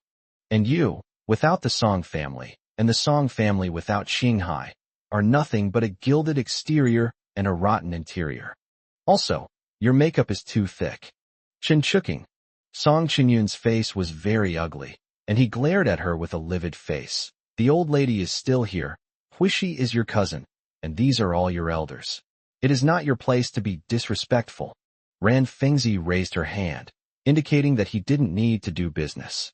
Those cloudy eyes fell on Chen Shuking, and he said in a low voice, "Boss, don't forget our identity. In this kind of situation, the Song family should not get angry with a junior." She glanced at Song Piu sideways and said, "Let's finish the handover first. As for Chen Shuking, her father is dead, and she is indeed lacking in discipline. Since we are her maternal family, she should return to live with the Song family in the future. I'll take her back later, and I'll personally teach her what manners are." Upon hearing that the old lady was going to take Chen Shuking back to the Song family, Song Huishi's angry face revealed a hint of schadenfreude. Who doesn't know that the old lady dislikes Chen Shuking? Moreover, she is an extremely demanding person. Once Chen Shuking returns to the Song family, it will be like going to prison. She'll have a hard time. Then I'll slowly work my magic on her. Having received the old lady's order, Song Ping nodded obediently and then walked up to Chen Shuking. "Shuking, all the shareholders are here today. The shares we hold combined far exceed yours. What else do you have to say?" The look in her eyes was full of disappointment and frustration. They could have just obediently handed over their shares at home. Why did they have to make such a scene? Isn't this embarrassing for her? Chen Shuking looked coldly at the woman in front of her, her tone neither warm nor cold. "You said it yourself. All 4 major shareholders are present, so naturally I can't compete with you in terms of the shares I hold. I have lost. I will offer up the position of CEO with both hands. However, I will not go to the Song family's place. Why don't you go back?" Song Huishi was very excited, but realizing she had been too obvious, she quickly restrained herself. "You are my aunt's daughter, so you are considered a member of the Song family. Grandma has already told you to return to the Song family. Do you dare to disobey? If Chen Shuking doesn't go back, how can I continue to treat her like this? Absolutely not. We must bring her back to the Song family today." "Hui sure is right," Song Ping said arrogantly and seriously. "You are my daughter, so naturally you should listen to me. If you don't come back with me, then..." As she spoke, she glanced at Qin Yao with disdain. "Are you really going to degenerate like this?" These people spoke in a grand and respectable manner, but who didn't know that they wanted to keep Chen Shuking to fulfill her marriage agreement with the Hong family? Hong Jintao has made it clear that he will marry no one but Chen Shuking. So how could the Song family miss this good opportunity to join forces with the Hong family? Besides, Chen Shuking still owns 25% of Qinghai's shares. Do you think they'll just watch her live such a carefree life? To put it bluntly, they wanted to squeeze every last bit of value out of Chen Shuqing. Chen Shuqing knew perfectly well what was going on and shook her head. "I'm an adult now, and besides, my surname is Chun, so I won't go back to the Song family." Song Piu snorted softly. "That's not up to you." Chapter 250, Get Out or Wait to Die. Song Ping shouted sternly, and a number of bodyguards in black rushed in from outside the door. At the same time, a one-eyed old man with a hooked nose walked in from outside the door. The moment he entered the room, the atmosphere in the entire conference room suddenly dropped. Despite his hunched back and ugly appearance, he attracted everyone's attention the moment he appeared. Those present were all quite knowledgeable. The moment the old man appeared, they knew he was no ordinary person. Wang Lan, who was hiding in the corner like a turtle, looked at him with fear, just like a mouse seeing a cat. He is a Xianjing. The aura the old man exuded definitely reached the Xian realm, but it was impossible to know exactly where he was in that realm. At the very least, it's not something someone like her from Huangjing can see. A single minor realm difference is enough to crush a person, let alone the fact that there is a whole major realm difference between them. Qin Yao with an arrogant expression and said, "Today, I'm taking her away. Can you stop me?" Upon seeing the old man, Chen Shuking's gaze immediately sharpened. Jiang Suliu, Sichuan Martial Alliance. The old man gave Chen Shuking a sarcastic look, and when he spoke, he had a hoarse voice. "I haven't left my seclusion for 3 years, and I never expected to be recognized. No wonder you are Chun Li's daughter." The presence of the Sichuan Martial Arts Alliance members here signifies that the Hong family has officially intervened in the affairs of the Chun and Song families. Chen Shuking had no idea that what she thought was just a power struggle within the family was actually a conflict between her and her mother. No matter what, they're still family.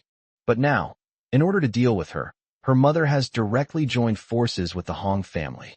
Song Peiyu smiled nonchalantly.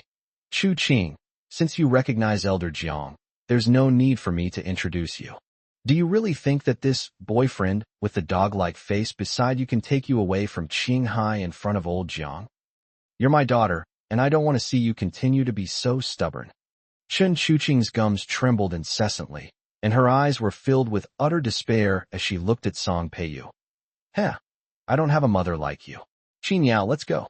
Regardless of whether she can escape or not, she's going to give it her all. If she is really taken away today, then she will only have 2 paths in the future.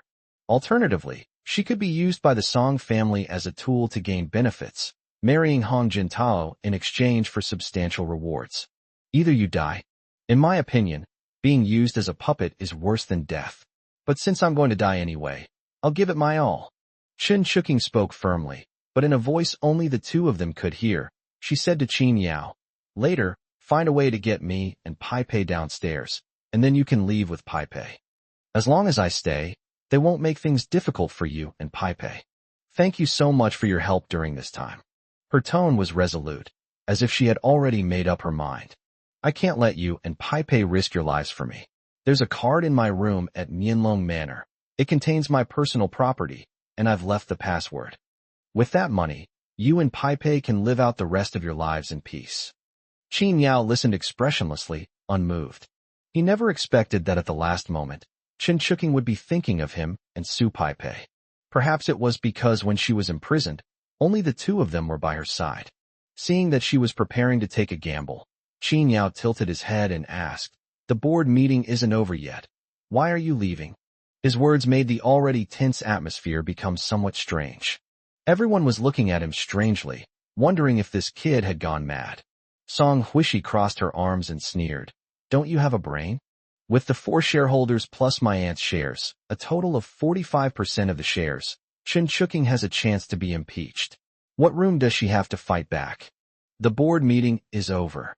For Chen Shuking, there was no turning back in this battle. Now all that's left is to go through the formalities. She has no more bargaining chips left.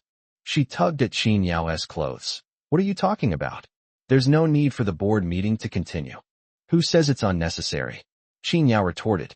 Chen Shuking was taken aback. "What do you mean?" Song Peiyu frowned and looked at Qin Yao. Her right eyelid twitched, making her very uncomfortable. "Kid, don't you understand? Chen Shuking has already lost. You won't be able to get any support if you stay any longer. If I were you, I would shut up and get lost. In that case, maybe I can let you off the hook." In her opinion, Qin Yao said that because he didn't expect Chen Shuking to be taken away. He was naturally resentful that he had lost his sugar daddy. However, this kid's skills are indeed strange. Even Haipa was powerless against him. We should be cautious and not make a move yet. At the very least, we won't do it here. We can deal with him slowly later when we have more time. Qin Yao completely ignored her and instead counted on his fingers at Chen Chuqing. You have 25%, and they have a combined 45%, so that's only 70%. There's still one shareholder holding 30% who hasn't spoken out. On what grounds can you say the board meeting has ended? These words caused another uproar in the room, with everyone discussing the matter. We don't even know where those 30% of shares are. How can we express our opinion? Hee. Old Chen left it for the young master. It's a pity. The young master hasn't been seen for so many years, he can't possibly come out and make a statement. Qin Yao with a stern face, as if watching a clown performance. Oh? Fine. Since you put it that way, then tell me where that shareholder who holds 30% is, and have him come out and give me his opinion. Sure. Qin Yao said calmly, pointing a finger at his face. I am the shareholder who holds 30% of Qinghai's shares. After he finished speaking, everyone present laughed. Song Huishi, in particular, laughed the loudest, her voice exceptionally sharp and shrill, as if she had heard some incredible joke. What did he say? He's that shareholder. Ha ha ha. Chen Chuqing, you'd better check on your wild man. Is he scared out of his wits? A penniless wretch who crawled out of some backwater dares to claim he owns shares in Qinghai. That's absolutely hilarious. Song Ping shook his head speechlessly.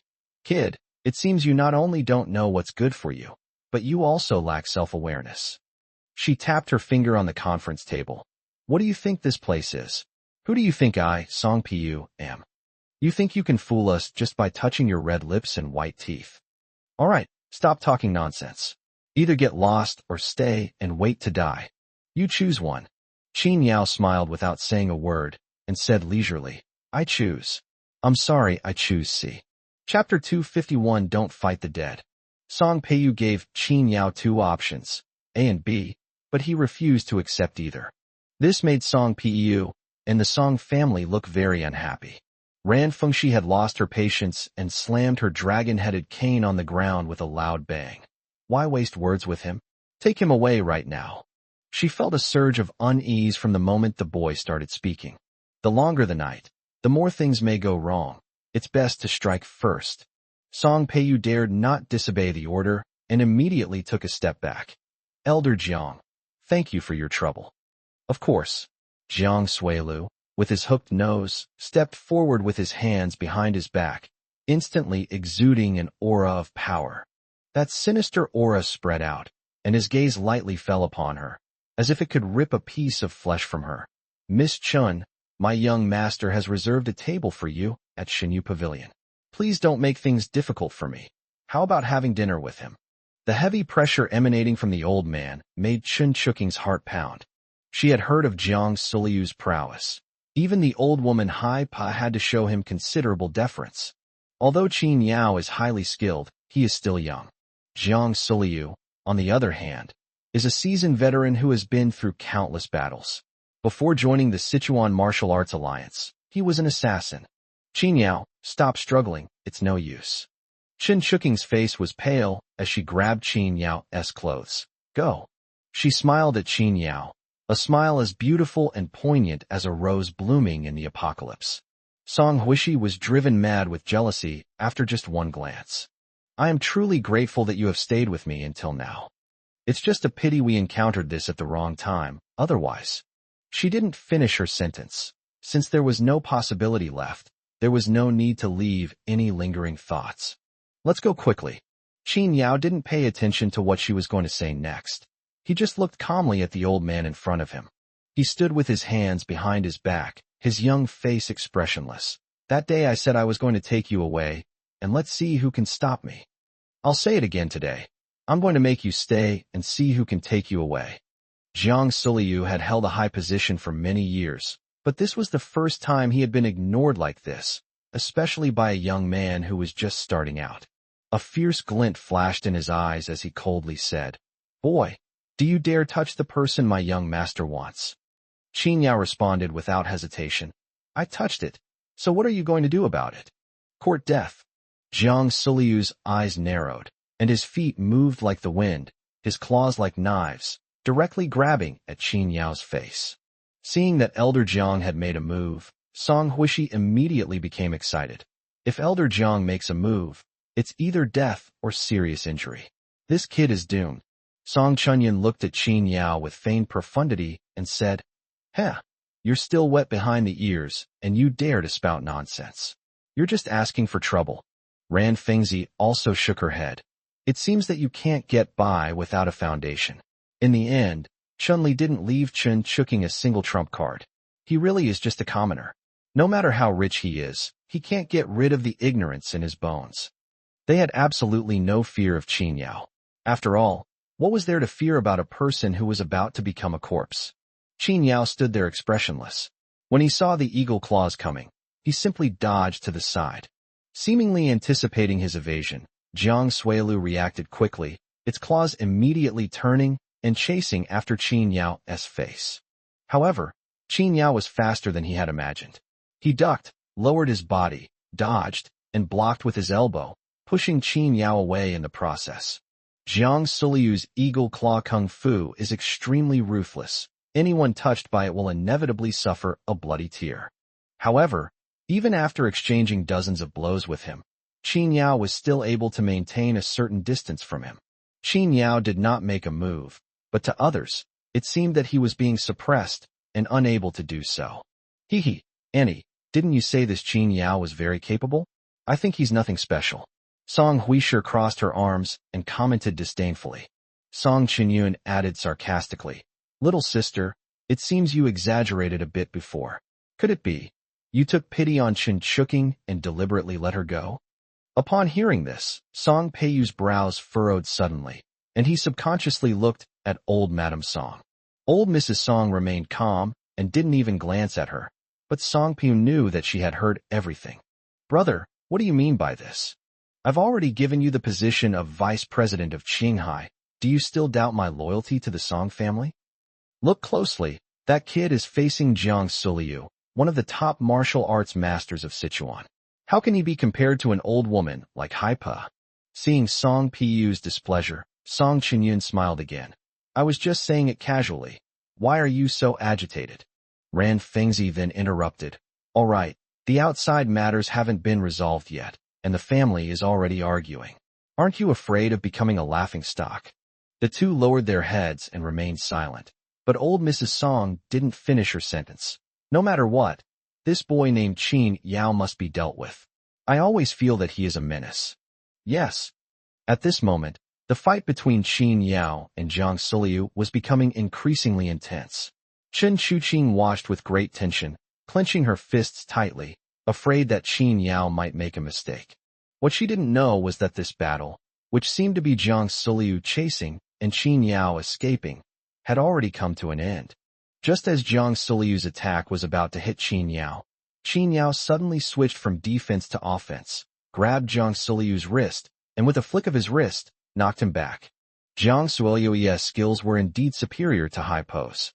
Although he retreated repeatedly after the first strike, he quickly regained his footing and was ready to attack again. "Do you know why I didn't fight back just now?" Qin Yao's indifferent words made Jiang Suliu pause, and he subconsciously asked, "Why?" As the person directly involved, Jiang Suliu knows best. Reason Qin Yao had been dodging was because he had no intention of attacking at all. He was very annoyed that they could handle things so easily by only avoiding attacks and not attacking. Even with his high level of cultivation, he is getting old. Qin Yao's movements were slippery, but his stamina was much greater than his own. If this continues, Jiang Suliu will collapse from exhaustion before he even touches him. What kind of hero hides and dodges? If you're still a man, fight me fair and square. Because I don't want to fight a dead man. Qin Yao spoke, glancing at Jiang Suilu with a nonchalant air.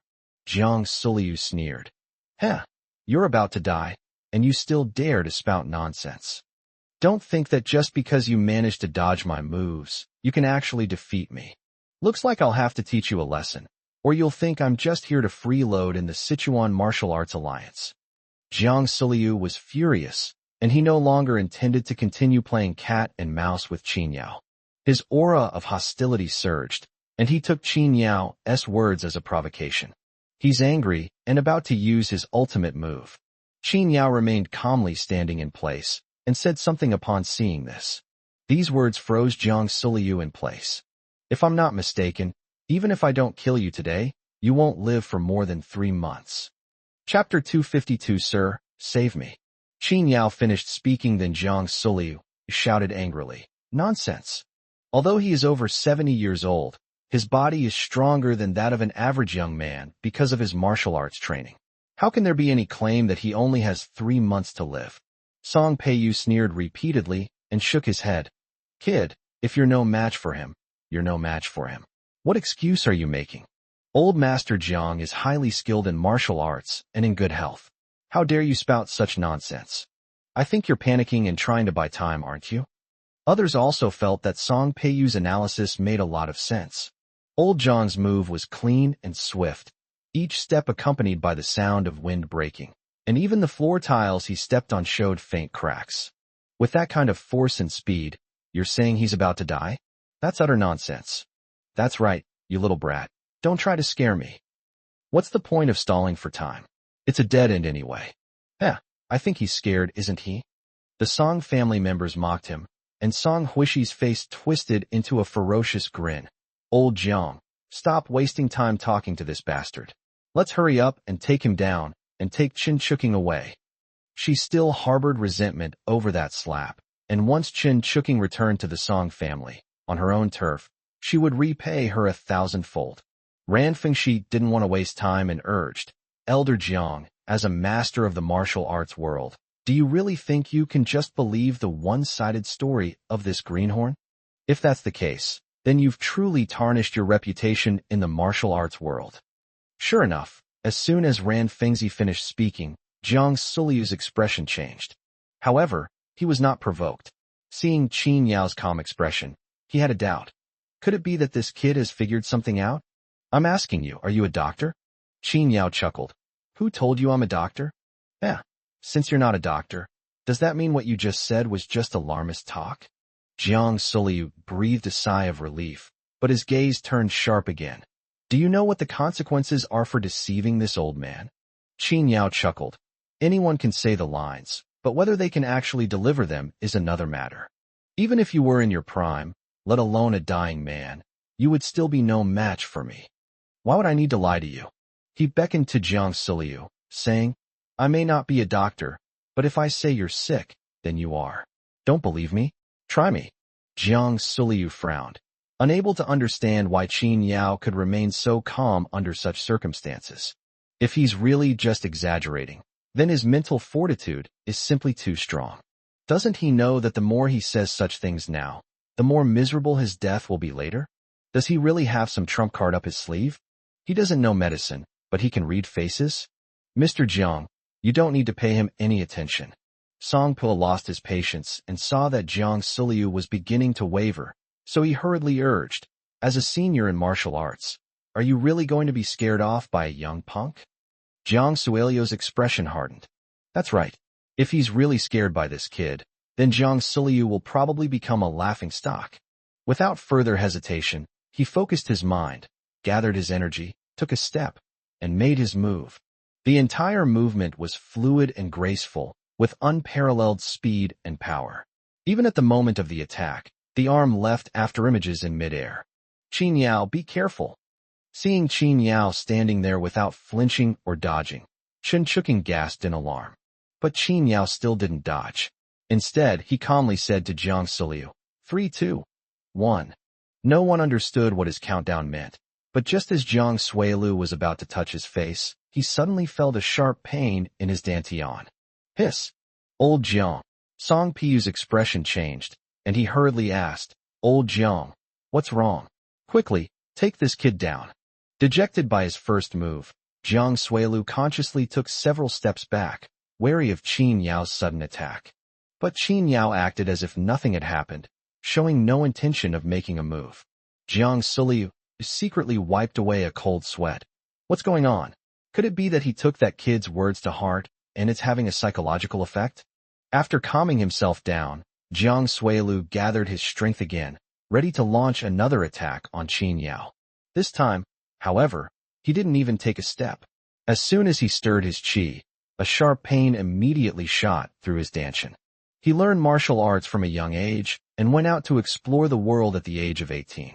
What kind of bloody storms hasn't he experienced? On several occasions, he nearly died from the blade.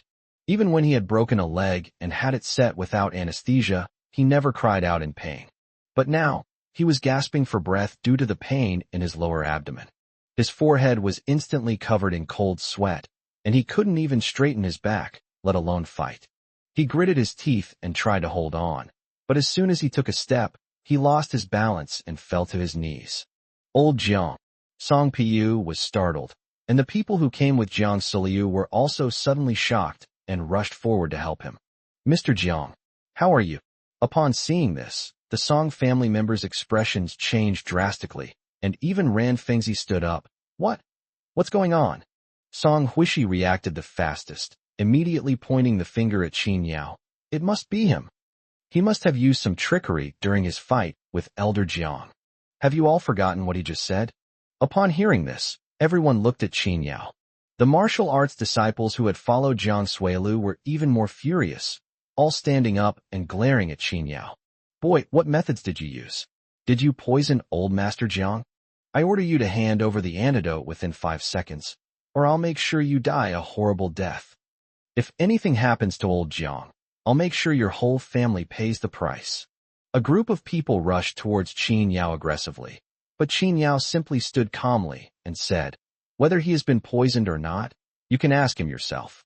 Everyone looked at Jiang Suliu, who had already stood up with the help of others. He discovered that as long as he didn't circulate his qi, the pain wouldn't occur. Once you lose your breath, excruciating pain will immediately spread throughout your body. That's not all. The moment the pain hits, all the energy in his body is drained, leaving him feeling incredibly weak. At that moment, he finally realized something was wrong, and asked Qin Yao, his face pale, do you know what's going on? He could clearly sense that he was not poisoned. Qin Yao hadn't made a move earlier, so if he had used any tricks, they definitely wouldn't have escaped his notice. Connecting this to Qin Yao's earlier words, he felt a chill run down his spine. This kid definitely knows something. Qin Yao stood with his hands behind his back. In response to Jiang Suilio's question, he asked in return, if I'm not mistaken, you're practicing the 9 Gates Poison Dragon Claw, right? Jiang Suliu was startled and narrowed his eyes. You actually saw that? Hee. As I said, although I'm not a doctor, I can not only see through your techniques, I can also see. Qin Yao narrowed his eyes and replied in a low voice. You've shown your dead face. Chapter 253. Why did I save you? You're talking nonsense. Song Huishi was the first to stand up and interrupt Qin Yao. Old Jiang, don't listen to him. He must have used some trickery to deceive you. I think you should just give the order and have the disciples of the Martial Alliance capture this scoundrel and take him back to the Martial Alliance to be dealt with slowly. We don't have to worry about him not telling the truth. Fearing that Jiang Suliu would believe Qin Yao, she quickly advised, perhaps he gave you some colorless and odorless poison when you were fighting just now, but you just didn't notice. You absolutely must not believe the words of such a despicable person. If Chun Chuking isn't brought back, how will she get her revenge? Unexpectedly, as soon as she finished speaking, Jiang Suliu suddenly turned around, his sinister eyes fixed on her. That look, just one glance from him, sent shivers down her spine and made her feel as if something was stuck in her throat. That's terrifying. Are you saying that I'm so old and blind that I don't even know if I've been poisoned? Jiang Suliu's eyes turned sinister as he stared at Song Huishi. Why don't you try and see if this old man is really getting old? Song Huishi was startled. Her legs went weak, and she almost fell to the ground. Ran Fengzi glared at her, and Song Qinyun quickly pulled her behind her, saying, Shut up. This is no place for you to talk. I'm sorry, Mr. Jiang. My daughter was ignorant and spoke in a way that offended you. Please don't take it to heart. She was just worried that you would be harmed by a villain. Heh, Jiang Suliu sneered. Since she's so immature, she shouldn't be brought out to this kind of occasion. She's over 20 and still so immature. President Song should take her to get her head checked out. If all else fails, having a third child while she's still young wouldn't hurt. Jiang Suliu's words made Song Huishi tremble with anger, but she dared not refute them. The Song family has not yet fully taken control of Qinghai, and they have long lost the glory of 100 years ago, being completely overshadowed by the Hong family in every aspect. The Sichuan Martial Arts Alliance is now a member of the Hong family, and Jiang Suliu, a leading member, is treated as an honored guest even by the Song family. Today, it seems that Jiang Suliu brought people to make a show of things, but in reality, the Song family couldn't find anyone and could only ask the Hong family to send someone to help. So even though it was humiliating, she could only swallow it and vent all her anger on Chen Chuqing and that bastard Qin Yao. Seeing that she had shut her mouth, Jiang Suilu turned his head and spoke in a much gentler tone than before. Sir, you said you could see the abnormality in my body. May I ask what the reason is? Jiang Suliu is quite adaptable. Just moments ago he was ready to attack Qin Yao, but now he can ask him in a humble tone. Considering your age, I might as well tell you.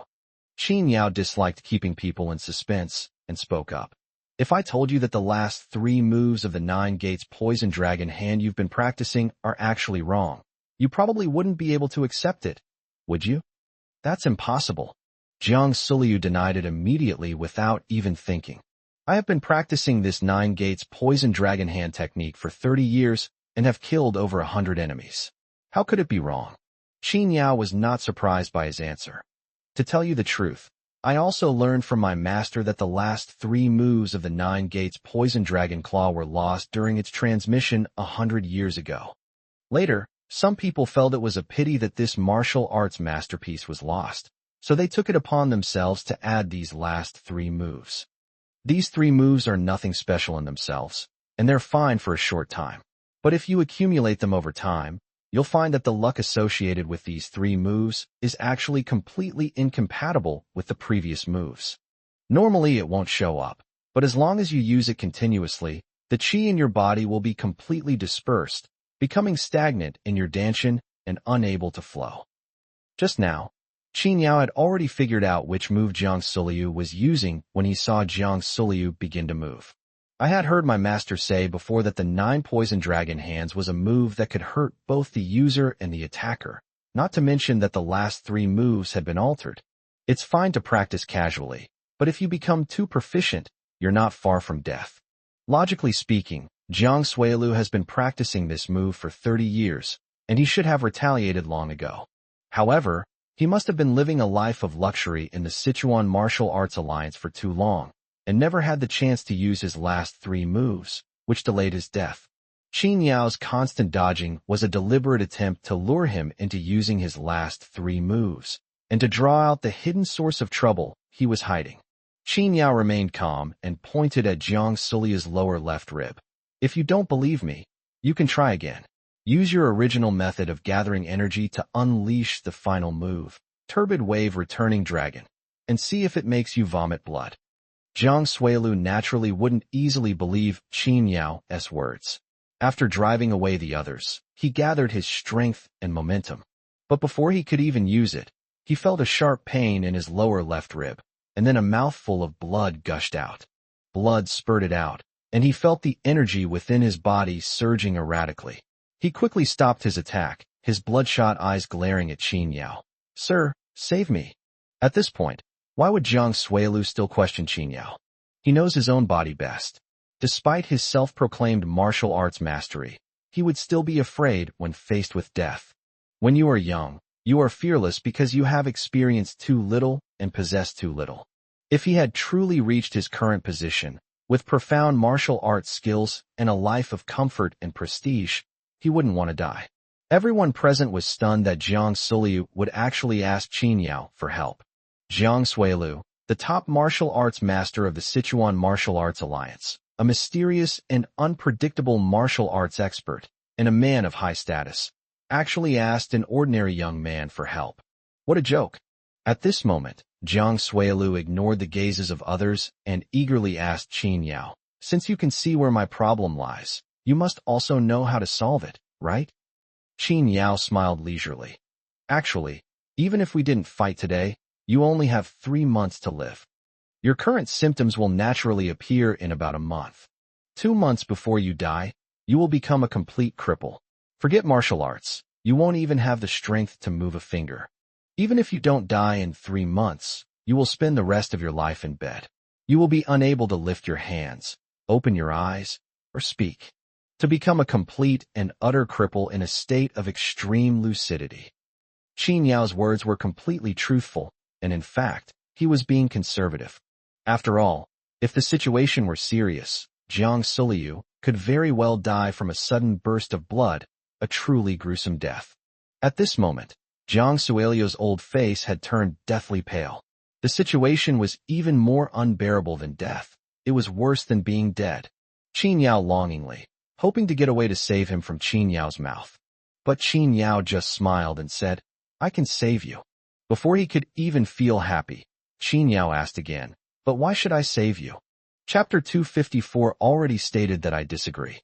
Upon hearing Qin Yao's words, Jiang Suilu replied without hesitation, "As long as you can save me from this predicament, I'm willing to pay any price. Just name your price, sir, and I, Jiang Suilu, will never haggle. I'll offer it with both hands." The conversation between the two left everyone else present looking at each other in bewilderment.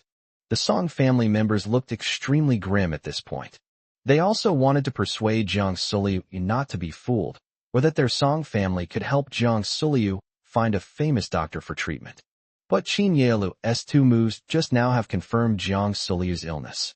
If the person they find in the end cannot cure Jiang Suilu, it may provoke a fierce retaliation from the Sichuan Martial Alliance. They cannot bear this responsibility, nor dare they make such grand pronouncements. Unlike them, Chen Chuking finally felt relieved.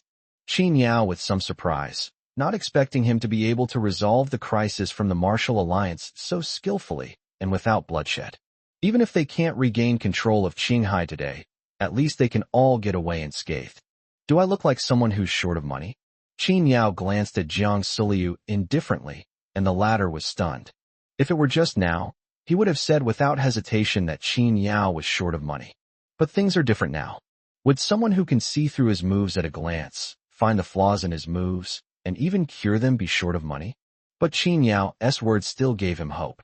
He didn't refuse outright, but instead asked why he should be saved, which indirectly showed that Qin Yao had a way. Jiang Suliu was a smart man, and immediately made his position clear.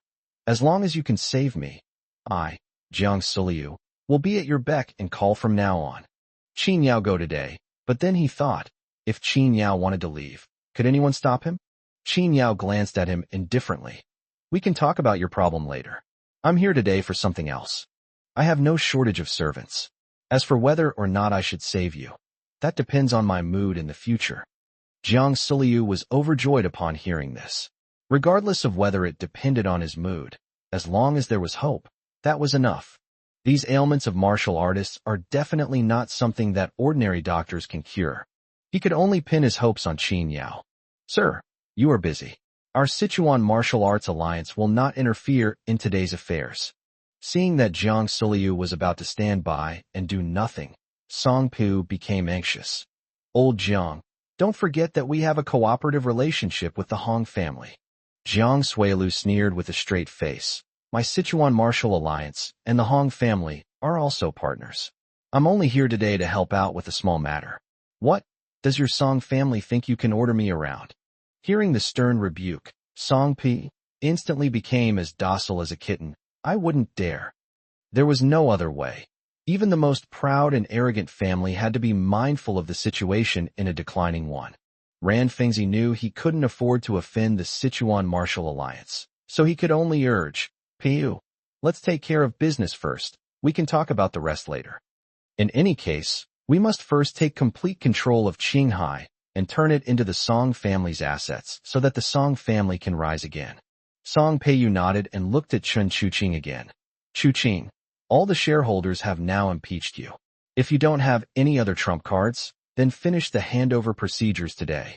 For Chen Chuqing, being spared from being taken away was already a stroke of good luck amidst misfortune, and she didn't ask for anything more. She was about to agree when Qin Yao stopped her. I already said that I do not agree to the impeachment. Song Peiyu's eyes narrowed. Boy, just because old Jiang let you go doesn't mean I, Song Peiyu, can tolerate you. You should feel lucky to have escaped with your life today. If you spout any more nonsense, be prepared to face the wrath of the Song family. If dealing with the Sichuan Martial Arts Alliance is no good, how about dealing with a brat like you? She's had enough of his repeated misdeeds and humiliation. Qin Yao shrugged. What? As one of Qinghai's shareholders, I have no say. This time, Song Peiyu laughed in exasperation and nodded repeatedly. You say you're a shareholder of Qinghai, right? Fine. Come here, let me see your share certificate. If you can produce it today, I'll give up the CEO position without hesitation. But if you can't produce it, you might as well get the hell out of here.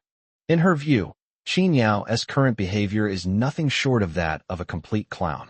The situation is already settled, yet he's still jumping up and down in frustration. It's truly pathetic and laughable. Su Yongmin and the others looked at Qin Yao as if he were a joke. He might stumble upon success in martial arts by sheer luck, but in the business world, he's not so lucky. Qin Yao didn't reply immediately, but instead glanced at the time. We should be arriving soon. Song Peiyu asked instinctively. What should we be here by now? Knock, knock, knock.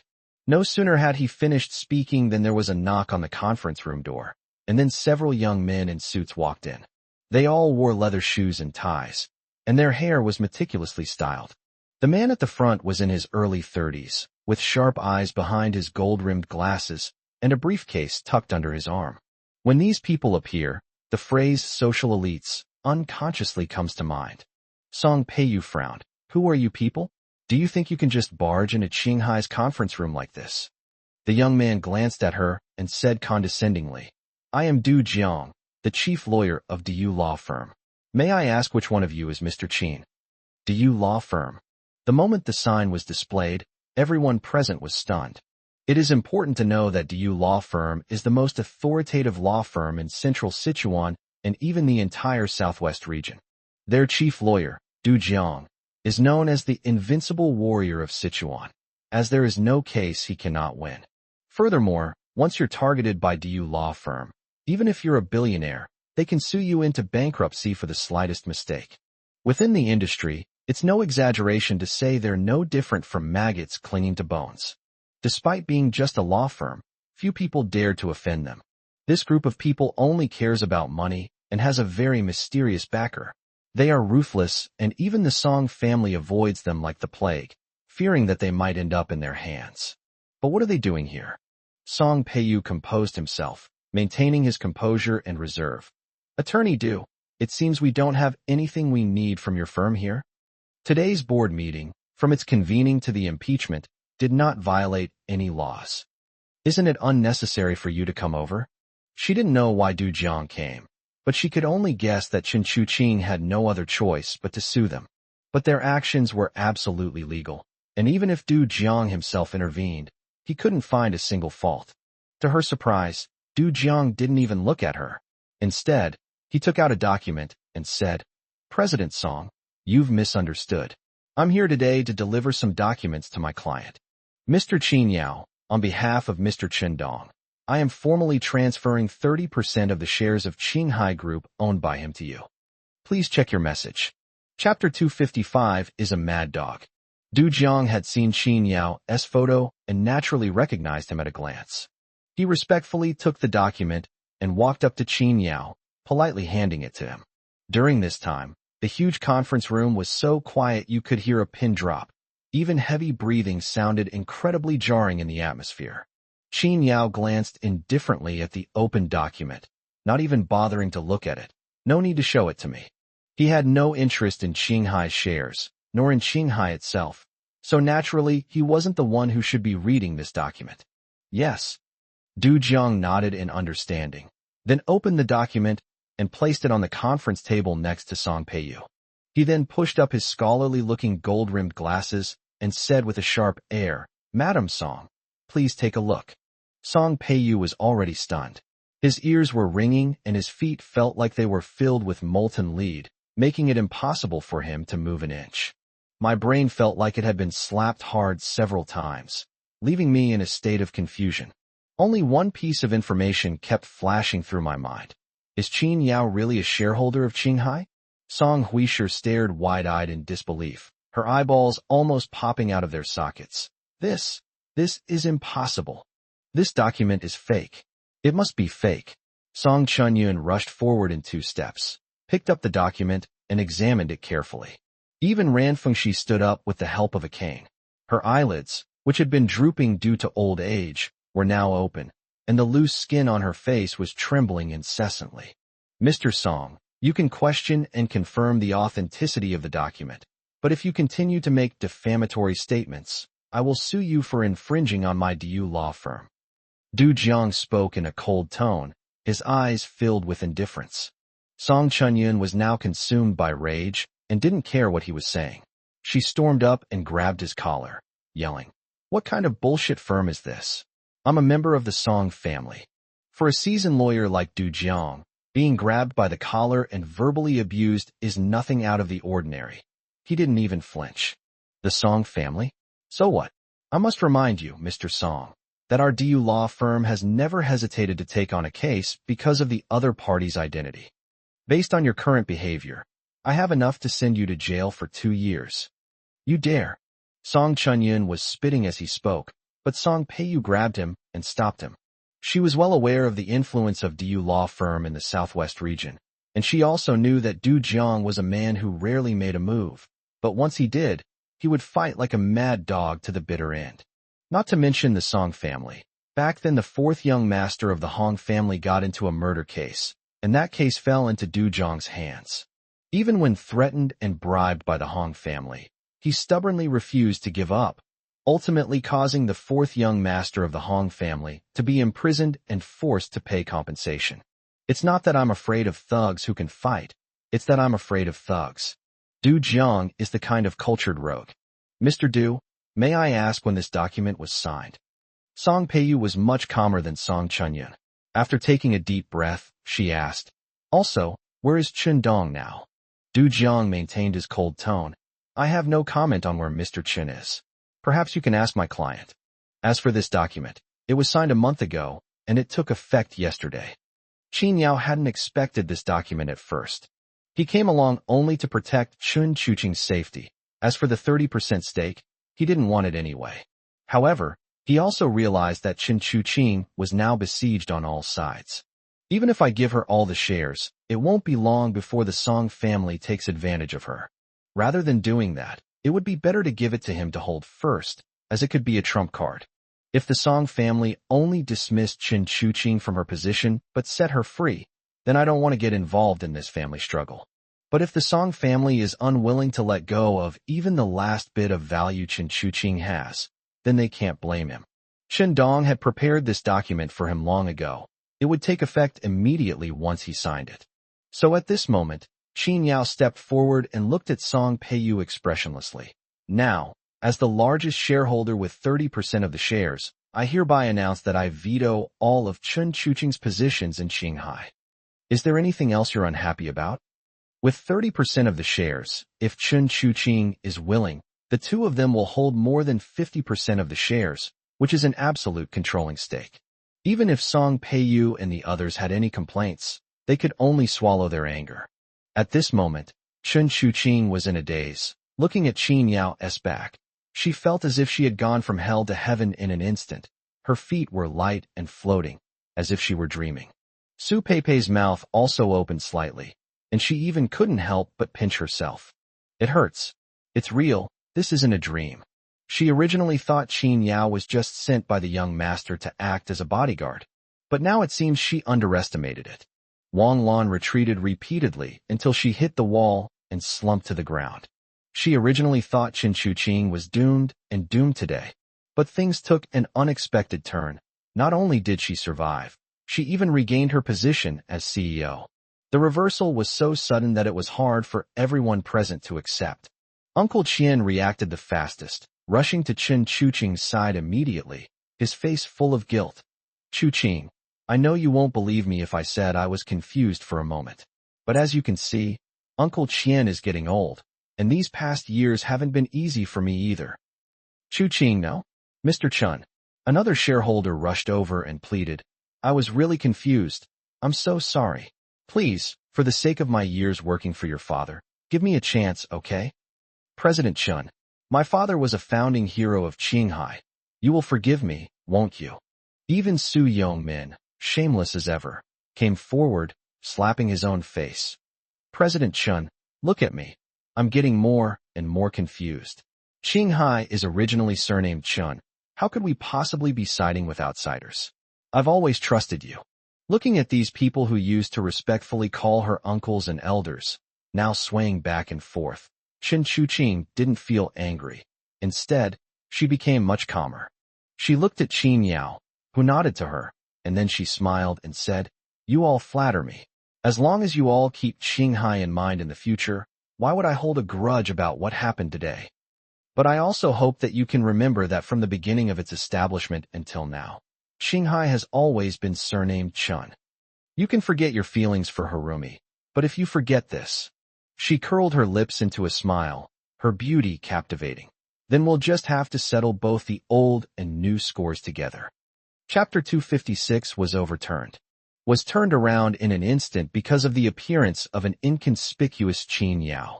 Song Peiyu never expected that he had been preparing for this for a full 6 months. After Chun-Li's death, she and the entire Song family worked together to devise a plan to bring Qinghai under their control. When they first learned that the 30% stake was likely to go to Chen Dong, none of them took it seriously. After all, Chen Dong had been missing for many years, with no news of him outside. Rumors circulated that he had committed heinous crimes in the black market and had died outside. So they didn't think his 30% stake would make any difference. But now she's wrong. What seemed like an insignificant share, and what seemed like an insignificant Qin Yao, became the fatal blow that led to her complete defeat. She finally couldn't hold back any longer, her eyes red as she glared at Qin Yao. "Who exactly are you? Why do you own shares held by Chen Dong? What is your relationship with him? Why are you going against me?" Qin Yao looked down at her, his once arrogant and domineering face now taut, twisted, and utterly ferocious. Judging from her eyes, it seemed as if she wanted to devour him whole. Qin Yao smiled, but didn't reveal the real reason. He simply pulled Chen Chuqing into his arms and said, "I'm just standing up for my girlfriend. You have the Song family behind you, and she has me behind her.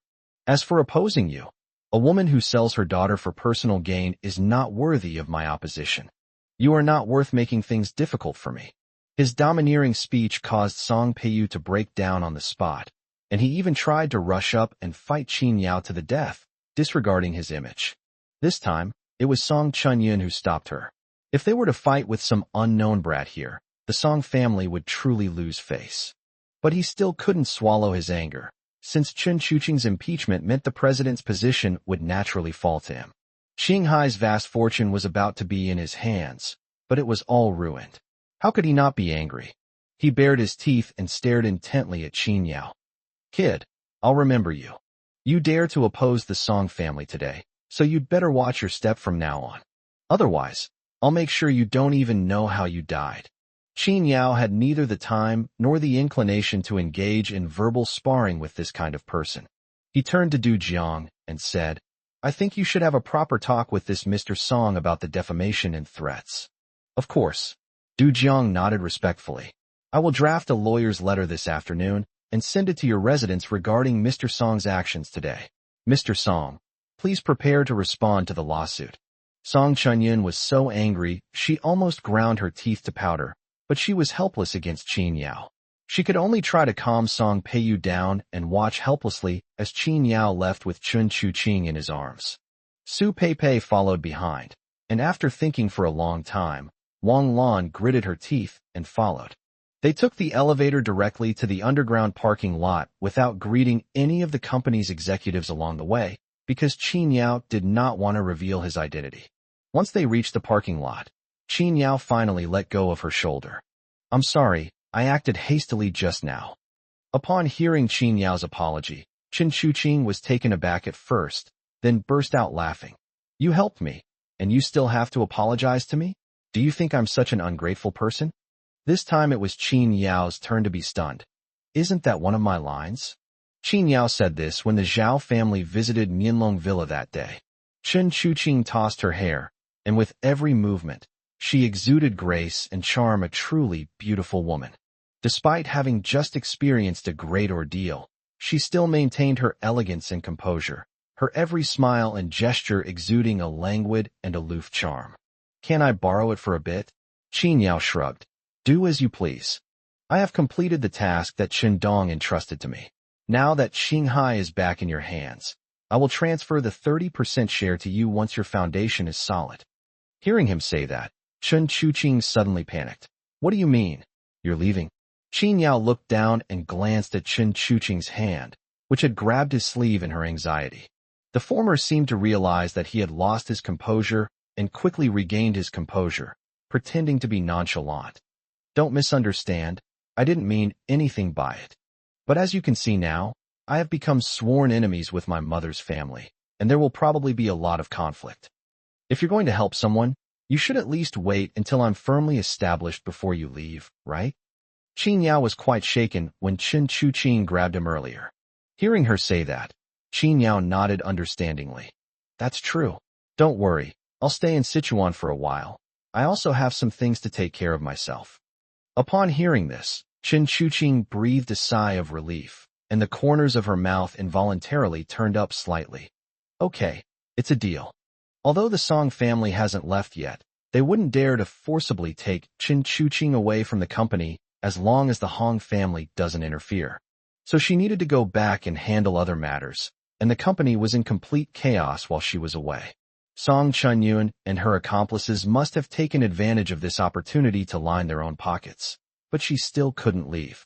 Go ahead, Du Jiang will stay today. He'll keep pressing Song Chunyuan, so you don't need to worry for now. Qin Yao knew she had other things to do, so he didn't try to keep her and turned to leave. Chen Chuqing stood there, watching his departing figure, and didn't go upstairs for a long time. Su Peipei looked at her, then at Qin Yao, then back at her. Finally, he couldn't help but cough. Ahem, Mr. Chun, if you keep looking like this, your eyes will start to drool. Peipei. Chen Chuqing subtly withdrew her gaze and looked at Su Peipei, smiling slightly. You've got some nerve. Now you even dare to tease me? Su Peipei waved her hands repeatedly. No. Then he gave a mischievous smile and said, I'm just telling the truth. Chen Chuqing paused for a moment, then pretended to be serious. Go away. Mr. Qin has helped me so much. What's wrong with me seeing him off? Oh, you saw me off? Why are you blushing? To be honest, this was the first time she had ever seen Chen Chuqing like this. Chen Chuqing subconsciously touched her face, only to realize that she had been tricked. Just as she was about to curse, she saw Wang Lan standing sullenly in the corner. When he noticed her looking over, he quickly gave her a flattering smile. Congratulations, President Chen. I knew you'd win back the position of president of Qinghai today. Chen Chuqing gave her a lukewarm look. She hadn't yet figured out how to deal with this fickle woman. Or rather, she has to make her pay a certain price. Simply firing her is too lenient on her. So Chen Chuqing smiled and said, Really? Then I should thank you. No need. Wang Lan leaned over and pushed Su Peipei aside. I didn't help much. I'm just happy to continue working for you, President Chen. Chen Chuqing glanced at her indifferently, then said meaningfully, That's wonderful. I was worried you'd want to leave. Chapter 257. You and he are both sick. As he emerged from the Qinghai Group building, a frail yet powerful voice called out to him, Mr. Qin. Qin Yao wasn't surprised at all by Jiang Suelio's appearance. He would have been surprised if Jiang hadn't followed him out. So he stopped and turned around, waiting for Jiang Suelu to come a step away. Jiang Suelu must have come down with him and Chen Chuqing, but seeing that Qin Yao and Chen Chuqing had something to say, he kept his distance from them and only came up now. At this moment, Jiang Suelu had lost his imposing manner and seemed to have aged considerably. Although he refused assistance from others, his steps became noticeably unsteady. Old Jiang. Qin Yao still addressed this senior with respect, but his back remained perfectly straight. Jiang Suelu didn't care about his attitude. Instead, he smiled, as if the two of them had never fought and were just two old friends who had met here. It's almost noon now. Mr. Qin probably hasn't eaten yet, right? Would you do me the honor of having a meal with me? He didn't rush to bring up the matter of asking Qin Yao to treat him, and Qin Yao gave him face by saying, Perfect, let's eat something together then. The main reason he agreed to Jiang Suelio's request was because Jiang Suelu came from the Sichuan Martial Arts Alliance. I had heard Elder Zheng say before that the Sichuan Martial Arts Alliance has long been involved in world affairs. Not only does he own his own company and business, but he also has close ties with the Hong family. There is also a claim that the Hong family is now the largest shareholder of the Sichuan Martial Arts Alliance. The Sichuan Martial Alliance had long been the servants of the Hong family. As the top leader of the Sichuan Martial Arts Alliance, Jiang Suilu must know all the ins and outs. Qin Yao also wanted to find out from him what the Hong family had been up to recently. According to the woman who had previously followed Yang Ziheng, the person plotting against Panlong Palace behind the scenes was very likely to have close cooperation with the Hong family. The nature of the collaboration remains unknown. The middle-aged strong man following Jiang Suilu was named Gao Xiong. He was considered Jiang Suilu's apprentice, having been raised by his side since childhood, and treated Jiang Suilu with utmost respect. However, his attitude towards Qin Yao was rather indifferent. He would occasionally snort to express his dissatisfaction. Qin Yao ignored him and got into Jiang Suilu's car, but instead of going to a fancy hotel, they headed straight for a farmhouse on the outskirts of the city. As soon as you enter, the owner greets you warmly. "Oh, Mr. Jiang, you've brought your apprentice to eat again." The usual. Jiang Suilu was also very easygoing. "We have guests today, so on the usual, add 20 more kebabs and 10 more kidneys. I'll bring my own wine, so don't worry about it." Then, turning to Qin Yao, she said, "Mr. Qin, please don't be offended. This farmhouse may not look like much, but their Sichuan cuisine is quite authentic. Especially their night barbecue, which is absolutely delicious. It's a pity it's noon now, so we can only have a small portion to try." Qin Yao had no objections. On the contrary, he felt more at ease in this kind of place.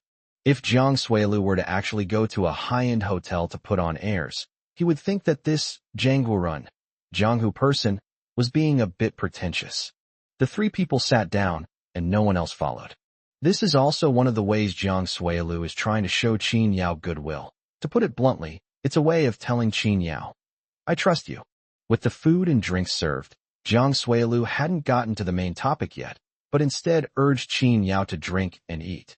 It must be said that Jiang Suilu wasn't lying. The Sichuan cuisine at this restaurant was indeed authentic. Qin Yao ate a dish of Mao Shui Wang, a spicy Sichuan dish, with great gusto, finding it incredibly satisfying. "Old Jiang, since you've already called me here, and we've eaten and drunk wine, let's stop beating around the bush and just say what we have to say." Putting down his chopsticks, Qin Yao did not soften his tone even though he had eaten someone's food. "I'm a straightforward person and I don't like beating around the bush. If you want me to cure your ailment, then I need to ask you first, what do you have that's worth my time?" No sooner had Qin Yao finished speaking than Jiang Suilu hadn't even said a word when Gao Xiong slammed his chopsticks on the table with a loud bang, causing the bowls and plates on the table to shake. The man's face was bulging with menacing features, and he glared at Qin Yao with his bull-like eyes. "Kid, my master gives you face by calling you Mr. Qin, but don't think too highly of yourself. I saw you were just lucky in Shanghai. My master believes you, but I don't. You're not even a doctor, so even if you could figure it out, what would you use to treat it?" Jiang Suilu didn't stop Kaosheng from saying those words. After he finished speaking, the old man slowly reprimanded him, saying, "Kaosheng, don't be rude." The casual remark was innocuous and harmless. After hearing it, Gao Xiong shut up, but still snorted and looked at Qin Yao. The master and apprentice played good cop and bad cop roles respectively, which Qin Yao found amusing. "We brought him here, and this is the attitude we get? Who's begging whom?" He didn't mince words, pulled out 500 yuan from his pocket and slammed it on the table, saying expressionlessly, "Since you don't believe me, then we have nothing to talk about.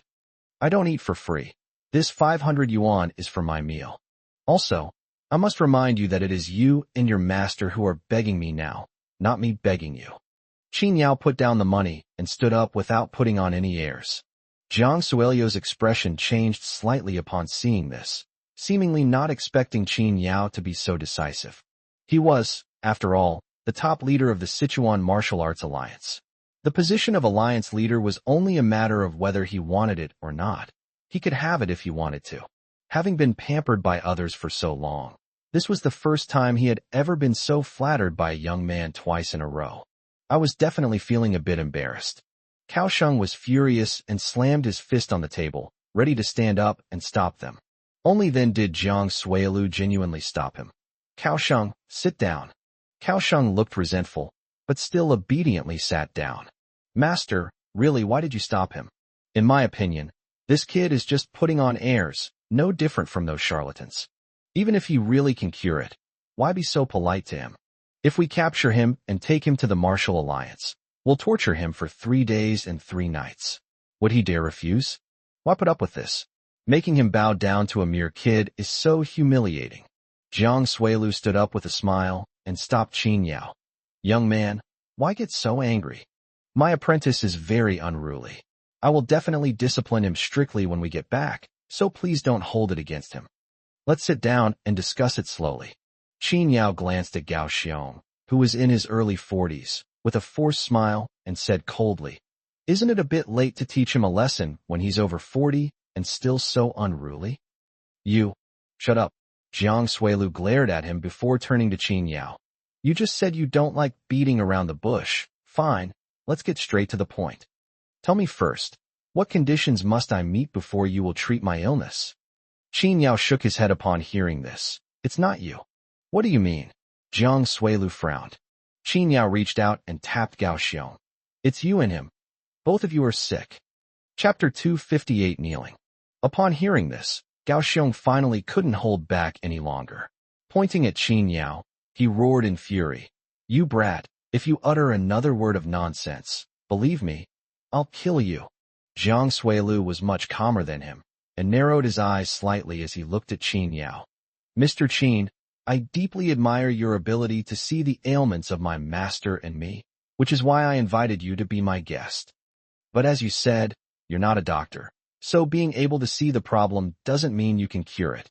Now you're trying to make demands of me the moment you open your mouth. Isn't that going a bit too far? In fact, the anger he was suppressing was no less than that of Kaohsiung.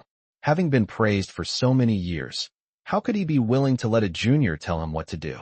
But when the situation is beyond your control, you have no choice but to bow your head. He was also trying to bring Qin Yao to an equal footing with him, intending to negotiate a deal between the two. Qin Yao gave him a deep look, and a cold smile appeared on his lips. Old Jiang, out of respect for you as an elder, I will address you as Old Jiang. But I also hope you understand that I'm not sitting here to make a deal with you. You're begging me. Whether I can be cured or not is my business, but how you can win me over is what you need to consider. After Qin Yao saw through him, and his eyes became somewhat sinister. So, Mr. Qin doesn't want to discuss this deal with me? Fine, we don't have to talk about it. You want me to beg you, but you have to give this old man a glimmer of hope, don't you? You think you can make me bow down to you with just a few words? Qin Yao knew what he was up to, so he suppressed his smile and shrugged indifferently. In that case, farewell. But I also want to remind you that I can do what I need to do without you. But without me, you're doomed. Qin Yao was not exaggerating. Although he was not the only one who could cure Jiang Suilu's ailment, the number of people who could cure him could be counted on one hand, and none of them were people that Jiang Suilu could find. Even if he finds it, people might not pay him any attention. He probably hasn't realized that meeting him today wasn't just good luck for him, but rather that Jiang Suilu had a stroke of incredible fortune. They can't reach an agreement? Then let's not talk about it. Qin Yao turned and left without pausing. Seeing that he was about to step out of the farmhouse courtyard, Jiang Suilu finally couldn't hold back any longer. With a single glance, Kaohsiung swept towards Qin Yao like a tornado. He clenched his fist into a claw, his movements only slightly slower than Jiang Suilu's. He had already mastered 8/10 of the essence of Jiang Suilu's 9 Gates Poison Dragon hand technique. It came rushing in, the sound of air being cut before the attack even arrived. Sensing an attack from behind, Qin Yao did not stop. A trivial skill. Before he could finish speaking, a sharp claw had already landed on his shoulder. At the same time, his body trembled, and he directly withstood Kaohsiung's claw attack. His clothes were torn instantly, and a strong wind blew Qin Yao's hair. Kaohsiung stood there stunned, unable to come to his senses for 3 seconds. His claw could easily tear through even a steel plate. But after tearing Qin Yao's clothes, it could no longer penetrate even half an inch. This isn't right. Even if this claw doesn't break his arm, it should at least cause some flesh damage, right? But Qin Yao's top muscles seemed harder than steel plates, making it impossible for him to bring himself to use his claws.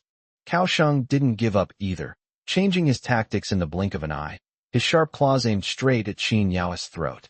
But Qin Yao seemed to anticipate his change of tactics and dodged the attack before he could even make a move. Kaohsiung was taken aback. Is it a coincidence? Kaohsiung then advanced further, attacking its lower left side, and used one of the last 3 moves of the 9 Gates Poison Dragon Claw. But this time, Qin Yao still moved before he could make a move, avoiding the vital points early on. Kaohsiung was completely dumbfounded. What's going on? Predicting the movement? I already told you, the last 3 moves you learned from your master are fake. Why don't you believe me? Qin Yao snorted coldly, having lost the patience to argue with him. Let me teach you what the authentic 9 Gates Poison Dragon Hand is. Without waiting for Jiang Suilu and Gao Xiong to react, Qin Yao stopped, paused, and struck out with his palm. In that instant, Qin Yao's killing intent surged rapidly, and he became like a sharp sword, ready to draw blood. Oh no! Kaohsiung, get out of the way. Jiang Suilu truly lived up to his reputation as a master. He could foresee the outcome from Qin Yao's initial stance. This Qin Yao was different from the one in Qinghai who only dodged and didn't fight back. His killing intent was genuine, and Gao Xiong was no match for him. Although he spoke up to warn them, Kaohsiung was already too late to dodge. Seeing Qin Yao attack, he instinctively crossed his arms to block in front of his chest. But the moment Qin Yao got close to him, he clenched his fist into a claw and ripped it apart. In an instant, Kaohsiung's clothes ripped apart, and a wave of pain washed over him. For deep, bone-revealing wounds gushed blood from his elbows. But Qin Yao didn't stop. He immediately changed his tactics, and the sound of tearing fabric and Gao Xiong's wails followed one after another. This was a one-sided beating that sent chills down Jiang Suilu's spine. Crossing the river, going against the current, emerging like a dragon. Qin Yao's every move was extremely familiar to him. They were the moves of the 9 Gates Poison Dragon Hand. What's even more frightening is that he has practiced this technique for 30 years, and his strength, speed, and the fluidity of the moves are all inferior to Qin Yao's. Because Qin Yao's moves emphasize speed, accuracy, and ruthlessness, rather than the visual appeal of the moves. He seems to have undergone special training, turning him into a sharp knife, only meant to kill. At this moment, Qin Yao suddenly used a move that Jiang Suilu had never seen before. This made Jiang Suilu's heart race instantly, and he trembled with excitement. Although he had never seen this move before, Qin Yao had just used all the previous moves of the Poison Dragon Hand, and then connected them with this move. Jiang Suilu could immediately tell that this move was more fluid and seamless than the one he had learned before. The moves flowed smoothly, and both speed and power were greatly enhanced. One fatal blow. Stop! Jiang Suilu was covered in sweat, his mind in turmoil, fearing that Kaohsiung would die a violent death. Qin Yao did not actually kill Gao Xiong. His hand stopped at Gao Xiong's throat. The entire process was smooth and seamless, without the slightest hesitation. Looking at Kaohsiung, his expensive suit has now been replaced with a fringed one, and the wounds on his body, large and small, are deep enough to expose the bone, yet he avoids any vital points. At first he struggled to dodge, but later he realized that he couldn't escape at all and could only be slaughtered. By the time Qin Yao stopped, Gao Xiong was almost wet. All the pains, big and small, in my body are nothing compared to the terror of brushing past death time and time again. He stared blankly at Qin Yao. His legs went weak, and he knelt down. Chapter 259, I see your house is quite big. Kaohsiung was terrified. He never expected that this seemingly weak and frail young man could use the techniques he had painstakingly studied for 20 years to completely defeat him. Qin Yao looks to be only in his early 20s. Even if he knows the Poison Dragon Hand, there shouldn't be such a big difference in skill level. He's only been learning it for a few years. This proves the saying, effort is worthless in the face of talent. Qin Yao stopped, and Jiang Suilu walked up, trembling. At this moment, there was no longer a trace of doubt in his eyes when he looked at Qin Yao. Fear, admiration, hope, and excitement. Mr. Qin. Jiang Sui clasped his hands together and, without saying a word, bowed deeply to Qin Yao. Qin Yao didn't stand on ceremony. He simply accepted the bow with his hands behind his back and looked at it expressionlessly. 5 seconds later, Jiang Suilu slowly stood up, tears streaming down his face with emotion. I never imagined that I was so shallow after all. The martial arts of our Dragon Kingdom are profound and extensive, but much of it has been lost in the long river of history. Now that I, Jiang Suilu, have lived to see the true killing blow of the poison dragon hand, I have no regrets even in death. His 2 lines of tears were genuine. They were truly tears of emotion. But Qin Yao dismissed it with disdain. Chinese martial arts are far more than just profound and extensive. This poison dragon hand, which Jiang Suliu regards as a high-level martial art, what did his master say when he casually taught it to him? You can learn these low-level tricks for fun, but don't take them too seriously. So now, seeing Jiang Suilu crying uncontrollably, he just found it funny. I've given you the hope you've been given. I'll just say one thing. If I can see it, then it can be cured. Whether you believe it or not is up to you. Qin Yao spoke indifferently, showing no intention of offering any words of comfort. My patience is limited. I'll only give you this one chance. This time, Jiang Suliu did not hesitate at all, and immediately straightened his face. As long as Mr. Qin is willing to help, I, Jiang Suliu, am willing to serve you like a slave. Qin Yao nodded in satisfaction. Okay, go back and wait. I'll naturally come to you when I need you. Don't worry. I, Qin Yao, am a man of my word and never go back on my word. Knowing what he wanted to say, Qin Yao waved his hand. Of course, and I will never allow anyone to go back on their word to me. After saying this, Qin Yao turned and left. Now that today's business was done, Qin Yao originally wanted to go see Elder Zeng first and find out what Elder Dong's identity was. But as soon as he got into the taxi, he received a call from Zhao Ming, who said that guests had come to his house and invited him to come home for dinner that evening so that he could get to know them. Knowing that Uncle Zhao was trying to introduce him to resources again, Qin Yao instinctively wanted to refuse. Zhao Ming's tone turned serious. Xiao Yao, there are some things I shouldn't be saying, but your parents and uncle are gone, and your aunt can't control you. So as your uncle, I have to say a few more words. Although you have formed a good relationship with Mr. Chun, we still need to be down to earth. You can't rely on Mr. Chun just because you have done him a favor, and then expect him to support you for the rest of your life. He was genuinely afraid that Qin Yao would go astray, especially after learning that Qin Yao had saved Qin Chaoxing. You may have done someone a favor, but it's wrong to take advantage of that favor and then try to cling to it. What if they turn their backs on you one day? What is your status and what is their position? You'll have nowhere to cry when the time comes. While you're still young, you should strive to build your own career. All right, be there at 6 o'clock sharp tonight. Qin Yao hung up the phone helplessly. It was already past 2:30, and there was definitely no time to make a round trip to Old Zhang's place. After glancing at his tattered clothes, he decided to go home and change before heading over.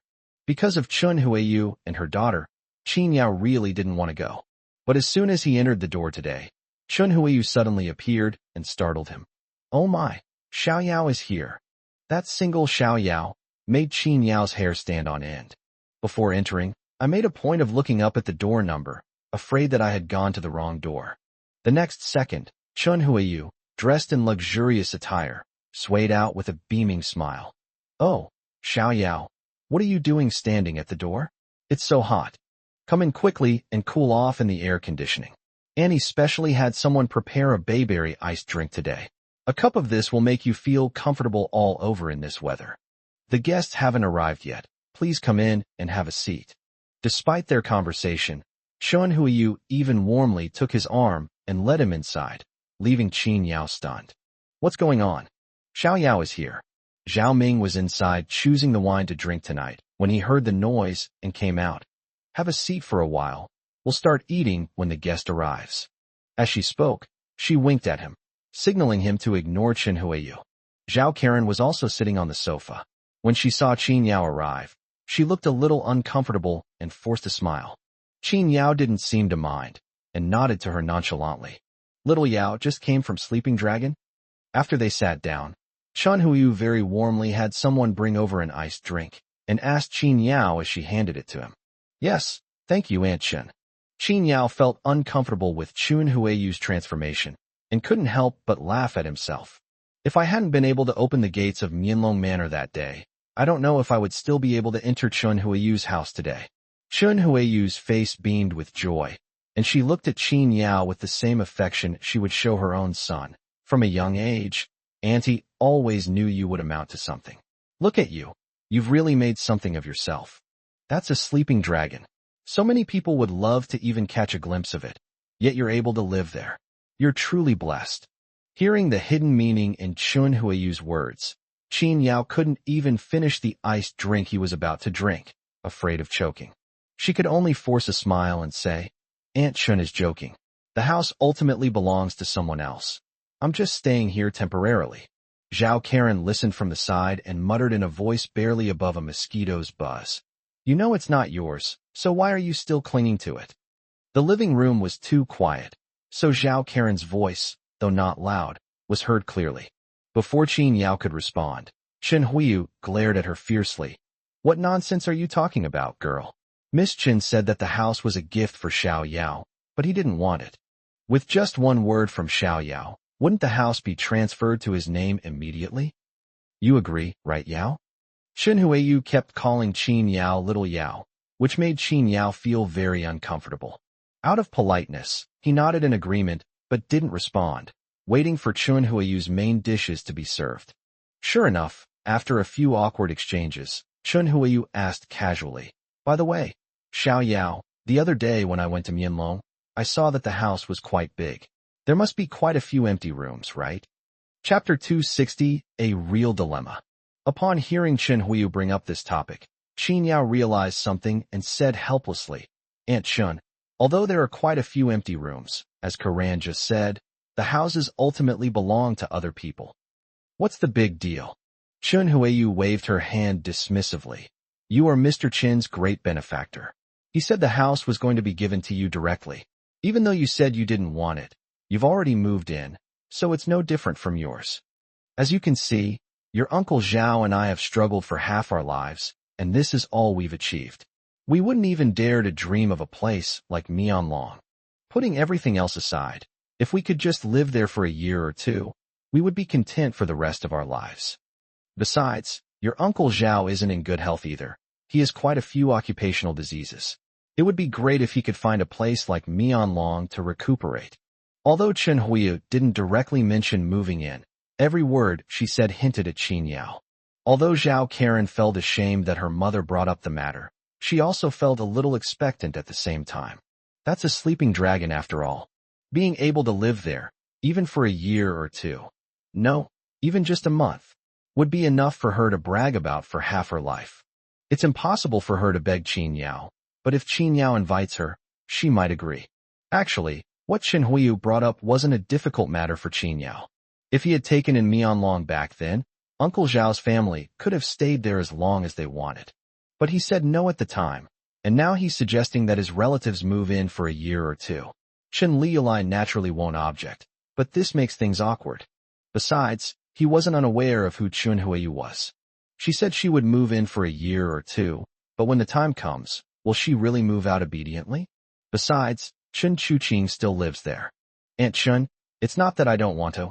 It's just that this house is really inconvenient for you to move in. Qin Yao sighed and put down the iced drink in his hand. Sure enough, this glass of water didn't taste good. How about this? If you're not satisfied with your new house, I can find you a better one.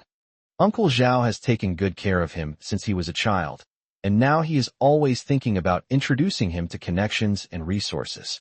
Even though he didn't need it, he still remembered the kindness. It's just a house, it's nothing to him.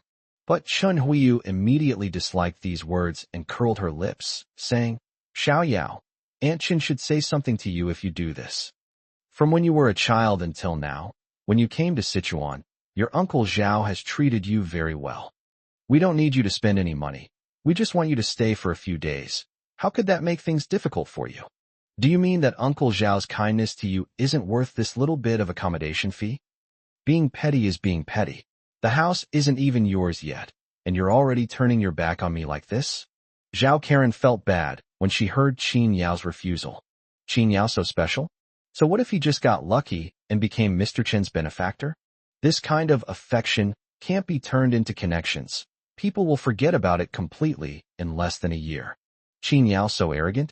Qin Yao, don't make it sound like we're forcing you. Zhao Karen frowned and said unhappily, you should know how my dad treats you. My mom is just giving you a chance to repay him. That's true. I'm giving you a chance to prove yourself. The implication of her next sentence was quite obvious.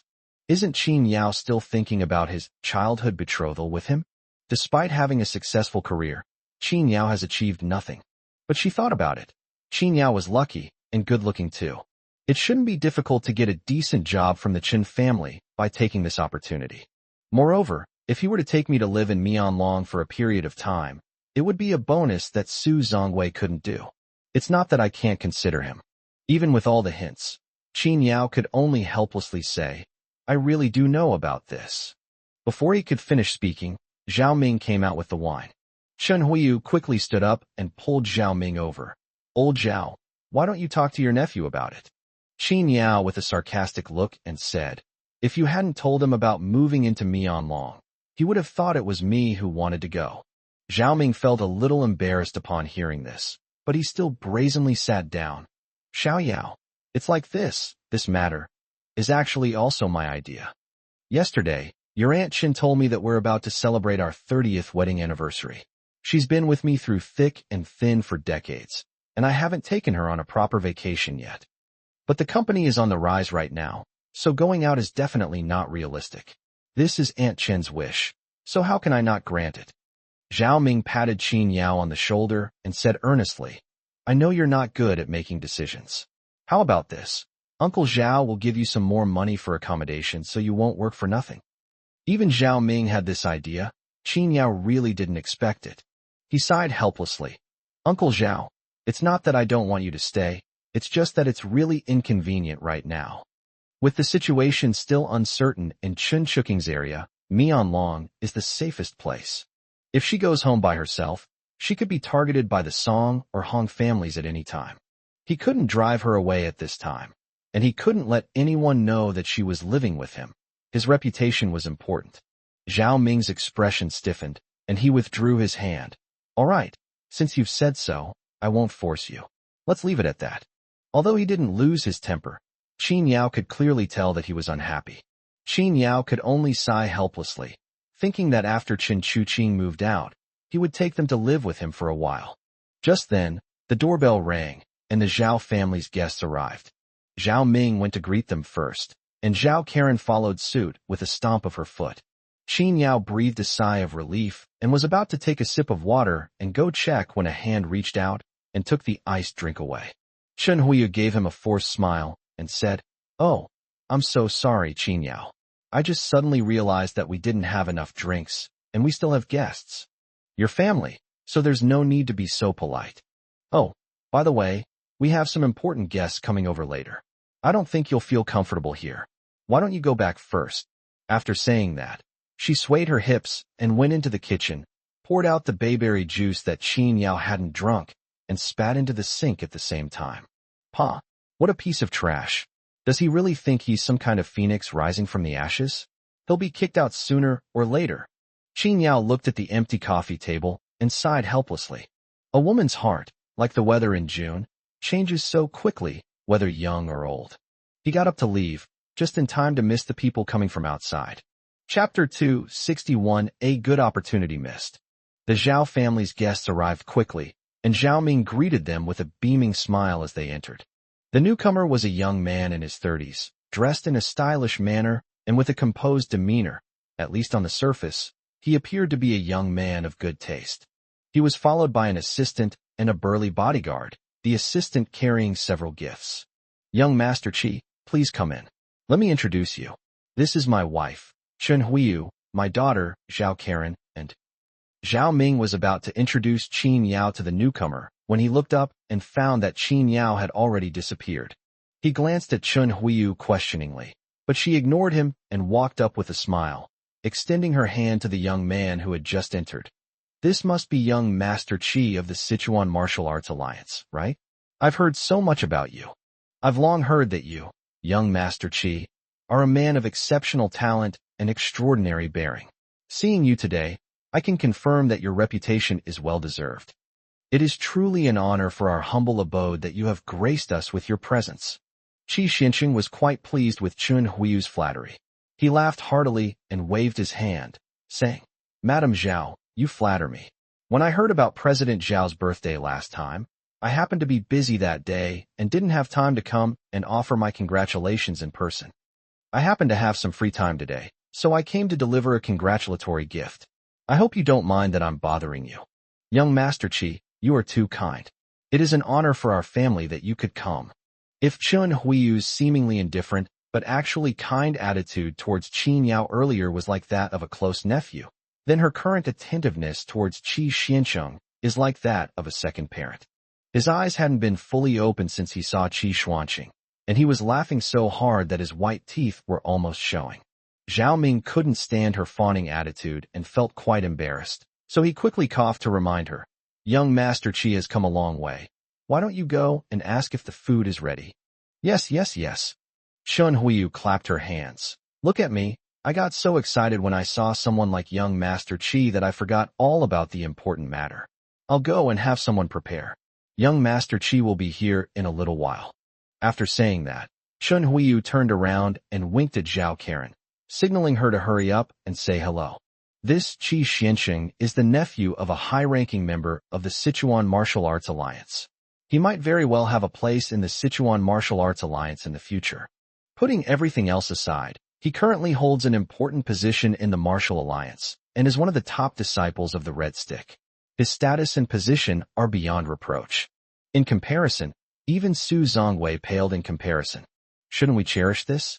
Zhao Karen naturally understood her mother's meaning, but she still maintained her composure and simply smiled slightly at Qi Xianqing. Young Master Qi, please come in. Although Zhao Karen is not a stunning beauty, she can definitely be considered a beauty with careful dressing up. Moreover, her indifferent attitude towards Qi Xianqing at this moment actually attracted his attention and made him take notice. Mr. Zhao, is this your daughter? Qi Xianqing didn't show much enthusiasm, but a hint of amazement flashed in his eyes.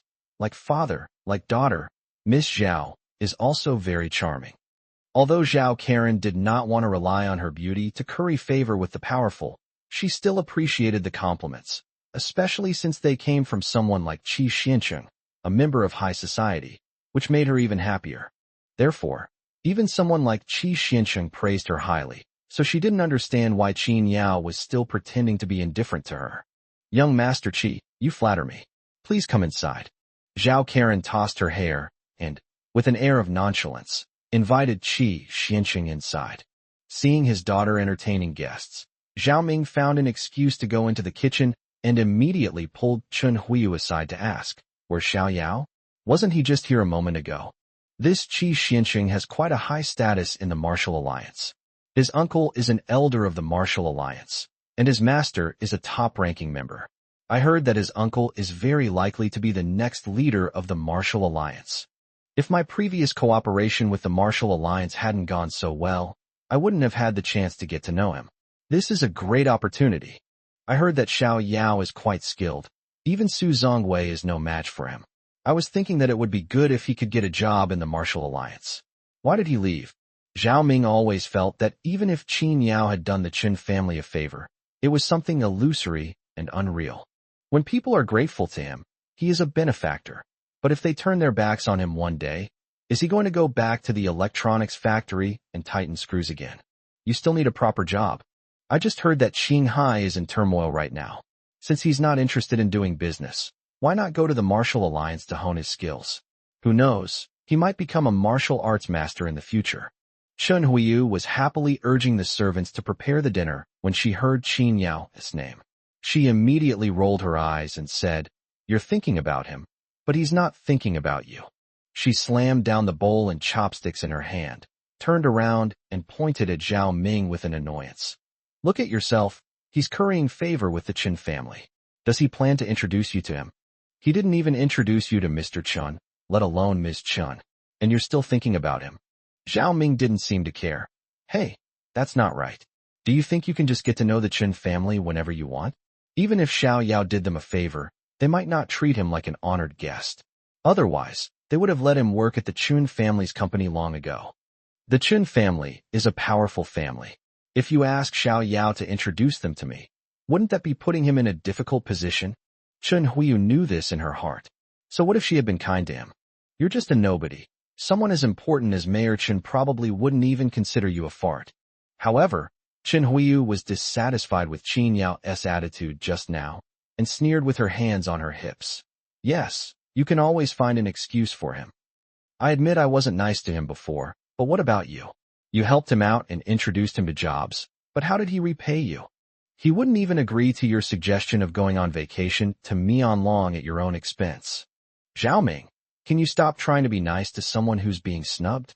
Now that they've climbed up to the powerful and wealthy, they look down on you. Their distant uncle, a long time ago. Can't you just stop embarrassing us mother and daughter because of you? Previously, Zhao Ming could have openly retorted, saying that Xiao Yao would never disrespect him. But even he was rejected today, which left him speechless in front of Chen Huiyu. After choking for a while, she could only manage to say, "Fine. If they don't want me to stay, they don't want me to stay. I'm not a petty person. You should say less. Young Master Qi is still here. Don't let people laugh at you. Hurry up and prepare dinner." Although Zhao Ming said that, he had originally planned to call Qin Yao back and introduce him to Qi Suinkin's connections. But after being rebuffed, he still didn't make the call. He walked out muttering to himself, "Fine, let him go. He missed a good opportunity." Chapter 262 Summation. Qin Yao wasn't upset that he didn't get to have dinner. In fact, he felt relieved after leaving the Zhao family's house. He planned to find a place to have dinner first. Before I could even hail a taxi, my phone rang. Upon seeing the phone number, he instinctively frowned. Susan. After hesitating for a moment, he answered the phone. "What is it?" On the other end of the phone, Susan sounded very anxious. "Qin Yao, where are you right now? Jixia drank too much and is feeling really unwell. I can't handle it by myself. Can you come and help me?" As if afraid Qin Yao would refuse, she added, "You know we don't know many people in Sichuan. She's drunk and keeps calling out your name. She ignores everyone else. You see, Lin Zixia got drunk." In Qin Yao's memory, Lin Zixia had always been a strong and rational woman. She rarely drank too much, let alone acted crazy when drunk. In the past, Qin Yao would definitely have felt obligated to help. Even if there are some huge things on my plate, nothing is more important than Lin Zixia. But after hearing this, his expression remained completely calm, and there was not a trace of emotion in his eyes. He's not one to drag things out. Now that it's over, there's no need for further entanglement. "Oh, where are you? I'll call a designated driver to take you home." He didn't want to have anything to do with Lin Zixia, and helping her call a designated driver was already more than enough. Susan was taken aback that Qin Yao wouldn't even bother to come and see her, and she was momentarily speechless. She glanced down at Lin Zixia, who was leaning against the bar counter, and still wouldn't give up. "This isn't a good idea. After all, we don't know anyone here. What if the person you call isn't reliable? Qin Yao, even a day as husband and wife is worth 100 days of kindness. You wouldn't be so heartless, would you? Besides, all I asked you to do was help me get back to the hotel. You wouldn't be so petty, would you?" Susan was provoking Qin Yao. Qin Yao initially didn't want to respond to her provocation, but then someone took the phone from him. "Qin Yao, it's me." Lin Zixia's voice came through, hoarse and choked with tears. "Let's meet." Qin Yao frowned. "Is there any need for us to meet again?" Lin Zixia didn't expect Qin Yao to be so direct. If Susan on the other end of the line hadn't been giving her meaningful glances, she would have hung up the phone long ago, because she wouldn't allow herself to appear subservient in front of Qin Yao. She gritted her teeth, trying to maintain her haughty demeanor. "If you don't come, I'll stay here, or go back to Qingcheng and wait for you at your aunt's shop. Your aunt still likes me a lot. I think she'll let you come and meet me, won't she?" Qin Yao's only weakness now is his aunt and Ku Xian, who have indeed been controlled by Lin Zixia. Although he didn't know what she was planning to do, Qin Yao still agreed. "A dress." BEBY bar. After hanging up the phone, Qin Yao was quite impatient, but he still hailed a cab and rushed over. As soon as the other end of the phone was hung up, tears streamed down Lin Xixia's face. She collapsed onto the counter, crying, "That bastard! How could he do this to me?" In the past, she wouldn't even need to say a word. Just a glance would be enough for Qin Yao to serve her wholeheartedly. But now, she has to threaten him with his family just to see him. That's absolutely ridiculous. The huge difference in their circumstances caused Lin Xixia immense heartache. Susan patted her shoulder and quickly comforted her. "Men always have to save face. You should understand. I think he's just still angry and wants to embarrass you on purpose to get back at you. Once he calms down, he'll come back to you. Don't you think about it? Even in prison, he was still thinking about you wholeheartedly. 5 years. How can you just let go of it like that?" He was just putting on a brave face. Hearing her best friend's words, Lin Xixia did feel much better. She didn't believe that Qin Yao had really let her go.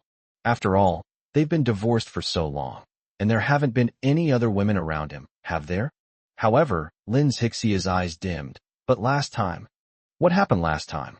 Susan knew what she wanted to say and quickly interrupted. "To be honest, it was my fault last time too. I couldn't keep my temper in check. If I hadn't called out to him then, he definitely would have turned back, you believe me? We took the initiative that time, which is why we were at a disadvantage." She gently persuaded him. "But things have come to this point, and it must be tough for both of you. Don't be fooled by Qin Yao's seemingly triumphant appearance. He must be feeling terrible inside. Don't be stubborn this time. It's okay to lower your head and give in once in a while. After all, you're a woman. Listen to me. When he comes, don't argue with him. He just wants to save face, so be generous and give it to him." Lin Xixia had drunk some wine and was already feeling depressed. By Susan's words, her stubborn pride softened, and she nodded blankly.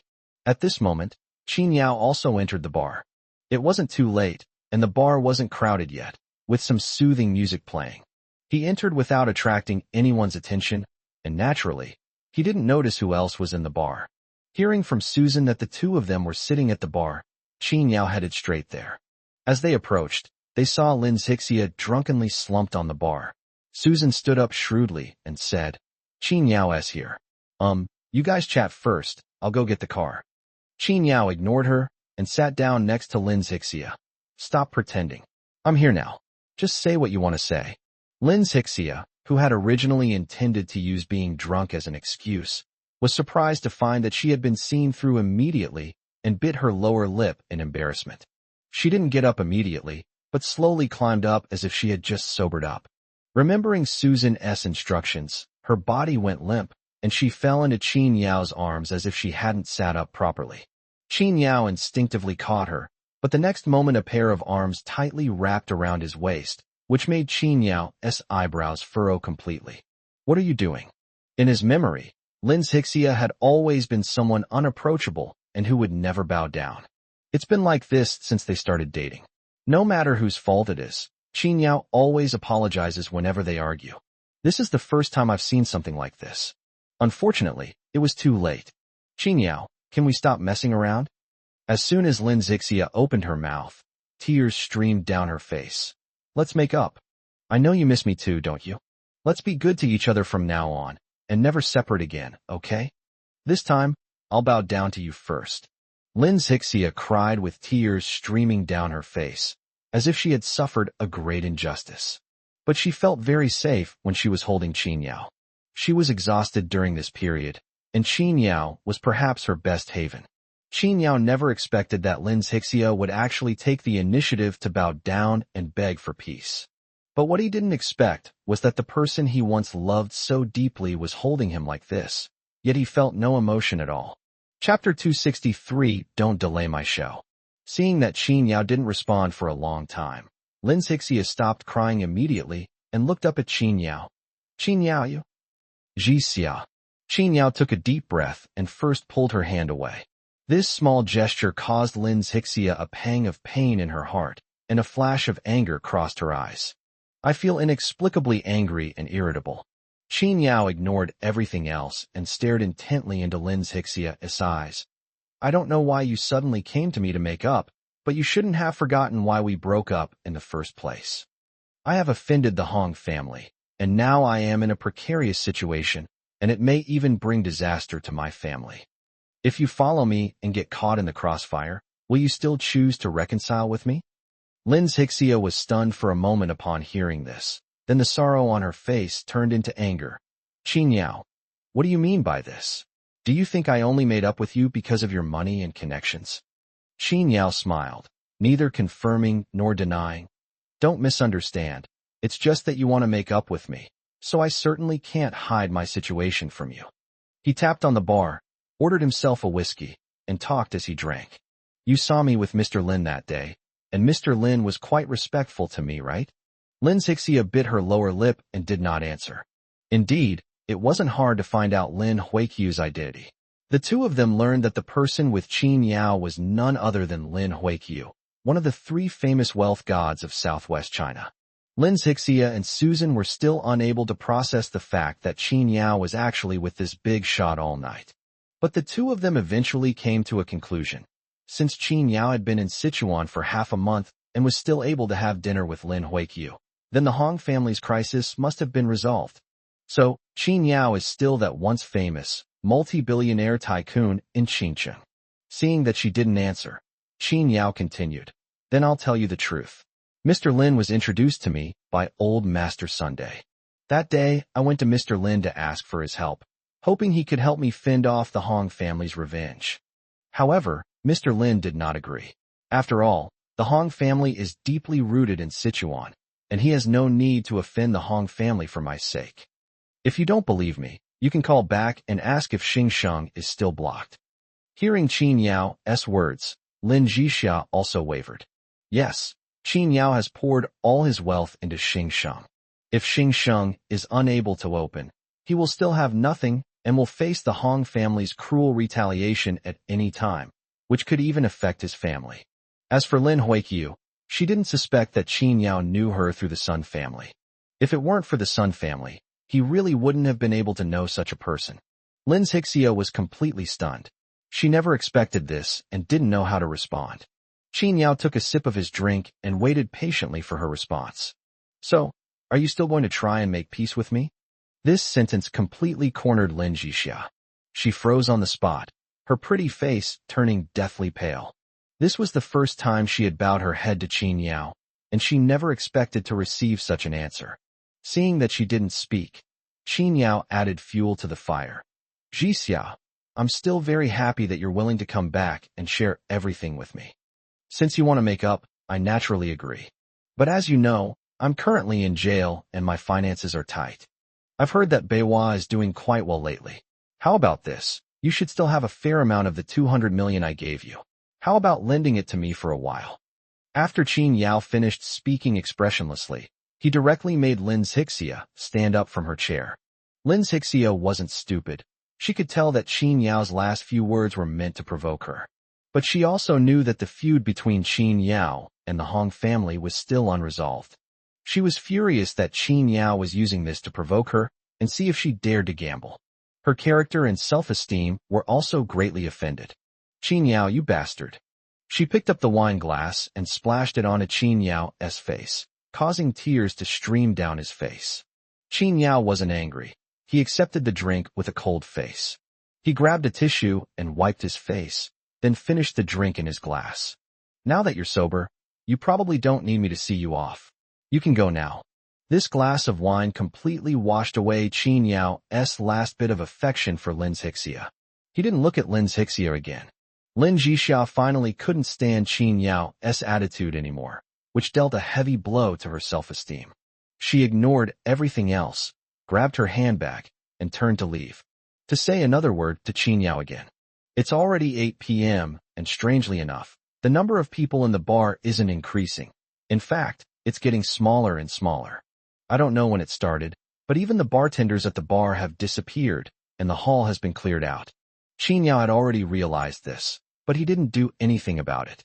Knowing that the other party was after him, he even leisurely drank by himself. If you don't come out soon, I'm leaving. Seeing that the other side still hadn't shown up, Qin Yao finished his drink and simply stood up with his hands in his pockets. However, He did not leave. Since the other party had gone to great lengths to find his location and had cleared the area, they would not let him leave easily. Sure enough, as soon as he stood up, the hall, which had been cleared out, became lively again. The bar's main door was pulled down, and a group of thugs wielding steel pipes quickly blocked the exits, eyeing Qin Yao menacingly. Several figures emerged from the corner, both men and women, each dressed in elegant attire and exuding extraordinary charm. The man leading the group looked to be in his 20s or 30s, with a deep and serious expression. He had a glamorous woman hanging from his arm. He had one hand in his pocket and the other holding a cigar, which he was smoking. Without even looking at Qin Yao, she walked straight to the sofa opposite the bar and sat down. A group of elegantly dressed men and women followed behind him. As they approached, their arrogant eyes scrutinized Qin Yao from head to toe, filled with disdain and contempt. The group of fashionable women who accompanied him crossed their sexy legs and looked at Qin Yao with pity in their eyes. Tonight, the mass grave will have one more pitiful creature. Meanwhile, the second-floor corridor was dark, yet several people stood silently. The first person was a young man in his 20s, holding a glass of wine, leaning on the armrest and looking down. He was accompanied by several other people, all standing in the darkness so their faces were not visible. The young man swirled the glass in his hand, the ice cubes swirling in the gin and tonic, appearing relaxed and carefree. But beside him came a voice gritting its teeth. General Jean. Young Master Jean, he is Qin Yao. The young man called Young Master Jean smiled, adopting the air of a spoiled playboy. Shoo, be quiet, don't interrupt my show. Once everyone was present, Qin Yao didn't leave. Instead, he simply sat back down in his original seat. He raised his eyes and immediately recognized the newcomer, Hong Jintao. Chapter 264, Outright Robbery. Qin Yao immediately recognized the newcomer's identity, and only then did the other party lazily raise his eyes to look at him. The woman in his arms leaned against him, her body soft and boneless. She looked over at him, her alluring eyes filled with disdain. I didn't expect you to be so smart. Hong Jintao took a puff of his cigar and exhaled a thick cloud of smoke. You must be Qin Yao?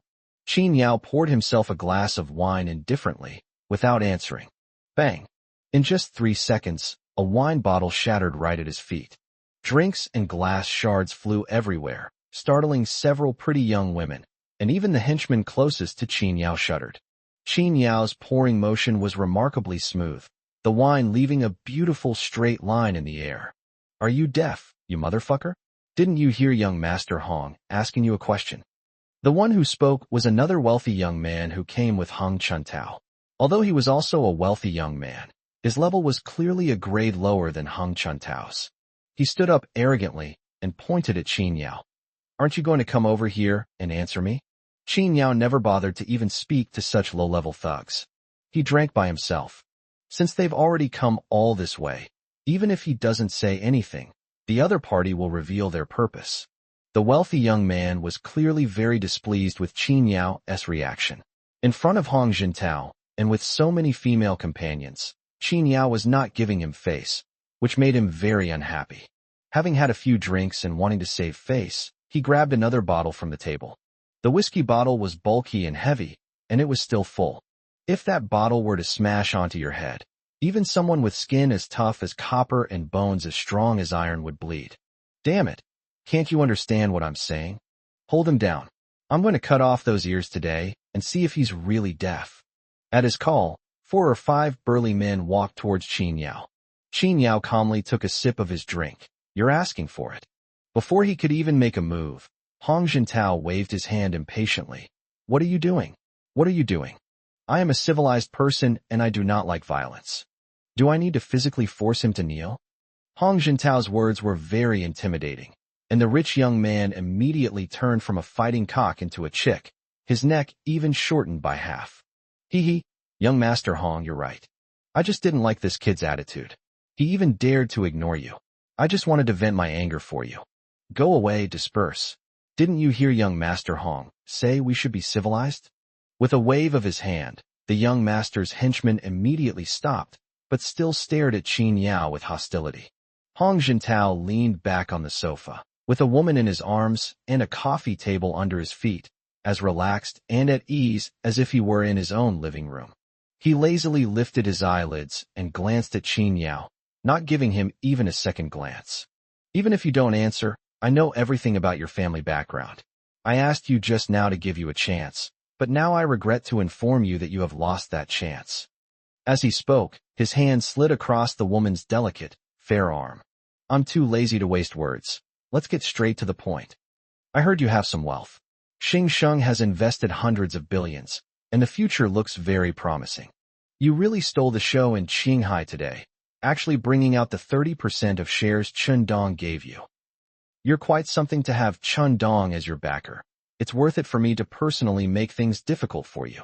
Before Qinghai shareholders' meeting had even ended, Qin Yao's documents had already been delivered to him. When he saw the name, Hong Jintao felt that it was somewhat familiar. It wasn't until then that he remembered that half a month ago, a branch of the Hong family reported that a relative of the Hong family had been killed, and their shady businesses in Qincheng had also been wiped out. Su Ying and her companion went to seek revenge, but unexpectedly, only Su Ying returned alive. The other party also threatened to come to Sichuan in person to give the Hong family an explanation. At the time, Hung Qintao didn't take this person seriously at all. Not only would he not dare to come, but even if he did, his rank wouldn't be high enough for him to handle. So he simply let him go and ignored him. Unexpectedly, because he put it aside for a few days, it actually brought him a lot of trouble. This made him unhappy. After Hong Jintao finished speaking, a woman walked out from the corner. It was Su Ying, who had been seriously injured by Qin Yao earlier. When the enemy met again, Su Ying's eyes were bloodshot, as if she wished she could rush up and tear Qin Yao to pieces right now. But with her master present, she endured it. Young Master Hong. She walked up to Hong Jintao and bowed respectfully. The latter didn't even glance at her, pointing with the hand holding the cigar. Take a look, isn't it him? That's right. Su Ying gritted her teeth and said firmly, he's the one who killed my senior brother. Even if he turns to ashes, I'll still recognize him. Kindness. Hong Jintao responded casually, seemingly not thinking that a human life was of any value. In his eyes, martial arts masters like Tong Yang and Su Ying were nothing more than lackeys who risked their lives for him. He maintained his aloof and lazy demeanor throughout, even resting his head against the back of the sofa. I know you're quite resourceful, and I don't know why you managed to find Chun Dong as your backer. But I guess, since Chun Dong didn't show up at an event like today, he probably couldn't show up, right? He found out all of Qin Yao's information within an hour. For the first 20 years, I was a blank slate, just an ordinary citizen who could be crushed with a flick of a finger. I didn't experience the 5 years in between. I spent them all in prison. As for his later extravagant spending, his downfall of the Zhao family, and the founding of Xingxing, those are common knowledge. Everyone knows that he had a miraculous encounter in prison, where he not only received a huge sum of money from a benefactor, but also avenged his blood feud from years ago. The Hong family didn't touch him at first because they wanted to investigate who was helping him. As it turned out, he exposed himself today.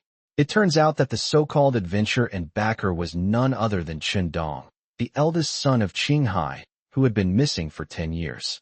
Qin Yao with the management of his shares in Qinghai? If it's Chun Dong, then everything makes sense. This guy gave up his comfortable life as the young master of Qinghai and went to the Black Triangle to cause trouble and seek thrills. He didn't even come back after his father passed away, and he even gave away a huge amount of wealth.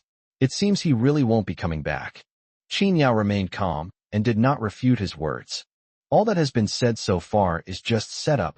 The main event is yet to come. After waiting for so many days, it's really a bit disappointing to finally see Hong Jintao. Kid, let me tell you something. Not only does Chun Dong not dare to show his face now, but even if he is still the young master of Qinghai, he would still have to come up and greet me politely when he sees me. Even if someone comes from a humble background and becomes very rich, they are still base at heart, and you are no exception. That's why I came to see you today, not with any intention of fighting you. Because I have a million ways to torture you to death. Chapter 265, He's Not Worthy. After Hong Jintao finished speaking, he waited for Qin Yao's reaction. He wouldn't care whether they resisted fiercely or begged for mercy on their knees. After all, he was a scion of a noble family, whose status was more prestigious than that of ordinary people from birth. Like Qin Yao, who comes from humble beginnings, manages to climb into the upper class due to good fortune, he will ultimately remain a lowly person. It's not worth his reaction. But to everyone's surprise, Qin Yao didn't react at all. There was neither a fit of cursing nor an immediate pleas for mercy. He simply took a sip of his drink, seemingly oblivious to what Hung Chuntao was saying, as if no one else was around. Even though everyone in the bar was there for him, he seemed completely absorbed in the glass of wine in his hand, not even lifting his eyelids. This made Hong Jintao unable to hold back. What right does he have to ignore me? Moreover, the woman in Hong Jintao's arms covered her mouth and giggled, saying in a voice that was sweet as honey, "Young Master Hong, is he scared out of his wits?" "I think so." The other two rich young men laughed and said, "After all, we come from humble backgrounds. It's our first time meeting someone like young Master Hong, so we're bound to be a little nervous." "Sigh, a commoner like him, living under the same roof as us, is he too excited to speak?" "Of course, it's a great honor for the family, isn't it?" As soon as the group started talking, their female companions burst into laughter, and their gazes toward Qin Yao became even more disdainful. They didn't believe that a man like Qin Yao, who had risen from humble beginnings to achieve success, would dare to ignore young Master Hong. They simply assumed he was genuinely terrified. What a loser! Hung Chuntao was initially angry, but after hearing what the people around him said, he realized that it made a lot of sense. After all, he's just a country bumpkin who's never seen the world, so it's normal for him to be too nervous to speak. He resumed his arrogant and languid tone, saying calmly, "Don't be nervous. As I just said, I don't like violence. I've heard you're quite skilled. I won't stop you from leaving, but you'll likely face serious consequences. You may not understand, but for people like us who are born into a more noble family than ordinary people, there are far more effective ways than violence to kill someone." After saying so much dialogue, Hung Chuntao finally got back to the point. "I'm not going to waste any more words with you, just one sentence. I've taken a liking to your Xingxing. I want to see it transferred to my name within 3 days. At the same time, Shendong shares in Qinghai Group are too hot for you to handle, so I can reluctantly help you share the burden. Nod, and you can save your life. Shake your head, and you will find it difficult to move an inch in Sichuan." Hong Jintao spoke casually, as if those things were rightfully his. In fact, everyone present knew that the Hong family had done the same thing many times before. To put it bluntly, it's just picking melons. Relying on his large family background, deep roots, and extensive connections, he has taken many of the fruits of others' victories. Some entrepreneurs from humble backgrounds, as long as they create a company with good prospects, will be relentlessly attacked and seized by the Hung family. They acquired a company that was clearly worth over 100 million for only 10 million. You can disagree if you want, but anyway, it's a newly established company with an unstable foundation, and the Hong family's connections are enough to bring them down. If the open methods don't work, there are also covert ones. Last year, there was a news story about a CEO in Sichuan who had just succeeded in starting his business, but inexplicably died in a woman's bed due to excessive indulgence. Moreover, that woman was old and ugly. That's not all. Someone even took a picture of the boss's death and posted it online. His elderly mother saw it and died of anger on the spot. The Hong family has done many things like this over the decades, which is one of the reasons why they have been able to stand strong in Sichuan. Therefore, when he asked Qin Yao for Xingxingha shares, it was as if he were asking for his own things back.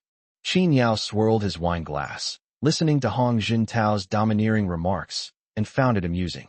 He finally spoke his second sentence. "What? Are you going to rob me outright? Don't be so ungrateful, kid." A wealthy young man chuckled as he poured himself a drink, then put his arm around the sexy woman in his arms and said, "Can you call this robbery when it's our young Master Hong's business? For ordinary people like you, no amount of wealth is a burden. Some things are predetermined from birth. There's no such thing as a salted fish turning over a new leaf. Such a good company as Xingsheng should naturally be handed over to people of noble birth like us to manage. You can't handle it. So, Young Master Hong is willing to take it on purely for your own good. These people are all appendages of the Hong family. They act like dogs in front of Hong Jintao, but they are full of superiority when facing Qin Yao. Not to mention them. Even those pretty girls who made a living by selling their bodies look down on Qin Yao. Yes, a loser should just stay a loser. Beauty, wealth, and status are not things that ordinary people like them should be able to possess. Only someone as noble as Hong Jintao deserves to possess immense wealth and status. As for ordinary people, they should just accept their fate and work for the rich. They actually want to turn the tables and become the masters? This is truly an unforgivable sin. Hearing these people's distorted remarks, Qin Yao wasn't angry. Instead, he laughed. You mean I should thank you? Being grateful is still an option. Hong Jintao exhaled another smoke ring. After all, as you've seen, our net worths are not even in the same league. Even if I kill all the dogs in your house, it will only cost me a few million to settle this matter. And you, Qin Yao with his hand holding the cigarette, let alone just taking your company and shares, even if I openly steal your wife, you'd still have to kneel down and hand me a condom. You know why? Qin Yao raised an eyebrow slightly, his face expressionless. Why? Because of you and me, there are inherent differences between us. Qin Yao chuckled, leaning against the bar with a wine glass in one hand. What? Are all people born unequal? I know that people like you fantasize about equality for all, but let me tell you, this world is just that cruel. Hong Jintao spread his hands and said lazily, being born more noble than ordinary people is also a problem for me. As soon as he finished speaking, everyone present burst into laughter, eager to see how Qin Yao would respond. Suing was somewhat unhappy. After all, she also came from humble beginnings. But seeing Qin Yao being humiliated like this and only daring to sit there silently, she felt quite satisfied. Reality is cruel. There will always be someone to teach you a lesson. It's a pity I can't kill him myself to avenge my senior brother, but as long as Qin Yao has nothing left, I have plenty of ways to deal with him. Meanwhile, the young figure on the second floor, seeing that Qin Yao hadn't dared to utter a single word, stretched lazily out of boredom. With this level of skill, it seems I've wasted my trip today. Let's go, there's nothing more to see. He is not worthy to be my opponent. Chapter 266. You can kneel down now. Seeing that he was about to leave, the woman beside him became anxious. Young Master Jean, are you just going to leave like this? Let me tell you, Qin Yao is a bastard with a lot of tricks up his sleeve. He might be hiding some kind of conspiracy. If you leave, what if he... Before the woman could finish speaking, she was so frightened by a chilling gaze that she swallowed her words back. The man's gaze was cold, as if it could instantly pull a person into an icy abyss. His identity, in addition, caused the woman's body to tremble involuntarily for a moment. Do I need you to teach me how to do things? No, young Master Jean. That's not what I meant. Jean Shao waved his hand impatiently, not wanting to hear the woman's explanation anymore. If he can't even handle Hong Jintao, what right does he have to be my opponent? Say one more word, and you can get out. Qin Yao below again. Unbeknownst to him, the moment he left, Qin Yao glanced indifferently upstairs. You're leaving already? Seeing that Qin Yao was distracted and still muttering to himself, Hong Jintao completely lost his patience. Qin Yao, my patience is limited, and the chances I give you are also limited. He sat up and tapped his fingers on the table. If you want to die, you can leave. If you want to live, you can kneel down. From the moment he spoke, Qin Yao had no interest in exchanging any more pleasantries with Hong Jintao. His goal was to become the head of the Hong family, not just a minor young master of the Hong family. So when he saw that the person who came was Hung Chuntao, he already wanted to leave. However, at one moment, he suddenly sensed a very powerful aura on the second floor, and the other party's gaze was fixed on him. It was because of this person that Qin Yao sat down and had a long chat with Hong Jintao. He didn't know who the other person was, nor did he want to alert them. He wanted to see what their purpose was. But nothing happened, and he left. It seems he was overthinking things. Now that you've left, I don't have time to waste with you. Qin Yao finished the last sip of wine, put down the glass, and stood up. He put his hands in his pockets and walked away without looking at me. Your rank is too low. You're not good enough to talk to me. Send your parents. Hong Jintao was a little stunned. He was sitting there looking terrified and refusing to leave just a moment ago, but now he's acting so arrogantly? Who gave him the courage? Are you sure you want to leave? Hong Jintao frowned and asked coldly. Qin Yao didn't stop walking and said leisurely, I told you, you're not high enough level. There's nothing to talk about with you. Remember, call the eldest parent in your family. Bang! With a loud crash, another bottle shattered, this time from Hung Chuntao. He sat there with a cold face, saying nothing, but the henchman next to him immediately understood. With just one glance, dozens of people surrounded Qin Yao. Qin Yao stopped in his tracks, his eyes flickering. Hong Jintao didn't turn around to look at him, but calmly smoked his cigarette and said, I've said I don't like to use violence, because that's just a low-level tactic. But your attitude really annoys me, and I don't mind using violence to teach you a lesson. By the way, I heard you're quite skilled, but one man can't fight four. I wonder if you can handle these dozens of people by yourself. He exhaled a puff of smoke, his eyes filled with disdain. I just said I could let you go, but I didn't say you could walk standing up. If I don't let you crawl out, where will I, Hong Jintao, put my face in Sichuan, right? The elegantly dressed men and women in his group exchanged smiles, thinking that as expected of young Master Hong, he was indeed domineering. Several female companions crossed their arms and slightly raised their chins, looking at Qin Yao with disdain. That kid's dead meat. Sigh, Qin Yao shook his head and said helplessly, Actually, I'm not in a good mood today. I didn't want to take action because I was afraid I would overdo it and cause a lot of trouble. But I'm sparing your life, why won't you take it? Puff. Upon hearing this, several female companions couldn't help but burst into laughter, covering their mouths and shaking their heads, clearly finding Qin Yao's boastful words too loud and ridiculous. What is he pretending to be? How dare a nobody from out of town challenge young Master Hong? They're really courting death. Hong Jintao turned to look at Qin Yao as if he were an idiot, then slumped onto the sofa with an air of superiority. Come on, let me see why you're not giving me a way out. The group burst into laughter, and several beautiful female companions raised their eyebrows and chuckled, their beautiful eyes filled with mockery and ridicule. Whoosh! Qin Yao didn't bother with any more words. He leaped into the air and shot out from his spot like a cannonball. In the blink of an eye, the scene was filled with cries of agony. Dozens of thugs wielding steel pipes and machetes rushed forward, sending people flying in droves. The scene was utterly devastating and a complete disaster. Qin Yao's movements were too fast, and his strength too fierce. The people present were all people who had never been exposed to martial arts. In front of him, they were no different from chicks. Hong Jintao's professional bodyguards also arrived.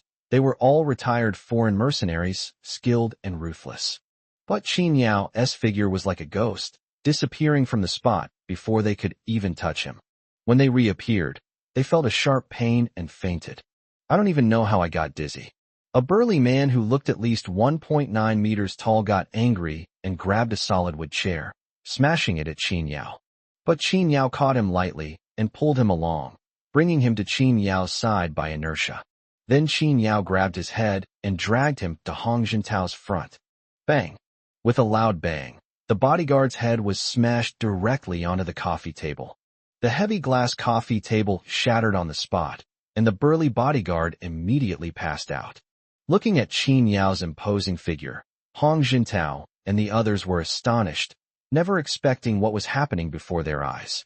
Had previously heard Suing talk about how formidable Qin Yao was, and he thought Suing was exaggerating because he had made a mistake. Furthermore, he believed from the bottom of his heart that these so-called martial arts masters were just showing off. No matter how good their skills were, if dozens of people attacked together, they could be trampled to death by each person's foot.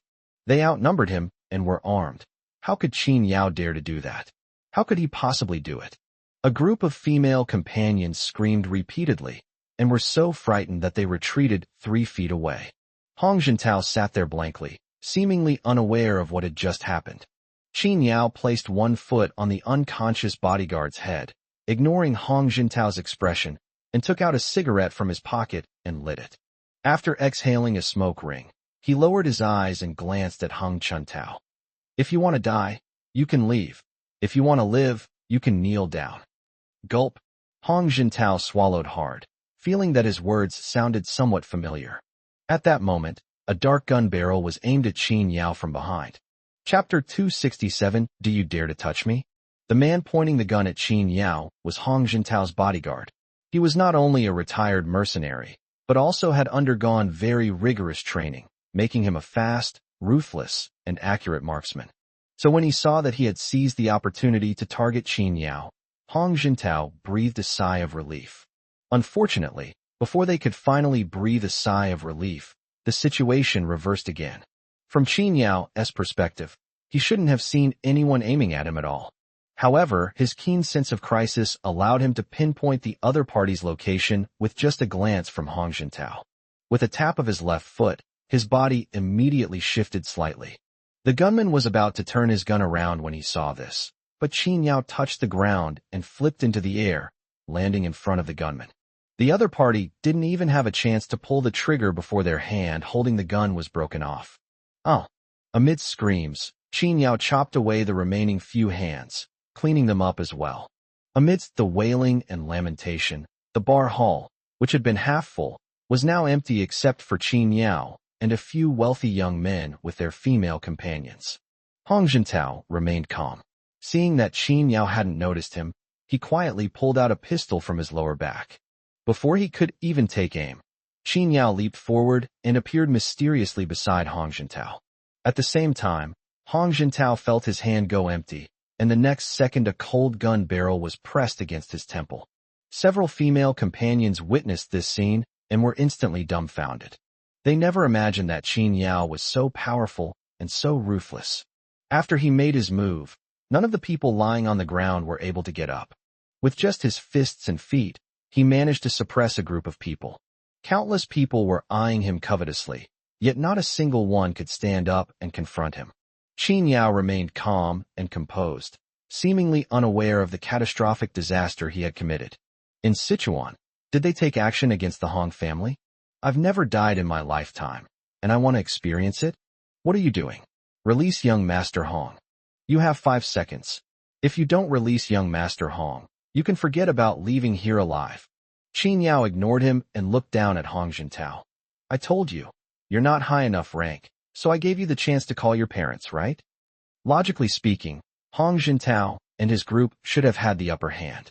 They were completely outmatched by Qin Yao, who was all alone. But now Qin Yao is exuding his full aura, giving off an air of, I've surrounded you all.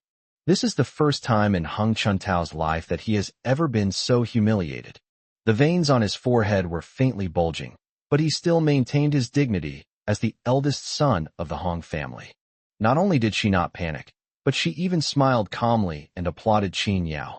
Not bad, not bad. I thought Su Ying was exaggerating before, and that it was just an excuse they made because they were incompetent. I didn't expect you to be so skilled. He was completely unfazed by the gun pointed at his head. So what? Do you dare touch me? Hearing what Hong Jintao said, the other tense young men immediately relaxed. Yes. So what if you're skilled? So what if you're a martial arts master? In the face of power, the younger brother is still the younger brother. This is Sichuan. The Hong family's influence here is enough to crush 100 Qin Yaos. What is there to be afraid of? He dared to hit Hong Jintao's men, but would he dare to hit Hong Jintao himself? We have a lot of martial arts masters like you in our Hong family, so there's nothing special about it. You may be a little more capable than them, but ultimately your birth determines your fate. Qin Yao, my life, Hong Jintao's, is worth far more than yours. Do you dare touch me? Hong Jintao wore a mocking sneer on his face, not believing at all that Qin Yao would make a move. Ignoring the gun in Qin Yao's hand, he leaned back on the sofa and even crossed his legs. Qin Yao, with a reserved smile, pointed to his head and indicated that he could give it a try. At this moment, the others also became certain that Qin Yao would never dare to make a move, and they all laughed and joked. Qin Yao gave him a cold look, said nothing, pulled back the bolt, and fired a shot directly at the bodyguard in front of Hong Jintao. Bang! Hong Jintao still had a smile on his face, but the next second blood splattered directly onto his face. Oh! The group of female companions screamed in terror and instinctively tried to run away in all directions. Hong Jintao was stunned for a moment. then slowly looked down at the bodyguard who had been lying at his feet. While he was looking, Qin Yao fired 3 more shots. Bang, bang, bang.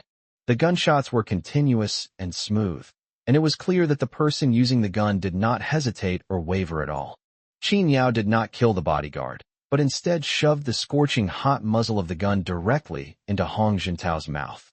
The gun muzzle, still scorching hot from the recent firing, burned Hong Jintao's body the moment it touched his mouth.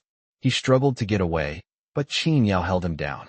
Qin Yao looked at him expressionlessly and said coldly, "Lu Boyong came up here wanting my life, and you came up here wanting to seize my company and shares.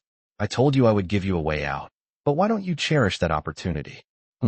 Hong Jintao's tongue was burned so badly it stuck to the muzzle of the gun. He tried to speak, but tore off a piece of flesh, causing his face to contort in pain. The woman standing next to her turned pale, completely stunned by what she saw. Qin Yao vanished, replaced by shock and fear. Hong Jintao finally forgot all about his aristocratic airs and glared at Qin Yao, shouting incoherently, "You bastard, if you don't kill me today, I'll kill your whole family tomorrow." Qin Yao wasn't angry. Instead, he chuckled and reminded him, "It's biting." What? Hong Jintao didn't understand what he meant at first, but the next second he realized that Qin Yao wanted him to bite the muzzle of the gun. With a sharp pain in his head, Hong Jintao was pulled up by Qin Yao's hair, who simultaneously slammed his knee into his face. With that pull and push, the gun barrel that Hong Jintao had been holding in his mouth was shoved halfway down his throat, tearing at the corners of his mouth. Hong Jintao was in excruciating pain. A mouthful of blood surged up and almost choked him. His handsome face was completely contorted, making everyone present feel a pang of anxiety. If it had gone in any deeper, the gun barrel would have pierced right through Hong Chuntao's throat. Several female companions covered their mouths tightly to prevent themselves from screaming, but their eyes were filled with fear when they looked at Qin Yao. Is this person a devil? The atmosphere at the scene was one of fear, confusion, and anger, but there was not even the slightest bit of mockery left. Qin Yao, with a cigarette still dangling from his mouth, took the cigarette off his head and flicked off the ash, not caring whether it landed on Hong Jintao. "What? You think you can't take me down?" Chapter 268. How much is his life worth? Hong Jintao was filled with blood and anger. He was now overwhelmed with grief and indignation, and had reached the point of utter collapse. He couldn't understand where Qin Yao got the audacity to attack him. Even with Chun Dong as his backer, isn't he being a bit too arrogant? Let alone him, when he meets Chun Dong, the two of them can talk on equal footing. Qin Yao, a mere lackey of Chun Dong, do that. However, he did have some backbone, and he actually managed to pull the gun barrel out of his mouth by himself. In truth, he knew in his heart that if he didn't pull out the gun barrel soon, he would suffocate. He collapsed to the ground, panting heavily like a dead dog, vomiting blood and bile incessantly, completely disheveled. The others were stunned and didn't know whether they should go up and help. If he doesn't go up, Hong Chuntao's status is what it is. Go up there, this Qin Yao is a complete mad dog. If they dared to beat even young Master Hong like this, if they speak up again, they'll probably be in even worse shape. It took him a long time to recover, but as soon as he opened his mouth, he spat out mouthfuls of blood. Even so, he glared at Qin Yao with furious rage, his eyes bloodshot. "You dare touch me? Have you thought about the consequences?" Bang! Qin Yao, too lazy to waste words, stomped on Hong Jindong's head again, causing another scream. As a result of, Hong Jintao's eyes were seeing stars as he struggled and roared, I'm going to kill your whole family." Bang! Kill my whole family.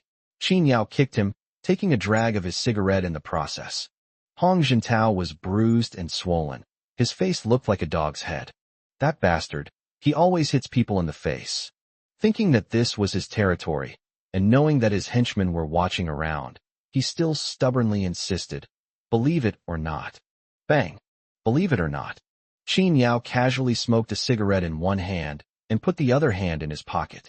Judging from his footwork, he wasn't treating Hong Chuntao like a human being at all. At that moment, there was no doubt that he might have already done it if it weren't for the fact that murder is illegal. However, they were wrong about this. For Qin Yao, If he wanted to kill Hong Jintao, he would already be a corpse. This kick really hurt Hong Jintao. He had always been born with a silver spoon in his mouth, and he had never suffered like this before. He lay on the ground, drowning in the blood and vomit he had produced, unable to utter a single word. But to everyone's surprise, Qin Yao didn't stop at all, and actually stepped on his head again. Hong Jintao completely broke down. I didn't say anything. Qin Yao casually flicked his cigarette butt at his face, looking down at him condescendingly. Feels good. Give me a couple more kicks. Bang bang. He meant what he said. If he said he'd give 2 more kicks, he would give 2 more. But these 2 kicks were even more brutal than the previous ones, not only turning Hong Jintao's head into a dog's head, but also making him spit out a mouthful of bloody teeth. Upon seeing this, the group of female companions were not only horrified but also so angry that they stomped their feet repeatedly. They thought Qin Yao was too arrogant and outrageous.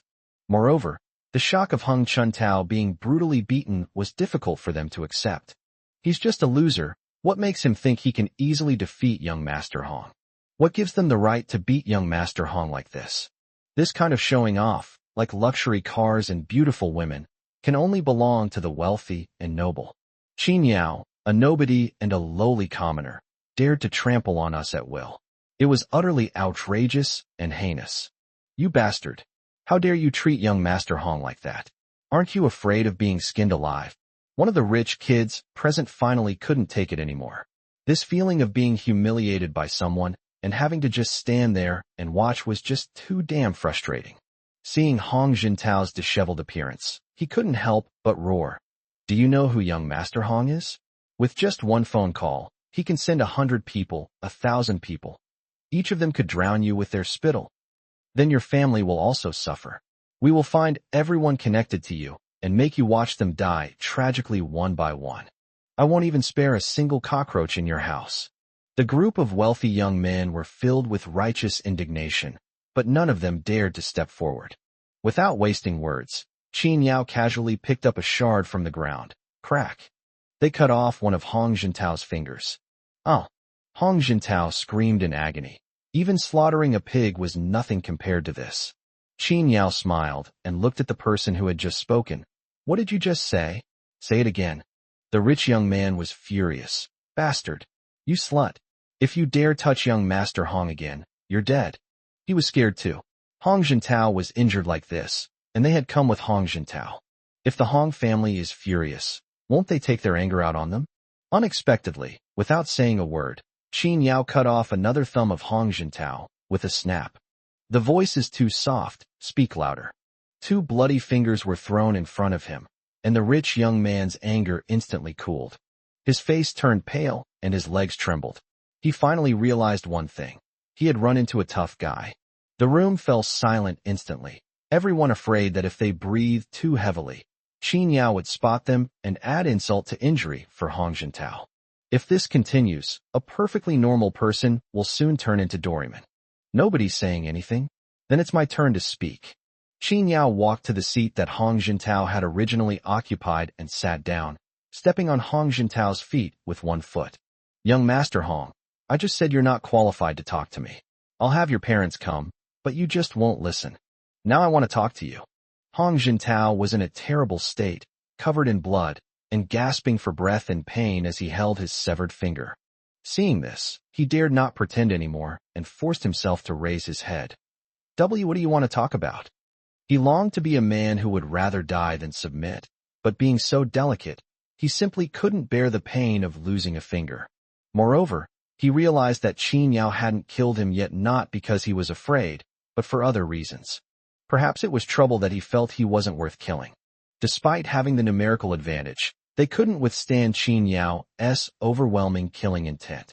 If they provoked him further, he might really take their lives without hesitation. Furthermore, Qin Yao showed no significant emotional fluctuations throughout the entire process. Not angry, not crazy, even quite calm. To be able to beat him like that without any psychological pressure, and not even blink when cutting off his fingers. This kind of person is even more terrifying than a serial killer.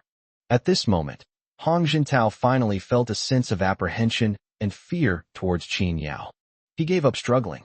At the same time, he suddenly realized.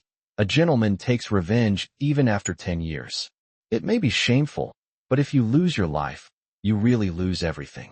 His life is very valuable. We can't let him die here for a little bit of profit.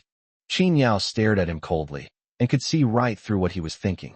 So he suddenly smiled, not answering him immediately, but randomly pointing to one of the rich kids. Come on, it's you. The rich young man he pointed out felt his legs go weak, and he almost fainted on the spot. Don't be nervous. I'll just ask you one question. Qin Yao pointed at Hong Jintao indifferently and asked, how much do you think his life is worth? Chapter 269, Buying a Life with Money. Qin Yao's question left the person who was called out completely dumbfounded. How much is Hong Jintao's life worth? Needless to say, it's worth more than 1,000 gold pieces.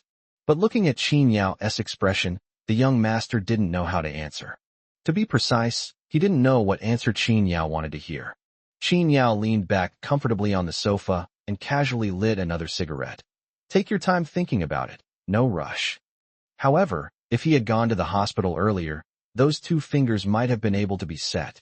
If he had gone any later, he might have been able to get a disability certificate later. Right, young Master Hong? Hong Jintao trembled with fright. Although he didn't understand what Qin Yao was trying to do, he still glared at the rich young man. The rich young man jumped in surprise and answered without thinking. 100 million. No, 1 billion. Imagine if Hung Chuntao were kidnapped and the kidnappers offered $1 billion. Would the Hung family refuse? Of course not. But if the kidnappers kidnapped people in Sichuan and took the money, whether they would even live to spend it is another matter entirely. Qin Yao smiled and nodded, exhaling a smoke ring. As expected of a young master from a noble family, he is indeed much more valuable than an ordinary person. What exactly do you want? Hong Jintao felt as if a butcher's knife was hanging over his neck, and his whole body was trembling. He just hoped that Lin Yu would make things quick. Qin Yao pointed at him with the finger holding the cigarette. It's simple. I'll let you go. You pay to save your life. 1 billion. $1 billion is a lot. This is indeed not much for the Hong family. But if this billion yuan in cash were delivered to Qin Yao, Hong Jintao would have truly lost all face. No matter how glamorous he is, in the future, when word gets out, people will remember this day. Hong Jintao failed to show off and ended up getting humiliated instead. They came to demand the company and shares, but didn't get them. They were beaten up and still had to pay the person in charge. If his family finds out, even though he is the eldest son and grandson, just because of this stain, his family will doubt his ability and whether he is suitable to take over the Hong family. By then, he, as the eldest son and grandson, would be completely marginalized. But if they don't give it to me, Qin Yao's unbelievably calm demeanor. He dares not gamble. Hong Jintao was furious, but he dared not waste any more time. Lu Bo, transfer the money. At a shout, a secretary-like figure cautiously emerged from the corner, opened his briefcase, and took out an ultra-thin laptop. Qin Yao nodded in satisfaction and gave an account number. After the assistant performed some operations, his phone lit up. 1 billion has arrived. Seeing the money in his pocket, Qin Yao stood up and glanced at Hong Jintao expressionlessly. Young Master Hong's money is easy to earn. You can come to me again if you need anything like this next time. Watching Qin Yao leave, stepping over a group of people, Hong Jintao was filled with anger, hatred, and rage. Just you wait, I'll definitely tear him to pieces. The impotent rage did little to harm Qin Yao. As soon as he stepped outside, a cool breeze blew by, and the effects of the alcohol on his body dissipated considerably. It's too late to take a taxi to Mianlong. He had originally planned to find a hotel to stay in, but as soon as he stepped out, he received a call from Chun Liuli, whose tone was somewhat urgent. Qin Yao, where are you now? Are you free? Upon hearing her say that, Qin Yao knew something must have happened, and without hesitation, he gave her his address. No need for any nonsense, you'll know when you get there. Chun Liuli's car arrived quickly, and Qin Yao opened the car door and got in. Chun Liuli was driving. There was no driver with her. It looks like she came straight over after get off work, still wearing her business attire. She was wearing a white shirt with the collar slightly open, and in her haste, she didn't even notice that her cleavage was faintly visible. She wore a loose-fitting suit jacket over her clothes. with the cuffs rolled up to reveal her fair and delicate forearms. Below is a sexy bodycon skirt, black and slightly sheer, showing off slender ankles.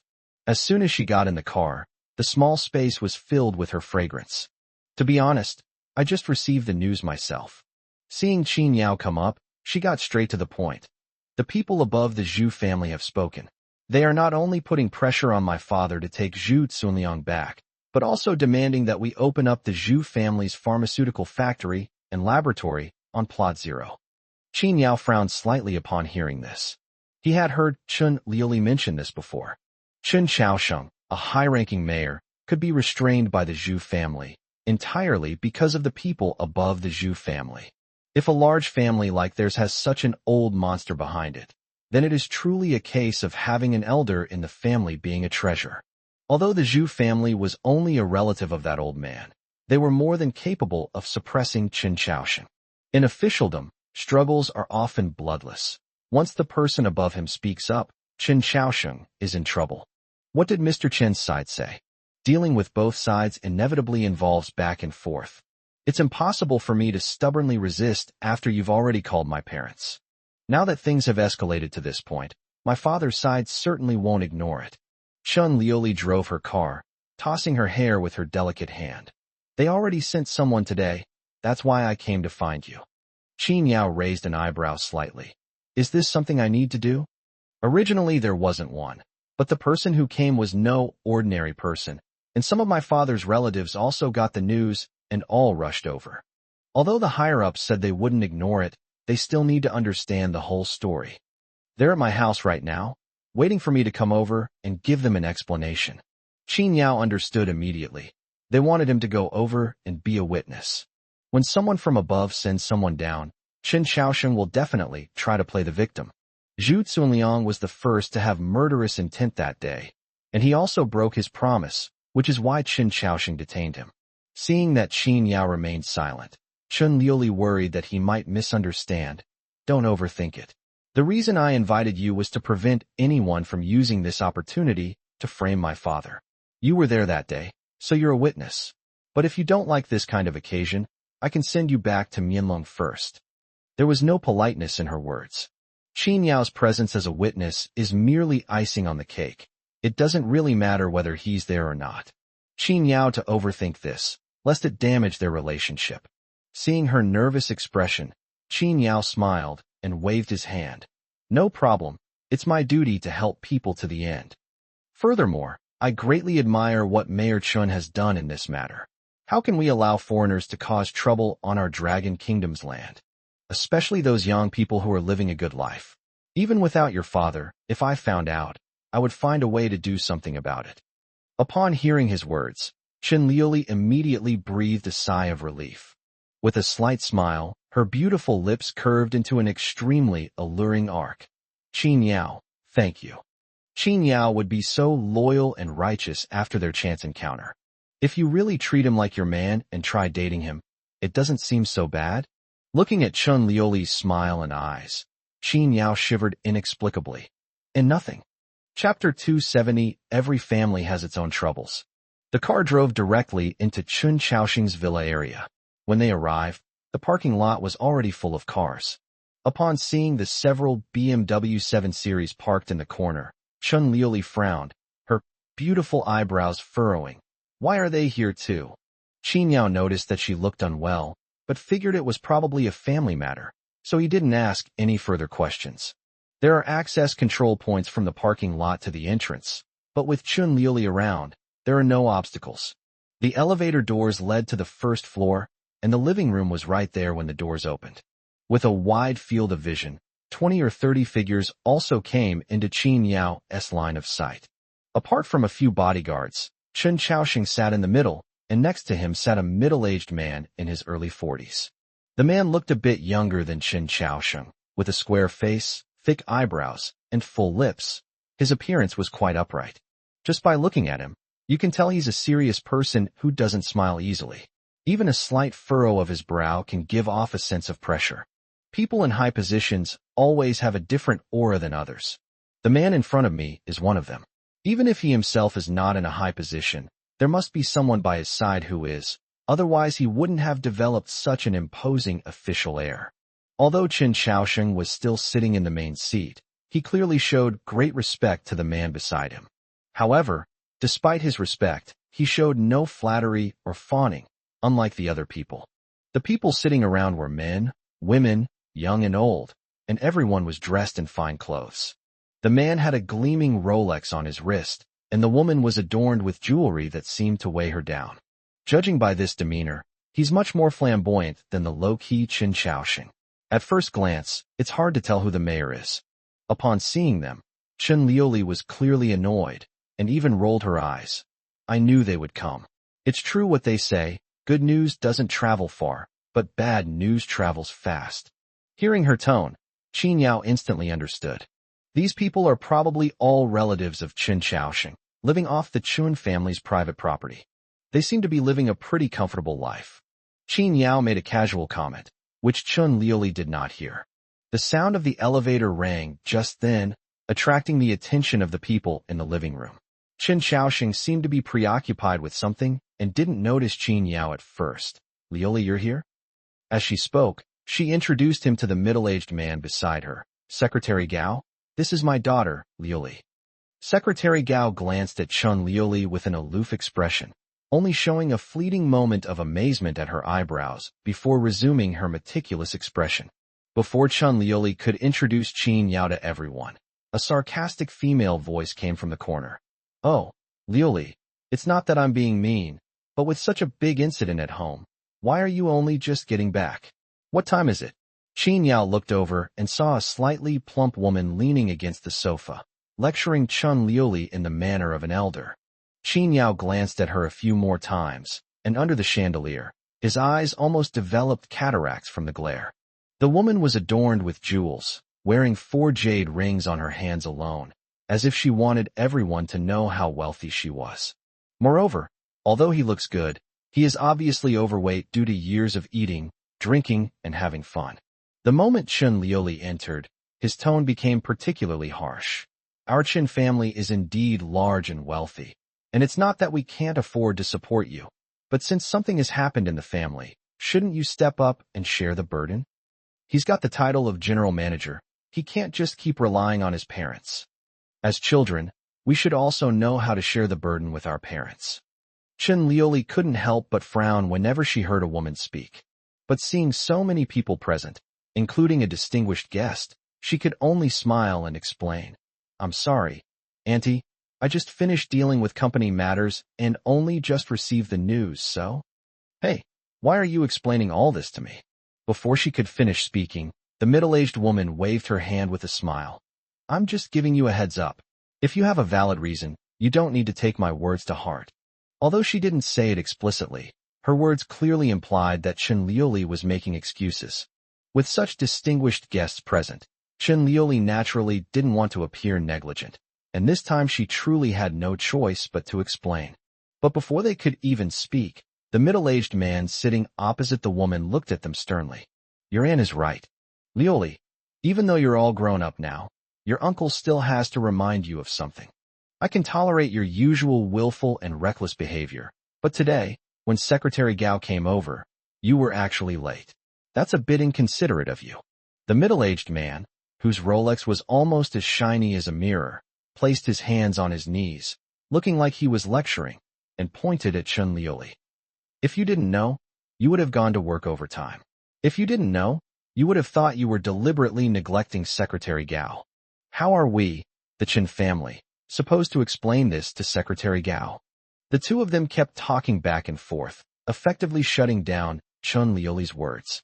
They were clearly determined to pin the label of slacking off a distinguished guest on Chen Liuli. Qin Yao glanced at Chen Liuli and noticed that her cheeks were tense. Based on his understanding of Chen Liuli, if there hadn't been guests present, he probably would have already started cursing. It's really not easy to make this young lady feel so frustrated. Qin Shaoxing's face had darkened. He was already in a terrible predicament, and these people were adding fuel to the fire. Fortunately, the serious-looking Secretary Gao took a sip of tea, put it down, and waved his hand, saying, All right, I didn't come all the way from Kyoto this late to listen to these trivial family matters. Miss Chen, There's no need to explain. Please come and sit down. Although Secretary Gao said that, Chen Liulai was still worried. After all, sometimes what is said unintentionally can be taken to heart by others, and she wasn't sure if Secretary Gao had taken it to heart. But since the other party has already spoken, if Chen Liuli insists on explaining at this point, then she would truly be being unreasonable. All the seats around Chen Xiaosheng were occupied. Clearly, there wasn't even an empty seat left for her. So she, Chen Xiaosheng's only daughter, could only sit in the corner. Her aunt and uncle exchanged a glance as she walked to the corner and sat down, both of them sporting smug smiles. The other young people who came with them were even more delighted, seemingly happy to see Chen Liuli suffer a setback. Losing face in front of someone as important as Secretary Gao would definitely provoke Chen Xiaosheng's displeasure. What's wrong with my own daughter? The most important thing is to ruin the future of the Chen family. Qin Yao didn't say anything, put his hands in his pockets and sat down next to Chen Liuli, his eyes constantly observing the people in the room. They say every family has its own troubles, and that's certainly true. It seems Chen Liuli's family isn't simple either. He stroked his chin and sighed. It seems tonight won't be simple. Chapter 271 is also a role model. After they were seated, Secretary Gao had not yet spoken, and the others did not dare to speak either, but were all whispering among themselves.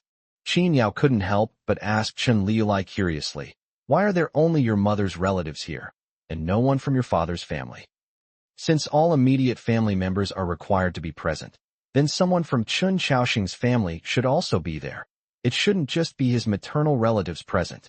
Upon hearing this, Chen Liuli sighed helplessly. "My father is an orphan. He grew up alone and destitute, having lost both his parents at a young age. Fortunately, he was determined and not only got into the Department of Political Science at Peking University, but also entered the civil service with excellent grades. So after my mother passed away, I was the only blood relative she had left.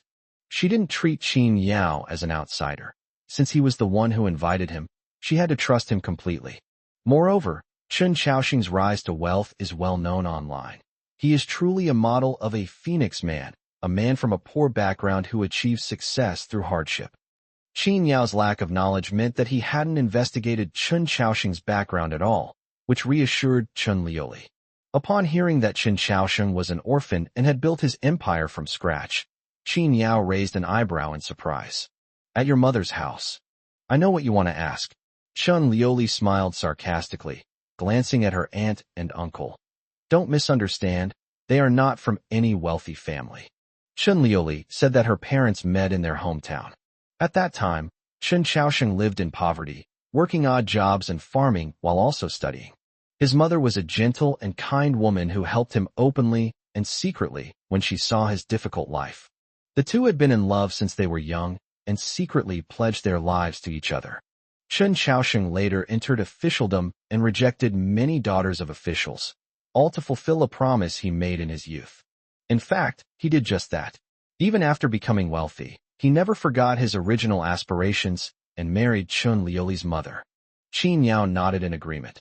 "Mr. Chen is a man of great loyalty and integrity, a role model for us all." "That's understandable, since he still took good care of her family even after her mother passed away. They must have been very supportive of your father back then, right?" Chen Liulai didn't say anything else, but just hearing that cold laugh, Qin Yao knew he had guessed wrong. They're just a bunch of vampires. It turns out that when Chen Xiaosheng was poor and down on his luck, Chen Liulai's mother's family members did everything they could to obstruct the relationship between the two, especially her Aunt Lu Fenglan and Uncle Lu Yongtao. Chen Liulai's mother was an absolute beauty in her youth. Otherwise, she wouldn't have been able to give birth to a daughter as stunning as Chen Liulai. So when she was young, Lu Fenglan and Lu Yongtao tried every means to prevent her from being with Chen Xiaosheng. They wanted to sell her to a local tycoon so that they could earn a dowry to improve their lives. Fortunately, Chen Liulai's mother was strong-willed. After threatening suicide, she ran to Kyoto and found Chen Xiaosheng. The two relied on each other for survival and endured many hard times. After Chen Xiaosheng achieved success and fame and was finally able to enjoy a happy life, these relatives came knocking on his door. Chen Xiaosheng was used to being alone and couldn't bear to see his wife lose contact with her family because of him, so he arranged for these people to join the Chen family's company. Even after his wife passed away, he continued to take care of these relatives, which was a way of comforting his wife's spirit in heaven. But judging from their attitude, they don't seem satisfied with the status quo. Brother Chun. As soon as Secretary Gao spoke, everyone stopped talking, and Chun Liuli listened quietly. The boss asked me to come here today because he wants to ask you what exactly happened. Secretary Gao sighed, as if reluctant to blame him. You've always been steady and reliable. How did things turn out like this time? Upon hearing this, Chen Xiaosheng frowned deeply. I have already reported the specifics to my superiors, and they should know the whole story. I did this for the sake of Sichuan and for the sake of China. After all, the Dragon Kingdom and the Yang Kingdom have a history of strife. I can't just stand by and watch them pull these dirty tricks right under my nose, can I? Even when questioned by his superiors, Chen Xiaosheng still didn't think he had done anything wrong. After all, it concerns the Yang Kingdom, and he would rather kill the wrong person than let the guilty go free. Secretary Gao's expression became even more serious upon hearing this, and she tapped her finger lightly on the coffee table. But you chose the wrong time. The leader and the other party's superiors are currently collaborating on a project, and they're still in the honeymoon phase. By causing this kind of trouble at this time, aren't you just making things difficult for the other party? Hearing this, Qin Yao already knew the outcome. The Secretary Gao came today, ostensibly to discuss something, but in reality, he just wanted to force Chen Xiaosheng to back down. He had previously assumed that Chen Xiaosheng and the people above him must have some connection, and that Chen Xiaosheng must have a family backing him up. But who knew he had started from scratch? That made things complicated. He had heard from Chun Liuli that the Zhu family was a collateral branch of a powerful figure. To put it bluntly, if the other party's bigwig is one of their own, then of course they will spare no effort to support their own people, even if it means sacrificing some of their own interests. But Chen Xiaosheng was different. He was essentially an employee of his boss, and no matter how capable he was still an outsider. For the bigwigs above to sacrifice their own interests for him, unless Chen Xiaosheng can bring even greater benefits. Otherwise, forget it. Although Qin Yao felt disdain, that was the reality. You, a nobody, started from scratch and built a large and powerful business. How can you compare to the generations of success of a large family? Secretary Gao's attitude was very serious, and his tone was very firm. The leaders have seen your previous report. You kept saying that the Zhu family and Yang state are cooperating, but where is the evidence? He tapped the back of his right hand against the palm of his left hand. Your little bit of evidence only proves that they received some investment and technical support from Yang state, which doesn't prove anything at all. You say they are endangering the safety and interests of the Dragon Kingdom, but you have no evidence. How can the leaders help you? Chen Xiaosheng looked ashen-faced. Despite his extraordinary demeanor, he appeared somewhat listless. He knew that Secretary Gao wasn't trying to make things difficult for him, but rather that he genuinely lacked sufficient evidence. Despite facing the people of Yang Kingdom, he believed that no evidence was needed, only suspicion, given the nature of the relationship between the two sides. But now he's involved in a power struggle between two big shots. If he becomes the leverage against them, he could face utter destruction. Seeing his dejected mood and relaxed expression, Secretary Gao sighed softly. All right, I won't say anything more. That's all I have to say. Brother Chen, you're a smart man. It hasn't been easy for someone of your status to get to where you are today. Don't disappoint the big boss. You should reconsider the conditions proposed by the Zhu family. Chapter 272, we need to broaden our perspective. Secretary Gao seemed very busy. After finishing speaking, she left with her entourage. Before leaving, he said he would stay in Sichuan for the next 2 days, and with him there, he could stall the Zhu family for a while. However, if Chen Xiaosheng still hasn't come up with an answer after he leaves in a couple of days, then don't blame the big boss for not protecting him. Hearing that this matter was so serious and might even involve the entire Chen family, Lu Fenglin and Lu Yontao couldn't sit still as soon as Secretary Gao left. No, brother-in-law, what are you still hesitating about? This is such a big deal. Do you still need to hesitate? Yes, brother-in-law, the lives of the entire Chen family are in your hands. This is no laughing matter. Lu Fenglin slammed her hand on the table, ignoring the matter at hand, and said in a decisive tone, "In my opinion, you shouldn't worry about whether it's 2 days or not. Send the person to the Zhu family first thing tomorrow morning. I've heard that the Zhu family is a very powerful clan. If you can make peace with them, you'll have gained a friend in your future career. Isn't this the best of both worlds?" Chun Liuli couldn't help but roll her eyes when she heard Lu Fenglin talk about this so casually. Despite their current appearances of being adorned in gold and silver and frequenting high-end events, these two families are still fundamentally mercenary and snobbish. They were not well-educated, yet after becoming wealthy, they only cared about enjoying themselves instead of improving themselves to contribute to the Chun family's business. Now that something has happened, he's come out again to criticize his father. Are they afraid that Chen Xiaoxing's future will be ruined? They were just afraid that their wealth and status would vanish like a bubble. The two old folks were nagging on, and Chun Liuli's cousins were also extremely anxious. "Yes, uncle, you can't be so upset. It's just that the Yang people and the Zhu family are doing some business here. Why are you making such a fuss?" That's right. Although Yanghua and we have a long-standing feud, it has nothing to do with our generation. That's right. Uncle, please hand the person over to them quickly. We're doing this for your own good. A group of people were talking at once, even more urgently than the Zhu family, pressuring Chun Xiaoxing to hand over the person. The Zhu family at least gave Chun Xiaoxing 2 days, but these people seemed to be hoping that Chun Xiaoxing would send the person over overnight. Chun Xiaoxing had a headache from the noise and leaned back on the sofa, rubbing his temples. "Big brother and sister, I need to think about this some more. You should go back first, it's getting late." "That won't do." Lu Fenglin's voice rose 8 octaves, her eyes wide, her arms crossed over her chest. "This concerns the fate of our whole family. How can I leave?" Lu Yongtao leaned back on the sofa and lit a cigarette without a second thought. "That's right. We're your family after all, so we should stay here and offer advice at a time like this. Xiaosheng, it's not that I'm criticizing you, but even though you've been an official for over a decade and have achieved some success, sometimes you need to broaden your perspective. You can't ruin your future just to save face." Qin Yao sat next to Chun Liuli and could clearly sense that she was about to lose control. Sure enough, when she saw Lu Yongtao wearing leather shoes and putting his feet on the coffee table, showing no respect for Chen Xiaoxing, she finally exploded. "Base!" Qin Yao felt a gust of wind rush past him, and then Chun Liuli stood in front of Lu Yongtao and Lu Fenglin. "All right, stop talking about our family all the time. Are you thinking about my father?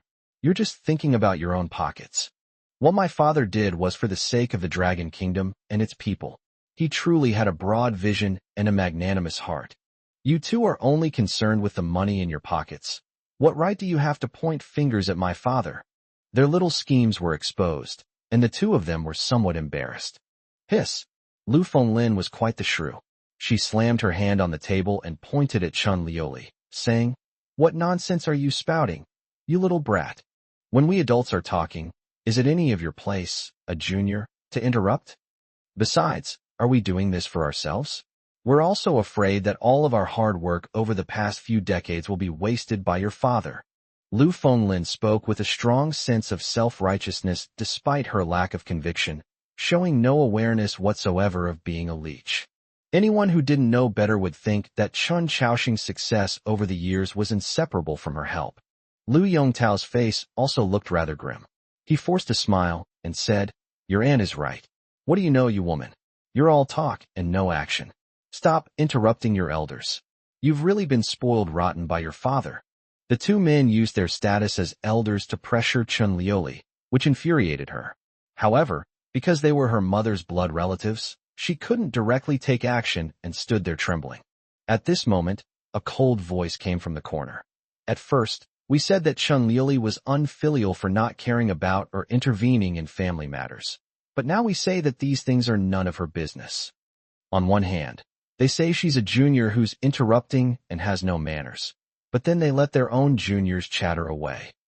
That's a huge double standard. Who's speaking there?" Upon being refuted, Lu Fenglin immediately jumped up from her chair and spotted Qin Yao in the corner. Chen Xiaoxing only then noticed him and quickly stood up. Mr. Qin, what brings you here? Seeing him get up, Qin Yao also walked over and smiled. I heard that Mr. Chun was in trouble. After all, I was involved in this matter, so I should come and see. That's why I came over as soon as Miss Chen called me. Hearing that Qin Yao not only didn't try to protect himself at this time, but instead took the initiative to come and help, Qin Shaoxing was quite moved. However, he still sighed deeply. Alas, I appreciate Mr. Qin's kindness. But this time, you shouldn't have come.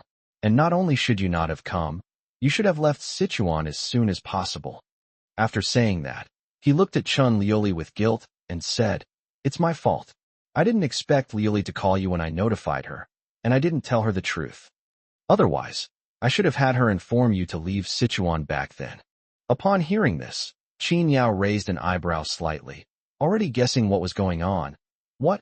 Among the people the Zhu family wants you to return, there's more than just Zhu Cunliang. Chen Shaoxing didn't hide anything and nodded with a stern face. Yes. The Zhu family said that you killed 2 of their distinguished guests and detained Zhu Cunliang. They demand an explanation from you. Although he had just heard the news from Chen Shaoxing, Qin Yao showed no surprise at all. It seems that the Zhu family is also vengeful. Who had just been rebuked by Qin Yao, listened with their eyes darting around. Upon hearing that Qin Yao was involved in the matter that had nearly bankrupted them, Lu Fenglin immediately protested. So you're the culprit. Chapter 273, I'm going to expose this. So it was you who caused this trouble. Lu Fenglin suddenly spoke up, pointing a finger at Qin Yao's nose. You're the one who caused them to come knocking on our door, aren't you? She was a relative of Chen Shaoxing, but Qin Yao was not familiar with her and would not have any further contact with her in the future. So when she pointed at him in a loud and boisterous manner, Qin Yao simply ignored her and prepared to talk to Chen Shaoxing. But the woman wouldn't let it go and immediately grabbed Qin Yao's clothes, saying, I'm talking to you. Didn't you hear me? Upon seeing this, Chen Shaoxing immediately frowned, his expression turning rather unpleasant. Qin Yao was his guest and also his benefactor. Although Lu Fenglin is the sister of his deceased wife, he shouldn't be so inconsiderate of the occasion and disrespectful to his guests. Big sister, what are you doing?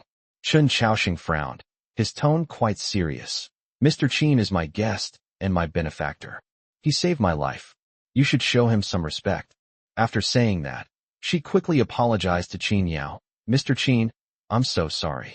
My older sister isn't very educated and speaks very bluntly, but she doesn't mean any harm. Please don't mind her. Qin Yao waved his hand, not taking it to heart.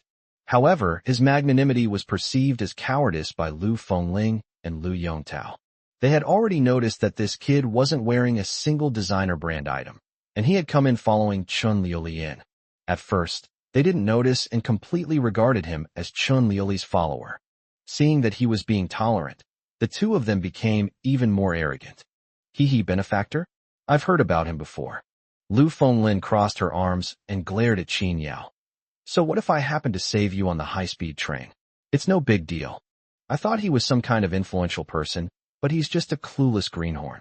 Only someone as stupid as you would actually take him seriously. Chun Liuli was displeased upon hearing this and stepped forward to separate Qin Yao and Lu Fenglin to prevent her from pointing fingers at her father's savior. What do you mean by not so? My father's life was in danger at the time. If it weren't for Mr. Qin, he would have been killed long ago. Since you had already heard about it, why didn't you even come to see my dad afterward? If you had been there, could you have stood in front of my dad? Chun Liuli fired off a barrage of questions, showing no mercy to Lu Fenglin. Although this woman was her biological mother's older sister, she had never had a good impression of these relatives since childhood. He used to look down on his father, but later he shamelessly came to freeload off him. They desperately want to work for the company, but they don't actually know anything. They only come once a month when they get paid, and they ask for quite a high salary. If it weren't for her deceased mother's sake, she would have fired those vampire relatives long ago. Even if the Chun family isn't short of money, they can't let this kind of person squander it. Hey, you little brat, how dare you talk to me like that? Don't you know how to respect your elders? I'm your aunt. Lu Fenglin, feeling embarrassed by the rebuke, immediately adopted the demeanor of an elder. Lu Fenglin's son, Wang Daong, was also indignant. He then showed his manly spirit and said, That's right. Chun Liuli, stop yelling at my mother. She's your aunt, and I'm your cousin. We're both your elders. It's one thing to be rude to us, but to take the side of outsiders is another. Besides, was my mom wrong? Look at this kid, all skinny and thin. I could take on 3 of him by myself. I wasn't there at the time. Otherwise, would it have been his turn? Chen Liuli rolled her eyes at the mother and son's hindsight advice. Qin Yao treated it as a joke and remained silent, waiting to see what the mother and son were up to. Although Lu Yongtao was also a vampire in Chen Liuli's eyes, he was smart enough not to show himself at this time, and even gave his children a look. If someone else is going to be the first to speak up, why should he open his mouth and invite dislike? But Wang Dayong's next words made him furious. You actually let someone like this stay at Mianlong Manor? Even my aunt has never stayed here. What? He's been given a place at Mianlong Manor. Lu Yongtao's eyes widened, and his hand trembled as he pointed at Qin Yao. Qin Yao, he turned his attention to Qin Shaosheng. Qin Shaosheng, you're something else. When I asked you for the sleeping dragon, what did you say to me? You said it was for your daughter's dowry and that no one else could live in it. But now, you've actually let Mianlong live with some country bumpkin from who knows where. Do you have any conscience at all? In his excitement, he didn't care where he was and grabbed Qin Shaosheng by the collar. Upon seeing this, Qin Shaosheng's bodyguards all tensed up. If Qin Shaosheng hadn't waved his hand in time, Lu Yongtao would have already been pinned to the ground. But he was completely oblivious to his rudeness, and instead became even more ruthless, saying, I'm telling you, you have to give me an explanation for this. You have to give me a reasonable explanation. Don't give me that benefactor nonsense. I'm just asking you, why should an outsider live in our Qin family's house? He gritted his teeth to keep from swallowing the rest of his sentence. I've never even lived here. The way he looks at Qin Shaosheng now is no different from how he looks at his father's killer. Chun Liuli's face darkened, and she instinctively stepped forward to protect her father. Lu Yongtao, what are you doing? Let go of him. How dare you call my father by his first name? Who do you think you are? When Lu Yongtao's children saw that Chun Liuli was about to make a move, they quickly came up to stop her, pushing and shoving each other as if to attack. She was wearing high heels when Lu Yongtao's son pushed her, causing her to lose her balance and twist her ankle. Fortunately, Qin Yao reacted quickly and caught her. The scene before me was a mess, and I couldn't understand it at all. Logically speaking, Qin Shaosheng is now the god of wealth for these two families. It would be one thing if they didn't offer him alms, but his attitude is so arrogant. Or is it that these days, those who spend money are the bosses, while those who make money are the servants? Qin Shaosheng never expected Lu Yongtao to be so bold as to try to fight him in front of outsiders. Several times when the bodyguards tried to step forward, he shouted them away. He was still remembering his deceased wife's dying wish that he take good care of the family. Knowing that Mianlong Manor had given such an outsider a place to stay, Lu Fenglin's attitude was particularly bad. Pointing at Qin Yao, she said to Qin Shaosheng, let me tell you, Qin Shaosheng, today Secretary Gao said that as long as you hand over the person, he won't keep pestering the Qin family. Perfect timing. Now that your daughter has brought everyone here, have someone send this kid and that young Master Zhu back tonight. Otherwise, I'll go to the media, go to the higher-ups, and expose and report you, the mayor of Sichuan, as a greedy, ungrateful wretch. Chapter 274. Not only will I hit him, I'll hit you too. As soon as she finished speaking, not only the Chen father and daughter, but even Qin Yao's expression turned rather unpleasant. Although they weren't family, Lu Fenglin's words were really infuriating. Regardless of whether Qin Shaosheng was actually corrupt or accepted bribes, once such matters are reported by the media, their baseless accusations will not care whether Lu Fenglin has any evidence. Just the fact that Lu Fenglin is Qin Shaosheng's sister-in-law is enough to give Qin Shaosheng a hard time. Even if this didn't happen, he might still lose his job. Are they still considered a family? They're simply using Qin Shaosheng as a tool to make money. Chun Liuli stood up from Qin Yao's arms, her anger blazing. Lu Fenglin, shut up. My father was an honest and upright official, and every penny he earned was through his own hard work. You dare slander her like that? Believe me, I'll smash your mouth in. Upon hearing this, Wang Daong puffed out his chest with great masculinity. Hey, you little girl. Do you have the right to interrupt your elders? So what if your dad works hard? He has achieved what he has today because of my aunt's meticulous care and strong support. Without my aunt, he wouldn't be where he is today. Chen Lioli was so angry she could hardly breathe. How dare you mention my mother? When my mother was suffering alongside my father, you refused to see her even if it meant your own death. Even when she had a difficult childbirth and my father had no choice but to ask you for 1,000 yuan, you wouldn't let him. Later, when my dad became rich, you guys shamelessly came to our door to freeload. I've seen shameless people, but I've never seen anyone as shameless as you. After Chen Lioli exposed their true colors in front of outsiders and servants, Lu Fenglin and Lu Yongtao's expressions were not very pleasant. Lu Yongtao was still stubborn. Then, if your mother hadn't married Chen Chaosheng, she wouldn't have died young from a difficult childbirth. We're here to collect a debt for our own sister. This is what Chen Chaosheng owes our Lu family. Hearing this, Qin Yao finally understood. No wonder Chen Chaosheng, the mayor, was verbally abused to his face and remained silent even when a fist was almost at his face.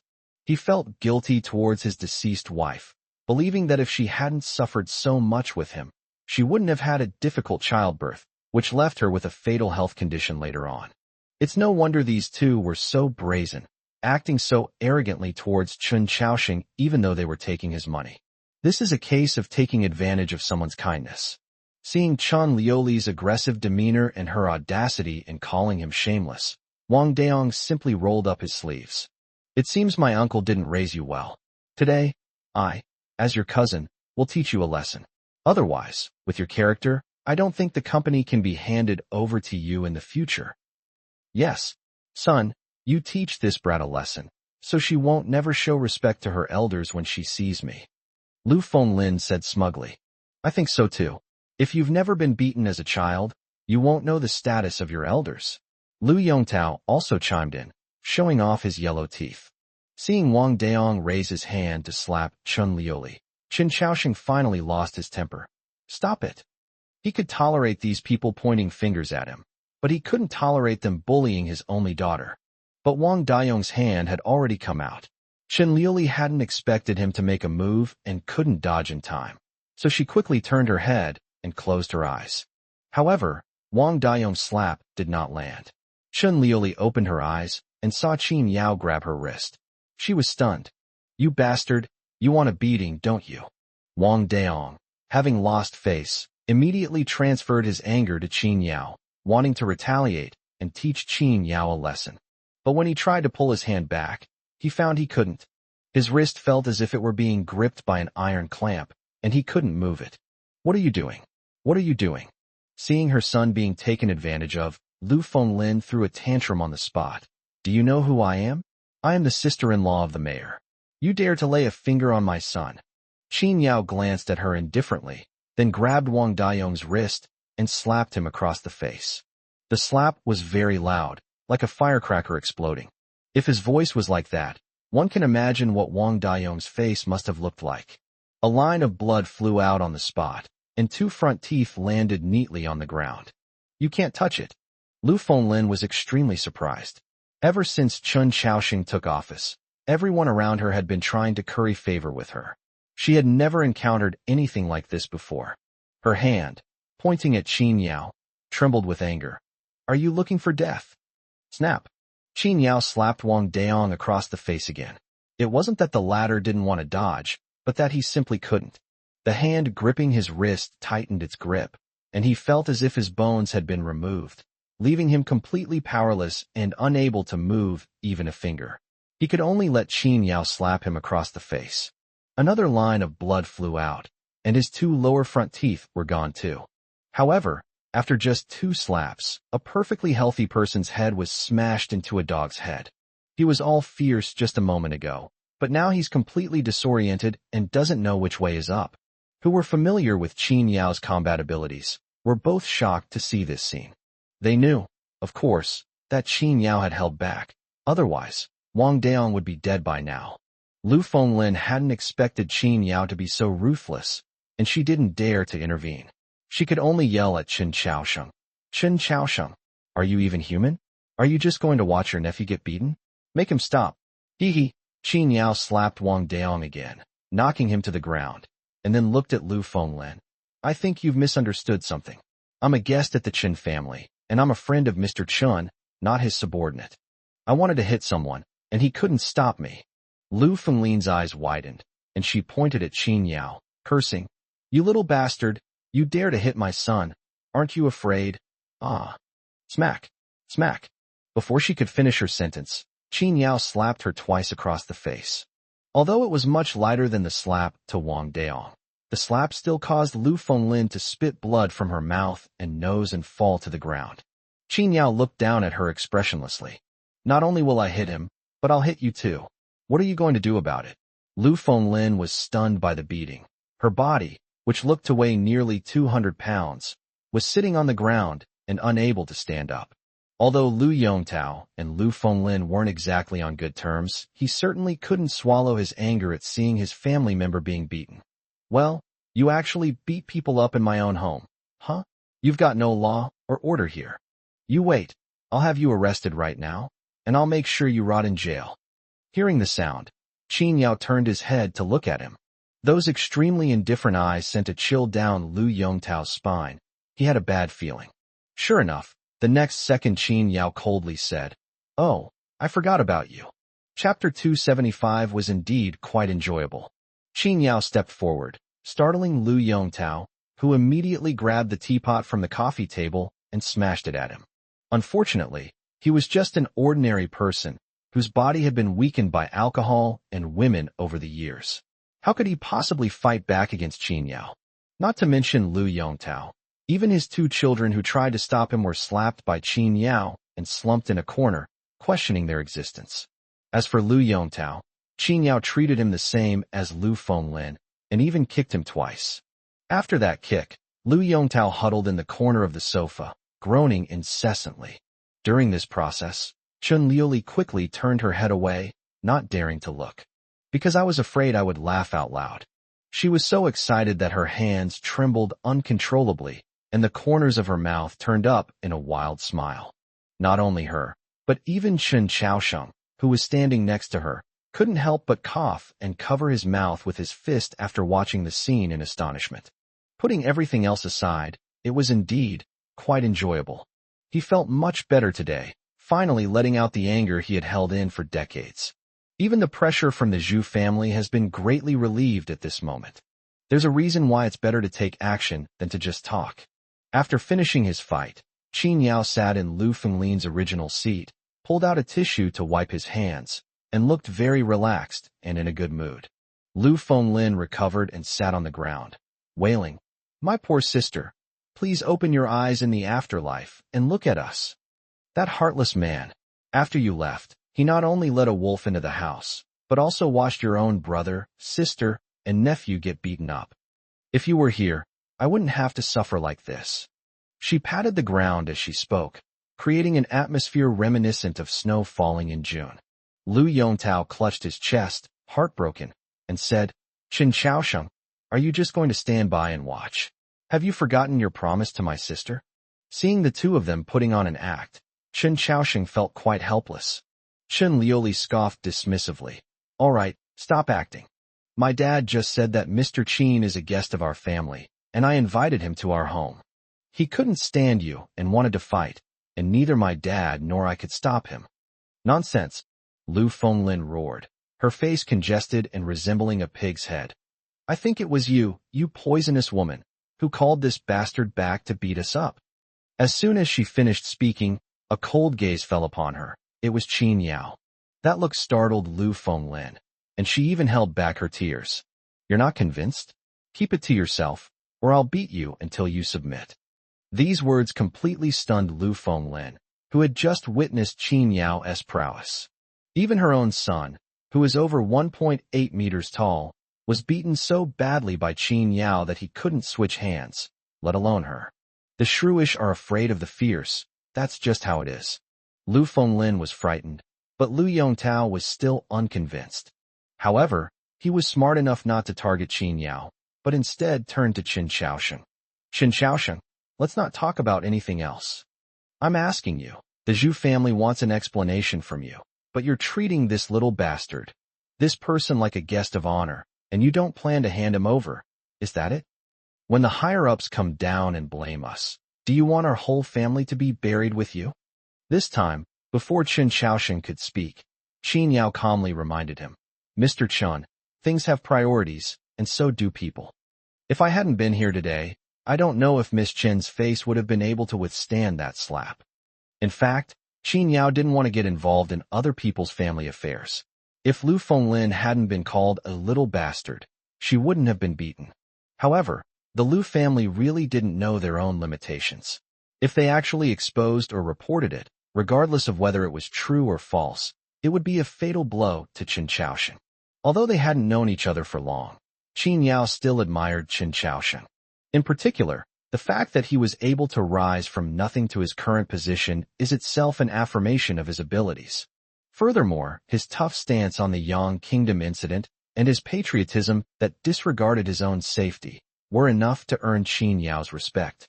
After Qin Yao reminded him, Chen Xiaosheng became much more sober. He realized that the real ingrates were the Lu family members.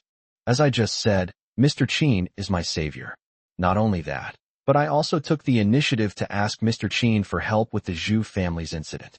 Chen Xiaosheng frowned, stood with his hands behind his back, and said in a serious tone, if it weren't for him, things would have been even more complicated that day. So no matter what, I, Chen Xiaosheng, cannot betray my benefactor and friend.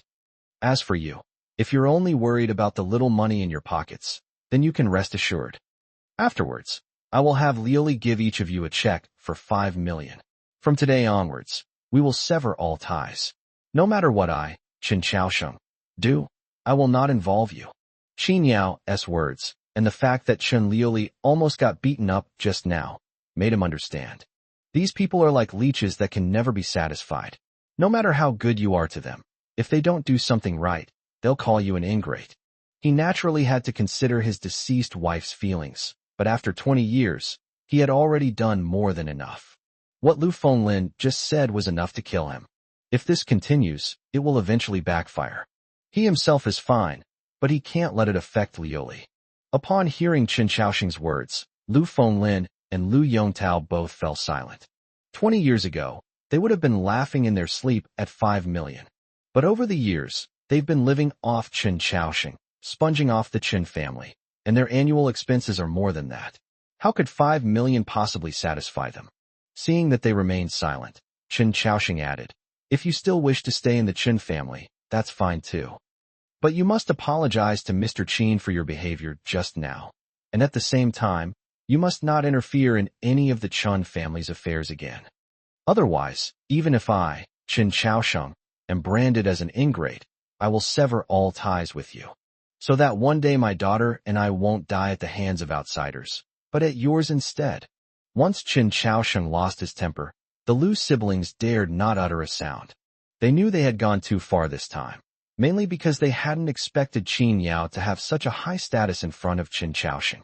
I originally thought he was just a small-time hoodlum who wanted to freeload off the Chen family. They didn't want to leave, but they were too proud to say anything. After all, if we bow our heads today, we'll never be able to hold our heads high in front of Chen Xiaosheng again. Those were truly days when they were under someone else's roof and couldn't act like masters anymore. But while they tried to hold on, their children on both sides became anxious. Mom, you need to make a decision. Wang Daong could barely speak. Yet he kept urging his mother to make a statement, fearing that without the Chen family's backing, his own money would be at risk. Only 5 million? Is that the kind of life a human being can live? Lu Yongtao's children were also anxiously urging him to make a statement, sharing the same sentiment as Wang Daong. The two men exchanged embarrassed glances and finally lowered their heads, saying, Mr. Qin, we're sorry about earlier. Mr. Qin, I'm sorry. Chapter 276 What a coincidence. The Lu Fenglin and Lu Yongtao families slunk away, their eyes filled with resentment as they left, clearly frightened by Chen Xiaosheng's words. If they were to take the 5 million and leave, it would be no different from taking their lives, for those who are used to such luxuries. 5 million isn't even enough to cover the maintenance of the sports car and the salaries of the servants for a year. Most importantly, how can they continue to mingle in high society without Chen Xiaosheng? Will those millionaires still try to curry favor with them? No need to even think about it. Especially their children, who are still young, who would be willing to give up such a good network of connections. Even if they're not the smartest, these two families are remarkably clear-headed when it comes to money. After everyone left, Chen Xiaoxing's expression relaxed considerably as he sat down. He didn't forget to thank and apologize to Qin Yao. Mr. Qin, I'm so sorry, I made you laugh. Thank you so much for your help earlier. If it weren't for you, Liuli would probably. Qin Yao waved his hand, not taking it to heart. It was just a small favor. I know that, Mayor Chun. You are reluctant to do it because of your feelings for your deceased wife, and you are afraid of betraying your wife's last will and testament. So I just did it on the spur of the moment. Also, you are my elder, so just call me Qin Yao. Greatly appreciated Qin Yao's attitude. He was neither humble nor arrogant, and he did not seek to repay the favor by helping Chen Xiaoxing. After all, it might have been just a small favor for Qin Yao, but for Chen Xiaoxing, it solved a considerable problem. Qin Yao, Chen Liuli sincerely expressed her gratitude. Mr. Qin, thank you so much just now. Chen Liuli was still somewhat dazed when Qin Yao pulled her into his arms. The hormonal scent emanating from the man at that moment still makes her feel a little fluttery. I never realized before that this man was actually quite handsome. Qin Yao didn't notice the eagerness in her eyes, and instead said very calmly, it's nothing. Even if it wasn't Miss Chen today, but a stranger, I would still have helped. Although Chen Liuli's smile remained unchanged, she gritted her teeth after hearing his words. He's handsome, but unfortunately he's straight. A typical straight man. Chen Xiaoxing, who was standing to the side, noticed the change in his daughter's smile and found it somewhat amusing. However, the topic quickly returned to the main point. This time, the Zhu family's request for help from higher-ups really caught me off guard. I thought they just wanted Zhu Cunliang back, which wasn't a big deal. I couldn't possibly keep him detained indefinitely anyway. But I didn't expect them to value that pharmaceutical factory and laboratory so much. They actually want to reopen it. This is a bit troublesome. Qin Yao understood Chen Xiaoxing's predicament. Although there is no conclusive evidence at present, the cooperation between the Zhu family and the Yang Kingdom is clearly somewhat shady. Any act that harms the people of my Dragon Kingdom must not be tolerated. It is better to kill the innocent than let the guilty go free. After all, the lessons learned a century ago were far too painful. However, if Chen Xiao were to fight to the death, the likely outcome would be a lose-lose situation. Moreover, to put it bluntly, Chen Xiaoxing only has himself behind him, while the Zhu family is an entire extended family. He couldn't bring himself to confront them head-on. At this point, Chen Xiaoxing added with a hint of sarcasm, I never thought that after struggling for half my life, I would still be suffocated by these traditional wealthy families. Qin Yao said calmly, Mr. Chun, you have to put your mind at ease about this. You've worked hard for decades, but others have worked hard for generations. There's no comparison. But I just heard you say that the other party seems to want more than just Zhu Cunliang. Speaking of this, Chen Xiaoxing's face showed a hint of anger, and he lightly slammed his fist on the armrest of the sofa. Hee, they want you, or more accurately, people from Yang Kingdom want you. He said that the man and woman Qin Yao killed earlier were both trained by a mysterious organization in Yang Kingdom. Their service to the Zhu family was not only an employment relationship, but also a cooperative one. I don't know much about this mysterious organization. I only heard a little information from their people when I was investigating the Zhu family. I don't even know their specific name. But what is certain is that this organization has a strong presence in Yang country and has many partners within the country. They want to take you back to Yang and hand you over to the organization's higher-ups to deal with you. Hearing this, Qin Yao still maintained an indifferent expression.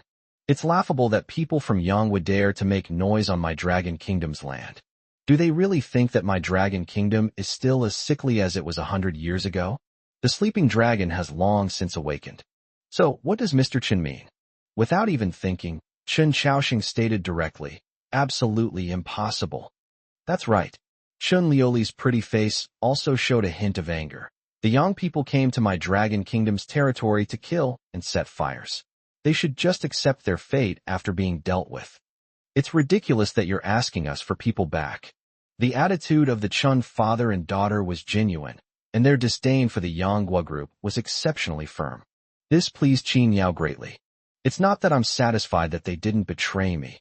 There's never been any clear cooperative relationship between the two sides.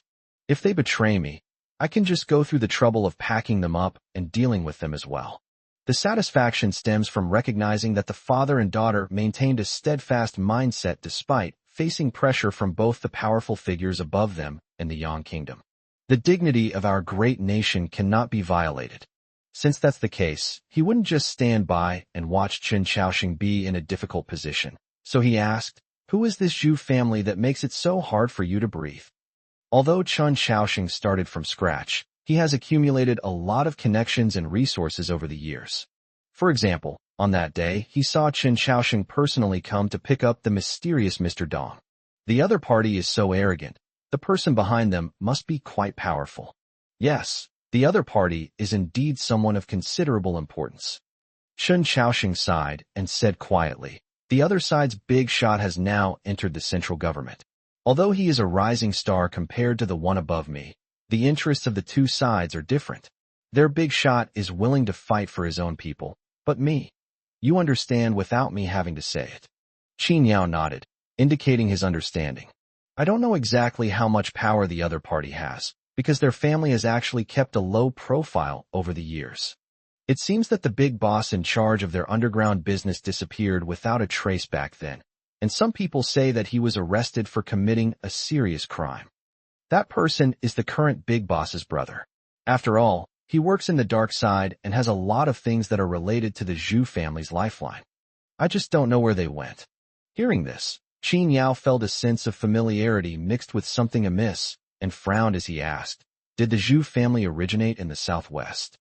"Yes," Chen Xiaoxing replied, looking somewhat puzzled as to why he had asked that question.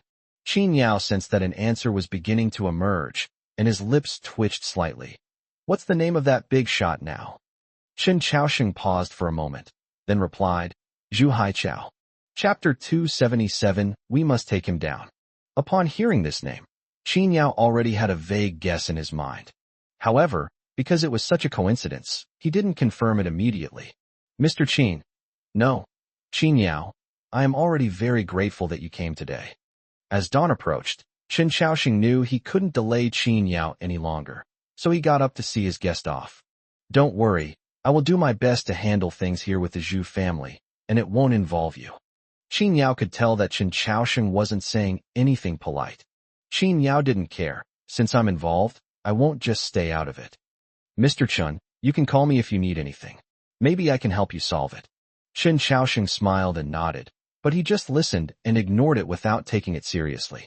After all, the Zhu family's power should not be underestimated. Even the person above him had given him orders, which shows that the matter was indeed troublesome. He was certain that Qin Yao was capable and that he would have a bright future. But ultimately, now is now. Qin Yao can do right now. After leaving the Chen family, Qin Yao went back to Mianlong to rest.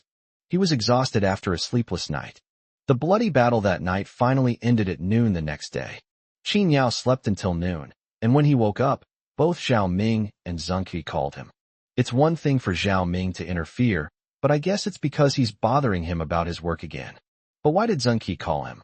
Out of curiosity, he called Zheng Qi back.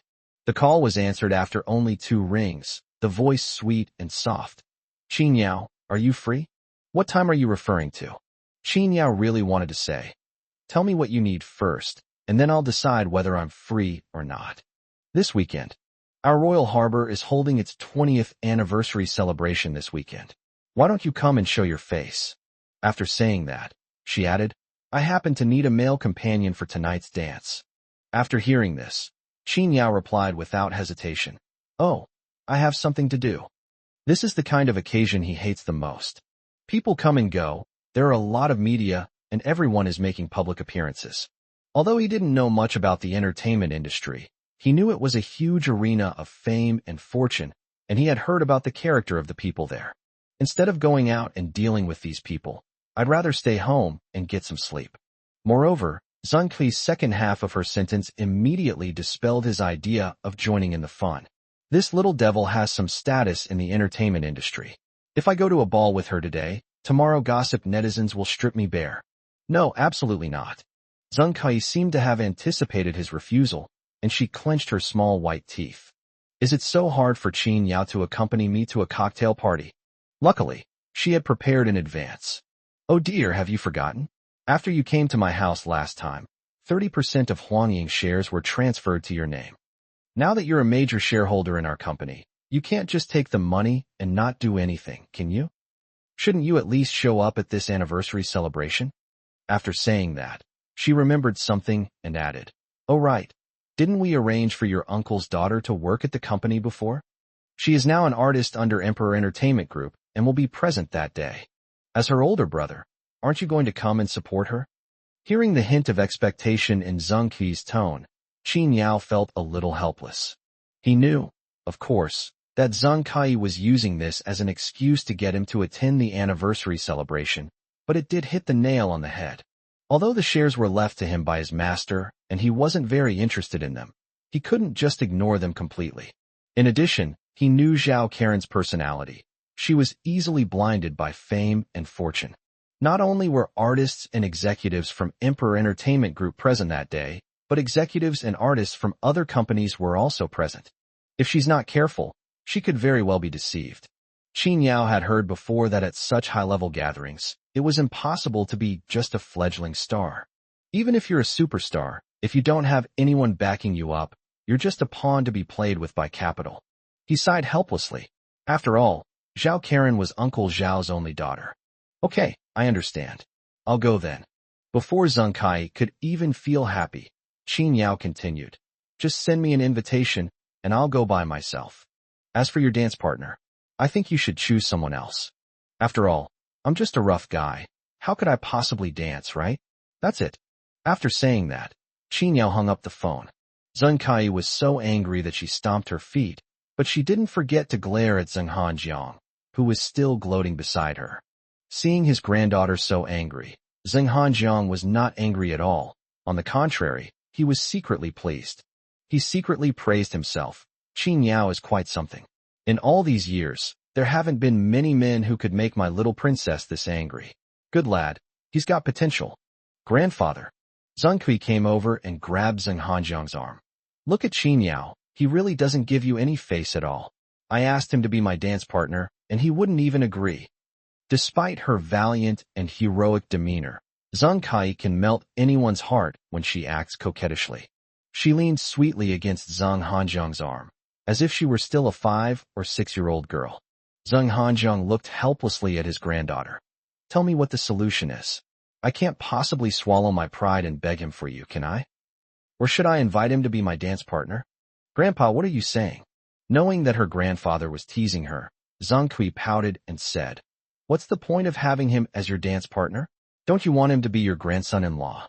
Zheng Kai blinked her big, bright eyes, full of anticipation. This put Zheng Hanjiang in a difficult position.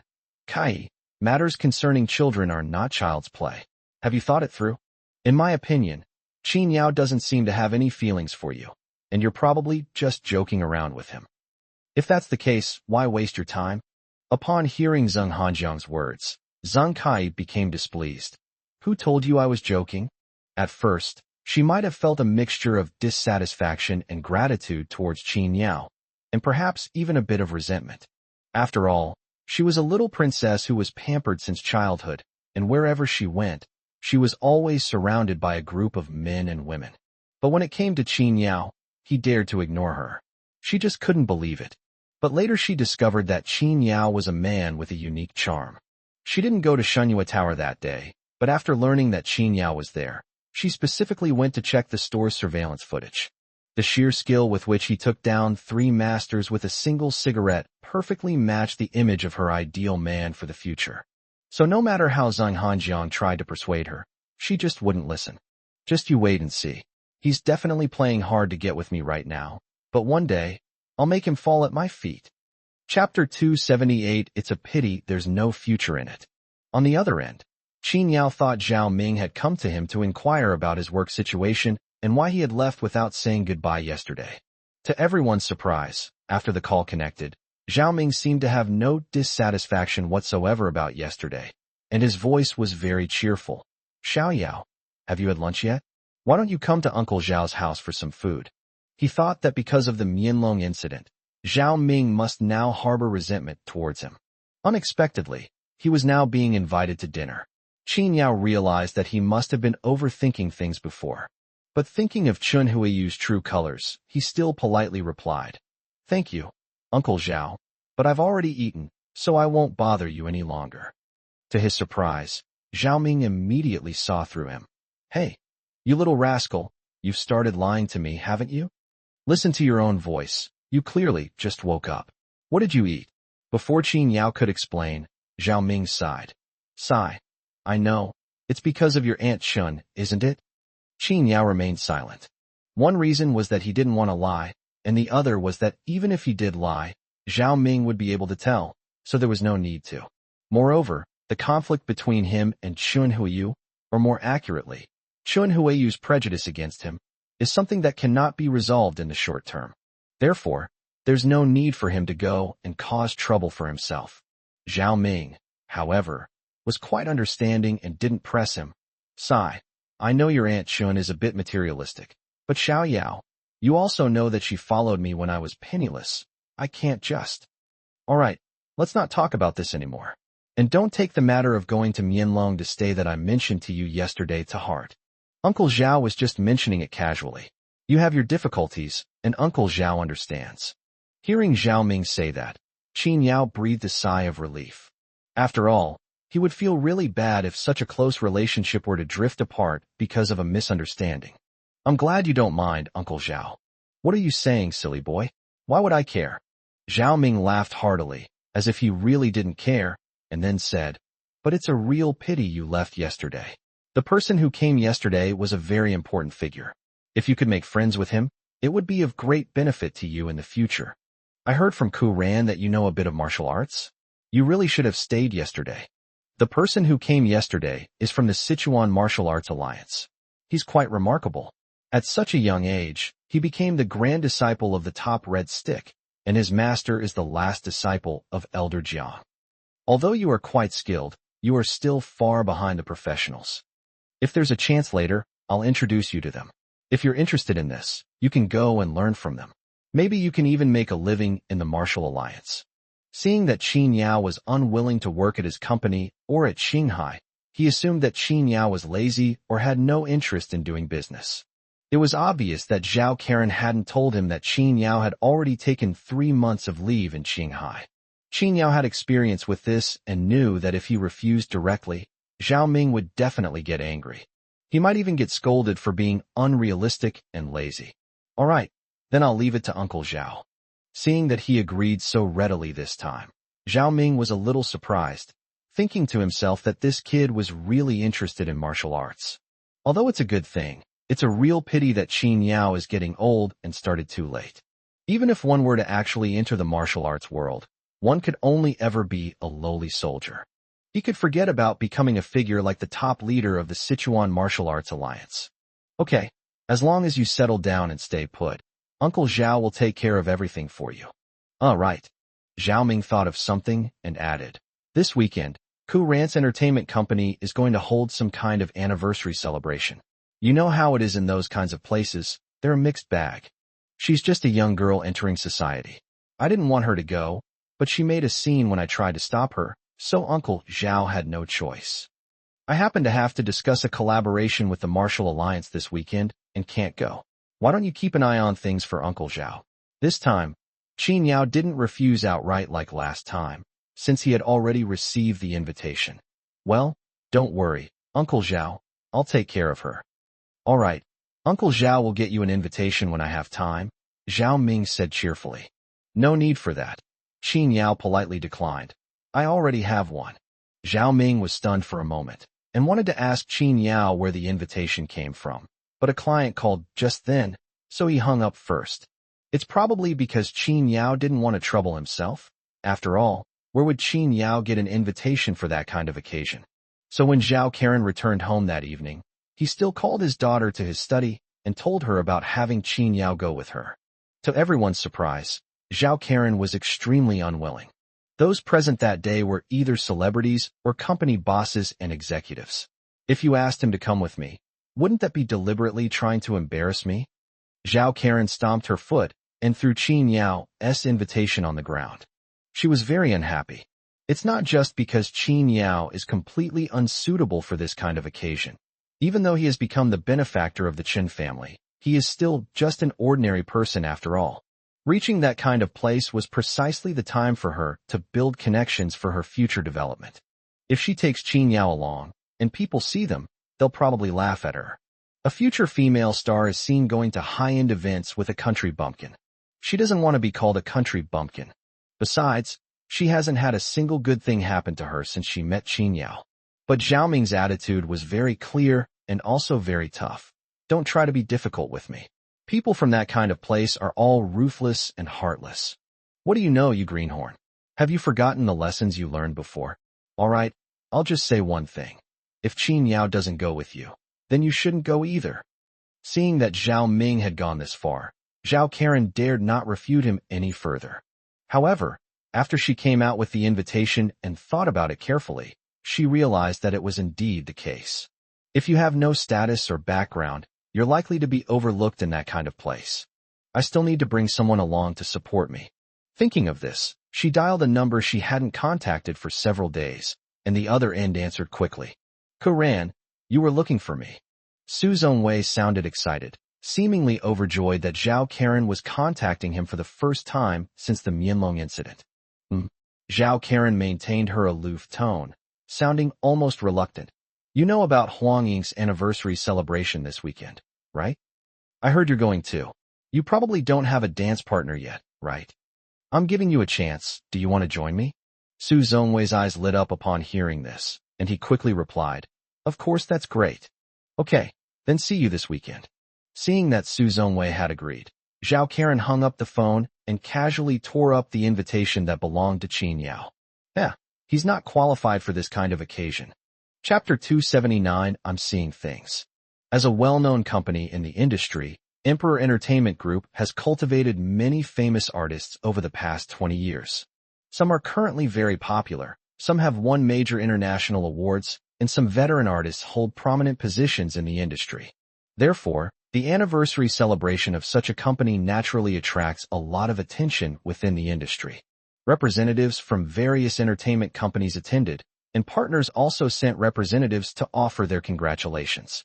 The company's artists gathered together, and entertainment media flocked to the scene.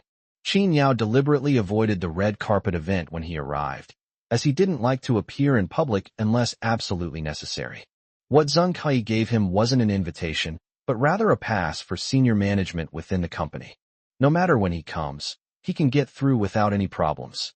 Old Zheng really doesn't want the good stuff to go to outsiders. He actually held the banquet at his own restaurant.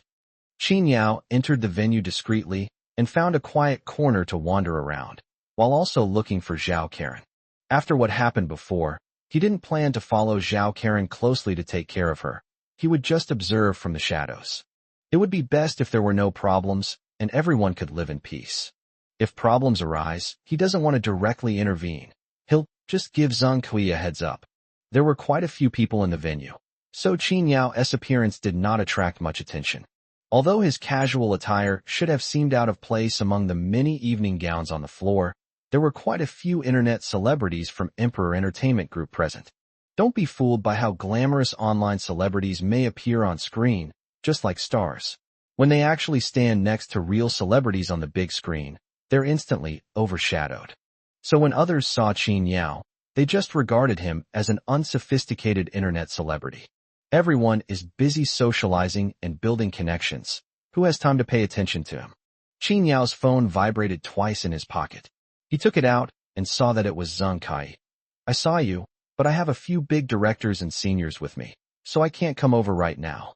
Qin Yao replied that she should go ahead with her work and that he could just wander around. Zheng Kai replied with an okay, without insisting that he get to know the higher-ups at Huang Ying. Qin Yao soon spotted Zhao Karen in a corner of the venue. Surprisingly, she had come with Su Zongwei. Qin Yao was currently chatting and laughing with a group of elegantly dressed men and women, and had no intention of going over. There was a very melodious piano playing in the hall.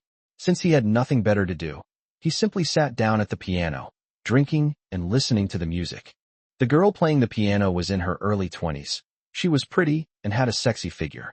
Her long, slightly wavy hair rested on one shoulder, and she wore a dark red fishtail evening gown that perfectly accentuated her figure. However, Qin Yao noticed a tag hanging on the back of the girl's dress. He intended to remind her, but the piano kept playing, and he didn't want to disturb her. After 4 or 5 songs, the girl seemed to be able to rest, so he went up to her and whispered, "Miss, the price tag on your skirt is showing." Girls who come to this kind of occasion care about their image, and most people would be flustered and ashamed after hearing Qin Yao's words. But the girl turned around and glanced back generously, then smiled and said, "Thank you for reminding me, sir. I just borrowed it this afternoon and didn't notice." Borrowed? Qin Yao raised an eyebrow. "Aren't you a celebrity?" He had assumed the girl looked like a minor celebrity. The girl tossed her hair and said frankly, "I'm not destined to be a star. I'm studying at a music academy, and I heard they're hiring people to play the piano here for 500 yuan a night. I was short on money, so I came." Qin Yao was somewhat surprised that the girl spoke so frankly about her predicament in such a high-profile setting. She glanced at Qin Yao and smiled. "And you?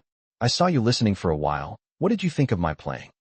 If it's a man trying to pick her up, he should usually swirl his wine glass around, and then talk at length about the girl's piano playing, or at least exchange a few polite words. Qin Yao was very frank. "I can do a little bit of everything, but unfortunately, I'm tone deaf when it comes to music. I just don't like these kinds of occasions. Your place is quiet, so I came over to sit for a while." Seeing that Qin Yao didn't even offer a sincere compliment, the girl was stunned for a moment, then burst out laughing. "So, you're here part-time too? After all, only working-class people would dislike this kind of occasion. Others come here to enjoy themselves, but we come here to beg for food." Qin Yao neither agreed nor disagreed with her words, only offering a faint smile. The girl glanced at the time and suddenly said to Qin Yao, "Since we're both working-class people, tell me, is there any song you'd like to hear? I've finished playing all the set pieces, so I'm free to arrange the rest as I see fit. I'm giving you this piece of music as a token of our shared experience as working people. How about it?" In fact, Qin Yao really knew nothing about music. He spent most of the time in a daze while listening to the song, occasionally glancing at Zhao Karen. But now that the girl had said that, he became somewhat interested. "I don't know anything about music, so I can't expect you to play Twinkle Twinkle Little Star for me, can I? If you did, you'd probably get your pay docked. Just play whatever you want." The girl chuckled. "I didn't expect you to be so humorous. Okay, then I'll just play whatever. Going to work now, bye." Qin Yao nodded to her, and then walked to the corner to sit down again. He couldn't recognize the tune the girl was playing, but because he was bored, he listened very carefully. What started as a melodious and elegant piano piece turned into something more.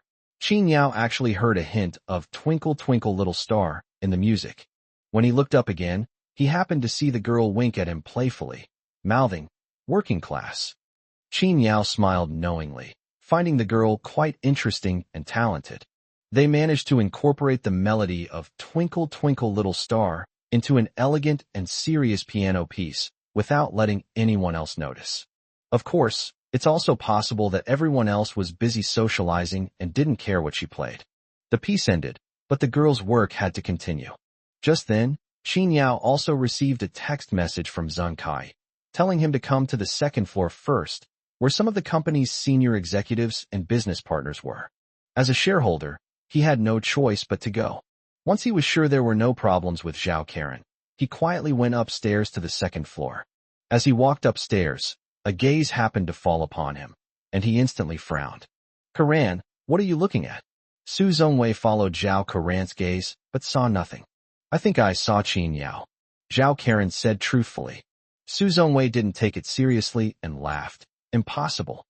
Didn't you say you tore up the invitation? Without an invitation, how can he get in? Are you seeing things?" Zhao Karen tilted her head and thought for a moment. "That's right. Maybe I'm just seeing things." Chapter 280, There is a Gigolo. "Who are you talking about?" During their conversation, a handsome young man standing nearby spoke up. The two of them came to their senses together. Zhao Karen smiled sweetly, but remained unusually reserved. "It's nothing. I just saw someone go up to the second floor and thought it was someone I knew." The handsome young man raised an eyebrow upon hearing this, somewhat excited. Really? Miss Zhao knows someone in the upper echelons of Huangying. Ah, no. Why would young Master Feng ask that? Zhao Karen was completely confused. Su Zongwei smiled and answered first. Because today, those who can go to the second floor are either high-level executives of Huangying or VIPs of Huangying. Ordinary people, let alone ordinary people with no connection, cannot go up, even Huangying's top artists. Right now, the entire second floor is a gathering place for big shots. Even the top executives of Huangying are just going up there to serve them. That's why I said you must have seen it wrong. Do you think Qin Yao can make it up there? Hearing Su Zongwei's explanation, Zhao Karen breathed a sigh of relief. Thank goodness it wasn't him. Since Qin Yao appeared, she has repeatedly embarrassed herself. Today is an extremely important occasion for her, and she can't afford to make any mistakes. Seeing that Zhao Karen had mistaken someone for someone else, Feng Xiao's excitement was noticeably less intense. Behind him stood a group of elegantly dressed men and women, clearly led by him. Miss Zhao, let's talk about our business. Feng Xiao held the wine glass between two fingers, elegantly brought it to his lips, and took a sip. I heard that Huangying thinks highly of you and has been allocating a lot of resources to you. I happen to own a studio that specializes in live streaming, so maybe we can collaborate. Upon hearing this, Zhao Karen's face lit up with excitement. Although she signed a film and television contract with Emperor Entertainment Group does not restrict her from doing things like online live streaming. She had just heard Su Zongwei say that this young Master Feng's family has a lot of connections in the industry and has brought out several big internet celebrities with tens of millions of fans. Although she didn't want to lower her status to do live streaming, she thought that if she could show her face in the live streaming room of a popular internet celebrity, she might gain a lot of followers. Moreover, the sales revenue from a single night of live streaming e-commerce can be very attractive. Indeed, the fact that young Master Feng is willing to cooperate with you shows that he has high hopes for your future. Why don't you hurry up and thank young Master Feng? Since Su Zongwei introduced him, he naturally had to say a few words of praise. You know, young Master Feng's father has a lot of influence in the industry. If there are any good resources or scripts in the future, young Master Feng might even think of you. That's right. Being appreciated by young Master Feng will save you a lot of trouble in the industry in the future. Yes, Miss Zhao, you should feel lucky to have met young Master Feng so soon after entering the industry. Sigh, if only I had been this lucky when I first entered the industry. Meanwhile, the group of well-dressed men and women following behind Feng Xiao were also very supportive. Several female celebrities, especially those with some fame in the industry, looked at Zhao Karen with envy. For a moment, Zhao Karen was flattered by the sudden good fortune and praise, and kept thanking young Master Feng. Feng Xiao waved his hand dismissively, saying, "You don't need to thank me. On one hand, I see that you are indeed talented, and on the other hand, it's out of respect for Zongwei. You should thank him." Upon hearing this, Zhao Karen quickly smiled sweetly at Su Zongwei. "Zongwei, thank you so much for today." Since meeting Zhao Karen, Su Zongwei had rarely seen her smile at him with such a radiant smile, which greatly satisfied his vanity. After kneeling at Mianlong Manor last time, he thought he would never have another chance. Fortunately, the opportunity returned, and he seized it. "Karan, why are you being so polite with me? It's all what I should do." However, after speaking, with his back to Zhao Karen, Su Zongwei and Feng Xiao exchanged an ambiguous glance. Zhao Karen naturally didn't notice. She only felt that her wisest choice today was to bring Su Zongwei instead of Qin Yao. So what if he was the Chun family's benefactor? If he were here today, could he introduce me to such a great resource as young Master Feng? Everyone in this circle is gilded. He simply can't find such connections. Thinking of this, Zhao Karen looked longingly at the stairs leading to the second floor. It's a pity that Su Zongwei's connections can only go so far. If one day she could also get to know people who could attend the second floor meeting, would she still have to worry about her future? Sigh. I'm afraid I'll have to work hard for another 10 years before I even have a chance to befriend someone like that. The atmosphere on the second floor was completely different from that on the first floor. There was no melodious piano music, but it wasn't tense either. A separately maintained conference room, with bodyguards at every step from the second floor corridor. Zhang Kui was waiting on the second floor. When she saw Qin Yao arrive, she said apologetically, "I'm sorry, Qin Yao. I really couldn't get away just now. Those seniors were very kind to me, and I had to chat with them for a while." Qin Yao not only didn't care, but was even somewhat sober. If Zhang Kai had acted the same way she does now, walking over and taking his arm, he probably would have been stripped naked of his underwear by tomorrow. "It's all right, you go ahead with your work. Aren't you supposed to be in a meeting? Come on in." "Okay." Zhang Kai smiled sweetly and nodded, then stepped aside from behind her. "I rarely get involved in company matters.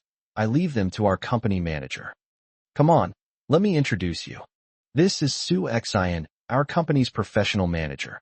President Su, this is Qin Yao, whom I told you about. He will also be a shareholder of our company in the future." Qin Yao's gaze fell on the woman named Su Xian, and at first glance, he could tell that she was a strong woman. She was around 30 years old, with smoky eye makeup, bright red lips, and her black hair styled in an updo. She wore a white wide-leg suit, which immediately set her apart from other female celebrities in long, flowing dresses. There was a sharpness in her eyes, as if she could dissect your heart completely with just one glance.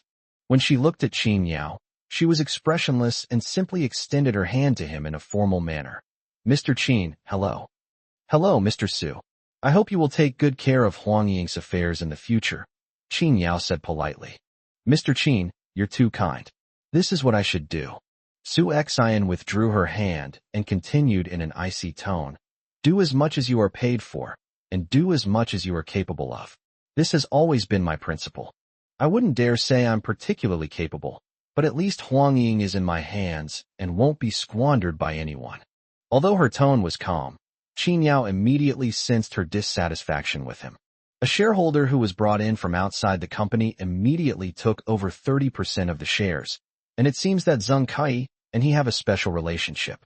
If he were a handsome and talented young man, that would be fine, but looking at Qin Yao's attire, to come to this kind of occasion dressed like this immediately led Su Xian to label him as another gigolo. Chapter 281. Something's wrong. A strong woman like Su Xian has the utmost contempt for men who live off women. Therefore, her attitude towards Qin Yao was not good, and if it weren't for Zhang Kai, she might have already turned around and left. Although she was just a professional manager hired by the Zhang family, she was an extremely sought-after talent in the industry.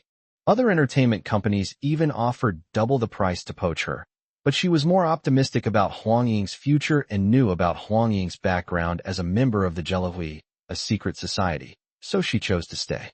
Mr. Qin is now a major shareholder of the company. I wonder what his outlook is for the company's future. Asked Qin Yao a question, seemingly unintentionally. Knowing that she was testing his abilities, Qin Yao was about to reply when Zhang Kui interrupted him, saying, "Sister Su, have you forgotten? Qin Yao doesn't participate in company affairs. He's busy." Zhang Kai knew Qin Yao's true identity and also knew that Huang Ying meant nothing to him, so there was no need to waste time on him. When Su Xian saw Zhang Kai give Qin Yao a flirtatious wink, she felt even more disgusted with Qin Yao. Sure enough, he's just a clueless gigolo. I don't know what's so special about him, but Zhang Kai not only pursued him, but also gave him shares in Huang Ying. One is incredibly foolish and rich, the other is utterly shameless. However, since she wasn't involved in company affairs and was just lying around waiting to get her share of the money, she didn't have any objections. Professional managers like them are most afraid of outsiders giving them pointers. So Su Xian chuckled and said, "Is that so? Mr. Qin is very fortunate." Qin Yao could tell that her words were laced with barbs, but he ignored them, nor did he need to. The three of them walked into the conference room together. All of Huang Ying's senior executives were present and were all looking at them with great interest. Many people greeted Zhang Kai and Su Xian with exceptionally warm expressions. But when their gaze fell on Qin Yao, things immediately became strange. There were rumors circulating in the company that their rich heiress had recently taken in a live-in son-in-law, and that he had even pursued her. I initially thought he was some kind of peerless young master, but now that I see, ordinary. They couldn't think of any other word to describe it. Zhang Kai was also present, so naturally no one wanted to make things difficult by mocking him. However, Their gazes toward Qin Yao were quite complicated. Some were envious, some were jealous, and some were puzzled. Of course, there was also a lot of ridicule and disdain. Su Xian glanced at Qin Yao with a half-smile. I wonder if he feels ashamed sitting among so many high-ranking officials? Just then, two figures suddenly stood up in the conference room, bypassing everyone and walking directly towards Qin Yao. Mr. Qin, you've arrived too. Everyone turned to look, and their breath caught in their throats. Zhang Sanqing? With Chuanzhong and Qingxing close by, who among those present did not know the name Zhang Sanqing? He came today entirely because a film and television base is under construction at the border of Sichuan and Qingxing between the two countries. Both sides enjoyed the cooperation. While discussing future collaborations, Zhang Sanqing also took the opportunity to attend the anniversary celebration. The weight of this richest man in Qingxing needs no further explanation. Everyone present knew it. But why would he take the initiative to greet Qin Yao? You should know that even Zheng Kui herself was the one who took the initiative to greet Zhang Sanqing. When everyone looked closely at the other voice, they were even more surprised. It was Jiang Suilu from the Sichuan Martial Arts Alliance. Mr. Qin, do you also have any cooperation with Huang Yi? Jiang Suilu was much more excited to see Qin Yao than Zhang Sanqing. Ever since that day, Jiang Suilu has been living in constant fear, never daring to turn off his phone 24/7. Always clutching it in his hand, afraid of missing Qin Yao's call. But he never expected to see Qin Yao here. He had some old acquaintance with Mr. Zhang, and he was only there to give face to his old friend. He never expected to gain so much. Seeing that the two of them were so proactive in greeting Qin Yao, and that each one was more enthusiastic than the other, everyone present was a little stunned. Su Xian, in particular, looked at Qin Yao differently than before. I was shocked, utterly shocked. Isn't he Zheng Kui's kept man? Qin Yao ignored the stares of those around him and simply greeted the two men. He knew what Zhang Sanqing wanted to ask and smiled faintly. Don't worry, I'm fine. Just remember to keep an eye on things in Qingxing for me. Don't worry, Mr. Qin. I would never dare to neglect your matter. Okay. Qin Yao nodded, then looked at Jiang Suilu and frowned slightly. I know what you want to say, but as I said before, there's no rush. I'll contact you when I have time. Okay, Mr. Qin, you can arrange it as you see fit. I won't rush you. All right, since you're all here for a meeting, you're all guests. I'm just here to make up the numbers. Don't worry about me. Just do what you're supposed to do. Qin Yao's words elicited smiles and nods from the two men, who responded in kind. Everyone present looked at each other in bewilderment. Su Xian's face turned red and then pale, unsure whether to cry or laugh. Who exactly is this person? How could he teach two influential figures in Qingcheng, Sichuan, who are considered big shots by them, the same kind of subordinates? This doesn't make sense. Just then, the conference room door opened again, and Zheng Hanjiang walked in with a middle-aged man. When they saw them arrive, everyone stood up. On an occasion like today, Mr. Zheng wouldn't go downstairs to make an appearance. He's not qualified. But the fact that he actually came in person was quite surprising. Most importantly, Mayor Chun and his daughter Chen Liuli also arrived. The two of them are because the Chun family and Huang Ying have always cooperated, and almost all of the Chun family's product spokespeople are Huang Ying's artists. Just as everyone was speculating whether old Zhang had come because of Mayor Chun, he suddenly raised his hand and called out to Qin Yao, "Little Yao, you're here." Then, something even more surprising happened. Chen Chaosheng, who had been preoccupied, suddenly looked up and saw Qin Yao. He quickly walked over and said, "Mr. Qin, you're here too." The people present looked at each other in dismay, their hearts pounding with unease. They didn't even dare to swallow loudly, for fear of displeasing the big shots. Where is Su Xian now compared to her former haughty and domineering female demon? They looked at Qin Yao as if he were a ghost. What surprised everyone the most was that Chen Liuli actually came over and took Qin Yao's other arm. Yeah. Qin Yao, why didn't you tell me you were coming? I could have come with you. She was speaking to Qin Yao, but her gaze was fixed on Zheng Kui. The two stunning beauties locked eyes, both wearing smiles, yet their gazes held a simmering tension. Qin Yao, who was in the center, turned pale. Something's not right. Something's very wrong. Chapter 282 The worldview collapsed. Liuli, you mustn't be rude. The atmosphere at the scene was very complicated, and Qin Yao felt unusually awkward. Do these two women have some old grudge? Otherwise, why would it look like a fight could break out at any moment? Fortunately, Chen Xiaoxing stepped forward and spoke up, at which point Chen Liuli withdrew her gaze and smiled at Qin Yao. Qin Yao, I'll go to a meeting with my father first. Let's have dinner together later. Zheng Kai sneered and said, I'm sorry, Miss Chen. Mr. Qin is my dance partner today, so I'm afraid he won't have time to have dinner with you. The situation was once again on the verge of erupting. These two women were renowned goddesses in Sichuan and even throughout southwest China. Of course, this renowned status refers not only to their appearance, but also to their family background.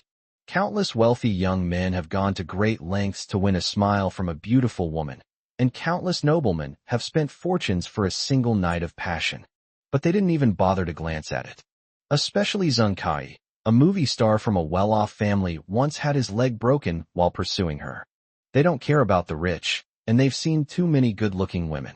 But now, the two are locked in a fierce confrontation over Qin Yao, their beautiful eyes sparking with lightning speed. Qin Yao was probably the only one who didn't notice anything. He felt that the two women must have had a deep-seated grudge, so he should keep his distance to avoid them scratching each other and splattering blood on his face. After all, the war between women can be even bloodier than the war between men. Liuli, come here right now. Chen Xiaoxing coughed sullenly, his tone becoming more stern. Chen Liuli reluctantly withdrew her hand and walked behind Chen Xiaoxing. Zheng Kai won a great victory, her beautiful red lips curving into a proud smile. But before she could even enjoy her happiness for 3 seconds, Zheng Hanjian's voice came. Kui, you too. Don't bother Xiaoyao. She initially wanted to struggle a bit more, but considering the situation, she ultimately gritted her teeth and let go. Before leaving, she didn't forget to warn Qin Yao in his ear. If you dare to have dinner with her, I'll bite you to death. Qin Yao remained silent, thinking to himself that he wouldn't dare eat either of their dinners. At this moment, Zheng Hanjiang and Chen Xiaoxing stepped forward. Old Zheng patted Qin Yao on the shoulder and laughed. Didn't you say you didn't like these kinds of occasions? Why did you come? Qin Yao glanced at Zheng Kai and said helplessly, just because you don't like her doesn't mean you can eat for free. Zheng Hanjiang immediately understood his meaning and laughed. All right, since you've come and shown your face, I won't force you any further. If you want to sit down, go ahead and sit down. If you want to leave, you can leave now. He immediately saw that Qin Yao wanted to escape, so he simply did him a favor. Qin Yao did indeed breathe a sigh of relief. The atmosphere up there wasn't quite right for him. The main thing was the way the two women looked at him. It was like a wolf eyeing its prey. He was also instantly captivated by the gazes of the young men present, and he really didn't want to stay any longer. All right, in that case I'll head down now. Mr. Zheng, Mayor Chen, I'll contact you again if anything comes up. After saying that, Qin Yao strode out of the conference room as if he were being chased by an enemy. Watching him leave, Zheng Kai gritted her teeth inwardly. That bastard, he promised to be my dance partner. I originally planned to use the presence of so many media outlets today to create some scandal and then use it as an excuse to cling to him, but I didn't expect him to get away so easily. Chen Liuli squinted at Zheng Kai and said meaningfully, some people should put away their thoughts. Don't touch people you shouldn't touch. Seeing Chen Liuli regain her aloofness, Zheng Kai also reverted to her previous arrogant young lady demeanor, letting out a cold laugh. In Sichuan, if I, Zheng Kai, cannot touch someone, let's see who dares to touch them. If you want to humiliate yourself, then I have nothing to say. Chen Liuli was clearly more sophisticated. She sat down without getting angry or annoyed, and elegantly tossed her hair. Don't cry later. You. Zheng Kai was about to say something when Su Xian quickly pulled her aside. Miss, be mindful of your behavior. Upon hearing this, Zheng Kai went to sit down in her seat, but still occasionally glared at Chen Liuli. Seeing the two women arguing so fiercely, Chen Xiaoxing apologized to Zheng Hanjiang, saying, I'm sorry, Mr. Zheng. I've spoiled my daughter. He shook his head helplessly.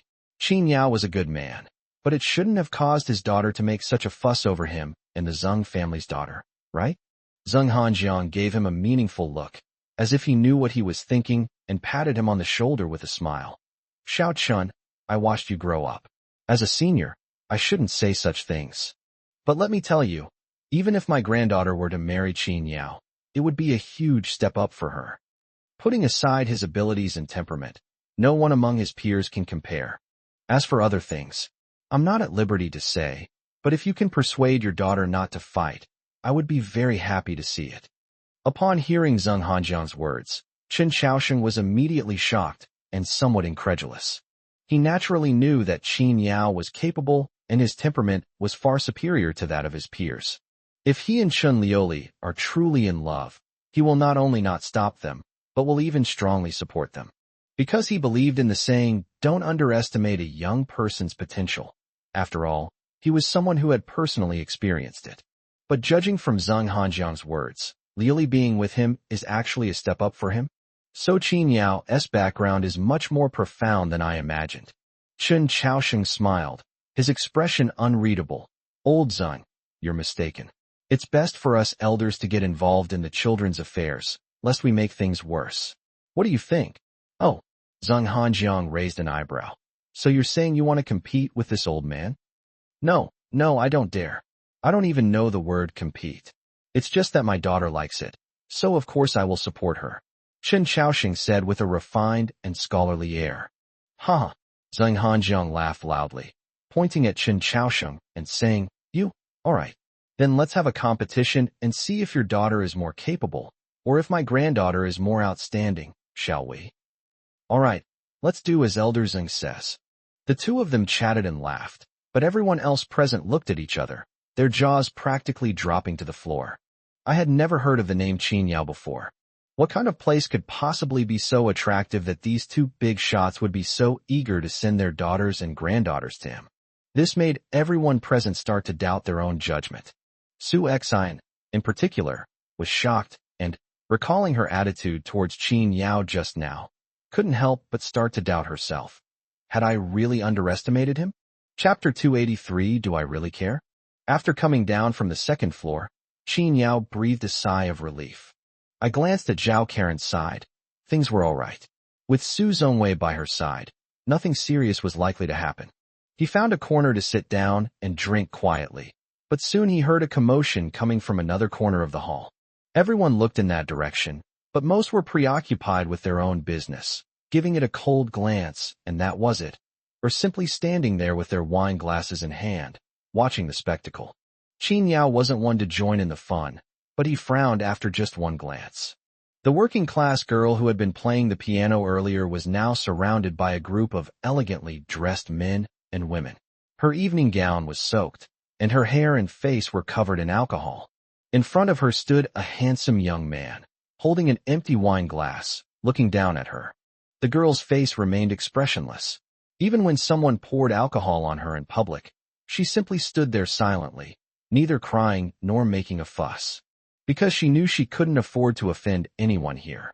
Qin Yao clicked his tongue impatiently and got up to walk over there. You really don't know what's good for you. Young Master Feng is doing you a favor by letting you sign a contract. Stop pretending. Exactly. How much do you get paid for playing the piano here all night? If you sign with young Master Feng's studio, you can earn 10 times what you do now in an hour. Heh, pretending to be high and mighty in this industry.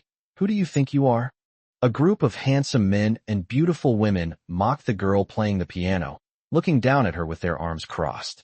Several third-rate actresses, in particular, were displeased to see that this girl was acting coy and hesitant even after being noticed by young Master Feng.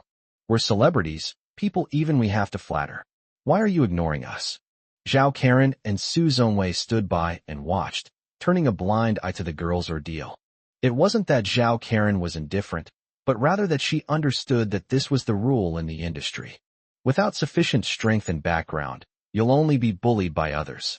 If she were to step forward to help at a time like this, she would definitely be ostracized by young Master Feng and his group, and all the connections she had worked so hard to build would be gone. But then she sensed something, looked up abruptly, and saw Qin Yao walking towards her. Surprised, she quickly went over and grabbed him, asking, Why are you here? Wait, you didn't have an invitation. How did you get in? Forget all that. Let's get out of here.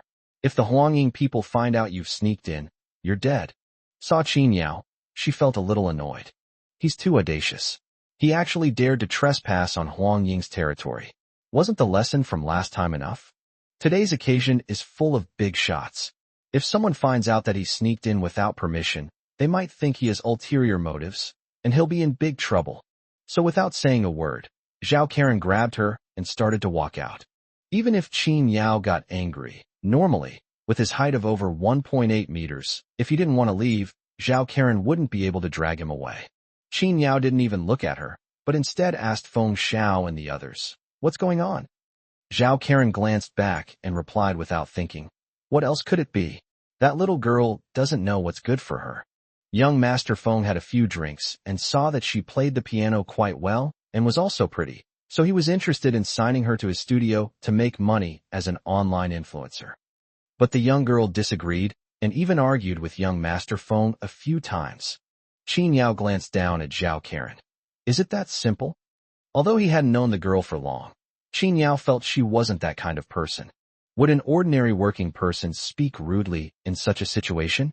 Qin Yao's tone suddenly became sharp, which made Zhao Karen, who was originally impatient, pause in surprise. Qin Yao like this.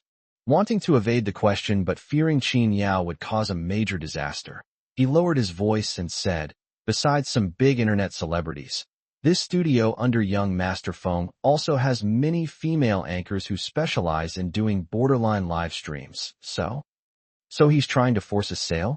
Zhao Karen's face darkened. "Keep your voice down. Do you want to die if someone hears you? Besides, what do you mean by forced sale? It's just skirting the edge. She's not doing anything else. Wouldn't she earn more by doing a live stream for one night than playing the piano here?" After graduating from music academies, even finding a job becomes a problem, and entering the entertainment industry is not as simple as you think. Young Master Feng is giving her a chance. If she becomes popular, he can arrange for her to change her career path very quickly. Zhao Karen spoke as if it were perfectly reasonable, without finding any problem with it, only thinking that the girl was being a bit too pretentious.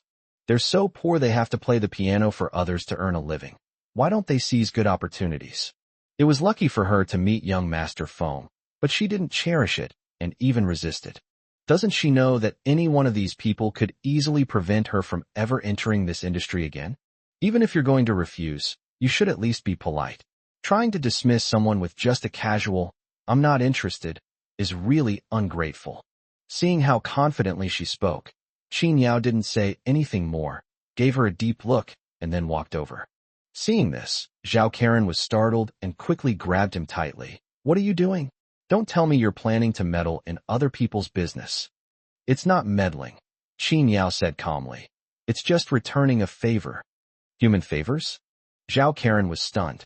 She didn't expect Qin Yao to know that girl, but she still didn't let go. "Qin Yao, listen to me."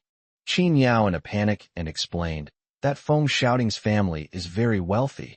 You can't afford to mess with them. Listen to me. I'm doing this for your own good. Although you have the identity of being a benefactor of the Chen family, that's just your luck, not your connections. They've already repaid you by lending you a house in Mianlong and acknowledged your true colors. Any one of those people could easily destroy you. They could summon dozens of them with a single phone call. Don't go looking for trouble, you hear me? If Qin Yao really offends Feng Xiaoting will immediately find out that he and Qin Yao know each other. They're all in the same circle. What if Feng Xiaoting takes his anger out on him because of Qin Yao? So no matter what, she couldn't let Qin Yao go. But Qin Yao glanced at her and immediately knew what she was thinking. He wasn't exactly disappointed, because he had known what kind of person Zhao Karen was for a long time. With a light flick of his wrist, Zhao Karen lost her grip and watched helplessly as he broke free and walked towards Feng Xiaoting and the others. Zhao Karen nearly lost her balance, but Qin Yao made no attempt to help her up. Seeing that Qin Yao was about to play the hero again, Zhao Karen hurriedly said, "Qin Yao, if you help that woman, there will be absolutely no chance for you and me in the future." She was really worried. If she got dragged into this mess, she wouldn't be able to make a living in the entertainment industry anymore. Qin Yao turned around and glanced at her indifferently. "Do I care that much?" Chapter 284. Aren't you human? The happiest person to see Qin Yao walking towards them was Su Zongwei. He had suffered repeated setbacks at Qin Yao's hands, each time getting a resounding slap in the face. He had been regretting that he hadn't been able to find an opportunity for revenge, but now the opportunity had come. He had just seen Zhao Karen stop Qin Yao, and he was worried that Zhao would back down, but he didn't expect Zhao to actually come. He's courting death. That's none of his business. The girl playing the piano was surrounded by a huge crowd, but as soon as Qin Yao arrived, he easily pushed the people away, leaving them no time to react. When she saw Qin Yao walking towards her, the girl playing the piano widened her eyes and quickly winked at him, signaling him to ignore her and leave first. After all, I'm a girl. At worst, I'll just get a drink thrown on me and a few insults to vent my anger. As long as you listen attentively, nothing serious should happen afterward. She felt that her looks shouldn't be enough to make the other party resort to any means to deal with her. But Qin Yao is different. He's a man. If he gets involved in this kind of thing and angers these people, he could face cruel retaliation. But Qin Yao acted as if he hadn't seen her signal, walked straight up to her, and looked her up and down. Aren't you a working person? What are you standing here for? The girl gave a helpless, bitter smile. I'm off work now. It's not my turn to perform next. Oh, Qin Yao nodded, then asked, you got beaten up? No, that's not true. It's just that I borrowed these clothes, and it looks like I can't return them. They cost several thousand. The girl sighed and lowered her head, as if her life depended on it. The extra income one earned several nights in a row is now gone. Okay. Qin Yao nodded again, not asking her any more questions, and turned to Feng Xiaoting, saying, you should compensate her for this evening dress, 10,000 yuan. When Qin Yao came over, Feng Xiaoting and the others noticed him.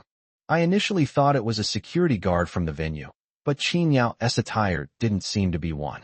Now that he's asking him for money right off the bat, Feng Xiaoting couldn't help but chuckle. Kid, you're her boyfriend, right? Judging from your expression, you're probably still half asleep. What did you just say? You want me to pay you back? 10,000 yuan. Qin Yao looked at him expressionlessly. Cash or card? With so many people around, all from the same circle, Qin Yao's confident and assertive voice immediately made Feng Xiaoting's expression turn somewhat unpleasant. He looked at Qin Yao with a gloomy expression and said in a low voice, Kid, did you not understand what I said? You think you can make me pay you back? Who do you think you are?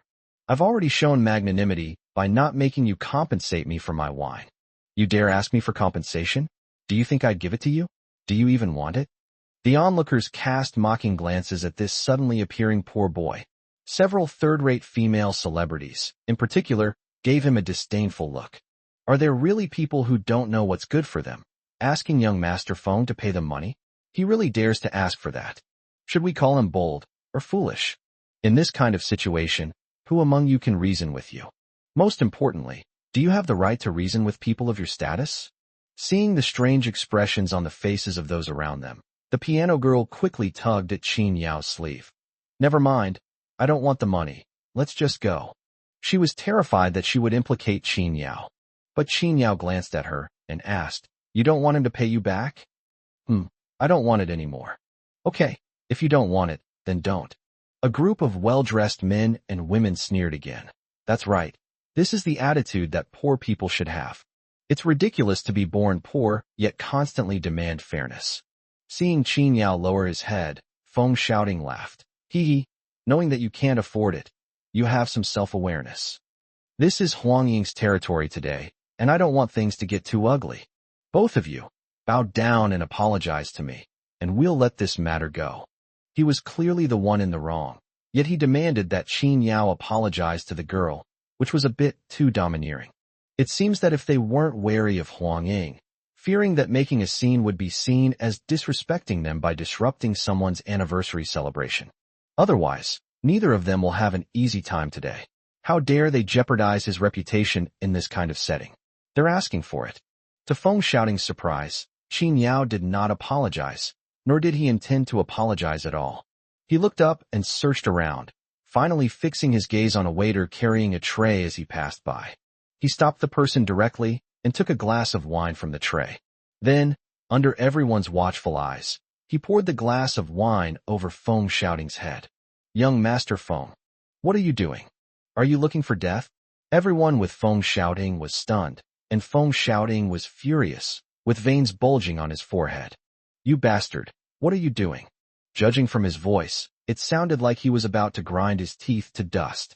Qin Yao simply put down his glass and said calmly, She doesn't want your money, so I can only help her vent her anger. 1 glass each, it's fair. You bastard. You're comparing her to me. Feng shouting was surprised that Qin Yao was so bold, and that he actually compared himself to a female factory worker. Who is he to her? How can you compare them? With so many celebrities around, Feng shouting, who is also a celebrity, has completely lost face.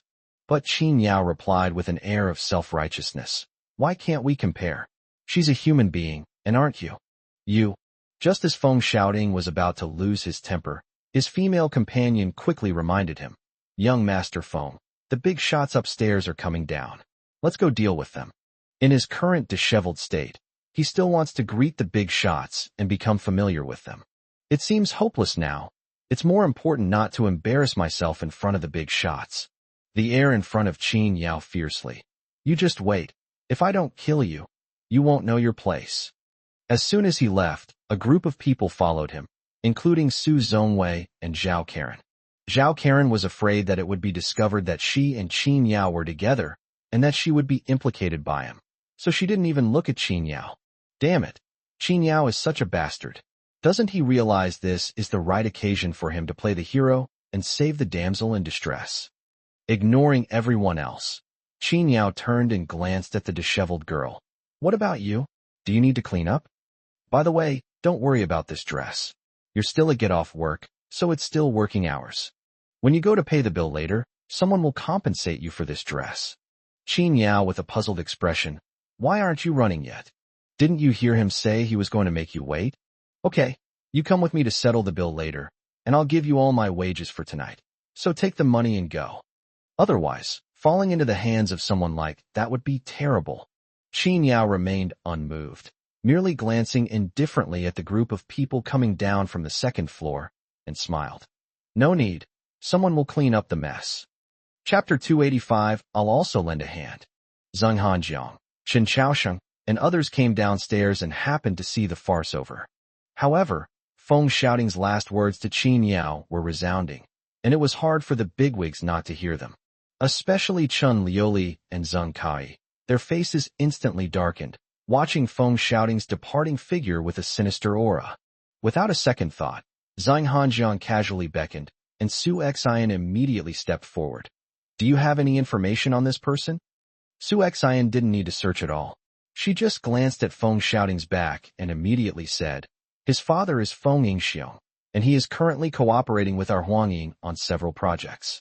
To be precise, he begged us, Huang Ying, to cooperate. I can stop it immediately with just one phone call. From now on, none of the artists under our Huang Ying group will have any further cooperation with the Feng family. No wonder Su Xian, a woman in her early 30s, was able to hold the position of general manager of Huang Ying despite not being a member of the Zheng family. Zheng Hanjiang didn't say anything. He just asked a casual question, and she was immediately able to filter out the information that old Master Zheng wanted, and at the same time guess the way he wanted to handle it. Breaking off cooperation with the Feng family would at most mean losing some money and a small business partner. It's clear from the previous conversation between Zheng Lao and Chen Chaosheng that compared to Qin Yao, is this amount of money even a big deal? Does the Zheng family lack this little bit of money? Okay, let's do it this way. Old Zheng nodded without even frowning, as if he were simply deciding what to eat next in a casual conversation. In reality, the cooperation between Huang Ying and the Feng family amounted to more than 50 million. Su Xian bowed and withdrew, clearly indicating that she intended to handle this matter personally. At the same time, the two accompanying Huang Ying executives also left. As soon as she left, Chen Chaosheng said, To be honest, I've run into a few troublesome things recently, and Mr. Qin helped me solve them all. It would be a bit unreasonable for me not to step in at a time like this. He didn't say anything after he finished speaking, but just glanced at Chen Liuli. The latter's face darkened, and he immediately sent out several text messages. The previous lenient policies towards the Feng family will not be repeated in the future. Chen Liuli said expressionlessly, like an ice queen. At this moment, Zhang Sanqing thought about it carefully and suddenly slapped his forehead. I have a vague impression of this person. I think he has 2 movies currently showing at the cinema under my Zhang family's name. Perfect. This is the perfect opportunity to do my part for Mr. Qin. With a single sentence from Zhang Sanqing, several movies that had just been released were generating a lot of buzz and were poised to break 100 million yuan at the box office were suddenly pulled from all the theaters under Zhang's name. Hey, everyone. Jiang Suilu was not a talkative person, and he didn't particularly like these kinds of occasions. But as soon as he opened his mouth, everyone had to give him face. Suddenly, a hint of joy, even excitement, appeared in his usually gloomy eyes. I happen to have some favors to ask of Mr. Qin recently. If you gentlemen would be so kind as to lend me a hand, how about it? Since he has spoken, how could the others disagree? Zheng Hanjiang smiled and waved his hand. Mr. Jiang, please feel free to do as you please. All right. Jiang Suilu nodded with a smile, then glanced at the disciple beside him, his gaze suddenly turning icy cold. Feng Yingxiong doesn't know how to teach children, so you go and teach them for him. Yes. The 2 disciples nodded and disappeared from the venue. These big shots acted as if nothing had happened, continuing to chat and laugh, while others only dared to watch but not approach. The other company executives who were unable to participate hesitated. Even Elder Zeng and Mayor Chun were showing such goodwill to Qin Yao. Should they also follow suit and do the same? After watching the group whisper among themselves for a while, Qin Yao patted the girl on the shoulder and said, "Don't worry, it's all right. I'll take you out later." The piano girl didn't know where Qin Yao's confidence came from, and she was still a little apprehensive. But I couldn't just stand there forever, so I gritted my teeth and went to the finance department to settle my bill. She never intended for Huang Ying to compensate her for the dress. After all, it was her own bad luck to have run into Feng shouting. But when it came time to pay the bill, in addition to her wages for the night, the finance department also gave her a big red envelope with a smile. I'm sorry, tonight's incident was due to our inadequate security work at Huang Ying. So Huang Ying will take responsibility for the loss of this dress. In addition, the remaining money was personally handed over by our general manager as compensation for your emotional distress. I hope you will not have any prejudice against Huang Ying. What happened inside the venue was something they could easily find out with a simple search. Su Xian found out what had happened and was immediately furious. Even without Qin Yao's connection, she still found Feng Shouting's behavior quite despicable. Moreover, today is the anniversary of Huang Ying, so it naturally concerns Huang Ying's reputation. If word gets out that he's doing this on Huang Ying's territory, Huang Ying's reputation will be affected. Those in the entertainment industry fear negative news the most. After telling Mr. Zeng the results, Chen Chaosheng immediately took on the task with a smile. Forcing ordinary girls to do softcore pornographic live streams through coercion, I believe Feng Shouting will have to start a new business after tonight. The piano girl initially wanted to refuse, but the accountant's attitude was not only sincere, but also somewhat apprehensive, as if afraid the girl would refuse. After handing it to her, he quickly ran away. I can hardly believe it. The girl stared blankly at Qin Yao, holding the money. Huang Ying actually compensated me, and with so much money. Shouldn't these second-generation bosses be in cahoots? Qin Yao smiled and said, "You're overthinking it. There are still more good people in this world. Let's go out." It wasn't that he wanted to be her protector, but Feng Shouting's resentful look just now was genuine, and the girl might run into trouble if she went out on her own. As the two walked out, the girl took out the money and counted it, 20,000 yuan. Without even thinking, she counted out 10,000 yuan and handed it to Qin Yao. "I really want to thank you for earlier. Take this money. We're both working people, so let's share the good times." Qin Yao wanted to refuse, but the girl simply stuffed 10,000 yuan into his coat. He didn't mince words. "A thank you fee of 5,000 is enough. That's all I get paid as a bodyguard." They counted out 5,000 and gave the rest of the land to the girl. "Take the money and buy this dress," Qin Yao said casually. "You play the piano quite well. Wear a nice dress and come to Huang Ying for a job tomorrow. Maybe you'll become a movie queen someday." Ha ha. The girl laughed heartily, seemingly unaffected by the drink, but she didn't take Qin Yao's words seriously either. Then I'll take your kind words. When I become a movie queen, I'll definitely hire you as my personal bodyguard. Annual salary, the kind that costs hundreds of thousands. Qin Yao looked at her and smiled, but before he could speak, a sinister voice came. Heh, enough dreaming. Time to wake up. Chapter 286. Who kneels before whom? As soon as they stepped out of Huang Ying's meeting room, Feng Xiaoting and his men surrounded them. He had changed his clothes, and was still surrounded by the same group of handsome men and beautiful women, along with 17 or 18 tall and imposing bodyguards. Su Zongwei stood at the back of the crowd with a smile, his eyes filled with schadenfreude as he looked at Qin Yao. It's obvious that if the purpose was simply to deal with Qin Yao, Feng Xiaoting, who knows nothing about Qin Yao, wouldn't have brought so many people. Su Zongwei must have been among them. He deliberately mentioned it to Feng Xiaoting while Zhao Karen wasn't in during his change of clothes. It was said that Qin Yao was quite skilled, and one or two people definitely couldn't subdue him, which is why Feng Xiaoting called a few more people. At that moment, Zhao Karen, standing behind the group, tugged at Su Zongwei. Aren't you close to young Master Feng? Why don't you try to persuade him? At least. She frowned and glanced at Qin Yao. Don't cause any deaths. She had just met Feng Xiaoting, so naturally she didn't dare to offer any advice. Although she had some friction with Qin Yao, she just hoped that Qin Yao could keep a low profile, stay where he should be, and stop showing off. She didn't know much about Feng Xiaoting and his group, but for people in their circle, a life like Qin Yao's was only worth 7 or 800,000 yuan, nothing special. Therefore, she did not want to see tragedy happen to Qin Yao. Su Zongwei knew what she was thinking and lowered his voice, saying, Kuran, if you want to fit into this circle, don't say a word later. Don't forget, young Master Feng is in a bad mood right now. If you plead for him, he might take his anger out on you and secretly spread some dirt on you, and you'll be finished. Although you are now an artist under Huangying Entertainment, and Huangying values you highly, can you compare to young Master Feng? Zhao Karen fell silent. Yes, although she is signed with Royal Entertainment, she is still just a small-time artist who hasn't made it big yet. Feng Xiao's family has a multi-million-dollar business relationship with Huangying. Do you think my words carry any weight? She gritted her teeth and slowly lowered her head.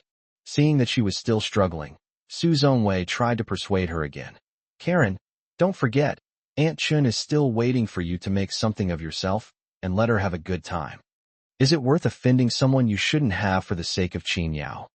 Besides, this is a society governed by the rule of law, so no one will die. My previously conflicted feelings have now turned cold. Zhao Karen breathed a sigh of relief. Yes, he caused this mess himself. I've already done more than enough to advise him. As for the consequences of his stubbornness, that's beyond my control. Seeing that Zhao Karen had given up trying to persuade him, Su Zongwei smiled with satisfaction. Opposite.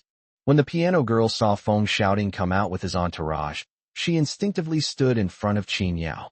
You'd better leave quickly. I'm a girl, they won't do anything to me. If you stay here, you'll be in big trouble. Get out of here. Qin Yao was somewhat surprised by the girl's reaction. He never expected that this seemingly delicate girl would be so responsible at such a crucial moment. In this respect, he is better than many men. He patted the girl on the shoulder and pulled her behind him. Don't worry, they won't dare to do anything. Then, under the girl's surprised gaze, he stepped forward and looked coldly at Feng Xiaoting. What? You're not convinced? Feng Xiaoting chuckled coldly. Admit it? Kid, I should be asking you that. However, I won't ask you now, but when you're kneeling in front of me later, I'll ask you then. The other handsome men and beautiful women who followed looked at Qin Yao with a mixture of contempt and pity. Can't this kid see the situation clearly? What are you still pretending for? Zhao Karen also silently shook her head. She's too good at pretending. If he was lucky in the previous times, then this time, luck can't solve the problem. Feng Xiaoting is the kind of person who holds grudges and seeks revenge. He's sure to suffer a terrible fate today. In such a situation, even if it's a bit embarrassing, you should take the initiative to lower your posture, whether it's kneeling down or apologizing. The priority should be saving your life. But Qin Yao insisted on being a hero, and he simply couldn't bear Feng Xiaoting's revenge. However, Zhao Karen quickly found the reason. Qin Yao's vision was too narrow and his perspective too limited. He simply did not understand what level someone of Feng Xiaoting's class would go to, and naively thought that calling the police would solve everything. Such a man is ridiculous. She couldn't be bothered to look at Qin Yao again, as if she had already foreseen his tragic end. Qin Yao seemed not to see her at all, and simply gestured to Feng Xiaoting. Kneel down, kowtow and apologize, and this matter can be let go. For a moment, Feng Xiaoting thought he had misheard. Even though I led the men to surround him, he still wants me to kowtow and apologize? Damn, you're pretty tough, aren't you? You're so arrogant even when you're about to die. You're something else. His face flushed with anger, and with a wave of his hand, more than a dozen bodyguards surrounded Qin Yao and his companion. Don't let that woman leave either. Take her back to my studio. I want to see her 10-year contract on my desk today. I think you two are really stubborn. Even at a time like this, you still dare to act tough. Make me kneel? What? Are you some kind of god of wealth? Kneeling will bring you riches, won't it? Qin Yao, completely disregarding him. His ferocious expression was completely at odds with his handsome appearance. It had been many years since he had encountered an ordinary person like Qin Yao, who dared to challenge his authority. A poor guy is a poor guy. What right does a loser like him have to yell at him? Seeing the dozen or so people surrounding her, the piano girl turned pale with fright and secretly wanted to call the police, but Qin Yao stopped her. No need to call the police. After saying that, she looked up and coldly stared at Feng Xiaoting. I gave you a chance, but you didn't cherish it. Kneeling won't bring you wealth, but if you don't kneel, you definitely won't have any way to make money. Just then, several figures appeared at the main entrance of the Huangying venue, led by two middle-aged men. Seeing them arrive, Feng Xiaoting's smile widened. Kid, I can tell you're pretty tough. But I'm curious to see just how hard you'll get in front of my father later. He's a seasoned veteran. He's much more ruthless than me when he fights. Upon seeing Feng Xiaoting's father, Feng Yingxiong, the handsome men and beautiful women present, including Zhao Karen, quickly stood up straight, hoping to make a good impression on Boss Feng. Two other rich kids were also in high spirits, waiting to see how their fathers would humiliate Qin Yao. Seeing this, Zhao Karen sighed again. He's just unlucky to have run into young Master Feng's father at the event. Su Zongwei laughed gleefully. Yeah, this guy's a veteran in the industry. He's ruthless. Chapter 287 isn't enough? We can do it again. Dad, what brings you here? Feng Xiaoting, oblivious to Feng Yingxiong's expression, cheerfully greeted him. You don't need to worry about such a small matter. I can handle it myself. Smack. Before Feng Xiaoting could finish speaking, Feng Yingxiong slapped him across the face. The blow was quite forceful. The slap sent him staggering 2 steps, his head almost tilting to the side. 2 other middle-aged men behind Feng Yingxiong stepped forward and pulled out 2 rich kids from the group. Slap! Slap! Another crisp slap rang out, completely stunning everyone present. Zhao Karen stared blankly at the scene, a sense of foreboding creeping over her, and instinctively looked at Qin Yao. No, that's impossible. It definitely has nothing to do with him. Su Zongwei was also dumbfounded. What's going on? Dad, why did you hit me? Feng Xiaoting stared wide-eyed, covering his face as he looked at his father in disbelief. The slap came out of nowhere, leaving him completely baffled as to what had happened. But judging from Feng Yingxiong's expression, he immediately guessed that something serious might have happened.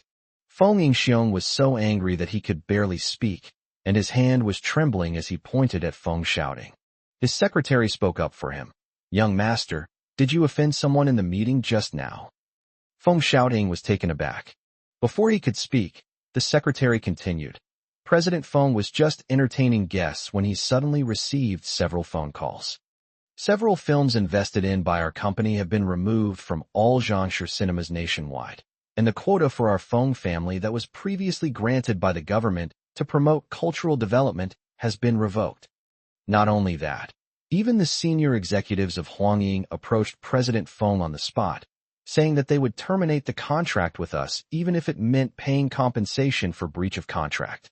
You should know that our cooperation with Huangying is the result of Mr. Feng's many years of hard work and accumulation in the industry. That's not the point. The point is that Huangying has a prominent position in the industry. This breach of contract will lead to rumors that our Feng family is up to something, making Huang Ying willing to pay compensation to terminate the contract. Needless to say, Feng Xiaoting also started his own business and naturally understood the advantages and disadvantages involved. Huang Ying has maintained a very stable reputation over the years. If someone is terminated by Huang Ying, it would be equivalent to being blacklisted in the industry. Feng Xiaoting was stunned. His mind went blank, and he almost fainted. Shocked as he was, he couldn't understand it at all. He hadn't offended anyone at the meeting, so how could this be? Suddenly, he subconsciously raised his head and looked at Qin Yao, his eyes filled with disbelief. Could it be him? No, that's impossible. Judging from his demeanor, how could he possibly allow the several bigwigs present to simultaneously blacklist the Feng family? This doesn't make sense. Apart from Feng Xiaoting's family, the other second-generation rich kids present received similar treatment. However, they were better off than Feng Xiaoting. At least they were not blacklisted by Huang Ying. But at that moment, they all looked at Qin Yao at the same time, their eyes no different from those of someone who had seen a ghost. Who exactly is he? Don't say anything more. Feng Yingxiong seemed to have finally recovered, clutching his chest as he said to Feng Xiaoting, "You think of someone right now? Who exactly did you offend today? I'll give you a time frame, specifically the period around tonight's banquet, and who you had a conflict with." 1 second I was talking to Huang Ying's top executives about cooperation for the next quarter, and the next second they turned on me and wanted to break the contract, and even told me to teach my child a lesson.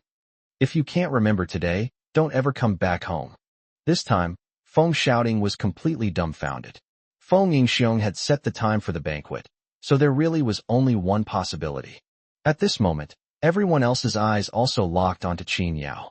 Zhao Karen's eyes widened, and her face instantly lost all color. This is impossible. This is absolutely impossible. She clenched her fists tightly, unable to believe that the tragedy of the Feng family was caused by Qin Yao.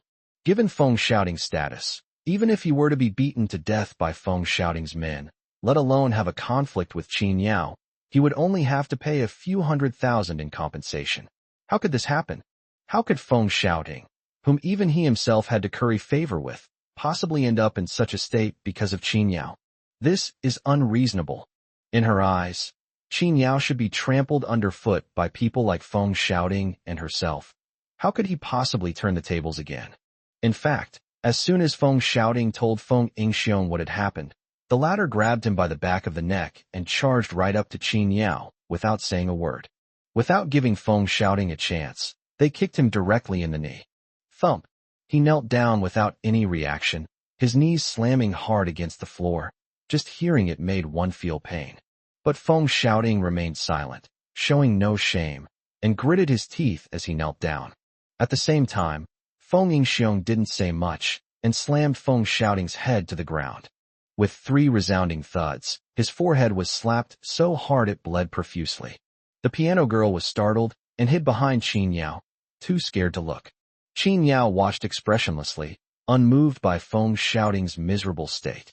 Feng Yingxiong glanced at Qin Yao and then beckoned to his secretary. The secretary hesitated for a moment, then took a stun gun from the bodyguard and handed it over.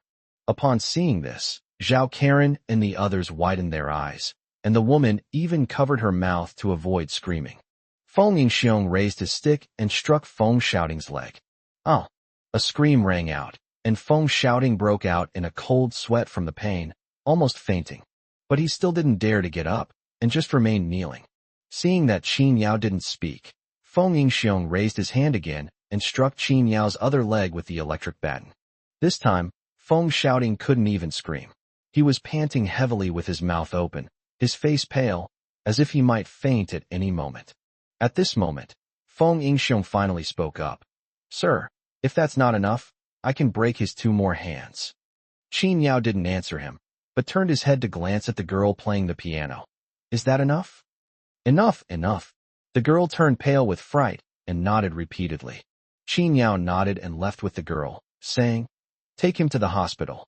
Upon hearing Qin Yao's words, Feng Yingxiong's expression relaxed considerably, and he breathed a sigh of relief. After Qin Yao left, he yelled at his secretary, "Call an ambulance right now. What are you waiting for? The farce ended just like that, leaving only Zhao Karen and Su Zhongwei standing there dumbfounded.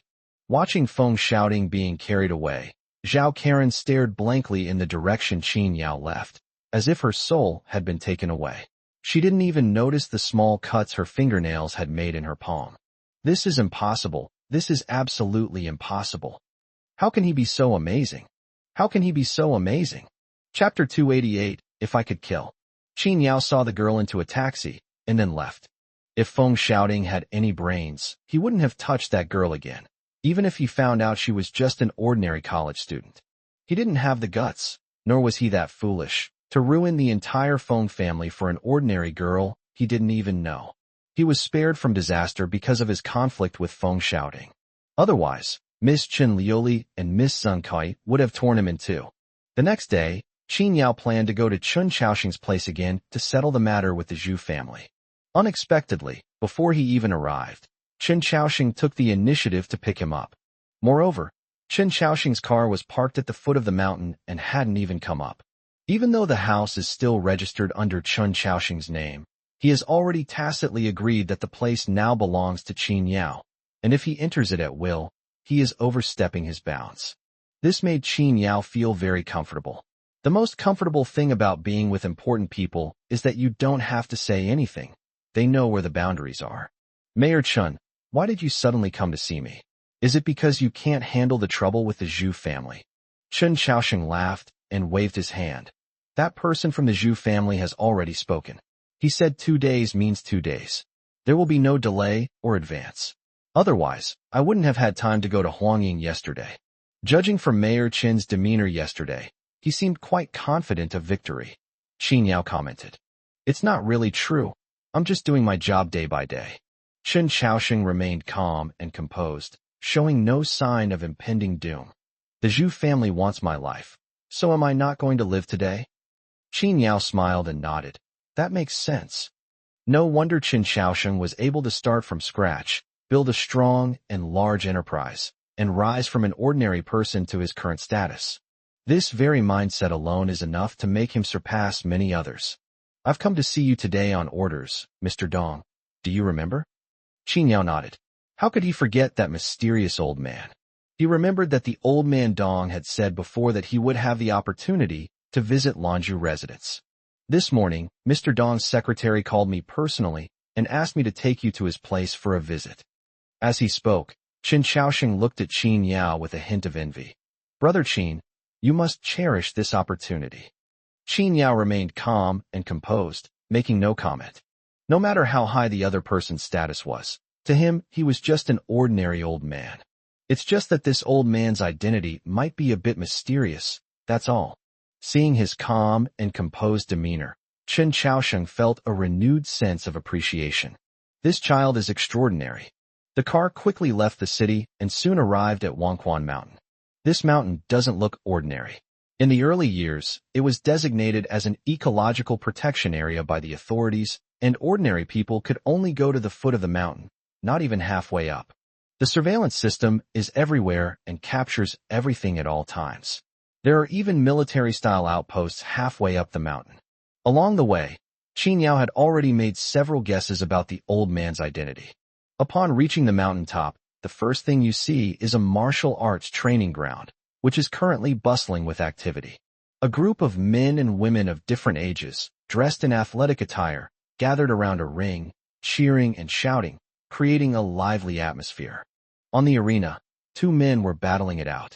One of the men was middle-aged, around 40 years old, with a resolute appearance and a robust physique. Qin Yao could tell at a glance that he was a soldier. However, what truly caught his eye was another young man, who was probably under 30 years old, very young, with a dashing and spirited appearance, and whose actions were clean and efficient. He was probably also a soldier, but Qin Yao sensed a familiar aura about him, as if he had seen him somewhere before. Especially his back view. The two were locked in a fierce battle, evenly matched. Chun Chaoxing glanced at it and smiled slightly. Old Dong's place is still so lively. It's called Lanzhou Residence, but it's not as elegant and quiet as it used to be. He seemed intrigued, knowing that Qin Yao was also quite skilled, and casually asked, Qin Yao, Who do you think will win between the two of them? They had already gotten off the car by then, and the road to Lanju residence would pass through the drill ground. The stage was bustling with activity, but Qin Yao only glanced at it briefly. The two are evenly matched, but if they don't stop at the last second. To put it simply, if he can't kill anyone, that middle-aged man will win within 20 moves. If killing is possible, then that young man will win within 10 moves. Qin Yao was not a large figure. He was simply exchanging information with Chun Chaoxing about the situation on the field, and he was telling the truth. But he had sharp ears and immediately heard what he said, shouting loudly. "What nonsense are you talking about? My boss, he'll lose." Exactly. Laymen should just watch the show and keep quiet. Where did this kid come from, spouting nonsense like that? Not only the middle-aged people, but even the young men in suits opposite them gave Qin Yao displeased looks. What nonsense is this kid spouting? Our young master would lose. Just kidding. Even if you can't kill people, young master's martial arts skills are still top-notch. He's just an amateur. He's just watching the show. Why should we get upset? Both groups held their own opinions, but they were clearly dissatisfied with Qin Yao. It could be said that Qin Yao offended two families with just one sentence. Chun Chaoxing awkwardly touched his nose. "Qin Yao, this. Mr. Chun, you don't need to worry about it. What they think is their business. I'm just sharing my thoughts with you." Faced with the angry gazes of the two groups, Qin Yao remained calm. "I'm just chatting away. Who can you blame if you have such good hearing? Hey kid, you're really getting cocky now that I said you're fat, huh? Look at your skinny arms and legs. What do you know about martial arts? If you keep disrupting morale here, I'll slap you across the face. Shut up, get lost, and get the hell out of here." A series of mocking voices came, but Qin Yao remained unmoved. Whether it's really as he said, we'll find out soon. They were originally going to visit Elder Dong directly with Chun Chaoxing, but this time they were surrounded by a group of people. He simply stopped moving and just stood there with his hands behind his back, watching from below the ring. The battle between the two intensified, and in the blink of an eye, they reached the 10th move. The young man's attack was ruthless and swift. His hand had already sliced across the middle-aged man's neck without him even realizing it. But it seems that he only realized he was sparring after he made his move, and that he didn't have a weapon in his hand. Qin Yao raised an eyebrow and said casually to the men in suits opposite him, "Your young master. You usually like to hide a military dagger or something similar in your sleeve, don't you? The blade is about 18 centimeters long, and the total length is about 30 centimeters. Moreover, the blade should be a straight blade with a stabbing edge. Is that right?" Chapter 289. You want to hear? I don't want to say. As soon as Qin Yao finished speaking, the expressions of the men in suits opposite him changed, and their gazes toward Qin Yao became wary. They didn't answer, but the answer was obvious. As for Qin Yao, he didn't explain how he knew, but simply continued to look at the arena with a calm expression. He seemed to be simply having a chat with Chun Chaoxing, analyzing the situation on the field for him. Next, the middle-aged people will try their best to get close and gain the upper hand with their strength. The 9th move will be a punch with full force aimed at the opponent's lower left side waist. It's just a feint. The 10th move, the leg wind arrives first, and then, that young man should be sent flying off the stage. As he spoke, he glanced at Chun Chaoxing's position and took a few steps to the right, saying, "Mr. Chun, come a little closer, or you might get hit." Chun Chaoxing had some understanding of martial arts, but he was not proficient in it. After all, he was not a person who practiced it. But he still followed Qin Yao's footsteps and made room for a small piece of land in the original spot.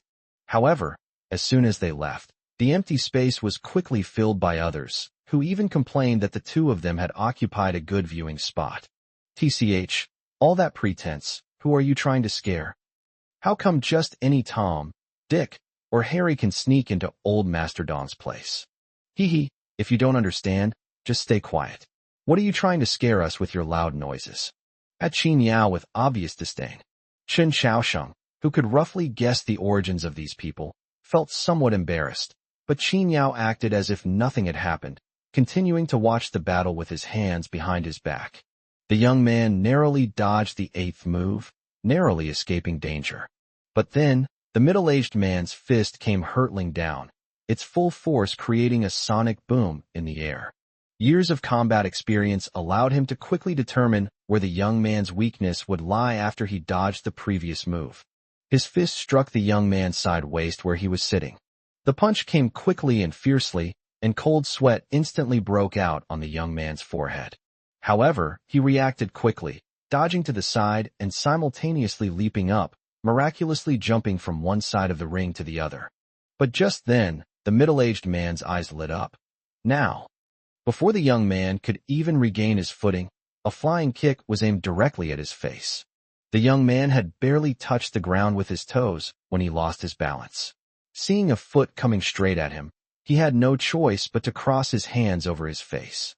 He managed to protect his face, but he was sent flying and crashed into a crowd of people who cried out in pain. Chen Chaosheng was dumbfounded. As a semi-layman, he was both surprised and relieved to see the young man fall in the exact spot that Qin Yao had predicted. Surprisingly, Qin Yao was able to predict the route so perfectly.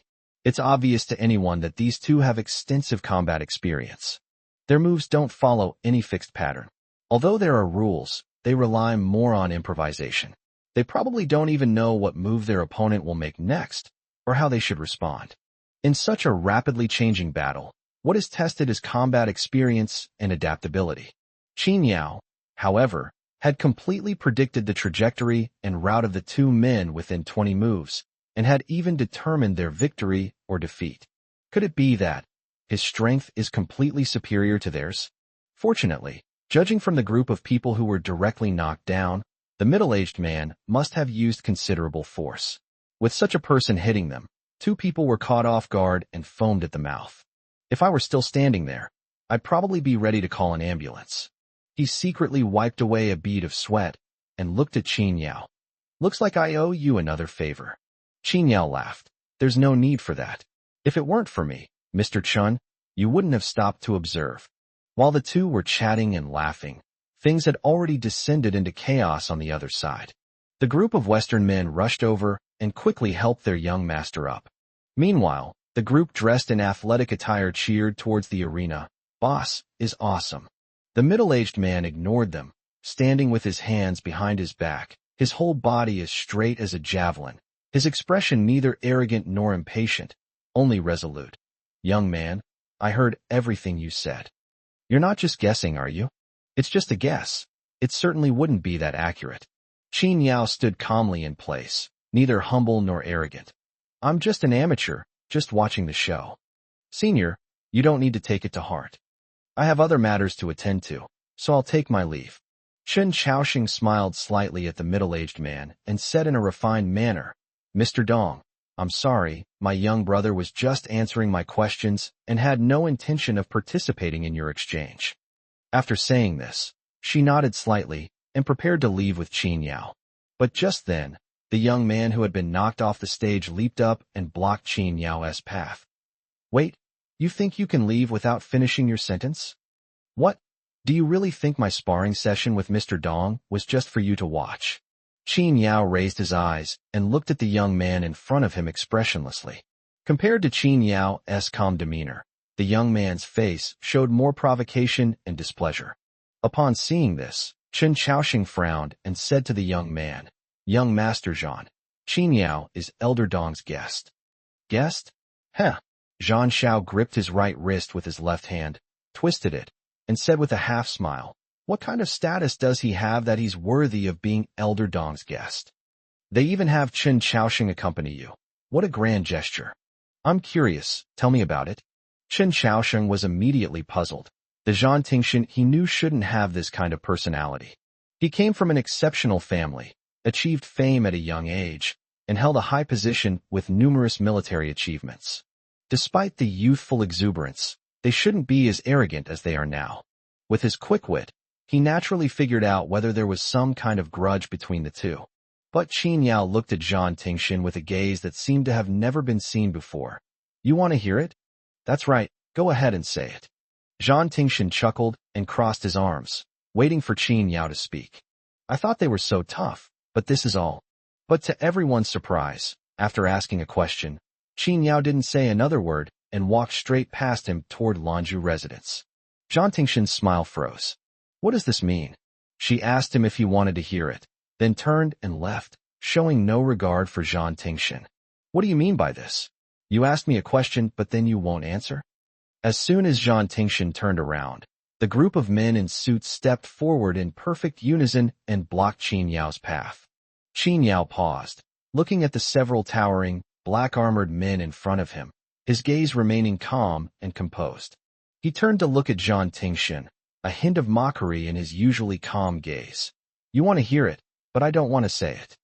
Chapter 290. If you can't beat them head-on, resort to underhanded tactics. For a moment, Zhang Tingshin felt offended, but he showed no signs of flying into a rage. Instead, his gaze turned cold. What if I insist that you say it? Both sides spoke calmly, yet the atmosphere suddenly became tense. The middle-aged man on the stage jumped down and stood between the two. Since he is father's guest, young Master Zhang, please don't make things difficult for him. Although he was also puzzled, why would his father suddenly meet such an ordinary-looking young man? Save face for Qin Yao. Even though he was very dismissive of Qin Yao's earlier statement that if he could kill someone, he would surely die within 10 moves. Qin Yao indifferently and chuckled. All right, for the sake of Mr. Dong and Mr. Dong. But after we come down the mountain, we should have plenty of time to have a good talk. A blatant threat. Qin Yao frowned slightly, not because of the man's threat. Instead, he found it strange that if this was the first time he had met this person, why would the other person be so hostile towards him? Judging from this person's status, he must be someone of high standing. He shouldn't be a fool like Feng shouting. Did they have some kind of conflict before? Just then, an old but powerful voice came from not far away. If you have something to say, why don't you talk here? My orchid bamboo residence is big enough for you to have a good chat. As everyone looked over, they saw old Dong holding an old pipe, slowly walking towards them from the small bamboo house in the distance.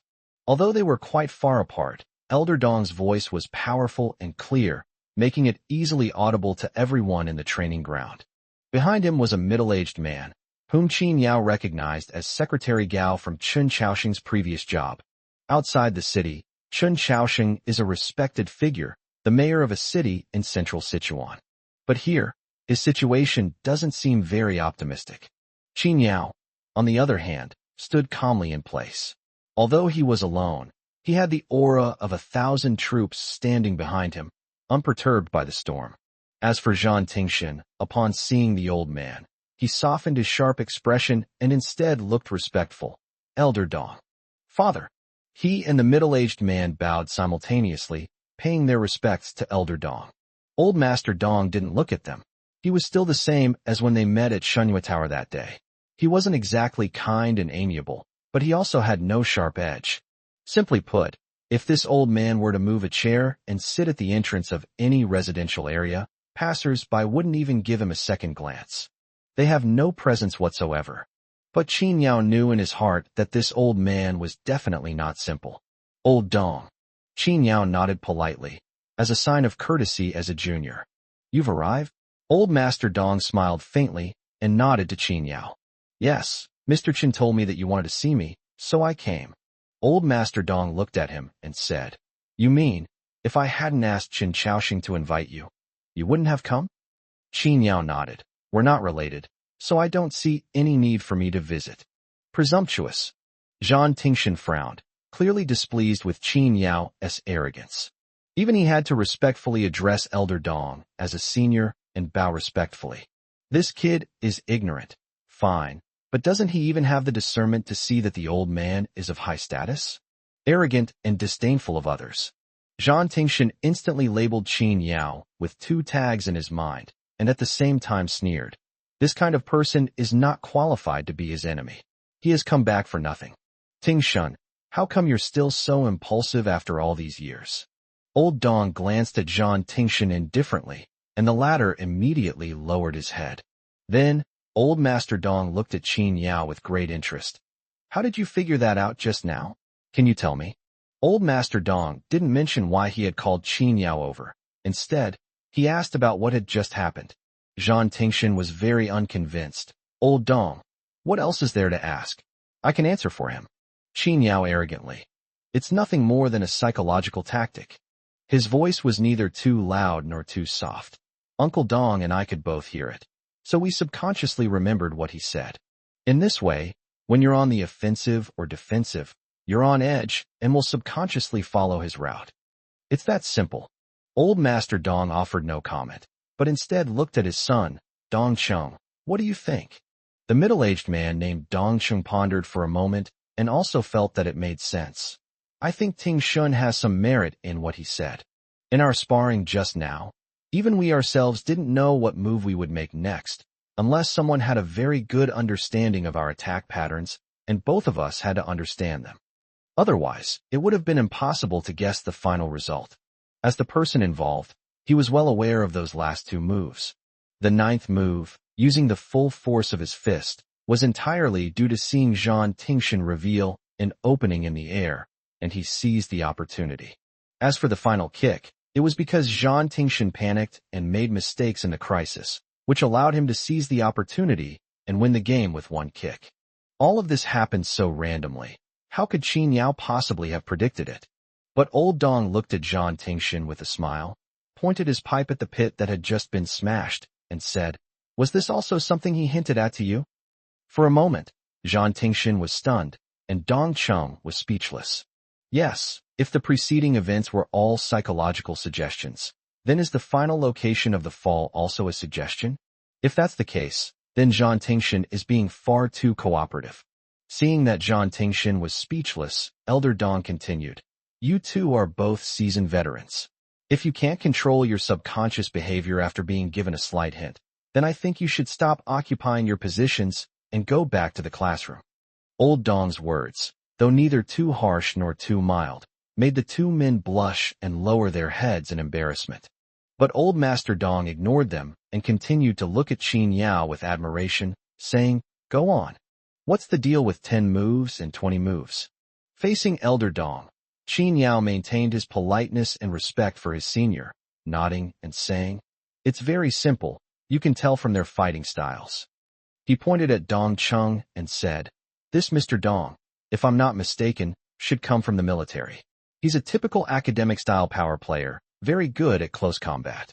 However, his weakness is that he's too rigid and relies entirely on strength to win."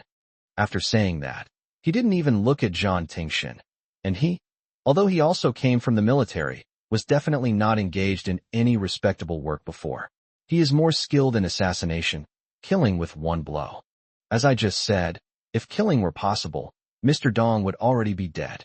That's because people like him usually carry various hidden weapons and ammunition on their person. They might even have a razor blade hidden under their tongue, making them impossible to guard against. To put it bluntly, if you can't win by force, you resort to underhanded tactics. Chapter 291. Very good at finding a backer, huh?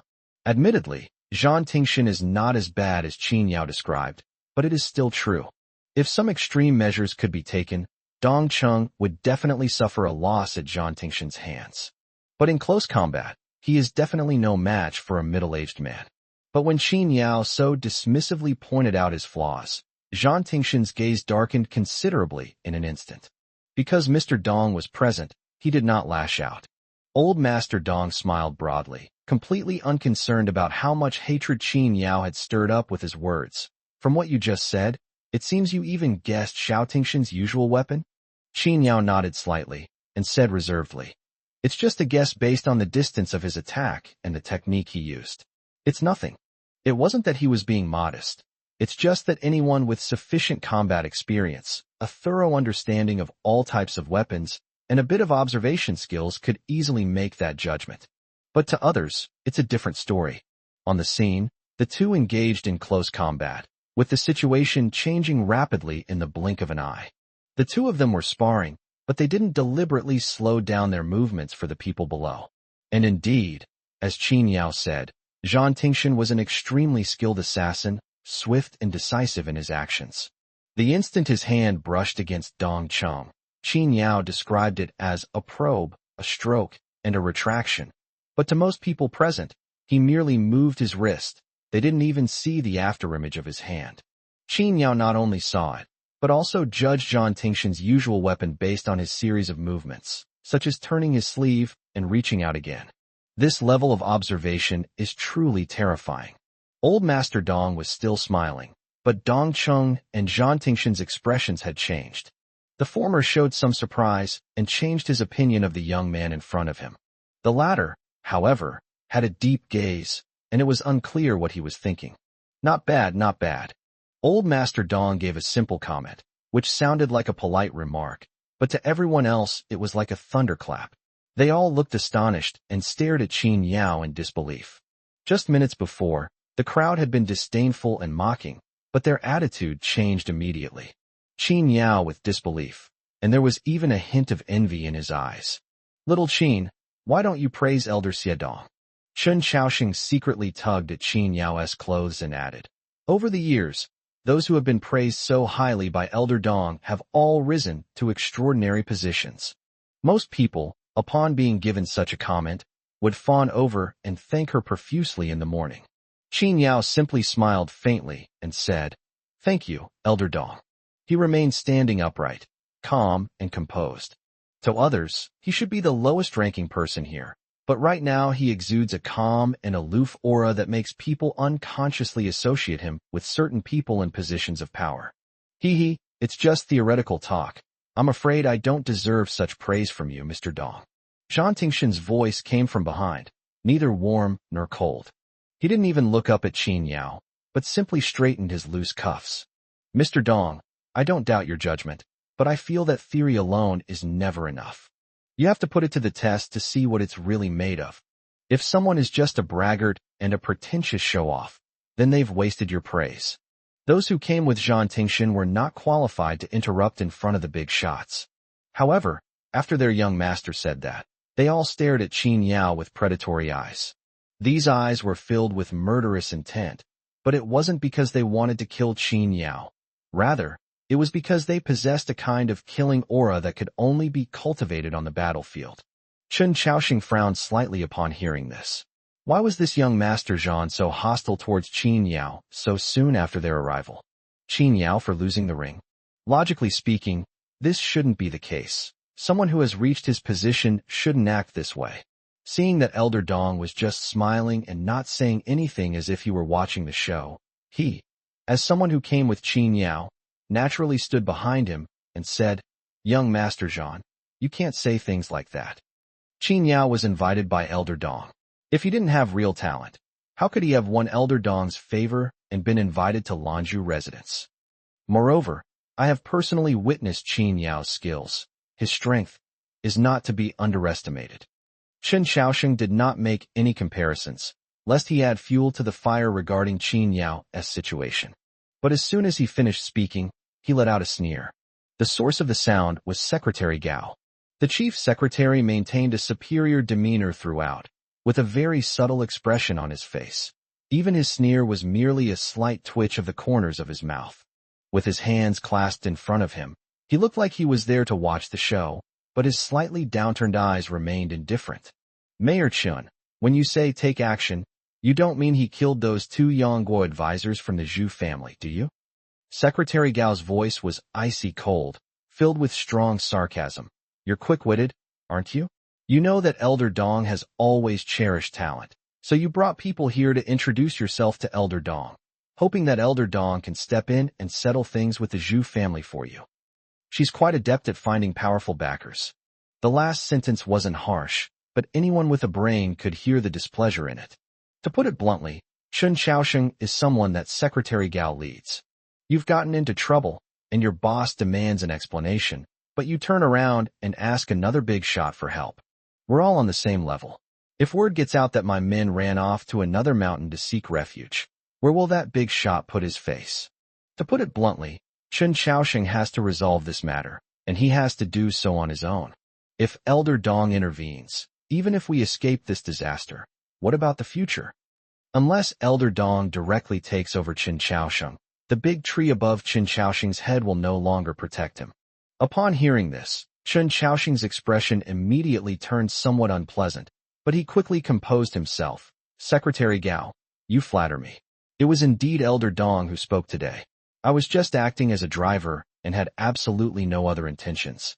As for the Zhu family, the Zhu family's affairs. At this moment, Qin Yao spoke calmly, taking over the conversation directly. I killed the person, so the confession? I'll give it to you. Upon hearing this, Secretary Gao smiled instead of getting angry, and shook her head at Qin Yao. You are not qualified. Even if I agree, the Zhu family will not agree. Also, we're talking to you, so don't be nosy. I'll let it go this time for Mr. Dong's sake, but next time, he'll be ungrateful. Secretary Gao didn't think Qin Yao could give any explanation. It was just that he had voluntarily risked his life to quell the Zhu family's anger. Even if he were truly a master, one life meant nothing to the Zhu family. What the Zhu family wants is not just a single human life. Chapter 292, Mere Theoretical Strategist. Alright. Just as the two sides were facing off, the ever-smiling old Master Dong suddenly spoke up. I am about to step down and pass the reins to the younger generation. Your affairs have nothing to do with me, and you don't need to make a fuss in front of me. When Elder Dong spoke, both Secretary Gao and Chun Chaoxing fell silent, but neither of them looked pleased. Qin Yao calmly waited for Elder Dong to speak, wanting to see why the old man had called him here. Old Master Dong looked at Qin Yao, his kind face full of warm smiles. Little Qin, you heard what Xiao Tingshin said just now. I've seen your skills before, they're quite good. But I know that you didn't use your full strength that time either. Even I, an old man, couldn't tell what level you were at. If you and Xiao Tingshin were to fight, who would win? Upon hearing this, Zhan Tingshin's gaze once again focused on Qin Yao, and his body adopted a posture of preparation for battle, with his waist slightly hunched. He could take Qin Yao away at any time if he dared to speak disrespectfully. Qin Yao with great interest, and had a greater expectation for this young man. As Mr. Dong's son, he knows his father best. If this young man had no potential, his father would never waste his time on him. He wanted to see how this young man would answer. Qin Yao glanced at Zhan Tingshin, completely ignoring his gloomy gaze. Although he still couldn't understand what old grudge he had with Zhan Tingshin, why Zhan Tingshin was so resentful towards him as soon as they met. But it doesn't matter anymore. Qin Yao now adheres to only one principle. If you don't provoke me, you can be as arrogant as you want. But you've messed with me, so don't blame me for letting the gentle breeze sweep across the mountain and teaching you a lesson. After looking at Zhan Tingshin, he pondered for a moment, his brows furrowed, as if he were conducting a very rigorous evaluation. However, everyone present was very patient, including Mr. Dong, who smiled slightly and waited for him to make a judgment. Secretary Gao scoffed. What? You're afraid to say? Everyone present knew perfectly well that the reason Elder Dong asked the question was because he wanted to see Qin Yao and Zhan Tingshin have a match. As for Zhan Tingshin's identity, Qin Yao was the only one present who didn't know it. Everyone else was aware of his status and past achievements. Putting everything else aside, just the fact that he had been fighting on the battlefield since he was 18 years old, his combat experience alone far surpasses Qin Yao's. Zhan Tingshin stood there leisurely, adjusting one cuff after another, completely ignoring Qin Yao.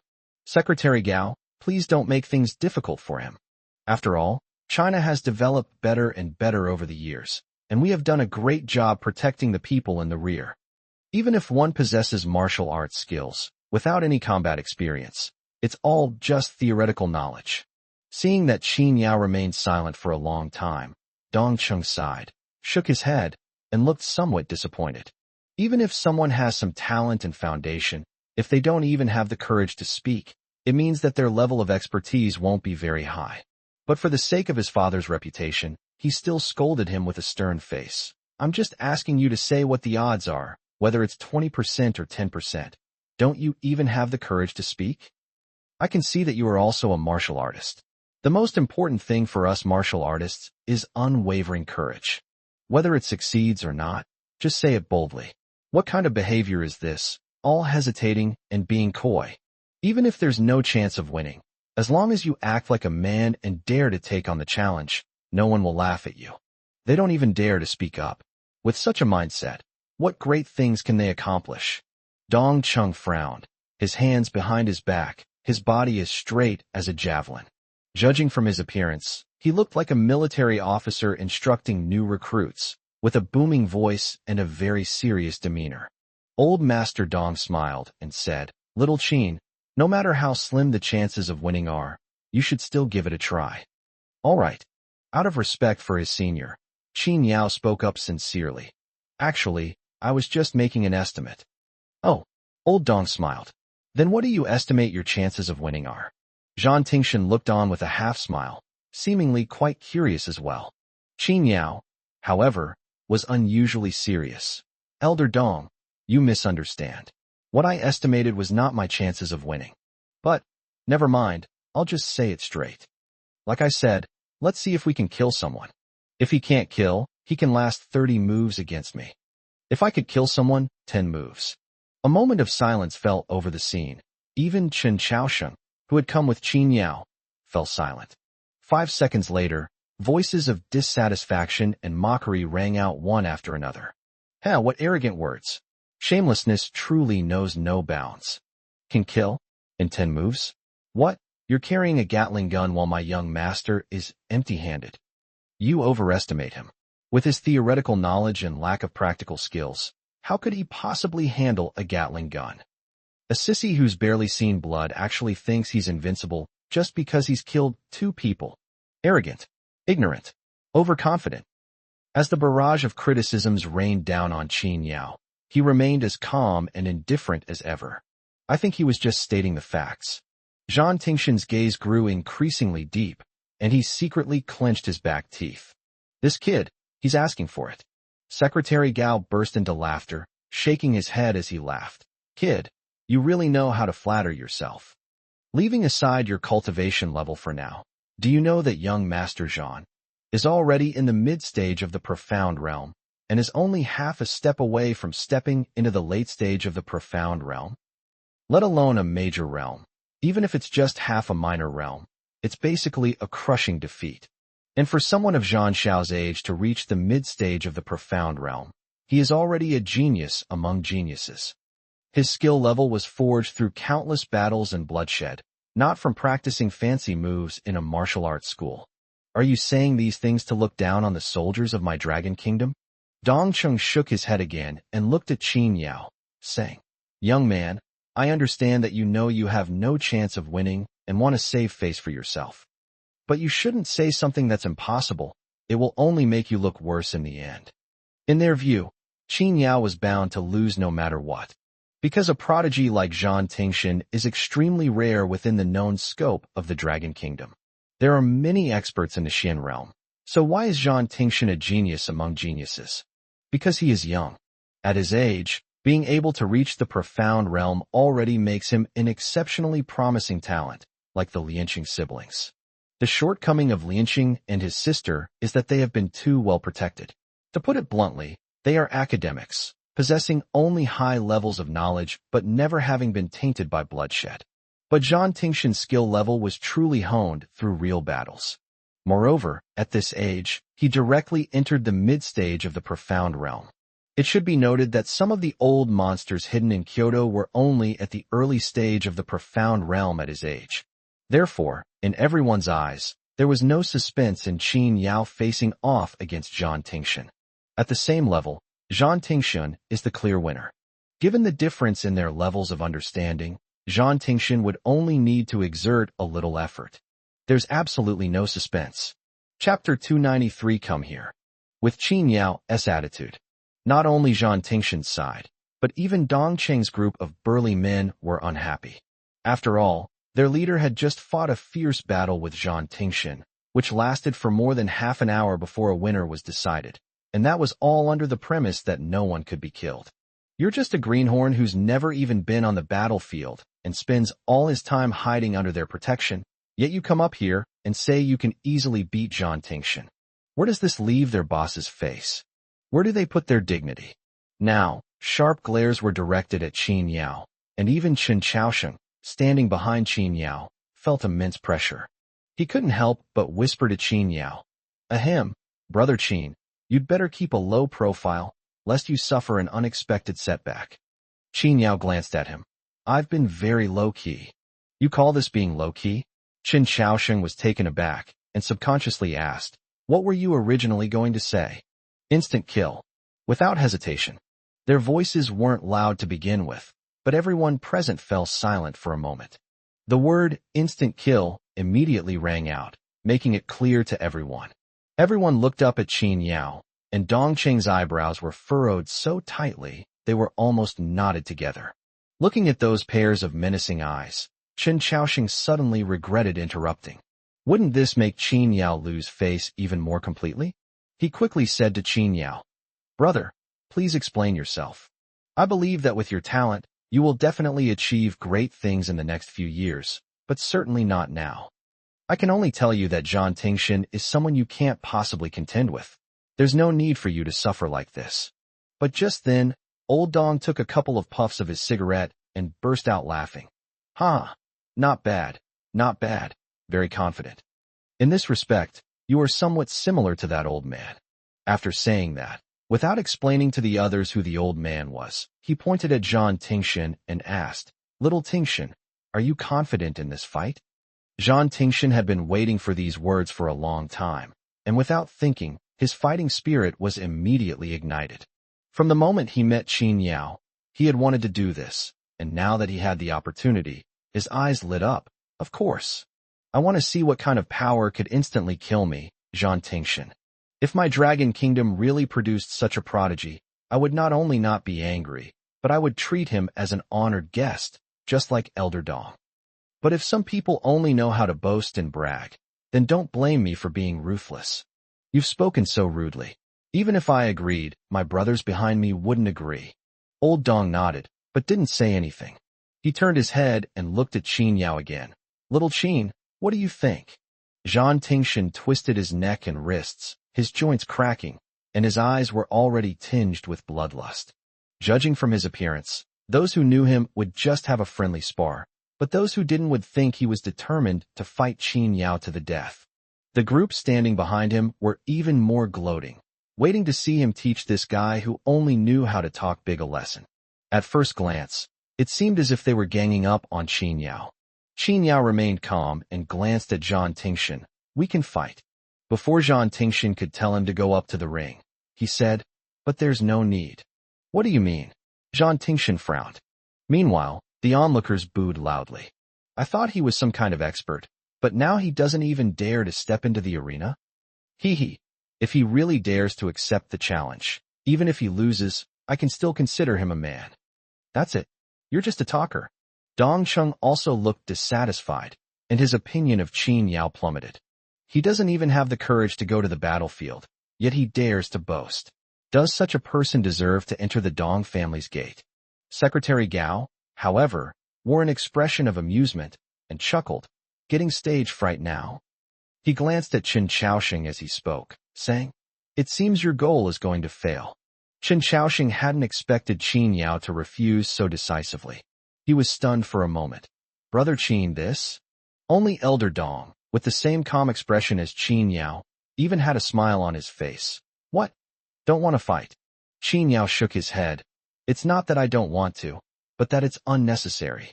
After all, as you just said, his identity is special, so I have to give him some face."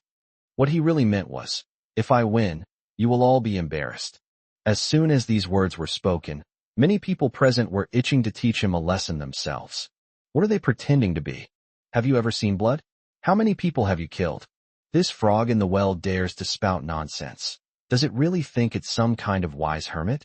In their eyes, those who have not experienced the baptism of battle, even if they have broken through to the profound realm, are nothing more than pretty faces but useless. To spout such nonsense is utterly arrogant. "Kid, you don't need to think about these things. Just think about whether to go or not," Dong Chung urged, suppressing his anger. Zhang Tingshan had already leaped up and stood on the arena, looking down at her and saying, "Martial arts are not something you can just talk about. You say you can kill me instantly. I'll just take that as a joke. All right, don't be afraid. Don't worry, I won't kill anyone. Considering you have little combat experience, I won't bully you. How about this? If you're still standing within 20 moves, I'll consider you the winner. How about it?" Zhang Tingshan stood proudly, full of vigor and confidence. As one of the best among the younger generation, his confidence stems from his nearly 10 years of battlefield experience and a lifetime of honor. "Not only that, you lost. I only need you to do one thing for me, and it will be very simple for you. But if you win, I, Zhan Tingshan, can promise to kill someone for you. How? Upon hearing this, Qin Yao's eyes lit up, and the smile that appeared on his lips vanished in an instant, only noticed by Elder Dong. He sighed, seemingly helpless. All right then. Then, he slowly walked up the steps to the platform, which was more than a meter high. Everyone was waiting to see Qin Yao make a fool of himself, but old Master Dong silently shook his head. This little Ting Shun has been fooled. But watching kids fight must be quite interesting. Young master, don't hold back. Give him a good beating. 10 move, instant kill. Young master is mighty. Amidst the cheers and jeers of the crowd, Zhan Tingshan instantly adopted a fighting stance, his entire body radiating a chilling, murderous aura, like a skilled hunter eyeing his prey, capturing Qin Yao's every move.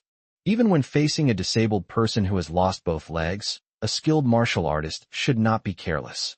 But Qin Yao stood there casually, smiled slightly at Zhan Tingshan, and beckoned with a finger, "Come here." Chapter 294, A Slap. Seeing Qin Yao so composed, Zhan Tingshan subconsciously felt that something was wrong, but he couldn't quite put his finger on it. With a group of brothers watching from below, he couldn't back down at a time like this. He did not underestimate his opponent. His fighting spirit surged. Seeing that Qin Yao did not make a move, he took the initiative and intended to seize the initiative.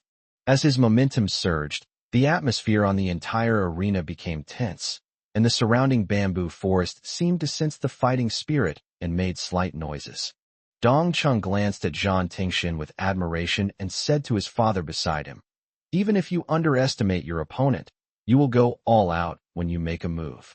Tingshan has grown a lot over the years. This is what the future pillars of our Dragon Kingdom should look like. As for him, seeing Qin Yao standing leisurely in place, Dong Chung shook his head again. "Father, you're probably going to be disappointed this time. Even if he were evenly matched with Zhan Tingshan, or even if he were to win due to superior skill, I don't think I would take him under my wing. Because underestimating the enemy is a terrible thing to do on the battlefield. If he does this, he may kill himself and others in the future. Such a person may be glorious for a while, but he won't go far." This time, Dong Chung disregarded his father's feelings and directly expressed his opinion, advising his father to give up on recruiting this young man. It's obvious that this young man met Chen Chaosheng by chance, then helped Chen Chaosheng kill 2 experts from the Zhu family, which led to his introduction to his father. Today must be the day we come to pay our respects at the temple gate. Unfortunately, he didn't have the ability to gain entry into the Dong family. Secretary Gao listened from the side, glancing indifferently at Chen Chaosheng beside him, his arms still crossed.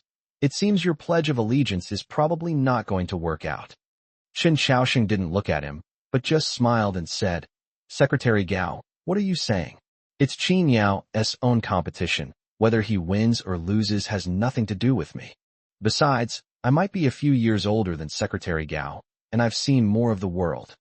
I think he can win." "Hee, then you've probably aged prematurely these past few years." Secretary Gao shook his head and chuckled.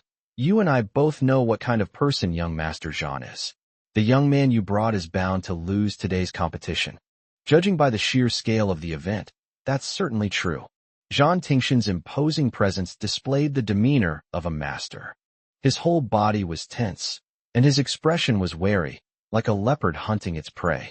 Looking at Qin Yao again, one hand was in his pocket and the other hanging down. His whole body was full of flaws. No matter how you look at it, it seems like he's just showing off. Just then, Zhan Ting was moved. With a stomp, a lunge, and a lift of his foot, several cracks immediately appeared on the ground where he stood.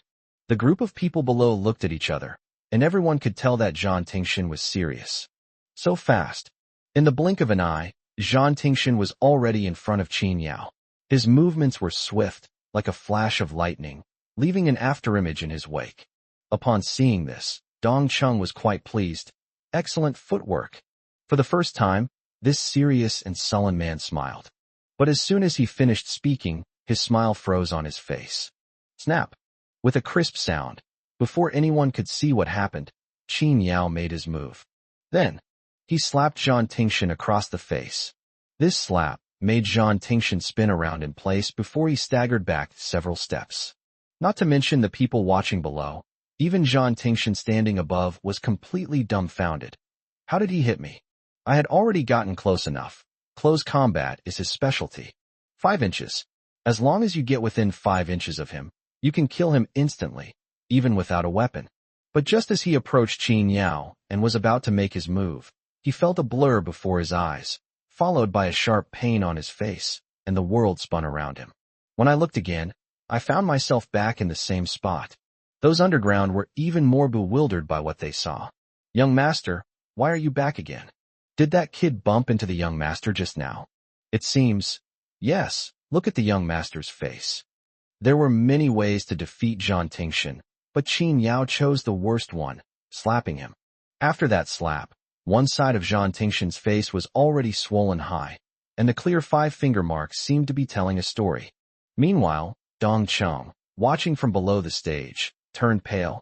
Did Ting Shun underestimate his opponent again? The instigator stood still, one hand still tucked in his pocket, as if he hadn't moved an inch, and smiled at Zhang Tingshan. Again? Feeling insulted, Zhang Tingshan's gaze toward Qin Yao grew even more vicious. He refused to believe that he couldn't even figure out how the other man had made his move. Regrouping, Zhang Tingshan's attack this time was faster and more powerful. One could even hear the whooshing sound of his movements igniting the air. Then, snap. An even louder slap sent Zhang Tingshan spinning 3 times on the spot, almost turning him into a spinning top, before he finally came to a stop. Before he could even stand up straight, he was slapped again. Clap, clap, clap. Then, this time Qin Yao didn't give Zhang Tingshan a chance to regroup. One slap after another rang out, like firecrackers had been set off, beating Zhang Tingshan so badly that he didn't even have a chance to speak, let alone retaliate. You bastard. After failing to utter 3 sentences in a row, Zhang Tingshan was so dizzy from being slapped that his head was spinning. The group of men who had been exuding a murderous aura were now completely dumbfounded. I thought this wild kid who appeared out of nowhere would have little combat experience and would at least have a hard time dealing with my young master, if not be completely crushed. But now it seems that Zhang Tingshan is the one who is truly facing difficulties. No, that's not how it works. Zhang Tingshan didn't even have a chance to respond. The repeated slaps caused him to spurt blood and foam from his mouth. His once handsome face has been smashed into a dog's head. He should have fallen long ago, but Qin Yao's strikes were delivered with extremely tricky force and angle. Just as he was about to fall, another slap followed, pulling him back to a standing position from another angle. The methods were extremely cruel. Even Chen Chaosheng, Qin Yao's companion, couldn't help but sigh upon witnessing this scene. That's insane. Zhang Tingshan should have admitted defeat long ago, but Qin Yao's slaps were like a storm, leaving him no chance. If this keeps going, I'm afraid everyone will be killed. Without Elder Dong's order, no one else dared to go up and help. But old Dong was still leisurely smoking his pipe, completely oblivious to what was happening on the stage. Dong Cheng finally couldn't stand it any longer and jumped onto the stage, raising his fist towards Qin Yao's back. Kid, you've gone too far. But then, Qin Yao's eyes flickered, and he dodged in an extremely strange manner. He then turned sideways, struck, and choked her throat. The hand chop landed squarely on the throat, a fatal blow. The immense force struck instantly, overwhelming Dong Cheng, who was sent flying backward. One-hit kill. Chapter 295, then just commit suicide. After landing, Dong Cheng did not fall to the ground in a disheveled manner, but quickly regained his footing. But he was still a little frightened. Just a moment ago, it seemed as if Qin Yao really had a sharp blade in his hand. In just a moment, the murderous aura emanating from him surged forth, making him feel a chill. He even had a feeling that, in that instant, even without a weapon, Qin Yao could really kill him. With Dong Cheng's intervention, Zhang Tingshan finally had a chance to fall. He was completely disoriented from the beating, and it looked like he had at least a concussion. He collapsed to the ground. A dozen or so subordinates rushed forward, all terrified. Major General, are you all right? Damn it. I'm going to avenge the young master. How dare a country bumpkin lay such a vicious hand on a Major General? He's asking for death. As they were speaking, several of his subordinates stood up. Accompanied by a synchronized crackling sound, Qin Yao was already surrounded by the muzzles of 5 or 6 guns. A quick glance revealed standard-issue pistols, each with its own serial number recorded. Qin Yao here, there will be no legal repercussions. Their very existence has two purposes, to protect and to kill. Just then, an aged yet authoritative voice rang out. To kill someone in my orchid bamboo residence. Are you pretending I don't exist?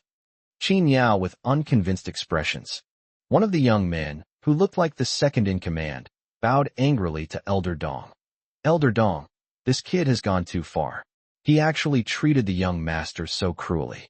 If we don't bring him back to camp and teach him a lesson, I'm afraid we won't be able to quell the brothers' resentment. That's right. The other men also stood up, their eyes bloodshot as they looked at Zhang Tingshan's miserable face. Doesn't he know that you shouldn't hit someone in the face?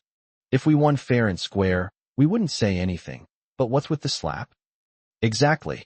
He has no technique or method. He just slaps people like that. I think he's cheating. Yes, he cheated. This doesn't count. Faced with the group's attacks, Qin Yao remained calm and composed, simply smiling slightly as he looked at Elder Dong. Elder Dong, what do you think? Old Dong took a puff of his pipe and said nothing. Those people assumed he had given his consent and immediately tried to arrest him. At that moment, a strong and resonant voice rang out. Step back. The source of the sound was none other than Mr. Dong. The voice was soft, and it came from a man in his 70s. But the moment he spoke, everyone present was stunned for a moment, including Qin Yao. Those like Chen Xiaoxing and Secretary Gao, who had no martial arts background, swayed and felt dizzy. Qin Yao frowned slightly, somewhat surprised. Such powerful internal energy. However, it was only for a brief moment before his expression returned to its usual calm and indifferent state. At this moment, Zhang Tingshan, who had almost fainted, finally came to his senses. Get the hell out of here. Don't you think I've embarrassed myself enough? With his words, his subordinates sheepishly put away their guns, but they didn't leave the arena, still eyeing Qin Yao with predatory intent. He stood up unsteadily, his face a picture of utter devastation. Looking at his face, Qin Yao felt a pang of regret. Alas, you were still one step behind. He was just one slap away, exactly 20 moves, but unfortunately Dong Chung interrupted him. With a dog's head on his head, Zhang Tingshan walked up to Qin Yao. Despite the anger and resentment in his eyes, he still clasped his hands in a fist salute to Qin Yao and said, I lost. Not only did they lose, they lost miserably. To outsiders, it seemed as if Qin Yao was simply slapping people haphazardly. Only he, the person directly involved, knows exactly how he was brutally beaten back then. In fact, just as Qin Yao told Chen Xiaosheng, if he could kill, he would have been killed instantly. Because even in that situation where he seemed to be the one taking the beating, he still put in a lot of effort. But Qin Yao's slaps were strangely powerful, completely shattering the energy he had just gathered. Every slap looks the same, but the force is actually different. Each slap, though humiliating, left him utterly defenseless. I appreciate your concession. Qin Yao's two casual words made Zhang Tingshan's expression even more unpleasant, although his face was no longer discernible. However, he still stood tall and maintained his composure. If Qin Yao is more skilled than him, at best, he could only become an excellent martial artist. In today's world, fighting is no longer about fists and kicks. It's all about money, status, and position. For example, if he and Elder Dong hadn't spoken up just now, Qin Yao would already be a corpse. With a single word, he can command thousands upon thousands of people. And Qin Yao? He still needs Chen Xiaosheng to introduce him. The difference between him and Qin Yao. While Qin Yao was still climbing the peak, he was already standing on top enjoying the view. I, Zhang Tingshan, keep my word. I will definitely do what I promised you. Tell me, who do you want to kill? I can see that you're quite good, and you should have a bright future. Although it is still a long way from us. After all, your background has already determined your potential. But as long as you work hard, it's not impossible for them to catch up with me and stand shoulder to shoulder with me in the future. Of course, I'm talking about me now. When you reach my position, you won't be able to catch up with me. Zhang Tingshan was indeed willing to accept defeat, and his mind was not as narrow as he seemed. Not only did they acknowledge Qin Yao's abilities, they even praised him. If it weren't for a certain person, they might have had a chance to become friends. Zhang Tingshan was confident that he would not look down on Qin Yao as background. But then, Qin Yao gave him a cold look and said, "Anyone will do?" Hearing this, Zhang Tingshan laughed heartily. "Kid, I know who you're talking about. Isn't it the Zhu family who's going to cause you trouble? Well then, this problem of yours cannot be solved by killing someone. But if you want to save your life, all I need to do is say one word to you. As long as you say you're my little brother, the Zhu family won't dare touch you, much less hand you over to the Japanese devils in Yangwo." Zhang Tingshan stood with his hands behind his back, exuding the dashing and spirited air of a young man in fine clothes and riding a spirited horse. However, his aura combined with his pig-like face at that moment was quite jarring. Qin Yao gave him a deep look. This guy seemed pretty smart just now. How come he's been beaten senseless so quickly? He reiterated his statement. "So, it means anyone can be chosen?" Zhang Tingshan laughed heartily. "Speak up, as long as you have a grudge against someone." Very good," Qin Yao said calmly. "Then kill yourself." Chapter 296 Hengyan needs you. Upon hearing Zhang Tingshan's words, Secretary Gao below had a furrowed brow. Qin Yao really seizes the opportunity and tricks Zhang Tingshan into acting on his behalf. Things will become really difficult. Although Zhang Tingshan's identity is extraordinary, he is, after all, a member of the military and cannot interfere in the internal power struggles of the central government. If things get muddied out, no one will be happy. But upon hearing Qin Yao's answer, while letting out a sigh of relief, she also gave Qin Yao a strange look. This kid, could it be that he's willing to risk his life just to vent his anger? Zhang Tingshan's face also darkened instantly, and his gaze towards Qin Yao became even colder. "What do you mean by this? Just because of those words I said to you earlier, are you really going to miss this opportunity? Kid, don't think you can turn the world upside down just because you beat me in one game. There's still a long way to go between you and me." Qin Yao looked at him calmly, as if it were a matter of course. "You said that if I had a grudge against someone and wanted to kill them, you would help me kill them. Now I have a grudge against you and want to kill you. What? Are you going back on your word? You son of a bitch." Zhang Tingshan was rendered speechless.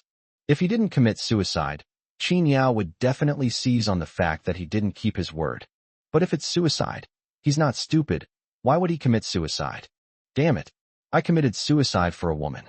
Even if Yi Huang is unattainable, it's not worth it. Hearing Zhang Tingshan mutter in frustration, Qin Yao suddenly realized why Zhang Tingshan, despite being complete strangers, had made things difficult for him the moment they met. So he was the person Yi Huang was talking about. When the truth came out, Qin Yao remained calm and simply walked past Zhang Tingshan with his hands behind his back, saying, "Forget it. Forcing someone to commit suicide would be a loss for me. Even if you die or commit suicide, I will still be in a lot of trouble. How about this? You become my underling, and we'll call it even." Everyone present, except for Elder Dong, looked at each other in bewilderment when they thought Zhang Tingshan would become their subordinate. Did he know Zhang Tingshan's true identity? But compared to suicide or breaking a promise, the option Qin Yao offered was already quite good. Despite feeling humiliated, Zhang Tingshan gritted his teeth and reluctantly shouted to Qin Yao, "Fine, from today onwards, you are my elder brother, Zhang Tingshan." "Okay." Qin Yao nodded. "Go down and rest. Get your face treated, lest a perfectly fine young man be disfigured." Qin Yao used 19 slaps to gain a mysterious but definitely extraordinary underling. By any measure, this trip has been a win-win situation. While the others were still in shock, he had already walked up to Elder Dong and said respectfully, "Elder Dong, you must have asked me to come here for more than just to watch me fight, right?" Old Master Dong remained as nonchalant as ever, glancing at Qin Yao with a smile and gesturing at him. "You're quite like that old codger. Let's go inside and talk." Old Master Dong led Qin Yao toward the Orchid Bamboo residence, which was not far away. The others didn't follow, including Dong Chung, who knew they had something to talk about privately. The Orchid Bamboo residence where Mr. Dong lived was very elegant. The interior decoration was simple, without any overly luxurious furnishings. A subtle aroma of tea wafts in, refreshing and delightful. Once seated, Old Dong finally spoke. How is that old fellow?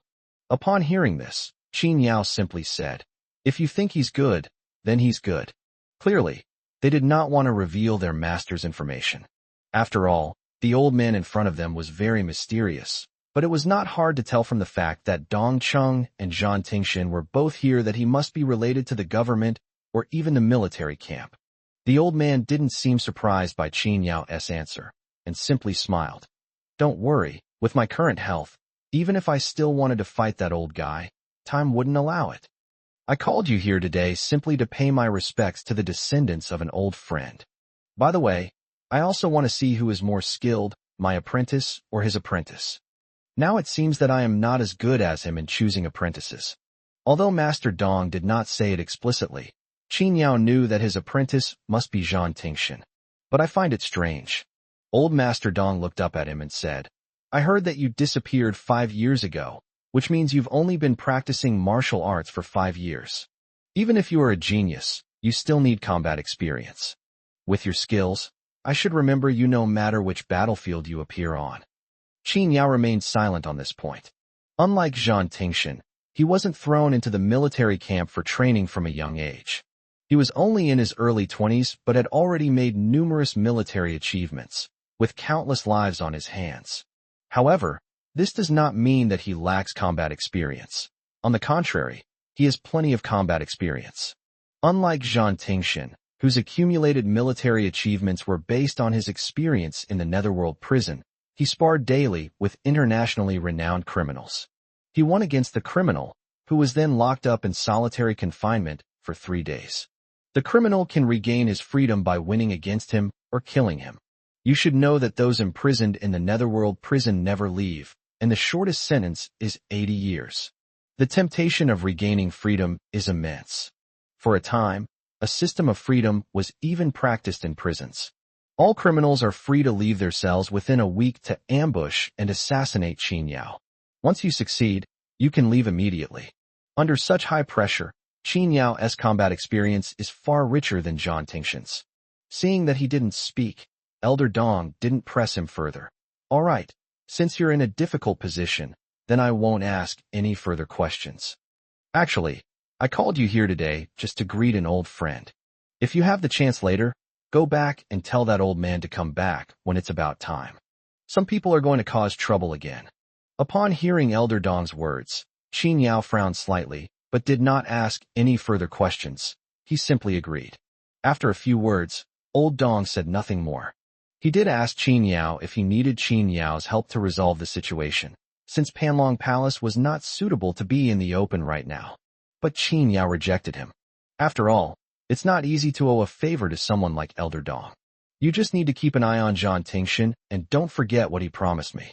Qin Yao thanked him and then got up to leave. He knew, of course, that Mr. Dong's visit today was not simply to exchange greetings with an old friend. Some people are getting restless. But who are they? Qin Yao asked with some curiosity. Judging from what Elder Dong said, besides having tens of thousands of disciples and endless wealth on the surface, Panlong Palace seems to possess an energy that I don't know about. What exactly is it? He shook his head, deciding not to think about it for the time being. But as soon as they stepped out of Lanju residence, they ran into Dong Cheng, who had a cold and stern face. Mr. Dong. Out of politeness, Qin Yao greeted him. This time, Dong Cheng wasn't as indifferent as before. Instead, he patted Qin Yao on the shoulder and said, Young man, you're quite good. After saying that, he added, If you are willing to take a path to heaven, you can come to me anytime. Hengdian needs someone like you. Chapter 297 No one gets up early without a reason. When Qin Yao left, Zhang Tingshin had already been escorted to the hospital by his subordinates. Qin Yao held back when he hit him. The slaps only caused great damage to his self-esteem, and there were basically no physical injuries. It seems that Zhang Tingshin still cares a lot about his face. As for Secretary Gao, she chatted with Chen Xiaoxing for a while, and when she heard the noise, she turned around and looked at Qin Yao with a rather gloomy gaze. You're not bad. You didn't directly ask Zhang Tingshin to take action. You still have some backbone. However, since you got involved in the Zhu family's affairs, you have to give an explanation. You just said you would take responsibility for this, so I'll wait for your news. Clearly, Secretary Gao did not trust Qin Yao. The intention was simply to use this method to make Qin Yao negotiate with the Zhu family himself.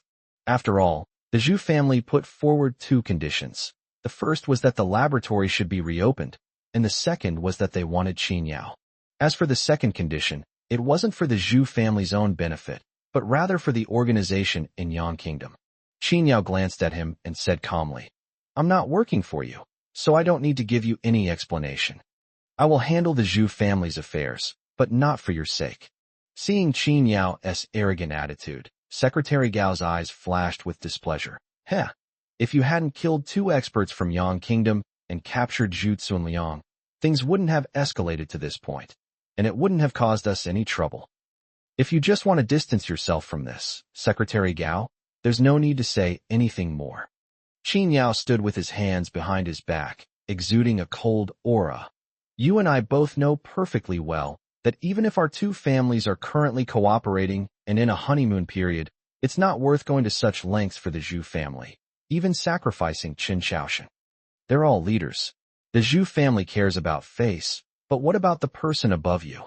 In this cooperation between the two sides, the Zhu family must have made considerable concessions, right?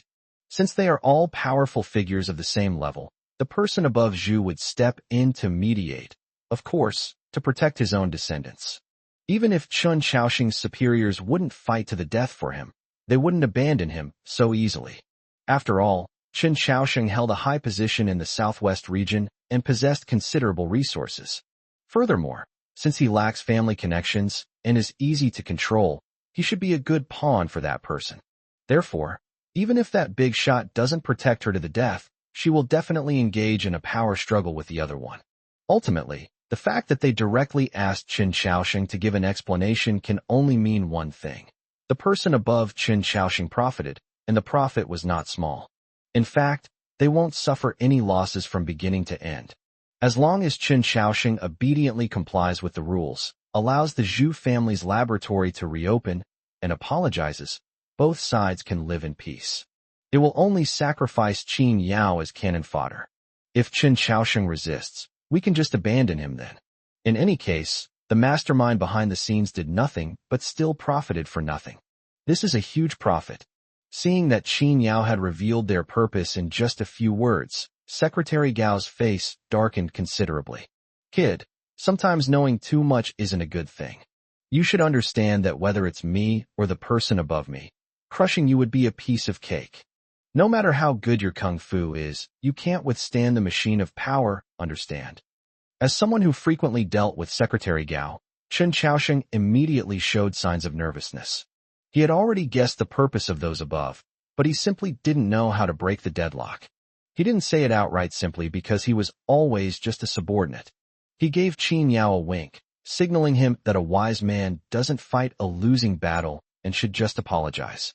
Qin Yao smiled slightly and ignored him, saying, "It seems I was right. I just don't know if you and your superior know what the Zhu family is really doing. If cooperating with the Yang Kingdom leads to a major disaster in the future, I wonder if that person will regret their leniency today." Secretary Gao snorted coldly. "That's none of your business." "Looks like they know." Qin Yao smiled and said, "I just don't know if it will have any impact on you if I break this deadlock and the Zhu family gives up the pursuit." What sounded like a threat was, in Secretary Gao's ears, utter nonsense. If the Zhu family could just give up that laboratory, they wouldn't have sacrificed so much to preserve it. Moreover, there's also pressure from the Yang Kingdom. To give up voluntarily? It's highly unlikely, unless Qin Yao can offer even greater benefits in exchange, or threaten him. But can he? He's just a greenhorn who's attached to Qin Shaoxing and wants to climb the social ladder by using Qin Shaoxing's identity. What makes him think he can threaten the Zhu family? Ridiculous. However, Secretary Gao stopped arguing with him and just gave a sarcastic smile. "Is that so? In that case, I'll wait and see. Just a reminder, you have 1 day left." After saying that, Secretary Gao gave a cold snort and returned to Lanzhou residence. On the way down the mountain, Qin Shaoxing wiped away a cold sweat. "Qin Yao, you were really impulsive just now. If we really anger Secretary Gao, well, the words have already been spoken, so let's not mention them again." But this whole thing started because of me. You shouldn't have dragged yourself into it. Besides worry, his face showed more guilt. He was clearly the one who saved my life, but now he's worrying about my problems. Incompetent. Qin Yao remained calm throughout. Mr. Qin did this with no benefit whatsoever, yet he still did it. What? Naturally, it's for the sake of the Dragon Kingdom. How can we allow the villains of the Yang Kingdom to run rampant on our Dragon Kingdom's territory? That's right. Qin Yao smiled. I will get involved in anything that is related to Yang Kingdom. Besides, this matter is unlikely to end here. Let's just wait and see. The deep-seated hatred between the Dragon Kingdom and the Yang Kingdom cannot be resolved overnight. Perhaps the two sides have been at peace for the past few years, and have even cooperated in many business matters. But this doesn't mean that the hatred has been erased, or that the blood of our ancestors has been shed in vain. Whether or not they can be forgiven is a matter for those ancestors. If it is possible, Qin Yao only needs to send them to see their ancestors. Moreover, Qin Yao keenly realized that the cooperation between Yang Guo and the Zhu family was not as simple as just making profits. There must be some conspiracy behind this, and what has been revealed so far is just the tip of the iceberg. Let's wait and see. On the way down the mountain, Qin Yao received another call from Zhao Ming. There was no signal on the mountain, and he had already missed several calls. You brat, Hongtu Grand Hotel, get over here right now. Chapter 298 is just a pretty boy. Qin Yao was truly helpless regarding Zhao Ming. He's like some parents who, no matter how you explain, like to use the excuse of doing what's best for you to constantly interfere with your future and try to pull you onto the path he wants. But Qin Yao also knew that he truly had no selfish motives towards him. Perhaps because he couldn't get back in time when his uncle had the accident, his guilt now drives him to desperately want to make amends to Qin Yao. However, the compensation was too drastic, and Qin Yao couldn't handle it. If it weren't for the fear of causing them trouble, Qin Yao would have told him his true identity directly. Left with no other choice, Qin Yao went anyway, because Zhao Ming's message also included the line, "If you don't come, I'll call your aunt." To avoid worrying his aunt, he went anyway. Zhao Ming booked a private room called Grand Ambitions, which is the largest private room in the Hongtu Hotel and can accommodate more than 30 people. The cost starts at 5 figures and often doesn't even reach 6 figures. It's obvious there are important guests present. Otherwise, they wouldn't have made such a big show of it just to have Qin Yao eat. Seeing that he had something to do, Chen Xiaosheng had his driver take him to the Hongtu Hotel. When he got out of the car, he ran into Zhao Karen, who was waiting for him at the door. Although Chen Xiaosheng did not show up, Zhao Karen could tell at a glance that the car belonged to the Chen family because of its special license plate.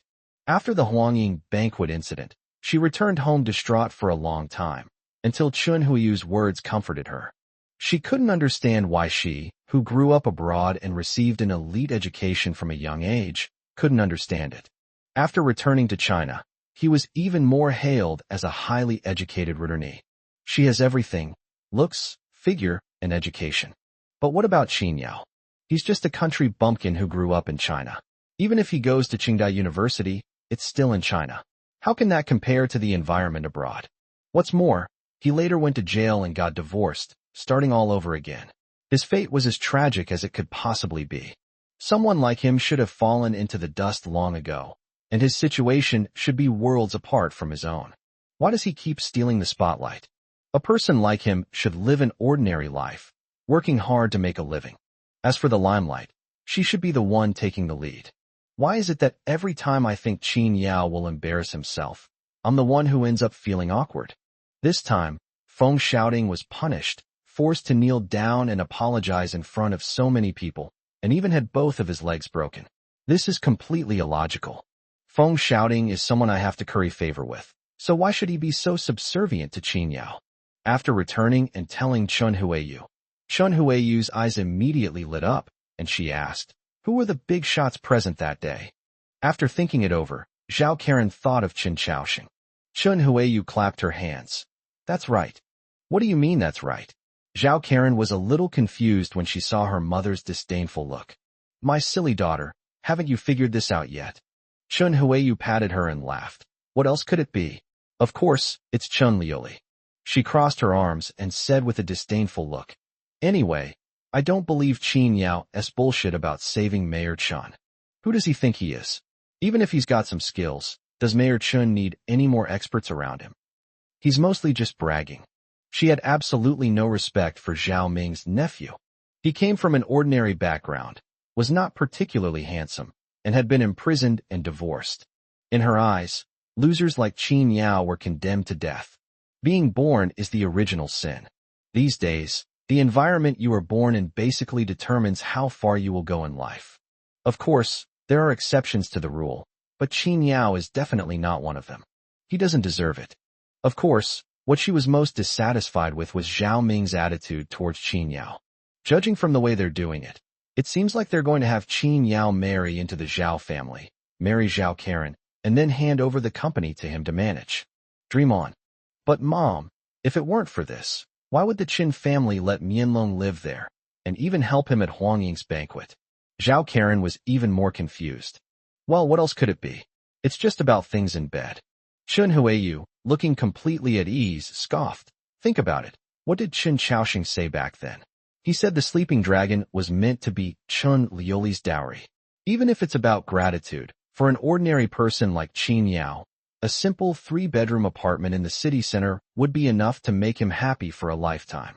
Why give him the sleeping dragon? Even if it's just a temporary stay, it's far too expensive. Does Qin Yao deserve it? And don't forget, it seems that Qin Yao doesn't actually have any control over Mianlong Manor at all. Otherwise, why wouldn't he agree to let us pay to stay there? I suspect it's not that he's unwilling, but rather that he simply doesn't have the authority. Chun Huiyu's analysis was very logical, and she became more and more enthusiastic as she spoke, her contempt for Qin Yao deepening. Thinking about how she embarrassed herself in front of her relatives and friends that day, she couldn't shake off her anger. Using someone else's house to show off. How shameless. That day, she was blinded by the magnificence of Mianlong Manor and didn't expect this aspect. Otherwise, she would have definitely made that kid lose face. Upon hearing Chun Huiyu's analysis, Zhao Karen was even more astonished. Mom, do you mean that Chun Liuli, the daughter of the Qin family, has taken a liking to Qin Yao and wants to have him marry into her family? This was even harder for her to accept than Qin Yao saving Chen Chaoxing.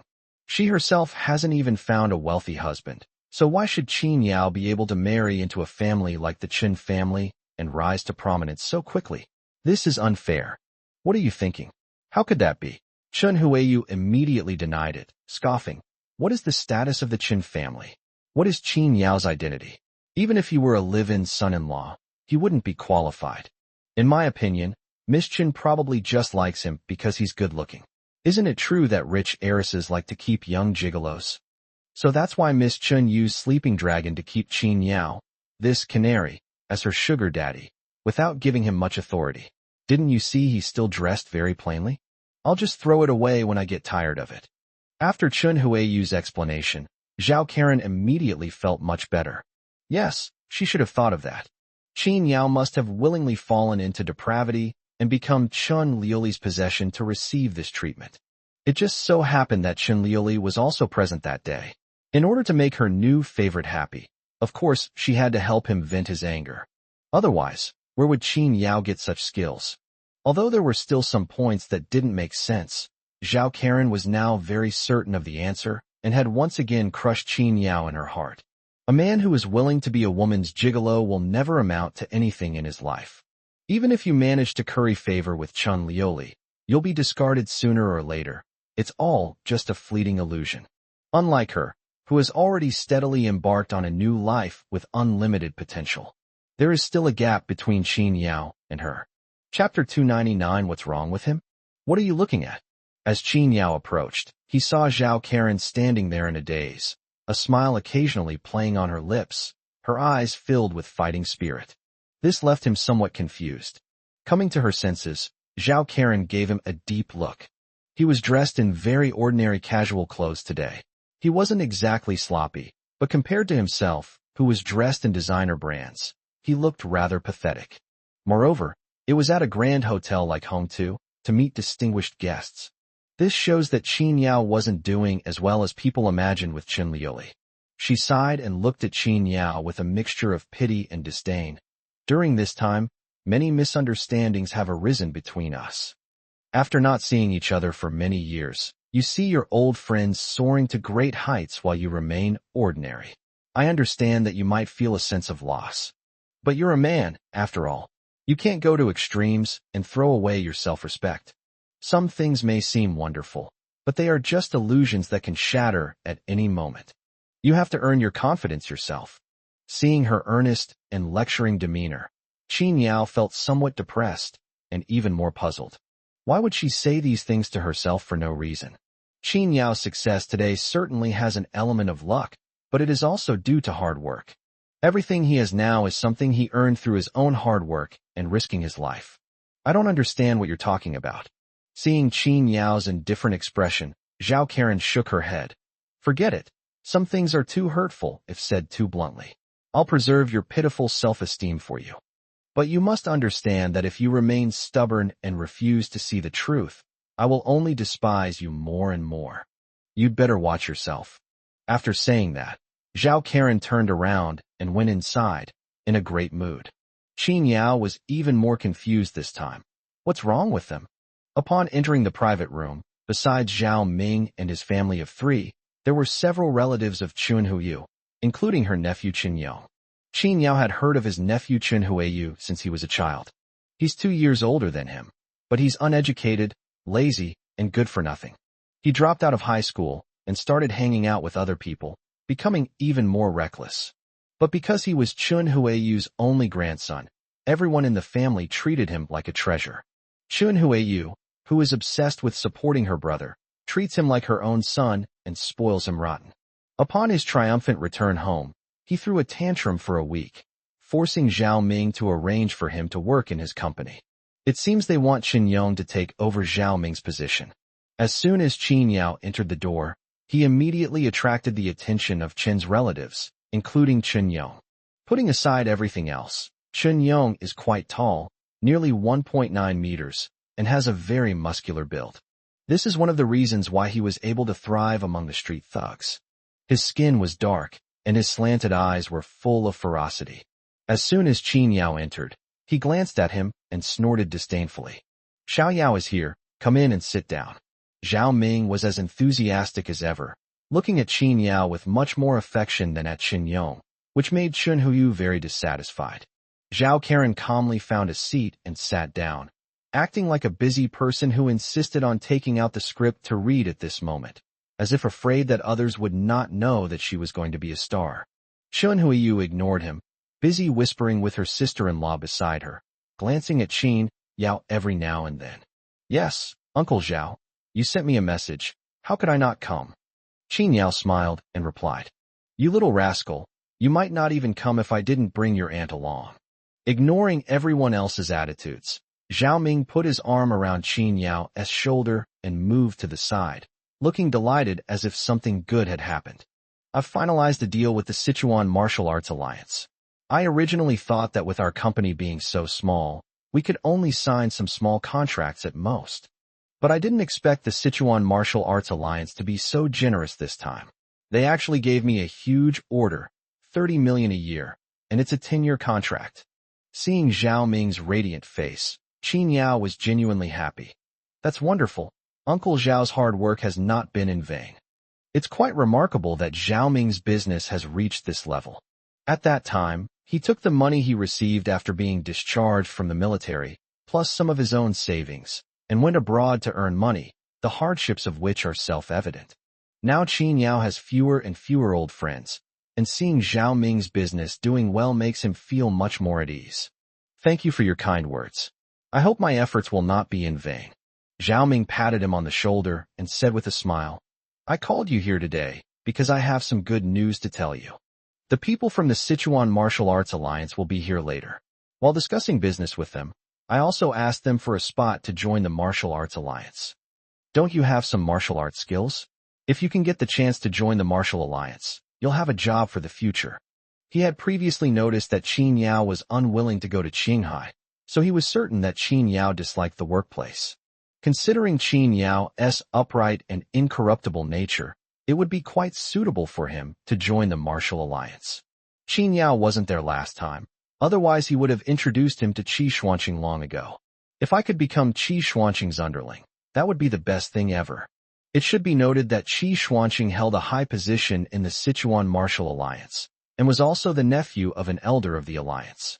If Qin Yao follows him, he might not make a fortune, but he'll definitely have a bright future.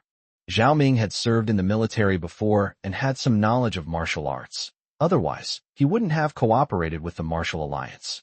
He thought that if Qin Yao could study systematically, even if he only reached the mid-stage of the Yellow Realm, he would be able to gain a foothold in Sichuan. But you'll have to perform well later. Although young Master Qi agreed, he didn't say for sure that he would accept you. He said he wants to see your qualifications for himself, so you'd better live up to his expectations.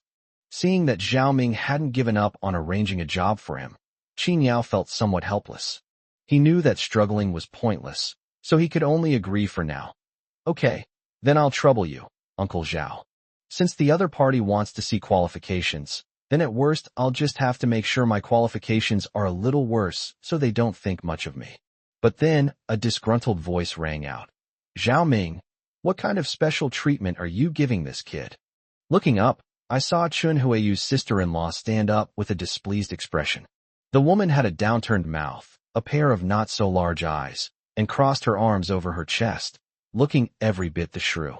When good things happen, you don't think of your own nephew first, but instead think of outsiders.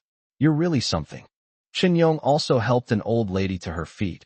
She was Zhao Ming's mother-in-law.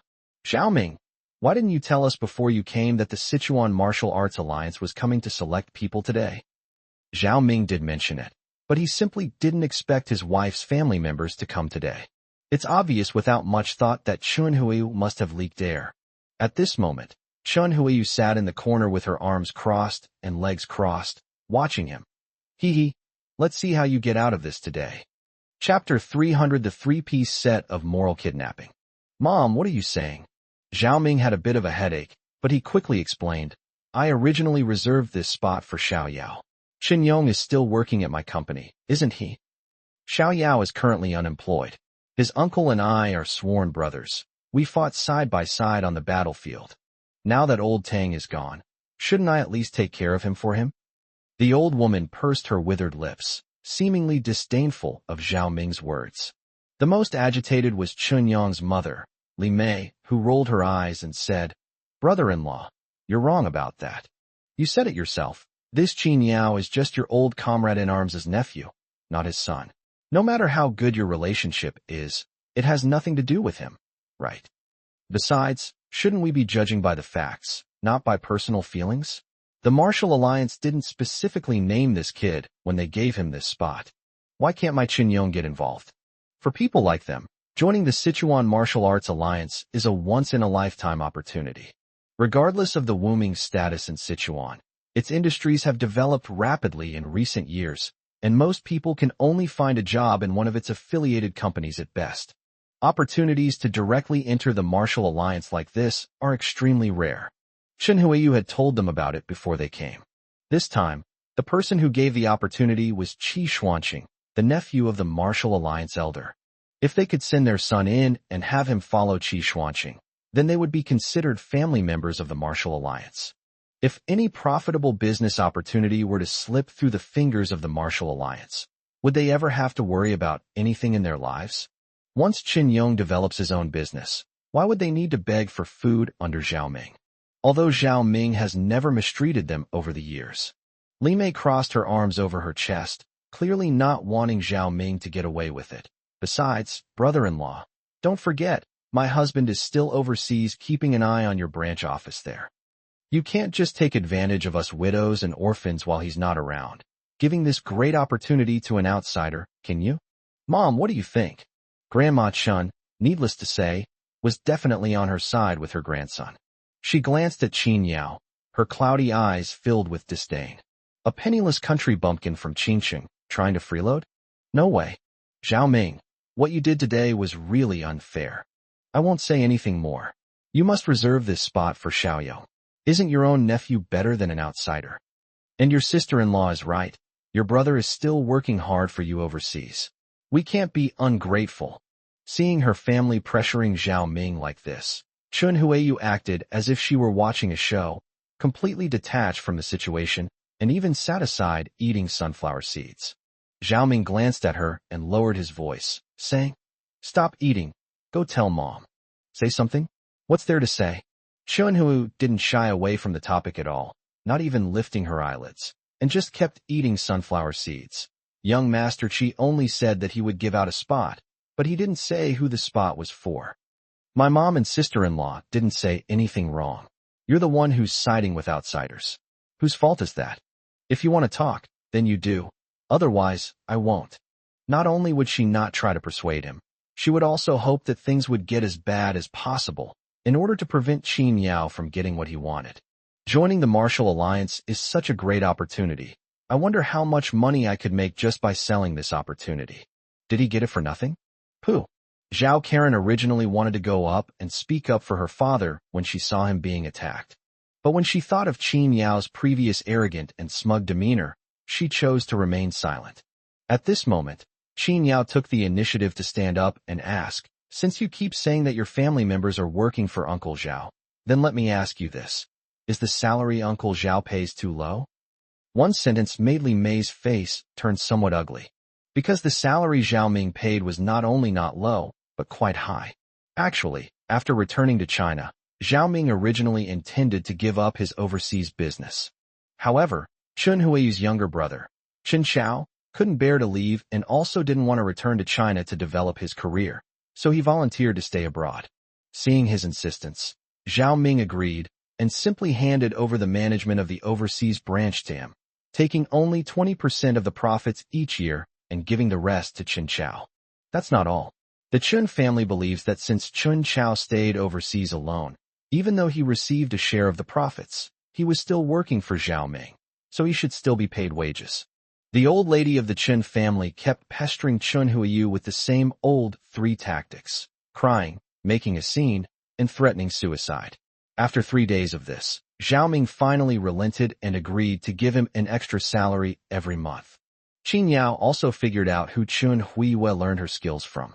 This family is really good at using the 3-piece set of moral blackmail. Although she was called out, Li Mei's face was still full of indignation. What's wrong with paying wages? His brother-in-law works for him. Shouldn't he, as the boss, pay him wages? Yes, we should pay him. Qin Yao nodded. Since one is working and the other is paying, there's no question of risking one's life. If you feel wronged, you can call him back. I'll sell his life for my Uncle Zhao. How about that? Impossible. Before Zhao Ming could even respond, Li Mei and Qin Yong both rejected the idea in unison. You know, even though it's far away overseas, the annual dividends are huge. Moreover, since Zhao Ming is in China, Chen Xiao is the top executive in the branch company, and his life couldn't be more comfortable. Return? That's like handing over a piece of fat meat to someone else. Do you think they'd agree to that? Qin Yao was not surprised by their reaction. Instead, he smiled slightly and said, "Since you're doing this for money and you don't want people to come back, then don't try to threaten Uncle Zhao with the so-called risking your life." That argument doesn't hold water. Hearing that Qin Yao had come to his rescue, Zhao Ming's expression relaxed considerably. He wasn't afraid of Li Mei and her son making a scene, but the old lady was still there, and he had to give her face. "Mom, I think Xiaoyao makes a lot of sense. Although Xiao Chao is guarding my business overseas, I haven't treated him badly, have I? Or if you think he's too lonely overseas, I can call him back. Anyway, I won't get much money from the branch office in a year, so closing it down won't hurt me." This time, even the old lady reacted quite strongly. Zhao Ming takes 20% of the profits from the branch office, which amounts to about 2 million a year. But only Chen Xiao himself knew how much he actually earned. Of course, the Chen family was fully aware of the situation. Zhao Ming's silence does not mean he does not know. This is why Qin Yong and his mother reacted so strongly. Old Mrs. Chun pointed at Zhao Ming, unable to come up with a rebuttal for a long time, but she was unwilling to let such a great opportunity benefit outsiders. She stared with her cloudy eyes for a long time before finally managing to utter, "Is this how you treat your own family? Xiao Yong hasn't asked you, his uncle, for anything all these years. Now he's just asking you for a spot, and you're even trying to shut down the branch company. What a cold-hearted person you are." Chapter 301 All for a Spot. Qin Yao saw through old lady Chen's tricks at a glance. When reasoning failed, she started explaining. When pleading failed, she started making unreasonable demands. However, he had no intention of competing with Chun Yong for a mere spot in the martial alliance. If possible, he would love for the spot to be taken away, so as to avoid a lot of trouble. But seeing that the Chun family was starting to morally blackmail Zhao Ming, he couldn't help but frown at the family. Although he hadn't been in contact with the Zhao family for years, it was clear that few of Chun Huayu's family members were successful. Now all of my nieces and nephews work at Zhao Ming's company. The one with the highest education level has a junior high school diploma, but he is stubbornly insisting on becoming a department manager. They completely treated Zhao Ming's company as their own business. Mom, what are you saying? Zhao Ming was exasperated. Haven't I taken good enough care of Xiao Yong? As soon as he returned to China, I took the initiative to let him work at the company. You know his abilities. He didn't even finish junior high school, and sometimes he has to look up words in a dictionary to read contracts. But I still made him the manager of the security department and paid him the same salary as a sales manager, didn't I? Besides, you all know how much money my brother Chen Chao makes in a year. In what way have I ever wronged you? I gave all the branch offices to Xiao Chao, but I'm still the one who gives you the most pension money every year. Originally, it was just to get a spot for Qin Yao, a spot that wasn't even guaranteed, but it turned out like this. It's impossible for him not to feel resentful. In particular, it was Chun Yong who raised this issue. He gets the position, but his position as the company's security department manager will still be reserved for him, and his salary will continue to be paid. It means that even if someone goes to the martial alliance, they still have to eat from both sides. They really think Zhao Ming is a sucker. Zhao Ming, I don't like hearing that. Chun Huayu, who had been watching the commotion, slammed her hand on the table and stood up, not even caring about the sunflower seed shells on her lips. Her voice suddenly rose several octaves. Although Xiaoyong wasn't good at studying, he put in a lot of effort when he was managing the security department for you, didn't he? Yes, you paid him according to the sales manager's salary, but that's just the base salary. Don't think I don't know about that sales manager. He gets 20 or 30,000 yuan in commission every month. Why should an outsider like him get that much? Qin Yao, listening from the side, was speechless at Chun Huayu's statement. Can the security department manager be compared to the sales department manager? In the sales department, commissions are based on performance. The more you do, the more you earn. If you don't pay them enough, why should they work for you? As for the security department, small and medium-sized companies like Zhao Ming's usually don't have much trouble. If something really happens, it's usually the underground security guards who handle it. As the manager, he usually just sits in his office drinking tea. What other commission do you want? You need to have the skills to earn commissions, not just the desire to do so. Oh dear, why are you making things worse now? Zhao Ming was so annoyed that he subconsciously pushed Chun Huayu, wanting her to go somewhere cool and stay there. But it would have been better if he hadn't made a move. As soon as he did, Chun Huayu collapsed to the ground, staring at Zhao Ming in disbelief. You hit me. You actually dared to hit me. Chen Yong, who had been silent and had a menacing look on his face, stepped forward and his tall figure immediately blocked Zhao Ming's path. Uncle, what are you doing? My aunt is a member of the Chen family. You can't just lay a hand on her like that. Let me tell you, don't think you can act all high and mighty in front of me just because you have a little bit of money in your pocket. I've been dissatisfied with you for a long time, even if you give me some money. Today, you must give me the spot in the martial alliance as compensation for hitting my aunt. Otherwise, don't blame me for breaking ties with you. Qin Yao was completely baffled when he saw this. Is it really true these days that those who take money are always the servants, while those who receive money are always the masters? Without Zhao Ming, this family's morals probably won't be much better. How did they have the audacity to threaten Zhao Ming? Moreover, Chun Huayu is too clueless. She's married to Zhao Ming, but her heart is still with her parents' home. It's not that she should sever ties with her family, but shouldn't she always think about her own little family first? After all, she has a daughter. At this point, old Mrs. Chen spoke up. Let me tell you, Zhao Ming, now that things have come to this, I won't be polite with you anymore. You only have one daughter, and she'll get married sooner or later. You run such a big company, So sooner or later you'll need your nephew Xiaoyong to help you manage it, won't you? To put it bluntly, when you get old and pass away, your daughter won't be able to help you break the pot and carry the coffin. She'll have to take care of her nephew. If you don't settle this matter today, I'll make Huiyu divorce you. Zhao Ming was stunned, somewhat incredulous. Zhao Karen, who had originally intended to stand by and watch, stood up and frowned as she looked at the old lady. That's way too much. The key point is that Chun Huiyu actually cooperated, looking at Zhao Ming with a threatening expression. That's right. If you dare treat my family like this, don't blame me for being ruthless. Let me tell you, if I divorce you now, I can take half of the company's assets. By then, you can expect to go bankrupt. Zhao Ming never expected that at this crucial moment, his wife would still side with her family and threaten him with the company's fate. Keep in mind that the company is currently in a growth phase. As long as it can develop steadily, going public is not a dream at all. However, if Chun Huiyu divorces him at this time, it is naturally impossible for her to receive any shares. But if you give her cash, the company's cash flow will break down immediately, and it won't be far from bankruptcy. This was tantamount to delivering a fatal blow to him. Zhao Ming swayed, and Qin Yao stepped forward to support him in time to prevent him from falling. You. Zhao Ming was furious, his hand trembling as he pointed at Chun Huiyu. Are you going to fight me to the death for a spot in the martial alliance? Yes. With her family backing her up, Chun Huiyu straightened her back and said proudly, So what if it's for this spot? I'm telling you this right now. If you dare give him the spot, I'll divorce you tomorrow. Qin Yao narrowed his eyes slightly, his gaze towards Chun Huiyu turning somewhat cold.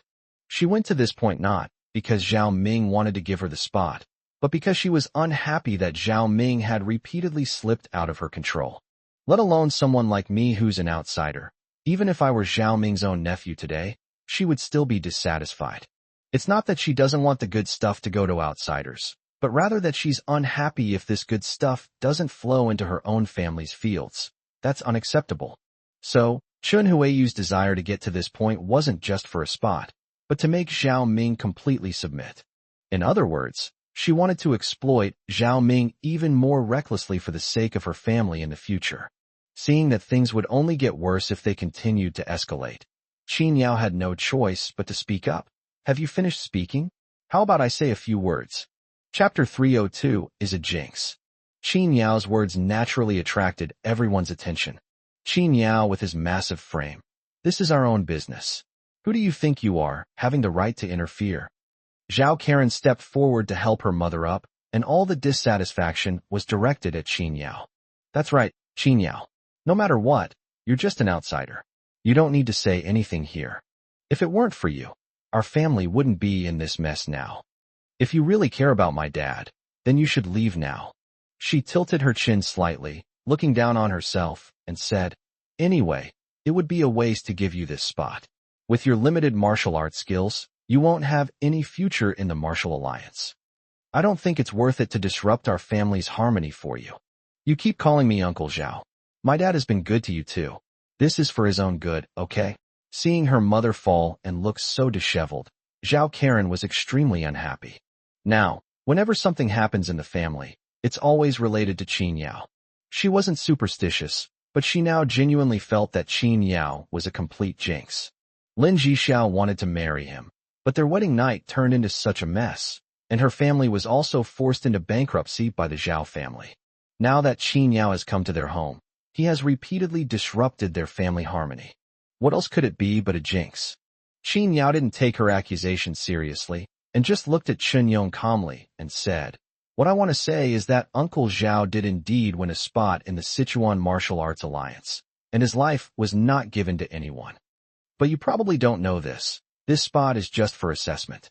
It will only be given to you after you pass the assessment by the Martial Alliance.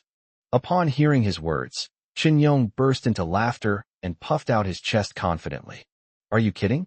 What's wrong with the assessment? Do you think I can't handle it? Let me tell you, I could kill 10 sissies like you with one punch. If there's going to be an assessment, then there's even less reason for you to stay. The Martial Alliance wouldn't want a skinny kid like you. Get lost while you still can, or I'll beat you up. He waved his hand, his large palms slapping against his face with a powerful and domineering air. Seeing their son and grandson so domineering, Li Mei and Grandma Chen also puffed out their chests with pride. No matter how you look at it, Qin Yao is a weak and cowardly man, completely at Qin Yang's mercy.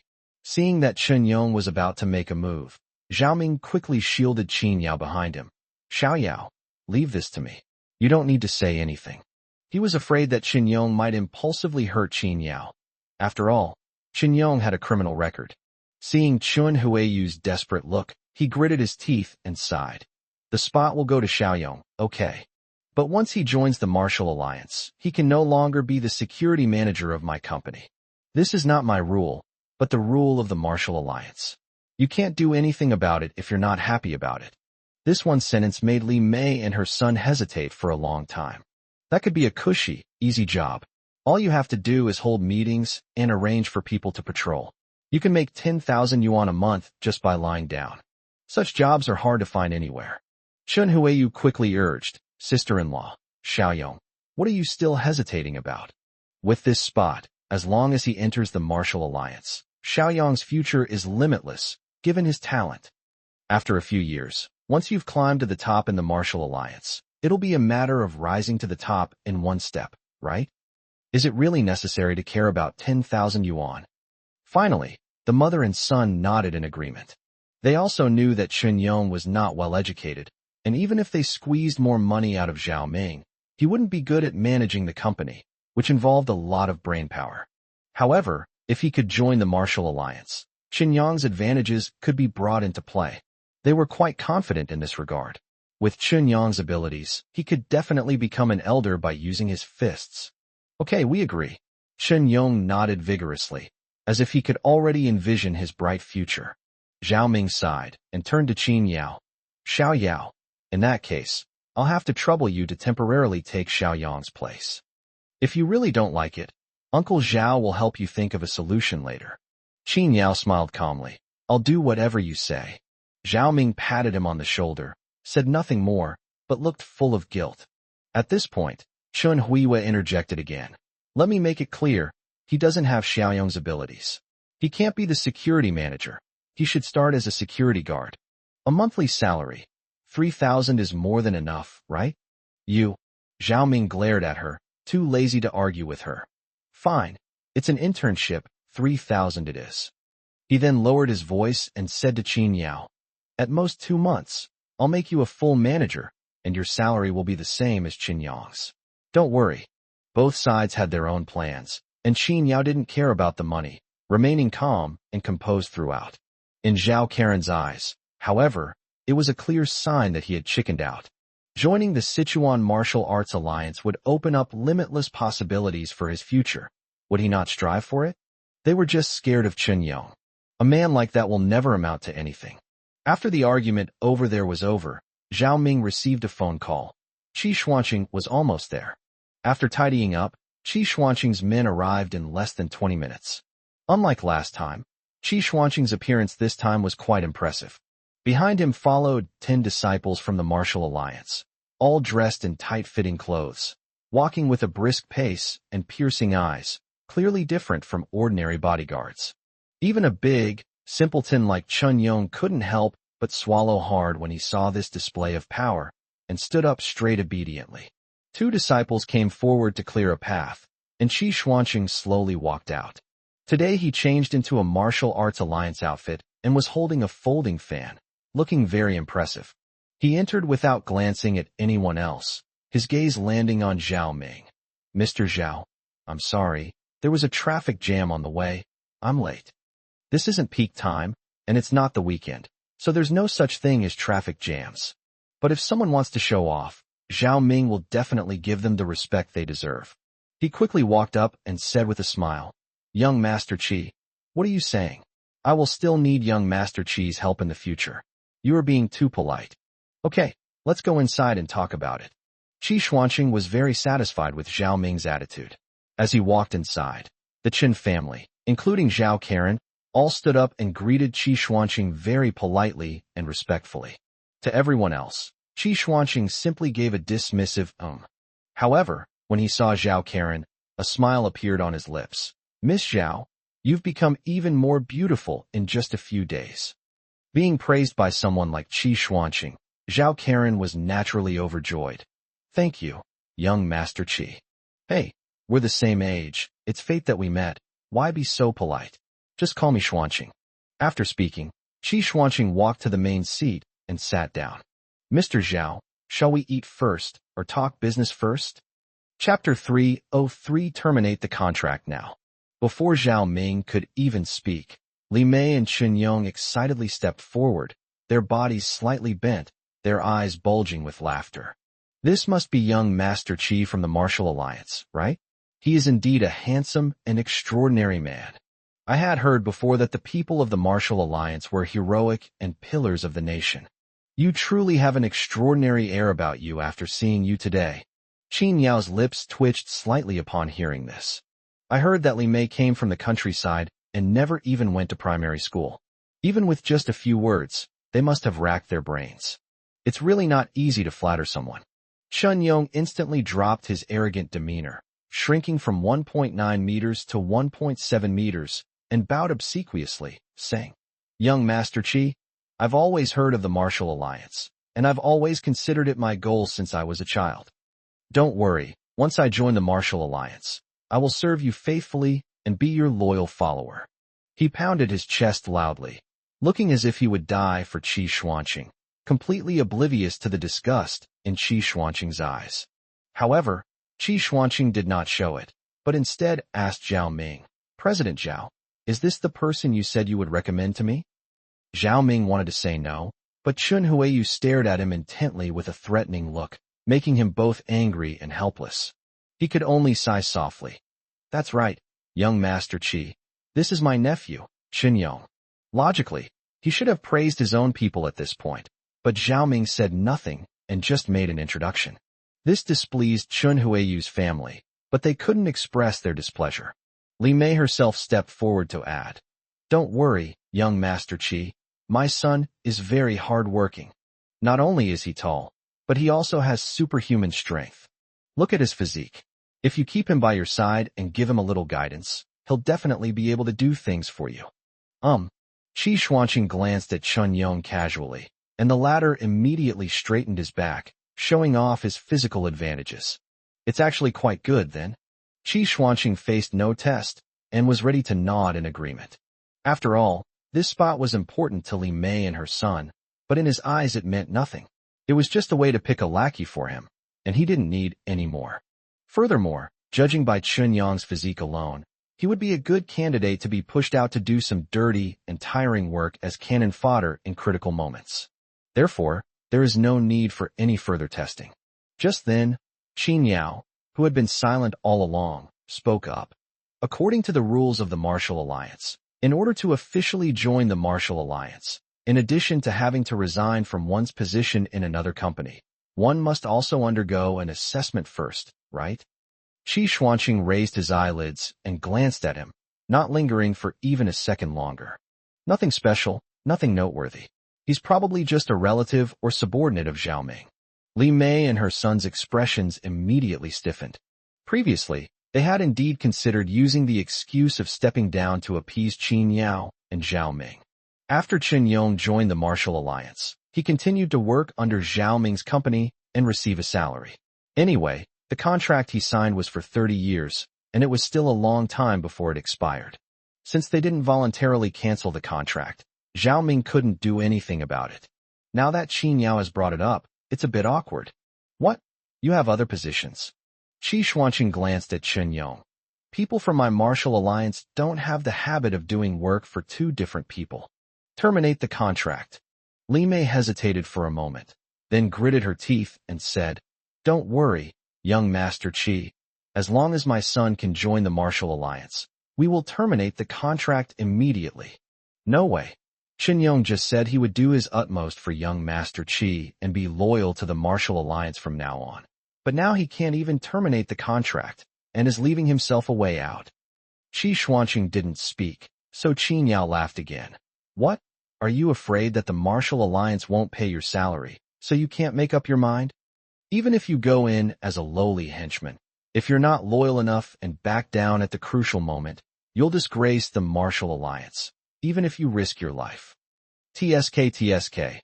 People, once they have a choice, they become timid and hesitant. Li Mei and Chun Yang's expressions changed, especially the latter's gaze towards Qin Yao, which was quite unfriendly. Chun Huiyu stepped forward directly and retorted, "What nonsense are you spouting? Who is young Master Qi? Does he have the right to tell him what to do? Get out, get out. This is no place for you to speak." "I'm sorry, Mr. Qi. This is a distant relative of my husband's. He's from the countryside and has never seen the world. Please don't take offense." They didn't take Qin Yao seriously, so naturally they wouldn't bother with him. But his words served as a reminder to Qi Xuanqing. Even if you only recruit cannon fodder, if that cannon fodder has too many years of experience in deserts at the crucial moment, it will be a problem. Qi Xuanqing then waved his hand and said, "Hey, I think that makes sense. If you want to join my martial alliance, don't have any ulterior motives. Don't worry, my brothers in the martial alliance, even the lowest-ranking disciples, will not earn less than you are now in a month." Upon hearing this, Li Mei and her son's eyes lit up. "This time, I won't hesitate anymore. Even the internship pays over 5 figures. What would I do if I could move up the ranks? Fine, let's terminate the contract now." To demonstrate his loyalty, Qin Yong did not hesitate to terminate the contract and looked to Zhao Ming. Chun Huiyu wanted to try to persuade him further, but Qi Xuanqing was already waiting there. You can't expect someone of such importance to wait for you to dawdle and negotiate, can you? Furthermore, Qin Yao's words just now have put them in a position where they have no choice but to terminate the contract. If they don't terminate the contract, wouldn't that mean Qin Yong has ulterior motives? They won't even give out any spots then. So soon, Zhao Ming had the HR department send over the electronic version of Chun Yong's 30-year contract.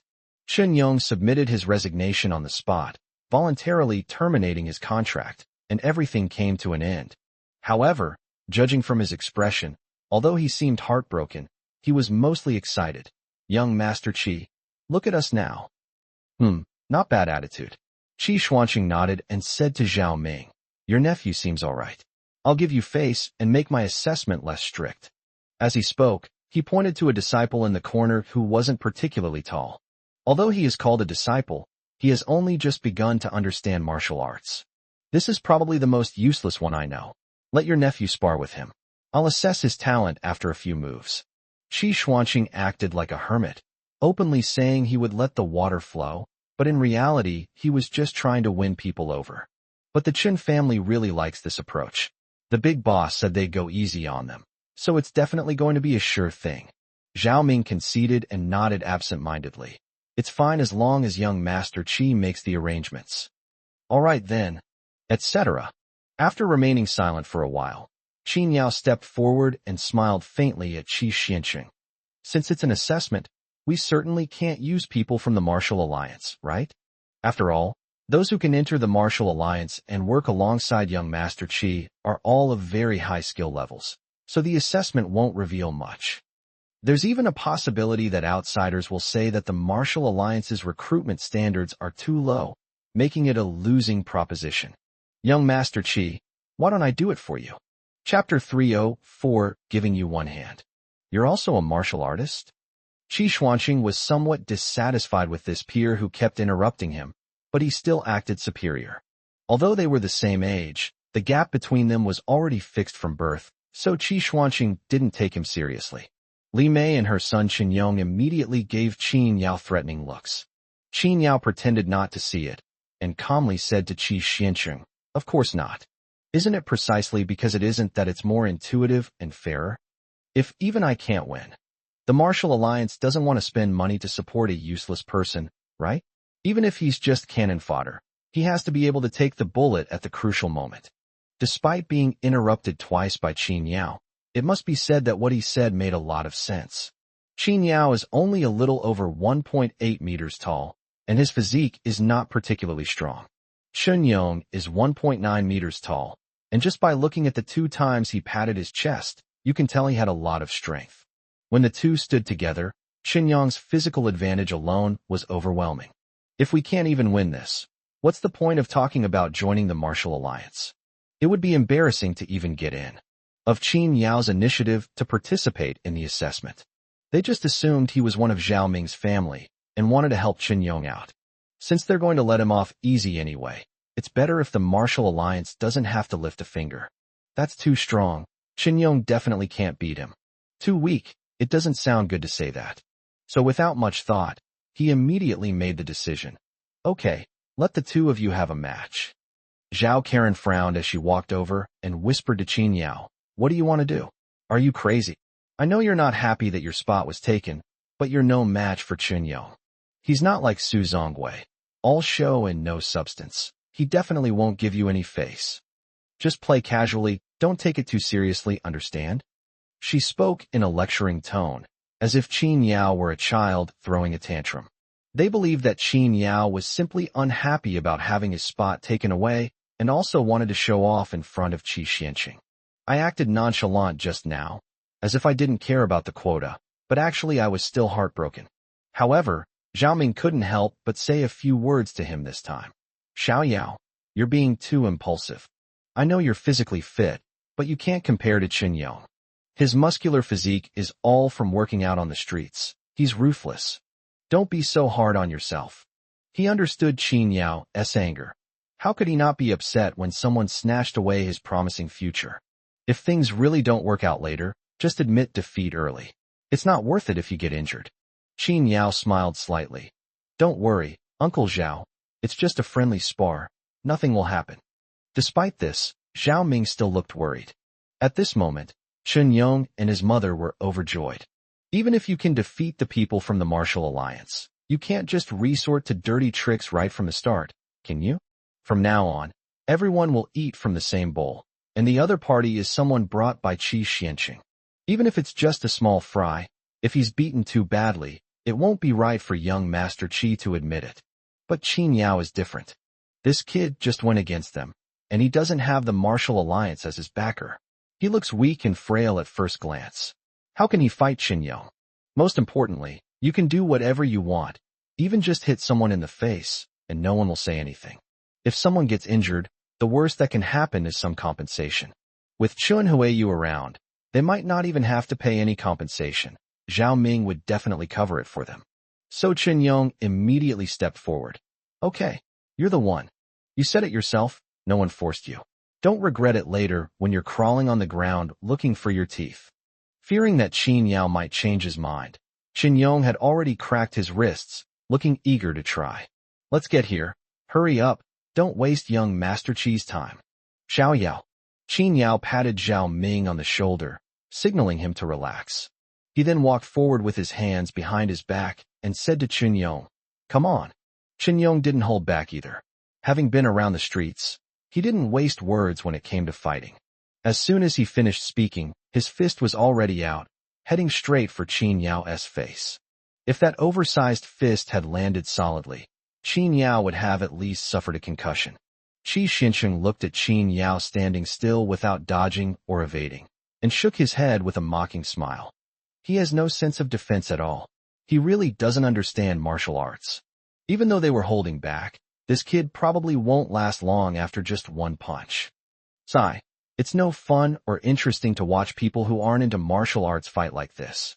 It's only after you've entered the martial arts world that you can truly witness the masters of the profound realm putting their skills to the test.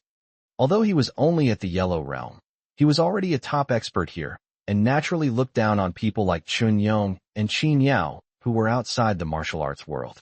In his eyes, their fight was like children pulling hair and fighting, completely chaotic and without any strategy or tactics. It was pure hand-to-hand combat. Boring. Boom. Just as he was about to lower his head to drink his tea and wait for them to finish, a loud bang suddenly rang out.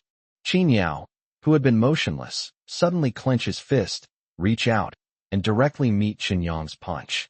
You should know that with Qin Yong's height and physique, even though he doesn't know martial arts, if he were to put all his strength into a punch on a martial artist, the opponent would probably be dizzy for a while if they didn't protect their internal organs in time. Furthermore, given Qin Yao's physique, if he had dodged it just now, that would have been fine. If he hadn't, he would most likely have suffered a concussion. Unexpectedly, he didn't dodge at all and went straight for the kill. Wasn't that just courting death? However, to everyone's surprise, the one who screamed in agony after that punch was Chen Yong. Although he was still standing in the same spot, a large part of the elbow of the hand that threw the punch protruded. Even without looking, you can tell it's a fracture. Son! Li Mei panicked and rushed over, shoving Qin Yao aside. She grabbed Chen Yong with a pained expression, crying, "Oh my son, how is your hand? How is your hand?" Chen Yong had only one thought in his mind right now. Pain. Excruciating pain. A large chunk of bone in my right hand bulged up, and the surrounding skin swelled up instantly. Large patches of cold sweat were pouring down his forehead, and he couldn't utter a single word. Li Mei was heartbroken and pointed at Qin Yao, scolding, "You're so ruthless. You hurt my son, I'll fight you to the death." Qin Yao stood there blankly, saying, "This shouldn't be happening. We just bumped fists, and the consequences were that serious?"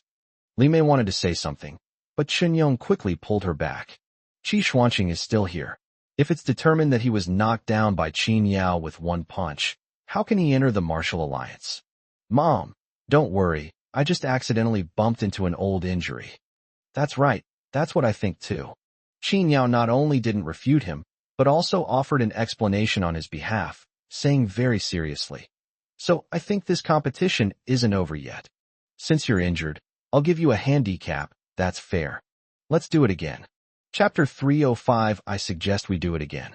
Qin Yao speaking up for Chen Yong surprised even Zhao Ming, and Chen Yong himself was utterly bewildered. However, he still wanted a spot in the martial alliance, so naturally he wouldn't expose himself. He could only agree with Qin Yao, saying, yes, it's just a recurrence of an old injury. It's nothing serious. Let's try again." Roar. Immediately afterwards, Chen Yong roared again and raised his other hand toward Qin Yao's face. This time, the two were even closer, and Chen Yong's movements stirred up a gust of wind. Even with a different hand, the strength remains undiminished. This time, Qin Yao did not exchange punches with him. Instead, he put one hand behind his back, raised the other, and then he slapped Chen Yong across the face. Smack! The sound of the slap was very crisp. Although the private room was large, it was very quiet, which made the slap seem particularly loud. Chen Yong was completely taken aback by the slap and was stunned on the spot. He spun around in the opposite direction before he could stand up. Li Mei stared wide-eyed at her tall, strong son, who was 1.9 meters tall, with an expression of disbelief. Zhao Karen's pretty face was shocked. How is this possible? Even if Qin Yao is a martial artist, with Chen Yong's physical advantage, it's impossible for him to be spun around by Qin Yao with just one slap, right? And it seemed that Qin Yao hadn't used much force in that slap. Young Master Qi. This. Young Master Qi. Just as Li Mei was about to explain to Qi Xuanqing, Qin Yao spoke up again. "I think Chen Yong was definitely not prepared for what happened just now. I can't use one hand, so my balance is still a bit lacking. So I don't think he should be considered to have lost. They should start over." This time, Li Mei and the others looked at Qin Yao even more strangely. Was he an idiot? Why was he speaking up for Chen Yong? Li Mei didn't care about anything else and quickly nodded. Yes, my son just had an old injury, so I wasn't careful for a moment. He's usually very strong. He can smash a 20-centimeter thick stone slab with a single punch.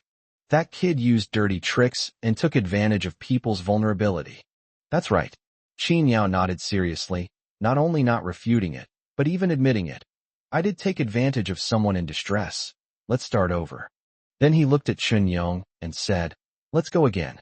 This time I'll wait until you're ready and give you a handicap with both hands." After saying that, he put both hands behind his back. If it weren't for the previous conflict, everyone present would have thought that Qin Yao was going all out to help Chen Yong. Given the size difference between you two, why would you use both hands? If Chen Yong really comes prepared, wouldn't he punch you to death? Even with the previous conflict over the spot, people including Zhao Ming and Zhao Karen believed that Qin Yao either wanted to show off or didn't want to lose too badly. By giving up both hands, at least you've left yourself a way out. Qi Xuanqing didn't care about all that, but he felt that this fight was quite interesting. All right, let's do it again. The only person present who didn't react was Chen Yong. He hadn't even gotten within half a step of Qin Yao when he felt a flash of light before his eyes. His head went blank, and his face burned with pain. However, he reacted quickly. The blood rushed to his throat, but he managed to swallow it back down. If Qi Xuanqing knew that he was so physically imposing that he would vomit blood after being slapped by Qin Yao, would he still be able to join the martial alliance? You little brat, you dare embarrass me? I'll kill you. This time, it was another vicious punch. Seeing that Qin Yao had his hands behind his back, they had no intention of showing any mercy. Seeing his fierce expression, Zhao Ming couldn't help but stand up. Xiao Yao, be careful. Seeing the fist coming at him, Qin Yao smiled slightly, and then, bang! Qin Yao raised his foot and kicked Chun Yong directly in the knee. Oh! This time, Qin Yong finally couldn't hold back any longer. He let out a scream, veins bulging on his forehead, and knelt down directly before Qin Yao in agony. The 1.9-meter-tall man suddenly knelt on the ground. Although the floor of the private room was very clean, a cloud of dust still rose up, making for a rather spectacular scene. Li Mei watched with bated breath, her eyelids twitching. If you just kneel down like that, your knees will be crippled or ruined. If Qi Xuanqing hadn't been watching from the side, she would have rushed over to stop him long ago. Even though the outcome was clearly decided, Qin Yao sighed again and said to Qi Xuanqing with great guilt, I'm sorry, young Master Qi. It's my fault. I said I wouldn't use my fists, but I used my legs anyway. How about we start over? After saying that, he turned to Chun Yong and said, Come on, this time I'll give you a free leg. At this moment, Chun Yong was so exhausted that he could barely breathe, let alone speak. The leg that was kicked didn't seem as badly injured as the arm, but he could clearly feel that he couldn't exert any strength in it, and a tremendous pain kept coming. The bone was cracked. With one move, he severed one of his hands. The slap left him with tinnitus. One kick, and his knee was ruined. If the fight continues, will he still have a good spot on his body? Even if Qin Yao conceded 2 punches and 1 kick, he still had 1 leg left. Chun Yong had a premonition that if the beating continued, he wouldn't be able to get out of bed for at least 6 months. Just as Qin Yao was about to make his move, he mustered all his strength and shouted, No, I'm not fighting anymore. I lose.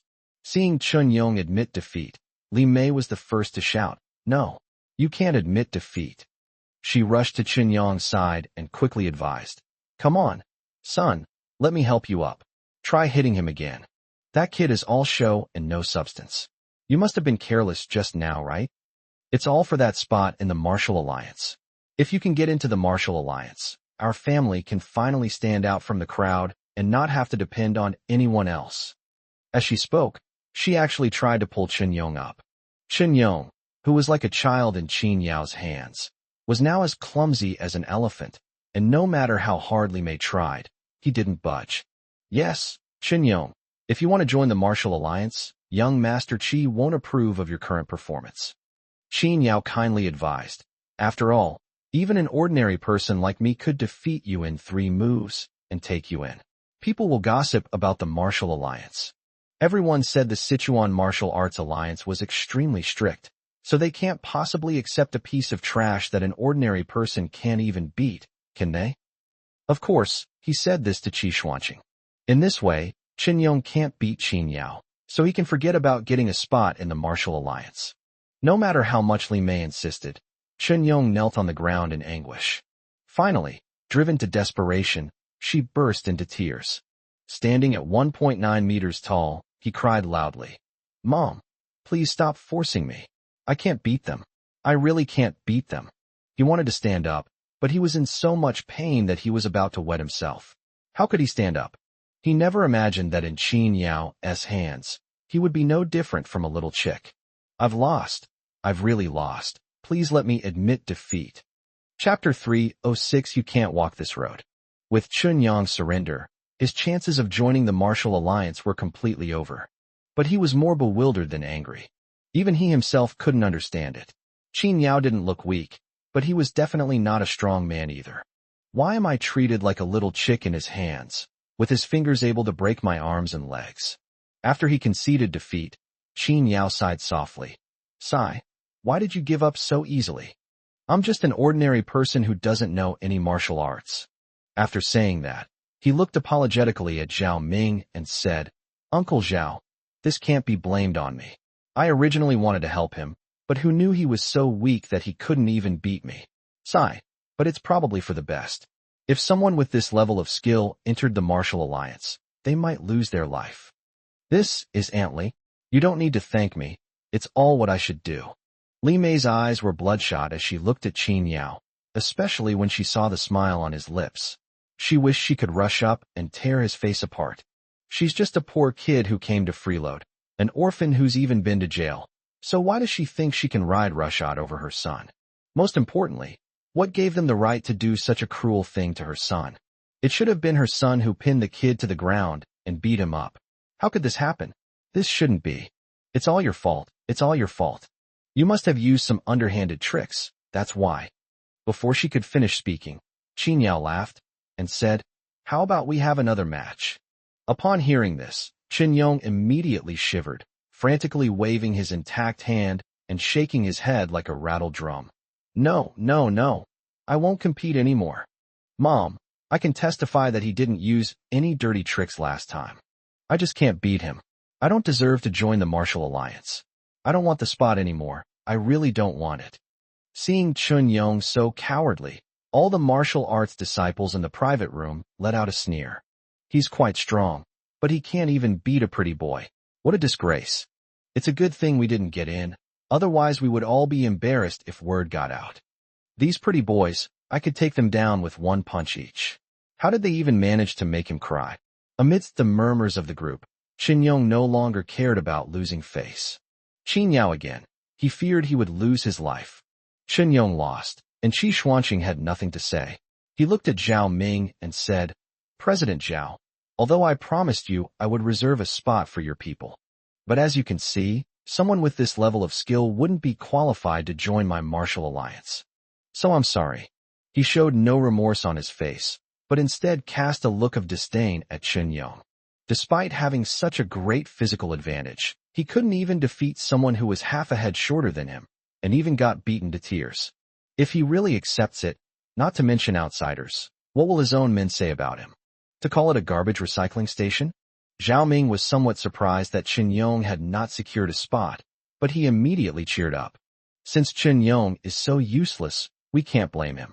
Young Master Qi, my nephew is a disappointment, so of course you can't be blamed. But you see, my nephew is a good person. Do you think there's a chance? Zhao Mingming was more than 20 years older than Qi Xuanqing, but she still smiled obsequiously in front of him, just to sell Qin Yao to him. This kid is very good. He can endure hardship and is strong. Why don't you consider giving him a chance? His parents passed away a long time ago, and he suffered a lot since childhood. I also hope he can have a bright future. Please help me. As he spoke, Zhao Ming gave a slight bow to this person who was only his junior at this age. Zhao Karen found this scene extremely shameful. Was it really necessary for Qin Yao? The Qin family was even more displeased.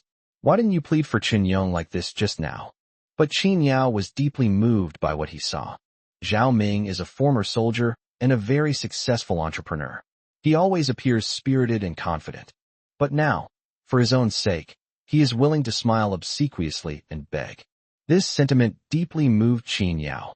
Qi Xuanqing raised his head and gave him a lukewarm look.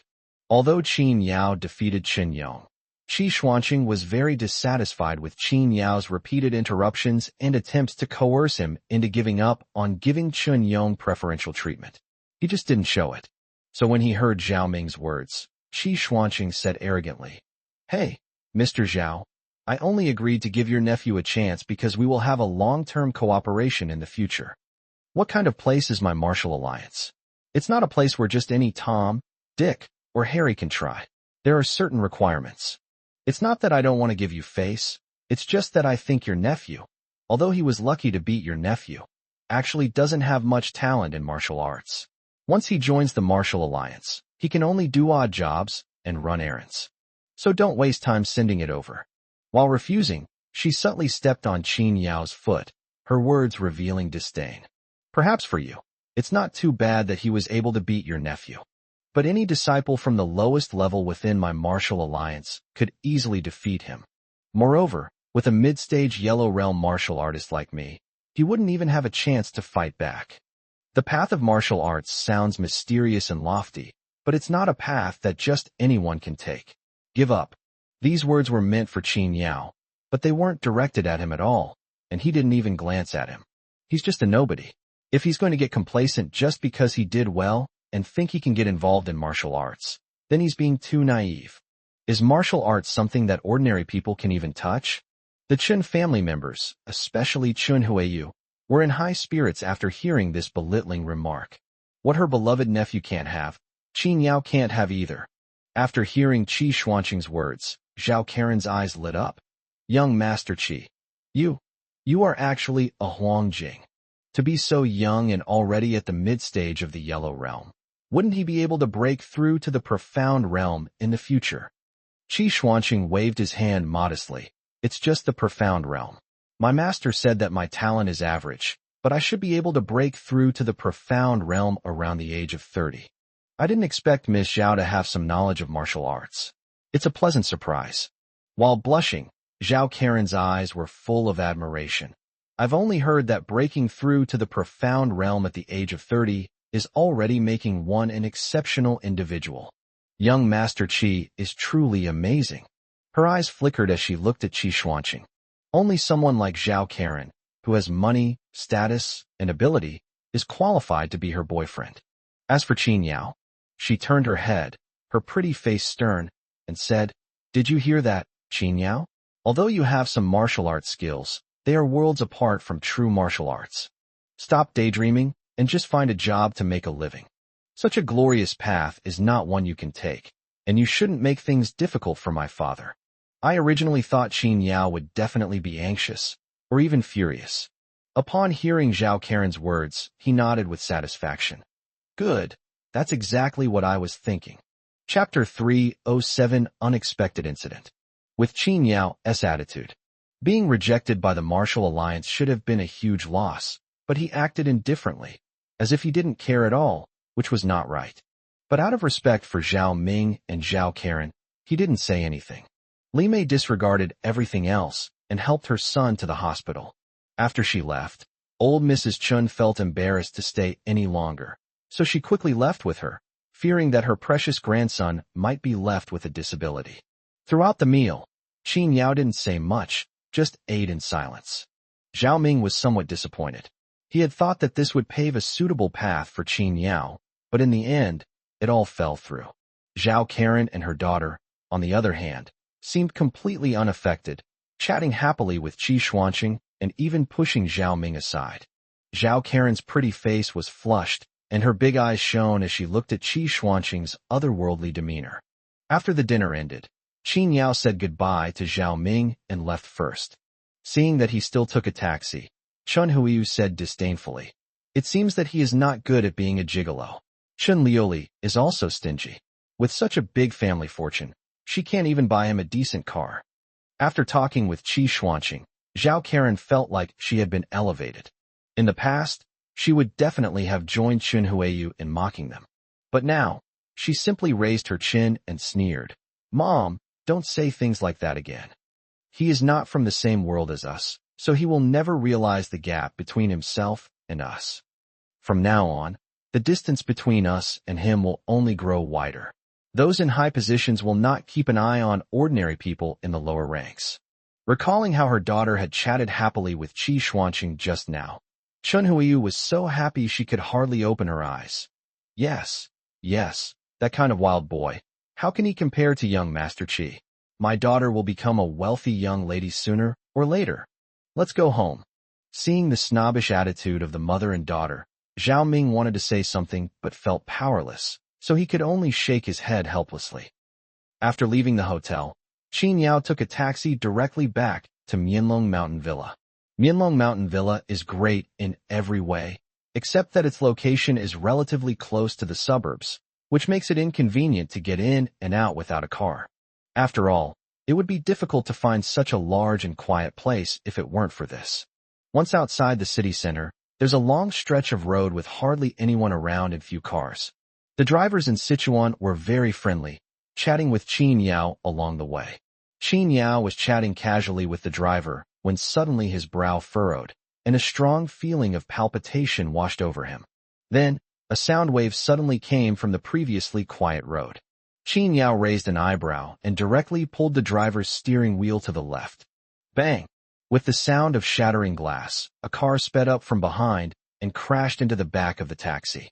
Fortunately, Qin Yao reacted quickly and managed to avoid a collision before the car crashed. The taxi crashed directly into the green belt, which provided some cushioning. Qin Yao was all right, but the driver was caught off guard and fell headfirst onto the steering wheel, bleeding profusely from his head and immediately losing consciousness. Black smoke immediately billowed from the car. Qin Yao kicked open the passenger door, went around, and dragged the driver out. The vehicle that caused the accident didn't even stop for a moment and sped away. Qin Yao narrowed his eyes slightly, his anger gradually rising. The other party was definitely targeting him, but innocent people shouldn't be dragged into this. Seeing the driver covered in blood, he was about to dial 120 when he suddenly heard the roar of an engine. Looking back, he saw 7 or 8 motorcycles speeding towards him, their high beams on, all aimed at Qin Yao. Qin Yao reacted quickly, grabbing the unconscious driver and throwing him into the green belt to ensure his safety. Several of the 7 or 8 motorcycles were heading straight for Qin Yao, and despite their high speed, they still couldn't keep up with his evasive movements. The remaining motorcyclists didn't target him.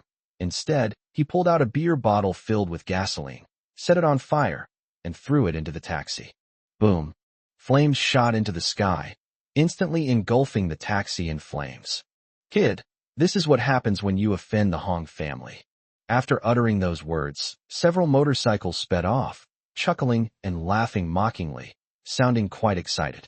With a cold look in his eyes, Qin Yao chased after the speeding motorcycles without saying a word. He might not be able to keep up with the speed of the motorcycle for a long time, but he managed to keep up with the speed of the motorcycle even for just a few steps. He leaped forward, using the guardrail as a springboard, and crashed directly into one of the motorcycles. Are you crazy?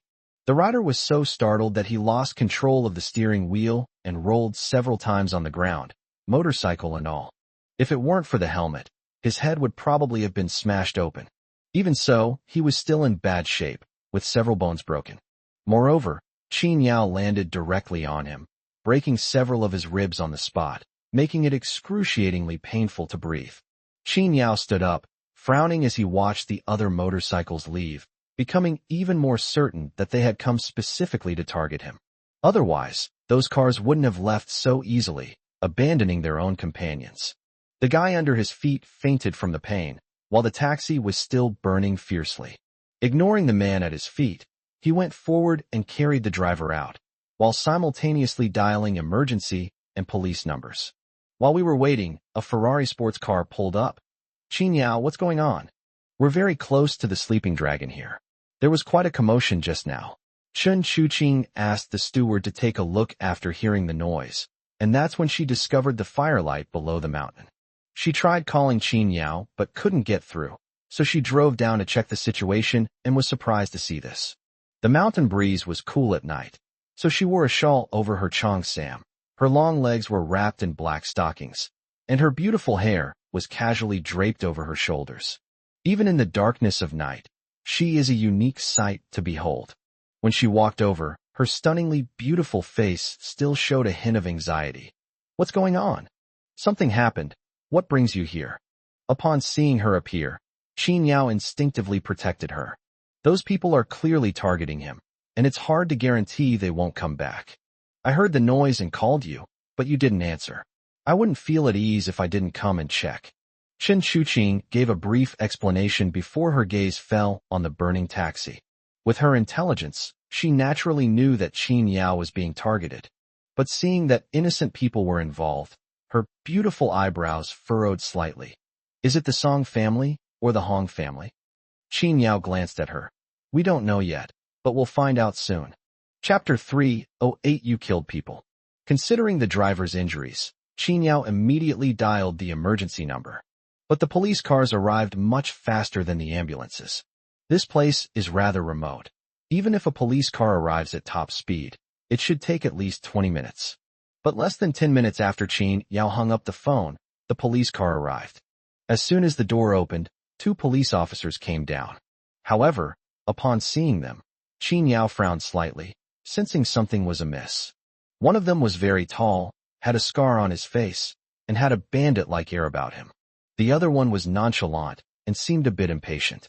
After getting out of the car, the 2 did not go to see the burning scene, but walked up to Qin Yao. The burly man spoke up. "So you're the one who called the police?" "Yes, we were in a car accident, and I suspect it was a deliberate murder." Qin Yao nodded, then glanced at the police car they had arrived in. It was indeed real. In China, there are very few people who dare to impersonate police cars. However, just to be on the safe side, he still had a second thought. "Excuse me, gentlemen, may I see your police IDs first?" "Few people are bold, but they do exist, so we must be wary." The burly man chuckled. "Huh, you're quite suspicious, aren't you? You insist on calling a simple hit-and-run a murder, and even want to check my police ID. Do you have a lot of enemies?" As he spoke, the burly man pulled out his police ID, Sun Dalong, badge number correct. After confirming the police officer's ID, Qin Yao said to Chen Chuqing, "You can go back first. I'll come over when I'm done." Nighttime is dangerous, and given Chen Chuqing's sensitive status, it's best not to linger outside alone for too long. But Chen Chuqing frowned, feeling that something was wrong. Before she could even say whether she was going or staying, Sun Dalong, his breath reeking of smoke, said, "Wait, what? Let her go first. No matter what, such a serious car accident happened here. This is the scene of the accident, and everyone needs to stay here to help us collect evidence. You two, stay here together." Qin Yao frowned upon hearing this, but she's not certified. She just arrived here, so there's no value in obtaining any evidence from her. "Oh ho, you know a lot, huh? Do I need you to teach me how to handle a case? How about I just keep my police ID and give it to you? Can't you check it yourself?" Sun Dalong was extremely arrogant, staring at Qin Yao with a sneer as he touched the handcuffs he carried with him. Faced with his rude attitude, Qin Yao and Chen Chuqing both frowned. However, the 2 of them knew that a conflict with Sun Dalong was definitely not a good thing, and could easily lead to trouble. "Stay here quietly and do as I say. Don't say a word until I handcuff you, understand?" Sun Dalong reached out and poked Qin Yao's nose, his finger almost touching his face. Qin Yao's expression turned cold, and he didn't say anything more. "Ah, that's right, you listen to whatever I say, isn't that great? If this interferes with official business, can you afford to take responsibility?" While they were talking, another officer went to check the scene. The driver was seriously injured and was quite close to him, but he walked over to the motorcyclist and squatted down to check on him. Chen Chuqing felt that something was off about the 2 of them, so she lowered her voice and whispered in Qin Yao's ear, "I have a feeling that something is off about these 2. I'll call Pei Pei and ask her to contact my 2 contacts to ask around." Qin Yao did not stop him. He had already sensed that something was wrong with the 2, but he was certain that the police officer's ID card belonging to Sun Dalong was genuine. It wouldn't be a problem if he were alone, but Chen Chuqing is still here, so it's best to be careful. "Good." He nodded and said in a low voice. Just as Chen Chuqing walked to the side to secretly send a message, Sun Dalong suddenly strode up and snatched her phone away. "What are you doing? Who are you calling? This is law enforcement time. If we tell you to stay here, then you should stay here obediently. Make a phone call. What are you feeling guilty about?" Seeing his tough demeanor, Qin Yao frowned even more deeply. "We just had a simple traffic accident, and the perpetrator fled the scene. Instead of rushing to catch him, you're restricting our movements here. What does that mean? Besides, there are still 2 injured people. Can't we call an ambulance? Even when the police are handling a case, there's no such rule, is there?" Unexpectedly, Qin Yao dared to contradict him. Sun Dalong's facial muscles twitched, and he grinned, his eyes turning icy. "You're something else, kid. What, trying to teach me how to do things? I'm telling you. I'm here, so what I say is the rule, understand? If you like to talk, fine, then get in the car with me. Let's go to the police station, and I'll listen to you talk to your heart's content." As Sun Dalong spoke, he patted Qin Yao on the head. Seeing this, Chen Chuqing became displeased and said coldly, "We are also victims of the accident. What are you doing, attacking the victims?" If that's the case, I need to contact my lawyer, and we won't. Wait, who said you were the victims? Suddenly, the policeman who was checking the motorcyclist walked over and immediately removed the handcuffs from his lower back. With 2 click sounds, Qin Yao was handcuffed. Seeing this, Sun Dalong was not surprised at all, and even took out his own handcuffs and handcuffed Chen Chuqing as well. Qin Yao wasn't stupid. He knew without asking that something must have happened. Chen Chuqing, however, frowned, a hint of displeasure on her pretty face. What do you mean by this? If you want to take us away, you have to give us a reason, right? Qin Yao could not act rashly without a legitimate reason. Otherwise, even if it wasn't a big deal, you could easily be accused of assaulting a police officer.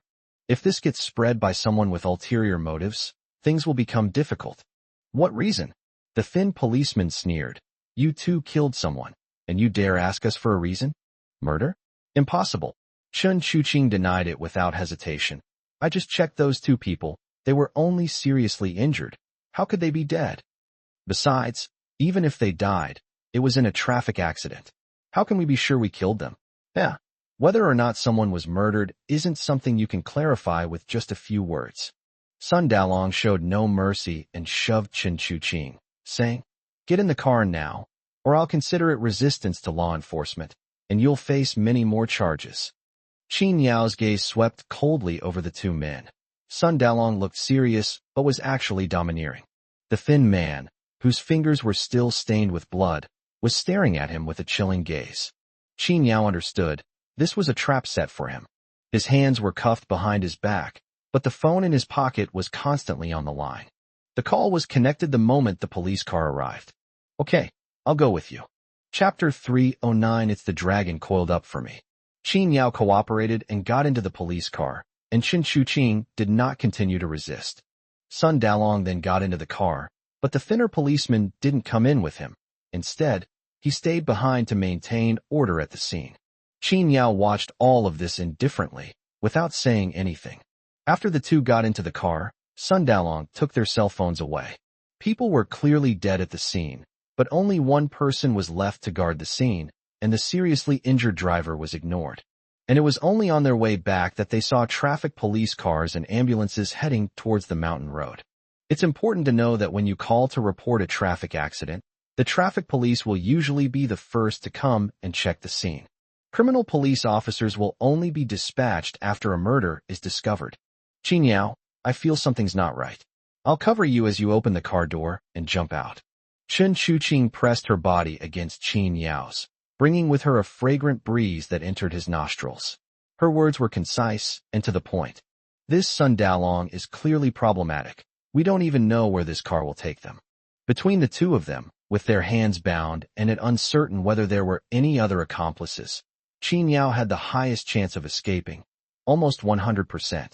As for Chen Chuqing, even if she is arrested, whether it is the Hong family or the Song family that makes the move, she will not be in immediate danger. Compared to Chen Chuqing's nervousness, Qin Yao appeared much calmer. Despite his hands being bound, he remained calmly seated in his position. Don't worry, you don't need to run.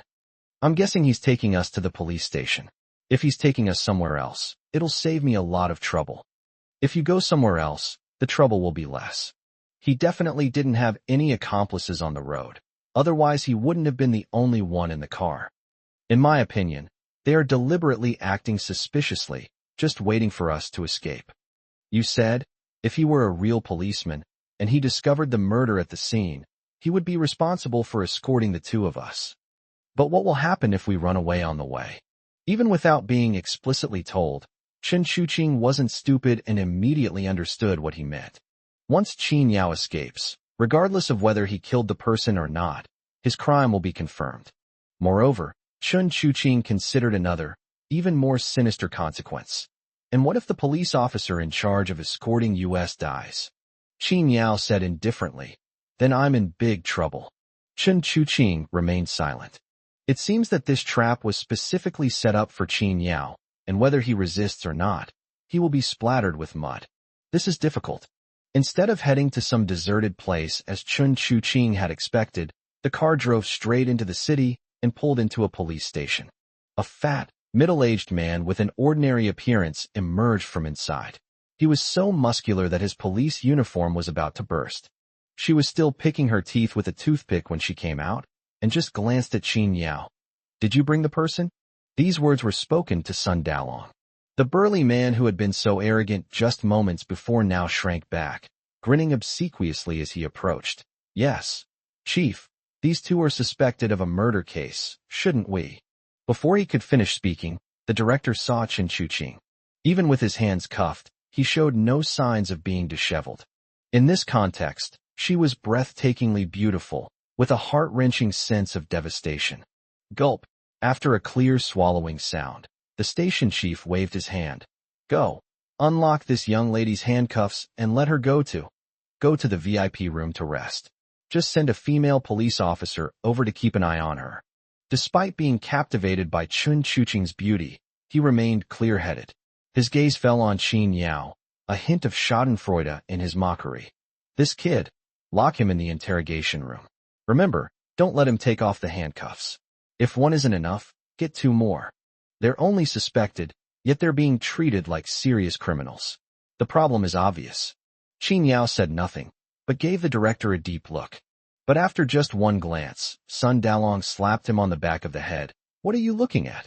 You're already here, so why don't you just lie still and behave yourself? What the hell are you looking at? Does our director think he's someone you can look down on?" The chubby director grinned indifferently, pointing a toothpick at Qin Yao. "Kid, you'd better behave yourself here. I know you've already guessed something. In that case, you should be more obedient. The less you suffer, the less effort we'll have to put in. As for how glamorous you are outside, that's none of my business. But you have been sent here. If you are a dragon, you will coil up. If you are a tiger, you will lie down. Only you have your own place to go. Otherwise, I can guarantee you won't get any cuts on your face, but it's hard to say about the parts that can't be seen." The director was extremely arrogant. Despite wearing a uniform, he was not afraid to tell Qin Yao that he was employed by someone else. Qin Yao remained calm. These two were just pawns. The real mastermind hadn't made his move yet. "Don't be afraid. I'll take you out soon." Qin Yao turned and glanced at Chen Chuqing. Before Sun Dalong could speak, he walked towards the interrogation room. Chen Chuqing frowned as she watched him leave, her beautiful eyes turning coldly to the director in front of her. "Have you thought about the consequences of what you did?" The director, still wearing the same expression, said with a grin, "Miss Chen, you're exaggerating. But I think the one who should be thinking about the consequences isn't me. After all, on one side is a deeply rooted family with a 200-year-old heritage, and on the other side is a greenhorn who has just arrived. I think the outcome is pretty obvious, isn't it? I'm just a nobody, Mr. Chen. There's no need to get angry with me. My task ends here. But at least in this small office, my words still carry weight." Seeing the middle-aged man's greasy gaze sweeping over her, Chen Chuqing stopped talking. Saying anything more would only disgust her. She didn't go to any VIP room, but went straight to Qin Yao's interrogation room, without even removing the handcuffs from her hands. Upon seeing this, Sun Dalong shouted angrily, "Stop! Who told you to go there?" But the director quickly stopped him. All right, don't offend people too much. They're gods fighting. Let's hope we mortals don't end up suffering the consequences. Go, call that guy and tell him the guy has been caught. Also, tell Lao San to get things done quickly so he can disappear." Sun Dalong nodded and immediately drove away from the police station. Soon, in less than 20 minutes, a fleet of all-black BMW 7 Series pulled up at the entrance. A middle-aged woman with a graceful and elegant demeanor appeared at the entrance of the police station. Chapter 310. I looked down on her. Where are they? After the woman appeared, the director completely lost his previous air of authority, and his fat face was filled with a fawning smile. His fat, bunched up on his own, didn't stop him from bowing low. "Madam, you've arrived? The two suspects who committed the murder on the mountain road have been apprehended and are in the interrogation room. You think it's better to do it now?" Even at night, the woman still wore a pair of huge sunglasses, making it impossible to see her expression. However, her well-maintained lips, without a single fine line, remained taut. "Suspect." The woman seemed unhappy with this statement. "After tonight, your little police station won't have enough authority. So I hope that tonight, I will change his charge from suspect to criminal. The kind of case where even the criminal investigation team can't find a single trace. Understand? Understood. Understood. My men have already taken care of it. You can rest assured. The woman didn't say another word to the mere police station chief, and led a group of bodyguards dressed in black into the interrogation room, where Qin Yao was. The interrogation room was simply furnished with a table and 2 chairs, one of which had a designated spot for handcuffs to prevent the criminal from suddenly agitating. Qin Yao is currently handcuffed to a chair, while Chen Chuqing stands beside him, anxiously trying to contact her own people. The atmosphere in the room changed noticeably when the woman entered. She exudes a powerful aura and is a typical high-achieving woman. After entering, he took off his sunglasses and fixed his gaze on Qin Yao. It's easy to see from those eyes that she was stunningly beautiful in her youth, and although she's older now, her charm is still evident. Qin Yao immediately guessed the woman's identity upon seeing her appear. Chen Chuqing's nervous voice beside him confirmed his guess. Madame Hong. Hong Jintao's mother, Jiang Xian, is over 50 years old, yet she holds a prominent position in the large Hong family. She was a strong woman in her early years. Although she retired from the spotlight after her son grew up, Chen Chuqing still heard about the legend of this strong woman. She was even more famous than Kenny B's father because she was ruthless and vicious. To achieve their goals, they are willing to drag innocent people down with them. Qin Yao and sat down without expression, not even asking if the person in front of her was Qin Yao. Now that she's here, she's obviously already identified Qin Yao. Her long legs, clad in black, were crossed and swayed slightly. Even though she was in her early 50s, a hint of coquettishness could still be seen in her demeanor. Qin Yao immediately, but instead looked at Chen Chuqing. Go ahead, give him 10 slaps. He didn't name names, but after he finished speaking, a female bodyguard stepped out from behind him. At the same time, 2 male bodyguards grabbed Chen Chuqing, forced her to kneel at Jiang Xian's feet, and grabbed her hair to force her to raise her head.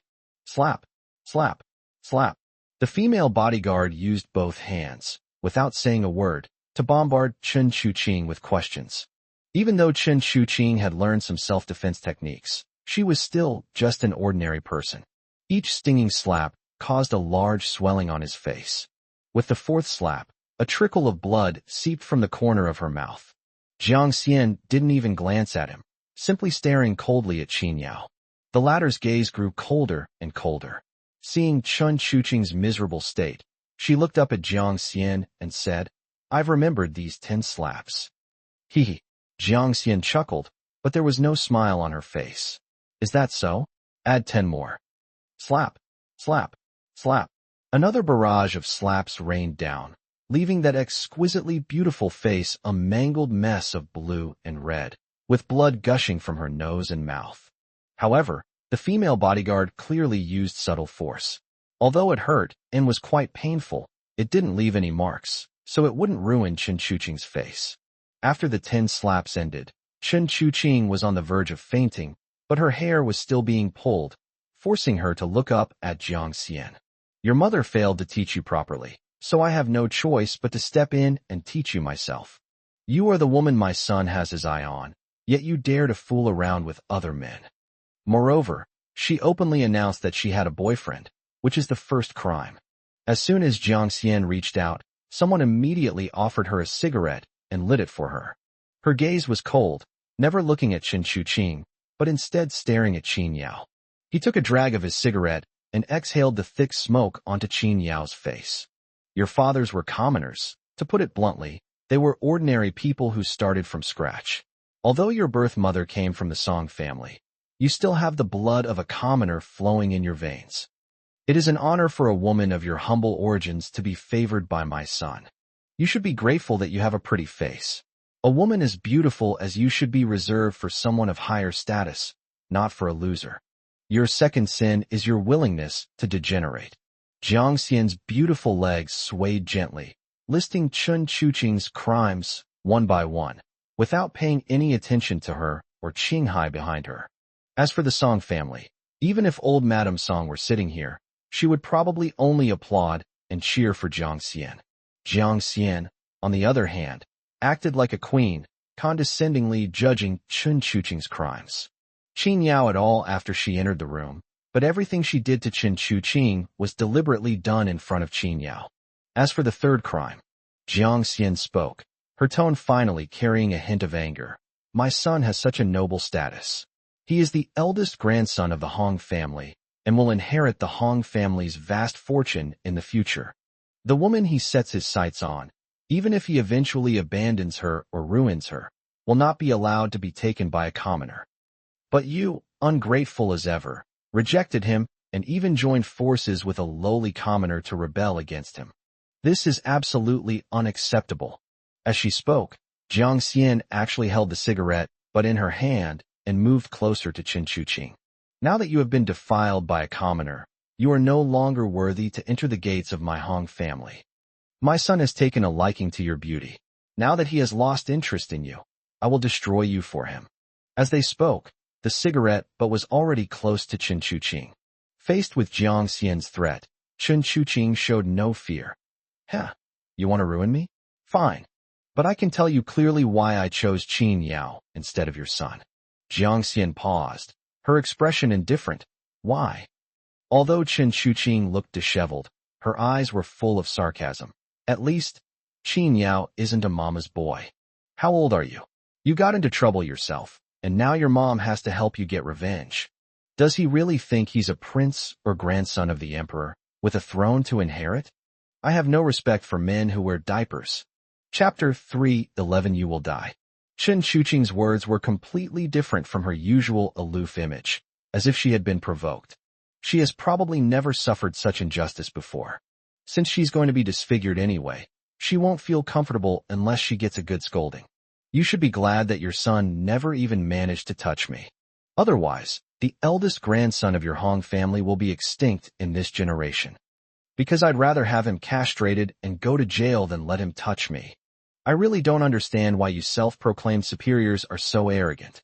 Did you all have extra horns compared to ordinary people? Qin Chuqing demoted Hong Jintao to rock bottom in one fell swoop, completely unfazed by Jiang Xian's increasingly cold expression. Despite the scalding cigarette but getting closer and closer, she simply held her head high with pride. I, Qin Chuqing, take responsibility for my actions. I can handle it. No matter what, I, Qin Chuqing, am the president of Qinghai Group. If you dare to touch me, I will fight you to the death, even if it means risking the empire my father built up. I want to see if your Hong family is afraid of the entire Qinghai Group's reckless counterattack. Despite being a woman, Qin Chuqing possessed an unyielding and proud spirit. She looked at Jiang Xian with disdain, as if betting on whether she would make a move. Even though the Hong family considers themselves to be of noble status, they have to admit that Qinghai is now an industry leader in central Sichuan and even the entire southwest region. Despite the current external and internal troubles, if the Hong family really goes berserk, half of their resources will be depleted. Jiang Xian stared at her with icy eyes, but finally let out a soft laugh, not burning her with the cigarette, but, "Little girl, I didn't expect that at a time like this, you would still provoke me to take the blame for this kid. I believe you truly love him. But unfortunately, love and affection are the cheapest things for us. But I admit, I almost got angry because of what you said." As she spoke, her gaze fell on Qin Yao. "Put her aside first, and gag her while you're at it." She glanced at her legs, leaned back in the simple chair, and raised her chin slightly. "What's wrong? Are you unhappy that I lectured your woman in front of you?" Qin Yao's face had turned completely cold. He knew all too well that Jiang Xian's attack on Qin Chuqing was not only to teach Qin Chuqing a lesson, but also to warn him. She dared to humiliate even the daughter of the Song family and the president of Qinghai Group at will, let alone herself. Qin Yao didn't respond, waiting for her to continue. Only capable men have the right to risk everything for a woman. The word hero has always been reserved for people of high status. For an aunt like you, all I can say is, you're not convinced? Keep it to yourself. Jiang Xian smoked a cigarette, casually flicking the ash onto the table in front of Qin Yao, her demeanor extremely elegant. Dissatisfied with Qin Yao's current expression, at the very least, he should be angry, resentful, and furious with impotence. I heard you told my son that he's not good enough to compete with you. Is that right? Very well, now I'm here. I'm making my move. Can you handle it? Her posture became increasingly casual and relaxed as she spoke, leaning against the armrest. Despite the cold interrogation room, she acted as if she were in her own living room. Tonight, your murder charges will be finalized, including against a passing motorcyclist and a taxi driver. You took all their money, and the surveillance cameras along the street have mysteriously disappeared. At the same time, you will be taken to the criminal investigation team tomorrow. It is a very strict place and difficult to infiltrate, but the evidence against you for murder is already airtight. An order will come down from above to close the case as soon as possible and send you to prison first. Our game will only truly begin once you're in prison. Qin Yao listened to her words, and this process was no different from what he had guessed before. But his expression remained calm. You won't even spare the driver? That motorcyclist was most likely a lackey of the Hong family. It wouldn't be a pity if he died. But the taxi driver was an innocent person. He had only given Qin Yao a ride. Jiang Xian chuckled upon hearing this. That driver is your only credential. Do you think I'd be foolish enough to spare his life? Perhaps in your eyes, human life is of paramount importance. But in the eyes of people like us, an ordinary person's life is worth no more than 1 million at most. 1 million? That's a lot of money. It's just my monthly bag-buying budget. She exuded a strong sense of superiority, even more so than Hung Chuntao. His eyes were full of amusement. Afterwards, I will donate a sum of money to the driver's family in the name of the Hong family. It won't even cost 1 million. Believe it or not, they will be eternally grateful to the Hong family for the next few decades. But they will despise you, hate you, and even wish you dead. Tisk, I'm afraid they'll never imagine that the person they're so grateful to is actually the murderer who killed their father, husband, and son. These are just ants. Your existence is only to create benefits for us and then manipulate us. Qin Yao flippantly, trying to find anger on his face. Unfortunately, it still didn't happen. He just sat there expressionless, feeling guilty towards the driver. He wasn't the one who killed the driver, but he accepted the blame. Very well, another life has been taken from you. Qin Yao stared intently at Jiang Xian. Originally, I didn't want to target anyone in the Hong family. I only wanted to talk to the family head. But now, it's hard to say about others, but you have to die. Upon hearing this, Jiang Xian was stunned for a moment, then burst into laughter. This woman appears unapproachable when silent, but reveals a touch of madness when she laughs wildly. Just like Chen Chuqing whispered in her ear as she entered, "Crazy woman." The finger with bright red nail polish pointed at Qin Yao, its face full of mockery. "Ha! Don't you think you're ridiculous saying that? You want my life? If our positions were reversed at this moment, I might still feel fear and panic. But now, how do you have the courage to say that?" Jiang Xian thought the young man in front of her had gone mad. He has some connections, and the sudden appearance of such a tough opponent makes him a difficult opponent. But that just meant they hadn't paid attention to him before. After he made a move against Hong Jintao, he came into the Hong family's sights. Even Jiang Xian herself took action. His pitiful background was simply not enough to accomplish anything. In her view, every word Qin Yao uttered at this moment sounded more like impotent rage. Since you want to play, I'll add fuel to the fire. Chapter 312. Smart people know how to choose. Your ex-wife's name is Lin Jixiao, right? I heard you two had a good relationship. She's been active in Sichuan lately. I think if I offer her a contract in the name of the Hong family, she shouldn't mind cooperating with me to deal with you. By the way, your uncle's name is Zhao Ming. He just signed a 10-year contract with the Martial Alliance. If anything goes wrong with this contract, it won't affect my Hong family or the Martial Alliance, but he might go bankrupt. By the way, after you arrived in Sichuan, you saved 2 girls. Both of them were quite attractive, the kind of girls that some high-ranking officials would like. She confidently recounted her story, describing 80% of the people Qin Yao had met since arriving in Sichuan. They even investigated Qin Yao's connections in Qingcheng, including Zhang Sanqing and the Sun family. Although she was also puzzled, how could a poor boy from a common background who had spent 5 years in prison gain the favor of so many powerful figures? But after Qin Yao took out the 30% of shares that belonged to Qin Dong, everyone unconsciously started thinking in that direction. After all, When Chen Dong left, he was a complete little devil in Sichuan, the kind who would end up in jail sooner or later. Since he has disappeared for so many years and did not show up during the Qinghai crisis, he must be unable to show up. Qin Yao, who had been to prison, appeared. He had a lot of resources and shares in Chen Dong's company. Naturally, everyone would think that Qin Yao and Chen Dong had a close relationship. They might be cellmates. Surprised as I am, this relationship is still too superficial. Jiang Xian extinguished her cigarette, leaned forward slightly, and maintained the demeanor of a noble woman on her well-preserved face, which showed few signs of aging. By the way, you're going to jail tonight, so don't expect Qin Chaosheng to be able to help you. I know you have been kind to him, but don't forget that my Hong family invests a lot in Sichuan every year and is also a major taxpayer in Sichuan. If he angers us, Qin Chaosheng won't get away with it. Besides Qin Dong, Qin Chaosheng is probably Qin Yao's only remaining backer. Unfortunately, this backer isn't very strong. After all, Qin Chaosheng still holds the title of mayor, which is both his glory and his pressure.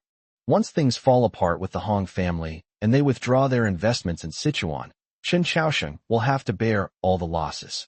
He dared not. For you, currying favor with Qin Chaosheng is like sucking up to a powerful figure, but for me, Qin Chaosheng is just an insignificant nobody. To ordinary people like you, his status is already quite prestigious. But for me, he's not enough. You'll die if you play with me. Faced with Jiang Xian's threat, Qin Yao's face finally showed a hint of anger. Because this matter was originally a feud between him and the Hong family, but now Jiang Xian is dragging his people, and even innocent people, into it in order to get revenge on him. It wasn't enough that he harmed a taxi driver. He even dragged Tong Yao, whom he had saved, and the girl he had just met into the mess. Do you believe that if you do this, you'll die an even more horrible death later? His eyes were as cold and piercing as they fell upon Jiang Xian. The latter scoffed and leaned back in his chair, threatening me. With a slight raise of her meticulously groomed eyebrows, she exuded disdain. Too bad. All you can do is talk. During the standoff between the two, a series of hurried footsteps suddenly sounded outside the door. Jiang Suilu pushed open the door and saw Qin Yao. He breathed a sigh of relief and a look of joy appeared on his face. Upon seeing him, even the proud Jiang Xian stood up. Mr. Jiang, what brings you here? Jiang Xian was somewhat surprised. There are rumors that the Sichuan Martial Arts Alliance is a vassal of the Hong family. But what they don't know is that the Hong family actually treats the Sichuan Martial Arts Alliance with great ingratiation and regards it highly. To ensure a steady path forward, one needs both overt and covert strength. Although the Hong family has its own secret weapons, there is still a Pao Gu, a secret society, in Sichuan. If it weren't for the Sichuan Martial Alliance, they wouldn't dare to be so arrogant. Cao Sung came with Jiang Suilu, and when he saw Qin Yao, who had become a prisoner, a mocking look appeared on his face. Jiang Suilu had lost the fawning attitude he had shown towards Qin Yao that day and had reverted to his previous sinister and aloof demeanor. After entering, he glanced at Qin Yao, then his gaze fell on Jiang Xian. It's Xiao Xian here. Then I'm relieved. Mr. Jiang, is there something you need that you came all this way for? This top leader of the Sichuan Martial Arts Alliance would never have come to this small police station unless he had something to do. He and Chen Chuqing definitely didn't have any past conflicts, so that only leaves Qin Yao. Is he going to plead for Qin Yao?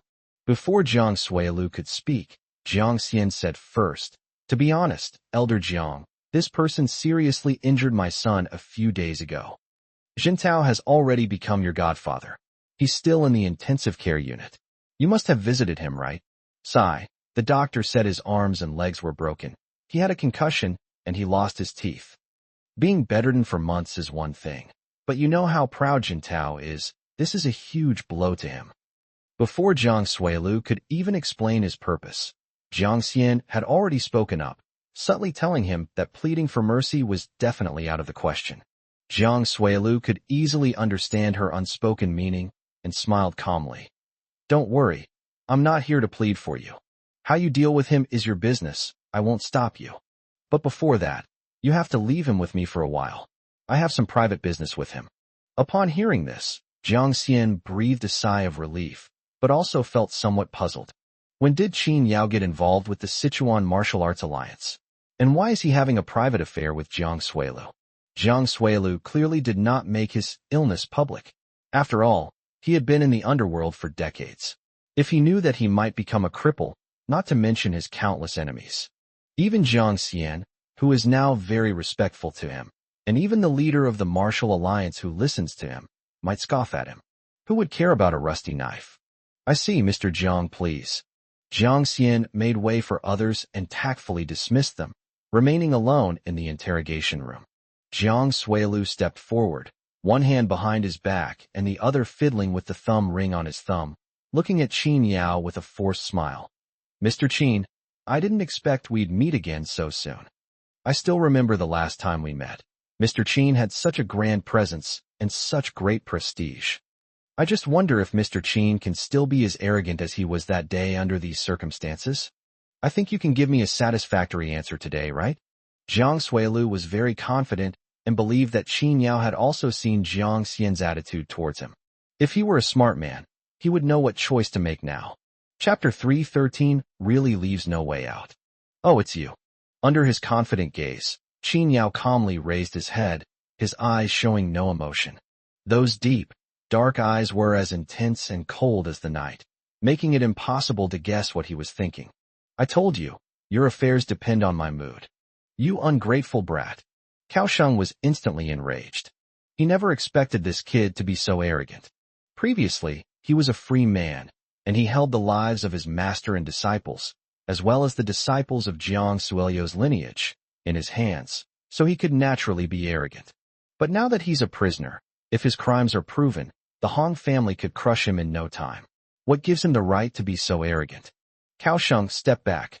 Jiang Suilu expressionlessly told Kaosheng to step back, but there was no reprimand in his tone. He continued twirling the jade thumb ring on his hand, looking down at Qin Yao. Qin Yao, I think you haven't understood your own position yet. No matter who's behind you, Chen Dong or Chen Chaosheng, with the Hong family and my martial alliance joining forces, no one can save you. Or rather, no one dares to save you. Oh, by the way, you seem to have a close relationship with that little girl from the Zheng family. But I'm sorry, the Zheng family won't help you. He was also present at the Huangying gathering, and even wanted to send someone to teach Feng Shouting a lesson in order to show off in front of Qin Yao. However, the previous people did such a good job that he didn't have a chance to make a move. Later, he privately inquired about the relationship between Qin Yao and the Zheng family. He couldn't get any information from the core high-level members, but one of Zheng Kai's assistants told him that it was Zheng Kai who was pursuing Qin Yao. If it were just this one relationship, Zheng Hanjiang would never have stepped in to help Qin Yao. For the sake of a grandson-in-law who is marrying into the family, and one who is not even close to being married yet, Zheng Hanjiang would offend two old friends he sees every day. Unless he's an idiot, he wouldn't do something like that. I have to admit, you are quite outstanding among your peers. I can say that in all my decades of wandering the world, I have never seen a more outstanding young man than you. But you must also understand that the tallest tree in the forest is the first to be felled by the wind. You are too arrogant before you have enough strength and confidence. Jiang Suilu, speaking in the tone of a senior, looked at Qin Yao and shook his head. If you can preserve your foundation and talent and dedicate yourself to developing them for 20 years, I think you will definitely have a place in the southwest region. Unfortunately, not now. Jiang Xian, who was standing to the side, was somewhat surprised by Jiang Suilu's evaluation. At first, she thought Qin Yao was just a poor boy who was arrogant and domineering as soon as he had a little bit of background. A phoenix man, a man from a poor background who achieved success, has finally acquired something, so why wouldn't he flaunt it like crazy? As for the fighting skills that Hung Chuntao's men had mentioned before, she didn't take them to heart at all. These days, what good is it if you're skilled? Can you outmaneuver the army? Can it be stronger than a bullet? But now, hearing Jiang Suilu's evaluation, she felt both surprised and fortunate. Fortunately, this potential enemy was too inexperienced and was nipped in the bud. Qin Yao listened calmly, completely ignoring the handcuffs on his hands. He glanced at the three people with different expressions and said coldly, "So all you've been rambling on to me is to get me to agree to your request, is that it? Kid, Let me correct you on one point. Kaohsiung then said with a half-smile. Before, it was a request. Now, it's a demand. Because you don't have the right to bargain right now, understand? This time, Jiang Suilu did not deny it, which clearly meant he agreed with what he said. Indeed, although Qin Yao is currently in the police station, once tonight is over, with the Hong family and the Martial Alliance joining forces, these two massive machines will be able to crush Qin Yao into dust with ease. Seeing Jiang Suilu's indifferent expression of certainty, Qin Yao chuckled. I'm just wondering, how can you be so confident that I would fawn over you under these circumstances? Jiang Suilu's eyes turned cold. Qin Yao, I advise you to think carefully before you speak. You offended the Hong family and hurt Hong Jintao. It was your own stupidity, and I cannot plead for you. But have you forgotten that you still have family and friends? You don't want them to die with you, do you? Family and friends. Jiang Suilu's words hit Qin Yao's weak spot directly. This instantly darkened Qin Yao's usually calm expression. Do you really want to die? Humph, Jiang Suilu sneered. Before I die, I will definitely drag your whole family down with me. Yes, perhaps on the surface it seems that my disciple and I are not only not losing out, but actually making a huge profit by being buried with you, since your status is incomparable to mine. But you see things differently. I'm afraid that even several of my lives wouldn't be worth as much as your aunt's, would they? They indeed investigated Qin Yao's family thoroughly. However, with Zhang Sancheng and others protecting them now, my aunt and the others should be fine. As if sensing his thoughts, Jiang Xian, who had been standing silently to the side, smiled and said, Your family is in Qingcheng now, so perhaps we can't reach that far. But if you just make a phone call to inform your aunt that you've killed someone and are in jail, do you think it would be possible to get her to come to Sichuan? The meaning was already quite clear, even though only half of what was said was spoken. Once my aunt came to Sichuan, it was as if she had left her life in the hands of these people. The threat couldn't be more obvious. These people are repeatedly trampling on Qin Yao's forbidden zone, constantly courting death. Jiang Suilu gave Jiang Xian an appreciative look, indicating his satisfaction that she had added fuel to the fire at this time. Then he looked at Qin Yao and asked, Well, have you thought it through? Now I'm giving you two choices. Either your whole family will be buried with you. Either you agree to my request. You will still die, but at least your family will be safe. How? Although Jiang Xian did not know what Jiang Suilu wanted Qin Yao to agree to, as long as Qin Yao was not let off the hook, she would not ask too many questions, and would even help put pressure on him in order to gain favor with Old Master Jiang.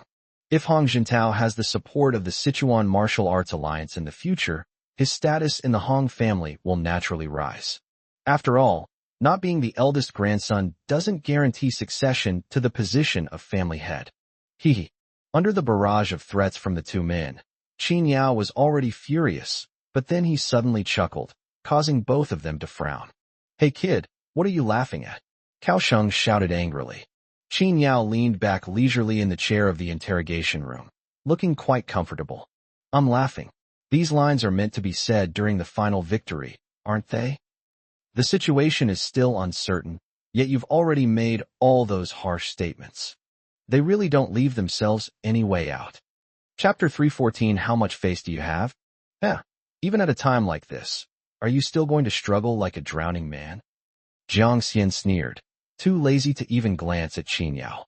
It's just a death throes.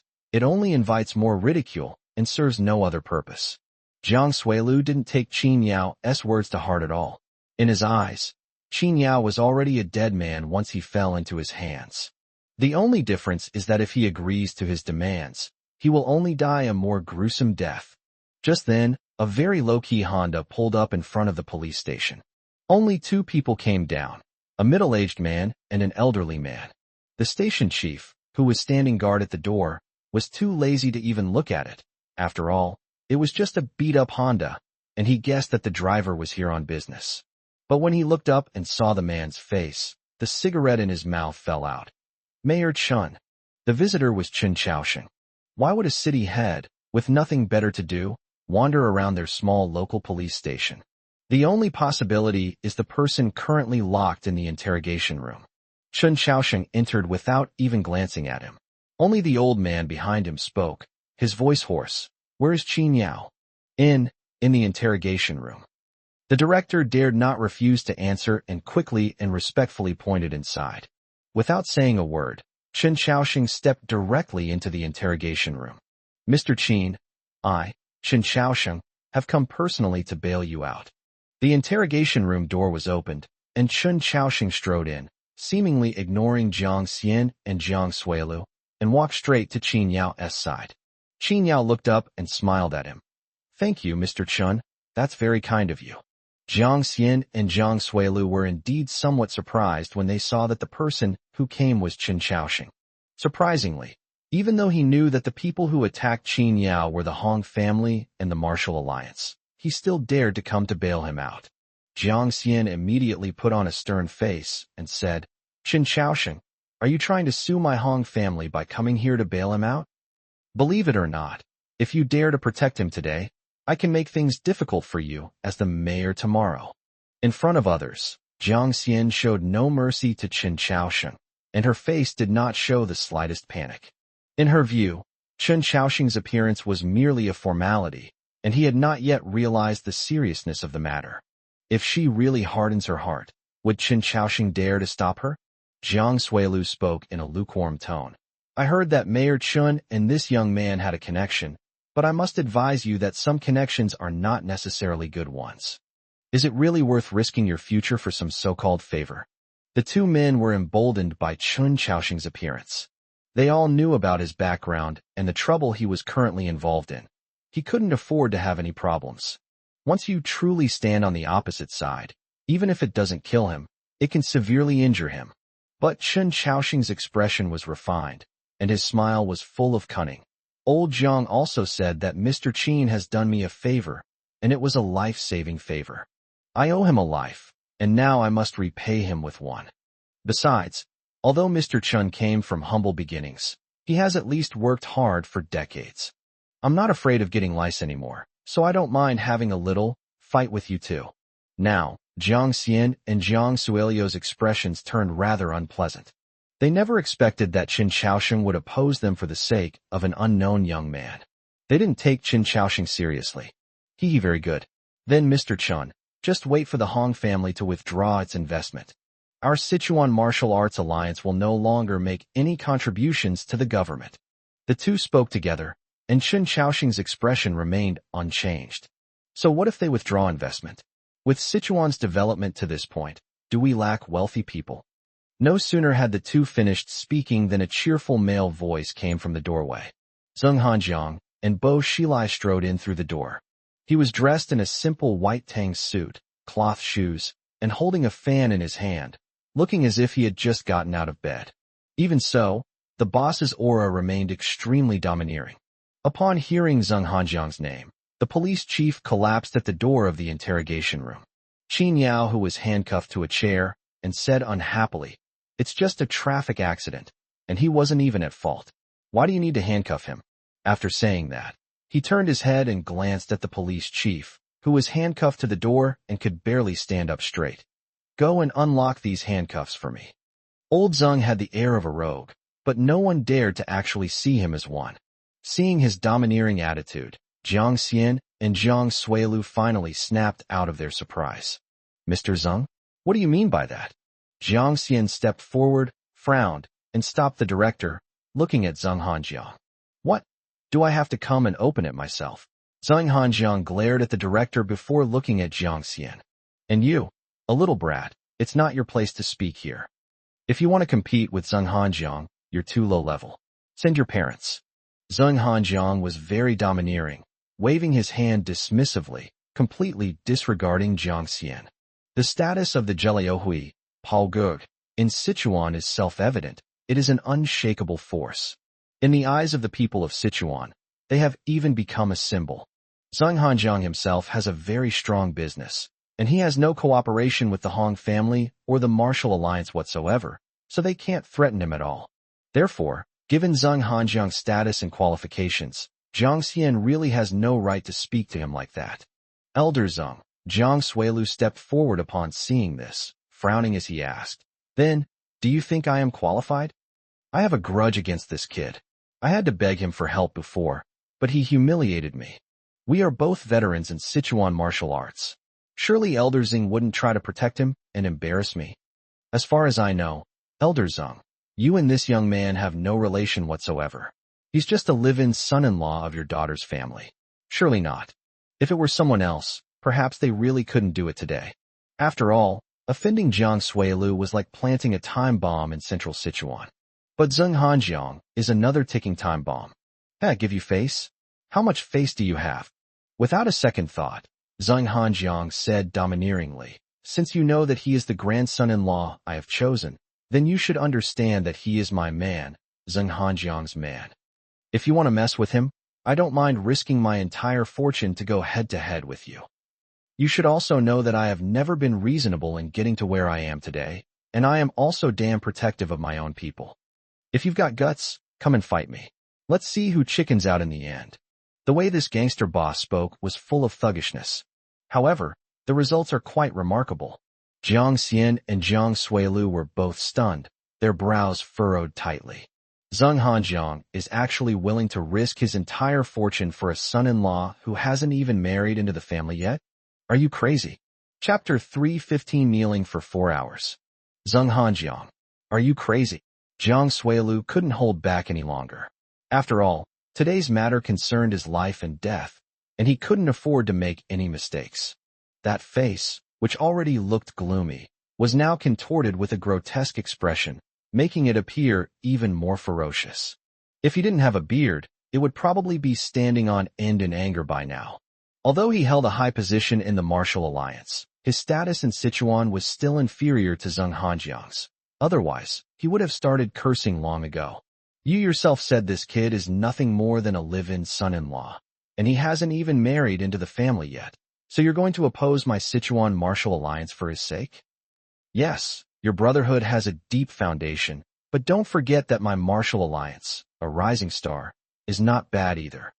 Aren't you afraid that because of your momentary impulse, the entire Zheliui, a secret society, will be wiped out? Jiang Suilu exuded a sinister aura, and his pupils were bloodshot as he looked at Zheng Hanjiang. But Zheng Hanjiang just smiled nonchalantly. Next time you want to take action, just do it directly. All that talk, and you'll just end up backing down anyway. He truly deserves to be called a powerful figure who once dominated the underground scene in Sichuan, and also the leader of the Zheliui, a secret society, known as the spiritual leader of the Sichuan underground. Zheng Hanjiang immediately said, I'm willing to protect people. If you don't like it, come and fight me.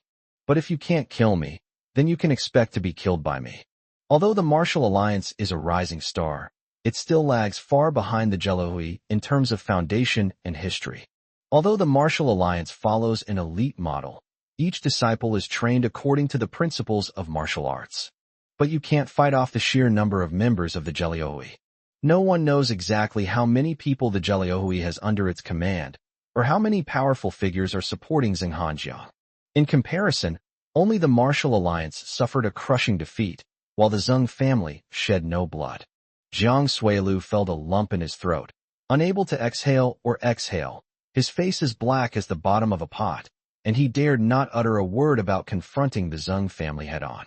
In the end, he simply turned around and glared fiercely at Qin Yao. You wait, this isn't over. During their exchange, Qin Yao didn't even bother to lift his eyelids, and even asked Chen Chaosheng for a cigarette to light. Amidst the swirling smoke, the young man's face remained calm and expressionless. Even when he heard Jiang Suilu's threat, he simply said indifferently, If you want me to save you, fine. Jiang Suilu was taken aback, then his eyes lit up. Sure enough, this kid was scared. All right, as long as you can cure me, I will hand over 100 million in cash with both hands, and I will never go back on my word. I'll spare your life too. Although Jiang Xian was somewhat displeased upon hearing this, she could tell that this matter was very important to Jiang Suilu, so she did not interrupt. Even without realizing it, she, the old queen fighting on her home turf, had become a young girl with no right to interrupt. No matter how ruthless and decisive someone is, can they compare to Zheng Hanjiang, the king of the underworld? To interrupt at this point is simply being rude. You're overthinking it. My life is neither yours to save nor yours to save. Despite being the youngest person present, he was handcuffed, looking every bit like a prisoner. However, Qin Yao exuded a very strong aura, making people feel that he was the only king among the group. They remained silent until they make a stunning statement. Now you're begging me, not the other way around. If you want me to save you, cripple your own hands and kneel in front of my house for a full hour. Qin Yao spoke casually, stating a condition that Zheng Hanjiang would absolutely never agree to. Sure enough, the next moment Cao Sheng angrily retorted, "Wishful thinking. My master is of such high status that it's absolutely impossible for him to cripple his own hands and kneel before an ant like you." Qin Yao didn't even lift his eyelids. 2 hours. You're dreaming. 3 hours. Believe it or not, I'll risk my life to take you down with me. For hours. Cao Sheng fell silent, his face ashen, too afraid to utter another word. At least for now, he dared not say anything more, because their position relative to Qin Yao was no longer superior. Seeing that he was silent, Qin Yao continued, "By the way, to punish you, you'll have to kneel for 4 hours. Your apprentices should be doubled. You can go now." Suelu glared at Qin Yao with a sinister look. "We'll meet again." After saying that, he stormed off. Only after he left did Zheng Hanjiang's gaze fall on Jiang Xian. The queen, who had just exuded domineering power, now stood obediently to the side like an innocent little girl, looking troubled. "What's wrong? That old geezer's already gone. Aren't you leaving yet?" "Little girl, hurry up and leave. You're still too green in front of this old man. When you get home, let that old man and your family come out and talk to me." Seeing Zheng Hanjiang's domineering demeanor, Jiang Xian pursed her lips slightly and frowned. "Mr. Zheng, I respect your influence in Sichuan. I will be leaving today. But you should also know that the Hong family's influence in Sichuan is no less than that of the Zheng family. If we cooperate, we will be the best partners. Are you really going to go against the Hong family for the sake of an ordinary person? I must remind you, the Hong family is no longer what it used to be." Qin Yao, who hadn't reacted much before, suddenly looked up and exchanged a knowing glance with Zheng Hanjiang. "It seems the Hong family is indeed planning something big. I just don't know who's behind that." "Stop talking nonsense. You women are always so long-winded." Zheng Hanjiang pretended not to understand the implied meaning and waved his hand casually. "Go back and tell your old man. If you're not happy, come and fight me." Seeing that he was determined to protect Qin Yao, Jiang Xian didn't try to persuade him any further. The scheme he set up, which cost him 2 lives, fell apart just like that. Moreover, the opponent's method of breaking through was very simple and brutal, using force to intimidate. If Qin Yao truly overcame this hurdle through his own methods and intelligence, then Jiang Xian would prepare 100 more traps for him after she returned today. But this simple and brutal approach made her afraid to act rashly again, and she had to notify her husband or father-in-law. "Very well, I will remember what Elder Zheng said today. I will definitely convey it to my father-in-law when I get back, without missing a single word." Jiang Xian gritted her teeth, glared at Qin Yao, and then turned to leave. With Zheng Hanjiang around, there's no point in her staying any longer. Qin Yao, who had already unlocked his handcuffs, stood up. "Stop. Did I say you could leave?" Jiang Xian turned around, her brows furrowed. "What else do you want to do?" After saying that, she remembered Qin Yao's earlier words about taking her life and laughed. "What? You really want to kill me? Even with Elder Zheng here, do you think you can just take my life like that? Kid, you think too highly of yourself." Qin Yao rubbed his wrist and glanced at Chen Chuqing, who was being helped to sit down and rest by old Master Bo. The latter's face was covered in bloodstains, a truly gruesome sight. "I don't like owing others, and I don't like others owing me. If someone harms me, they have no reason to walk out of this door unscathed." Chapter 316 Dissatisfied? Keep it to yourself. Looking at her face, Qin Yao's eyes flashed with coldness as he walked up to Jiang Xian. At the same time, Jiang Xian's bodyguards rushed forward and separated him from Jiang Xian. Zheng Hanjiang originally wanted to call his men in, but Qin Yao stopped him. "No need, Elder Zheng. This is a personal matter between her and me. I alone am enough." Although he had bodyguards protecting him, Jiang Xian had witnessed the miserable state of Hong Jintao's bodyguards. She never imagined that Qin Yao would turn the tables on her today. Even if someone came to his rescue, he had barely escaped with his life. So how could he dare to fight her? So when she went out today, she didn't bring any martial artists with her at all. Faced with Qin Yao's overwhelming aura, a hint of panic finally appeared on her face. What are you going to do? Don't think that just because Elder Zeng is around, you can act recklessly. Even if old Master Zeng himself wanted to take action, he would have to consider the Hong family's reputation. You can't afford the consequences if you mess with me. Qin Yao was too lazy to argue with her. He stepped forward, and two burly men blocked his way. Qin Yao reached out and grabbed them by the throats. Qin Yao wouldn't kill anyone at the police station. With a flick of his wrist, he grabbed both of their shoulders. The finger bones snapped together like iron claws and dislocated the shoulder joints of the two men. Amid screams, one person was kicked away on the spot. The remaining men stepped forward, and Qin Yao, as always, was ruthless and taciturn, eliciting a scream with a single gesture. Zheng Hanjiang and Bo Shilai stood together, while Chen Xiaosheng was followed by Han Lao, all praising Qin Yao's actions. Old Zheng crossed his arms and laughed. I love watching this lad get down to business. He's clean, efficient, and gets straight to the point. Yes.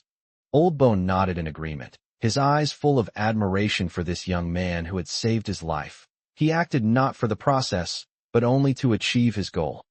The praise from the two bigwigs was heartfelt.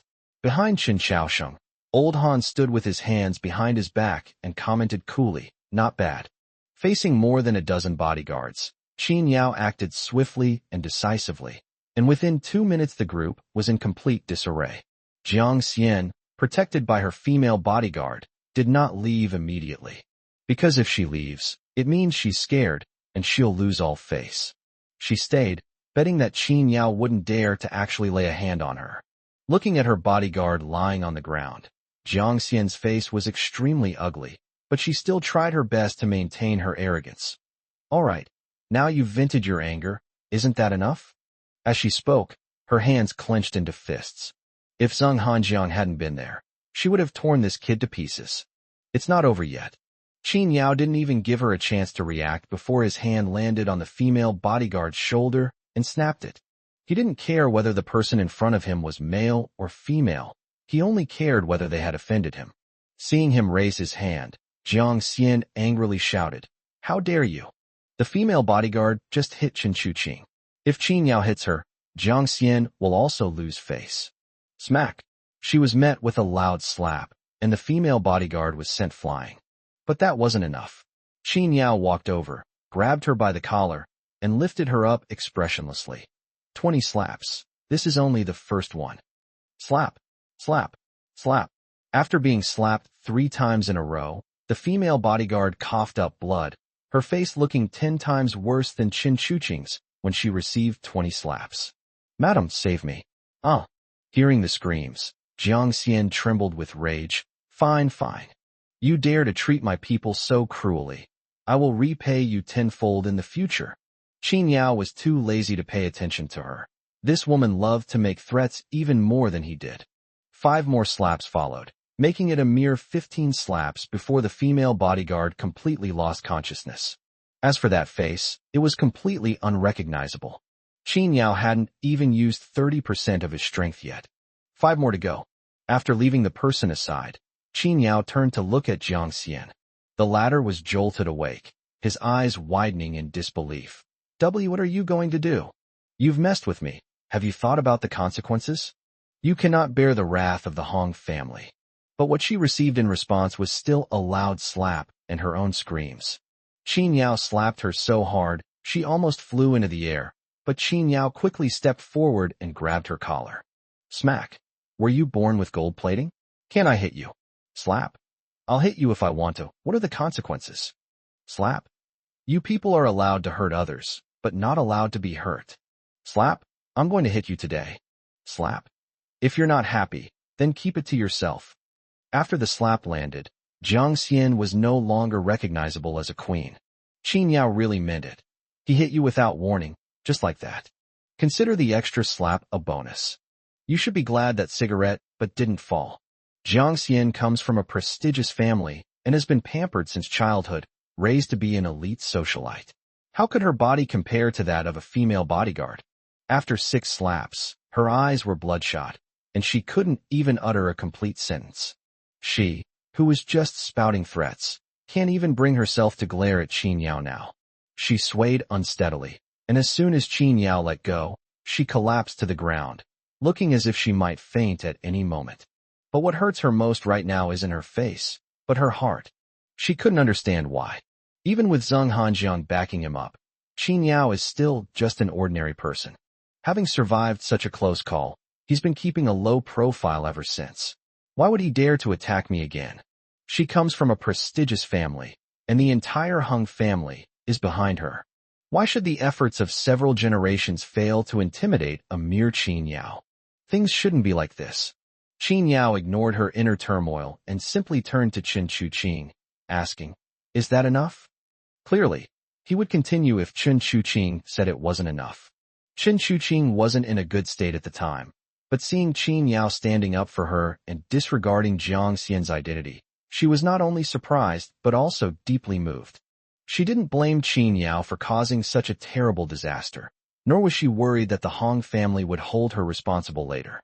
Someone avenges you, but you turn around and blame them for dragging you down with them. Chen Chuqing couldn't do something like that. "That's enough, thank you." After struggling to utter the last 3 words, Chen Chuqing finally fainted. Qin Yao simply had Jiang Xian's bodyguards take her away, saying indifferently, "I'll spare your life for now. It's not that I'm afraid to kill you, but that your life shouldn't be entrusted to me. You'll have to pay for the life of that innocent person you dragged into this." After saying that, he ignored everyone else. Qin Yao would not make another move. The bodyguards, who had been thoroughly beaten, limped over and helped Jiang Xian and the female bodyguard away. They came in grand style and left in disarray. The more glorious they were before, the more ridiculous they are now. Chapter 317. Though far away, we will pursue them. After everyone left, Qin Yao asked Zheng Hanjiang's men to take Chen Chuqing to the hospital first. If the injury is on the face and is not treated properly, it could really cause disfigurement. "Xiao Yao, although I like your style, weren't you a bit too ruthless when you attacked Jiang Xian just now?" With no outsiders present, Zheng Hanjiang then began to speak freely. "The Hong family still values Jiang Xian very much. Although what you did was satisfying, it will cause a lot of trouble in the future." Despite saying that, Zheng Hanjiang showed no fear whatsoever. If he were the one who made the move today, the Hong family would at most come to negotiate with him, and it wouldn't be a big problem. But once Qin Yao made his move, those slaps weren't just aimed at Jiang Xian, but at the Hong family's reputation. "Yes, brother Qin." Chen Chaoxing agreed with Zheng Hanjiang's words. "Old Zheng is right. You humiliated the Hong family today, and they will retaliate even more fiercely afterward. They might even come after you without considering the consequences." Qin Yao smiled calmly and asked in return, "May I ask you too, if I don't take action against Jiang Xian today, wouldn't that be considered a slap in the face to the Hong family? Whether the Hong family fights one bodyguard or a group of bodyguards, it makes no difference." They were not angry that Qin Yao had hit someone, but that someone like Qin Yao had hit someone from their Hong family. As Zheng Hanjiang said, if he had been the one to hit Jiang Xian today, the Hong family probably wouldn't have even asked for an explanation, and the matter would have been dropped. Qin Yao was just an ant in their eyes. They would be very angry if an ant jumped up and attacked someone. Let alone a person. Even if Qin Yao kicked their dog today, the Hong family would be very angry. Because in their eyes, people like Qin Yao are only fit to be slaughtered, and if they resist, they will retaliate to the end. Upon hearing Qin Yao's words, the two immediately understood. Since the Hong family won't let me off the hook whether I hit Jiang Xian or not, why should I let her leave with her head held high? Besides, the Hong family wants to be at odds with me. Little do they know, I've been waiting for them to be at odds with me. Since we're aiming to catch big fish, let me make this slap in their faces even louder." Zheng Hanjiang was quite impressed by Qin Yao's composure. "Very good. You have such spirit, you truly deserve to be called." Realizing he had said too much, Zheng Hanjiang quickly changed the subject. "The man my granddaughter has her eye on." Qin Yao sighed helplessly. "Old Zheng, The way you're talking makes it sound like you really want me to marry into your family. Zheng Hanjiang laughed and said, if my granddaughter can marry you, she'll be lucky to be married to you. Chen Xiaosheng listened with a smile, without interrupting. After the two finished speaking, he asked curiously, by the way, brother, I saw Jiang Suilu here earlier. What's going on? Do you have some grudge against him? It wasn't surprising to see Jiang Suilu there. After all, everyone knows that the Sichuan Martial Arts Alliance and the Hong family are now closely allied, so it's not unreasonable for Jiang Xian to bring in people from the Martial Arts Alliance to support her. However, after hearing what Jiang Suilu and Qin Yao said later, there must have been a different story behind it. There was no point in hiding it, and Qin Yao quickly explained the whole story in a few words. This Jiang Suilu, at his age, has no self-respect? After hearing this, Zheng Hanjiang was a little unhappy. I already said I'd treat him if I was in a good mood. Why is he in such a hurry? Besides, who gets medical treatment without paying? What? You think you can get my help for nothing? Qin Yao smiled and said, I think he realized that I have designs on the Martial Alliance or the Hong family, and he's afraid that I'll make a request that will put him in a difficult position, or that I'll use him to take control of the Martial Alliance. So instead of passively waiting for me to offer him terms, he might as well take advantage of my misfortune and offer me terms instead. Unfortunately, he crossed a line that I cannot tolerate. Whether to treat it or not, it really depends on my mood now. The other two understood. Jiang Suilu is also a cunning and shrewd man. He is afraid of death, wants to get treatment, but doesn't want to pay too high a price. That's a bit like being a deadbeat. Chen Xiaosheng then raised a point. But Jiang Suilu has been in the martial arts world for decades and has some connections and methods. What if he really finds someone to treat him? There's even less to worry about that. Qin Yao waved his hand. Not to mention that there are very few people in this world who can cure him. Even if it exists, he would have to spend a lot of time looking for it. And now, he doesn't have much time left. Hearing this, Chen Xiaosheng felt much more at ease. As for the remaining tasks, such as finding the police officer, who might actually be the murderer, and obtaining confessions from Sun Dalong and the station chief, he didn't need to handle them. With just one phone call from Chen Xiaosheng, Qin Yao's innocence could be easily cleared. Even if the Hong family still wanted to get involved at this point, they had to take Zheng Hanjiang into account. Incidentally, Qin Yao also asked Zheng Hanjiang to send someone to keep an eye on Zhao Ming's family and the girls at Huang Ying's gathering. Don't worry about that. I heard you had a problem on the phone, and I immediately sent someone to check on it. With me here, your family will be fine. As for that young girl, she's already an artist under my Huang Ying Entertainment. Whether you want to touch her or not depends on whether I, Zheng Hanjiang, am willing. Qin Yao was somewhat surprised to hear that the young girl had already signed a contract. However, Zheng Hanjiang saw through his thoughts and laughed. Don't overthink it. She came to apply for the job and followed the proper procedures. Knowing that you were the one who recommended her, Su Xian personally interviewed her and said she has the look of a star. This can be considered a good connection. Qin Yao smiled knowingly. Then thank you very much, Elder Zheng. After making a fuss until midnight, Zheng Hanjiang did not stay long and went back with Bo Shalai. Qin Yao got into Chen Xiaosheng's car and went straight to his house to rest. It was so late, and it was quite a distance to go back to Mianlong. Plus that road would definitely be congested tonight because of the accident. On the way, he took the opportunity to talk to Chen Xiaosheng about the Zhu family's affairs. Tomorrow, the Zhu family will send someone to negotiate with Chen Xiaosheng, and Zhu Cunliang will have no choice but to hand him over. It's hard to say whether anyone from Yangwu will come, but regardless of whether anyone comes, Chen Xiaosheng will definitely not hand Qin Yao over. Qin Yao didn't really take this matter to heart. If the people from Yang Kingdom don't come, that's fine. But if they do come, they'll only leave empty-handed. Qin Yao remained calm and casually asked, "What time tomorrow?" 8 o'clock in the morning. Then came another soft sigh. It's a pity. The people need to be handed over, and the lab needs to be reopened. If there really is some conspiracy in Yang country, I'm afraid. Qin Yao chuckled. There's nothing to be afraid of. As for the Yang Kingdom, whether it's a conspiracy or an open scheme, we only need to follow one principle. If friends come from afar, though they are far away, they shall be punished. Chapter 318, The Mere Dragon Kingdom. Chuanzhong Airport. A Gulfstream helicopter slowly glided into the track and came to a smooth stop on the tarmac. Dozens of staff members were busy at work, while a convoy of black Mercedes-Benz cars had been waiting for some time. But the people on the plane didn't show up for a long time. Instead, they were singing and dancing in the cabin. There were only a few passengers on the private jet. Excluding the bodyguards, a young man in his early 20s was currently embracing two top female celebrities from China, holding a glass of red wine, and the three of them were huddled together, whispering something. Judging from the two women's blushing faces, it's not hard to guess that they were talking about something erotic. The young man was decked out in designer brands from head to toe, and his Patek Philippe, worth millions, was dazzlingly bright. Sitting opposite him were a man and a woman. In stark contrast to the image of a spoiled young playboy, this middle-aged man exuded a chilling aura from head to toe. Even though he's resting with his eyes closed, you always feel like he's staring at you and locking onto you. Although he was also wearing a suit, he looked much more understated than the young man.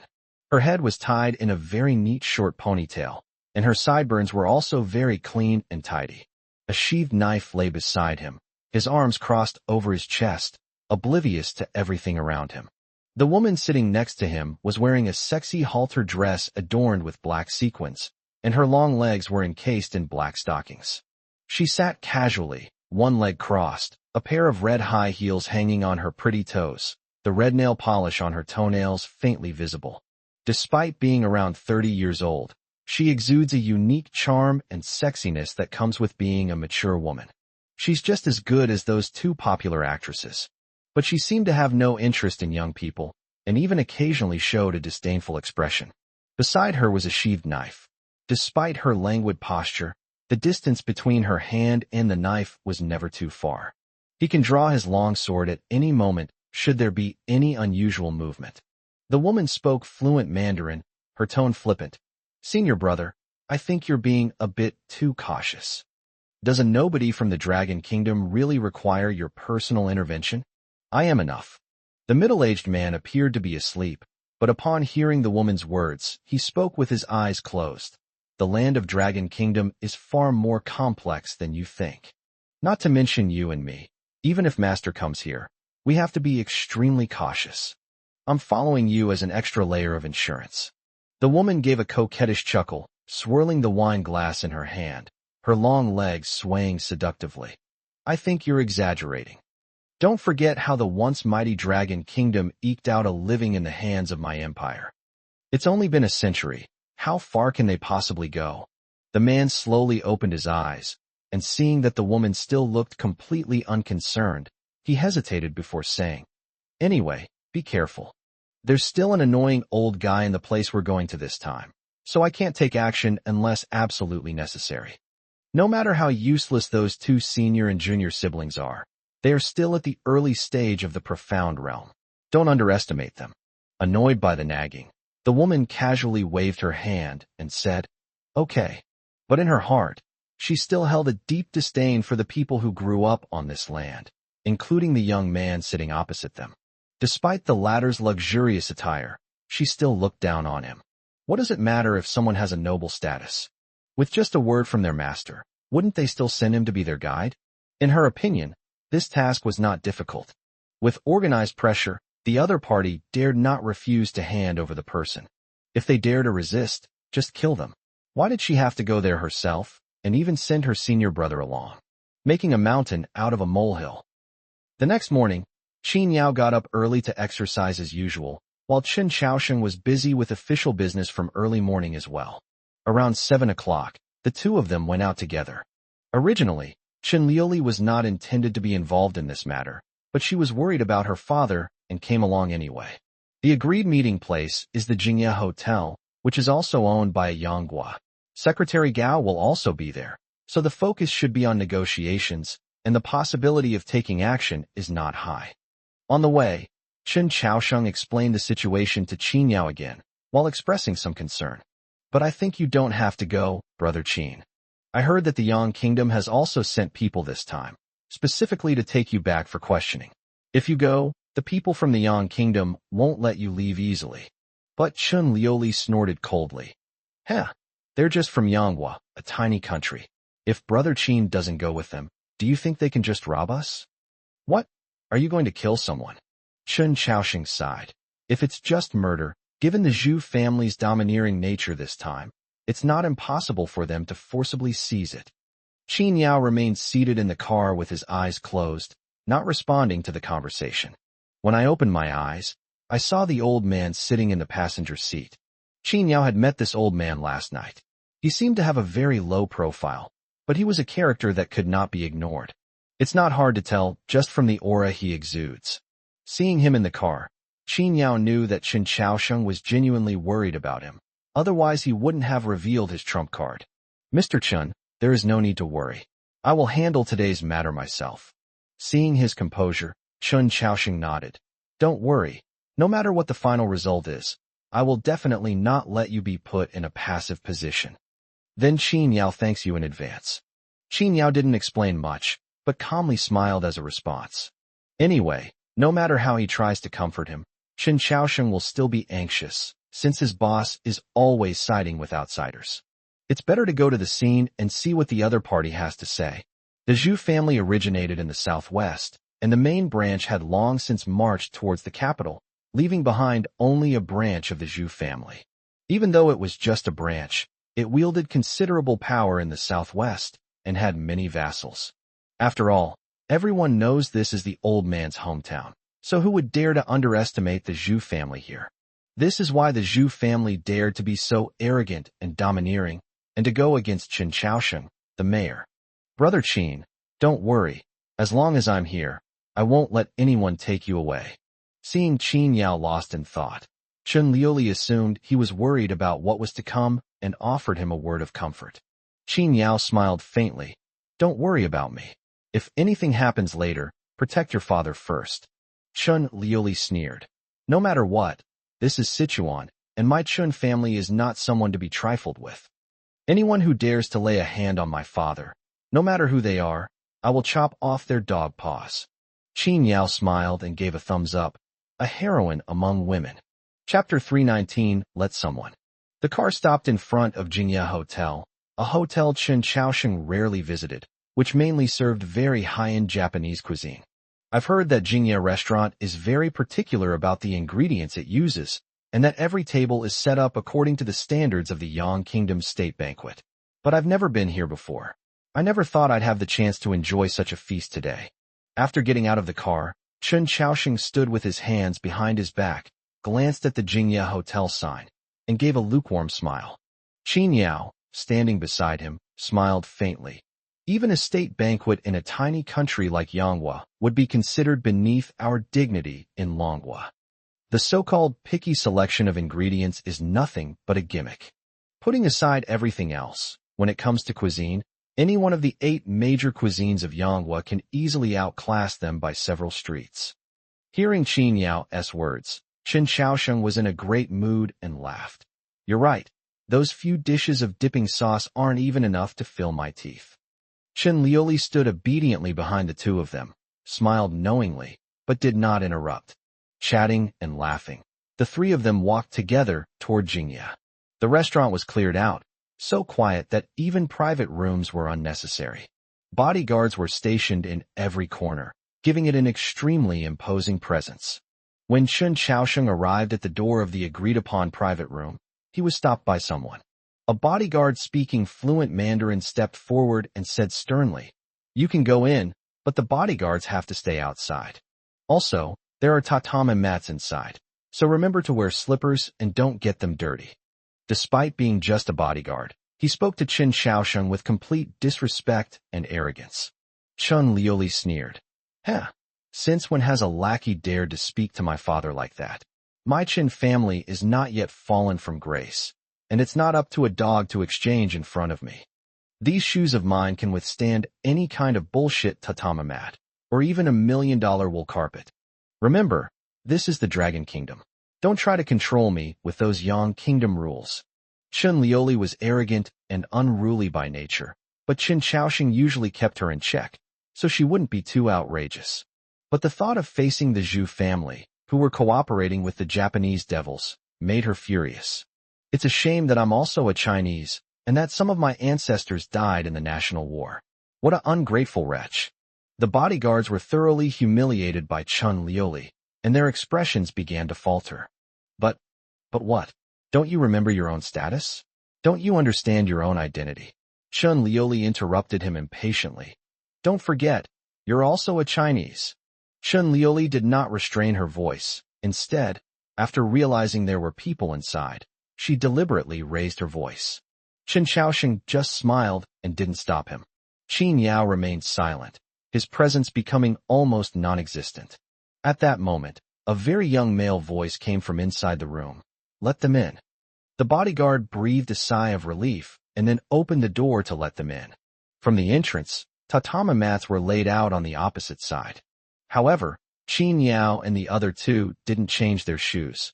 They simply wiped them on and walked into the private room. The private room was very large and designed in the style of ancient Yang Kingdom.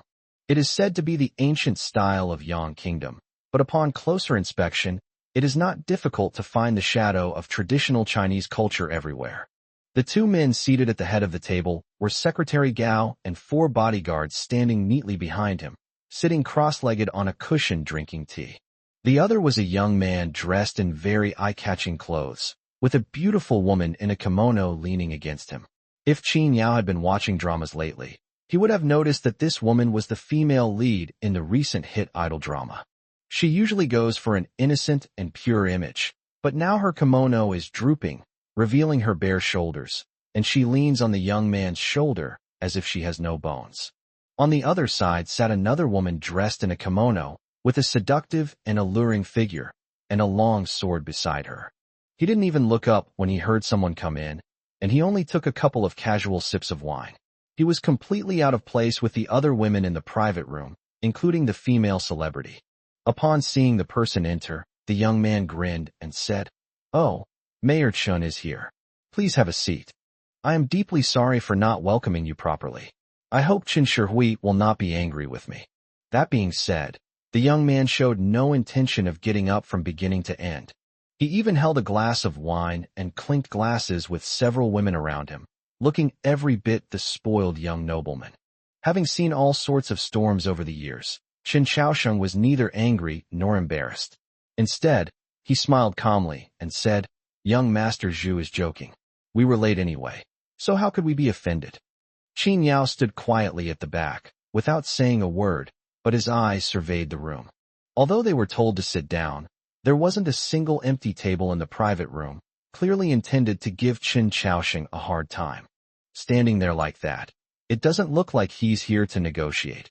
It looks more like Chen Xiaosheng has come to listen to a lecture on his own. Chun Lioli frowned and walked directly to the woman in the kimono. "Excuse me, this should be my father's seat, right?"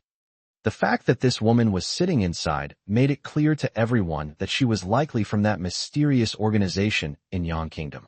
But Chun Lioli wouldn't take a slap on an organization that was so low class, especially one from the Yang Kingdom. The woman in the kimono remained silent, glancing indifferently at Chun Lioli. Before she could speak, Secretary Gao interjected. "Mayor Chun, on such an important occasion as today, you should really keep an eye on your daughter.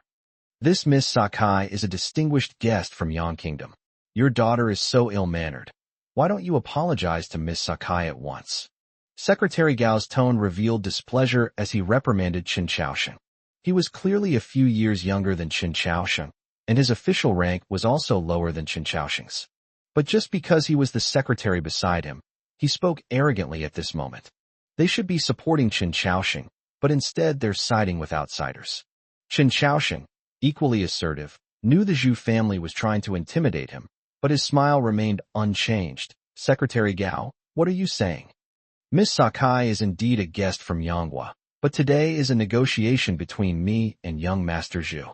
It would be more disrespectful for unrelated people to be present here. I, Chen Xiaosheng, am of low status and not a big shot, but I am at least representing the official side of my Dragon Kingdom.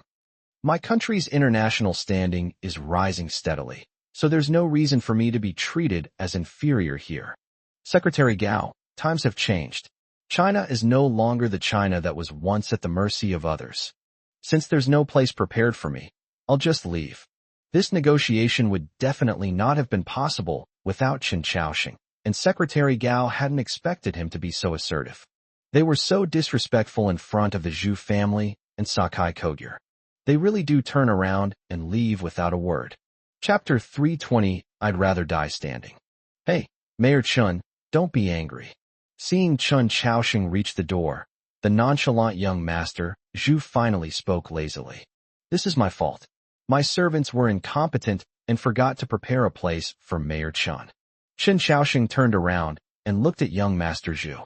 With a wave of his hand, 2 bodyguards immediately brought over a female waitress from the corner. He twisted her arm and pressed her head, showing no tenderness or pity whatsoever. Young Master Zhu looked at her with a smile, his face clearly full of affection, yet it gave off a somewhat sinister feeling. You dare to neglect my distinguished guest? You must be tired of living. I'm so sorry, I didn't know there were guests. I was just following instructions. The waitress was terrified and waved her hands repeatedly, trying to explain. Young Master Zhu waved his hand dismissively. All right, you don't need to explain to me. I only care about the results, not the explanations. Whether you acted on your own initiative or followed orders, the result is that Mayor Chun has no seat and has lost his temper. So, someone has to take responsibility for this.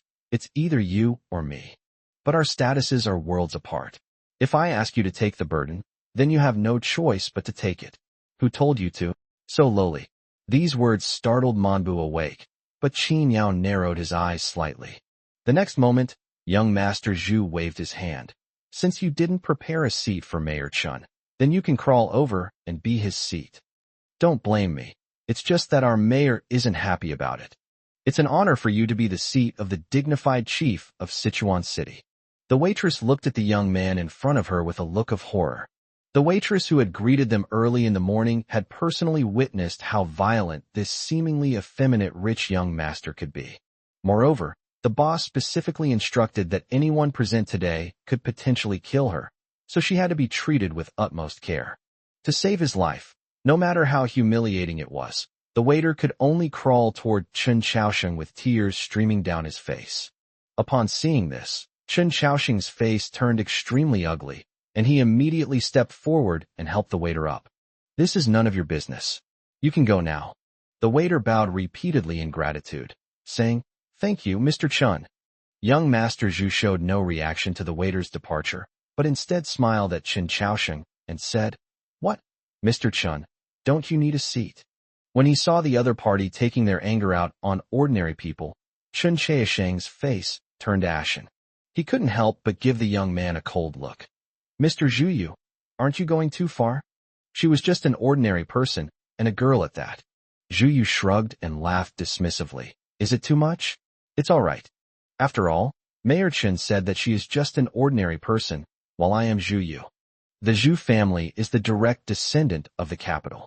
As long as my grandfather and father are in power, even if I chain her to my doorstep and raise her like a dog, it wouldn't be too much, would it? There's nothing we can do.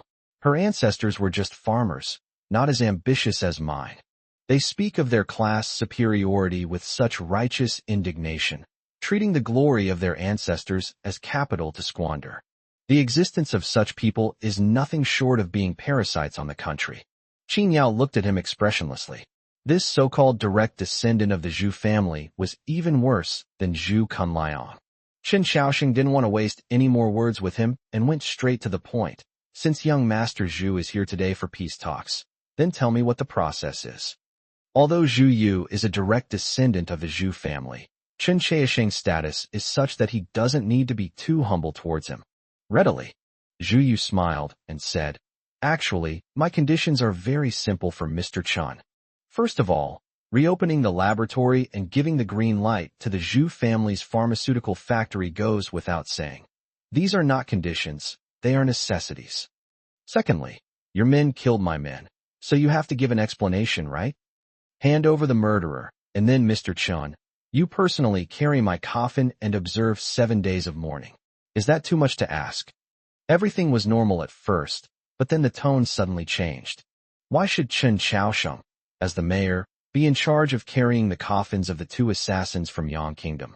Qin Yao understood the Zhu family's intention, to use this opportunity to warn Qin Chaosheng and remind him that even as the mayor, he should know who he cannot afford to offend. This is a deliberate attempt to humiliate Qin Chaosheng. Impossible. Chen Liulai was the first to disagree, her beautiful eyes blazing with anger. The duel that day was arranged by your Zhu family, and it was your Zhu family that violated the agreement by sending people to ambush us. Two mere assassins from Yang Kingdom think they can make my father carry the coffin and the spirit tablet? Huh. Zhu Yu glanced at Chen Liuli, his eyes still filled with confidence and a smile, then turned to Secretary Gao. Secretary Gao, my father and your boss have made things very clear. Since we're cooperating, we can't just give away our benefits for free, right? No need for compensation, we don't need it. But if such a small request can't be met, then I'm afraid our agreement will be. Secretary Gao frowned immediately upon hearing this. For their faction, losing some face over a mere Qin Chaosheng is of no loss whatsoever. But if the other party suddenly changes their mind and withdraws the concession, that would be a big problem. He slammed his cup down on the table with a stern face. Qin Chaosheng, what do you mean by this? Do you expect the big boss to call you personally?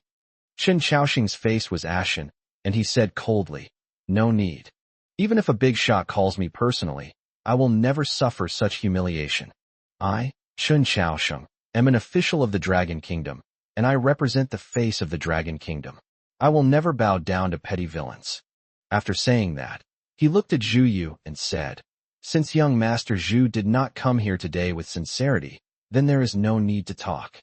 I, Qin Chaosheng, have come this far from nothing, and I am not afraid of returning to being an ordinary person one day. At worst, we'll all go down fighting. This was a plan he had made before he came. Whether it was making him carry the coffin or handing over Qin Yao, both violated his bottom line. I'd rather die standing than live on my knees. The situation is now quite clear. The big boss has completely abandoned Qin Chaosheng for the sake of his own interests. Even if today's matter is resolved, Qin Chaosheng's future official career will be difficult. After all, even the big boss is afraid. Wouldn't a subordinate he betrayed really hold a grudge? So even if we keep him around, he'll just be a pawn, used up for his last bit of usefulness. Liuli Qin Yao, let's go. Qin Chaosheng didn't look at Zhu Yu's face, whose smile was gradually cooling, and turned to leave, extremely resolute. Before Zhu Yu could even say anything to stop them, Qin Yao spoke up. Mr. Chun, please don't be in such a hurry. You have nothing to talk to him about, but I still want to talk to him. Chapter 3:21 I am more noble than you. As soon as Qin Yao spoke, everyone's attention naturally turned to him. The pretty young women next to Zhu Yu glanced at Qin Yao, and then looked away, treating him only as Qin Chaosheng's bodyguard. How dare a mere bodyguard interrupt in this kind of situation? Another one who's tired of living. Sure enough, after glancing at him, Zhu Yu waved his hand dismissively. You bastard, do you think your bodyguard has the right to interrupt when I'm talking to Mayor Chen? Mayor Chen, it seems your bodyguard is rather incompetent. Here's what we'll do. You leave him here, and you can take any 2 of my men with you. Give me a week, and I promise I'll train him into a well-behaved dog. Zhu Yu smiled, his tone flippant. How could he not know that Qin Chaosheng's bodyguards were left outside, and that those who were able to come in were all his trusted confidants? It was nothing more than embarrassing Qin Chaosheng. Sakai Kogyo noticed Qin Yao at this moment, because he had been so inconspicuous that she hadn't even noticed him. Only when Qin Yao spoke did she finally see this man. So it was you who killed my God Society members? She squinted at Qin Yao with her cat-like eyes, a hint of danger flashing in them. So you've come here today to give my Shinhui an explanation? Qin Yao didn't even bother to look at her. What divine association or not, I don't know anything about it. But if you're talking about those 2 Japanese soldiers, then I did kill them. They come to my dragon land to kill people and cause trouble. If they kill, they kill. What explanation do you need? Qin Yao stood with his hands behind his back, seemingly being interrogated but actually leaning downwards.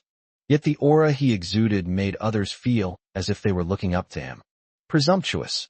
Sakurai Kagure gave a sharp rebuke, her hand already touching her long sword. The people of my divine society, even the lowest-ranking outer disciples, are not people like you commoners from the Dragon Kingdom who can fight and kill them. Even if they were going to attack you, you shouldn't have killed them. You should have just fought them off. Didn't Zhu Cunliang tell you who they were? How dare you? Her pretty face was slightly cold, and her aura was fully unleashed. The person in a superior position was arrogant and aloof, with her chin slightly raised, as if she were a queen of noble status. Qin Yao snorted coldly. What? According to you, I committed a heinous crime by killing them. What if they killed me instead? Then you deserve it. Sakurai Kagure replied without hesitation. Every disciple of my divine society is a chosen one of heaven, a pillar of the empire. You're nothing but an insignificant ant among the masses of the Dragon Kingdom, yet you dare to compare yourself to them? Disrespect for my god is disrespect for my empire. Even if they are officials from your Dragon Kingdom, they must return to Yang Kingdom with me afterward and kowtow and apologize at the gate of my divine society. Even though she was standing on the land of the Dragon Kingdom, this woman was extremely arrogant. In her eyes, she looked down not only on Qin Yao, but on the entire Dragon Kingdom. This nation, which nearly had its backbone shattered by the Yang Kingdom a century ago, remains a defeated foe even a century later. In her view, the fact that the Dragon Kingdom, with its vast territory, could grovel at the feet of the Yang Kingdom 100 years ago could only mean one thing. The people of the Dragon Kingdom have no backbone and no guts. They are all complete cowards and worthless trash. For example, right now, if her master hadn't said he would bring Qin Yao back alive, what difference would it make if she had killed him on the spot? Seeing her confident demeanor and her constant use of the word empire, Qin Yao merely chuckled disdainfully. A mere little island dares to be so arrogant on the land of my Dragon Kingdom? What? Your disciple from that so-called divine society is dead. Are you going to die here with him? You. Sakurai Kagure glared angrily, but was immediately interrupted by Zhu Yu. Hey, Miss Sakurai, please don't get angry. While indulging in revelry, Zhu Yu said with a smile, our Zhu family and the divine society have a cooperative relationship. Now that we're on my Zhu family's territory, Miss Sakurai's matter is naturally my matter. How about leaving it to me to handle? Sakurai Kogure, with a stern face, said arrogantly, you can handle it, but if you can't give me a satisfactory answer, don't blame my cult for invading Sichuan and causing rivers of blood to flow. A cult from Yonghua dares to boast that it will come to Longhua and slaughter them until rivers of blood flow? What a boastful tone. Zhu Yu wasn't angry. He still smiled and said, don't worry. My old man made me personally handle this. So naturally, I won't let Gishin down. After saying that, he turned to Qin Yao and pointed his finger. You heard it all, didn't you? A life for a life, that's only right. I'll give you half an hour. If you need to make a will, then make one. If you need to call your relatives and friends, then make your arrangements quickly. Half an hour later, I will return to Yonghua with Miss Sakurai. I have a bad temper and little patience. If you had been a minute later, I would have had to have someone bring one more of your relatives. Zhu Yu spoke casually, and with just a few words, he sealed the fate of more than one person. It seems that in his eyes, human life is something worthless, not even as valuable as a watch on his wrist.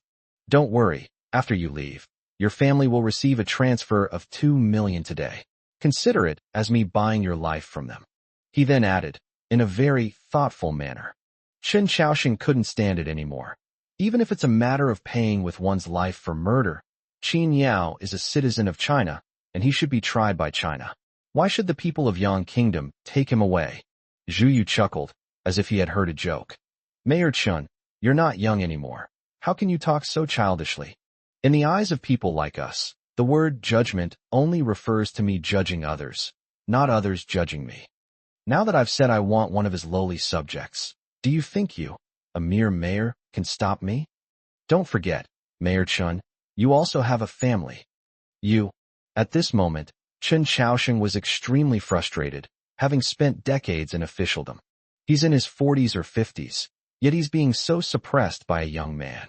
Moreover, he had made a solemn vow before he came, saying that he would do everything he could to ensure Qin Yao's safety. But now, he can't even utter a word in rebuttal. As Zhu Yu said, he also has a family.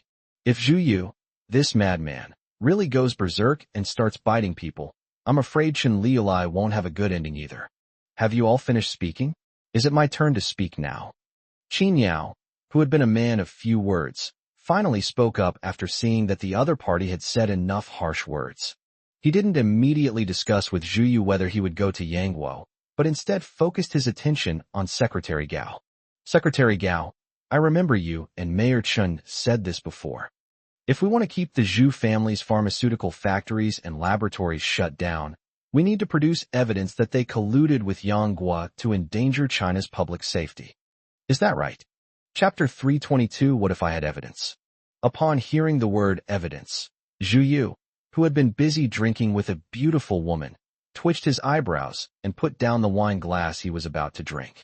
Secretary Gao didn't understand what Qin Yao meant by bringing this up at this time, but he still frowned and said, if you can really produce evidence, even if the big boss of the Zhu family is here, the Zhu family's pharmaceutical factory and laboratory cannot be reopened. As he said this, he glanced at Zhu Yu without making a sound. The latter didn't react much, because Secretary Gao wasn't wrong. Even if the Zhu family wields immense power, they still don't have absolute control over the central government. Even if you sit in the very top position, there will only be more people watching you, not fewer. Putting aside other matters, if it's just for the sake of making money, the higher-ups will turn a blind eye. However, once national security is involved, it should not be underestimated. Despite the constant infighting and internal strife, no one would allow anyone to betray their own people and collude with outsiders to repeat the tragedy of a century ago. If this is confirmed, then there will be no hope of redemption. Let alone Zhu Yu. Even if the old man of the Zhu family were sitting here, he wouldn't express a single word of dissatisfaction with Secretary Gao's words. The problem is, to claim that the Zhu family endangers public safety, we need to provide evidence. But this kid can't possibly have any evidence. Qin Yao smiled slightly and nodded. I'm relieved to hear Secretary Gao's words. Because it's perfect timing, I have the evidence on hand. As soon as Qin Yao finished speaking, he was met with a sneer from Zhu Yu. He even went from scoffing to bursting into laughter. Ha! That's the funniest joke I've heard all day. He smiled, and the women around him echoed his smile, their gazes towards Qin Yao becoming even more disdainful. Is he an idiot? Mayor Chun has been investigating for so long, and the pharmaceutical factory and laboratory have been sealed off for several months, but he still hasn't been able to find a single piece of evidence. You're just a bodyguard, and you immediately claim to have evidence? It's nothing more than hearing that they've been sentenced to death and struggling in their death throes. Little did they know that this would only have the opposite effect, making their own death even more miserable. Sakurai Kagure gave a cold snort, leaving only one sentence. Coward. So afraid of death that they dare to make up such lies. Even Secretary Gao gave him a mocking glance and shook her head slightly. As for the Chun family father and daughter, they became agitated by Qin Yao's words. Because they know Qin Yao, he never does anything he's not confident about, and once he does something, it will always have a result. After Zhu Yu finished laughing, he casually grabbed the woman's shirt next to him and wiped away the tears from the corners of his eyes before looking up at Qin Yao. Come on, don't you have evidence? Oh dear, that's terrible. Such important evidence, if it's proven true, will condemn my Zhu family for the grave crime of treason. Tisk tisk tisk. Thank you. I'm starting to get scared. Please don't take it out. If you do, I might get so scared I'll wet my pants and beg for mercy. His sarcastic remarks immediately drew laughter from everyone, and the female celebrity in his arms laughed so hard she was shaking.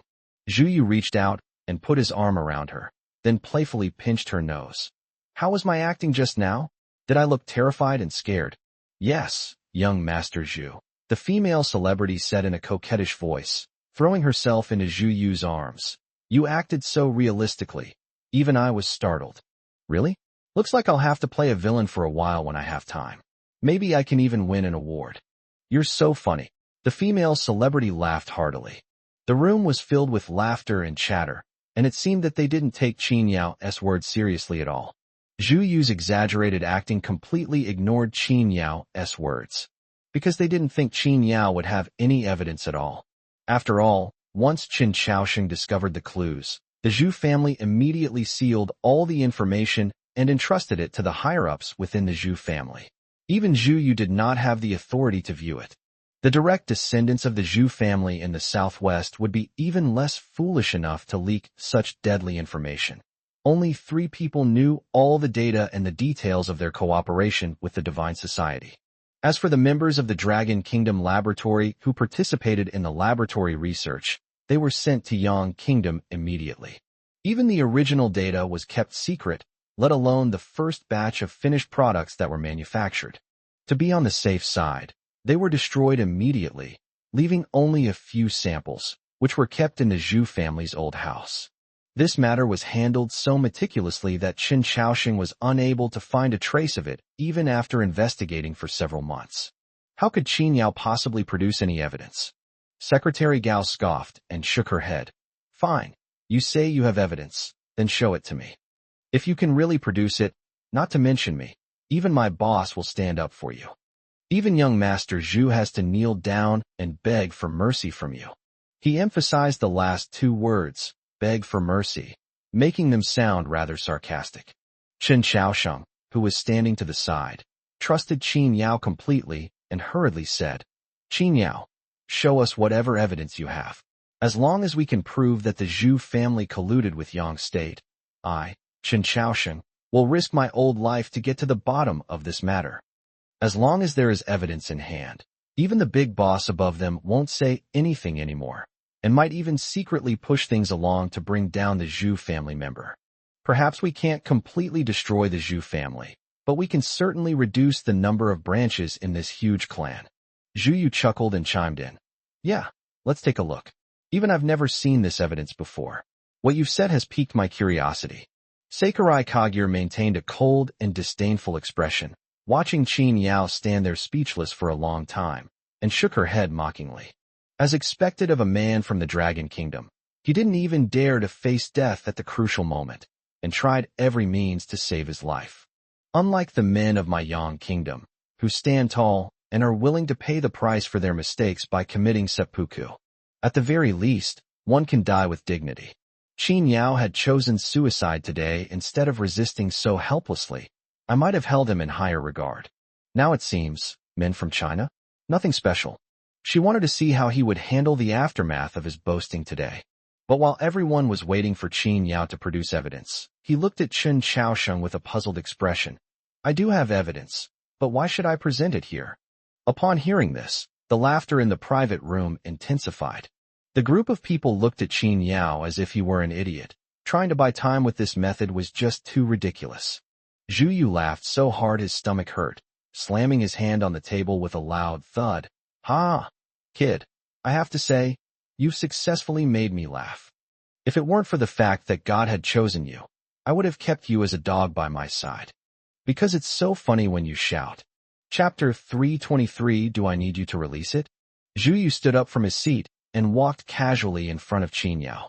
He already had a cigarette dangling from his mouth and said with a grin, I bet you're going to say next. If you want to know where the evidence is, I'll let you go, right? In situations like this, evidence is usually used as leverage to force Zhu Yu to spare his life. But kid, you have to understand, I can let you go. But at the very least, you have to produce something to threaten someone, even if it's just a piece of evidence that it's fake.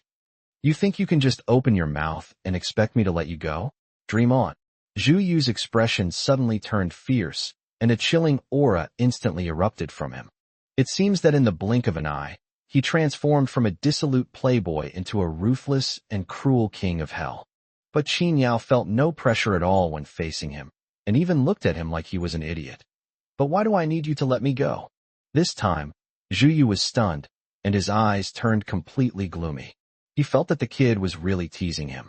What did you say? Qin Yao pointed at his face and said, You are not qualified to say let me go. I never fell into your hands, so how could you say that? And I don't need you to beg me. He didn't ask Zhu Yu to let him go, nor did he ask Zhu Yu to stop exposing the evidence. So what was the purpose of this kid's words just now? Sakurai Kogure had lost her patience and stood up, knife in hand. All right, Mr. Zhu, why waste your breath on him? Haven't you realized yet? He has absolutely no evidence.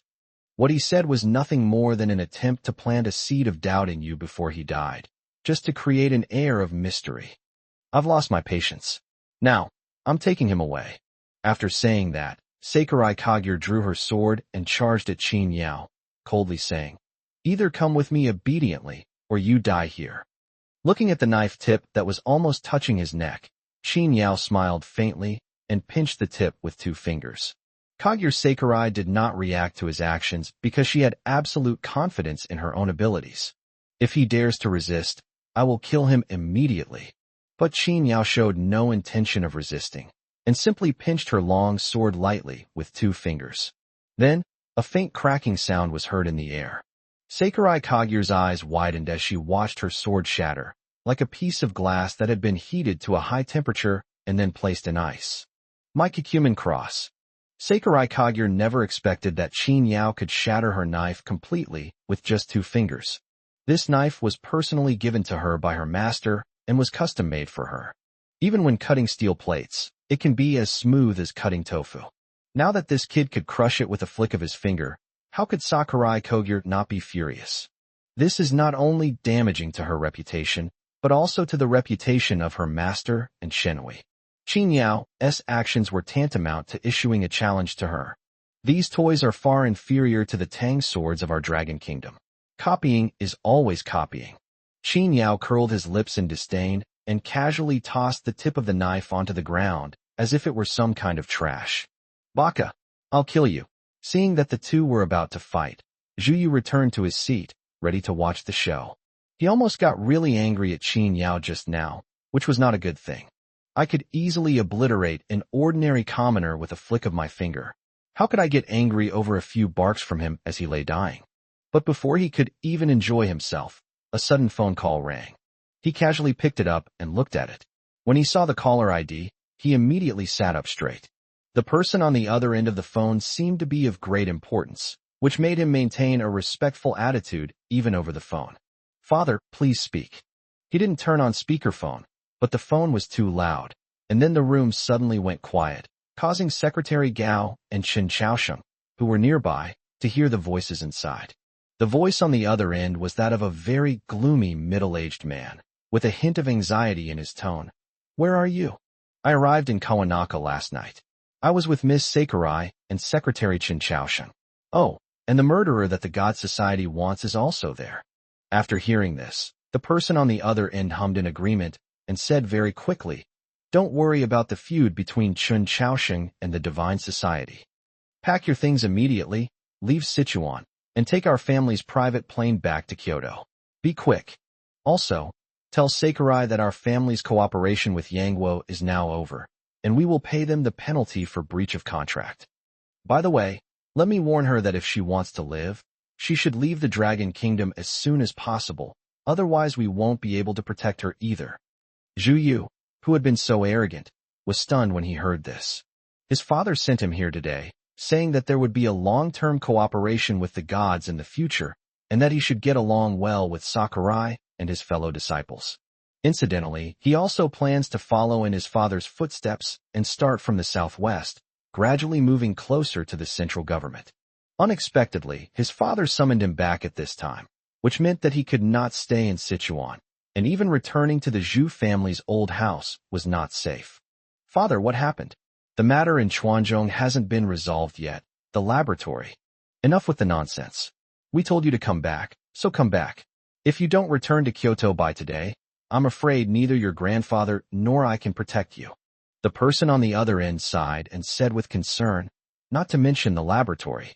Someone has obtained detailed data from our laboratory, as well as the correspondence between us and the Yangwo Audit Committee. Moreover, the reporting process wasn't followed. It was handed directly to Heng Dian. This is a huge problem. If you don't come back soon, I'll have no choice but to abandon you and do everything I can to protect your brother. Think it over."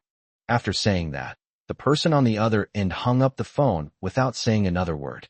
Hearing the busy tone on the other end of the phone, Zhu Yu sat there dumbfounded. Snap!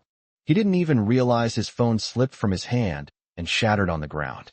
A chill ran from his feet up to the top of his head, causing his body to tremble slightly. "Evidence, evidence," Heng Dian. As he spoke, He realized something and suddenly looked up at Qin Yao. It was you. You were the one who handed the evidence to Hung Dian. It was you. Sakurai Kagura's beautiful eyes widened in shock. She had overheard the conversation. If it was true, then she was in even greater danger than Zhu Yu, and could be detained by Hung Dian's people at any moment. She stared intently at Qin Yao, muttering, "This is impossible. This is impossible." Qin Yao simply smiled faintly. "I've said it before, I don't need you to let me go, nor do I need you to beg me. Because it's no use begging me. Anyone who dares to defy the might of our great nation will face only certain death." Chapter 324. This road is gone. Upon confirming that it was indeed Qin Yao who handed the evidence to Hung Dian, Zhu Yu's eyes turned red. He rushed forward in 2 strides, roaring at Qin Yao. "How dare you? How dare you? You bastard! You have evidence. Why did you hand it over to Hung Dian?" Zhu Yu was so angry that he grabbed his hair and grabbed it, his bloodshot eyes making him look like a raging beast. Although the female companions who were with him did not know what had happened, they knew that something must have happened, and that it was related to Qin Yao. For a moment, everyone's faces turned pale and they dared not speak. Their eyes filled with fear and confusion as they looked at Qin Yao. What is this person thinking?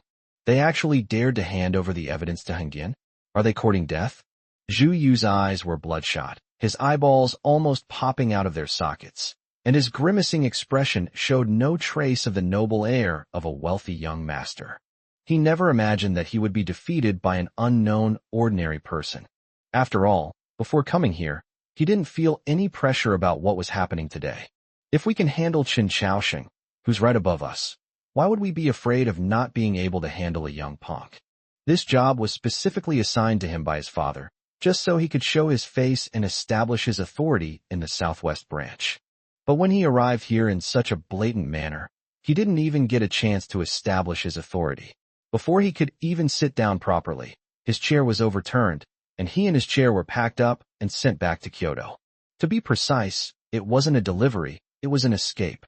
How could a young master from a prestigious family, who had grown up under the protection of his family and was raised in every way according to the standards of an heir, possibly accept such a blow?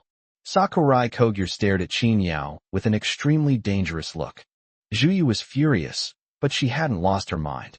The cooperation between the Divine Society and the Zhu family has always been kept extremely secret, and even within the Zhu family, very few people knew about it.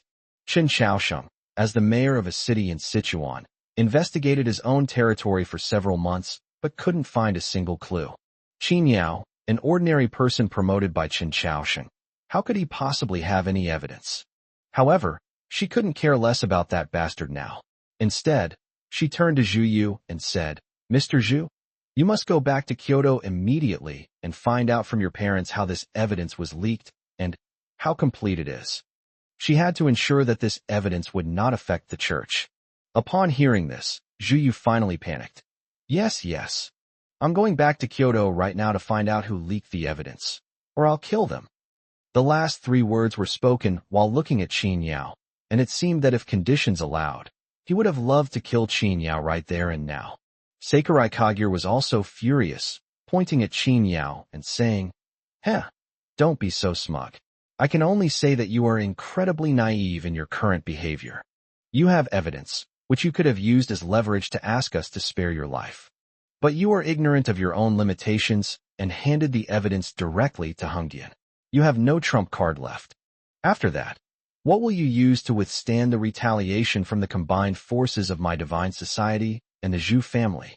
Reminded by Sakurai Kagure, Zhu Yu calmed down.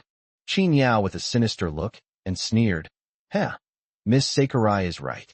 You submitted the evidence to Hung Dian, thinking you could use this trump card to bring down my Zhu family and eliminate future troubles? You're so naive. This method would indeed force the Zhu family to urgently recall Zhu Yu, and Sakurai Kogure would also have to leave the Dragon Kingdom immediately to prevent anyone from discovering her connection with Zhu Yu. In this way, Qin Yao and Qin Shaoxing are both safe for the time being, and the laboratory can only be shut down completely. But once Zhu Yu leaves Sichuan, the Zhu family's enormous machine will begin to operate.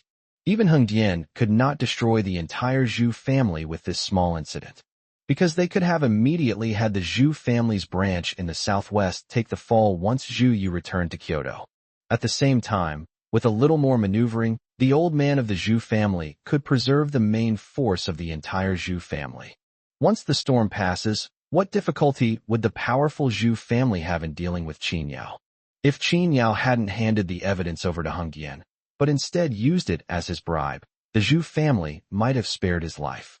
But if he does this now, the Zhu family will be the first to hold him accountable after everything is over.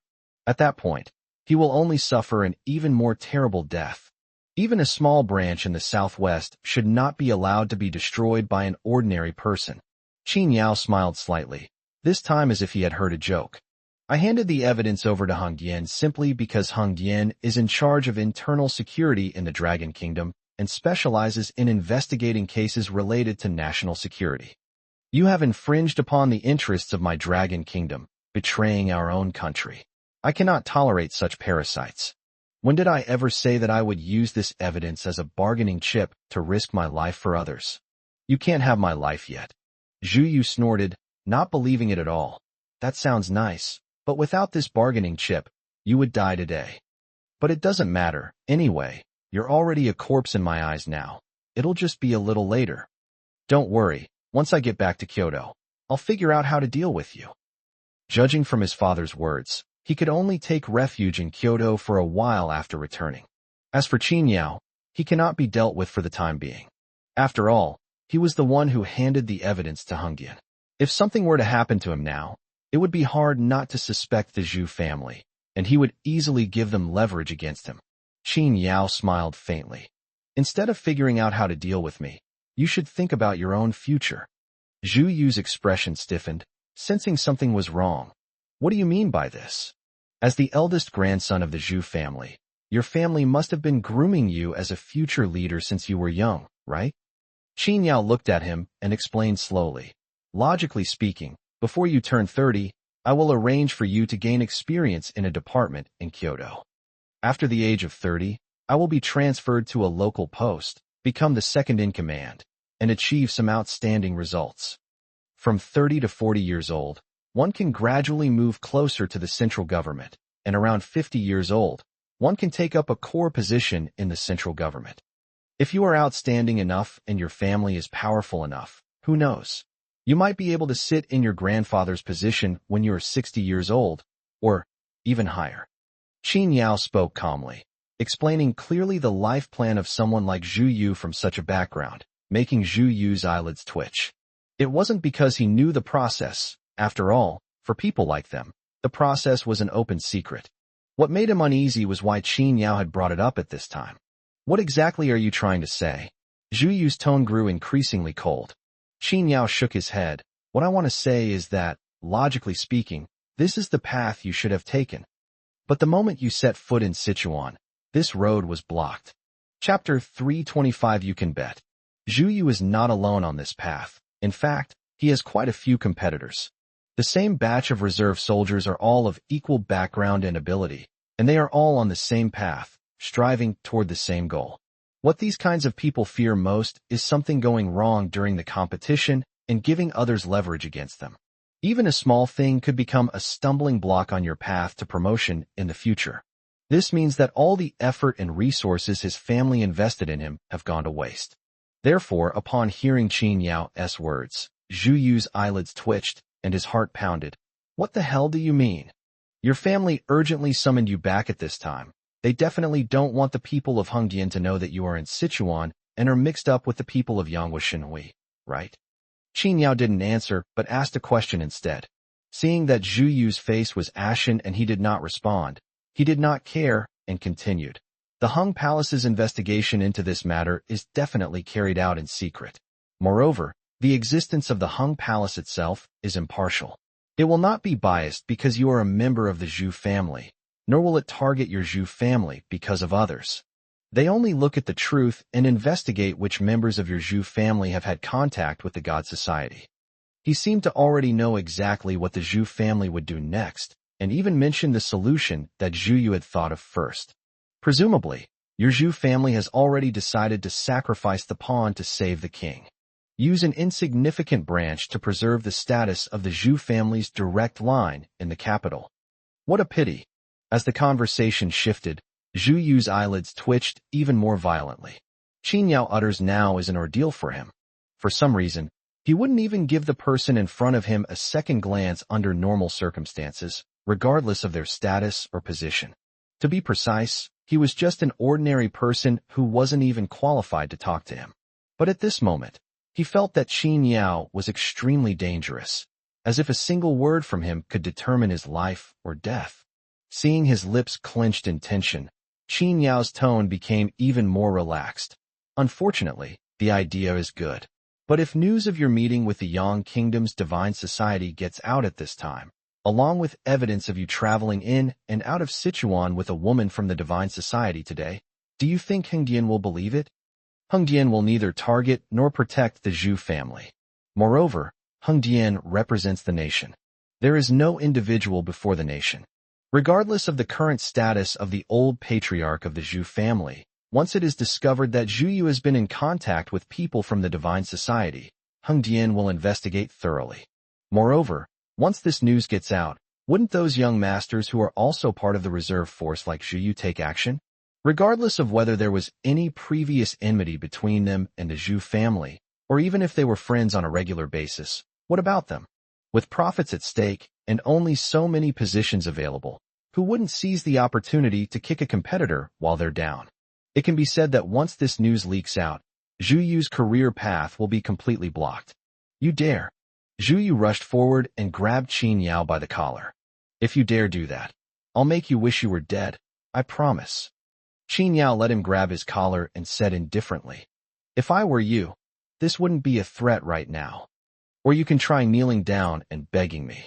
I will consider not revealing the evidence of your contact with Sakurai Kogure. Of course, you can gamble again, and I'll gamble once more that I have absolutely no evidence. The more nonchalant he appeared, the faster Zhu Yu's heart beat, and even the hand holding Qin Yao trembled. The pretty faces of the women traveling with them had already turned pale, and they didn't even dare to breathe too loudly. From that moment on, the topic here was no longer something they could interrupt.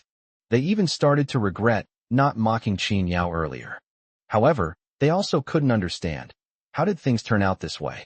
Given Zhu Yu's status, he should have been a force to be reckoned with from the moment he appeared, crushing this ordinary-born kid into the dust.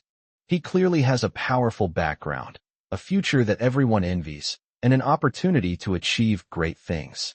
However, in a remote corner of the Southwest, he was outmaneuvered by an unknown, poor boy. It's like he had a bomb and 2 kings in his hand, but a farmer beat him to the last card with a straight, leaving him no chance to play his cards. How could I not feel frustrated? Sakurai Kogure frowned, even though she was now furious at Qin Yao's actions. But she also knew what that evidence meant to Zhu Yu. If you interrupt at this point, you might get blamed. The Zhu family's influence is still quite formidable. As for Zhu Yu, he let go of Qin Yao's hand after glaring at him for a full minute. Then, he slowly knelt down. I beg you. With that kneel, he completely lost face. However, in Sakurai Kogure's eyes, this also meant that Qin Yao's life was definitely over. Not to mention him, Shen Xiaosheng and his female companions present will likely be implicated as well. Because Zhu Yu aspires to higher positions, he would never allow himself to have such a stain on his reputation. When Qin Yao destroys the evidence, that will be his death. Zhu Yu secretly vowed that as soon as Qin Yao produced the evidence, he would immediately have him killed, along with his entire family. Qin Yao looked down at him, his face expressionless. For him, Zhu Yu kneeling down was nothing to be happy about.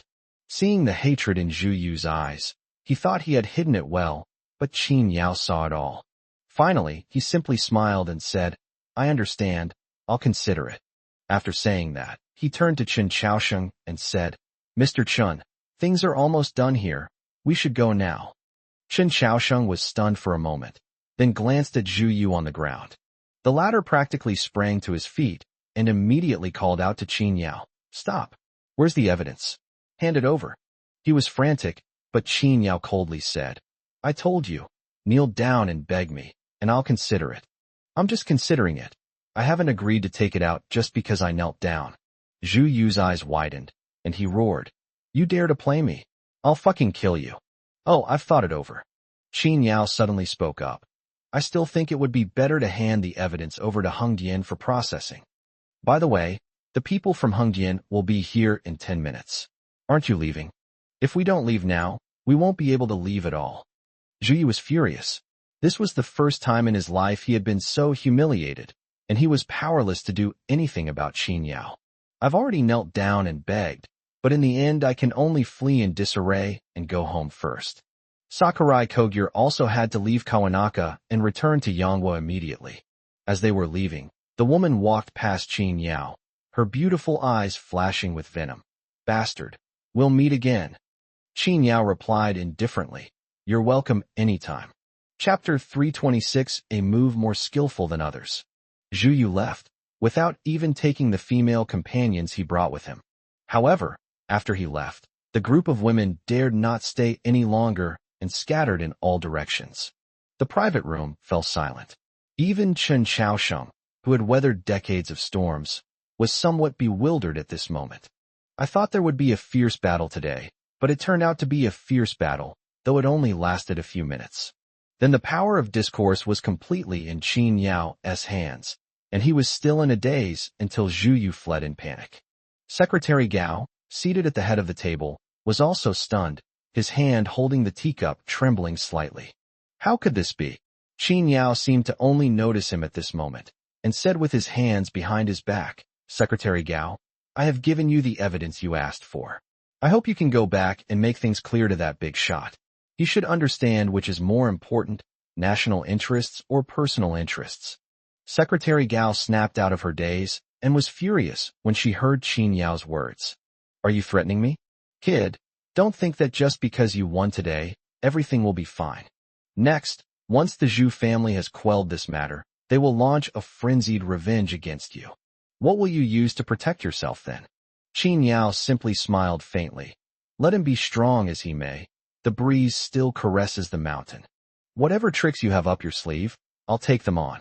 Secretary Gao was speechless and didn't want to waste any more time staying.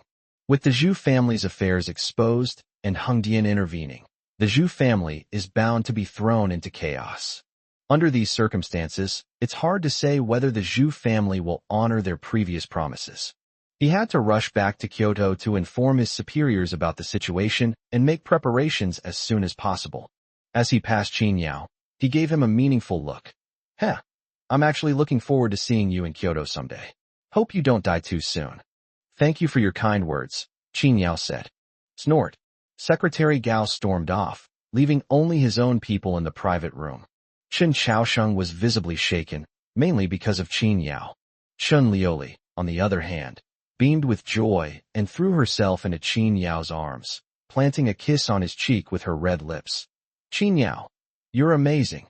Even Qin Yao, who had remained calm under immense pressure, was terrified by her actions and immediately pushed her away. Miss Chun, please be mindful of the impact. What's wrong with this woman? She was so arrogant and haughty when we first met, but now she's becoming more and more frivolous. Even if he's divorced, it doesn't mean he can just kiss you whenever he wants. Besides, Chen Chaosheng is still here. What do you mean by fantastic? This statement is ambiguous. Something's not right, something's very wrong. Qin Yao, who was usually calm, reacts so strongly to her kiss. Chen Lioli pouted in annoyance. Straight man. Chen Chaosheng pretended to turn his head away to look at the scenery, then turned back and said with a smile, Brother Qin, let's get in the car and chat. This is, after all, the place Zhu decided on. There are many people and eyes around. Okay, that's fine. Qin Yao quickly walked out of the private room first. Seeing his hurried steps, Chen Lioli stomped her foot angrily. Running so fast, do you think I'm going to eat you? Chen Chaosheng hesitated for a moment, then finally sighed helplessly. The task is arduous and the road ahead is long. Even in the car, the group tacitly avoided discussing today's topic. It wasn't until they returned to Chen Chaosheng's house that he spoke up. Brother Qin, what you did today really put Zhu Yu in a terrible situation.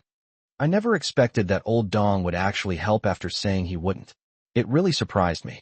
Qin Yao knew what he was trying to test, and said with a smile, "Help? Mr. Chun is mistaken. Elder Dong did not intervene in this matter." "Didn't you take action?" Chen Xiaosheng looked surprised. "If you didn't take action, how did Heng Dian manage to trace it back to the Zhu family? Do you actually have evidence?" From the moment Qin Yao claimed he had evidence, Chen Xiaosheng never believed it was true. Just like when Zhu Yu laughed heartily, it wasn't that he was too confident, but rather that the possibility of this happening was too small. Those who were able to obtain those documents were definitely members of the Zhu family. We're all family. Would we possibly spread something that could harm our family at a time like this? Therefore, Chen Xiaosheng believed that Qin Yao must have asked Elder Dong to help him and used the evidence to trick the Zhu family. The prestige of Heng Dian was undeniable, and even the old man from the Zhu family wouldn't say much. But now Qin Yao says that Elder Dong did not take action.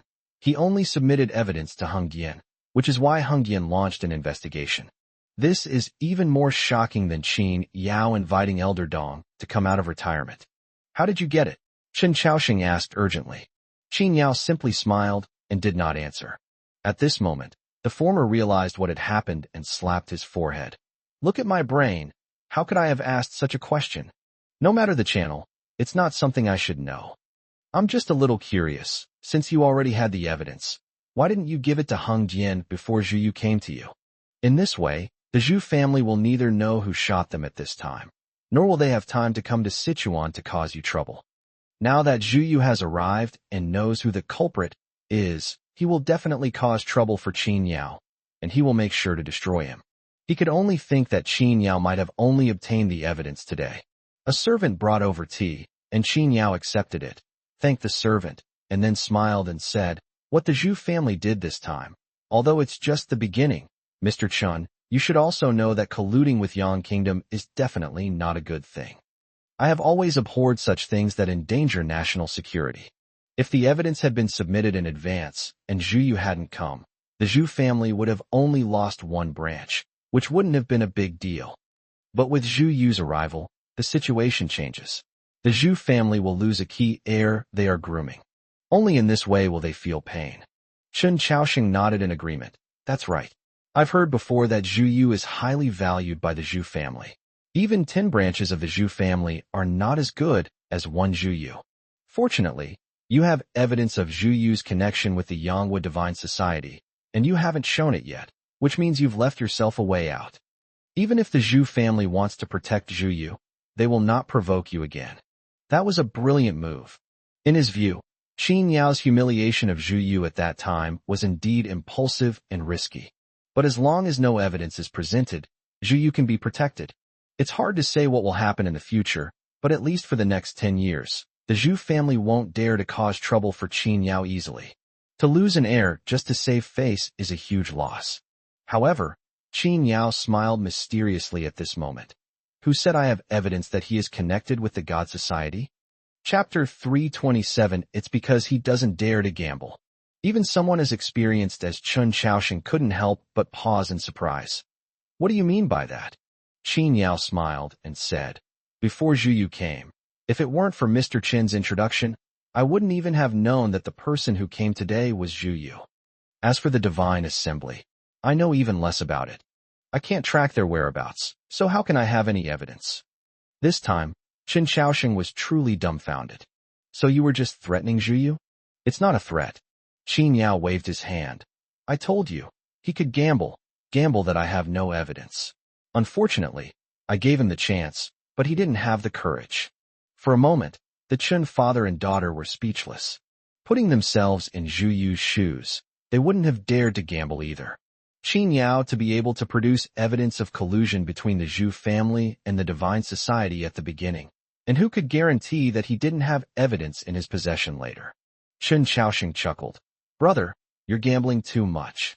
Since there's no evidence and you can't condemn Zhu Yu outright, why offend him again? Whether he kneels or not today, I have already offended him to death. This one more time won't make a difference." Qin Yao smiled indifferently. "However, there is one thing that you are right about, Mr. Chun. Since I have already offended him, I am naturally not afraid of his retaliation.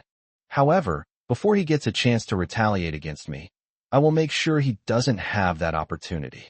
These words were spoken so casually, but if they came from someone else, they would sound like boasting. But when Qin Yao said that, people couldn't help but believe him. Chen Xiaoxing didn't interrupt, waiting for him to finish his sentence. Zhu Yu and Sakurai Kogure can't leave Kawanaka today, because the people from Hengdian didn't arrive in 10 minutes, but they were already waiting for them. Qin Yao was certain that since the Zhu family wanted to put pressure on Chen Xiaoxing, they would not only send one branch of the family, but also the direct line from the capital, and these would definitely be influential figures within the family. This incident not only involves the Zhu family's reputation, but also provides an opportunity for the direct descendants to gain face in front of the collateral branches. To put it bluntly, it's about telling them, look at you bunch of useless people, you've been struggling for so long and still haven't gotten it done, but I can solve it just by showing up. Therefore, when Qin Yao handed over the evidence to Hengdian, he also revealed that the direct descendants of the Zhu family would meet with the people of the Yonghua Divine Society in Sichuan. Although the location and time were not specified, given the power of Hengdian, they have probably already set up a control point. Neither Zhu Yu nor Ying Jing are leaving. After listening, Chen Xiaoxing remained silent for a long time, his gaze towards Qin Yao trembling slightly. He was once again certain that his judgment of people was absolutely correct. Qin Yao's strength, intelligence, and shrewdness far surpassed those of his peers.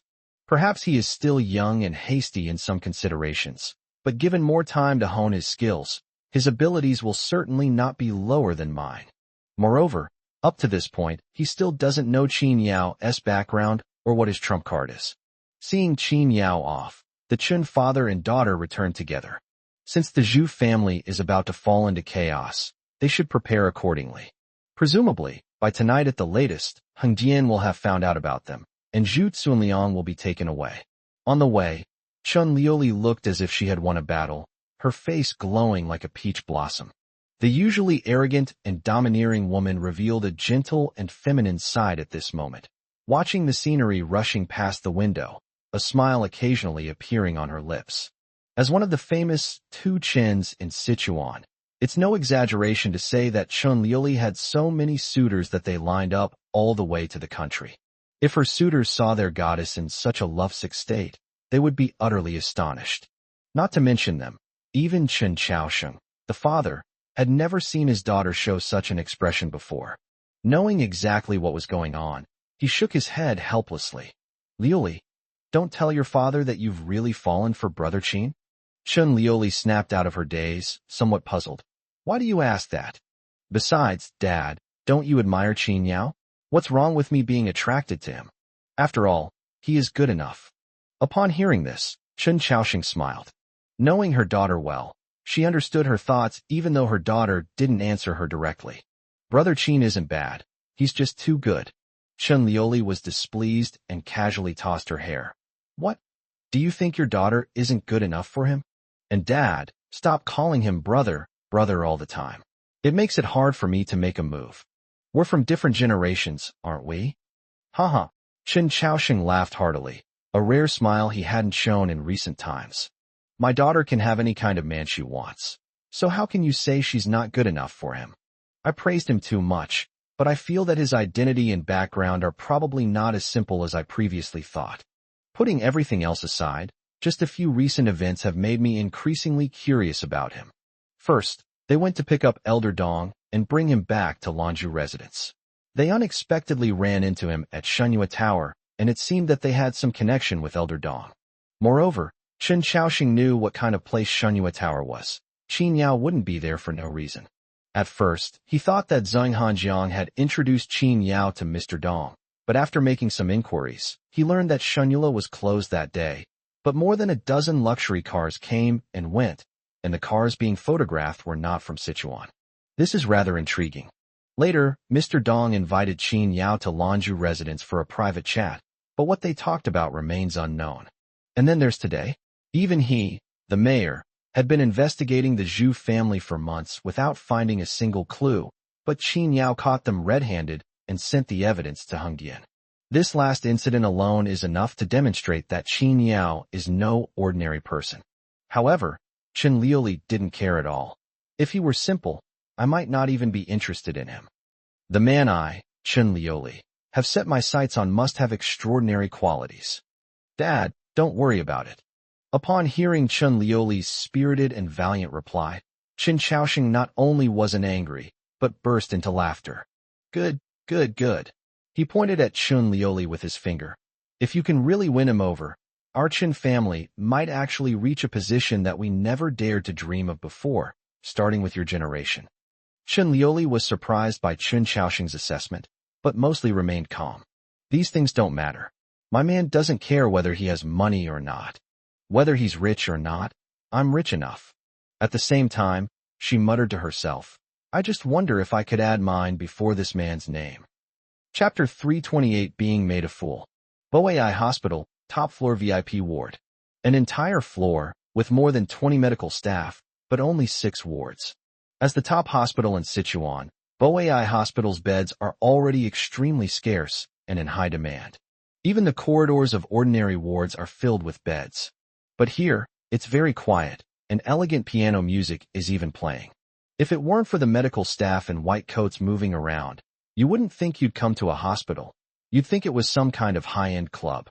Even the elevator is a separate room, completely isolating this place from the humans suffering downstairs. Bang! A loud bang echoed from a hospital room, followed not by a roar, but by a middle-aged man in his early 50s asking menacingly, What?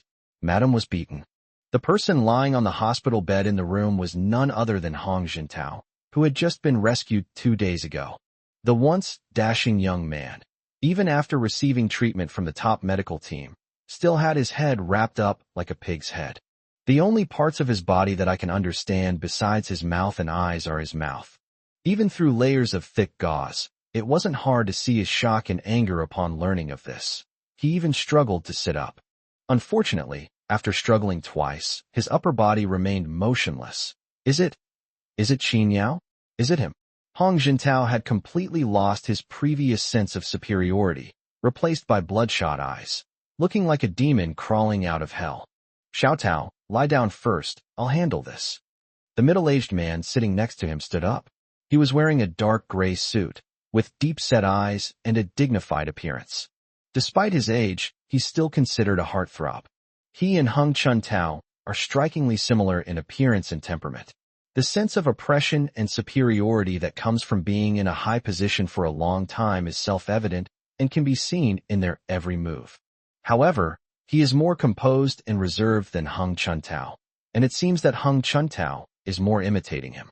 As for his name, it is known to everyone in Hualan District. He is Hong Mingkong, the current general manager of the Hong Group and the father of Hong Jintao. As soon as he stood up, his imposing presence, though not angry, made the subordinates standing in front of him tremble and constantly wipe the cold sweat from their foreheads with handkerchiefs. Yes.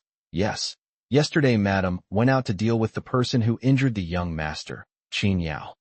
But according to the ladies' people, that boy was already arrested yesterday. If we just detain him for one night, we can prepare all the evidence to frame him.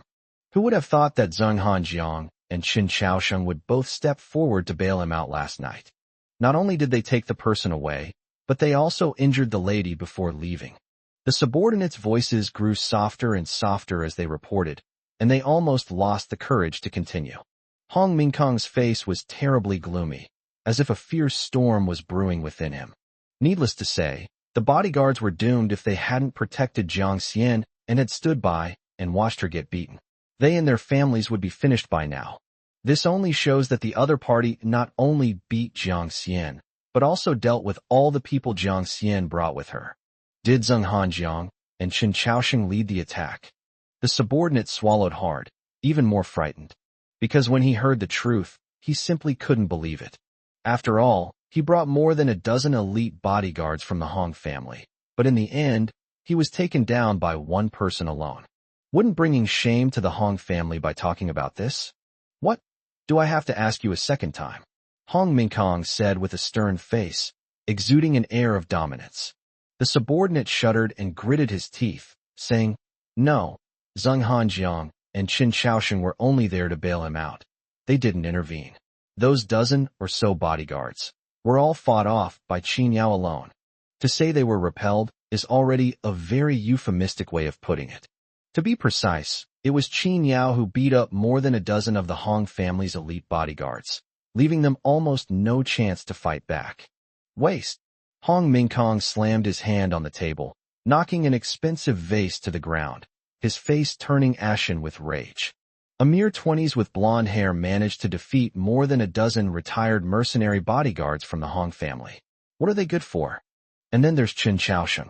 It's one thing for old Zheng to act strangely, but after all, the strength of the Jelevi is undeniable.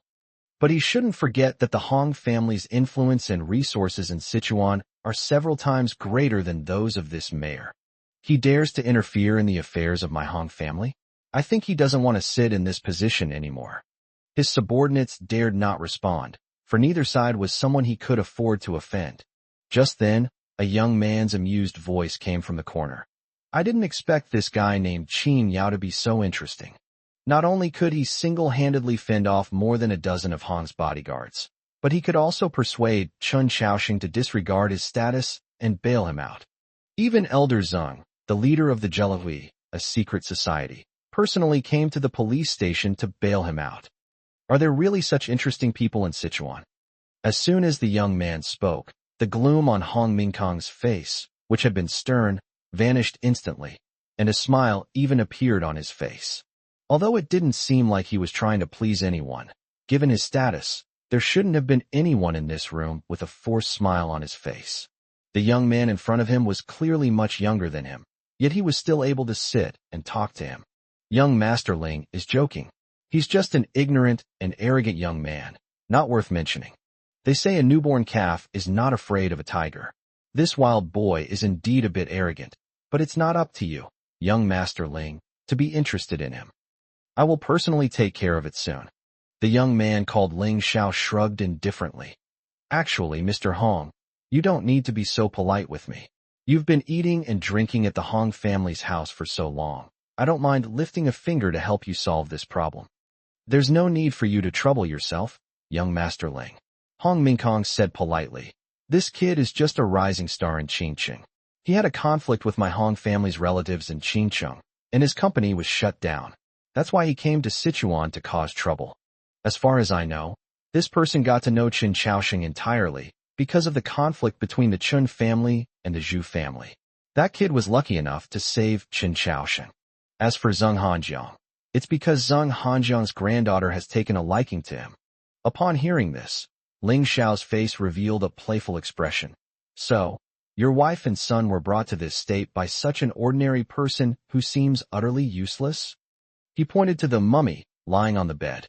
Qin Yao fell silent. But when he thought of the identity of this distinguished guest, whom even his own grandfather had to personally receive, he didn't dare to utter a single word. As for Hong Mingkong, he looked extremely embarrassed. Ling Xiao stood up and said coldly, I'm not cooperating with your Hong family because I want to be made a fool of by a mere brat. If I can't handle this kind of small matter well again, I won't come next time. Because I will directly consider whether you are suitable to be my partners. Take care of yourself. Hong Mingkong saw the person off with a forced smile, but his face turned as black as the bottom of a pot after returning to the ward. He slammed his fist on the foot of the bed, glanced at his injured son, and said in a deep voice, Don't tell the old man about this yet. I'll handle it. Qin Yao, Qin Yao. Chapter 329, The Storm Rises Again. Qin Yao did not go straight home, but instead accepted an invitation to go to Shenyue Tower to have tea with Zheng Hanjiang. Shenyue Tower is closed again today, so that I can have tea with Qin Yao. An old man and a young boy sat in an elegant courtyard, by an artificial pond, each with a fishing rod beside them. However, neither of them paid any special attention to it.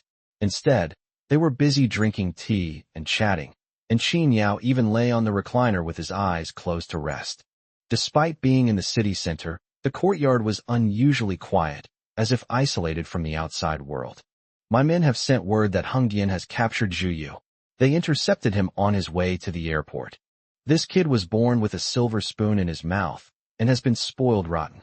Knowing full well that he was running away, he still insisted on riding in a luxury car, as if he was afraid that the people of Heng Dian wouldn't recognize him. If he had taken a taxi, he might not have been discovered.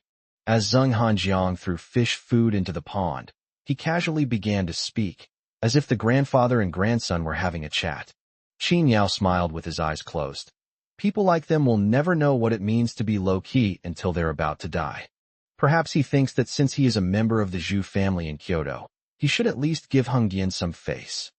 Or perhaps he couldn't let go of his status, and even when he was fleeing, he didn't want anyone to see his disheveled state. Just like I said, he has a whole host of bad habits that are incurable.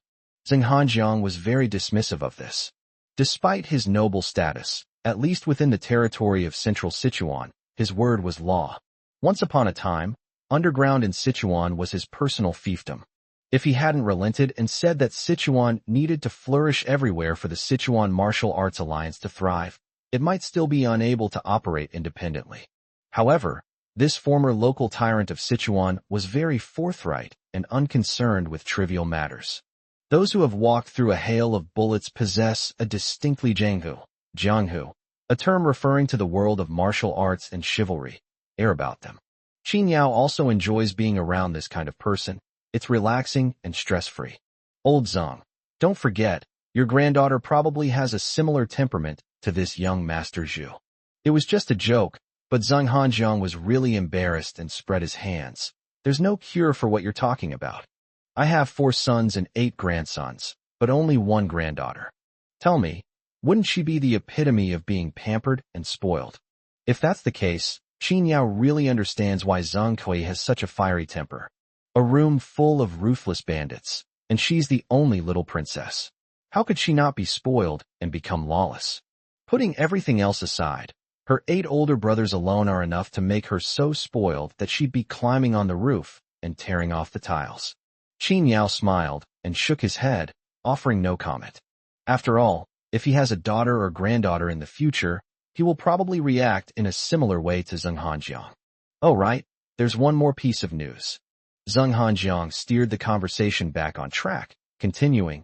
Zhu Yi was cornered by the people from Heng Dian, but that woman named Sakurai Kogure has disappeared. They escaped. Qin Yao frowned slightly and sat up. It's hard to say. Zheng Hanjiang shook his head. This woman's background is not simple. I don't know much about their divine society, but I've heard Lao Dong mention her. She's an old friend of Heng Dian. They've had some friction before. Moreover, this divine society harbors great malice towards the Dragon Kingdom. After being suppressed by the Hung Palace 20 years ago, it disappeared without a trace. Who would have thought they'd reappear now? He paused for a moment, as if remembering something. Oh right. Do you remember that person I mentioned to you before, Lao Qin? Qin Yao has a deep impression of this person because Zheng Hanjiang always says that he looks like him. He used to be the deputy head of Heng Dian and the leader of the special operations team, specifically dealing with this damned god society. The last time I heard from him was when I heard that he went to the border of Yang Kingdom to track down someone and asked me to take care of his grandson. Unfortunately, he disappeared before he could finish speaking, and his son and daughter-in-law never showed up again. When recalling the past, Zheng Hanjiang's face showed a hint of sadness. Like fleeting clouds, the past is gone. But Qin Yao also realized that this divine gathering was likely to pose a significant threat to the Dragon Kingdom. He had heard of the Heng Dian Special Operations Team from his master before. The Temple of Martial Gods is responsible for leading expeditions, while the Temple of Eternity is responsible for quelling internal strife. The Special Operations Team is a small squad composed of the elites of Heng Dian, specifically responsible for the most difficult cases handled by Heng Dian. To become the leader of this team, one must be an exceptional individual, the elite among elites. For a moment, Qin Yao felt a surge of admiration for this old Qin, in addition to his curiosity. Last time, this divine gathering stirred up quite a storm in the shadows. This time, it's making a comeback, and I'm afraid a storm is brewing. Zheng Hanjiang made a comment, and then threw all the fish food into the pond. Watching the koi carp frantically scrambling for the fish in the pond, Qin Yao smiled faintly. With Heng Dian taking care of these matters, we don't need to worry too much. No matter how much trouble Yang Kingdom causes, it's just like the fish in this water. If it tries to take it, I'll give it a bite if I'm willing. If it's not willing, I'll just let it go on the table. After all, my dragon kingdom is no longer the weak, sleeping dragon it once was. Seeing him speak so casually, Zheng Hanjiang's eyes showed more appreciation. Very good. The young people of our dragon kingdom today should have your kind of spirit. Changing the subject, he chuckled and said, seeing you here today imitating Jiang Taigong fishing, the person you're waiting for should be here by now, right? Before Qin Yao could speak, the manager of Shunyue Tower quickly walked over. Upon seeing him, Qin Yao laughed and said, look, speak of the devil, and he shall appear. The manager strode over, and before he could even speak, Zheng Hanjiang waved his hand and said, go and bring them in. As he spoke, he stood up and said, all right, I, an old man, will not interfere in your careers as young people. Thank you, Mr. Zheng. Old Zheng waved his hand and left. As soon as he left, the manager brought in a tall, beautiful woman with a cold demeanor. It was Sun Muqing, whom I had met here a few days ago. However, she didn't look as radiant as she did that day. Despite her careful dressing up, she still looked somewhat haggard. Moreover, that day she looked like a delicate and beautiful piece of porcelain, cold and elegant, unapproachable to strangers. But today she was dressed extremely sexily, with her breasts half exposed, her long legs swaying, and her red lips alluring. Before you even get close, a fragrant breeze wafts over you. When she saw Qin Yao's back, a hint of humiliation appeared on her face, but she quickly suppressed it. She walked up to Qin Yao in her high heels. He didn't get up, and she didn't sit down either. Mr. Qin, can we talk? Chapter 330. Your mind now. Qin Yao was not surprised at all by her appearance. On the contrary, he specifically came here to wait for her today. Since leaving Shunyue Tower that day, both the Sun and Chu families have faced extremely difficult circumstances. Qin Yao were to sell his 30% stake in the Sun family. The Sun family would inevitably face disintegration. In this situation, they only have two choices. Alternatively, withdraw completely, cut your losses, and declare bankruptcy. Alternatively, seek help. However, deciding whose help to seek has become a problem. Qin Yao continued to admire the fish in the pond, showing absolutely no interest in the sexy-looking Sun Muqing. Negotiation requires leverage. What leverage do you or the Sun family have to negotiate with me right now? He casually picked up a small handful of fish food and threw it into the pond, looking absent-minded. Sun Muqing had long lost the arrogance of that day. She stood properly with her head bowed and said, Mr. Qin, I hope you can give me and our Sun family a chance. What happened before was something my Sun family did wrong to you, to the old Dragon Lord, and even more so to the Panlong Palace. We were wrong to be ungrateful. I am here today to apologize to you on behalf of the Sun family. She must have made up her mind long ago, because after she finished speaking, she knelt down without hesitation, even though her clothes were inconvenient and the ground was covered with pebbles. She knelt down very readily. Mr. Qin, please grant my Sun family a way out. At this moment, Sun Muqing no longer cared about face or dignity. Since the crisis emerged, numerous conflicts have also erupted within the Sun family. External troubles and internal turmoil caused Sun Zhaizhong to fall ill. Only a few days have passed, and the Sun family stock market has plummeted, putting them on the verge of bankruptcy. The taller the building, the more people will be killed when it collapses. That's how the Sun family is now.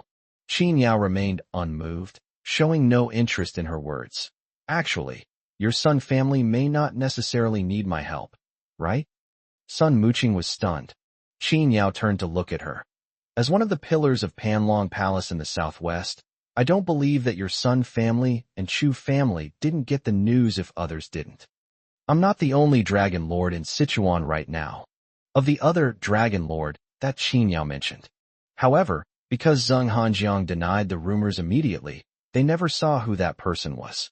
Moreover, the fact that the other party appeared at this time to impersonate the Dragon Lord must be for the lucrative prize of the Panlong Palace. His identity is mostly related to the rebels who defected from Panlong Palace back then. They suffered a loss at Qin Yao's hands. If they could join forces with that person, swallowing up Panlong Palace might be impossible, but killing Qin Yao, it's not impossible. Furthermore, Cooperating with that person would at least prevent me from having to come back and beg for mercy like I am now. But Sun Muqing bit her lower lip and said very honestly, "We will not cooperate with that person. As you said, my Sun family did indeed commit a treacherous act before, but our withdrawal from Panlong Palace was only directed at you, Mr. Qin, not at Panlong Palace or the old Dragon Lord. My father wanted to seize power and was unhappy that he would have to take orders from a junior in the future. Moreover, after failing to seize power, he was so angry that he wanted to leave Panlong Palace. But my Sun family is not truly a treacherous family. Even if we were driven to the brink of destruction, we would never betray our country. Otherwise, I wouldn't be here today." Qin Yao raised an eyebrow slightly before turning to look at her. Before that day, Qin Yao had already obtained Sun Zhaizhong's information. The Sun Zhaizhong mentioned above is not a good person. He has a bad reputation in the industry for being two-faced. Even after things had come to this point, he still did not choose to betray Panlong Palace or his master. This surprised Qin Yao somewhat. Looking closely at Sun Muqing's face, there was no trace of faking it. Moreover, since it was a plea for leniency, the person who should have come was Sun Zhaizhong. But instead, it was her who came, dressed like this. It's clear that she came here today prepared to give everything, including herself. Qin Yao smiled. "It was your idea, wasn't it?" Sun Muqing was stunned for a moment. Then her face turned pale. "Mr. Qin, I have just taken over and have enemies outside. At this time, I should be winning people's hearts, but I have chosen to be an enemy of your two families at this time. This is unusual in itself. So you should have guessed it. I'm using both of you as bait to force the person hiding in the shadows to show up. Then, while dealing with him, we will also purge the disciples in Panlong Hall who have turned against us over the years. Since I chose to do this, I must have had a backup plan. And you, after weighing the options between me and that person, chose me, right?" Few words, Qin Yao directly exposed her righteous and awe-inspiring speech. It's worth noting that she spoke those words without any hesitation that day. "We need 10 million to settle things completely with Panlong Palace. Now that they're only targeting themselves and not Panlong Palace, do you think Qin Yao will be moved or soften his heart?" Sun Muqing's expression changed repeatedly, and finally she managed to force out a somewhat charming smile before kneeling 2 steps toward his feet. A soft, boneless hand was placed on Qin Yao's knee with somewhat stiff movements. "Whatever the reason, at the very least, from now on, our Sun family will not have any disloyal intentions towards Panlong Palace. If you don't believe me, you can ask Muqing to prove it however she wants. If it were anyone else, it would be hard not to be tempted by Sun Muqing's beauty, because she is beautiful enough and at the same time has a cool and aloof image. The thought of a woman who keeps strangers at bay kneeling at your feet with a smile is enough to warm your heart." But Qin Yao just chuckled and said, "You're smart, but you still need to practice your seduction skills." As he spoke, he flicked his hand and pushed Sun Muqing's hand away. Seeing this, Sun Muqing's face turned even uglier, as if she was extremely ashamed. What's more humiliating than sacrificing oneself? It means you set aside your dignity and dedicate yourself to someone, but they still look down on you. Is the Sun family really headed for their doom this time? There's no need for self-sacrifice. Just as she was about to fall into despair, Qin Yao suddenly spoke up. "Let me spare the Sun family. I can. If you can agree to these 3 conditions, the Sun family will be settled within today." Without a second thought, Sun Muqing replied, "I agree." Qin Yao glanced at her. "You can't just agree to these 3 things. Sun Zhaizhong has to give his approval first. First, I will purchase another 10% of the Sun family shares in exchange for Panlong Palace shares. You can name your price." Sun Muqing was not surprised by this and agreed almost immediately. "No problem. No need to name a price. My Sun family will donate 15% of our shares to Panlong Palace free of charge as a sign of our loyalty. This condition is not excessive. Compared to the destruction of families and the loss of loved ones, what is 15%? Even though Qin Yao's shares totaled 45%, the remaining 55% were held by the Sun family. They still had absolute control over the company, just earning less. That amount of money was insignificant to the Sun family. Seeing the joy on her face, Qin Yao smiled faintly and spoke again in a low voice. Secondly, from today onwards, you belong to me. Chapter 331, I want you to be the head of the family. Sun Muqing, who was initially happy, immediately froze upon hearing these words, her smile turning somewhat bitter. She had anticipated this. When Qin Yao rejected her, she was actually relieved. Now, she had no room to refuse. Okay, I agree. Knowing she had misunderstood, Qin Yao said, Don't worry, I didn't mean for you to offer yourself up. What is that? Sun Muqing was both surprised and delighted. From this day forward, you will be my subordinate, and you will obey only my orders. I want you to officially become a disciple of the Panlong Palace. After being turned around twice, Sun Muqing didn't know whether to feel embarrassed or happy. But as I said before, she had no choice but to agree. Becoming a disciple of the Panlong Palace would not be a loss for her. She could even use the Panlong Palace's connections to continue helping the Sun family climb the social ladder. Of course, this is on the premise that she will not betray Panlong Palace. She had already witnessed how horribly she would die. Okay, I agree. Qin Yao didn't seem happy or excited by her agreement. He nodded calmly, as expected. The last condition requires Sun Zhaizhong's consent, which is also the most crucial point. I need Sun Zhaizhong to relinquish his positions as chairman and head of the family, and to announce within the Sun family that he will transfer all his shares and power to your name. He retired. This unexpected turn of events caught Sun Muqing completely off guard. Surprised, the corners of her mouth were already turning up slightly. Mr. Qin. No, Dragon Lord, what is this? Qin Yao waved his hand. You can leave now that you've heard everything. I don't need to explain to you what I'm going to do. But remember, if Sun Zhaizhong disagrees with the last point, the first 2 points can also be nullified. I need your answer today. You may leave. It's already 3 p.m. Such an important matter is probably not something that Sun Zhaizhong can decide on his own. It needs to be discussed within the family. Therefore, Sun Muqing did not dare to delay, stood up, bowed to Qin Yao, and left. As soon as she left, Old Zeng came out unsteadily. Finished talking? Qin Yao teased, Old Zeng, this is your territory. How could you not know what was discussed, and whether it was finished? Otherwise, how could he time his movements so precisely, appearing as soon as someone leaves? Zeng Hanjiang laughed and patted him on the shoulder. You want to talk business, but you chose my Shunyue Tower. Isn't that because you want me to listen in? Qin Yao did not deny it.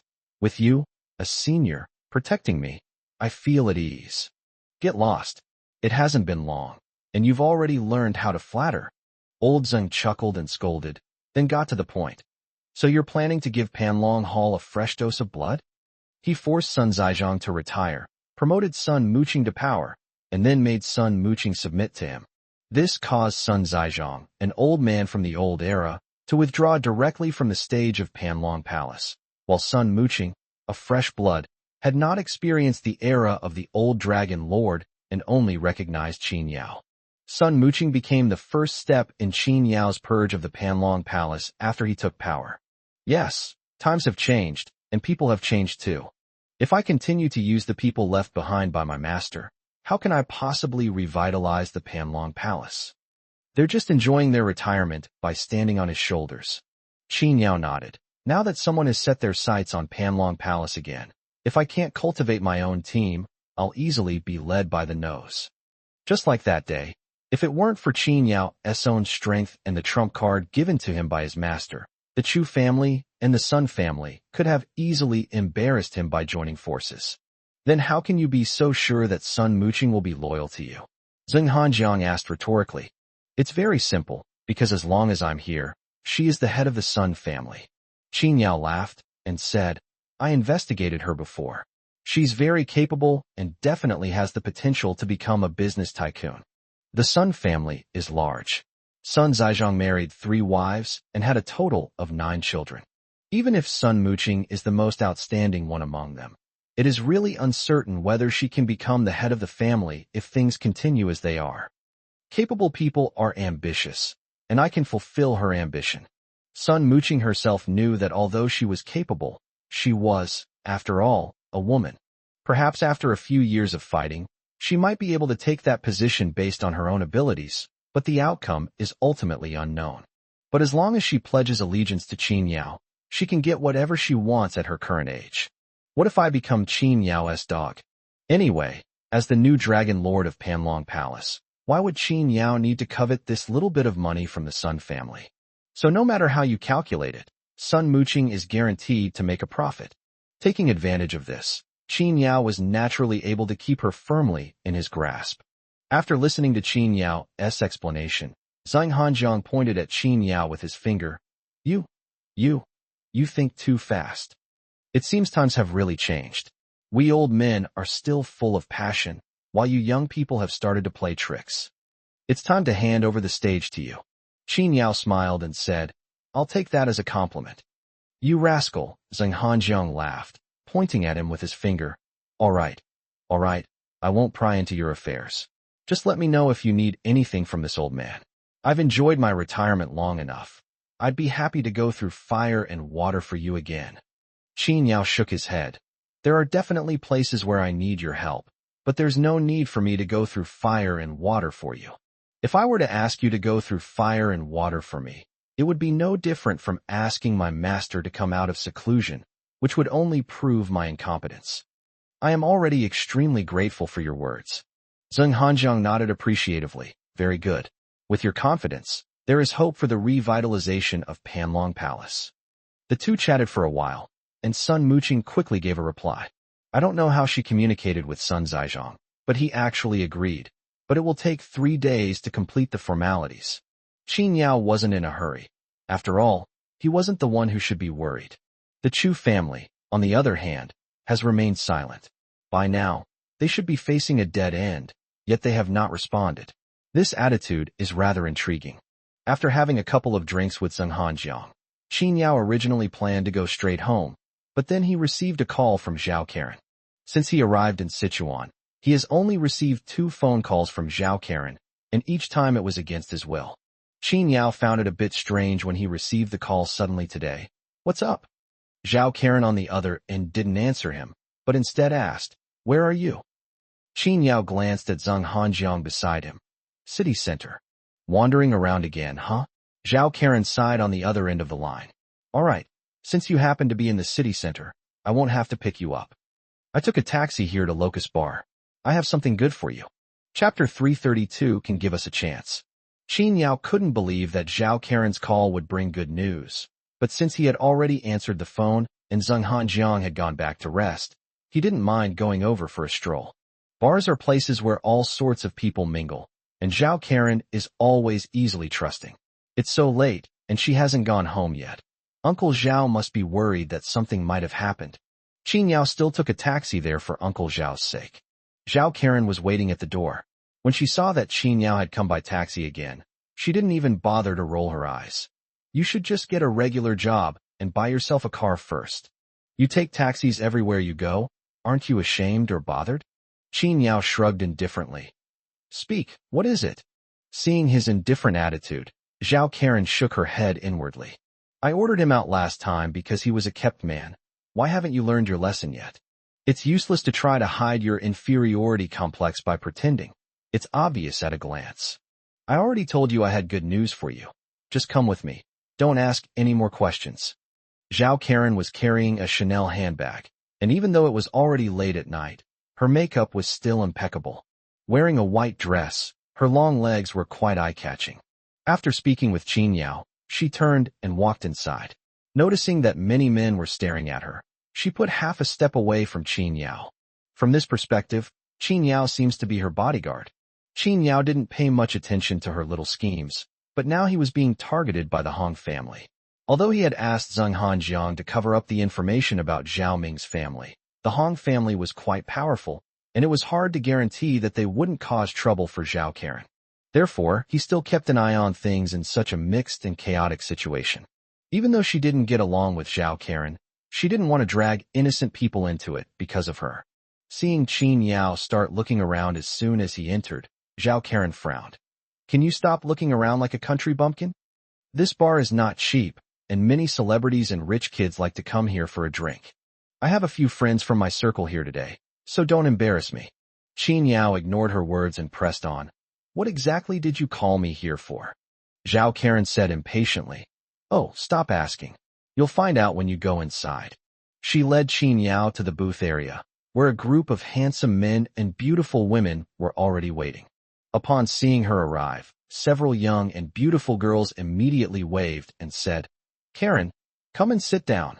You're late. You'll have to punish yourself with 3 drinks later. That's right. Young Master Qi has been waiting for you for ages. Zhao Karen smiled reservedly. Sorry everyone. I went to pick up a friend. Let me introduce you. This is Qin Yao, the son of my father's friend. Several girls' eyes fell on Qin Yao, but after noticing his ordinary attire, they instantly lost interest. Today, the people I met with Zhao Karen were all people I knew from the company or film crew. They weren't really big names, since big names wouldn't have time to come here for a gathering. Like Zeng Kai, who would rush to a flight to attend a product launch event immediately after finishing filming, her feet barely touching the ground. Most of the people sitting here are minor celebrities, below the 3rd tier, but they all entered the industry earlier than Zhao Karen. However, since Zhao Karen's sudden arrival had already been rumored in private, it was said that she had been noticed by the higher-ups of Huangying and had connections, so she was quite popular in the industry. Despite being a newcomer, she was given the center position. However, when Qin Yao arrived, the scantily clad girls covered their chests, afraid that Qin Yao would take advantage of them. Karan, come in and sit down. Qin Yao had only come to join in the fun, but when he heard the noise, he realized that Qi Xuanqing was also there. He had only met Zhao Karen twice in just 2 days, yet he was already calling her Karen, and had even reserved a seat for her. It seems that many untold stories have unfolded in the past 2 days.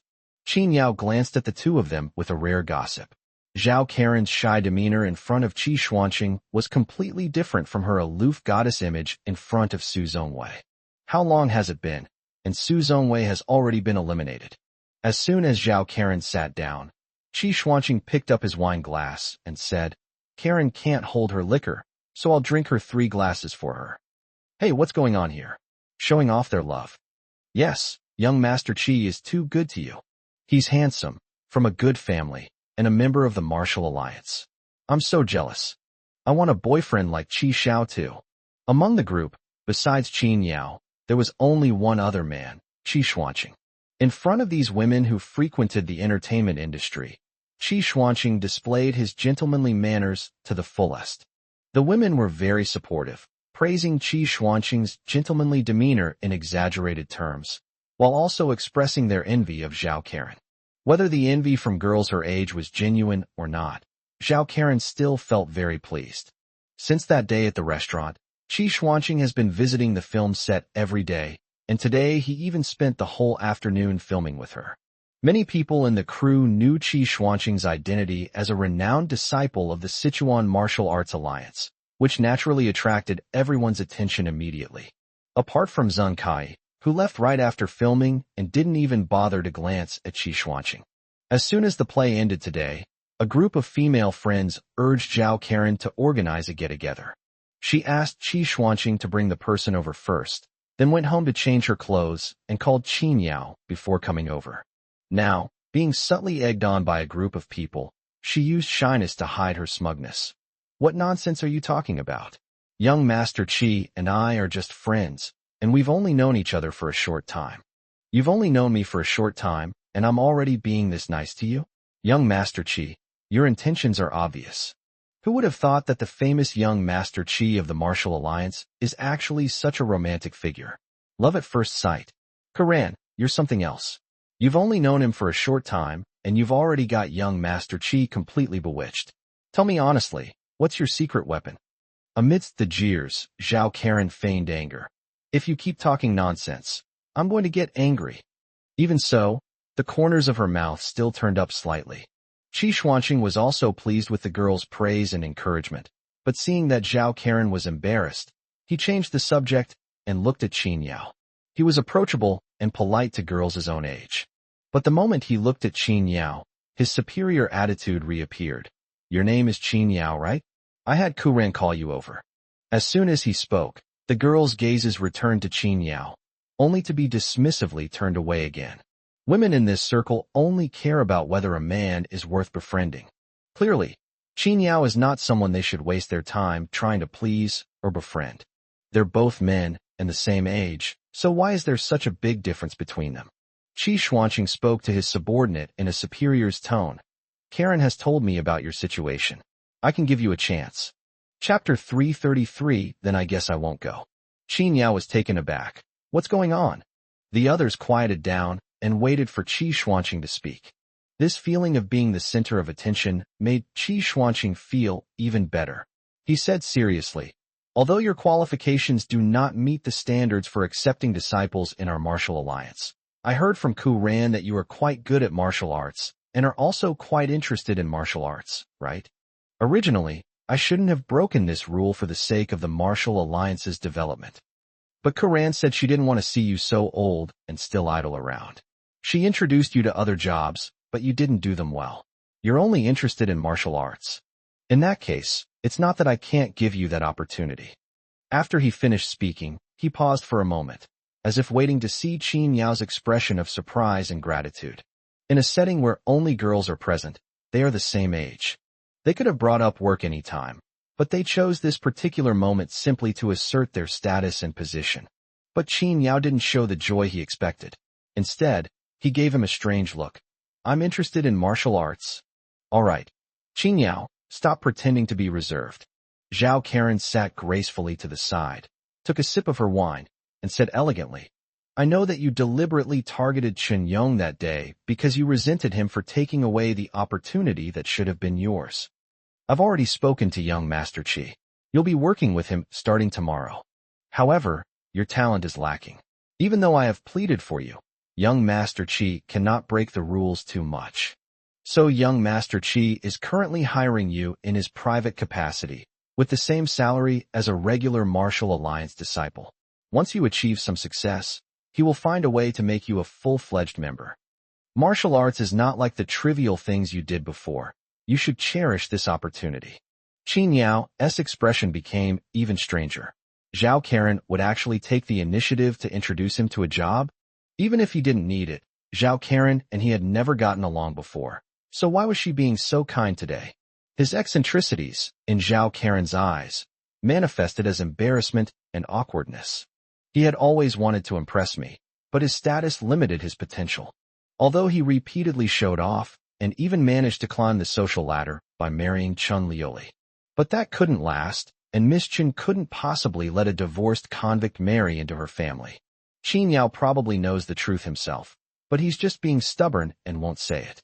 Fortunately, I had already seen through his disguise. Instead of mocking him, I introduced him to the opportunity to join the Martial Alliance. This is the difference in their perspectives. He must be feeling a mix of emotions right now, right? All right. You don't need to thank me. I just don't want my dad to worry about you anymore. Zhao Karen put down her wine glass, looking completely unconcerned. From now on, you should follow young Master Qi closely. He is the nephew of a high-ranking member of the Martial Alliance, and he will also become a high-ranking member in the future. If you follow him and perform well, he won't treat you badly, and you'll have a bright future.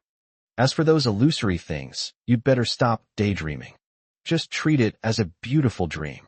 When you wake up, you still have to face reality. For some reason, Zhao Karen was in a great mood. His words were also a message to Qin Yao. The opportunity you've been dreaming of, I can get it for you with just one word. As for the other girls, their disdain for Qin Yao deepened at this moment.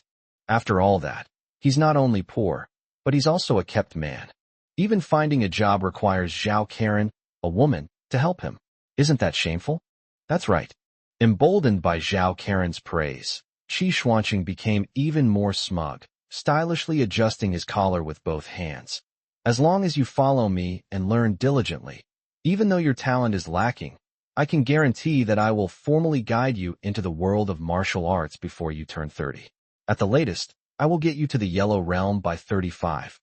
Upon hearing this, the other beautiful women covered their mouths and gasped in surprise. I've heard some of the secrets of martial arts, that even someone at the early stage of the Yellow Realm can take on 10 ordinary people at once, right? That's incredible. I just heard young Master Qi say that you're now in the late stage of the Yellow Realm, right? My God, no wonder he comes from the Martial Alliance. He's amazing. He's already at the mid-stage of the Yellow Realm at such a young age. Qi Xuanqing modestly pressed his hand down. You flatter me. Actually, I'm not considered exceptionally talented among my fellow disciples. I'm just a little more perceptive than the average person. Normally, at my age, reaching the mid-stage of the Yellow Realm would be quite good. Maybe I was just lucky. The more humble he was, the more the girls admired him. A group of girls looked at Qi Xuanqing with starry eyes, almost like they were looking at an idol. Although Zhao Karen and Qi Xuanqing are only friends now, she still proudly stopped standing up straight. Their circle is a mixed bag, and they have some knowledge of martial arts. But just hearing about it without understanding it is enough for them to admire it. Women all have a hero complex. A boyfriend who can take on 10 men at once, is handsome, and rich. It's tempting just to think about it. Without comparison, there is no harm. Qi Xuanqing is already a martial arts master at such a young age. We're all human, yet our perceptions are so vastly different. The girls didn't even bother to look at Qin Yao again. The girl sitting next to Qin Yao unconsciously moved away a bit, and even found a coat to cover her long legs, afraid of being taken advantage of. Qi Xuanqing was very satisfied with their reactions, and also very satisfied with Qin Yao's mediocrity. The more mediocre he was, the more his extraordinary qualities were highlighted. So when he spoke to Qin Yao again, he already spoke in the tone of a superior. But I hope you remember one thing. Martial arts is not child's play, nor is it just fancy footwork. In my eyes, your 3 attacks on Chun Yong last time were no different from a child pulling hair. I know you must be very fascinated by the mysterious world of martial arts. Indeed, martial arts is mysterious and powerful enough, so it's normal for you to be interested. As he spoke, he tapped his fingers on the table to remind Qin Yao of the important point. But I hope you remember that the path of martial arts may seem glorious, but it is also arduous. If you don't have enough talent, you have to give me 100% effort, otherwise even I can't guide you through the basics. Do you understand? Qin Yao was already a little distracted, but seeing how engrossed he was in the role, he chuckled.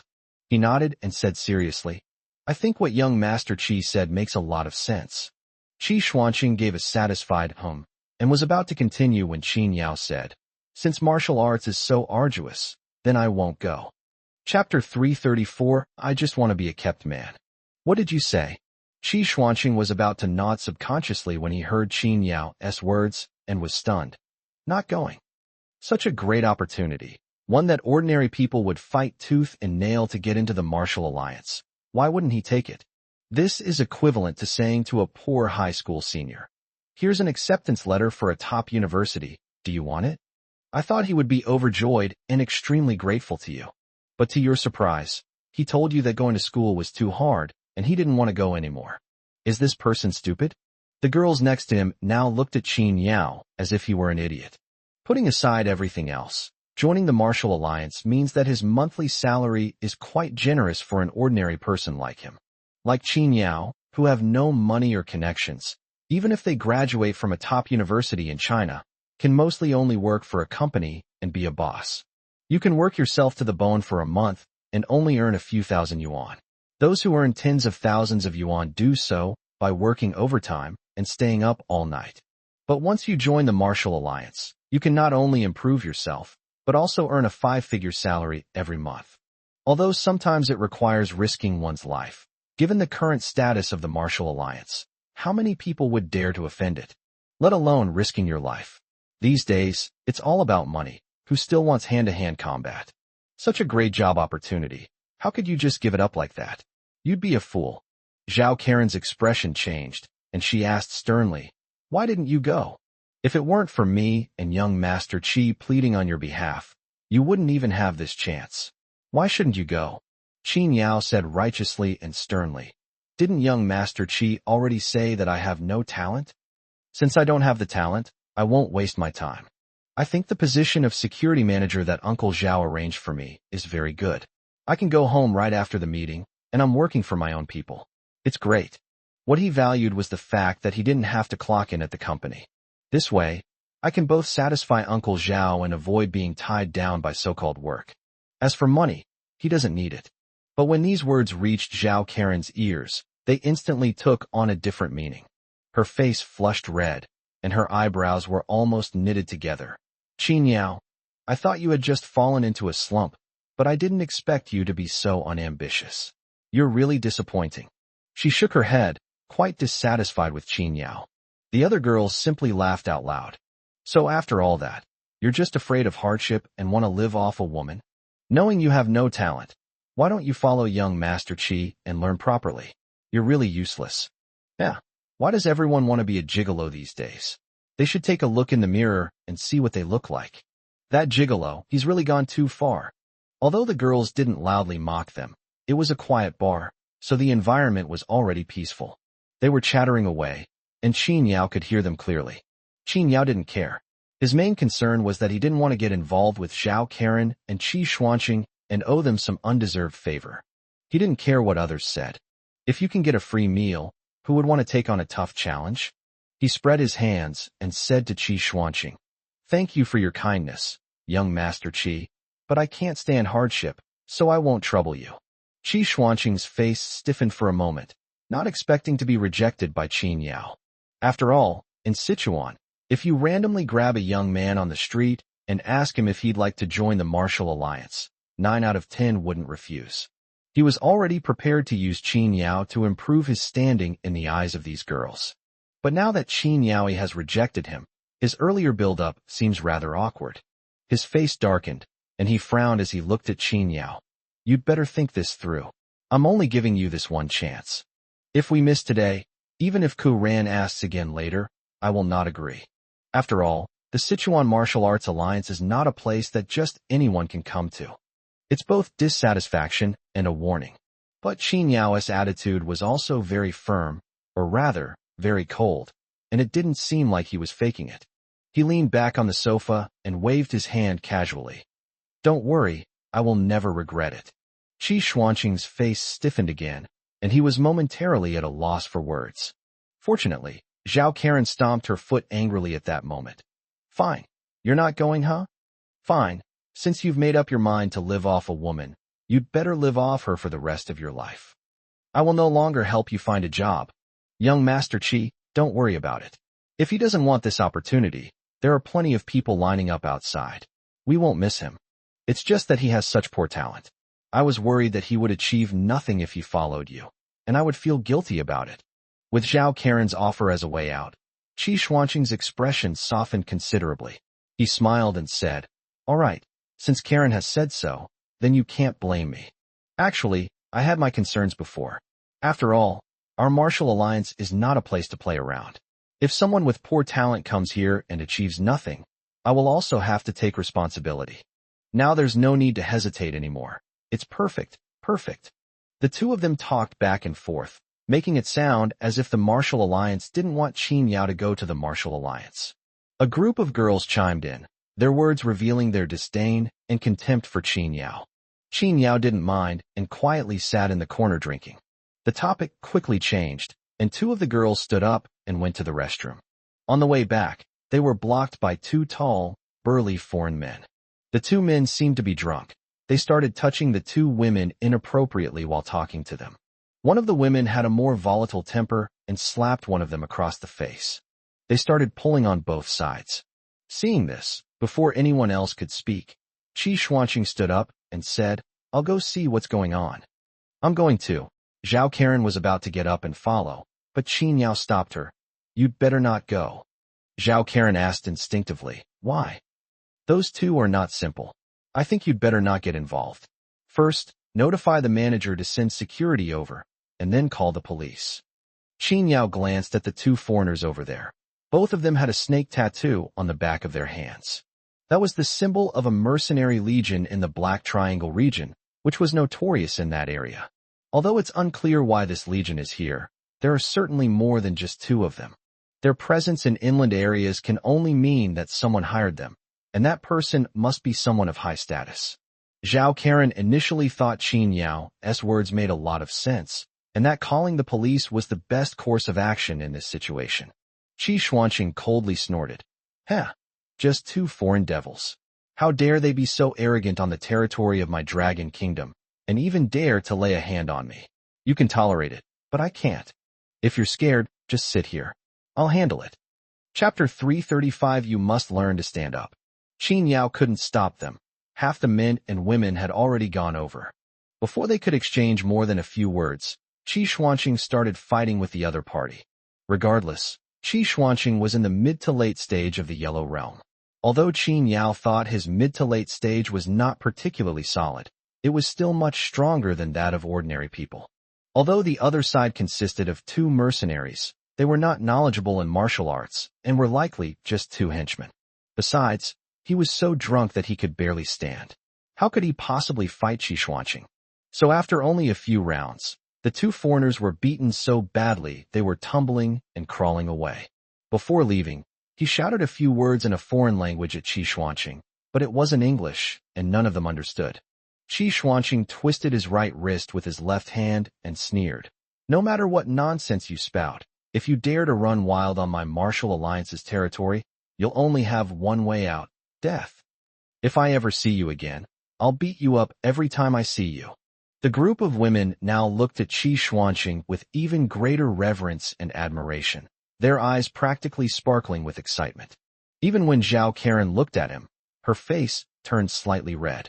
If someone has the ability, connections, and money, and can stand up for others even if they are foreigners, what else is that but a hero? Looking back at Qin Yao, he was indeed sitting in the same spot and hadn't come over. When faced with a problem, all he could think of was calling the police. He was timid and afraid of trouble. She shook her head. Not only is he incompetent, but he's also a spineless coward. When everyone returned, the women praised Qi Xuanqing to the skies, screaming with excitement. Young Master Qi was so handsome just now. Yeah. Is this what martial arts is all about? I feel like young Master Qi's punches are carrying the wind. That's what a man should be like. He's so charismatic. Karan, I'm so envious of you. To be loved by a man like young Master Qi, you'd be lucky to die. Qi Xuanqing wore a proud smile and kept waving his hand modestly, saying, No, you flatter me. Zhao Karen, on the other hand, blushed and looked like a shy little girl. Which woman doesn't want to be the beloved one beside a hero? But then, a discouraging voice broke in. Karan, let's go. Looking up, Zhao Karen saw that Qin Yao had already stood up and was pulling her arm to leave.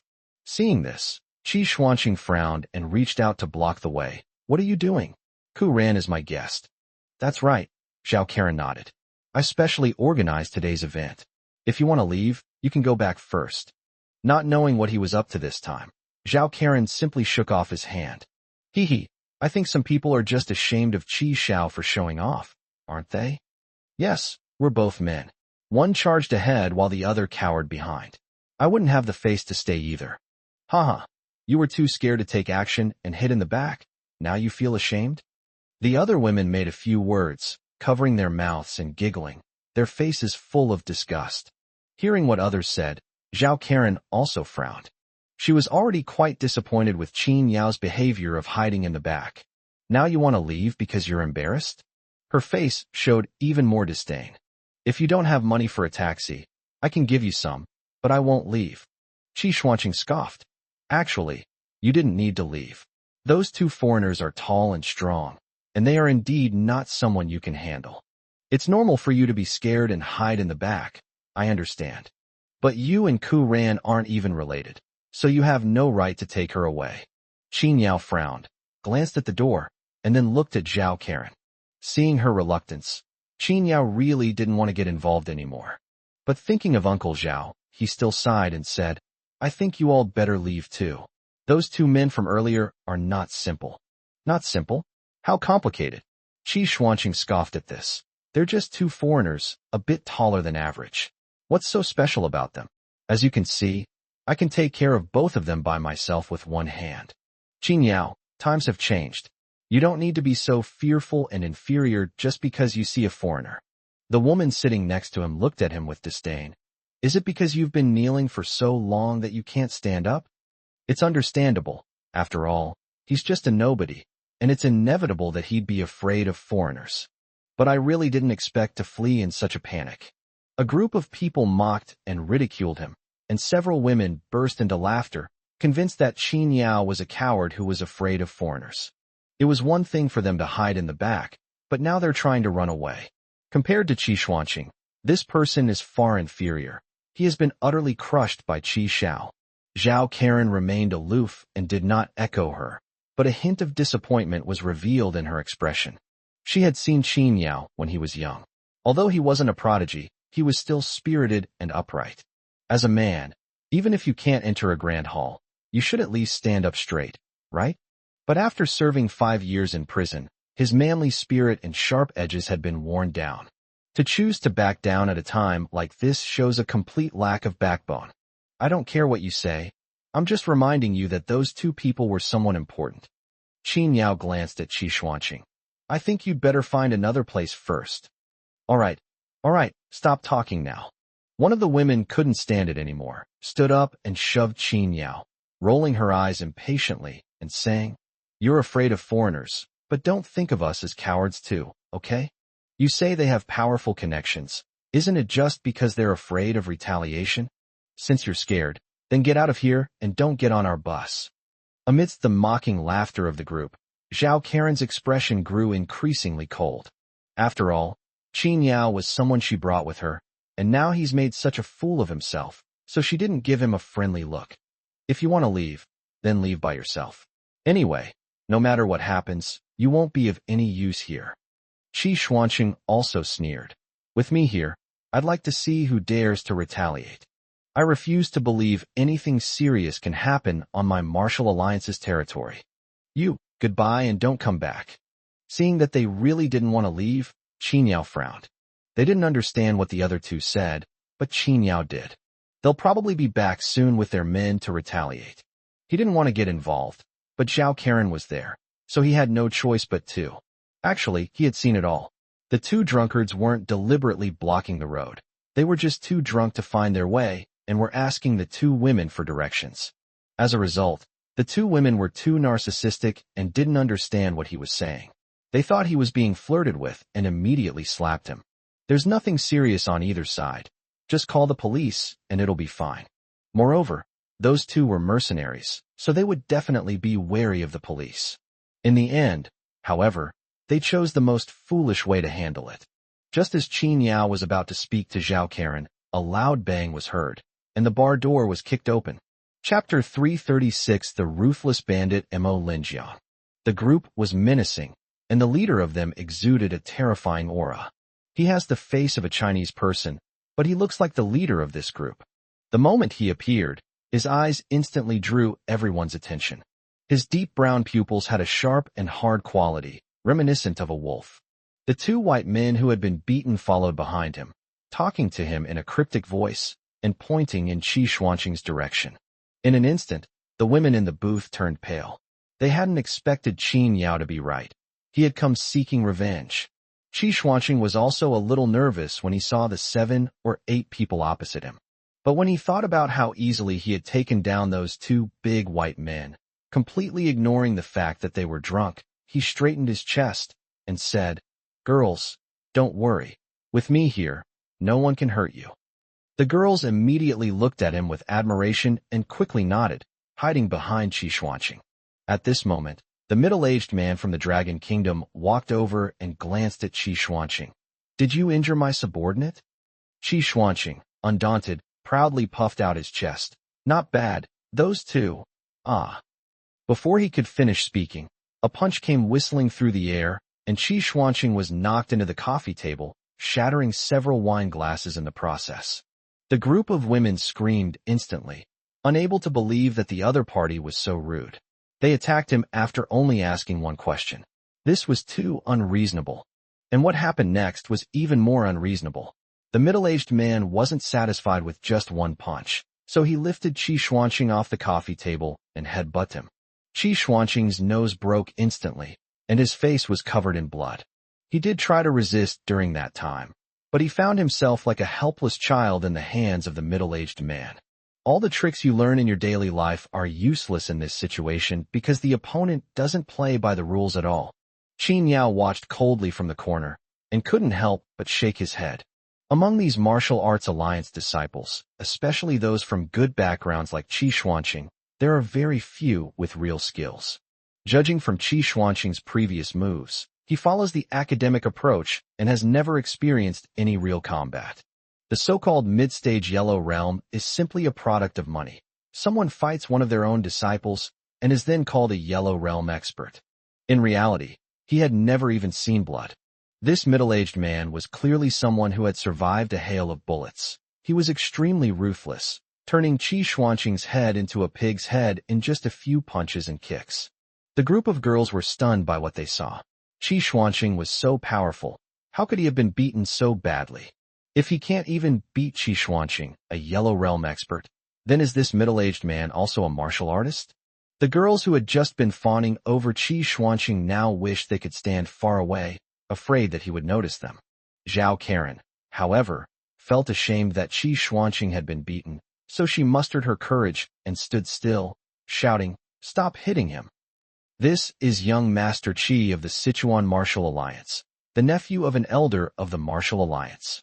If you dare to touch him, the Martial Alliance will not let you off. Qi Xuanqing breathed a sigh of relief. He hadn't had a chance until now, but now that someone had mentioned the Martial Alliance's name, the other party probably wouldn't make a move. Unexpectedly, the middle-aged man glanced at him and sneered. "Then do you know who I am?" Qi Xuanqing was in excruciating pain from the beating, clutching his head and collapsing to the ground. Hearing this, he was somewhat bewildered. Who are you? You don't even know me, Mo Linjiang, yet you dare to touch my people? The notorious bandit Mo Linjiang. Not only Qi Xuanqing, but also those minor celebrities were taken aback when they heard this name. Many of these women are locals. While they may not know every big shot in the entertainment industry, they have memorized their names. Although Mo Linjiang is not from central Sichuan, he made his fortune in Sichuan and is well known in both Sichuan and Yunnan provinces. He was highly skilled and ruthless, and in his early years he organized people to act as undercover agents for some important figures. Later, as his followers grew, his reputation became more and more renowned, and he made his way in both Sichuan and Yunnan provinces. He also has extensive connections because he possesses a lot of dirt on important figures. There were rumors back then that there was no one in Sichuan and Yunnan that Mo Linjiang wouldn't dare to kill. This made Mo Linjiang the third underground leader in Sichuan, after Zhang Hanjiang and the Martial Alliance. However, because he never gives his organization a name or makes any company investments, he is not as well known as the other two. But the mere mention of that name sent a chill down Qi Xuanqing's spine. Ignoring his injuries, he repeatedly apologized.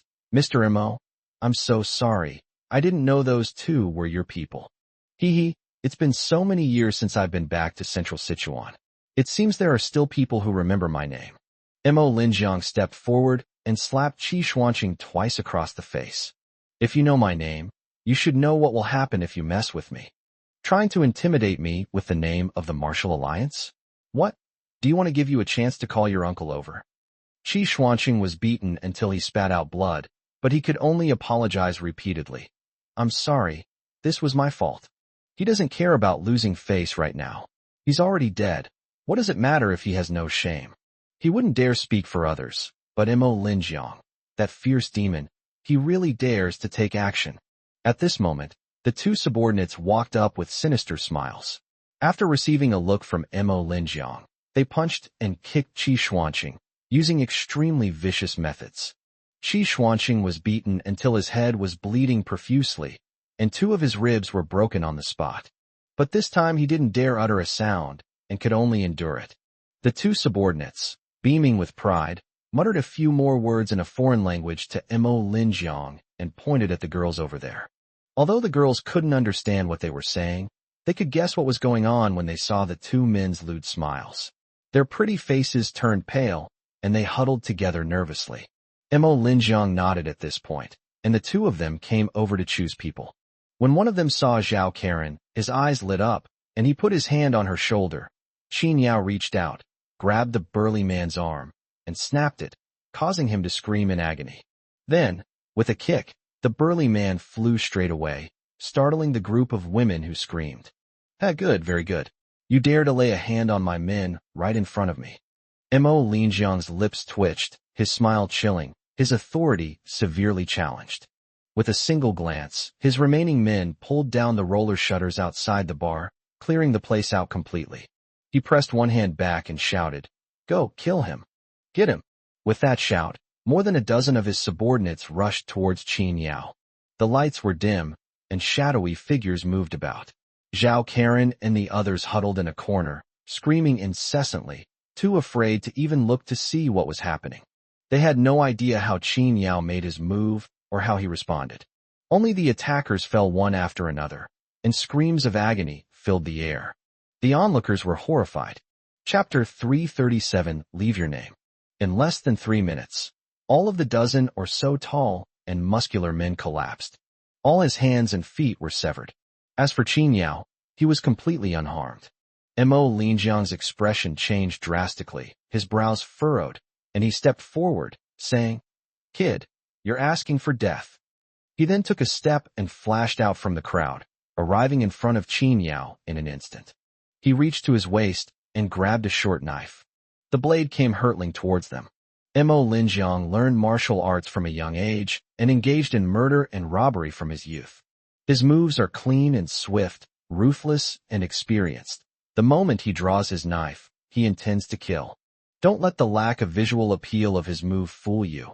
His aura is incredibly domineering. Qi Xuanqing's so-called late-stage Yellow Realm techniques were no match for his. Even the air was sliced apart by the speed of the blade. "Prepare to die." Mo Linjian roared angrily and swung his knife straight at him. The knife came with great force and speed. Mo Linjiang was very confident. His strength and speed were directly proportional. With this move, Qin Yao would be crippled if not killed. Zhao Karen's pretty face turned pale, and she instinctively shouted, "Be careful." A trivial skill. Just as the blade was about to touch Qin Yao, he simply snorted and used 2 fingers to catch the blade. A single snip of the finger. When a crisp sound of metal breaking. Mo Linjiang was originally full of momentum and was ready to win with one move. At this moment, his body stiffened, and his steps, which had been advancing rapidly, came to an abrupt halt. The muscles on his face even became somewhat stiff. How is this possible? His knife was held between Qin Yao's 2 fingers. Just 2 fingers were enough to prevent him from advancing any further. Immediately afterwards, Qin Yao stood still and pulled hard on the broken blade with his fingers. Staggered toward Qin Yao without any resistance. Qin Yao, holding the tip of the knife, flicked his wrist and plunged it directly into Mo Linjiang's body. This blow caused Mo Linjiang to cough up blood, his ribs to shatter, and blood to cascade down his face. Bang! Qin Yao kicked him away. "Get lost." Mo Linjiang let out a muffled groan, his body flying straight out and crashing into the roller shutter door, deforming it completely. But he clutched his chest and didn't dare to move an inch. The broken ribs were very close to his heart, making breathing extremely painful. If they were pulled any further, his heart would definitely rupture and he would die. Mo Linjiang was angry and resentful, but also felt helpless and bewildered. Unfortunately, Qin Yao was simply too strong. He couldn't even withstand a single move from him. What's puzzling is, why is Qin Yao so powerful? How is that possible? Zhao Karen and the others were dumbfounded. Qin Yao had not only survived that attack, but he had also taken down all of Mo Linjiang's group. This was completely different from what they had expected. It's simply unbelievable. Why is he so amazing? Zhao Karen stared blankly and murmured softly. The group of beautiful women around them all stared wide-eyed in disbelief. They never expected that Qin Yao, who had never caught their eye from the beginning, would be so powerful. Unfortunately, Qin Yao's background and financial strength are too poor. If he had the same family background as Qi Xuanqing, they would definitely be infatuated with this man. Qin Yao, with his background, is incredibly capable. He can only ever be a bodyguard in the face of money and status. He can never achieve anything significant. It was his fault for hitting someone, but the whole thing started because of your subordinate. Qin Yao stepped forward, looking down at Mo Linjiang. "Mr. Mo is someone of importance. Are you going to make a move without even knowing what happened?" Mo Linjiang stared intently at Qin Yao, so angry that he couldn't even bear to take a breath. He never imagined that he, a master at the great perfection of the Yellow Realm, and his dozen or so subordinates who had survived countless battles could not even defeat a mere brat. This kid's skills can no longer be described as terrifying.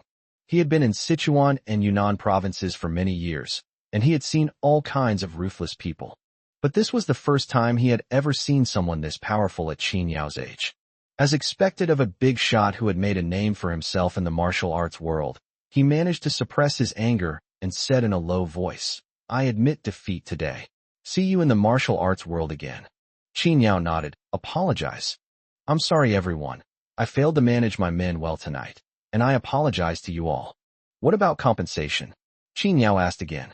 With the help of one of his men who hadn't yet laid a hand on him, Mo Linjiang stood up, looked at Qin Yao, and smiled. "I'll cover all the losses and expenses tonight." Then, staring at him, he said, "Young man, would you like to leave your name?"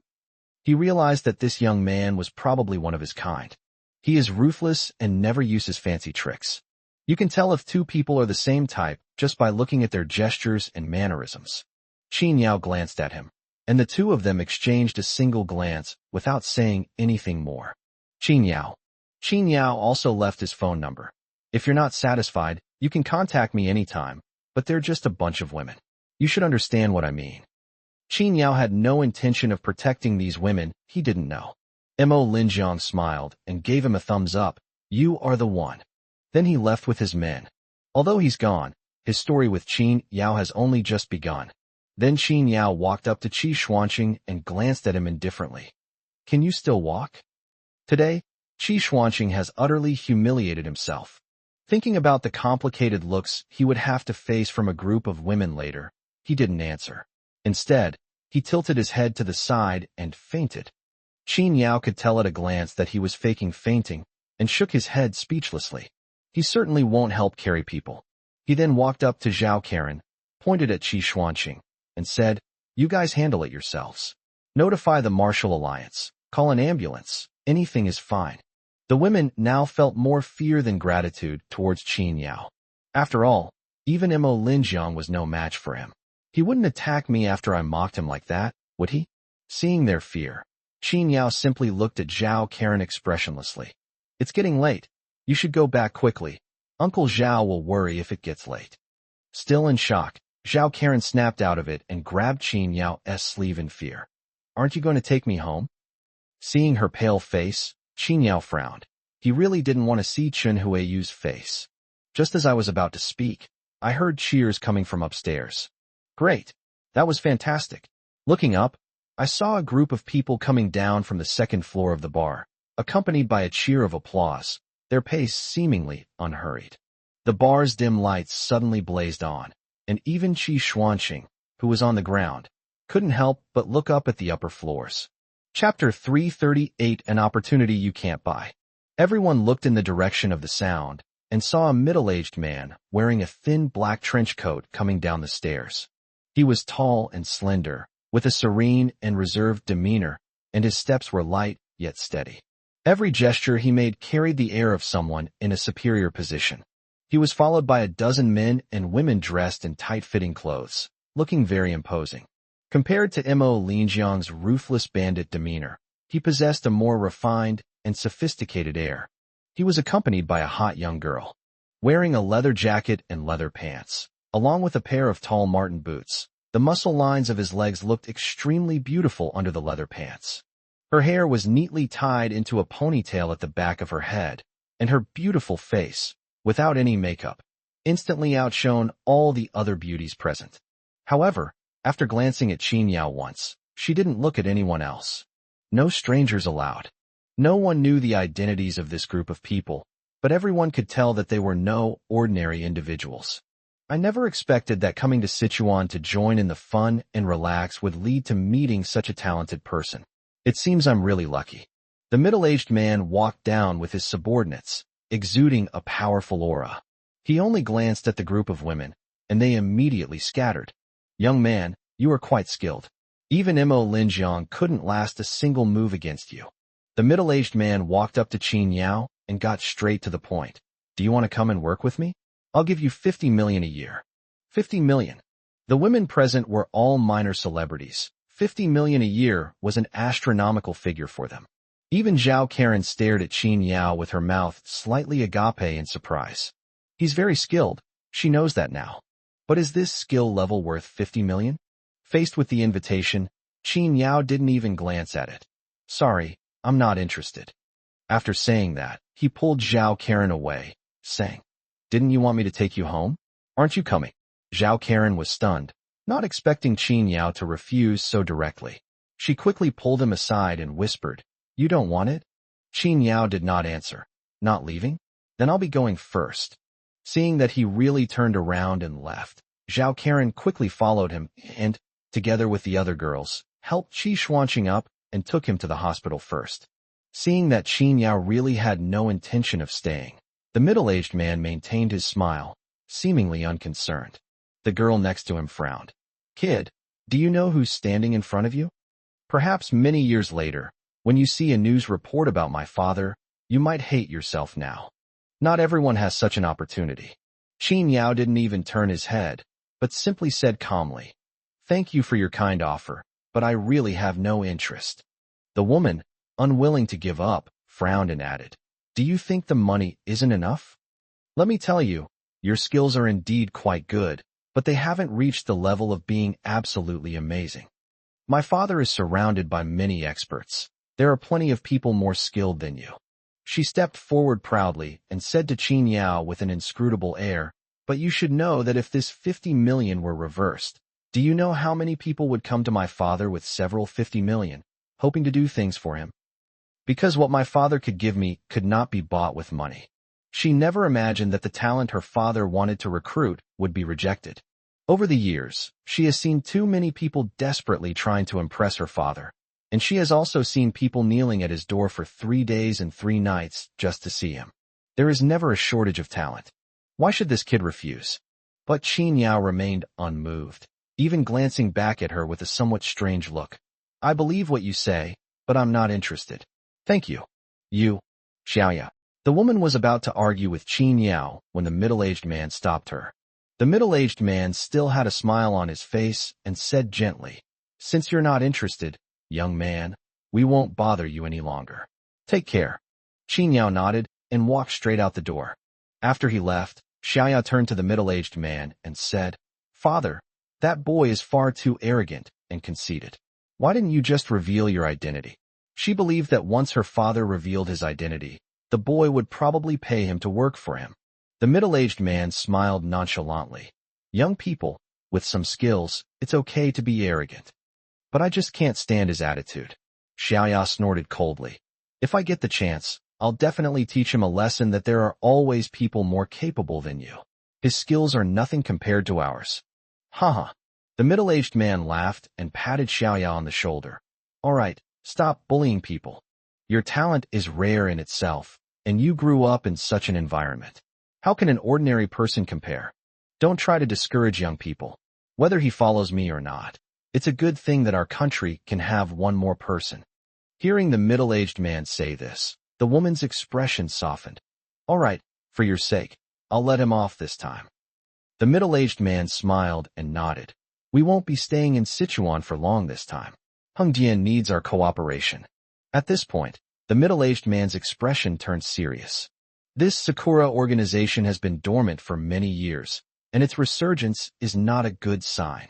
Once the father and daughter started discussing serious matters, the dozen or so bodyguards behind them dispersed, leaving no blind spot where they could be overheard. Xiaoya's expression also turned serious, but she still revealed a hint of disdain. In my opinion, this organization is nothing special. I heard that they showed their true colors this time, but were still defeated by some greenhorn who appeared out of nowhere. The fact that an ordinary person who has never received any martial arts training could kill 2 of them shows the strength of this organization. In her eyes, even if ordinary people are exceptionally talented, they cannot be compared with proper martial arts disciples if they have not undergone specialized training. Even if the people sent by the other side were of low rank, they shouldn't have been unable to defeat an unknown nobody and instead been killed by him. How ridiculous. The middle-aged man shook his head helplessly. This organization is not as simple as you think. Is that so? I'd like to see what kind of organization can hide in front of me, Gao Ya. Seeing her confidence, the middle-aged man said no more. In short, let's handle this as soon as possible. After that, we'll need you to take over the work in Nanling. Don't linger here for too long. Your father is waiting for you to achieve something great and come to Kyoto to join us. The father and daughter chatted as they walked out, got into a Rolls-Royce, and quickly disappeared into the night. Chapter 339, Don't Take Yourself Too Seriously. As soon as Qin Yao left, the group of female celebrities scattered in all directions, fearing that Mo Linjiang's people would come back to cause trouble. Zhao Karen put Qi Xuanqing in an ambulance, and people from the Martial Alliance came to pick him up. During the time, she was so scared that she kept clinging to Qin Yao and wouldn't let him leave. Only after seeing Qi Xuanqing off did the two of them go home together. On the way, Zhao Karen tentatively asked, "That person just offered 50 million. Why didn't you agree?" Even she was taken aback when she heard about the 50 million annual salary. If that person wasn't exaggerating, is Qin Yao really that skilled? Worth 50 million a year. This shouldn't be happening. Looking out the window, Qin Yao replied indifferently, not interested. Seeing his absent-minded and indifferent attitude, Zhao Karen was a little unhappy. After working for more than an hour, she calmed down and straightened her face, saying seriously, "Qin Yao, although our reunion was not pleasant from the beginning, your uncle and my father have been close friends for many years. Since you have no parents, your uncle is like your own father, and my dad treats you like his own nephew. So no matter what, we're not exactly strangers anymore." Qin Yao turned around, a little confused, realizing why she was suddenly telling him all this. "Although our statuses are now worlds apart, I should still offer you some advice out of consideration for our parents' relationship." Qin Yao very seriously, "You were right not to accept it just now, not to be blinded by money." Qin Yao had initially thought that she had also realized that the father and daughter were not ordinary people. Someone who can casually offer a price of 50 million must be someone of extraordinary status and position. And the more someone is like that, the more trouble they will encounter. Moreover, Qin Yao doesn't lack those 50 million. Unexpectedly, Zhao Karen stared at Qin Yao and said, "Although that father and daughter seemed extraordinary, they are not necessarily good people. Do you think it's possible for someone to offer you 50 million just because you see them on the street? It's like a pie falling from the sky. They must have some ulterior motive. They might have committed some serious crime and are just looking for a scapegoat. You think this 50 million is really an appreciation of your talent? It's a money-buying deal to kill you." She had just thought about it carefully and realized that although Qin Yao's performance at the bar was amazing, he was completely ignorant of martial arts. Even if someone is a gifted and talented individual with exceptional fighting skills, they will still only ever be a thug. Is it possible to hire a thug for 50 million a year? At the same time, she hoped that Qin Yao could face reality and not be blinded by the other party's casual praise. "Although you acted like you were on fire just now, I don't think you're actually that good. You were able to defeat Mo Linjiang and the others only because they were careless and underestimated you. In a real fight using martial arts, you would be no match for them." She wanted Qin Yao to understand her own limitations. If you accept that father and daughter's invitation, I think even if they aren't scammers or looking for a scapegoat, once they discover your true abilities, it will only bring you unexpected trouble. So I think you should decline it, even if it's for your aunt's sake or for my dad's sake. Her tone was very decisive. "Do what you are capable of. From now on, you can work diligently at my dad's company." Qin Yao was a little confused by Zhao Karen's words. He had already declined, so why did she have to lecture him again? Remembering her previous complaints about her lack of ambition, he couldn't help but ask, "Didn't you always tell me to be ambitious? Now that you have such a good opportunity, do you think it was right for me to turn it down?" Zhao Karen's pretty face gradually became irritated. She didn't know why she was so unhappy when she saw Qin Yao being hired for 50 million. "I feel a bit annoyed and anxious. Even her current net worth is probably only a few million a year. What gives him the right? You don't need to ask so many questions. You know I'm doing this for your own good. I'm afraid you'll overestimate your abilities and end up getting yourself into trouble." She waved her hand. "Don't forget, you have no money and no background now. You're just relying on Chun Lioli. What do you have to compare with people like them?" Qin Yao asked with a smile. What if Qi Xuanqing had been chosen today? When Qi Xuanqing was mentioned, Zhao Karen's pretty face stiffened for a moment. Qi Xuanqing really embarrassed himself today, and he embarrassed himself terribly, which also made her lose face. However, she still tried to save face for Qi Xuanqing with a serious expression. Young Master Qi doesn't need this money. He has the Martial Alliance behind him. 50 million a year is nothing to him.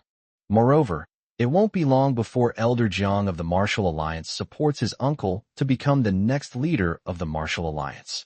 His future is limitless. Qiniao, I hope you open your eyes and look at this world. You are still too insignificant. To put it bluntly, even if Qiniao is truly highly skilled, so what? Without any background or connections, all he could do was risk his life as someone else's henchman. Even if Qi Xuanqing gets beaten up for showing off, even if he loses face completely. However, what cannot be changed is that he is the nephew of the Martial Alliance elder, and his uncle will soon become the leader of the Martial Alliance. His background, his foundation, and his future are far more brilliant than Qin Yao's. Qin Yao when he reappears among women tomorrow. This is reality. As they spoke, the car had already stopped in front of the Zhao family's villa. Zhao Karen opened the door and got out, giving Qin Yao a deep look before leaving. Also, I know you've always wanted to impress me, but there's no need to risk your life like that. Stop having those inappropriate thoughts. A girl like me is far beyond your reach. Watching her leave, Qin Yao shook his head, said nothing more, and then had the driver turn around and return to Mianlong. Halfway there, I received a call from Mr. Zeng. I originally thought he was just asking if he got home safely and letting me know he was safe, but I didn't expect that Mr. Zeng would tell him that Mr. Dong wanted to see him. Moreover, Zeng Lao's tone became a bit more serious. Dong Lao said he wants you to come over for lunch tomorrow morning, but I don't think it's that simple. Although Elder Dong admires you, Heng Dian is currently handling the Zhu family's affairs. Even if Elder Dong is retired, he shouldn't be so idle. Oh, Qin Yao's tone was completely calm, and he smiled easily instead. Since it's Elder Dong's invitation, I will definitely go. As for whether there will be any trouble, we'll find out when we get there. Zheng Hanjiang hummed in agreement. That's true. I'm not worried that Elder Dong would harm you. But he does know your identity. If he asks you for help now, you're still young and inexperienced, I'm afraid. Qin Yao remained calm. I understand your intentions, Elder Zheng, but if I follow in others' footsteps before I have fully developed my own wings, when will I be able to forge my own path? Zheng Hanjiang paused for a moment, then said, That's right. In that case, I'll personally accompany you there tomorrow. All right. Thank you for your trouble, Elder Zheng. Chapter 340, We Meet Again. 2 days later, Qin Yao went to Lanzhu residence in Zheng Lao's car.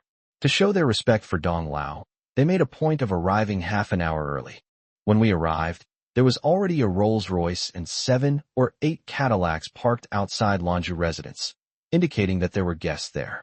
They had planned to wait until Elder Dong's guests left before going in, but to their surprise, Dong Chung came out of the house, first bowing slightly to Zheng Hanjiang, and then nodding to Qin Yao. Please come in and sit down.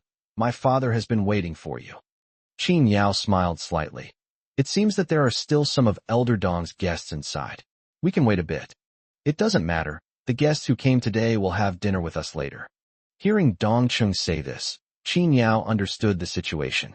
The reason Mr. Dong invited him here today is most likely related to this guest. As soon as I stepped into the hall, before I could even see who was inside, I heard a cold female voice say, It's you? Looking in the direction of the sound, Qin Yao was somewhat surprised to find it was the father and daughter from last night. Upon seeing this, old Dong smiled and asked, What? Do you know each other? The distinguished-looking middle-aged man waved his hand and smiled. I wouldn't call myself an acquaintance. We've only met once. After saying that, he turned to Qin Yao and said, Young man, I didn't expect we would meet again so soon. No wonder you refused my invitation last night. It turns out you're one of Elder Zheng's people. The aloof girl gave a cold snort and said nothing more. Qin Yao's aloof rejection of them in public last night. Mr. Zheng was indeed an elder, and he was very influential in the Sichuan region. But compared to her father, she is worlds apart and cannot be compared at all. That kid still doesn't know what's good for him. Zheng Hanjiang was also a little surprised when he saw the middle-aged man, but the old hand still wanted to be casual, so he laughed and shook his head. Mr. Gao, you misunderstand. This young man is not one of my men. Today, Mr. Dong invited him as a guest, and I just joined in the fun. At this moment, Elder Dong waved to the two of them, indicating that they should sit down first. Zheng Hanjiang may not be the highest-ranking person here, but because of his advanced age, he naturally sits in a similar position to Elder Dong, on par with the middle-aged man. Originally, Elder Dong had reserved a seat for Qin Yao, but because Zheng Hanjiang came along, his seat was naturally moved down one position. But before they could even sit down, Gao Yaya spoke up. Elder Dong, we are here today to discuss important matters. Certain unrelated persons need not take their seats, right? Qin Yao looked at the woman in front of him with some confusion. He had only met her once before, so where did this great hatred come from? Is she really going to target me because I refused her father's invitation? Yeah, this young man is Mr. Dong's guest, so he must not be rude. The middle-aged man spoke up to stop him, then smiled and said to Qin Yao, Young man, don't mind her. I've spoiled my daughter. She's arrogant and willful. Don't take her words to heart. But then he added, However, we do have something important to discuss right now. Could you please wait in the side hall for a moment, young man? He was still somewhat displeased with Qin Yao as he spoke. Although he is talented, it is obvious at a glance that he comes from humble beginnings and lacks discernment. They clearly saw that Mr. Dong had guests present, yet they didn't know to leave. Qin Yao didn't care. Just as Zheng Hanjiang said, Elder Dong would not have invited him for no reason, especially with other people present. What they're going to talk about is definitely troublesome, and I'd rather not get involved. But before he could even say he wanted to leave, Old Master Dong pressed his palm down, gesturing for him to sit down. Qingyong, I invited Xiao Qin here, and I let him in. There's nothing he can't hear. Xiao Qin, sit down. Since Elder Dong had said so, Qin Yao didn't hesitate and took a seat. Gao Yaya frowned in dissatisfaction. This kid is too impolite and too ignorant. Mr. Dong asked you to sit down, so you just sat down. Don't you know how to read the room? He sat down arbitrarily without considering his own status and listened to things he shouldn't have heard. Doesn't he know that people like him always die the fastest? Qin Yao seemed not to notice her gaze at all. After sitting down, he acted as if he were invisible, simply drinking tea and eating snacks without saying a word. However, he noticed that Dong Cheng, as the eldest son of Dong Lao and a member of the Hung Palace, should have been entitled to sit down, but instead he stood behind Dong Lao, as if waiting for orders at any time. It seems that this middle-aged man's background is indeed not simple. Seeing that Elder Dong had already seated everyone, the middle-aged man ignored him and said with a solemn expression, According to our investigation, Sakurai Kogure was not the only one who came with Zhu Yu this time. Her senior brother, Murakami Nobita, also came along, but he disappeared after entering the river valley. We don't know where he is hiding. And even if we find him, we can't arrest him, since he hasn't committed any crime yet, and we have no reason to do so. As expected, what they were talking about was the Zhu family and that mysterious organization. Qin Yao became somewhat interested and listened seemingly absent-mindedly. Mr. Dong's expression was also much more serious than before. He usually appeared to be a leisurely, lazy, and kind elder, but now his face darkened, immediately giving off an aura of authority. So, the Sakura organization sent these two here not to deal with the Zhu family's affairs, but for some other purpose? I thought so. The middle-aged man nodded. Although two members of the Sakura organization died, those two did not hold important positions within the organization. But Sakurai Kogure didn't say that this Murakami wild dog is a core figure in the organization. Is it worth him personally coming out to demand an explanation for the deaths of two subordinates? His idea wasn't wrong. The deaths of two insignificant watchdogs weren't worth the core members making a special trip for. Even if it's just for the sake of saving face, they could put pressure on the Zhu family to send the person to Yanghua or execute them on the spot. Knowing full well that they are universally despised in China, their special trip only proves that their true purpose lies elsewhere, with ulterior motives. It seems we need to find this stray dog in the village as soon as possible. Old Dong nodded, then asked, By the way, Wasn't it said that Sakurai Kogyo was already surrounded at the time? How did she escape? Sakurai Kogyo ran away. Qin Yao was somewhat surprised, but his interest grew even stronger. This woman actually managed to escape from being surrounded and attacked by the Hung Palace people on Yang Kingdom's territory. She's definitely got some skills. The middle-aged man sighed. That day, there was a multi-vehicle collision, and the casualties were extremely high. Although we are currently targeting Sakurai Kogyo, we cannot ignore the ordinary people. Moreover, a large truck went out of control that day and crashed through the guardrail to stop our vehicle. Chapter 341 Too Small a Perspective. Although he had heard some rumors from Elder Zing earlier, it was only today, from the middle-aged man, that Qin Yao heard the details of the arrest. They intercepted Zhu Yu's convoy on the highway and detained him on the spot. Just as they were about to check the car behind, Sakurai Kogyo killed the Zhu family's driver and a bodyguard, then drove through the checkpoint and escaped. She knew that if she was detained, she would never be able to go back, so she desperately tried to escape. At the time, Dong Chung led the pursuit, but unexpectedly, a series of car accidents suddenly occurred on the adjacent road during their pursuit. More than 20 vehicles were involved in a rear-end collision, several of which caught fire, and ordinary people were trapped underneath. In order to rescue ordinary people, Dong Chung immediately dispersed his men to help. But then a heavy truck suddenly rushed out from the roadside, seemingly due to brake failure, and crashed through the guardrail towards the pursuing convoy. In a moment of panic, they tried to dodge, but unexpectedly, Sakurai Kogyo took the opportunity to escape. At this point, Dong Chung bowed his head apologetically to Elder Dong and the middle-aged man, saying, "Father, Palace Master, I failed in my duty. Please punish me, Palace Master." Palace Master? Qin Yao raised his eyebrows slightly and looked at the middle-aged man. Unexpectedly, he was actually the current Palace Master of Hungyan. Surprisingly, after stepping down, Dong, the previous leader, did not leave the position to his son. It seems that, like the Panlong Hall, the Hungyan Hall is also occupied by the capable rather than by any kind of inheritance. The middle-aged man waved his hand. "Hey, this isn't your fault. Nobody expected such an accident to happen. You spared people to help the people, so I should reward you, not punish you. As for Sakurai Kogyo, as long as she remains on Chinese soil, we'll eventually catch her." "That's right."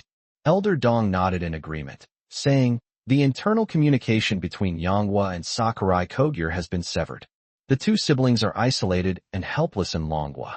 They are just like turtles in a jar." The middle-aged man nodded proudly. "This matter concerns the Sakura organization. I, Hungyan, suffered a great loss at their hands before. This time, I will personally take action and bring back Sakurai Kogyo and Murakami Wild Dog." The conversation among the bigwigs was brief, perhaps because Qin Yao and Zheng Hanjiang, two outsiders, were present, so it ended quickly. Qin Yao, who was standing silently to the side, and became interested. "Little Qin, you must have heard about this, right? What do you think?" Seeing that Elder Dong actually asked a young man for his opinion, the middle-aged man was somewhat surprised and began to size up Qin Yao. No matter how he looked at it, he had no recollection of this face. It was definitely not one of the more well-known talents among the younger generation in China. Moreover, his name is Qin Yao, which is a very unfamiliar name. I've never heard of such a person before.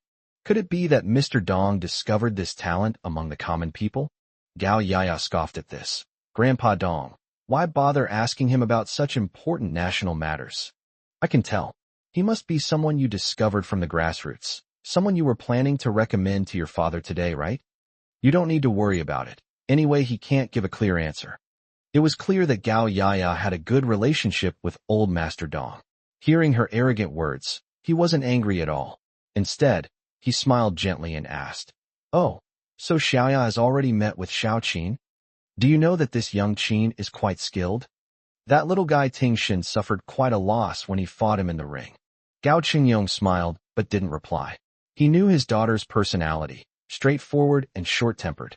If she has something to say but can't say it, she suffers more than anyone else. In addition, given the relationship between his family and Elder Dong wouldn't be angry with Yiya over Qin Yao alone. Upon hearing that Gu Tingshan had actually lost to Qin Yao, Gao Yaya showed a hint of surprise. After all, Gu Tingshan is an outstanding figure among the younger generation, with numerous military achievements at a young age, and it's only a matter of time before he enters the martial god hall. How could Qin Yao, a newly discovered grassroots talent, possibly defeat him? But soon she felt relieved. Grandpa Dong, I know even if you don't say it, Gu Tingshan must have underestimated his opponent, right? He's the most arrogant and conceited person, so he definitely didn't use his full strength at the time. Moreover, Gu Tingshan's forte is not fighting in the ring, but assassination. He has no advantage in face-to-face hand-to-hand combat. Both underestimating his opponent and lacking advantages, Qin Yao is ultimately no match for him. In her eyes, so what if Qin Yao's strength is on par with Gu Tingshan's? Gu Tingshan pursued the path of assassination, learning the art of war, but his skill in martial arts was actually not very high. Even if this kid won by sheer luck, it's just good fortune, nothing to brag about. Moreover, Grandpa Dong, you should understand that it's not that I discriminate against people from ordinary backgrounds, but rather that the education they receive from childhood has already determined their perspective. No matter how skilled you are, without a solid foundation and vision, you will never achieve anything great. Even if you ask him, he won't be able to give you a clear answer, so why bother? Gao Yaya concluded that Qin Yao's mind must be completely blank right now.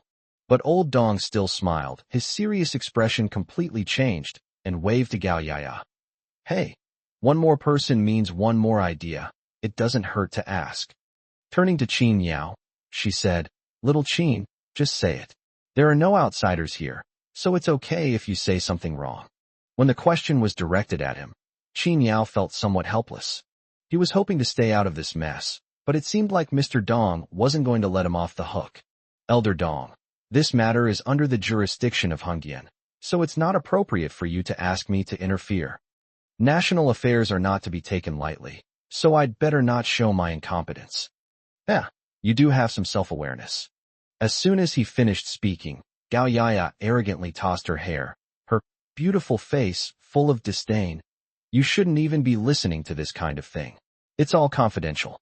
The fact that you're allowed to sit here is already a testament to Grandpa Dong's appreciation of talent. But if you overestimate yourself and spout nonsense, then you really lack even the most basic discernment. Grandpa Dong, please don't waste your time. Old Master Dong didn't seem to want to let Qin Yao off the hook. Instead of listening to Gao Yaya's opinion, he continued to say to Qin Yao, Little Qin, I've already said it. Whether it's right or wrong, just tell me. What? You're not giving me this face. Seeing that the old man was pressing him hard, Qin Yao could only sigh and say helplessly, even if he wanted to stay out of it. All right, since you've asked, I'll share my opinion. Gao Yaya turned her head away, not even bothering to look at Qin Yao. Even if you let him speak, he wouldn't be able to say anything good or bad, so there's no point in listening. But then Qin Yao said decisively, I think that to find Sakurai Kogyu's whereabouts, we should start by investigating inside Hongyan. Chapter 342, Is this also a coincidence? As soon as Qin Yao finished speaking, Gao Yaya shouted sharply, Nonsense! His statement, start the investigation from within, was simply implying that there was a traitor within the Hung Palace. But now that Hongyan is under her father's control, it's obvious whose responsibility it is if there's a traitor. How could she not get angry? Gao Qingyong, however, still had a smile on his face and stopped Gao Yaya, saying, Yaya, don't be rude. Dad, was I being rude? It's clearly this kid who's being incredibly rude. This time, Gao Yaya didn't back down, staring sharply at Qin Yao. Boy, do you even know what kind of place Hing Palace is? Those who can enter the Hongyan Hall are all 1 in 10,000, pillars of the nation who have sweated and bled for the country. They are the treasures of my Hung Palace, not something you can slander with just a few words. She was convinced that Qin Yao had no real talent or ability and was only making up a few words to appease her when he was cornered. But he shouldn't have doubted Hongyan. As a crucial instrument for internal stability in the Dragon Kingdom, it is not something a mere young upstart like him can comment on. Dong Cheng, who had been relatively quiet, also looked displeased. His men were the ones in charge of the arrest. Miss Gao is right. Qin Yao, Although you are my father's guest, the people who are with me this time are my brothers who have shared life and death. If you falsely accuse them without cause, I will not stand idly by." Zheng Hanjiang kept giving Qin Yao meaningful glances, signaling him to say less and just give a perfunctory answer. But when Qin Yao finally spoke, he was absolutely not one to give a vague answer. "I have no evidence." "Heh, you dare to spout nonsense without any evidence. I think you take yourself too seriously." Gao Yaya gave a cold laugh, as if she had known all along, and crossed her slender white arms, saying, "No evidence means you're just making things up? Can you bear the consequences of falsely accusing Hengdian?" Qin Yao didn't say anything. She said Qin Yao lacked vision and insight. But no matter what you say, she can always find fault with you. Old Master Dong pressed down with his right hand, afraid that the two sides would start arguing. He was quite interested in Qin Yao's statement. "Little Qin, do you know that the standards for being selected for Hengdian are very strict? Each of those children has undergone rigorous training and trials, and they are proud to serve their country. If they betray Hengdian, it is tantamount to betraying the country, and the punishment will be very severe. But you should also know that they sacrificed their lives for the country, so naturally we must protect them. So you need to have some basis for saying that, right?" Qin Yao nodded. "Of course. Although I have no evidence, my words are not unfounded." Mr. Dong smiled and said, "Tell me about it." Qin Yao didn't stand on ceremony and directly raised several points of doubt. First, they encountered a multi-vehicle collision on the road, which happened to happen during their pursuit. Later investigations revealed it to be a coincidence, but Qin Yao discovered a suspicious point. They were on the highway at the time. It's not a holiday, so the highway shouldn't be so congested. How could such a serious chain reaction collision have happened? As for the truck that suddenly rushed over, they said its brakes had failed. Qin Yao then countered with a question.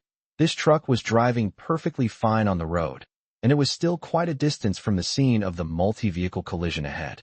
How did it discover that its brakes had failed? Furthermore, even if he realized his brakes had failed, why would he turn the steering wheel and crash into you? How should a normal person react if they discover that their brakes have failed? After being bombarded with his 3 probing questions, the room fell silent. Gao Yaya, without even thinking, said, "Isn't it normal to panic and not know where to drive when you discover the brakes have failed? Besides, we investigated the truck driver. He has a clean record and is a new driver. It's normal that he doesn't know how to handle it. We also investigated the chain reaction car accident you mentioned. It was just that the 2 cars in front collided while trying to get on the right-of-way, and the cars behind didn't see it and crashed into them. These are merely coincidences, not grounds for you to slander my Hung Palace." Qin Yao simply smiled and said, "Yes, it's a coincidence. It just so happens that a multi-vehicle collision happened on Sakurai Kogyu's escape route, and it just so happens that a new driver's truck broke down. It just so happens that Sakurai Kogyu avoided all your roadblocks and obstacles after leaving. If any one of these coincidences had occurred alone, everyone would probably have thought it was just a coincidence. But the fact that Qin Yao singled them out and grouped them together made things seem strange. Even Gao Yaya, who wanted to refute, couldn't open her mouth for a moment. Yes, there aren't that many coincidences in this world. But she still didn't believe it. She didn't believe that there would be a traitor in Hengdian. She didn't believe that Qin Yao really had such insight. He hadn't even been to the scene, but he could tell something was wrong just by listening. Actually, it's very easy to verify whether it's a coincidence. Before she could come up with a rebuttal, Qin Yao continued, "Just check the driving trajectories of the 2 cars that collided, the ones that started the chain reaction accident, and the driving trajectories of the 2 cars before they collided, and the driving trajectories of the out-of-control truck before it met the pursuing convoy, and it will be clear at a glance. If the truck was driving smoothly until it encountered the pursuing convoy, and then suddenly accelerated out of control and rushed towards them without any hesitation, that would be quite telling." Before Elder Dong could speak, Gao Chengyong looked up at Dong Cheng, who immediately turned to leave without a word. Just then, Qin Yao called out to him, "Mr. Dong, if you have the energy, you can go to the hospital to check on him. That truck driver might be dead by now." Dong Cheng's pupils widened, and his steps quickened even further without pausing for a moment. Seeing that Dong Cheng had gone to investigate, Gao Yaya's pretty face tightened. Grandpa Dong, Dad, you don't actually believe this kid's nonsense, do you? I have read the investigation results of this accident. Although it is somewhat unbelievable, it is indeed a coincidence. What he just said was all speculation and nonsense. If there were any doubts, I would have noticed them long ago. I think we shouldn't let Uncle Dong waste his time on this kind of thing. We should focus on investigating Sakurai Kogyo's whereabouts. It turns out that Gao Yaya was in charge of investigating both car accidents, which explains why she was so agitated when Qin Yao pointed out that there were still some doubts. If Qin Yao's prediction is correct, then it means she failed in her investigation, and wouldn't that be a slap in the face? Gao Chengyong said seriously. Yeah, have you forgotten what I taught you? You must never let go of any doubts. If it really isn't a coincidence, then it's very likely that Sakurai Kogyo has an inside agent in the country. How can you say that we're wasting time? After being rebuked by her own father, Gao Yaya was speechless for a moment. He could only stare at Qin Yao with wide eyes. If that driver is still alive later, let's see how you explain this. Chapter 343 has some skills. Qin Yao didn't take her attitude to heart, and at the same time, he didn't feel any psychological pressure. Anyway, it was Mr. Dong who asked him to give his opinion, and whether it was right or wrong had nothing to do with him. However, due to this incident, no one mentioned the meal for the time being, and everyone was waiting for Dong Cheng's investigation results. After all, this matter involves that mysterious organization called Sakura, and no one can eat until the truth is found out. Of course, the most important thing is elegance. Qin Yao's arrogance isn't curbed. She probably won't be able to eat for days. Less than half an hour later, Dong Cheng rushed back. He glanced at Elder Dong, who smiled at him and said, "You are now under the command of Palace Master Gao. Just tell him anything you need to do." Gao Qingyong waved his hand dismissively. "Just say what you have to say. There's nothing here that can't be heard." As she spoke, she glanced at Qin Yao, who remained calm and composed. "Good." Dong Cheng nodded, then said, just as Mr. Qin said. The truck was driving smoothly until it encountered the pursuing convoy. After the brakes failed, it rushed straight toward the convoy. And most importantly, although his brakes failed, we had experts confirm that he showed no signs of slamming on the brakes before the crash. The brake pads are also considered damaged. When people discover that their brakes have failed, although they will definitely panic, their first reaction will be to slam on the brakes and try to stop the car. When a car becomes completely unable to stop, besides calling the traffic police for help immediately, one should keep the car moving and wait for rescue. If the truck malfunctioned and crashed into a location very close to the site of the multi-vehicle collision, it could be speculated that it was trying to avoid a crowd gathering in front of it by crashing into the guardrail. However, since there was some distance between them, it was quite intriguing that he rushed over again. Therefore, based on this, it is almost certain that the truck deliberately damaged its brakes to create a false impression, and then suddenly rushed out to block the pursuing convoy. I just called someone to go to the hospital to check on the truck driver's condition, and I also checked on the driver, who was the first in the chain reaction accident. At this point, Dongqing couldn't help but turn to look at Qin Yao. That one glance gave Gao Yaya a bad feeling. These 3 people all died suddenly last night from illness. What? Gao Yaya's eyes widened, and she stood up abruptly from her chair, her face full of disbelief. Of the 3 people, the truck driver was the most seriously injured, but he has recovered after receiving emergency treatment. As for the other 2, they only suffered minor injuries. After giving a statement at the hospital and receiving simple treatment, I went home. How could he die? Qin Yao was not surprised at all, and still smiled as he looked at Gao Yaya. In Miss Gao's opinion, this should also be a coincidence. Gao Yaya's pretty face immediately turned pale. If she still thinks it's a coincidence, then she's a complete idiot. However, this was an investigation she was in charge of, and it was also an opportunity her father had specifically given her to gain experience. I never expected that she would make such a big mistake on her first time handling things alone. This made her lose face completely. Yeah. After you get back, write me a self-criticism and accept the punishment according to the rules of Hongdian. Gao Qingyong's expression was no better than hers. Even as the palace master, he could not show favoritism. Yes. After standing at attention, Gao Yaya gave a military salute, but she still looked at Qin Yao's smile with resentment. But father, I don't think that even if this was my negligence, it means that there was a problem inside Hung Palace. Perhaps Sakurai Kogure already knew we would ambush her on the road, which is why. Shut up. Before she could finish speaking, Gao Qingyong shouted sharply, "This is none of your business. Don't interrupt." Gao Yaya was stunned by the scolding and was about to say something. But, yeah, you'd better not say anything for now. Old Master Dong, who had been watching everything with a smile, rarely spoke. He said kindly to Gao Yaya, "Go down and learn from your Uncle Dong some more. Ah Chung, you go and thoroughly investigate this matter. You must find this bastard in the team. Our Hungdian serves the country and will never allow such traitors to appear. Once caught, find out who was behind it, and then execute them on the spot." Despite his kind and approachable demeanor, Mr. Dong is ruthless when it comes to handling serious matters. To betray someone without asking about their difficulties or reasons is an unforgivable sin. Yes. After bowing, Dong Chung winked at Gao Yaya, signaling her to follow him. Since Elder Dong has spoken, Gao Yaya naturally cannot stay any longer.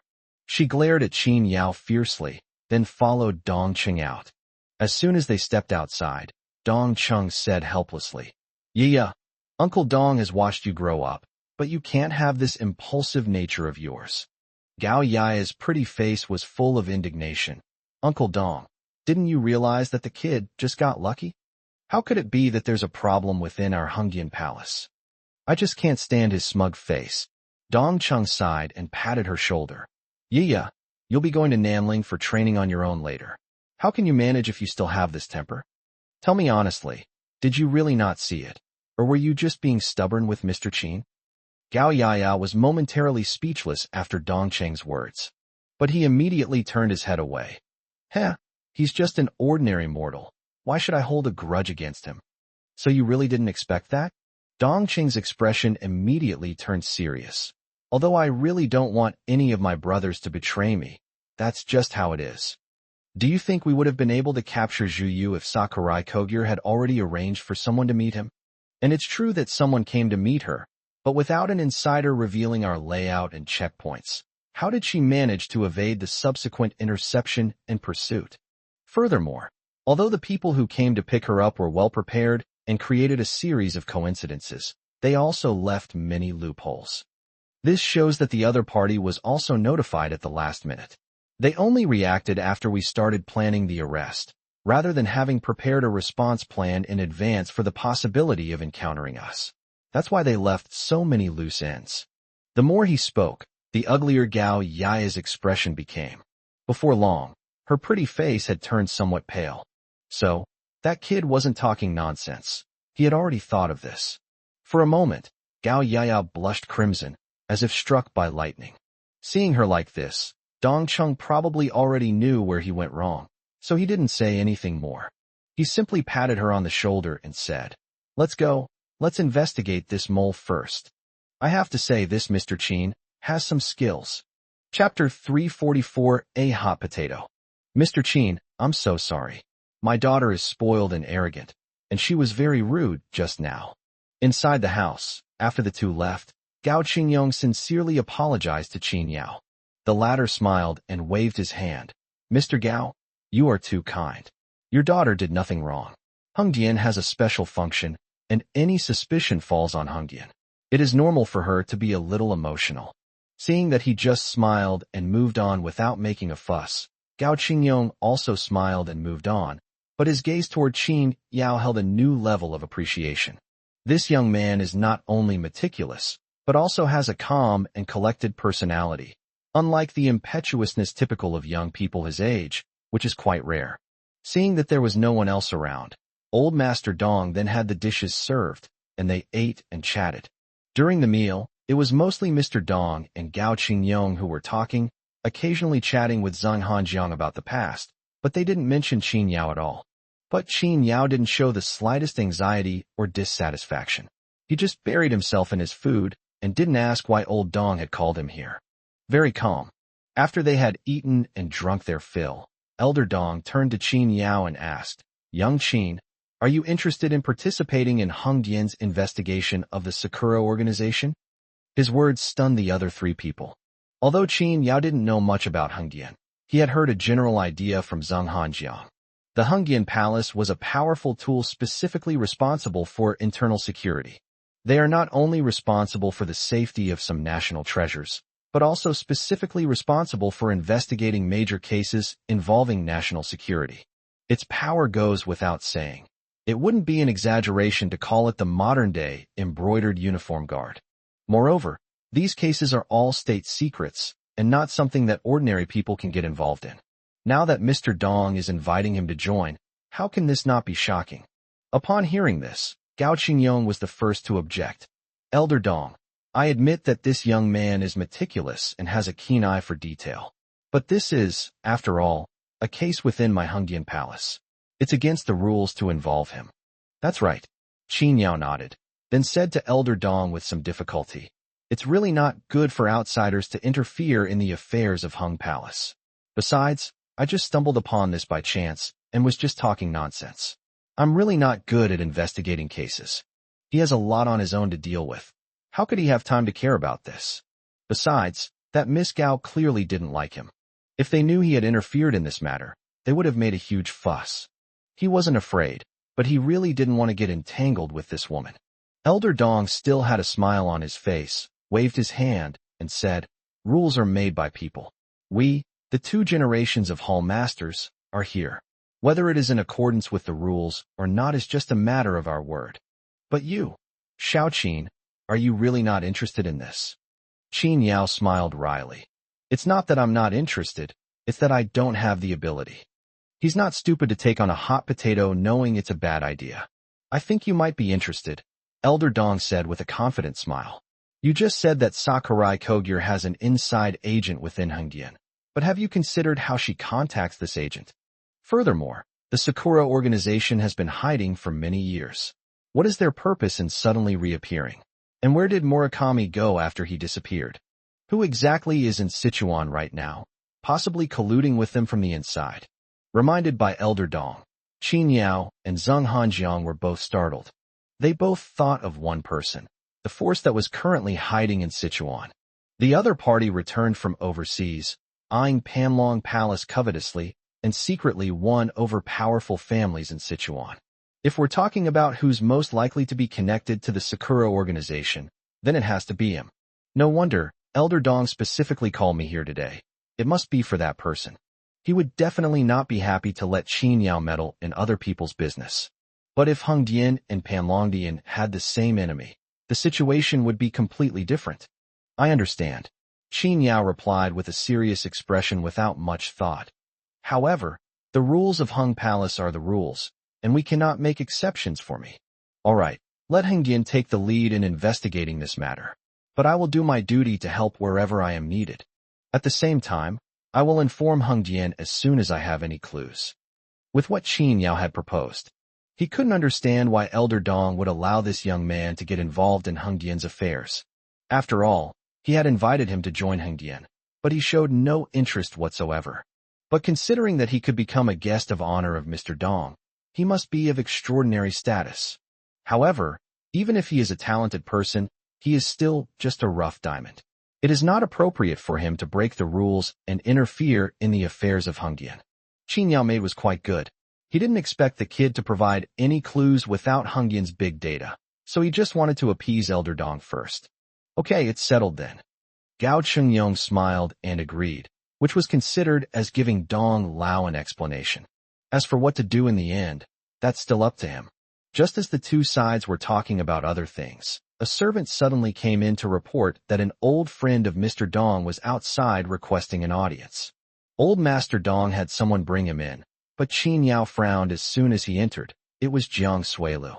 Jiang Suilu brought Gao Xiong with him when he came in. Only a few days later, he needed Gao Xiong's help to walk. His complexion was extremely bad, and even his lips were pale. The battle at Qinghai Group that day completely disrupted the flow of energy within him.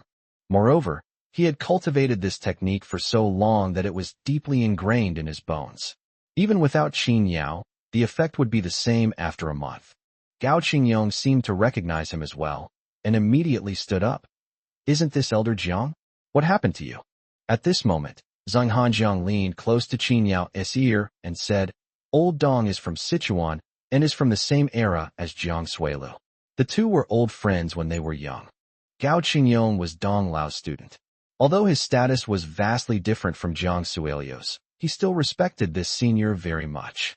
It seems that Jiang Suilu somehow found out about your situation with Elder Dong and has come to plead for you. Qin Yao, however, didn't care at all and didn't even bother to glance at it. What I, Qin Yao, have said is as good as water spilled. No amount of pleading will change that. Jiang Suilu also saw Qin Yao, and his face showed no surprise. It seems that Elder Zhang was right. He came for Qin Yao.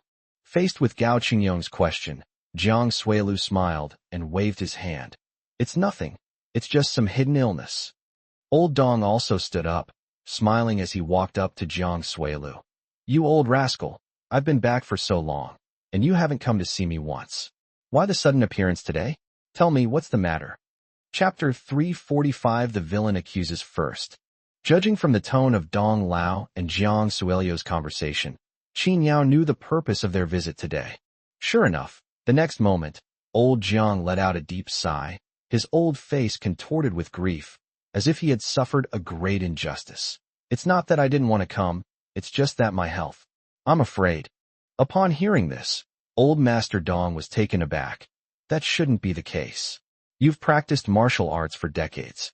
Even if you're getting old, you're still in better physical condition than many young people. Old man, don't be joking with me. Jiang Suilu waved his hand and remained silent. However, Cao Sung stepped forward and said, Mr. Dong, to be honest, my master's health is indeed failing now. His kung fu training went wrong. He got into a fight with someone recently, which caused aftereffects. Now his health is deteriorating. I'm afraid it'll only be a few months. Mr. Dong and Jiang Suilu had a good relationship. They had known each other since they were toddlers and often got together to practice their skills when they were young. However, the two were of vastly different social statuses. After Dong Lao entered the capital and then the Hung Palace, the gap between them widened considerably. But old friends are old friends, especially at Mr. Dong's age, having witnessed too many old friends pass away. Hearing that Jiang Suilu was unwell, she was overcome with grief. Didn't you go to the hospital to see a doctor?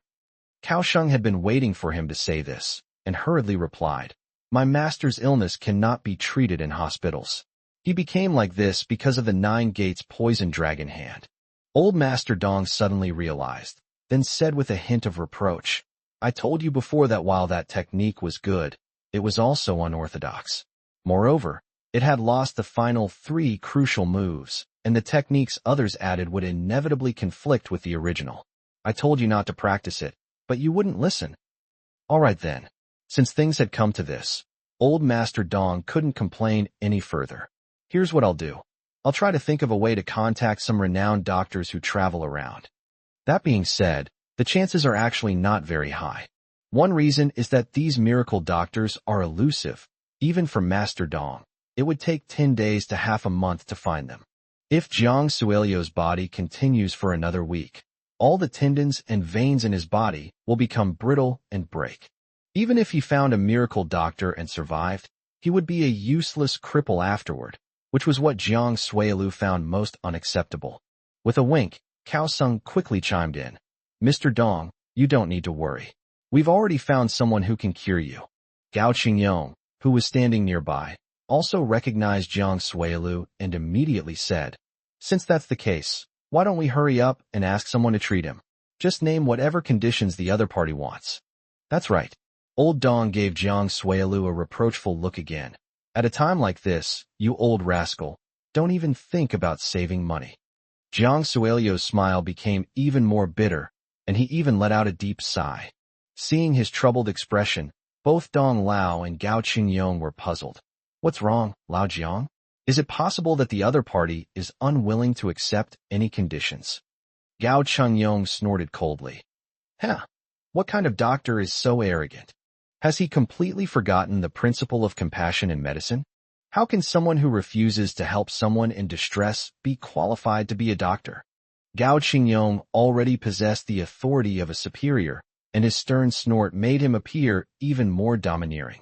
Kaosheng sighed softly, looked at Qin Yao who was sitting calmly to the side, and said in a gloomy voice, "The other party is not a doctor, but the conditions they proposed are really unacceptable to us.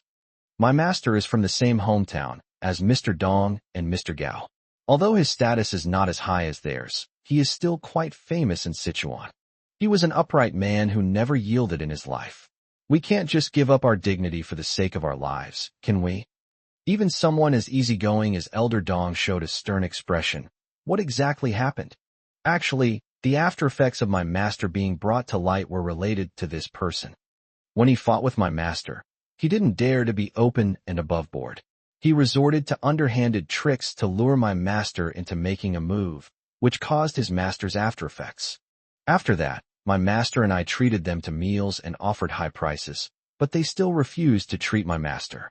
He even said that if we wanted him to cure our illness, my master and I had to kneel in front of his house for 4 hours. After he finished his embellished account, Gao Qingyong immediately became furious and let out a cold laugh. Heh, I didn't know when such a big shot had appeared in Sichuan. The fact that the other party was able to trigger Jiang Suelio's hidden illness shows that the other party is quite capable.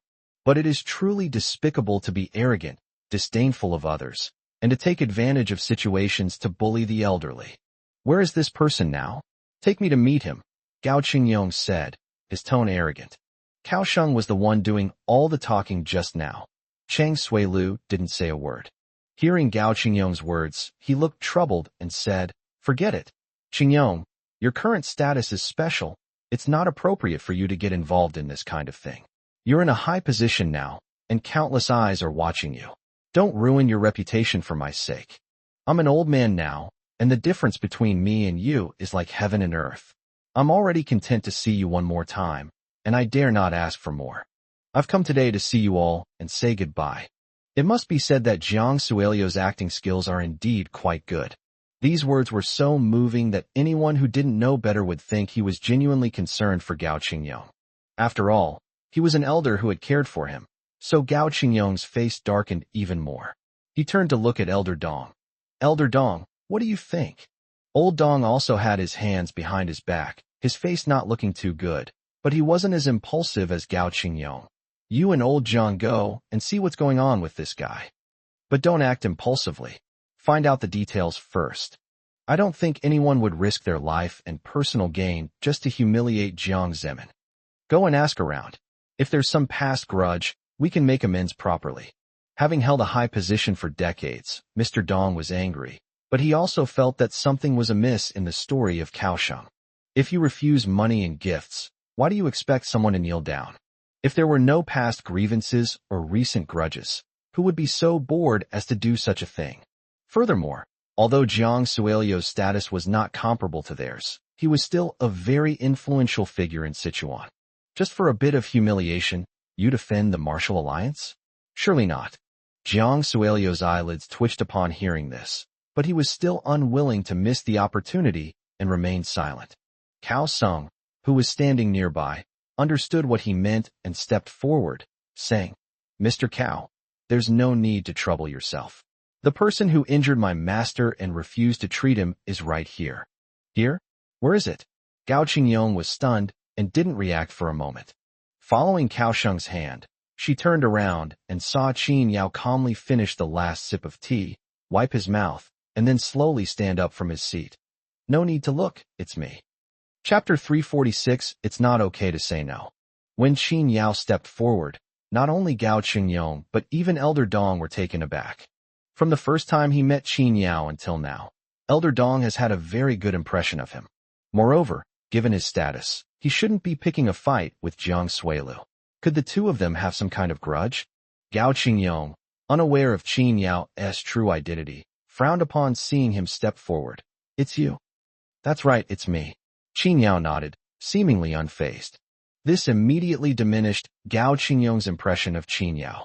Even if someone is capable, if their character is flawed, they will never reach a high position or be given important responsibilities. "Xiao Qin, Just now Zhang's apprentice said that he would only save people if you made the two of them kneel in front of your house for 4 hours. Is that true? Because of what Elder Dong had just said, he did not immediately blame Qin Yao, but asked a question first. However, as soon as he opened his mouth, it already looked a little crooked. Ask only whether the result is correct, but ask about the cause and process. Not entirely, Qin Yao replied. Kaosheng's eyes widened immediately. Little. What? You dare to say you don't dare to admit it? Seeing Kaosheng's certainty, Qin Yao dared not admit that Cao Qingyung's impression of him had worsened. Even if Qin Yao's actions were unethical, if he dared to openly admit it in front of Elder Dong and himself, then he would still have some backbone. But now, when confronted face to face, he dares not admit it, which is absolutely not the behavior of a true man. Before he could even begin to reprimand him, Qin Yao said expressionlessly, "There's nothing I'm afraid to admit, but you've made a mistake. What I said at the time was, if he kneels for 4 hours, you will double the amount." Kaosheng's eyes were bloodshot with rage. He wished he could rush up and fight this kid to the death. But because of Jiang Suelio's gaze, he had to hold back and stare at him menacingly. "Mr. Gao, you heard that too, didn't you? My master is quite old. Even if I offended him in some way before, he shouldn't be humiliated like this, right? If he has any grievances against us, we should apologize and make amends. Why humiliate my master like this? My master is his grandfather's generation. How can he really just stand by and watch someone die?" Kaosheng launched a barrage of attacks, directly attempting to morally blackmail Qin Yao. They wanted Qin Yao's entire family dead. Moreover, even though Qin Yao agreed to treat Jiang Suilu at that time, the other party did not intend to let him live. Now, a simple apology is all it takes to turn the matter over. People's hearts are always biased. Although Gao Qingyong had some appreciation for Qin Yao before, he and Jiang Suilu were old acquaintances. Moreover, regardless of their status, the other party is an elder whom I respect. So Gao Qingyong's face immediately turned stern. "Young Qin, you should have a broad vision and a generous heart. All right then, whatever your past grievances with Elder Jiang, and who was right or wrong, let's put aside that. On behalf of Elder Jiang, I apologize to you. From now on, consider it a favor that I, Gao Qingyong, owe you. You will receive every penny of the consultation fee due. If you encounter any difficulties, I, Gao Qingyong, will do my duty without hesitation." How? Although it was a question, Gao Qingyong's tone was one that left no room for refusal, and even somewhat condescending. Old Dong sat back down in his original seat, remaining silent, seemingly having discerned something. Jiang Suilu and his apprentice were overjoyed, knowing that the matter was sure to succeed.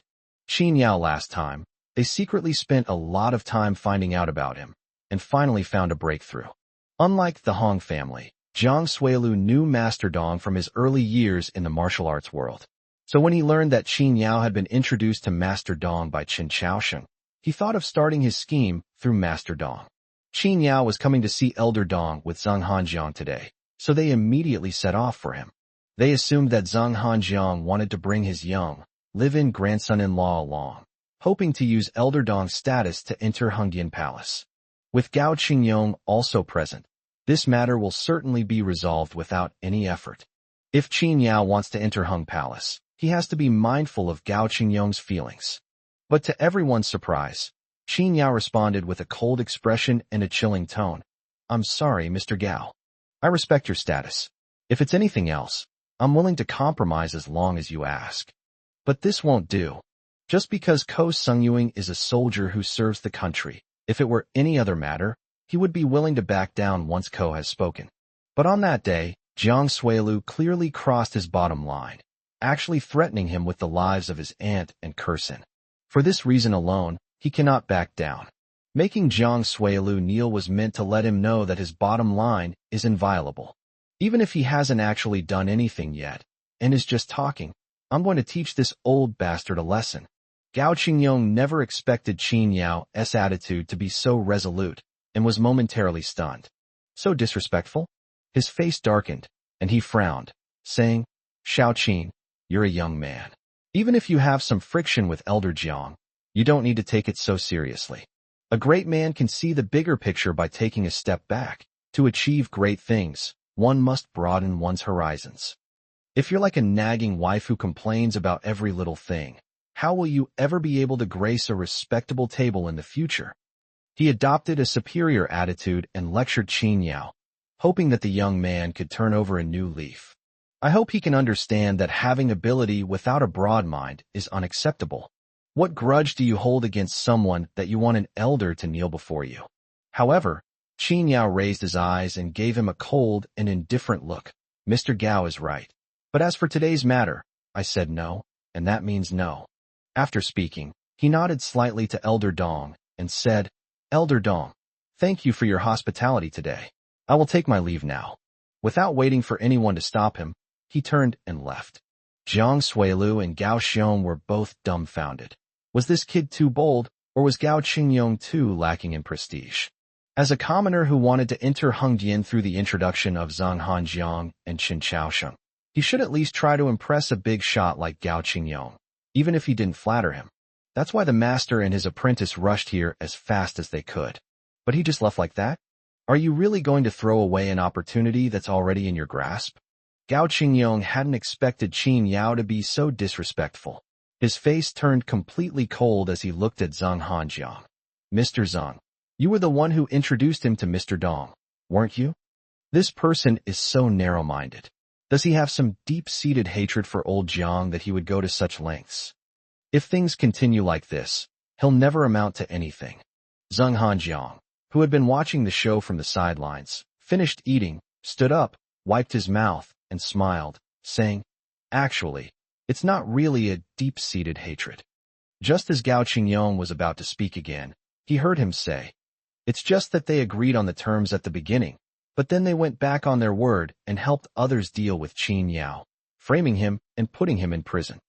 They then took the opportunity to threaten Qin Yao with the lives of his only 2 family members, saying that as long as Qin Yao cured Jiang Suilu, they could make him die a more dignified death. That's all. Chapter 347 Only Reason, No Emotion. The last 2 words, that's all, which carried a deeper meaning, instantly made Gao Qingyong's face turn red.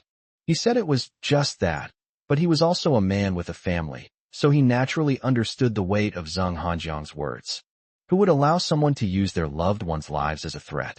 His expression froze instantly, and he turned to look at Jiang Suilu and his apprentice. Kaosheng didn't dare look at him, and quickly retreated behind Jiang Suilu.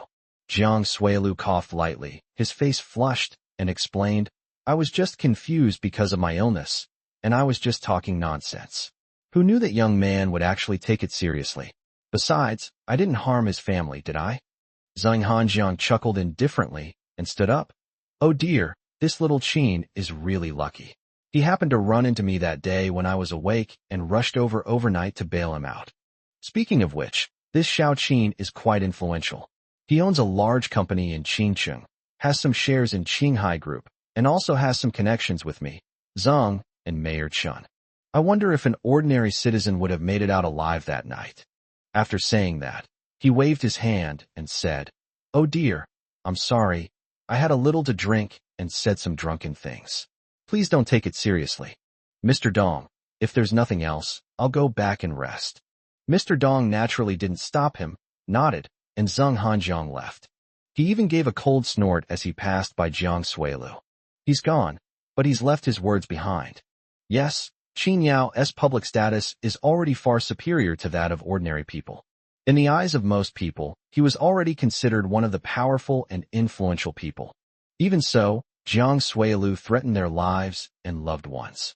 If it were an ordinary person, they would probably have been ruined and their family destroyed long ago. Therefore, Gao Qingyong's expression became even more unpleasant. He was just lecturing Qin Yao for being narrow-minded, but now it seems he's the one who lacks vision. He started pointing fingers and making pronouncements without even understanding the whole story. That's definitely not how someone of his status should act. To put it bluntly, it's still a matter of bias. Looking at Jiang Suilu and Gao Xiong, who had caused him such a huge loss of face, he suppressed his anger and said, Old Jiang, you really went too far this time. I can't help you anymore. You should leave. Even if he and Jiang Suilu had some past relationship, he wouldn't continue to show favoritism if things went too far. Jiang Suilu hadn't expected Gao Qingyong to abandon the matter, and hurriedly said, "No. Qingyong, don't forget, back when you were still a nobody, you followed old Dong, and I, Uncle Jiang, took good care of you." "Yes, Mr. Gao." Cao Sheng was also anxious. After all, this matter not only concerned his master, but also his own life. That Qin Yao is just an ordinary citizen. Even if he threatened the lives of his family, it was because he didn't know what was good for him first. My master is of noble status. It's already a great honor to have him treat me. Why should he try to bargain? Mr. Gao, you can't just ignore this. In his haste, Cao Sung revealed his true colors, which made Cao Qingyong feel even more guilty about his previous attitude. He's really confused. All right, loyalty is loyalty, but in this matter, we can only reason with people, not with them. Gao Qingyong's face turned cold, and his tone became stern, his authority as a superior instantly surging. "If Uncle Jiang needs another doctor, I can help you find one. But you want me to threaten Qin Yao again? I can't afford to lose face like that." Old Master Dong seemed to have seen through the master and apprentice long ago, and sat at the table drinking without saying a word. Only then did he raise his head with a smile. "Old Jiang, would you like to sit down and have a drink, or should I send someone to take you home?" That was enough. Jiang Suilu, his face pale, had no choice but to accept it.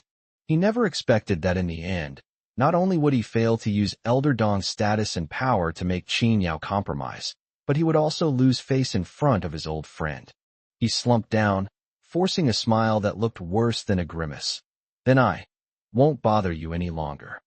After saying that, he could only go down the mountain with Cao Sheng.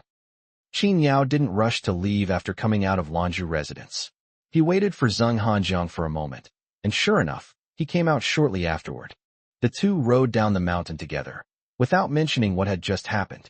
Zheng Hanjiang wouldn't try to persuade him, knowing his personality. Unexpectedly, after returning home, old Zheng brought him some news. Jiang Suilu was so enraged that he fell ill prematurely and is now bedridden, his life hanging by a thread. Meanwhile, a major upheaval also broke out within the martial alliance.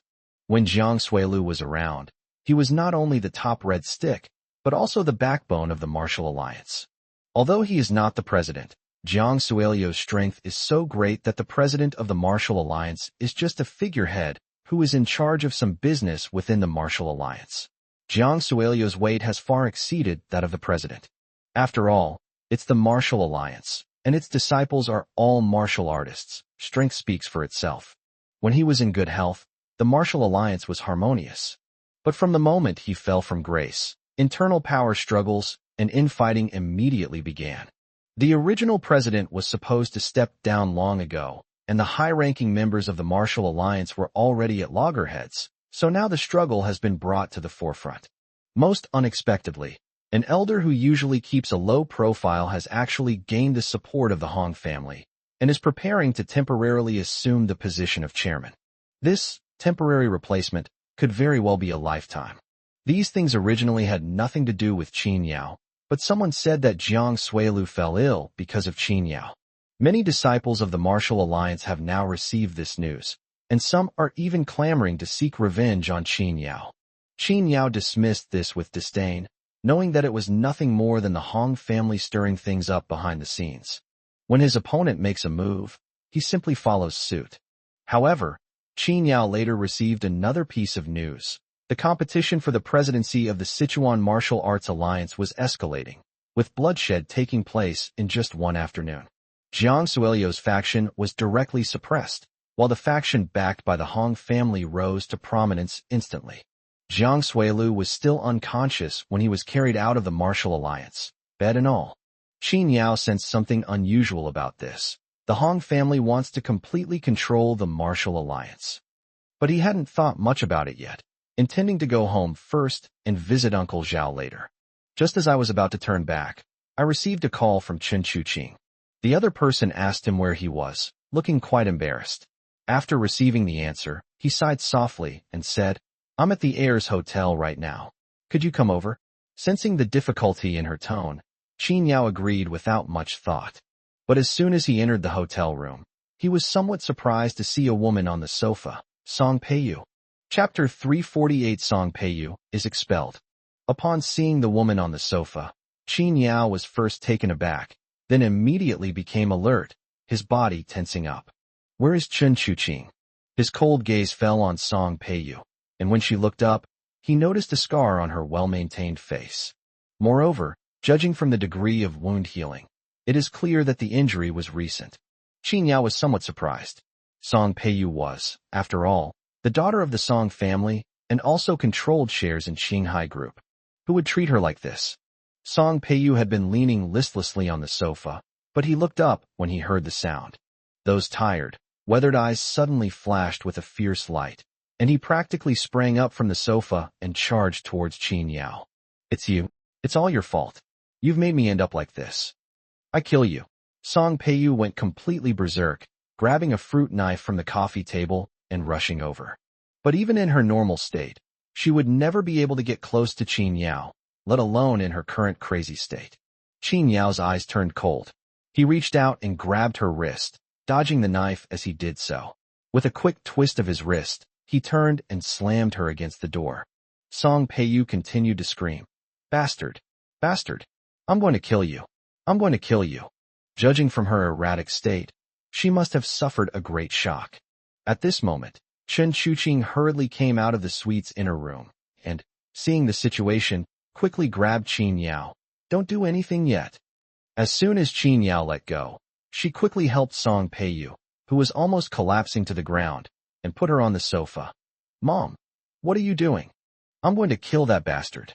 If it weren't for him, I wouldn't have been kicked out of the Song family." Song Peiyu was still very agitated, her eyes red as she pointed at Qin Yao and angrily denounced him. "He's a jinx, a damned bastard. It's because of his appearance that I've become like this, that I've lost everything." Her body trembled with excitement as she spoke, and there was no trace of her former elegance and nobility. Her face, devoid of makeup, showed signs of aging, and coupled with her current hysterical state, she looked exactly like a shrew from the streets. Chen Chuqing was getting a headache from her nagging. She rubbed her temples and said helplessly, "Mom, what does your being kicked out have to do with Qin Yao? He's my benefactor. If you keep making trouble like this, I can't control you anymore." Seemingly startled by her last words, Song Peiyu calmed down considerably, but still glared at Qin Yao and pointed at him, saying, "Are you really going to abandon your mother for this kid?" "But Mom, don't forget, when I was desperate, it was Qin Yao who saved me." Chen Chuqing remained calm, her aura in no way inferior even when facing her own mother. They actually managed to suppress Song Peiyu at this critical moment. Just then, a painful cry came from inside. Chen Chuqing frowned and said to Song Peiyu, "Wait here, I'll go in and take a look." After saying that, he winked at Qin Yao, and the two of them went into the inner room together. Upon entering, a strong smell of blood mixed with the odor of disinfectant wafted through the air. Qin Yao looked up and saw the person lying on the bed being treated by the doctor. It turned out to be Hai Pe, who was next to Song Peiyu. She was no longer the imposing figure she once was. Her face was contorted in pain, and almost all the bones in her body were shattered, with even her dantian suffering severe damage. For a martial artist, a broken dantian is no different from being a cripple. Su Pei was helping the doctor take care of the patients when she saw the two of them come in. She quickly nodded slightly to Qin Yao and said, "Mr. Qin, you've arrived." Qin Yao had a good impression of her. She was able to step forward in crucial moments and was extremely loyal, which was admirable. "Hello." After greeting her, Qin Yao turned to her and asked, "Now can you tell me what happened?" "Well," Chen Chuqing, who had just exuded a powerful aura, sighed, revealing a hint of exhaustion. "My mother was kicked out by the Song family." Qin Yao raised an eyebrow slightly. "Tell me in detail." Even after the failed attempt to seize Qinghai Group, Song Peiyu's position in the Song family should have remained quite extraordinary. After all, Qinghai is a powerful aircraft carrier. Even with only a 25% stake, the annual dividends already exceed half of Song's income. But who knew that the Song family thought Song Peiyu was a woman, and now that Chun-Li was dead, she might still remarry. To prevent her shares from falling into the wrong hands, they decided to go all the way and use the same methods they had previously used against Chen Chuqing on Song Peiyu. First, he was placed under house arrest, and then old Madame Song threatened to remove him from the Song family, coercing and deceiving Song Peiyu. They even threatened Hai Po's life to force Song Peiyu to hand over Qinghai's shares. Although Song Peiyu comes from a prestigious family and has a strong presence, she has been pampered since birth and has been heavily brainwashed by the Song family's aristocratic mindset. She later married Chun Li, who doted on her, and she never suffered any hardship. So she couldn't hold on and gave in. However, what was unexpected was that even so, the Song family did not want to let Song Peiyu go and wanted to squeeze out every last bit of value from her. Although she is now old and a widow, she looks no different from a 30-year-old woman because of her luxurious lifestyle and excellent maintenance. Therefore, the Song family wanted to use her to reverse the decline of the Song family and force her to marry into the Hong family in place of Chen Chuqing. Hearing this, Qin Yao was quite shocked. Although it's a compromise, hasn't the Hong family compromised too much? Hong Jintao is only under 30 years old, and Song Peiyu is already 50, no matter how well she takes care of him. Chen Chuqing laughed in exasperation, then reached out and pinched his waist. What nonsense are you talking about? No, I surrender. Qin Yao quickly dodged, and in the process, grabbed Chen Chuqing's hand. With such a small gesture, the two appeared remarkably natural and intimate. Anyone who didn't know better would have thought they were a couple deeply in love. Su Peipei, watching from the side, blinked her eyes wide with a gossipy expression. Sensing the slightly ambiguous atmosphere, Qin Yao quickly released his hand and coughed lightly. Well, please continue. Chen Chuqing also withdrew her hand. Her pretty face flushed and returned to the previous topic. He is Hong Jintao's second grandfather, who is over 70 years old. Qin Yao's lips twitched. He was speechless at the Song family. They've already gotten the shares, yet they still want to give their own daughter to an old man as his second wife. What kind of cold-blooded animals are they? So your mother escaped under the protection of the sea goddess? Chen Chuqing nodded, then sighed softly. Now I'm afraid the Song family is going to cause a huge uproar. Chapter 349, don't you want to explain? Because of the Song family's search, Hai Po was unable to be taken to the hospital for treatment. Chen Chuqing could only use her connections to bring in a few doctors to treat her. To Qin Yao's surprise, although this woman was arrogant and domineering, she was indeed loyal to Song Peiyu. Moreover, Song Peiyu was even willing to hand over his shares in order to save her life. Seemingly sensing Qin Yao's confusion, Chen Chuqing sighed. A large family like the Song family has always favored sons over daughters.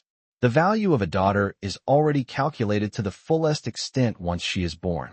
Although my mother had no worries about food and clothing since childhood, her maternal grandparents ignored her.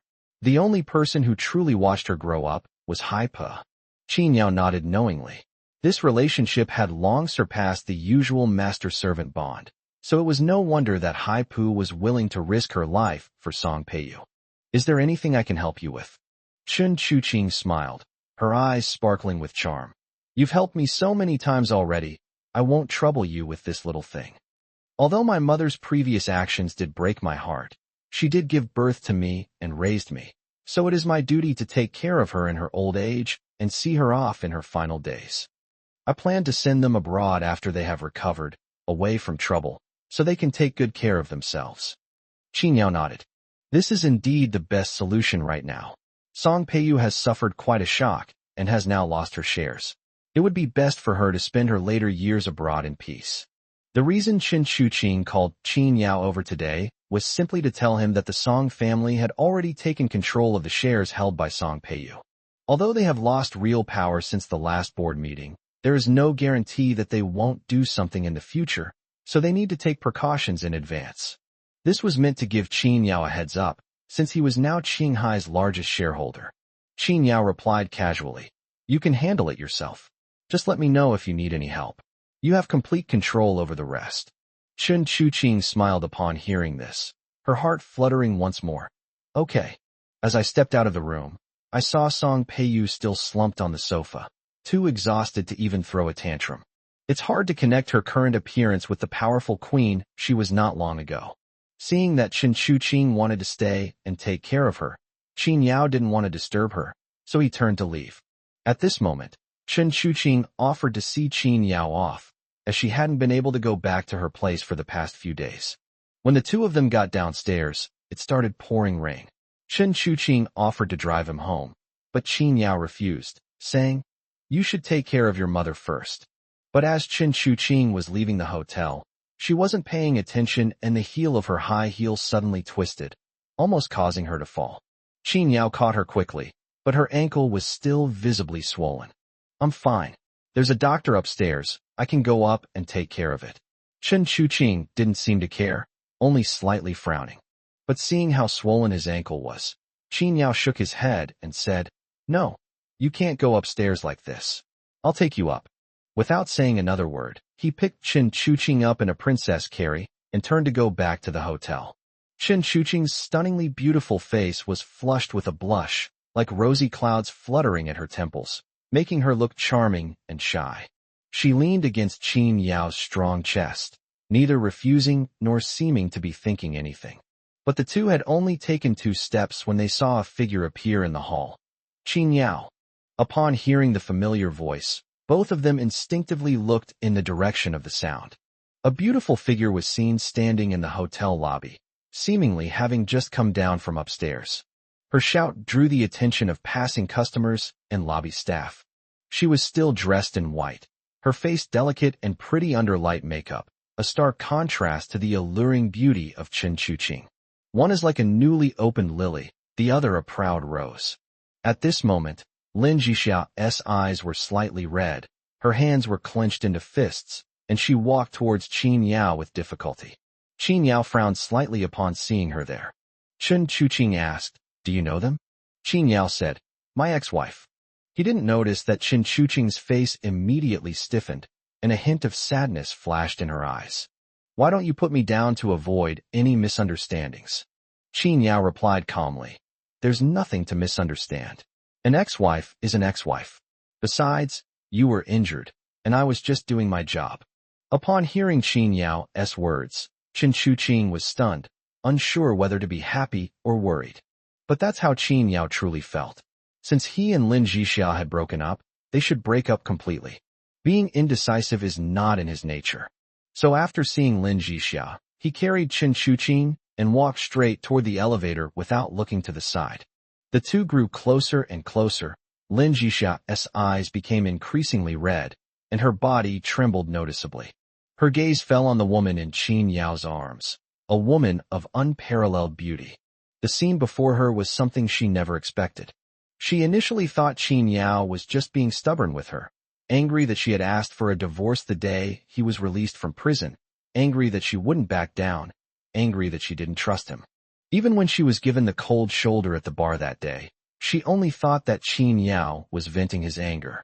But now, seeing Qin Yao carrying the woman getting closer and closer to her, without even glancing at her, she finally couldn't hold back anymore. Just as the two were about to pass each other, she reached out and grabbed Qin Yao's shoulder. "Wait a moment." Qin Yao turned his head and looked at her expressionlessly. "Is there something you need?" Hearing his cold tone, Lin Jixia's tear fell, and she said almost accusingly, "Don't you want to explain? What's going on?" She was referring to Chen Chuqing, of course. Qin Yao was tall and imposing, looking down at her with a hint of impatience in his expression. "Why should I explain?" He asked a question in return, his tone even somewhat inexplicable. Didn't they get divorced a long time ago? Before the divorce, Qin Yao pleaded with Lin Jixia many times, hoping she would give him a chance to make amends and that she could believe in him. Those who are favored often take things for granted, only to regret it when they lose them. Little did they know that no one will stand still forever. Lin Jixia looked at Qin Yao as if he had done something terribly wrong, and her grip on Qin Yao's hand tightened, almost digging into his flesh. "Qin Yao, I thought we were just arguing. In the end, it turns out I was the only fool who thought we would make up eventually. Qin Yao, I hate you." She abruptly shook off his hand and rushed out in a fit of emotion. Susan, who had just come downstairs, glanced at the scene and knew what had happened. so she quickly followed after them. She passed by Qin Yao. She glanced at him and Chen Chuqing in his arms, and sneered. Qin Yao, you'll regret this. Chapter 350, He Still Cares About Me. Seeing the two women run out, Chen Chuqing sighed softly. Aren't you going to go and check on them? Qin Yao shook his head. Hesitation will only lead to chaos. It's over between us, so I shouldn't give her any more hope, right? A real scumbag is one who keeps stringing someone along. Chen Chuqing agreed with this statement, and she had heard about Qin Yao and his ex-wife before. After all, although he said he was there to protect me, I couldn't just trust him without knowing anything about him. I still needed to investigate. She had nothing good to say about Lin Jixia. You could say she was bad, but she waited for Qin Yao for 5 years. You say she's good, but she chose to divorce so as not to be dragged down by Qin Yao. But now, out of humanitarian concern, she still advised, it's raining outside, and she seems quite agitated. You should go check on her, just in case something goes wrong. Qin Yao glanced outside. The rain was pouring down, and it was already dark. It was indeed dangerous. He then looked at Chen Chuqing in his arms, who smiled slightly, and took the initiative to get down. Don't worry, I'll call Pei Pei, and have her come down to pick me up. Okay, be careful. After putting Chen Chuqing down, Qin Yao quickly chased after her. He didn't want to have anything to do with Lin Jixia anymore, but she had run out in a fit of emotion today because she saw him, and he would feel guilty if something happened to her. After putting Chen Chuqing down, he rushed into the torrential rain. After leaving the hotel, Lin Jixia ran straight to the riverbank and burst into tears in the pouring rain. Thinking about what had just happened, she felt as if her heart was being torn apart. Susan couldn't find her after she came out, but Qin Yao was quicker and found her by the river. Seeing that she was all right, Qin Yao breathed a sigh of relief. Don't cry. Let's go home. A few steps away, Qin Yao called out to her, which only made her more agitated. Her eyes were bloodshot as she turned around and stared at him. Why did you come looking for me? Don't you already have a beauty in your arms? Coming to me won't ruin your night of pleasure. She practically roared these words, her voice brimming with hatred. Qin Yao was already numb to her attitude. She was the one who said she wanted to leave, but now she's the one who can't stand it anymore and wants to end things with her. However, seeing her standing excitedly by the river, looking like she might jump in at any moment, Qin Yao sighed and advised, let's talk about it when we get back, okay? Come here first. After thinking for a moment, I added, she and I are just friends. It's not what you think. He didn't care, but Chen Chuqing was still unmarried, and he couldn't take advantage of her for nothing and ruin her reputation. But Lin Jixia interpreted it differently, and her agitated emotions immediately calmed down. Really? You and her are really just friends? Yes, she injured her foot. I just took her back to the hotel. Whether it's true or not, Lin Jixia needs just this one sentence right now, and it will comfort her a lot. At the very least, it proves that Qin Yao still cares about her. Otherwise, he wouldn't have severed ties with that woman. Just as she calmed down and was about to walk towards Qin Yao's eyes suddenly sharpened, and he rushed a few steps towards her, pulling her to his side. Be careful. In the blink of an eye, a cold light flashed past, brushing past Lin Jixia. As night fell, several dark figures leaped down from the roadside along the riverbank, while several more dark figures emerged from the water, surrounding Qin Yao and Lin Jixia.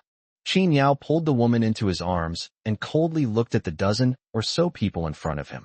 Lin Jixia was terrified, her face pale as she huddled in Qin Yao's arms. Who are they? Qin Yao did not answer her, but instead looked at a dark figure walking towards them from not far away.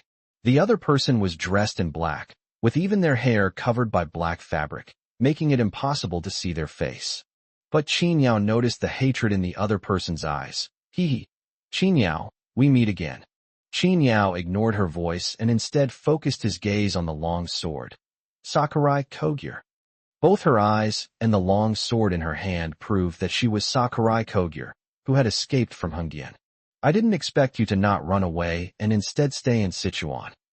Qin Yao narrowed his eyes slightly, his chill intensifying.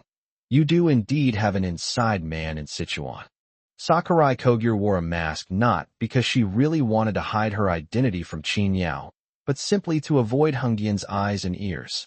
Now that she's been exposed, she remains completely calm. Qin Yao, don't you know that sometimes the more you know, the faster you die? You killed my divine society disciple. You deserve to die, but I didn't expect you to dare to play dirty tricks on me and betray me to Hung Palace. If I don't come here in person, how can I tear you to pieces with my own hands? She didn't originally hate Qin Yao this much, but after being tracked by Hengdian, her hatred for this bastard suddenly intensified. Because of him, he, who had enjoyed such a privileged position in Yang Kingdom, is now being treated like a rat in the street by Hung Palace, and is being trampled on like a dog. If I can't kill him, I won't be able to quell the hatred in my heart. Qin Yao stared at her coldly, remaining calm even as he was surrounded. The person you're looking for is me, so don't drag innocent people into this. This woman has nothing to do with this. Let her go, and I'll go with you. Before Sakurai Kogyo could refuse, Lin Jixia grabbed Qin Yao's waist and said, "No, I'm not leaving." "Qin Yao, who are they? I can't let you go with them alone. Let's call the police." "Don't worry, I won't abandon you this time." Seeing her tightly clutching her hands, Qin Yao frowned. If she stays here, she will only feel restricted and could become a tool for Sakurai Kogyo to blackmail her at any time. "You go first, then find a way to call the police. Just call and say you have information about Sakurai Kogyo's whereabouts, and someone will come looking for me." He patiently reassured her. "Listen to me. Let's go first." "No." This time, Lin Jixia shook her head desperately, gripping Qin Yao tightly. "Don't worry, I will definitely stand with you this time. Believe me, okay?" The reason these people came was strange. Lin Jixia probably thought that Qin Yao had hired them to put on an act, to test whether she had really come to her senses. Little did they know that this would give Sakurai Kogyo a breakthrough point for Qin Yao. Qin Yao's arms with a meaningful gaze, as if considering whether to kill her and let Qin Yao experience what it means to be heartbroken. Clap, clap, clap. Sakurai Kogyo clapped her hands in the darkness and laughed. What a touching sentiment. But unfortunately, none of you are leaving today. Today, I will make you all die here. Chapter 351, Murderous Intent. Seeing that Lin Jixia insisted on not leaving, and having missed the best opportunity to leave, he could only use one hand to pull her into his arms. "Don't move." Sakurai Kogyo let out a cold snort, raised her left hand, and pressed it back. Kill.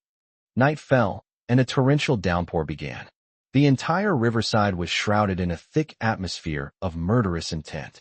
More than a dozen well-trained assassins in black drew long knives from their waists and surrounded Qin Yao and his companion.